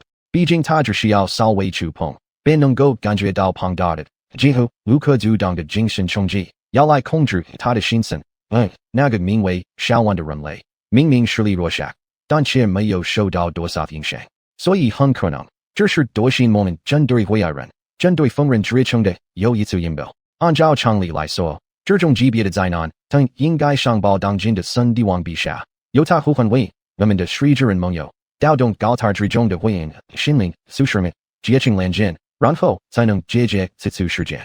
Chapter 123, Sword Saint Dash. But considering everything, in terms of public interest, the other party had developed weapons specifically targeting the Grey Dwarfs.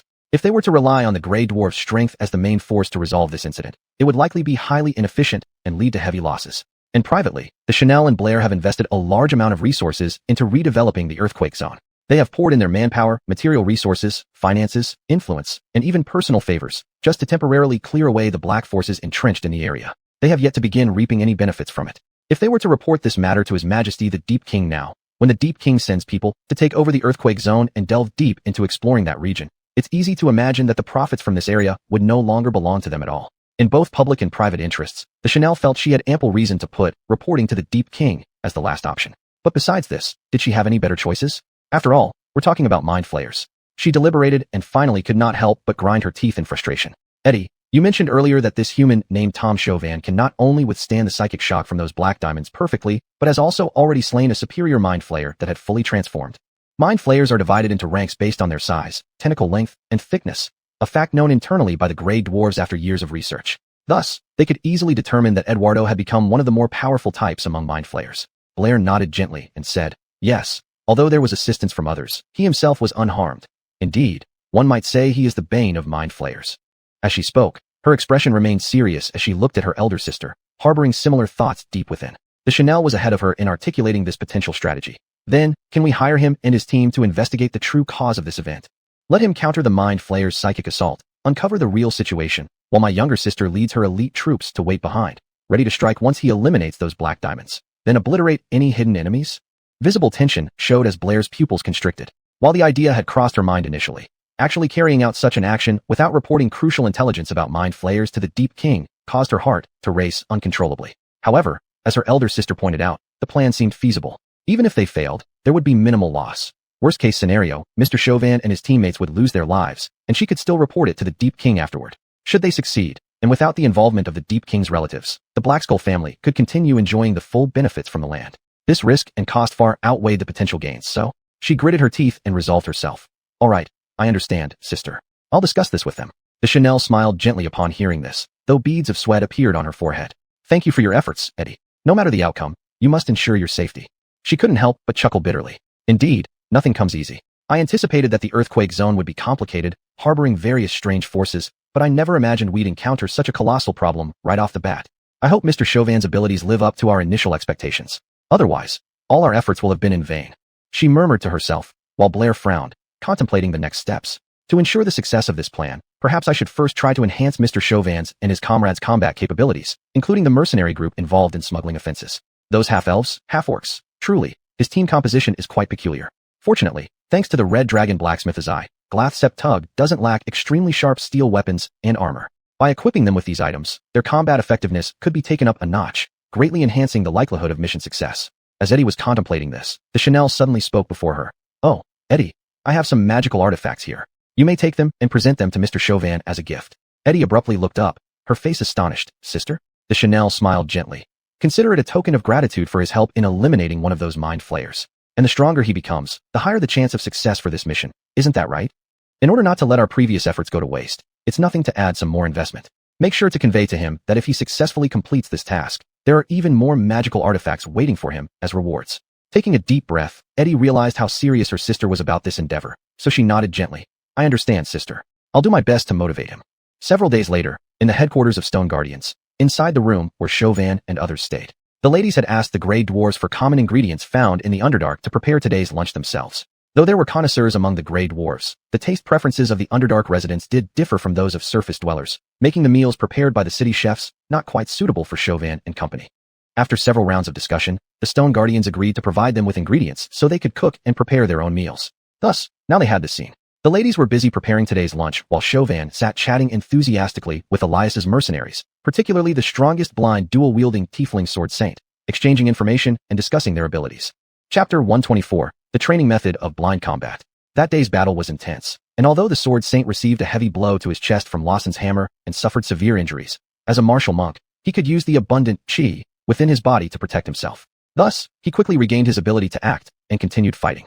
However, immediately afterward, he noticed that their side's warriors had retreated in disorder. Even though he, having covered his eyes, was not affected by the illusionary dragon, he could not handle the increasingly powerful Lawson alone, so he also withdrew. Because of this, he managed to survive until now. Simon was quite curious about everything concerning him and pulled him aside to ask many questions about himself and various aspects of a martial monk's cultivation. This tiefling named Nox introduced himself as an orphan who had lived wandering around Waterdeep in his early years. Later, when he awakened his spellcasting abilities, a martial monastery recognized his talent and took him in, making him a martial monk of the Order of the Sword Saint. Previously, he felt confined within Waterdeep, which seemed somewhat detrimental to his cultivation, so he left his hometown and wandered south, eventually reaching Baldur's Gate. There, he met Elias. Coincidentally, the latter was planning another expedition into the Underdark to smuggle weapons and invited Nox to join his group. Nox readily agreed and displayed formidable combat skills during several escort missions, becoming the strongest member of Elias's team. Thus, they formed a long-term partnership. Nox talked a lot about martial monk's cultivation and his ongoing blind combat training, leaving Simon nodding frequently in agreement. So, you were not born blind, but deliberately covered your eyes for training? Looking at the red face of this tiefling with curved horns beneath his forehead and the black veil completely covering his eyes, Simon asked in surprise. In response, Nox nodded slowly, his angular cheeks devoid of excessive expression. Yes, actually, every so often, I remove it to prevent my eyes from losing their ability to see. However, I feel that my blind combat skill is nearly perfected. Before long, I can completely take off this black cloth without needing its assistance. As he spoke, joy seemed to well up in his heart, causing him to smile warmly despite the fact that one could not see his orange-flamed eyes burning with hellfire. But Simon could sense how eagerly he anticipated this moment from his tone. Suddenly, Simon couldn't help but feel a surge of anticipation in his heart. He yearned deeply for the powerful skill of blind combat. After all, there are countless ways to create thick fog, poison fog, and magical darkness. If he could have the blind combat skill in such environments, his combat strength would not diminish much. Moreover, he could use spells like Endless Smoke Flask, Fog Cloud, or Darkness to proactively create these dark environments. Delilah knew darkness. Together, they could achieve synergy far greater than the sum of their parts. Unable to resist, he asked, Master Nox, can someone like me learn the skill of blind combat through hard work? No sooner had he spoken when a disdainful voice echoed in his mind. Missing the essentials for trifles. Why don't you spend this time and energy learning magic? Magic would be far more useful than these lowly warrior skills. This was Anai's voice. She disapproved greatly of Simon's words, sounding like a stern teacher witnessing her student pursuing trivial matters instead of something important, filled with frustration and resentment over unfulfilled expectations. However, Simon remained indifferent. Deep down, he had different thoughts. Times had changed. Spells above 9th level had been entirely banned by the goddess of magic, and 6th to 9th level spells were strictly restricted. The entire world of Faerun had seen its casters significantly weakened. In this situation, sticking rigidly to relying solely on magic power was no longer feasible. Yet, Anai had once been a great wizard, almost omnipotent because of magic, while those unable to cast spells could barely serve as slaves licking her toes on the ground. Her entire life had been like this, and her mindset couldn't naturally turn around in a short time. She still regarded the things used by non-casters as lowly, and as a noble caster, she naturally looked down upon learning them and didn't want her student to waste time on them. Yet, despite her thoughts, Simon had his own considerations. He pretended not to hear Anai's words, looking at Kai Long with eager eyes, hoping to learn something.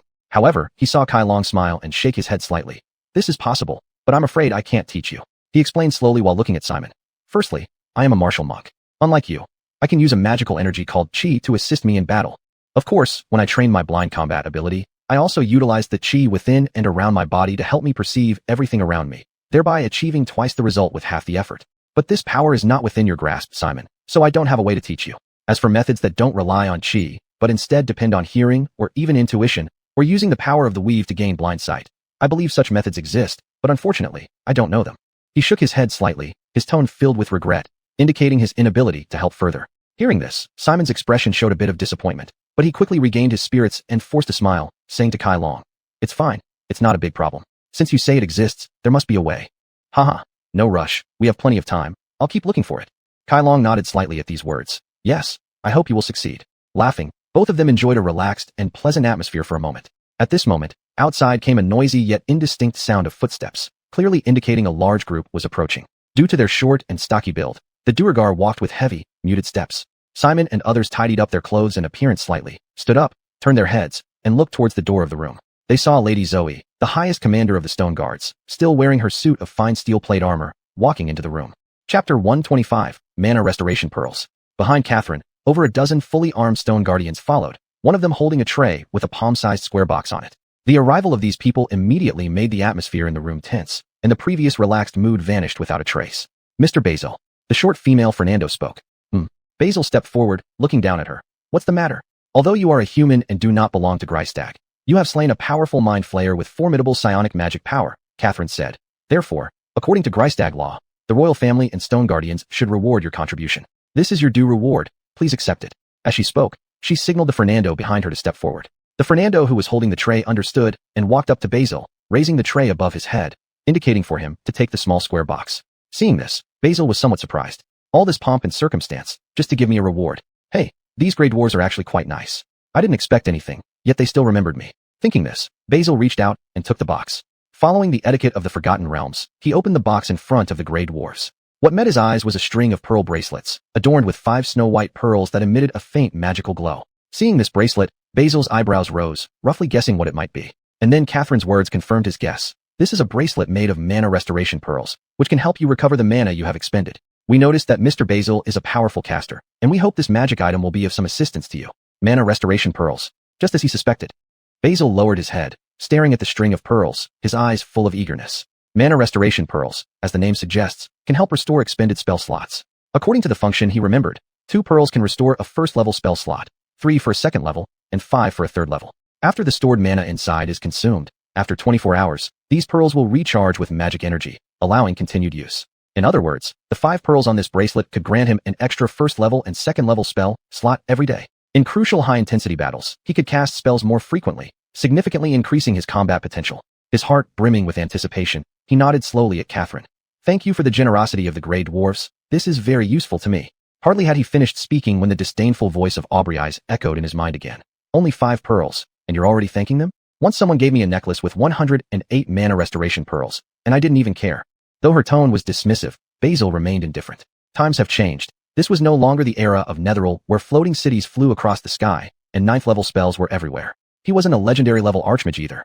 This bracelet would indeed greatly enhance his combat ability, so naturally, he felt grateful. Seeing Basil's excited expression, Catherine couldn't help but smile slightly, knowing that this investment was worth it. At least now, this key player in the mission had a much better opinion of the grey dwarfs. Then it was time to let them accept the task. If you like it, we are more than grateful, Eddie continued. Now, Mr. Basil, you may rest aside temporarily. After I finish dealing with them, we can discuss the matters afterwards. With that, her gaze shifted, her eyes growing sharper as she looked at the white dragonborn merchant Elias, causing the latter to instantly become nervous, his heart racing.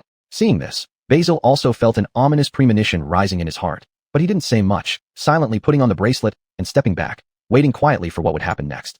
Then he heard Catherine say sternly, Elias, arms merchant from Baldur's Gate, you used bribery of Greistag officials and other means to secretly smuggle large quantities of military equipment from here illegally to sell on the surface for huge profits. Do you plead guilty to this? Her tone grew stern, and her voice gradually rose. As she spoke, the stone guardians behind her, clad in splint mail, gripped their battle axes tightly, staring intently at Elias. Seeing this, Elias's face turned deathly pale. As a white dragonborn, his complexion was naturally fair, but now, with Catherine's words, it became as white as paper. No. There were reasons for all of this. Clifton asked me for these things, saying it would help lower my costs. I didn't know these were illegal in Greistag. His lips quivered as he shifted the blame onto the dead man, offering a dry explanation. However, Catherine remained unmoved. So, you admit to committing these crimes? I was forced into it. Elias shuddered, wailing. Then he turned his bright yellow eyes towards Basil, hoping he could speak up for him. After all, from what he could see, Basil had a good relationship with the grey dwarfs. Basil furrowed his brow, feeling anxious. He wasn't sure if stepping in between them and pleading for Elias would not only be ineffective, but also ruin the favorable impression he had worked hard to build with the grey dwarfs. Without Elias, they might find another way back to the surface, but if he damaged relations with the Stone Guardians, he might never leave this room. As he weighed his options, Alexandria suddenly crept up beside him. Leaning close to his ear, she whispered, You should go help Elias. Ask if there's any way he can make amends. With that, she gave him a gentle push from behind. Basil was about to voice his concerns when he turned and saw Alexandria's nervous face, continuously urging him with her eyes while pushing him forward. He frowned slightly, sensing that she must have noticed something he hadn't, and it wasn't the right time to explain. So she was urging him like this. Thus, he decided to set aside his reservations, stepped forward, and approached Catherine. Clearing his throat, he spoke aloud. Commander, I am Mr. Elias's friend. I know him well, and he absolutely did not intend to violate Greistag's laws.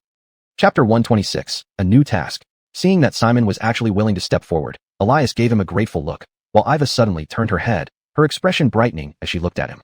Mr. Simon, are you willing to vouch for him? Simon was taken aback, feeling as though he had fallen into a trap when he met her gaze. He felt quite unhappy at that moment, but, considering the mana-restoring pearl and Zaylee's encouraging look, he gritted his teeth and nodded. Yes, Mr. Elias did not mean it. He was deceived by an evil person, so I can vouch for him, hoping that he will get a chance to redeem himself. Would you consider giving him such an opportunity? As he looked at Iva, his heart pounded. Then, he saw this Fernando pondering for a moment before slowly nodding. Well, if you're willing, there is indeed an opportunity now that might suit you to make amends. Sure enough, this woman has been waiting for us. Simon secretly grumbled in his heart, but he maintained a calm expression and just smiled. Then, what can we do? Iva then said, I need you to thoroughly investigate the true origin of the Mind Flayer's psychic diamonds appearing in the Quake Zone, and then destroy them. Mr. Simon, your spirit shows significant resistance to the Mind Flayer's psychic assaults, making you and your comrades best suited for this task. Of course, I don't expect you to engage in a bloodbath with the enemies. After all, the Mind Flayers are cruel and cunning. If their numbers are large, they would indeed be extremely difficult to deal with. But I hope you can investigate thoroughly and report back to me. After discovering the truth, I will naturally lead the stone guards to eliminate all the enemies. She made this solemn promise, her gaze moving between him and Elias. Naturally, after this, the stone guards will prepare a grand gift for you as a token of appreciation, and you will gain the friendship of the Grey Dwarves. So, are you willing to accept this task? Simon knew that he had no real choice. He made up his mind right away, but before he could speak, a system notification sounded in his mind. Ding! New task triggered. Investigate Mind Flayer's psychic diamonds. His expression changed slightly in surprise, never expecting to trigger a new task here. He didn't rush to answer, lowering his head slightly as he silently called out the system. The light blue screen appeared, displaying the new task details. Investigate Mind Flayer's psychic diamonds. Task description asterisk after witnessing Jasper's transformation into a Mind Flayer. You know that these brain-devouring monsters are once again invading this world. The Grey Dwarves have launched a comprehensive investigation, and they have many clues. However, due to mind magic concerns, they are unwilling to send their own investigators. Hence, this task falls on your shoulders. Task objective asterisk investigate the source of the black diamonds that can turn people into Mind Flayers. Task reward asterisk 3,000 experience points. Looking at the task, Simon couldn't help but draw in a cold breath. Another 3,000 point experience task. Even 3 hags holding a coven gathering wouldn't give this much experience. Moreover, according to the system's usual style, there would likely be a second phase to this task after obtaining more information, making it even harder and rewarding even more experience. However, this time, his gaze swept around, finding his comrades united by his side. Not far off, Elias's mercenaries were supporting him, and Caesar, a powerful sword saint, would also assist in battle. Considering he had already advanced to level 4, this time, completing this task would allow him to reach level 5 and obtain more powerful third-level spells, achieving a qualitative leap in strength. So, Elias watched him from a distance, his eyes filled with pleading. Simon ignored him, weighing the pros and cons, then exhaled deeply and nodded to Iva. Certainly, I am willing to accept this task. Eliminating the influence of Mind Flayers is everyone's duty. Seeing this, a smile appeared on Iva's face. Very well, Mr. Simon. Please rest for now. I will arrange for you to meet the Stone Speaker Elder among the Stone Giants later. He will inform you of their latest findings on this matter. After leaving these words, Iva led the group away. Simon and his companions remained in the room, only relaxing once the last stone guard left. Everyone finally dared to breathe deeply again. Elias's reaction was particularly intense. At this moment, the white dragonborn opened his sharp-toothed mouth wide and panted heavily, breathing deeply while saying to Simon, "Thank you, Mr. Simon. I really appreciate your help. Without your timely assistance just now, I can hardly imagine." Oh, the Grey Dwarves are not a particularly civilized race. They still have many cruel punishments in their culture, like forcing someone to swallow a stone alive. As he spoke, just thinking about what cruel treatment he might have endured if he had been imprisoned by the Grey Dwarves made him shudder involuntarily. Seeing his fearful expression, Simon couldn't help but smile faintly, thinking that stereotypes exist in every race. In fact, although the Grey Dwarves have their own innate preferences, ultimately, they are humanoid creatures, ordinary beings who also need to eat, drink, excrete, and engage in normal social activities. They also need to learn how to interact with other races to gain maximum benefits at the minimum cost, so most of the time, their actions can be predicted. And as for torturing a surface merchant, besides satisfying the perverted tastes of a few deviants, it offers no benefits but would instead earn them a new enemy, so they probably wouldn't do such a thing. Thinking this way, Simon said, "There's no need to be so polite, Mr. Elias. We are on the same boat after all. One prospers, all prosper. One suffers, all suffer. I still need you to take us back to the surface, so I had to step forward." He spoke tactfully, yet Elias's face was full of gratitude, repeatedly thanking him. After a brief exchange of pleasantries, Simon didn't waste any more time on this dragonborn. Then, he turned to look at Zayli behind him and asked, "Oh right. Zayli, did you notice something just now?" Chapter 127, The Intent is Not in the Wine. Simon referred to what had just happened. When he was still hesitating, Kia had been firmly pushing him forward, urging him to put in a good word for Elias. He knew that Kia was always adept at reading people's expressions and moods, a skill he far lacked. So, at that moment, she must have noticed something. "Of course," Kia said, this beautiful half-elf girl blinking her big eyes with long lashes as she explained, "I noticed right from the beginning. Although that Tracy seemed very stern and angry, her sideways glances kept darting toward you every now and then. It was clear that the words directed at Mr. Elias were merely her guise. Her real target was you. She just doesn't have anything on you, so she resorted to this indirect method to force your hand. I thought that even if you didn't step up today and manage to dodge it for now, she would eventually find other ways to coerce us into accepting her mission. So I figured we might as well agree outright. This way, at least it looks better on the surface, and you can take advantage of the situation to ask for some rewards, right? She explained in such detail, leaving Simon impressed despite himself. So, that woman really had her sights on me from the start. Oh, he sighed involuntarily. As the saying goes, the drunkard's interest is not in the wine. Alas, there's nothing else I can do now that she has her eyes on me. Though he spoke thus, he felt quite pensive inside. Indeed, according to Kia's arrangements, they still maintained a relatively cordial cooperation with Stoneguard on the surface, and the other party promised to thoroughly look after them. Still, at the moment, he was a little disgruntled but suppressed it considering the system quest and the magical items Irdi promised. He could only hope this mission wouldn't be too arduous. If there was much to gain from it, it might be acceptable. Lost in thought, Sword Saint Aryan turned his gaze towards Kia. Even though he was blindfolded and couldn't see anything, he faced her, marveling aloud. Lady Kia, you have a pair of sharp eyes, truly enviable. Kia responded humbly. You flatter me. It was merely luck that I noticed. I believe if you removed your blindfold, you'd see things even more clearly. Her polite words made this tiefling monk admire her even more. As monks valued humility and reservedness, they naturally admired someone who shared those virtues. Behind Aryan, the rest of the mercenaries also looked at her admiringly. Despite spending most of their time outdoors, they weren't all skilled at reading others, especially when dealing with different races. Having a teammate like her who excelled at reading hearts would save them from many troubles wherever they went. On the side, after hearing Kia's guess and explanation, Elias sounded somewhat guilty. So that's it. Because of me, that woman had an opportunity to threaten Mr. Simon. Sir, I promise, once we return to Baldur's Gate, I will express my gratitude sincerely. He spoke sincerely, but as a businessman, especially one daring enough to smuggle weapons in the Underdark, how genuine his guilt was remained questionable. After chatting briefly with him again, both parties separated once more, splitting into two groups for their discussions. Although they had been together for days, they hadn't fought side by side yet, so some unfamiliarity and estrangement lingered. Only by facing common enemies together would they become close comrades. Simon discussed plans further with his own group. Boyd appeared slightly discontent. These gray dwarves sure know how to exploit others, asking us to kill mind flayers without giving us any equipment first. Upon hearing this, Simon felt somewhat embarrassed. After all, Tracy's reward was only given to him. Now that Boyd mentioned it, it seemed as though he had monopolized the team's battle gains. He cleared his throat and replied, no need to worry. Next time we meet, we can use this as leverage to at least ask her for some equipment. Upgrading our weapons, shields, and armor should be achievable. Boyd grumbled, and the brown-skinned orc seemed to have put on some weight over these few days, his face looking fuller. His tusks moved with his grumbling, momentarily appearing rather fierce. On the other side, the Fernando warrior Bogdan said in a low voice, there's no need to rush. After this mission is completed, we should receive a large sum of bounty, and will be allowed to shop freely here. With the pearls and gems we obtained earlier, we can exchange them for cash and then buy a lot of metal equipment, or even magical items. It's entirely possible. As he spoke, Pierre's eyes lit up. That's right. Those gems, we can get at least 10,000 gold coins for them. I bet some of the high-quality ones might sell for 10,000 gold coins each. As he said this, a bright smile spread across his face, revealing teeth stained yellow from tobacco. Simon watched him and knew he was exaggerating, shaking his head with a smile and saying, it's not that simple. Let's see how things go. As he spoke, Boyd's expression changed, and he leaned toward Bogdan, asking, I heard that gray dwarves forge incredibly powerful steel weapons. How much would one of those cost? Behind Boyd, the female half-orc Angie also showed interest. She listened quietly without speaking, her ears perked up. Bogdan glanced at him and continued, ordinary war axes are quite common, costing about a dozen gold coins each. They'd suit you well. The rare ones are those made from fine steel, which are more expensive, around 50 gold coins. They're not easy to find either, as only very skilled veteran blacksmiths can forge one after spending considerable time. As he spoke, he noticed Boyd's eyes flickering with longing. So, are there even better ones? Simon couldn't help but turn his head to glance over as well. Though not as obvious as Boyd, he too revealed a desire for better weapons. Chapter 128, Weapon Upgrade. Mercedes stood beside him, finding his appearance rather amusing. Suddenly feeling a strange sensation, she turned her head toward the mercenaries and noticed that even Trey had leaned in, as if eavesdropping. She couldn't help but cover her mouth and stomach, laughing uncontrollably. In her view, whenever these men talked about weapons, they all seemed like inexperienced little boys, their eyes twinkling with longing for better toys. Better ones, huh? Dayton pondered for a moment and then said, those aren't things my previous self could have obtained. But magical items are always hard to come by. You use what good stuff you can get. He spoke, and the others generally agreed. Bo restrained his eager gaze, recalling the crude iron great axe he got in the Fishman village, murmuring, even a normal axe would be nice.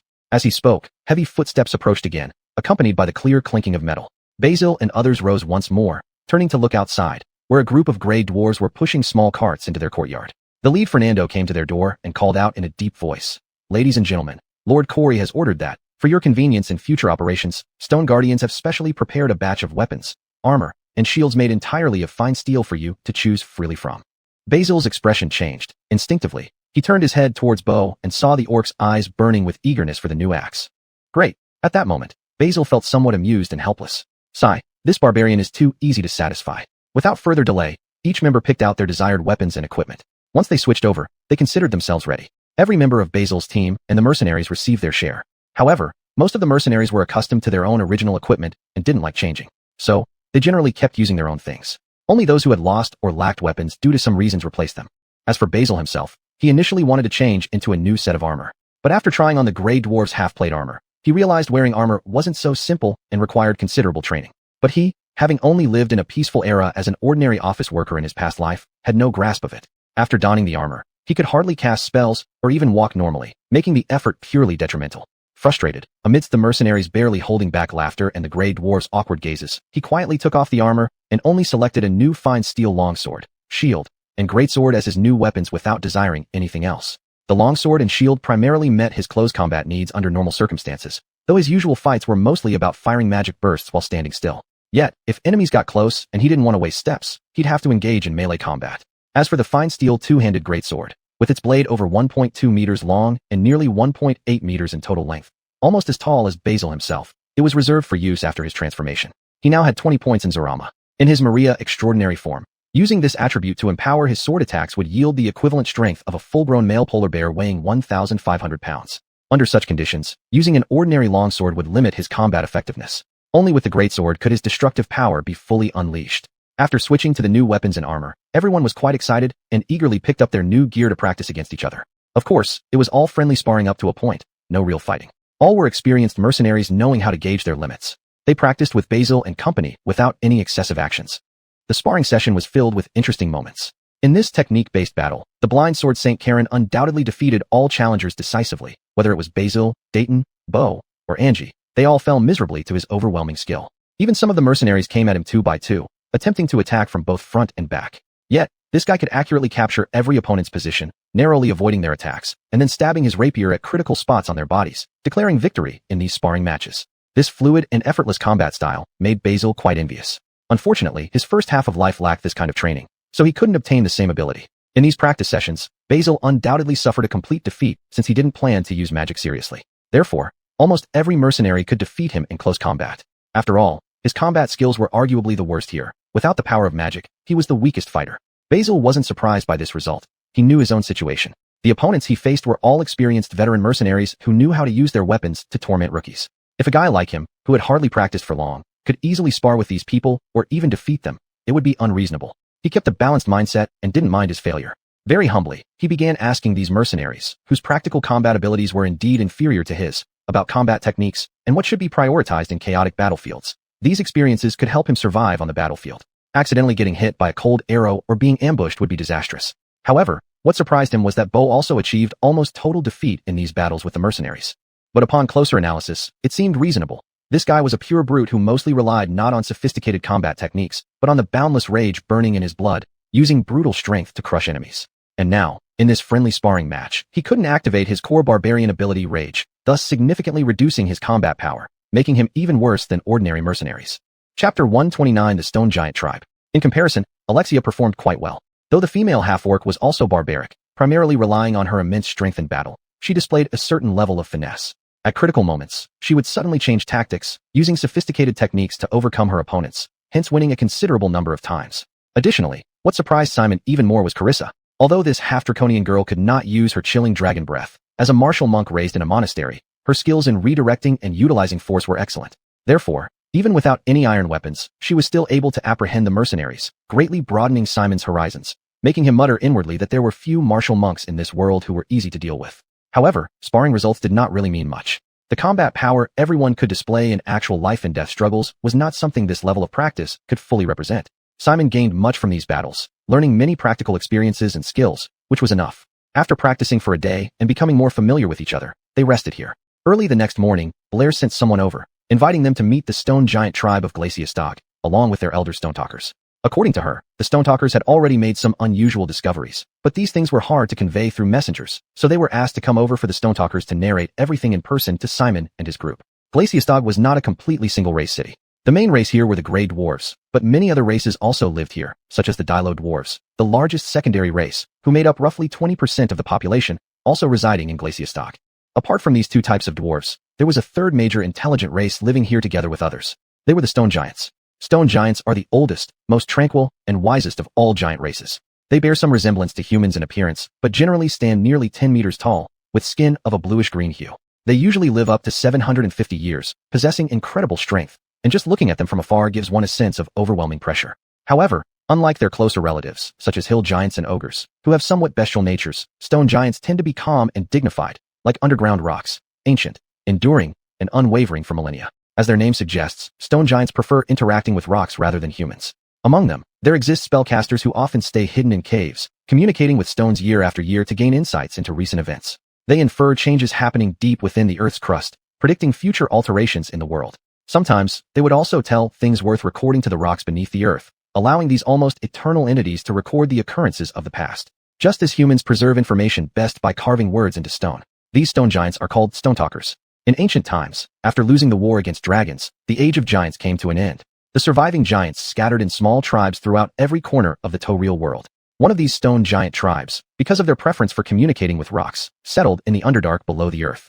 The Grey Dwarves liked to carve rocks and mine minerals, while the stone giants had the ability to communicate with stones, accurately understanding the conditions of surrounding rocks and minerals. After a brief exchange, both sides quickly realized they were ideal partners, so they joined forces to live in the same city, helping each other build their home. On ordinary days, stone giants would not participate in Fernando politics. They lived in secluded caves, like a detached team of experts, outside the daily lives of Grey Dwarves. Unless someone was an elite or had special needs, they seldom interacted with them. But when unexpected situations occurred, like now, with the mind flayers, the common enemy of intelligent beings, reappearing around their shared homeland, it was time for the seers among the stone giants, the stone talkers who communicated with the earth, to demonstrate their abilities and value. Simon and his party once again traversed the smoky streets of Glaciostok, arriving at a remote, yet towering cave at the edge of the city. Here, Simon met the stone giant race for the first time. The giants truly lived up to their name. Giants of all ages lived here, but even the smallest child that Simon could see was over 3 meters tall. It seemed that a casual slap could completely knock a person down. As for the adult individuals, they were generally 6 to 7 meters tall. Simon, being over 1 meter 80 in human terms, could barely reach their knees when he stretched out his hand.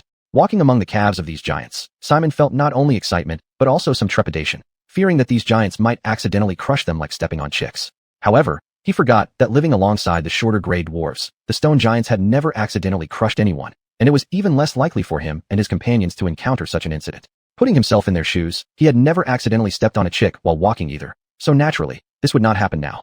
Blair led the way once again, having already greeted the stone giants. Thus, their journey went unobstructed, leading them deep into the cave where they met the leader, the stone giant Reuben. Reuben was a priest of Sklirfur Rockbone, the god of stone giants. After Blair introduced Simon and the others to Reuben, the elderly stone giant was seated on a massive rock deep within the stone giant tribe's cave, facing Yimpy, eyes closed, lost in thought. Blair did not disturb him, standing quietly with Simon and the others, waiting for this stone giant elder to finish his meditation. Chapter 130: The Hidden Entrance in Vortex Stone Tunnel. Lola knew that this stone speaker was communicating with the rocks, meticulously searching for information about those pitch-black mine diamonds and the Illithid conspiracy. This journey was for this very purpose, and at this moment, they had to prepare patiently. Fortunately, it didn't take them too long. Soon, the stone giant elder facing the wall slowly opened his eyes. He then turned around slowly, and Simon saw his front side. Due to his advanced age, this stone giant's bluish face, like a human's, had curly hair and disheveled beard that had turned white, and his face and forehead were covered with prominent wrinkles. His movements were slow, just like a truly elderly man, yet his eyes were still bright, as if burning with fire. Whenever Simon made eye contact with him, he felt an invisible pain in his eyes, which secretly startled him, not daring to imagine how powerful this stone giant was. Well, stone giants were originally the longest living among all giants, with an average lifespan of 750 years, and spellcasters among them often lived even longer. Judging by this, the stone giant elder before him might already be over 1,000 years old.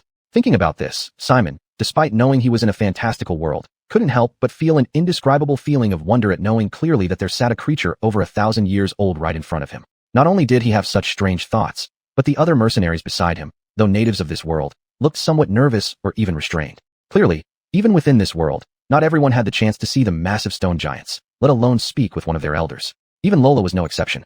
Although she lived in the same city, she rarely interacted with these reclusive stone giants. Thus, her tone now also carried some unusual restraint. Mr. Dusty, this is Druk Simon, the human spellcaster who can resist the mental corruption of Illithids. Now, please inform us of your findings. We are ready to investigate. Upon hearing this, Dusty nodded slightly, still wearing a gentle expression, truly as immovable as a rock. No matter what happened, he never showed any emotions on his face. Very good, human from another world. I hope your presence will bring a different kind of light to this world. Though his words sounded like mere pleasantries, for the denizens of the Underdark who feared direct sunlight, the surface was indeed almost like another world to them, so saying it this way might not be inappropriate. However, these words made Simon feel uneasy. Unlike these races, stone giants actually weren't afraid of sunlight. They once ruled the surface and could go there easily. In this case, there was no need to consider the surface as a completely different world.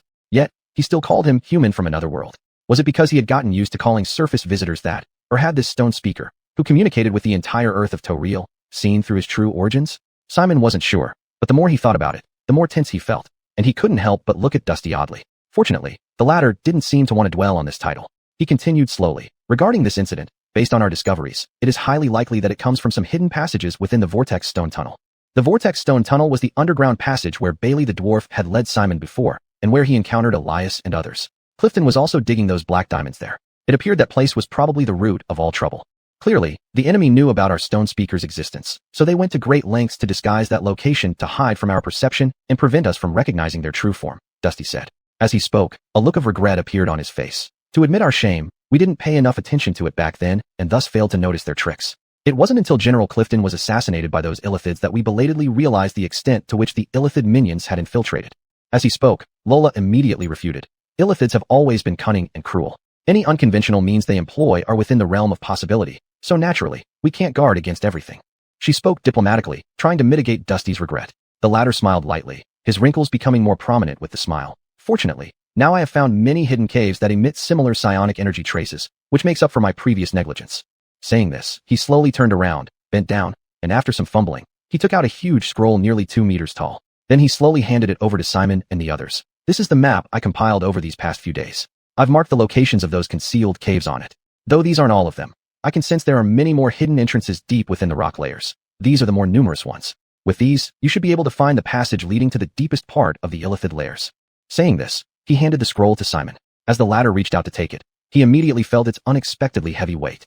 After all, his current strength score was still only a pitiful 12, slightly better than an average person, but inadequate for handling such a large, thick scroll. Helpless, he eventually turned his head and called out, "Logan, Angie, come over and help me lift this." Angie didn't need to be called. She immediately came forward to pull Logan when she saw Simon struggling with the scroll. Logan initially seemed somewhat confused, but upon hearing Simon call him, he belatedly realized it was his job to handle this task. Chapter 131, The Bailey Dwarf Community. However, the orc beau did not say anything. After a long period of traveling together, and especially after becoming intimate with Alexia, he seemed to have gradually found his place, thus followed Alexia without complaint, and took the scroll from Basil's hands, lifting it together with her. Basil therefore freed his hands. He moved his shoulders around, and directed both of them to unfold the scroll, revealing an enormous map filled with dense annotations before everyone. The map was so huge that everyone had to spread it on the ground, forming a circle around it, and then read it carefully. Fortunately, the language used for annotations on the map was still the common tongue, which these giants retained proficiency in despite living in the Underdark for a long time. Thus, they still possessed the skill to communicate with the surface world. Therefore, everyone could understand the text and were amazed by the information conveyed. Bailey Dwarf Community. Elias, the half-dragon merchant, slowly recited the words marked on the map, then couldn't help but think about his temporary allies. He muttered to himself, feeling a bit unnatural, wondering what trouble it might cause if people knew he had worked with the Bailey dwarves to capture Faulkner and retrieve his capital. Fortunately, these people didn't seem to pursue this matter at all. The massive stone speaker Elliot nodded slightly, and then spoke in a resonant voice. Yes, within the Bailey dwarf community. Historically, they have been more profoundly harmed by mind flayers. Although this endowed them with more potent psionic magic, it also made their minds even more fragile. So now, when those diamonds appeared, they had no strength to resist, and many became slaves to the mind flayers once again. Because this time, the mind flayers did everything covertly, leaving the Bailey dwarves completely unaware.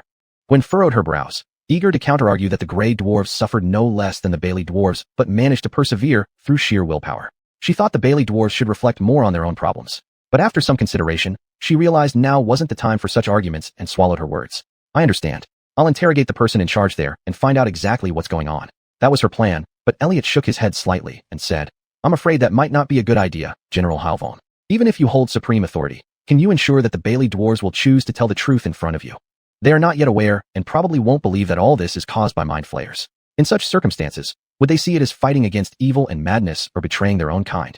As he spoke, he looked down into Gwen's eyes, with a hint of blame in his gaze. The living space of the Bailey dwarves has been shrinking, although this city has continued to expand.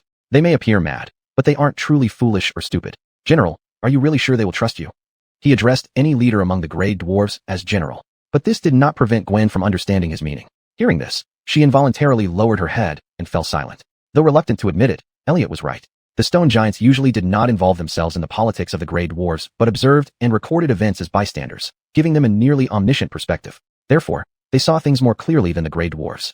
While the gray dwarven leaders believed the situation was under control and that they had treated the Bailey dwarves leniently, the overall trend was clear. As the city grew larger and more prosperous, the living area for the Bailey dwarves became smaller. Minor grievances were quietly accumulating, and two allied races that were once close as brothers now stood as water and fire. Yet, the gray dwarven leaders remained oblivious. Gwen felt somewhat embarrassed. She still remembered the ancient alliance between the gray dwarves and the Bailey dwarves, where the Bailey dwarves would be subordinate to the gray dwarves, following the latter's leadership, while the latter should provide care for the former. But it seemed now that they had not fulfilled their promises well. This made Gwen feel ashamed for her own race. She took a deep breath, suppressing these complex thoughts, and secretly vowed that after resolving the Mind Flayer's issue, she would certainly take time to advise His Majesty Deep King earnestly, recommending dedicated actions to resolve all potential conflicts. This was what she thought at this moment, while Basil had no interest in these matters. He had no particular thoughts about the conflict between the Grey Dwarves and the Bailey Dwarves. Currently, he was most concerned with finding the safest route to reach their destination. Listening to them discussing the conflict between the Bailey Dwarves and the Grey Dwarves, his expression changed slightly as he quietly noted these points down. He felt that the community would likely be quite insane and xenophobic. If not necessary, it was best not to venture there. So, he looked at the map of the Vortex Stone Tunnel, observing carefully to find a route that could avoid the Bailey Dwarf community and lead to those hidden spots. After some time, he raised his head, asked the surrounding Grey Dwarves for a pencil, and drew several routes on the map, proposing, "Let's start from here, exploring these 2 points first. If we find nothing, we'll then consider entering the Bailey Dwarf community. What do you think?" Everyone leaned in to look at the lines, feeling no issues. Gwen saw the route deliberately avoiding the Bailey Dwarf community, furrowing her brow slightly, but also having no good solution to the problem herself. Therefore, she could only nod, sighing finally. Well, may everyone have a smooth journey. Chapter 132. Deep into the underground. Simon asked two orcs to put away the map scroll, and then took the lead to return to the Stone Guard's encampment. The next day, according to the plan they had agreed upon with Catherine, the group set off to delve into the Vortex Stone tunnels, exploring the source of the Dark Mind Diamond. Catherine, as per their agreement, waited outside with the main force. Once Simon identified the correct destination, she would be able to lead the large contingent of Stone Guards deep underground to annihilate the enemy.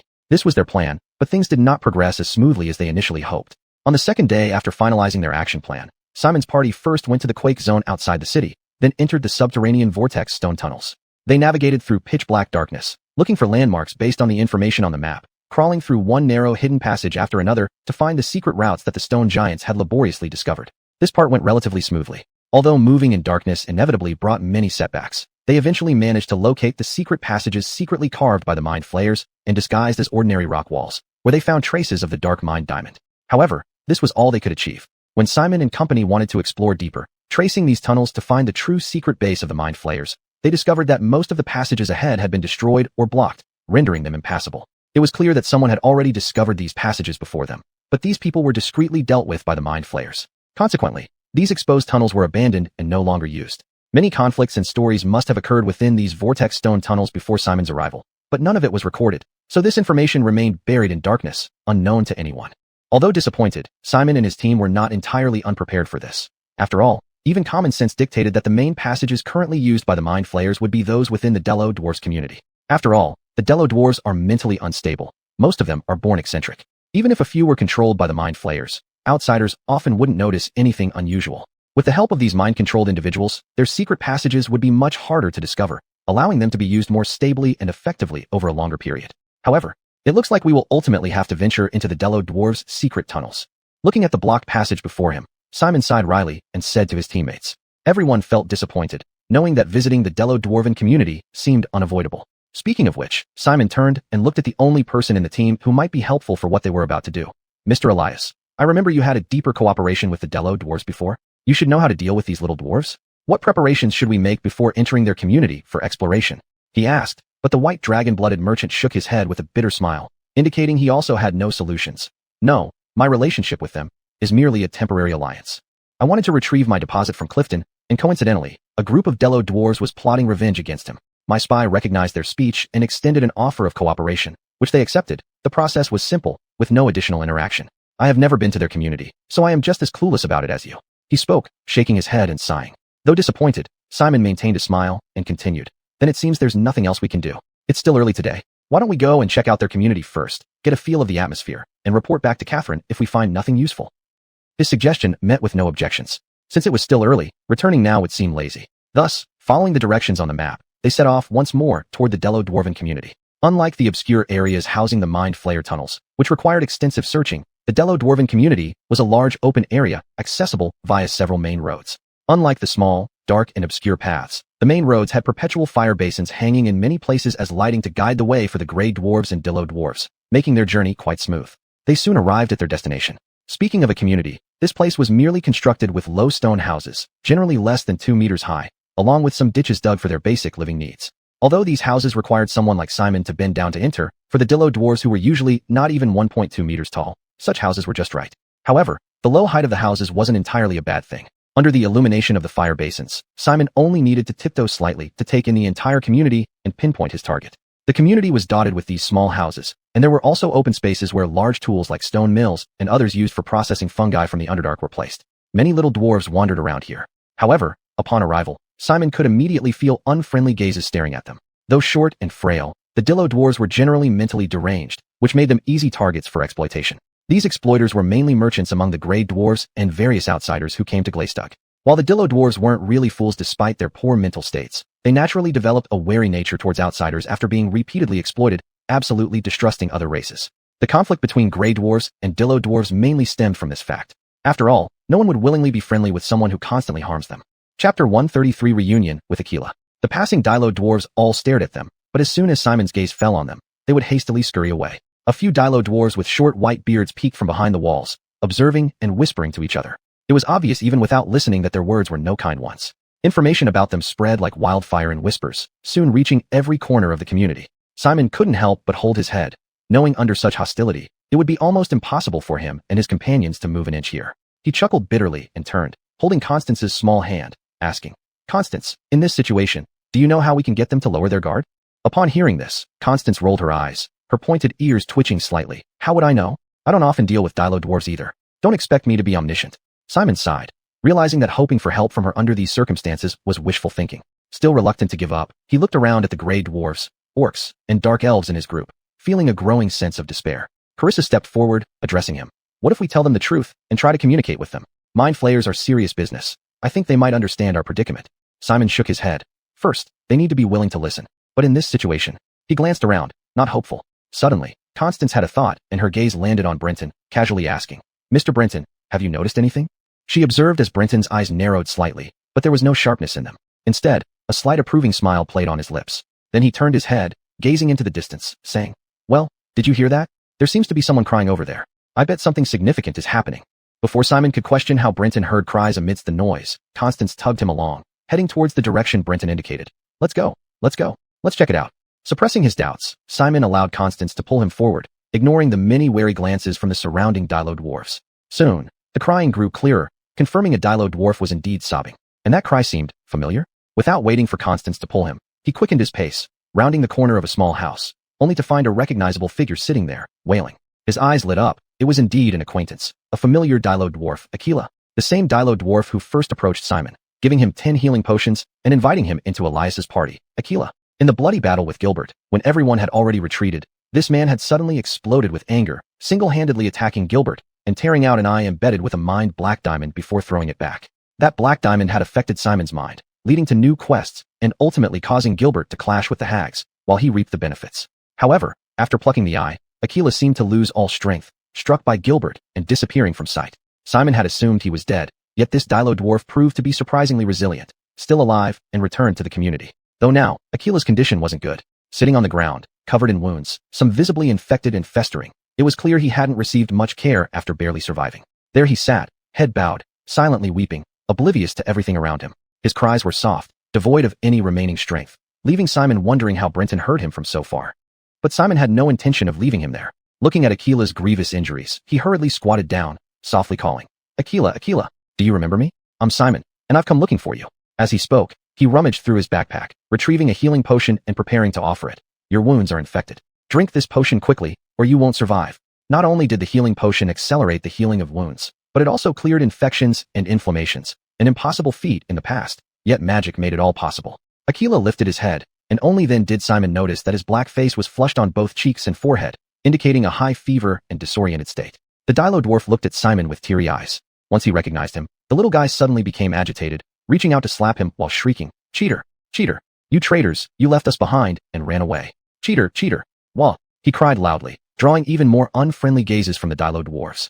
Feeling their glares converging here, Simon's scalp tingled. Others rushed over and were taken aback by the scene. Among Elias's mercenaries, several wore indignant expressions, while others looked ashamed. After all, they had indeed been frightened away by Gilbert's illusory giant dragon that day. Seeing the situation deteriorating, Simon quickly grabbed Aquila's hand and roared, "I'm not a cheater. Gilbert is dead." These words caused Aquila's body to stiffen amid his fever, his expression confused. Without delay, Simon continued, "I killed him. That day was part of our strategy. Now Gilbert is dead, and our revenge is complete.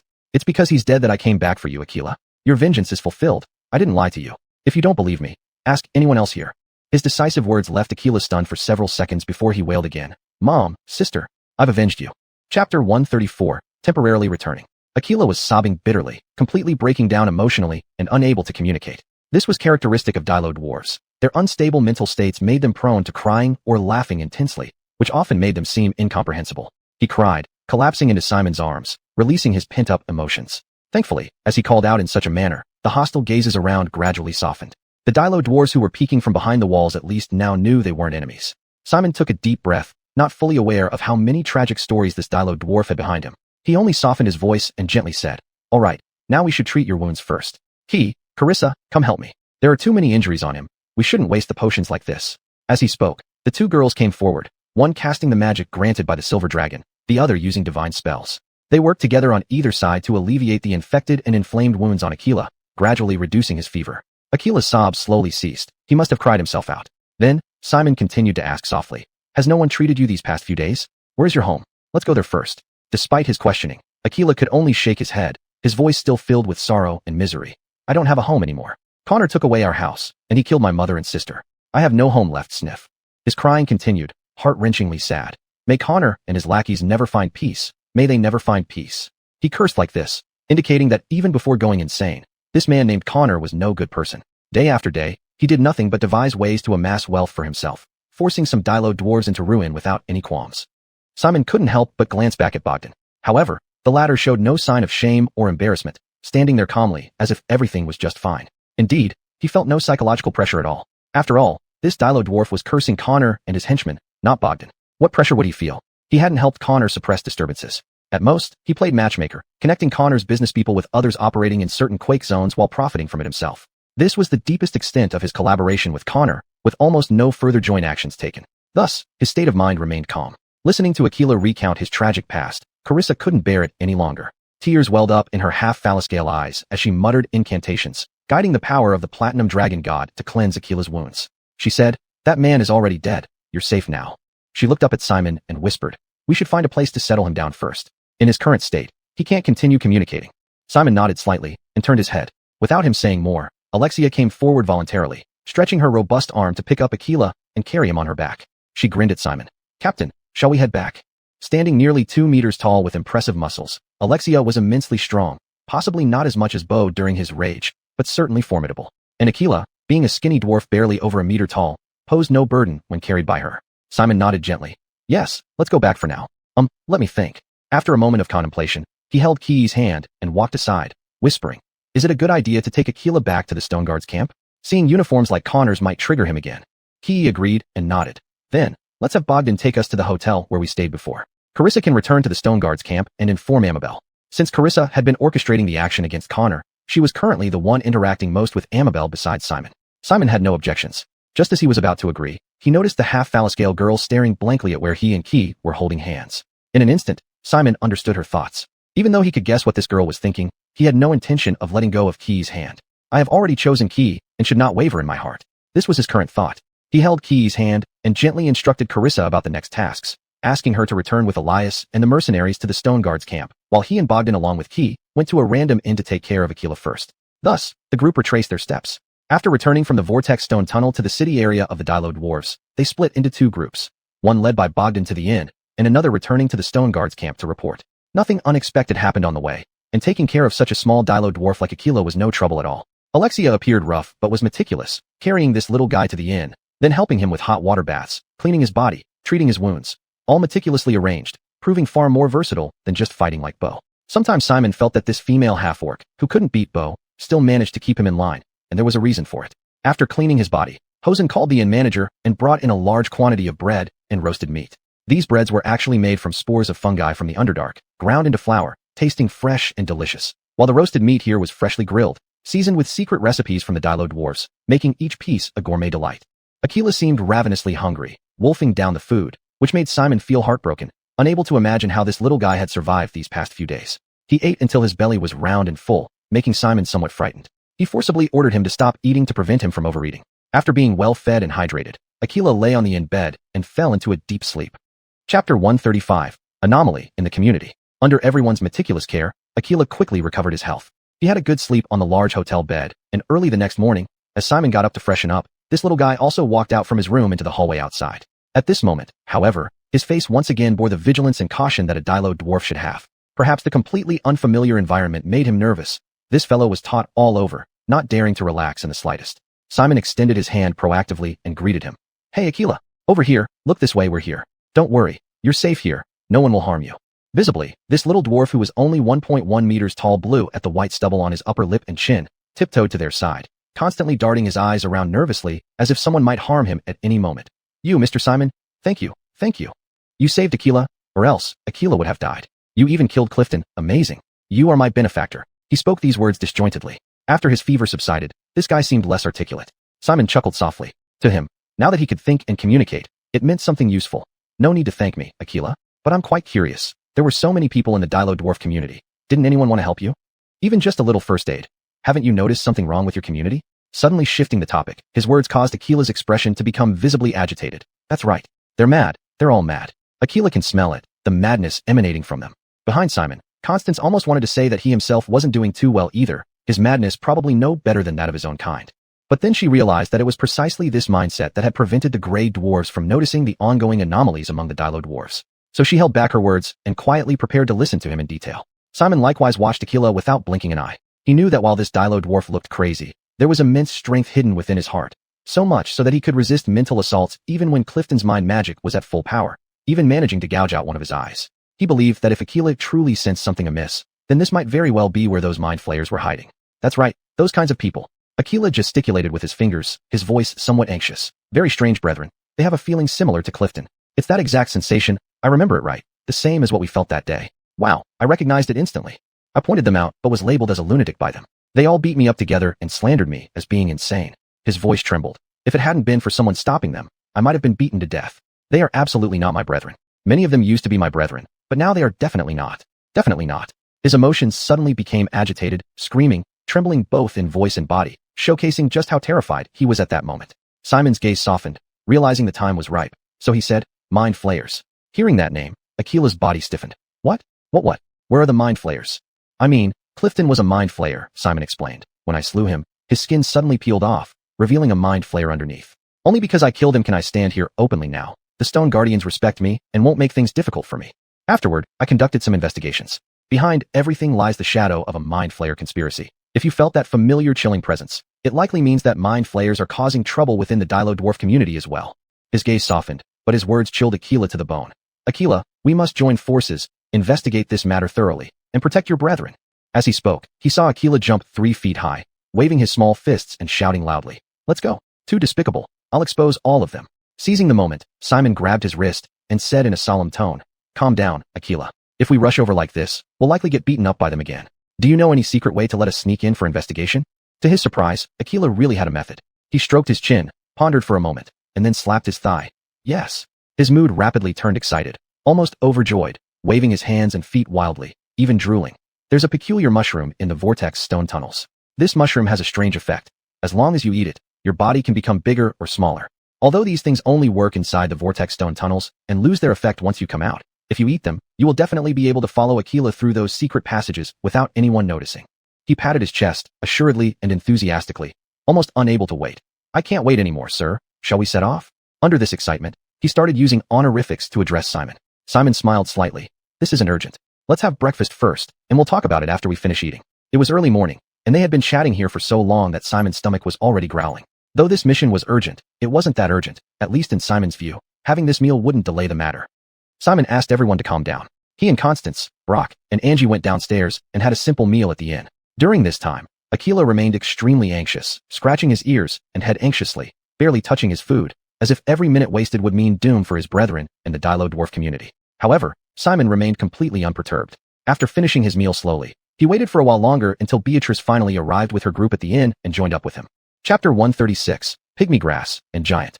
After everyone had gathered, Simon patted the shoulder of Claude, the deep gnome, and said with a smile, "All right, let's set off." "Well, with so many people moving together, it should be fine, right?" he asked while counting carefully. He led a group. Elias led a bunch of elite mercenaries, plus Claude, making nearly 30 people in total. Looking at this large crowd, he suddenly felt a bit unsure whether the shortcut Claude mentioned could actually lead them all in. On the other side, Claude was momentarily stunned by so many people. He paused for a moment as if counting heads. Finally, he shook his head repeatedly, saying, No, there are too many people. There's not enough pygmy grass and giant for everyone. Not even if we gather from everywhere around." Shaking his head intensely to show his opposition, Claude expressed disagreement. In response, Simon looked a little disappointed. "Then it seems we still have to split into two groups." As he spoke, his eyes swept over the people behind him, making a decision. "So, Carly, Bogdan, Maggie, Alexia, and Bo will follow me. Aunt Lise and Fraser will stay behind. And, Elias, you're a merchant. How about you stay too?" To his surprise, this draconic human shook his head, saying, "Absolutely not. This is precisely when I need to follow. Here's what we can do. We'll follow you, but won't go inside. I'll wait outside with the mercenaries." Simon nodded. Then he saw the draconic human turn and say to the blind tiefling sword saint, "Master Knox, please bear with us a little and follow Mr. Simon deeper underground." Knox smiled and nodded, having no objections to the arrangement. Elias didn't assign more of his people, just handed over the strongest member of his team to Simon, demonstrating his sincerity. With teams divided, Simon swiftly departed with his group, while Elias followed behind with his mercenaries, both preparing to assist and dispatch personnel to notify Catherine to lead the Stone Guard army here to eliminate any possible mind flayers. Both sides clearly understood their roles. While Elias had yet to take concrete action, Simon, led by Claude, plunged deeper into the darkness to first harvest the pygmy grass and giant. On the way, this deep gnome seemed to be in an excited state, hopping along the path, constantly introducing these unique mushrooms of the vortex tunnel to Simon and others. "Let me tell you, pygmy grass and giant have very powerful magical effects. They can make your body shrink or grow. The forgetful gray dwarves don't remember the original names of these mushrooms. They call pygmy grass shrink mushroom, meaning it shrinks their bodies to 1/10 size. And they call giant grow mushroom. As you might guess, this thing makes their bodies grow to twice the size and even bigger." Waving his hands dramatically and talking incessantly, Claude couldn't resist taking a jab at the gray dwarves as he introduced, "These mushrooms are very potent." In the vortex tunnel, when Claude faced enemies he couldn't defeat, a bite of pygmy grass allowed him to escape through tiny gaps, and if he could fight, a bite of giant chased away many foes. Hearing this, a hint of eagerness appeared on Simon's face. "So, Claude, can we take some giants? I need this effect, and I'm willing to pay for it." His expression was sincere. The growing effect felt extremely meaningful for him. Currently, to maximize his combat strength in a short time, he needed to transform and engage in melee combat with a giant sword. Of the spells he knew, few enhanced his transformed state, most only boosted his normal combat power. Though he had been growing stronger continuously, he felt somewhat anxious, feeling that his maximum combat potential hadn't significantly improved. So now, he desperately wanted to get stronger. But unfortunately, Claude's next words could not help but disappoint him. No. It's not that Claude is stingy and unwilling to sell them to you. But these two types of mushrooms lose their effects once they leave the vortex tunnel. Claude doesn't know why either. In short, once they leave this place, they become useless. The gray dwarves have also tried to bring them out, but as soon as they leave, their bodies revert to their original size, and the mushrooms become ineffective. So, even if you offer money, Claude won't sell them to you. You're Claude's benefactor, and I can't deceive or trick you. Saying this, Claude shook his head violently, making his messy white hair and short white beard quiver wildly. Hearing this, Simon couldn't help but feel slightly disappointed, but he didn't stay disheartened for long. He quickly pulled himself together, realizing that even if these mushrooms could only be used inside the vortex tunnel, it wasn't too unacceptable. At the very least, during this critical battle where he was leveling up from level 4 to 5, facing powerful mind flayers, having a good combat strength would certainly be advantageous, wouldn't it? With this thought in mind, he stopped asking further, and the group continued forward. Claude did not directly take them to the Dilo dwarf community. Instead, he led everyone through twists and turns until they reached an area where towering ziki trees grew. These massive fungi stood over 3 meters tall, growing incredibly robust with only narrow gaps between their thick trunks at the base, barely wide enough for a person to squeeze through. Being less than 1.2 meters tall, Claude easily slipped through the gaps, but Simon and the others had to crawl on all fours like passing through a dog hole to get through the mushroom stems. Those like Bo and Alexia, who were bulkier and found it inconvenient to go in, had to wait outside. The group squeezed through the thick mushroom stems, but fortunately, this path was not long. Soon, the space before Simon and the others opened up dramatically. Before their eyes lay two distinct mushroom fields. On one side, mushrooms lay limp in the soil, no bigger than a palm. On the other side, mushrooms had broken through the ground, each resembling large white fists pointing angrily upwards. Chapter 137, Secret Passage. Here, this is Adamir's secret base. Adamir stood between two mushroom fields, excitedly waving at them and shouting loudly, "Come over! Come over! We need to pick 20 of each and collect them. This one is pygmy grass, and that one is mega head." He waved his hand first pointing at the soft, flat fungi on the ground, then to the ones shaped like fists on the other side. Then, a proud expression appeared on his face. All these were painstakingly cultivated by Adamir. "This is my own secret base where I've never let anyone else come in before. You are the first ones. All right, time is running out. Hurry over and help Adamir pick them." Simon walked over and looked down at the fungi, momentarily unsure of how to proceed. Seeing this, Adamir's tone turned somewhat critical. "You're so clumsy. Come here, I'll teach you." Simon chuckled bitterly but said nothing more, following Adamir's instructions to take out a pair of scissors, straighten up the limp pygmy grass, and with a sudden swift cut from the bottom, he had harvested it. The entire process wasn't overly complicated, and harvesting the mega heads was quite similar. None of the group members were particularly clumsy, and soon they had picked all the mushrooms. Then Adamir clapped his hands and said, "All right, let's go. We still have to crawl out. The effect of pygmy grass only lasts for an hour. We mustn't waste it." As he spoke, he glanced back with some regret. They had picked 20 each of pygmy grass and mega head, turning the lush mushroom field into a sparse one.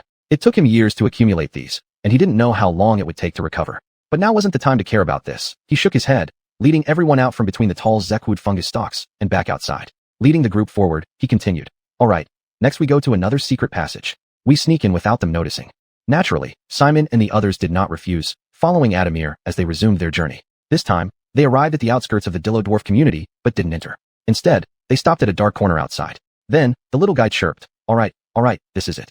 You two big guys, lift this rock. There's a tunnel I dug beneath it. When my sister used to work here, she often brought me in through here. After eating pygmy grass, we can go down." Having said that, he took out a piece of pygmy grass himself, put it in his mouth, and chewed it down.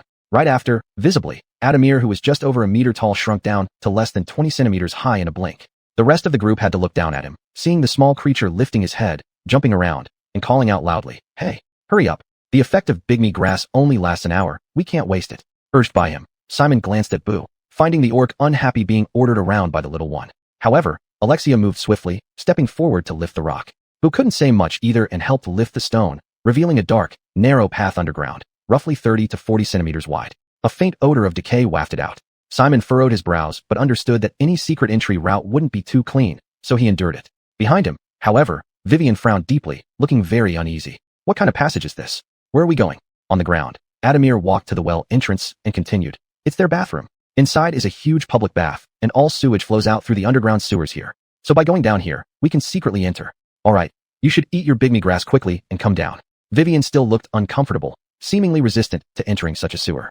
However, under the strange gazes from the others, he eventually pinched his nose and nodded. All right, sigh." As he spoke, the group began to take the pygmy grass as urged by Adamir. Simon put the strange magic mushroom in his mouth and gave it a firm chew. Instantly, a sour and bitter taste filled his mouth, stimulating his taste buds and causing his expression to contort in discomfort. At the same time, he felt a peculiar magic enveloping his body, resonating with the surrounding rocks. This made him feel as if deeper within this tunnel lay more unknown secrets waiting to be discovered. However, these were not things he could clarify at the moment. As the surrounding magic vibrated, Simon felt his body rapidly shrinking. In just a few seconds, he had also shrunk to about 20 centimeters tall, nearly eye level with Adamir. What was normally only up to his waist, Adamir, was now almost as tall as him, or perhaps even a bit taller.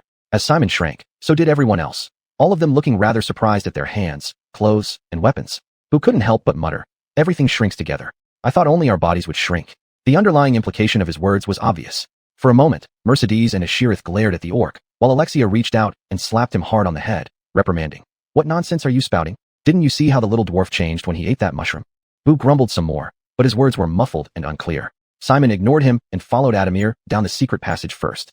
Geraldining at a passage, it wasn't actually dug with proper tools, so the inside was uneven, dotted with stones they could step on. Simon led the way down, with Mercedes and Ashirith closely following behind. Then came Kalen and Bogdan, and finally Vivian, who pinched his nose and had a slightly purplish face. Boo and Engie brought up the rear.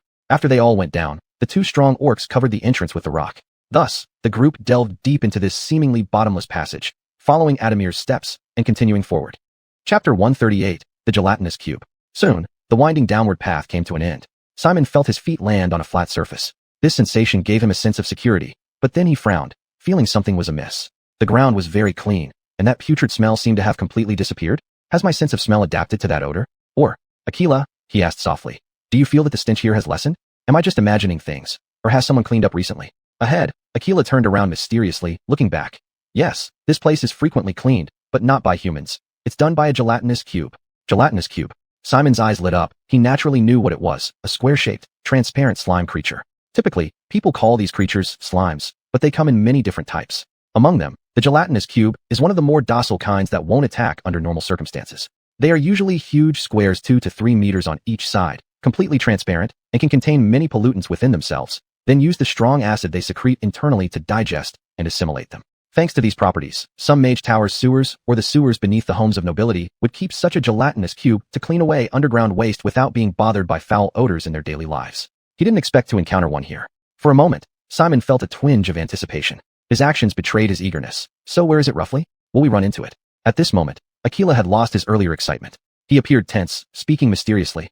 I don't know. This thing constantly moves through this sewer system, from front to back, from south to north, left to right. We must be extremely careful. One wrong move, and we could be swallowed. As he said this, he started walking forward again. With Aquila's nervous tone, the others also held their breaths, afraid to make too much noise, lest they distract each other and get swallowed by the stealthily approaching gelatinous cube. The strong acid secreted inside the gelatinous cube not only dissolves all sorts of filth, but can also completely dissolve living organisms. Even though this process is slow, the slightest bit of dissolution on the surface could cause disfigurement for everyone present. Everyone dared not speak loudly, moving silently forward. Although Aquila was often eccentric and unpredictable, he was uncharacteristically quiet at this moment, his small eyes scrutinizing the surroundings while murmuring, Good, good, at least that guy isn't here now. He chuckled, looking quite excited. But then, behind him, the blind tiefling sword Saint Booker suddenly raised his head, his expression alarmed as he stared upwards and said, Be careful, there's something above. Everyone looked up, but they saw nothing, only feeling the space above them seemed to slightly warp. Then, a massive gel-like mass suddenly fell onto their heads, completely enveloping their bodies. The gelatinous cube had been directly above them all along. It had been crawling along the rough rock walls, possibly cleaning something, before suddenly dropping down and engulfing them all. After consuming pygmy grass, the average height of Simon and his party was only 20 centimeters, and although this was a sewer, the ceiling was probably chiseled high to prevent blockages, reaching over 2 meters, so at this moment, they were caught completely off guard. Simon's eyes suddenly widened. Now his entire body was wrapped in thick, transparent gel. While he could still see ahead, he couldn't move at all, especially with his mouth sealed by the gel. Now, he couldn't even cast spells or speak normally. He tried to reach out, tried to push his legs against the ground to leave this place. But his strength, which wasn't outstanding even in this world of fantastical beings, had become even weaker after eating the pygmy grass. His limbs were like being stuck in quicksand within the gelatinous cube, unable to move. MMPH. Ahead, Aquila, who had been leading the way, also emitted a series of terrified murmurs. Normally, he would likely have started flailing and crying loudly, but now, with his mouth and nose sealed by the gelatinous cube's body, he could do nothing, only staring wide-eyed and making fearful sounds from his throat. That sound traveled clearly through the body of the gelatinous cube into Simon's ears, mixing with the murmurs of the others, all stimulating his eardrums. At this moment, he felt his scalp tingling. Without the ability to cast spells, his skills were utterly useless in this situation. He strained to turn his head, looking back at his teammates, hoping they could do something. Perhaps Aquila could unleash another burst of psychic energy, or Bogdan could grow larger and break free, then turn around and defeat this gelatinous cube. Or, for example, Bo could activate his frenzy ability, forcefully breaking free from the restraints and rescuing them all. He desperately wished for this, and then he saw that behind him, Bo, the orc, emitted a low growl from his throat. His muscles began to bulge and swell, exploding with greater strength, allowing him to move inside the gelatinous cube unlike Simon and the others who were immobilized. He started to struggle within it. Very good. Bo, keep it up. Climb out and rescue everyone. Simon's eyes lit up, as if he saw a glimmer of hope.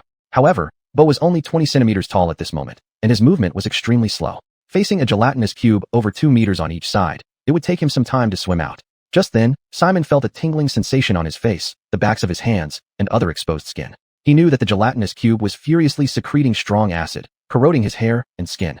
There was no time to wait. Were there any other solutions? Chapter 139, Bathroom. Simon's heart burned like fire, but at this moment, he suddenly felt that the surrounding gelatinous substance was turning cold. It's getting colder. What's happening? He was puzzled, his eyes struggling to move. Then he saw that Polly had opened her mouth, and boundless cold air was being exhaled from it, spreading out in all directions with the core of the gelatinous cube as the center. What Simon and others felt was only a small part of it. The life force in the core area of the gelatinous cube felt an excruciatingly chilling cold. Will this work?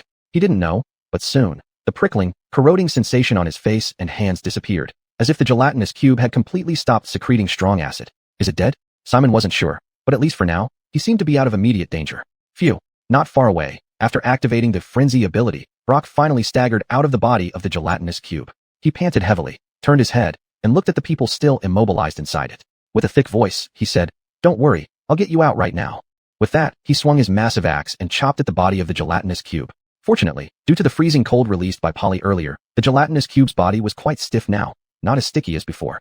Thus, Brock sliced through its body like cutting a huge block of jelly, slicing off one large piece of frozen gel after another from the gelatinous cube. He kicked these frozen pieces aside and continued hacking until he carved out a large passage within the transparent gel, reaching near the others.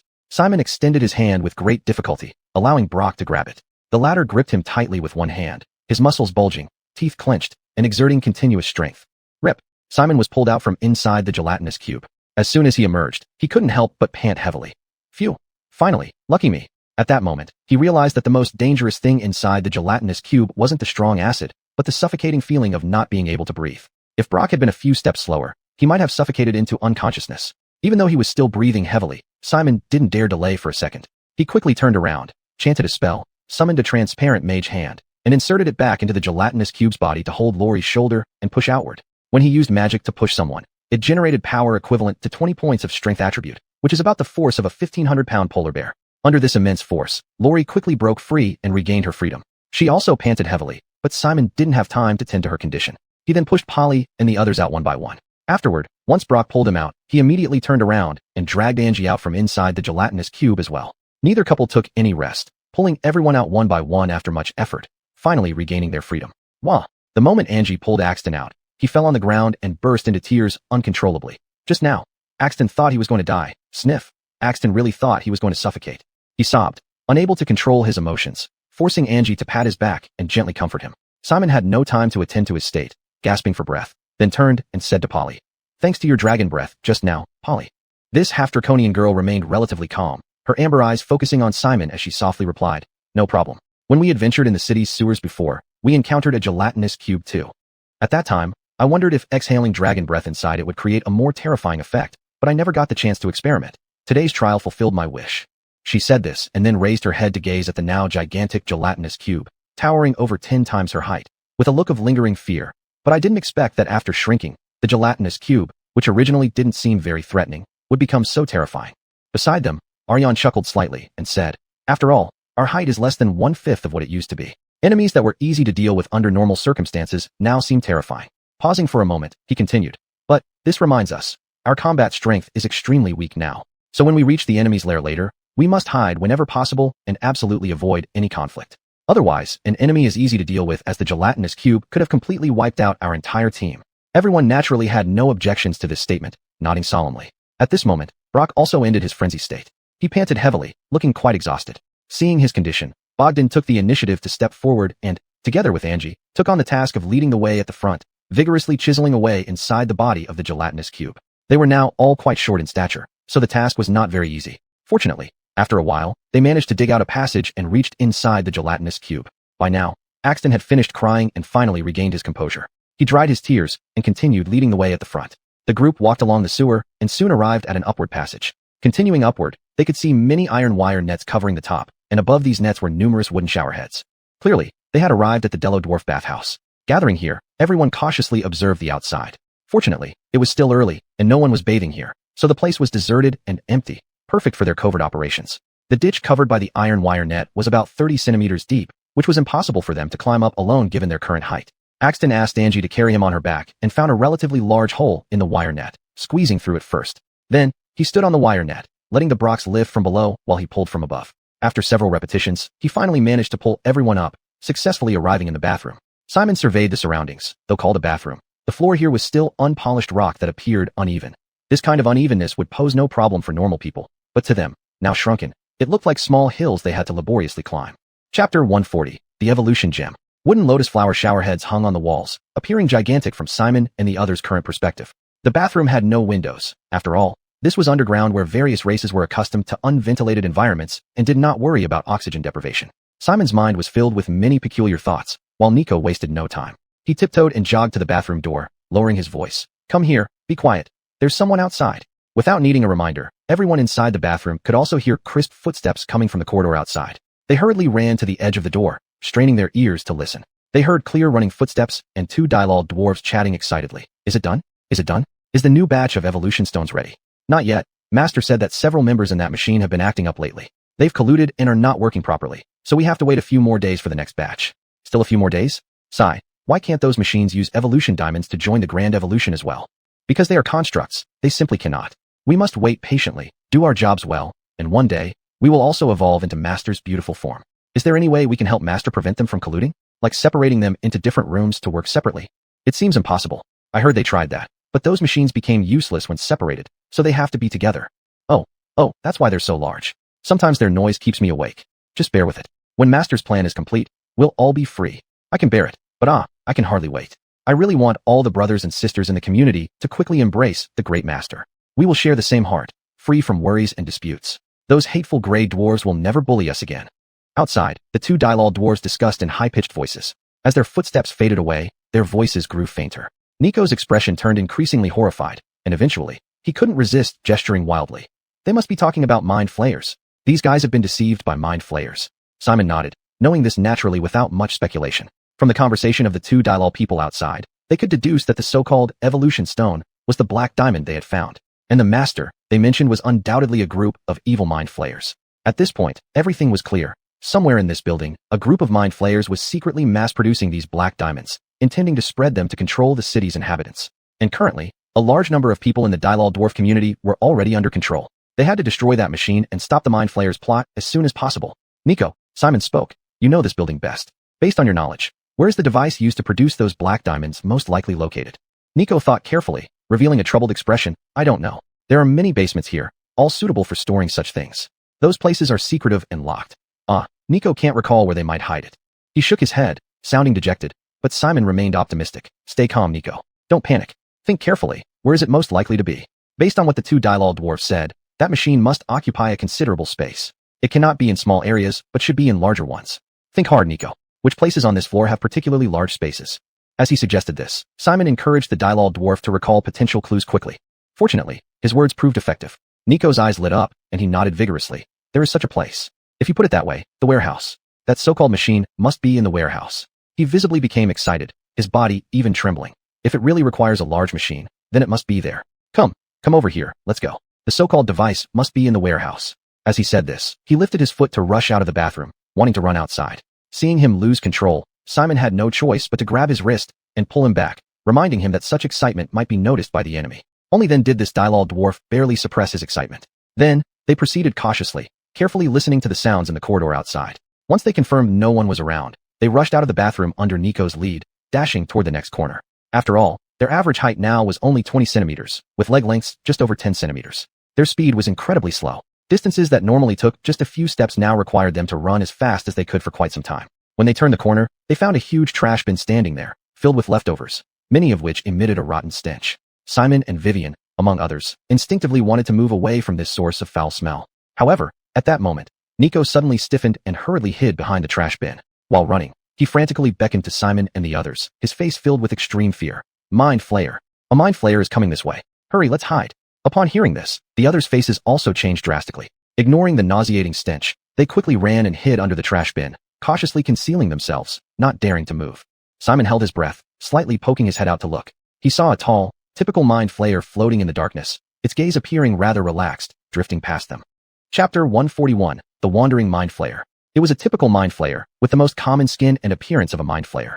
Its skin was a bluish-green color, with no hair on its head, and 4 tentacles growing from its chin, like a giant squid attached to a human neck. Its feet were bare, but instead of 5 toes like a human, it only had 2 large and sharp claws, clearly unsuitable for walking on hard stone surfaces. Indeed, it wasn't walking. At this moment, the creature was floating in midair using psychic magic, slowly drifting forward. This hovering posture made it appear quite tall, easily exceeding 2 meters in height, enough to look down upon all ordinary humanoid beings. Thus it floated, hands clasped behind its back, gaze relaxed, moving forward leisurely as if perfectly secure, completely unaware that several uninvited guests had already infiltrated its secret base and were now within arm's reach. Of course, this could also be due to its lack of acute perception, failing to detect the presence of Simon and others. Simon squinted, gazing up at the mind flayer, unsure if it was an illusion, but he felt that this one's body seemed smaller compared to the one Clifton had turned into. He remembered that the mind flayer which emerged from Clifton's enlarged body was very large, over 2 meters tall itself, floating to what appeared as nearly 3 meters high, looking down upon them all. That mind flayer's tentacles were also particularly thick and long, about as thick as Simon's wrist, and seemingly around 1 meter long, extending from Clifton's chin down to his abdomen. Just looking at them gave an impression of robust strength. The mind flayer before him, however, looked like a weaker individual. Though Simon knew not to judge by appearances, he still felt that this one might be weaker. Well, regardless of its true strength, whether it was weak or not, as long as it didn't discover them, they would be fine. Once it floated past, they could safely proceed to the warehouse and continue their next move. That's what he thought, enduring the stench emanating from a nearby trash bin, quietly waiting for the mind flayer to leave. The mind flayer wasn't floating slowly. As it passed by, Simon saw a ring of keys hanging from its waist. It was nearing the corner when suddenly, a rustling sound came from the adjacent trash bin. A foreboding sensation surged within everyone. They turned to see the head of a large gray rat emerge from a hole at the bottom of the bin. Its tiny, beady eyes stared blankly at the group, its 2 yellow incisors facing them, seemingly ready to gnaw on something. This rat was so fat that, under normal circumstances, any of them could easily step on it and kill it. But now, in their shrunken state, it appeared almost like a bear, exuding terrifying power. Chirp chirp. Startled by the sight of these intruders, the rat seemed to panic momentarily. Instead of fleeing, it ran madly towards Nico, who was closest to it. Nico's pupils constricted, eyes wide open, overwhelmed by fear. The Dimmerl dwarf almost let out a piercing scream. At the crucial moment, Alexia stepped forward, covering his mouth with her hand, preventing him from shouting and revealing their position. Meanwhile, the blind tiefling sword saint, Xuanhuan, seemed to have anticipated the rat's actions. He stepped forward swiftly, his rapier spinning in his hand as he crouched low, thrusting forcefully toward the rat's path. Swoosh. His rapier, made of fine steel and apparently enchanted for greater sharpness, pierced through the rat's soft throat with ease, instantly puncturing its windpipe. Instantly, the rat's charge froze mid-action. Its front paws thrashed wildly, its body convulsing, the tail beating frantically against the trash bin behind it, making faint thumping sounds. A faint squeak escaped its throat, but it was no longer a threat to Simon and his companions. The threat from the rat was eliminated, but the team's crisis had not yet disappeared. Simon and his companions hurriedly dodged around the trash bin. With a quick glance towards the corner, Simon noticed that the floating mind flayer had indeed turned its head to look in this direction. Its eyes seemed puzzled as it stared at them. What? Lucy hid behind him, pinching her throat to mimic the squeaking of a rat. Chirp chirp. She tried to deceive the mind flayer this way, while Simon held his breath. His hand gripped the other magic mushroom, Big Boss, in his pocket, ready to act swiftly if the deception failed, eliminating the mind flayer as quickly as possible. Then, today's mission would basically be declared a failure, forcing them to retreat and seek another opportunity. Fortunately, finding a rat in a trash bin was not something too extraordinary. The mind flayer shook his head slightly and retracted his gaze, muttering unhappily, "Those Dimmerl dwarves should clean up more often." With this muttered remark, he made no further move, turning back to float away, disappearing around the corner. Behind the trash bin, Simon and his group had hardly dared to breathe since the encounter, terrified that any unnecessary action would draw the mind flayer's attention, nullifying all their efforts. Once it was gone, they finally exhaled deeply, breathing heavily despite the stench around them. Phew, we're safe. Angie released her large hand from covering Nico's mouth, and this Dimmerl dwarf began to pant heavily. Xuanhuan withdrew his rapier from the rat's throat and took out a handkerchief from his pocket to carefully wipe off the blood. He remained silent. Killing such a small animal was trivial for him. Chapter 142, Core Mechanism. There's no time to waste. Speed up, Bogdan urged in a deep voice. This place is filled with mind flayers and their slaves. We must complete our mission as quickly as possible and get back. Simon nodded. Indeed, Nico, lead the way. We must reach the warehouse as soon as possible. Nico took deep breaths, looking quite fatigued from being strangled by Angie earlier. However, he didn't delay, getting up and walking briskly, continuing to guide them. Fortunately, this time they encountered no further mishaps. They arrived at the entrance of the warehouse. As they walked, Nico mentioned, "I remember the door to the warehouse was made of Zeke wood, and because it had not been properly maintained for years, there are many holes at its bottom. So now that we've shrunk, we can crawl through these holes." However, when he reached the spot, he noticed that the door had been replaced with a large iron one sometime unknown. Luckily, the door was open at the moment, indicating someone was working inside.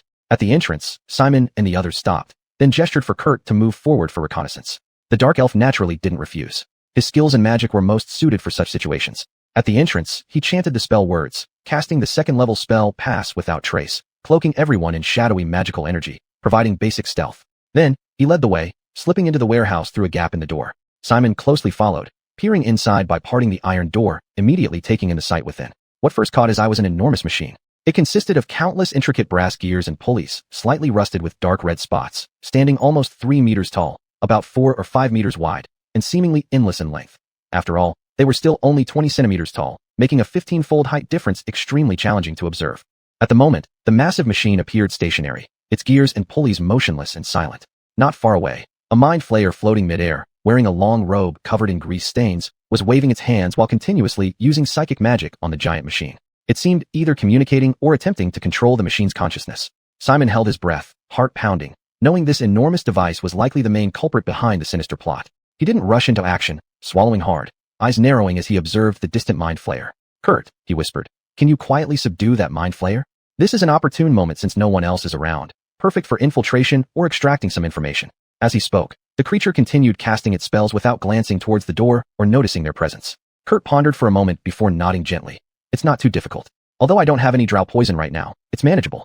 Though I'm not very familiar with mind flayer anatomy, rendering it incapable of resistance shouldn't be a problem." He said this casually, twirling a steel dagger in his hand, appearing entirely at ease. As a dark elf trained in assassination from a young age, he knew precisely which body parts to strike and which muscles and tendons to sever to render an opponent helpless. Simon stepped back slightly, gesturing Kurt forward. Kurt moved without hesitation. His body remained shrouded in the shadows created by pass without trace. Walking on tiptoe, he made no sound. While moving, he took out a fist-sized mushroom, Big Head, from his pocket, approaching the mind flayer from behind, and bit into it. Big Head and Pim grass had opposite effects. People who shrink after consuming Pim grass would return to their original size quickly after eating Big Head. Similarly, people who grow after eating Big Head would revert to normal upon consuming Pim grass. So now, after consuming it, Kurt's body rapidly returned to its original size, and the dagger hidden in the shadowy magic silently extended forward. Ahead, the mind flayer was still intently casting psychic magic, but suddenly it sensed something amiss and turned its head, looking back with a puzzled expression, sensing that something had happened behind it. Then, Kurt abruptly stepped out from the shadows, his left hand grabbing the mind flayer's wrist while his right hand turned the dagger to slice down on the middle of the mind flayer's forearm. Ugh! The mind flayer widened its small eyes, its psychic magic forced to break off midway, its plans thwarted before they could be completed. Severe pain surged into its mind, and this creature angrily turned around, its elongated tentacles on its chin writhing as it tried to grab Kurt's head.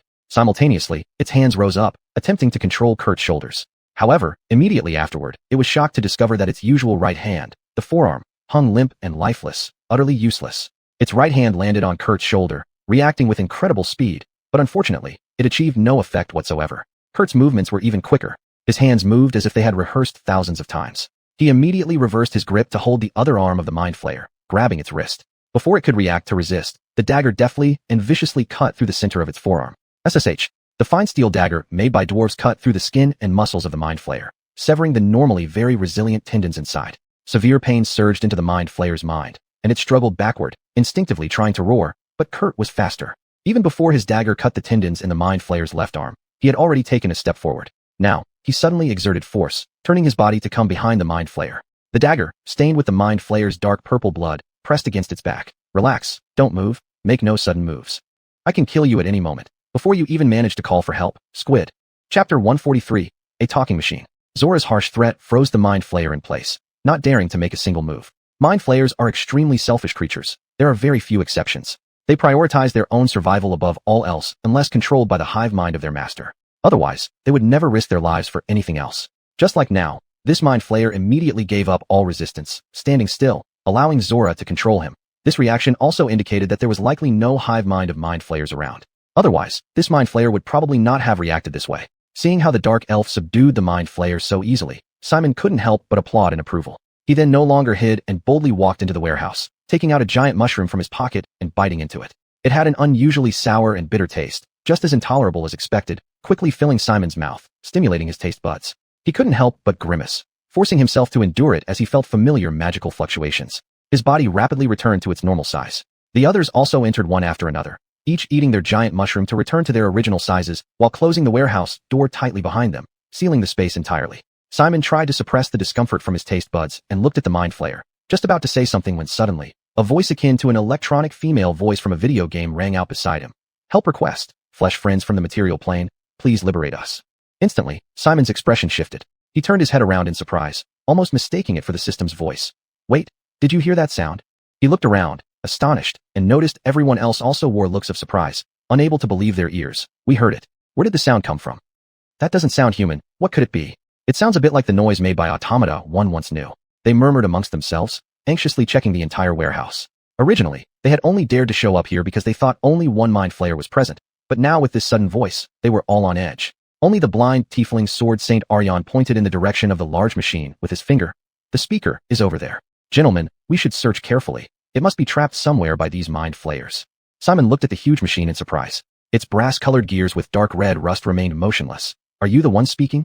Then, the voice sounded again. Confirmed. We exist here. Help request. Please help us. We hope for a response. This confirmed for everyone, but it also stunned them. Is this machine really talking? Bowen stared wide-eyed, incredulous. Can metal have its own consciousness and mouth? Can it speak too? He lowered his head, looking at the giant axe in his hand, muttering in disbelief. I wonder if my weapon will someday. Aryan turned, smiling, his eyes covered by black cloth looking toward him. Indeed, some weapons possess their own intelligence and can even cast spells to assist their owners in battle. Although such weapons are far rarer than ordinary magic weapons. If you had one, you'd be incredibly lucky. Bowen looked at the finely crafted giant axe in his hand, mumbling with both anticipation and worry. I don't rely much on spells, but I'm afraid the weapon might not obey me. Though he said this, the others ignored the obviously less experienced orc. Simon gazed at the talking machine, and then turned back to the mind flayer held hostage by Zora, who understood and immediately aimed the dagger at his throat. Speak. What's going on? Under threat to his life, the mind flayer didn't dare hide anything and promptly explained. Those are a group of constructs from Mechanus. They are on a great march, and we discovered and recognized their powerful functions. Thus, we invited them here to collaborate with us on this great endeavor. Surely you have some idea of what it is? It's about compressing our offspring, which you call the mind worm, into the shape of black diamonds so that the greedy dwarves would be more likely to accept them, and then they would gradually return to their master's embrace. The mind flayer spoke with righteous indignation, but Carissa stepped forward, her amber eyes filled with anger as she glared at him, ruthlessly exposing his lie. You attacked, captured, and enslaved them, forcing them to work for your filthy conspiracy. The mind flayer paused for a moment before replying. If you insist on seeing it that way, I can't do anything about it.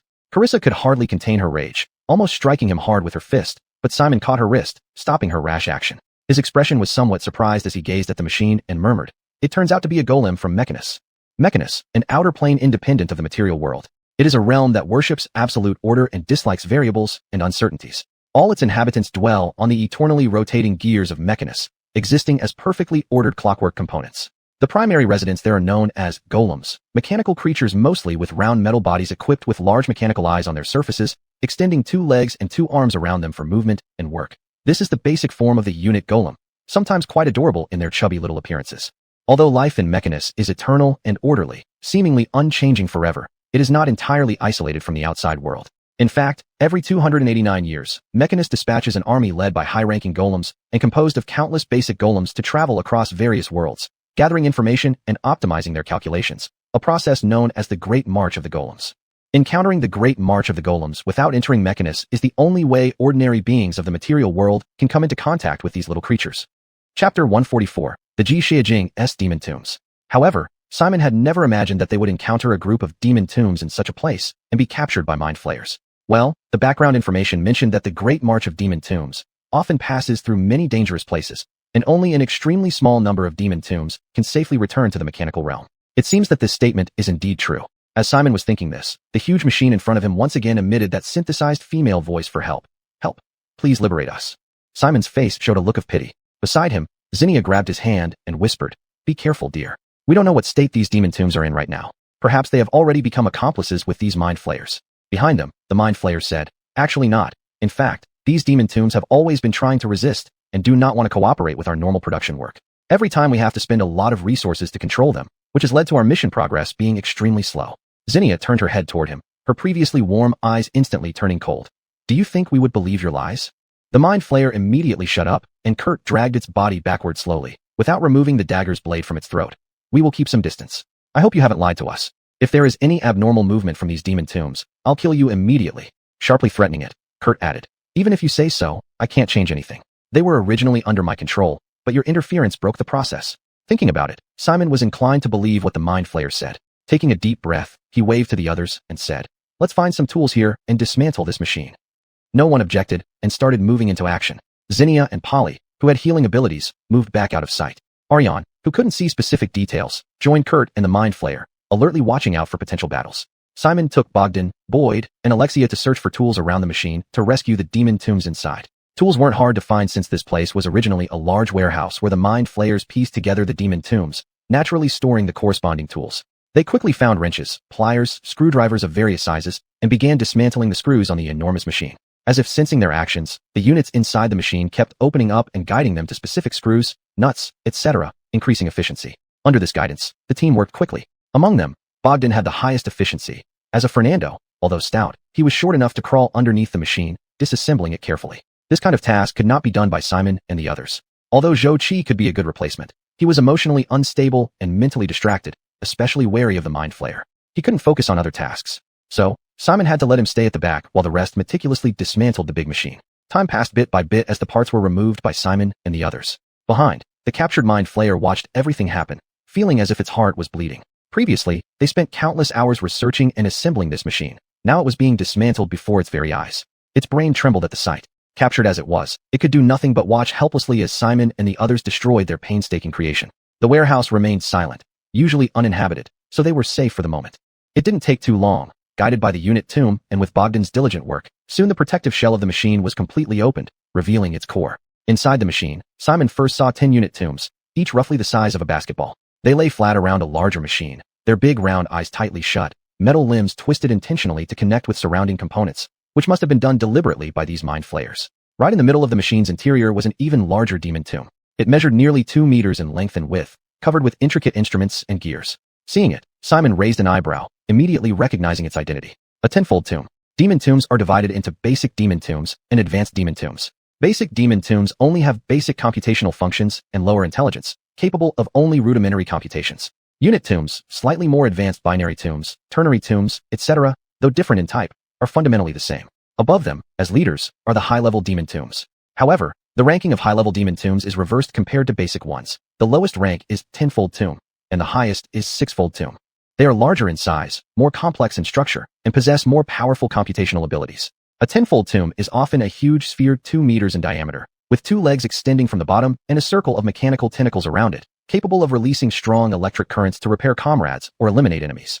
During the Great March of Demon Tombs, they lead the lower-level demon tombs through various worlds, dealing with dangers, performing calculations, and ultimately deriving reasonable solutions. However, at this moment, this tenfold tomb had clearly lost most of its functions. Its original 10 mechanical tentacles and 2 mechanical legs had been completely removed, replaced by connectors designed by the mind flayers, mixing crimson flesh and rusty brass. It lay there motionless, seemingly dead, making Simon and the others hesitate. Chapter 145, A New Choice Quest. At this moment, a unit mound located on the side of the massive tenfold mound suddenly opened its eyes. Thank you, friends of flesh and blood from the material world. We seek help once again. Please repair us so that we may gain freedom. The leader will be grateful. It spoke in the same voice that Simon and the others had just heard, clearly indicating that it was the very unit mound that had called for help earlier and the only one among the trapped forces that remained conscious and not controlled by the mind flayers. Simon looked at it curiously. I would be happy to help you, but my friend, the necromound, are your commander and these other unit mounds truly still alive? He pointed to the enormous tenfold mound and the surrounding unit mounds with closed eyes, his expression quite worried. In response, the unit mound immediately confirmed, they are still alive. The mind flayers need us to work for them, especially the tenfold mound's powerful computing ability to disguise their larvae. The structure of the tenfold mound is damaged and cannot move. Friends, please help us find the mechanical tentacles of the tenfold mound, and we will eliminate the mind flayer force here. As it spoke, Simon nodded slightly. Very well, but do you know where those mechanical arms are stored? This question obviously stumped the unit mound. We don't know, but they should be nearby. We can search for them. Simon turned his head to look at the captured mind flayer, who then shook its head and said, the mechanical arms have been completely destroyed. We dismantled all the resistance organs of the tenfold mound to prevent it from escaping, replacing them with parts we made ourselves. Though this reduces efficiency somewhat, it minimizes risks. At least the operators don't have to worry about getting hurt. With that explanation, he concluded, in short, if you wanted to regain mobility, you might have to use the Grey Dwarf's forge to remake a set of mechanical arms for it. Simon opened his mouth, feeling the situation was becoming quite troublesome. Indeed, this isn't easy. Just as he thought this, someone tugged at his sleeve. He looked down to see Bogdan with a serious expression, gesturing him to speak privately. So he walked to a distance with the Fernando, followed by the rest of the team. Once far enough, believing the unit mound couldn't hear, Bogdan spoke gravely. My suggestion is to destroy these necromounds directly and evacuate immediately. Without these necromounds, the mind flayers will lose their ability to produce psionic diamonds, completing our mission. Then, Stone Guardians can come here to eliminate the mind flayers, allowing you to return to the surface, right? Hearing this, everyone around showed signs of agreement. Simon, however, frowned, pondering.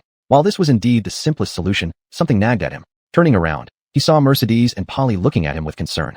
Taking a deep breath, at this moment, the system's voice sounded. Ding, received new information, triggered choice, the future of necromounts. Then, a pale blue light screen appeared before him. The future of necromounts. Description. In the heart of the Mind Flayer lair, you have discovered imprisoned necromounts whose magical powers are used by the Mind Flayers to disguise their larvae as black diamonds to infiltrate Fernando communities. Now that you've found them, and no one else is around, you have a perfect opportunity. However, the necromounts are seeking your help. How will you deal with these helpless, yet potentially useful constructs? Option 1. Destroy the necromounts, gaining 1,000 experience points, magic materials, 10-fold mound core, and unit mound core, x10. Option 2. Save the necromounts, triggering follow-up quest, rescue the necromounts. Simon frowned deeply, examining the system's description carefully, then extended his finger to gently tap the system's light screen. Everyone watched his inexplicable actions in silence, holding their breath. Throughout their journey, they had seen Simon adopt this posture several times, pointing at seemingly nothing in midair, as if directing invisible entities. However, no one really thought much of it. Indeed, many people have some quirky habits when they enter deep thought, so everyone took this action as one of Simon's peculiar habits and didn't pay much attention. Now, seeing him make this motion again, everyone instantly refrained from disturbing him and waited quietly for him to weigh his options. What they didn't know was that Simon was actually reading the text descriptions on a light screen visible only to him. 10-fold mound core, rare magic material, can be used to craft rare or extremely rare magical items. Unit mound core, common magic material, can be used to craft common magical items, winding amulet. Taking in the descriptions of these two materials, Simon drew a deep breath. The 10-fold mound core wasn't something he had seen in any setting before coming to this world. But rare-level magic materials were already incredibly expensive, typically priced at over 3,000 gold coins. Extremely rare magic items never cost less than 10,000 gold coins. The winding amulet, although only a common-level magical item, usually costing less than 100 gold coins, was indeed very practical. It could record your most perfect battle movements on a regular day. In actual combat, if you suddenly realize you're underperforming, with just a thought, it could activate its magic power, correct your actions, and bring you back to your optimal performance. Although its function could only take effect once every 24 hours, in actual combat, such an opportunity could mean the difference between life and death. This made Simon's heart flutter, but then he frowned, shaking off these greedy thoughts, and began to consider things more holistically. Indeed, these items are valuable and useful, but they are merely materials. Converting them into actual equipment requires intricate crafting processes. Does he know how to craft these? Can he find suitable craftsmen? How long would it take to craft these magic items? Could he wait that long? Chapter 146, Saving the Magic Tombs. These were all problems. Now, the curse on Simon's body had less than 60 days left, and he couldn't wait. He must do everything in his power to solve these issues as soon as possible. And this Decatomb, it inevitably stored a large amount of data within its body, because if it could achieve this level, it must have undergone more than one grand march of the magic tombs. Each magic tomb started from the lowest level unit tomb and gradually upgraded to binary tombs, then ternary, quaternary, and finally quintuple tombs before reaching this stage. Then, after the once, in 289 years grand march of the magic tombs, after this cruel baptism, a quintuple tomb could qualify for promotion to a decatomb, and in the future, when its superior decatomb advanced or died, it would be promoted to the same level. This meant that this decatomb had already mastered a vast database, and it was highly likely that it would have a way to resolve the curse on its own body. Thinking to this point, Simon made up his mind. As his determination appeared, the text on the system interface before him disappeared, replaced by the new quest he triggered. Saving the Magic Tombs. Quest description. After careful consideration, aiming for long-term benefits and maximizing gains, you decide to save these enslaved magic tombs. Repairing smaller unit tombs is relatively easy, but larger decatombs are much more difficult. You must obtain the help of the Grey Dwarves for this. However, the decatomb contains massive amounts of information, so after completing the task, it might offer you some extra rewards. Quest progress. Repair decatomb, 0/1. Repair unit tombs, 0/10. Quest reward, 2,000 experience points. It looked like a quest with low rewards, seemingly unprofitable compared to the effort required. But Simon didn't regret it. He valued the inherent worth of these magic tombs. If he only considered the gain in monetary terms, it would be too short-sighted. With this thought, he took a deep breath and then lifted his head, looking at everyone around him. No, I don't think we should waste time on this. I believe that if we have time later, we should repair these magic tombs and let them continue on their march. Minimal loss, not destroying them now. Upon hearing this, both Kia and Carissa's eyes lit up, while Bogdan and Kurt frowned slightly, but said nothing. Before either could speak, Simon explained proactively. I'm not denying your opinion, Bogdan. I just think dismantling these magic tombs is redundant. The Stone Guardians stopping the Mind Flayers here doesn't depend on their production capacity, but on the magic power they've already stored, the Black Diamonds. As Commander Sylvester said, those are specifically designed against the Grey Dwarfs, right? Bogdan frowned, but didn't say more. Simon continued. If we destroy those items, even if the Decatomb remains, the Mind Flayers will lose their ability to fight the Grey Dwarfs. Then, we can let the Stone Guardians come down, can't we?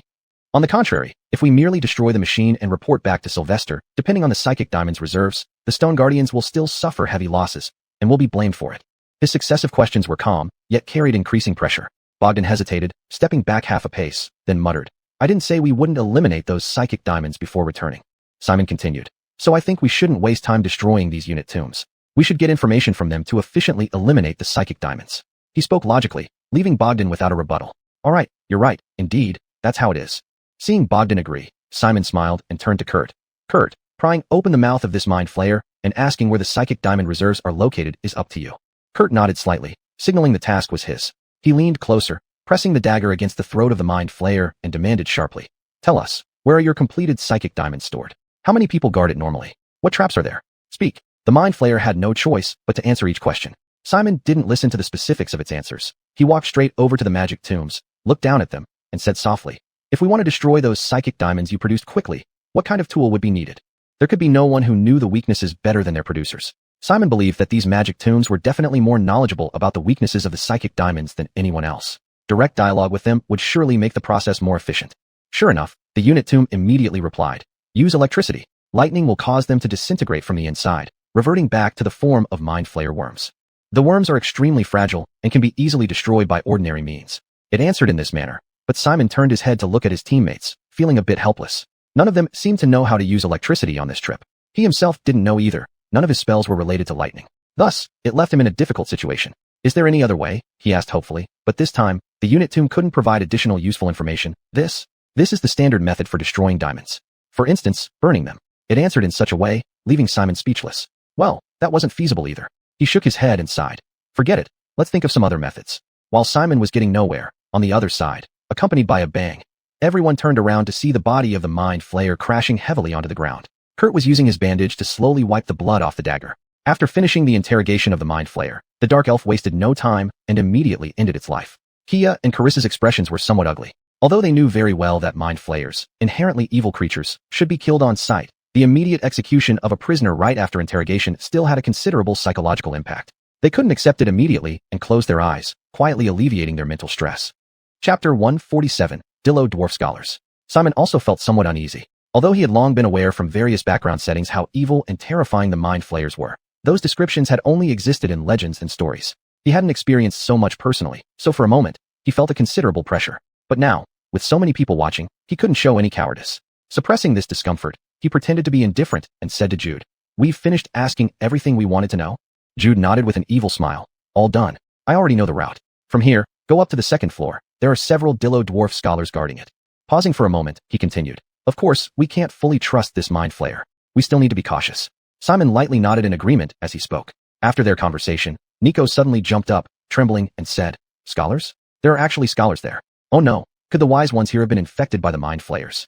As he spoke, a sense of sorrow welled up within him, making his eyes brim with tears. Dillo Dwarf scholars could be considered prophets and leaders of their race. They could possess powerful mind magic while maintaining calmness and rational thinking, shouldering the responsibility of guiding their entire race.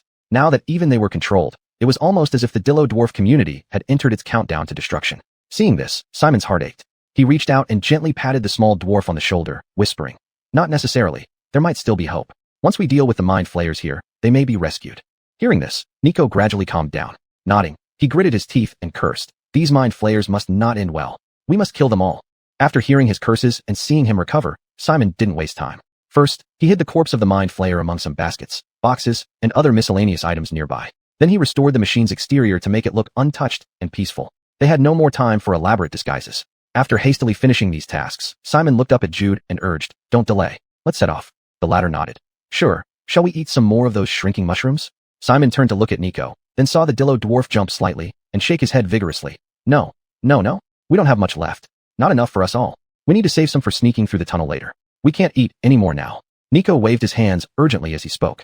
Seeing this, Simon knew the Dillo dwarf was concerned about his resources but didn't push him. Instead, he looked at Jude and suggested, "Since we're in the same building and it's not far, why don't we skip the pygmy grass and you use your stealth to take us over?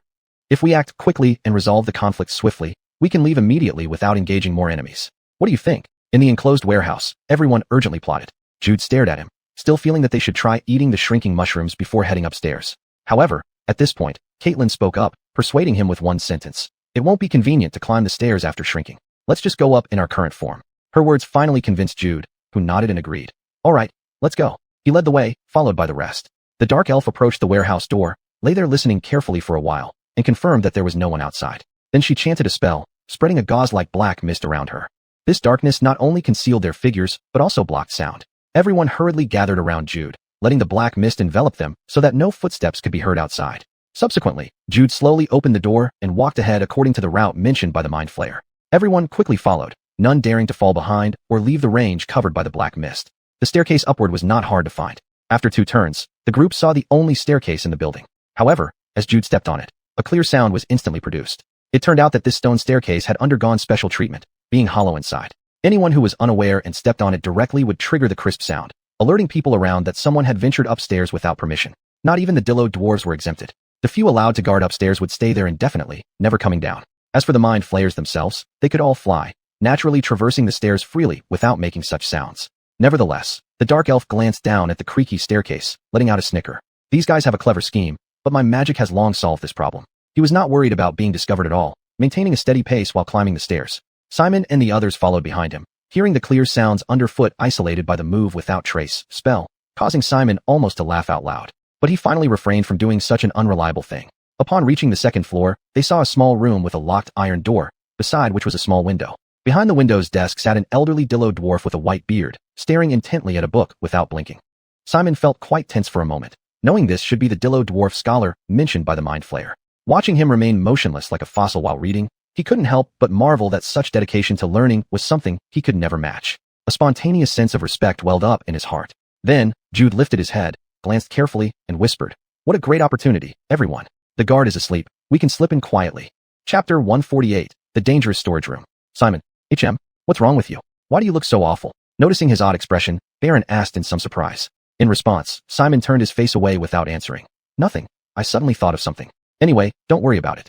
Let's get started. Damn, how could this happen? Wasting my feelings. He couldn't help but curse inwardly. Baron didn't understand what he was thinking, but didn't dwell on it either. He waved his hand to signal everyone to wait by the side wall, while he approached the window, tensing up and ready to act. The window was wide open, with no glass to block it. This material was too fragile for the Dillo dwarfs. As an elf, Baron was as light as a swallow. With a gentle jump, he silently entered the room, covering the mouth of the Kirin scholar. The elderly sleeping Kirin abruptly opened his eyes, trying to make a sound. But how could he be faster than Baron? The sharp dagger pierced into his back from behind, and after a couple of struggles, the old man quickly became still. Knowing these little guys were emotionally unstable and stubborn, they might shout loudly and expose their whereabouts at any moment. Baron had no intention of interrogating him and directly ended his life. Outside, watching all this, Dion's eyes widened suddenly. He wanted to shout, but Angie, who was prepared, quickly covered his mouth. Instantly, the Kirin glared at the half-orc woman with anger, his eyes turning red quickly. He struggled to break free, but with his skinny arms and legs, how could he escape? His movements became more violent, and Angie had to increase her strength to restrain him. Seeing this, Simon hurriedly reached out and pressed on the back of the Kirin's hand, whispering, "Calm down, Dion. They have all been controlled by Mind Flayers, and are now accomplices in harming your fellow clansmen. If you want to hate someone, hate the Mind Flayers. There are still many black diamonds inside. We can only save your brothers and your people by destroying them." Speaking like this, his voice sincere, though in his heart, he also disapproved of Baron's swift killing action. But now he had to stand with the dark elf. Dion gradually stopped struggling, but tears slowly streamed down from his eyes. Angie released his mouth, and then heard the Kirin muttering to himself, "He was my teacher, who taught me so much when I was young." Simon felt pity but could only pat his hand, signaling him to calm down and solve the main conflict first. Inside the room, Baron worked efficiently, swiftly obtaining the key from the dead Kirin scholar, and then climbing out of the window again. Inserting the key into the iron door, he smoothly opened it. A narrow passage lay right before them. The dark elf smiled at where everyone was hiding and stepped forward confidently. But as soon as he took one step in, a flood of whispers surged into his mind, making him nearly faint. Instantly, his face changed dramatically, and he hastily retreated several steps, warily eyeing the corridor ahead, beads of sweat rolling down his forehead. Are you sure that the influence of the pitch-black diamond is only against the gray dwarfs? His heart raced. If he had hesitated a bit longer or stepped back slower, he might have been brainwashed by that enormous mental power, becoming a mindless servant of the Mind Flayers, oblivious to reality. Simon blinked, having his own guesses but remained silent, saying instead, "Amabel made this judgment. Since she said it, there must be a reason." With that, he stepped forward. "But since you can't withstand it, let me take over. It seems I have more resistance against these creatures' creations." Baron said nothing, giving him a complicated look before slowly stepping back. Mercedes looked at him worriedly, seeing Simon confident. He walked through the door into the passage. Buzz. Instantly, a huge mental pressure assaulted him, but he already had experience resisting such attacks. Warned by Baron earlier, he was fully prepared. He remained composed, steadily blocking the first wave of assault. Thus, deflecting the mental impact, he subsequently turned his head and said to the people outside the room, "There is indeed significant mental pressure here. Everyone, wait for me outside. I'll return immediately once I find their stored psychic diamonds." Without waiting for a response, he immediately turned around and quickly disappeared into the corridor. After all, he hadn't directly touched those pitch-black psychic diamonds. Even though the quantity of black diamonds here might be enormous, there was enough distance between them, so the power of demonic energy will could steadily block it without harming Simon in the slightest. This allowed him to perfectly withstand the pressure and, under the hopeful gazes of his teammates behind him, walk deeper into the corridor. Outside the room, everyone was anxiously waiting. However, they were unaware that less than 10 minutes after they went upstairs, two Diller dwarves on the first floor were heading towards the storage room. As they walked, they kept muttering and complaining. "Do you think the master has fixed that machine yet?" The other one shook his head. "I don't know. If the master still can't fix it today, he'll likely take out his anger on you and me again." "Do you think the master's abilities actually have limits too? Are you doubting the master?" No. I mean, maybe we can help the master with other methods, like dismantling the machine and seeing what's wrong inside." "Good idea. When we see the master later, we can suggest this and give it a try." The two Diller dwarves' heads were filled with various thoughts. They exchanged ideas and quickly reached an agreement, getting excited and starting to fantasize about how their illithid master would reward them once they completed this task. Soon, they arrived at the entrance to the storage room. Chapter 149, The Destroyed Warehouse. Without any pause, the two Diller dwarves reached out together and pushed open the warehouse door. Then, the usual scene inside the warehouse unfolded before them. Except, the mind flayer who had always been standing here to repair this machine was missing. Instantly, the two Diller dwarves were a bit confused. "Where's the master? Why isn't he here?" The other Kieran tilted his head slightly. "I don't know. Maybe he went to the bathroom?" Immediately, the first speaking Kieran became even more puzzled. "Does the master also need to go to the bathroom? Have you seen him do that?" "I haven't seen it, but the master must have his own matters to attend to." As he said this, he got excited all of a sudden, becoming eager to try something new. "Then how about we get started? We'll surprise the master when he comes back by telling him that we have already fixed this machine." Hearing this, the other Kieran couldn't help getting excited too. "Great, let's do it." Agreeing instantly, the two little guys immediately set about finding suitable tools around and started to disassemble the huge machine in the middle of the warehouse.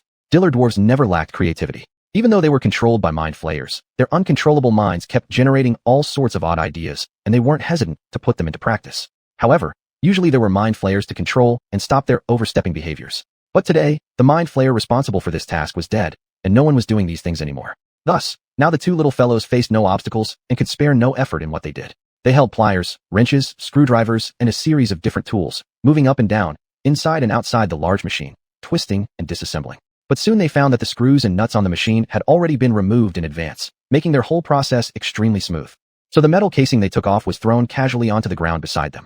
These two little guys didn't care about confidentiality at all. They considered this place home and felt no need to be so cautious. Thus, they dismantled various items haphazardly. The clanging sounds of disassembly from within the warehouse caught many people's attention. However, the two Diller dwarves, soon to face calamity, remained completely unaware. In one breath, they disassembled the machine entirely, and then saw the 10 modified unit tombs and one tenfold tomb inside. Inside the machine, the only still conscious unit tomb closed its eyes in advance. Not knowing what it was for, the two little guys were suddenly very puzzled. "What's this?" "Don't know. It looks like an important component." "It seems so. How should we repair it?" It looks dirty. Let's take it apart and wash it. Maybe it'll be fine once it's happy again." "Good idea. Let's do it."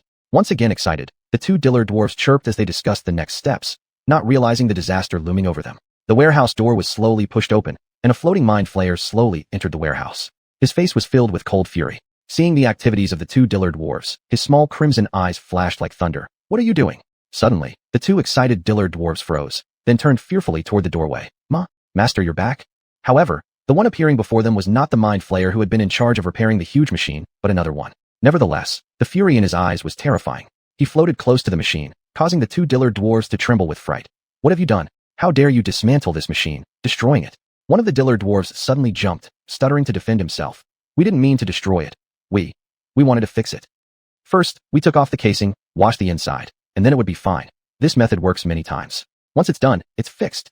He was stammering his explanations, but his well-intentioned thoughts could not be recognized by the mind flayer. This mind flayer looked down at the two Diller dwarves from a superior position, brewing anger in his chest. Finally, the tentacles around his mouth twitched slightly, and he uttered a series of low chants. Mind blast. Mind burst. Buzz. The overwhelming psychic energy washed over the minds of the two Diller dwarves. Instantly, their bodies stiffened, swayed unsteadily, and then fell to the ground, losing consciousness. However, they did not die immediately. Although Diller dwarves were erratic, they had considerable resistance to psychic damage. Though now unconscious, they were not brain dead and could still be revived if treated promptly. Although the Mind Flayer was enraged, considering that these two might still be useful, he did not kill them outright. He only gave them a heavy punishment, hoping they would remember this lesson deeply and never make the same mistake again. Diller dwarves are truly unreliable slaves. After venting his anger, the Mind Flayer muttered under his breath. But then, he frowned, looking around with unease creeping into his heart. Where was the engineer? Wasn't he always here? Where did he go? Why wasn't he here? Suddenly, an extremely ominous premonition rose in the Mind Flayer's heart. He then extended a finger, touching his forehead, closed his eyes, and released psychic energy in all directions. Mind Flayers were a race that controlled the mind. When communicating with each other, they did not need language. They only needed to send telepathic messages to fully understand each other. The Mind Flayers within this building had long established mental links with each other. When necessary, a slight activation would suffice for communication. However, after sending out his psychic energy to search for his kin for a long time, he received no response. Instantly, this creature's expression grew darker, and an ominous feeling welled up in his heart. Their engineer was dead.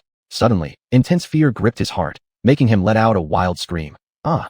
Chapter 150. Mission completed, the grand finale. At the same time, on the second floor, relying on the protection of the demon will, Simon delved deep into the farthest reaches of this passage. Intense psychic energy continuously attempted to control his mind, washing over his brain in a series of whispers, trying to make him accept and submit. Merge with me. Together, we will conquer. Enslave others. Dominate the world. These voices echoed in his mind, but Simon had now developed even greater resistance to them. This was not only because he had already been subjected to the psychic diamond's magical onslaught before, but also because during this period, he had been constantly subjected to another kind of whisper. That was Isabel's whisper. This inadvertently honed his strong resistance against such mental indoctrination. Coupled with the power of the demon will, he was now completely unafraid of this mental brainwashing and marched boldly down this corridor. He passed many small rooms along the way. Through the windows on the doors, he could determine that these rooms must be storing many of the Mind Flayer's psychic diamonds. However, he did not rush to break them. He could feel that stronger power came from deeper within. There must be terrifying secrets there. So, following the corridor, he finally reached the end of this passage. Here stood an even larger metal door, but since there were no outsiders left, he could act boldly without worry. Using the power of magic, he easily broke the lock on the gate and entered. But what lay inside astonished him. What was stored here was not what he had previously expected. It was a massive Mind Flayer hive mind. Yes, the hive mind of the Mind Flayers, a giant brain, nearly 2 meters in radius, densely covered with grooves. Its lower body extended with numerous tentacles over 2 meters long, similar to those on the chins of Mind Flayers. But now these parts had been severed. It could no longer pose any threat. At this moment, this once powerful and fearless Mind Flayer hive mind had lost its freedom. It was placed in a huge metal cage, with countless mechanical tentacles piercing its body. Those mechanical tentacles pierced into the hive mind's body and continued to release weak electric currents, stimulating this giant creature. Simon only needed to think for a moment to imagine just how painful this must be. He looked at the scene before him, suddenly understanding everything. Mind Flayer worms were originally produced by hive minds. Yet why could these Mind Flayers still use large numbers of worms to create black psychic diamonds despite having broken free from the hive mind's control? It turned out that these creatures had somehow managed to escape the hive mind's control, even turning it into their prisoner. The Mind Flayers were now the masters, and the hive mind had become their captive, a tool for controlling the Dilo dwarfs. What a stunningly magnificent uprising, beyond imagination. Thinking this, as he gazed at the large metal cage and electrified tentacles, he vaguely guessed what kind of power had helped these Mind Flayers escape the hive mind's control. It was the power of the 10th tomb. He hadn't expected that this enormous construct from the Mechanist realm would possess such magical power. Simon stood there, gazing at the hive mind imprisoned in the large metal electrified cage, thoughts swirling in his mind. Then, the voice that had been attempting to brainwash him in his mind sounded again, but this time, it turned into a plea. Save me. I will submit to you, recognize you as my master. Together, we will achieve revenge, destroy those Mind Flayers, and then I will help you rule the world. It spoke like this, the voice intermittent but filled with endless allure. Simon slightly regained his senses, looking at the huge hive mind with amusement. Just then, the system notification gradually rang out. Ding! New quest triggered. The Mind Flayer hive mind. The Mind Flayer hive mind. Quest description asterisk in the deepest part of the Mind Flayer lair. You have discovered the final secret, a gigantic Mind Flayer hive mind that is imprisoned and enslaved.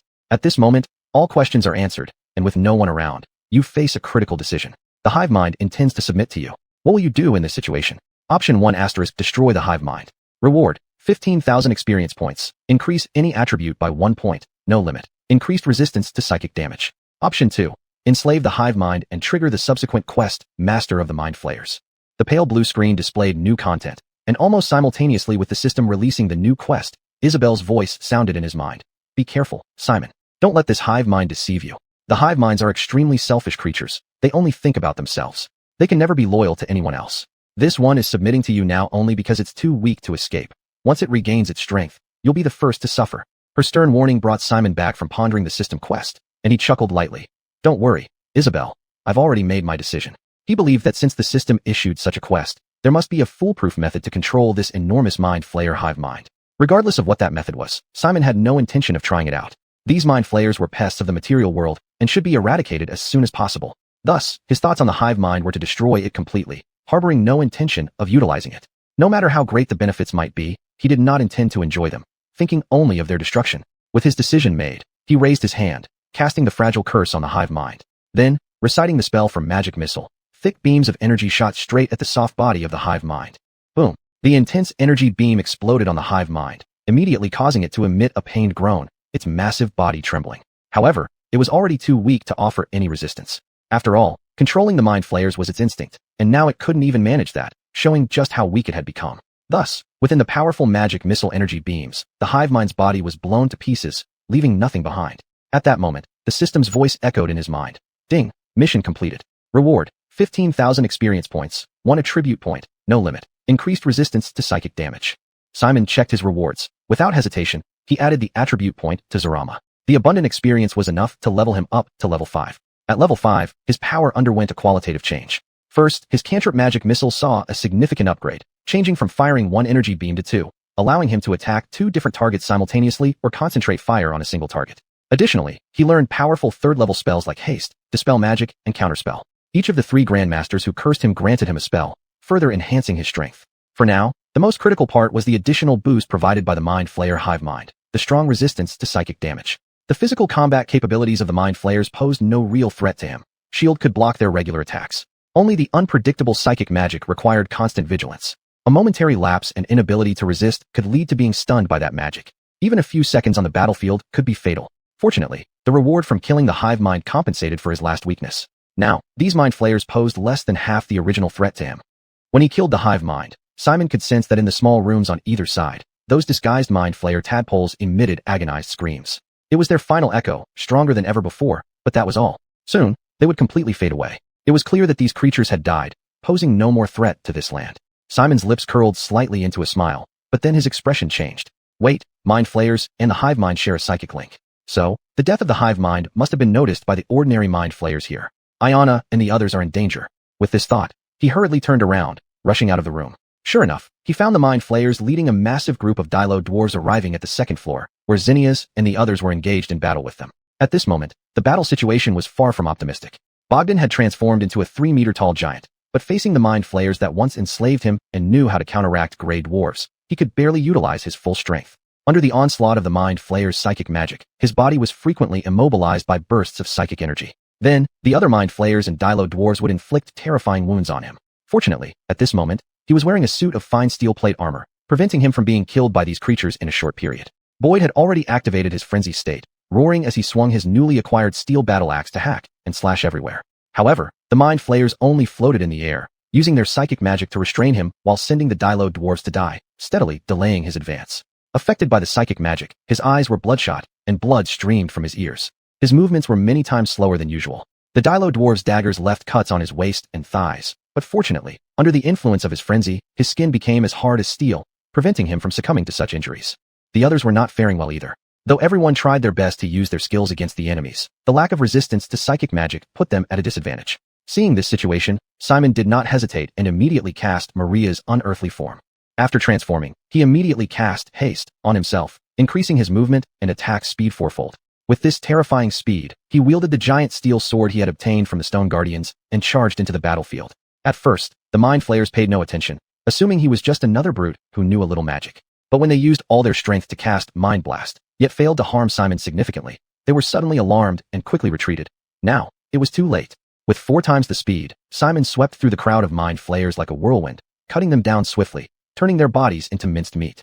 Soon, their purplish-red blood stained him red. Seeing their masters fall, the morale of the Dilo dwarves collapsed. They cried and fled. At this point, Simon also reverted from his transformation and collapsed. Both Haste and Maria's unearthly form lasted only a minute, and since Haste drained his physical energy for that explosive 1 minute, he was now in a long-lasting state of exhaustion.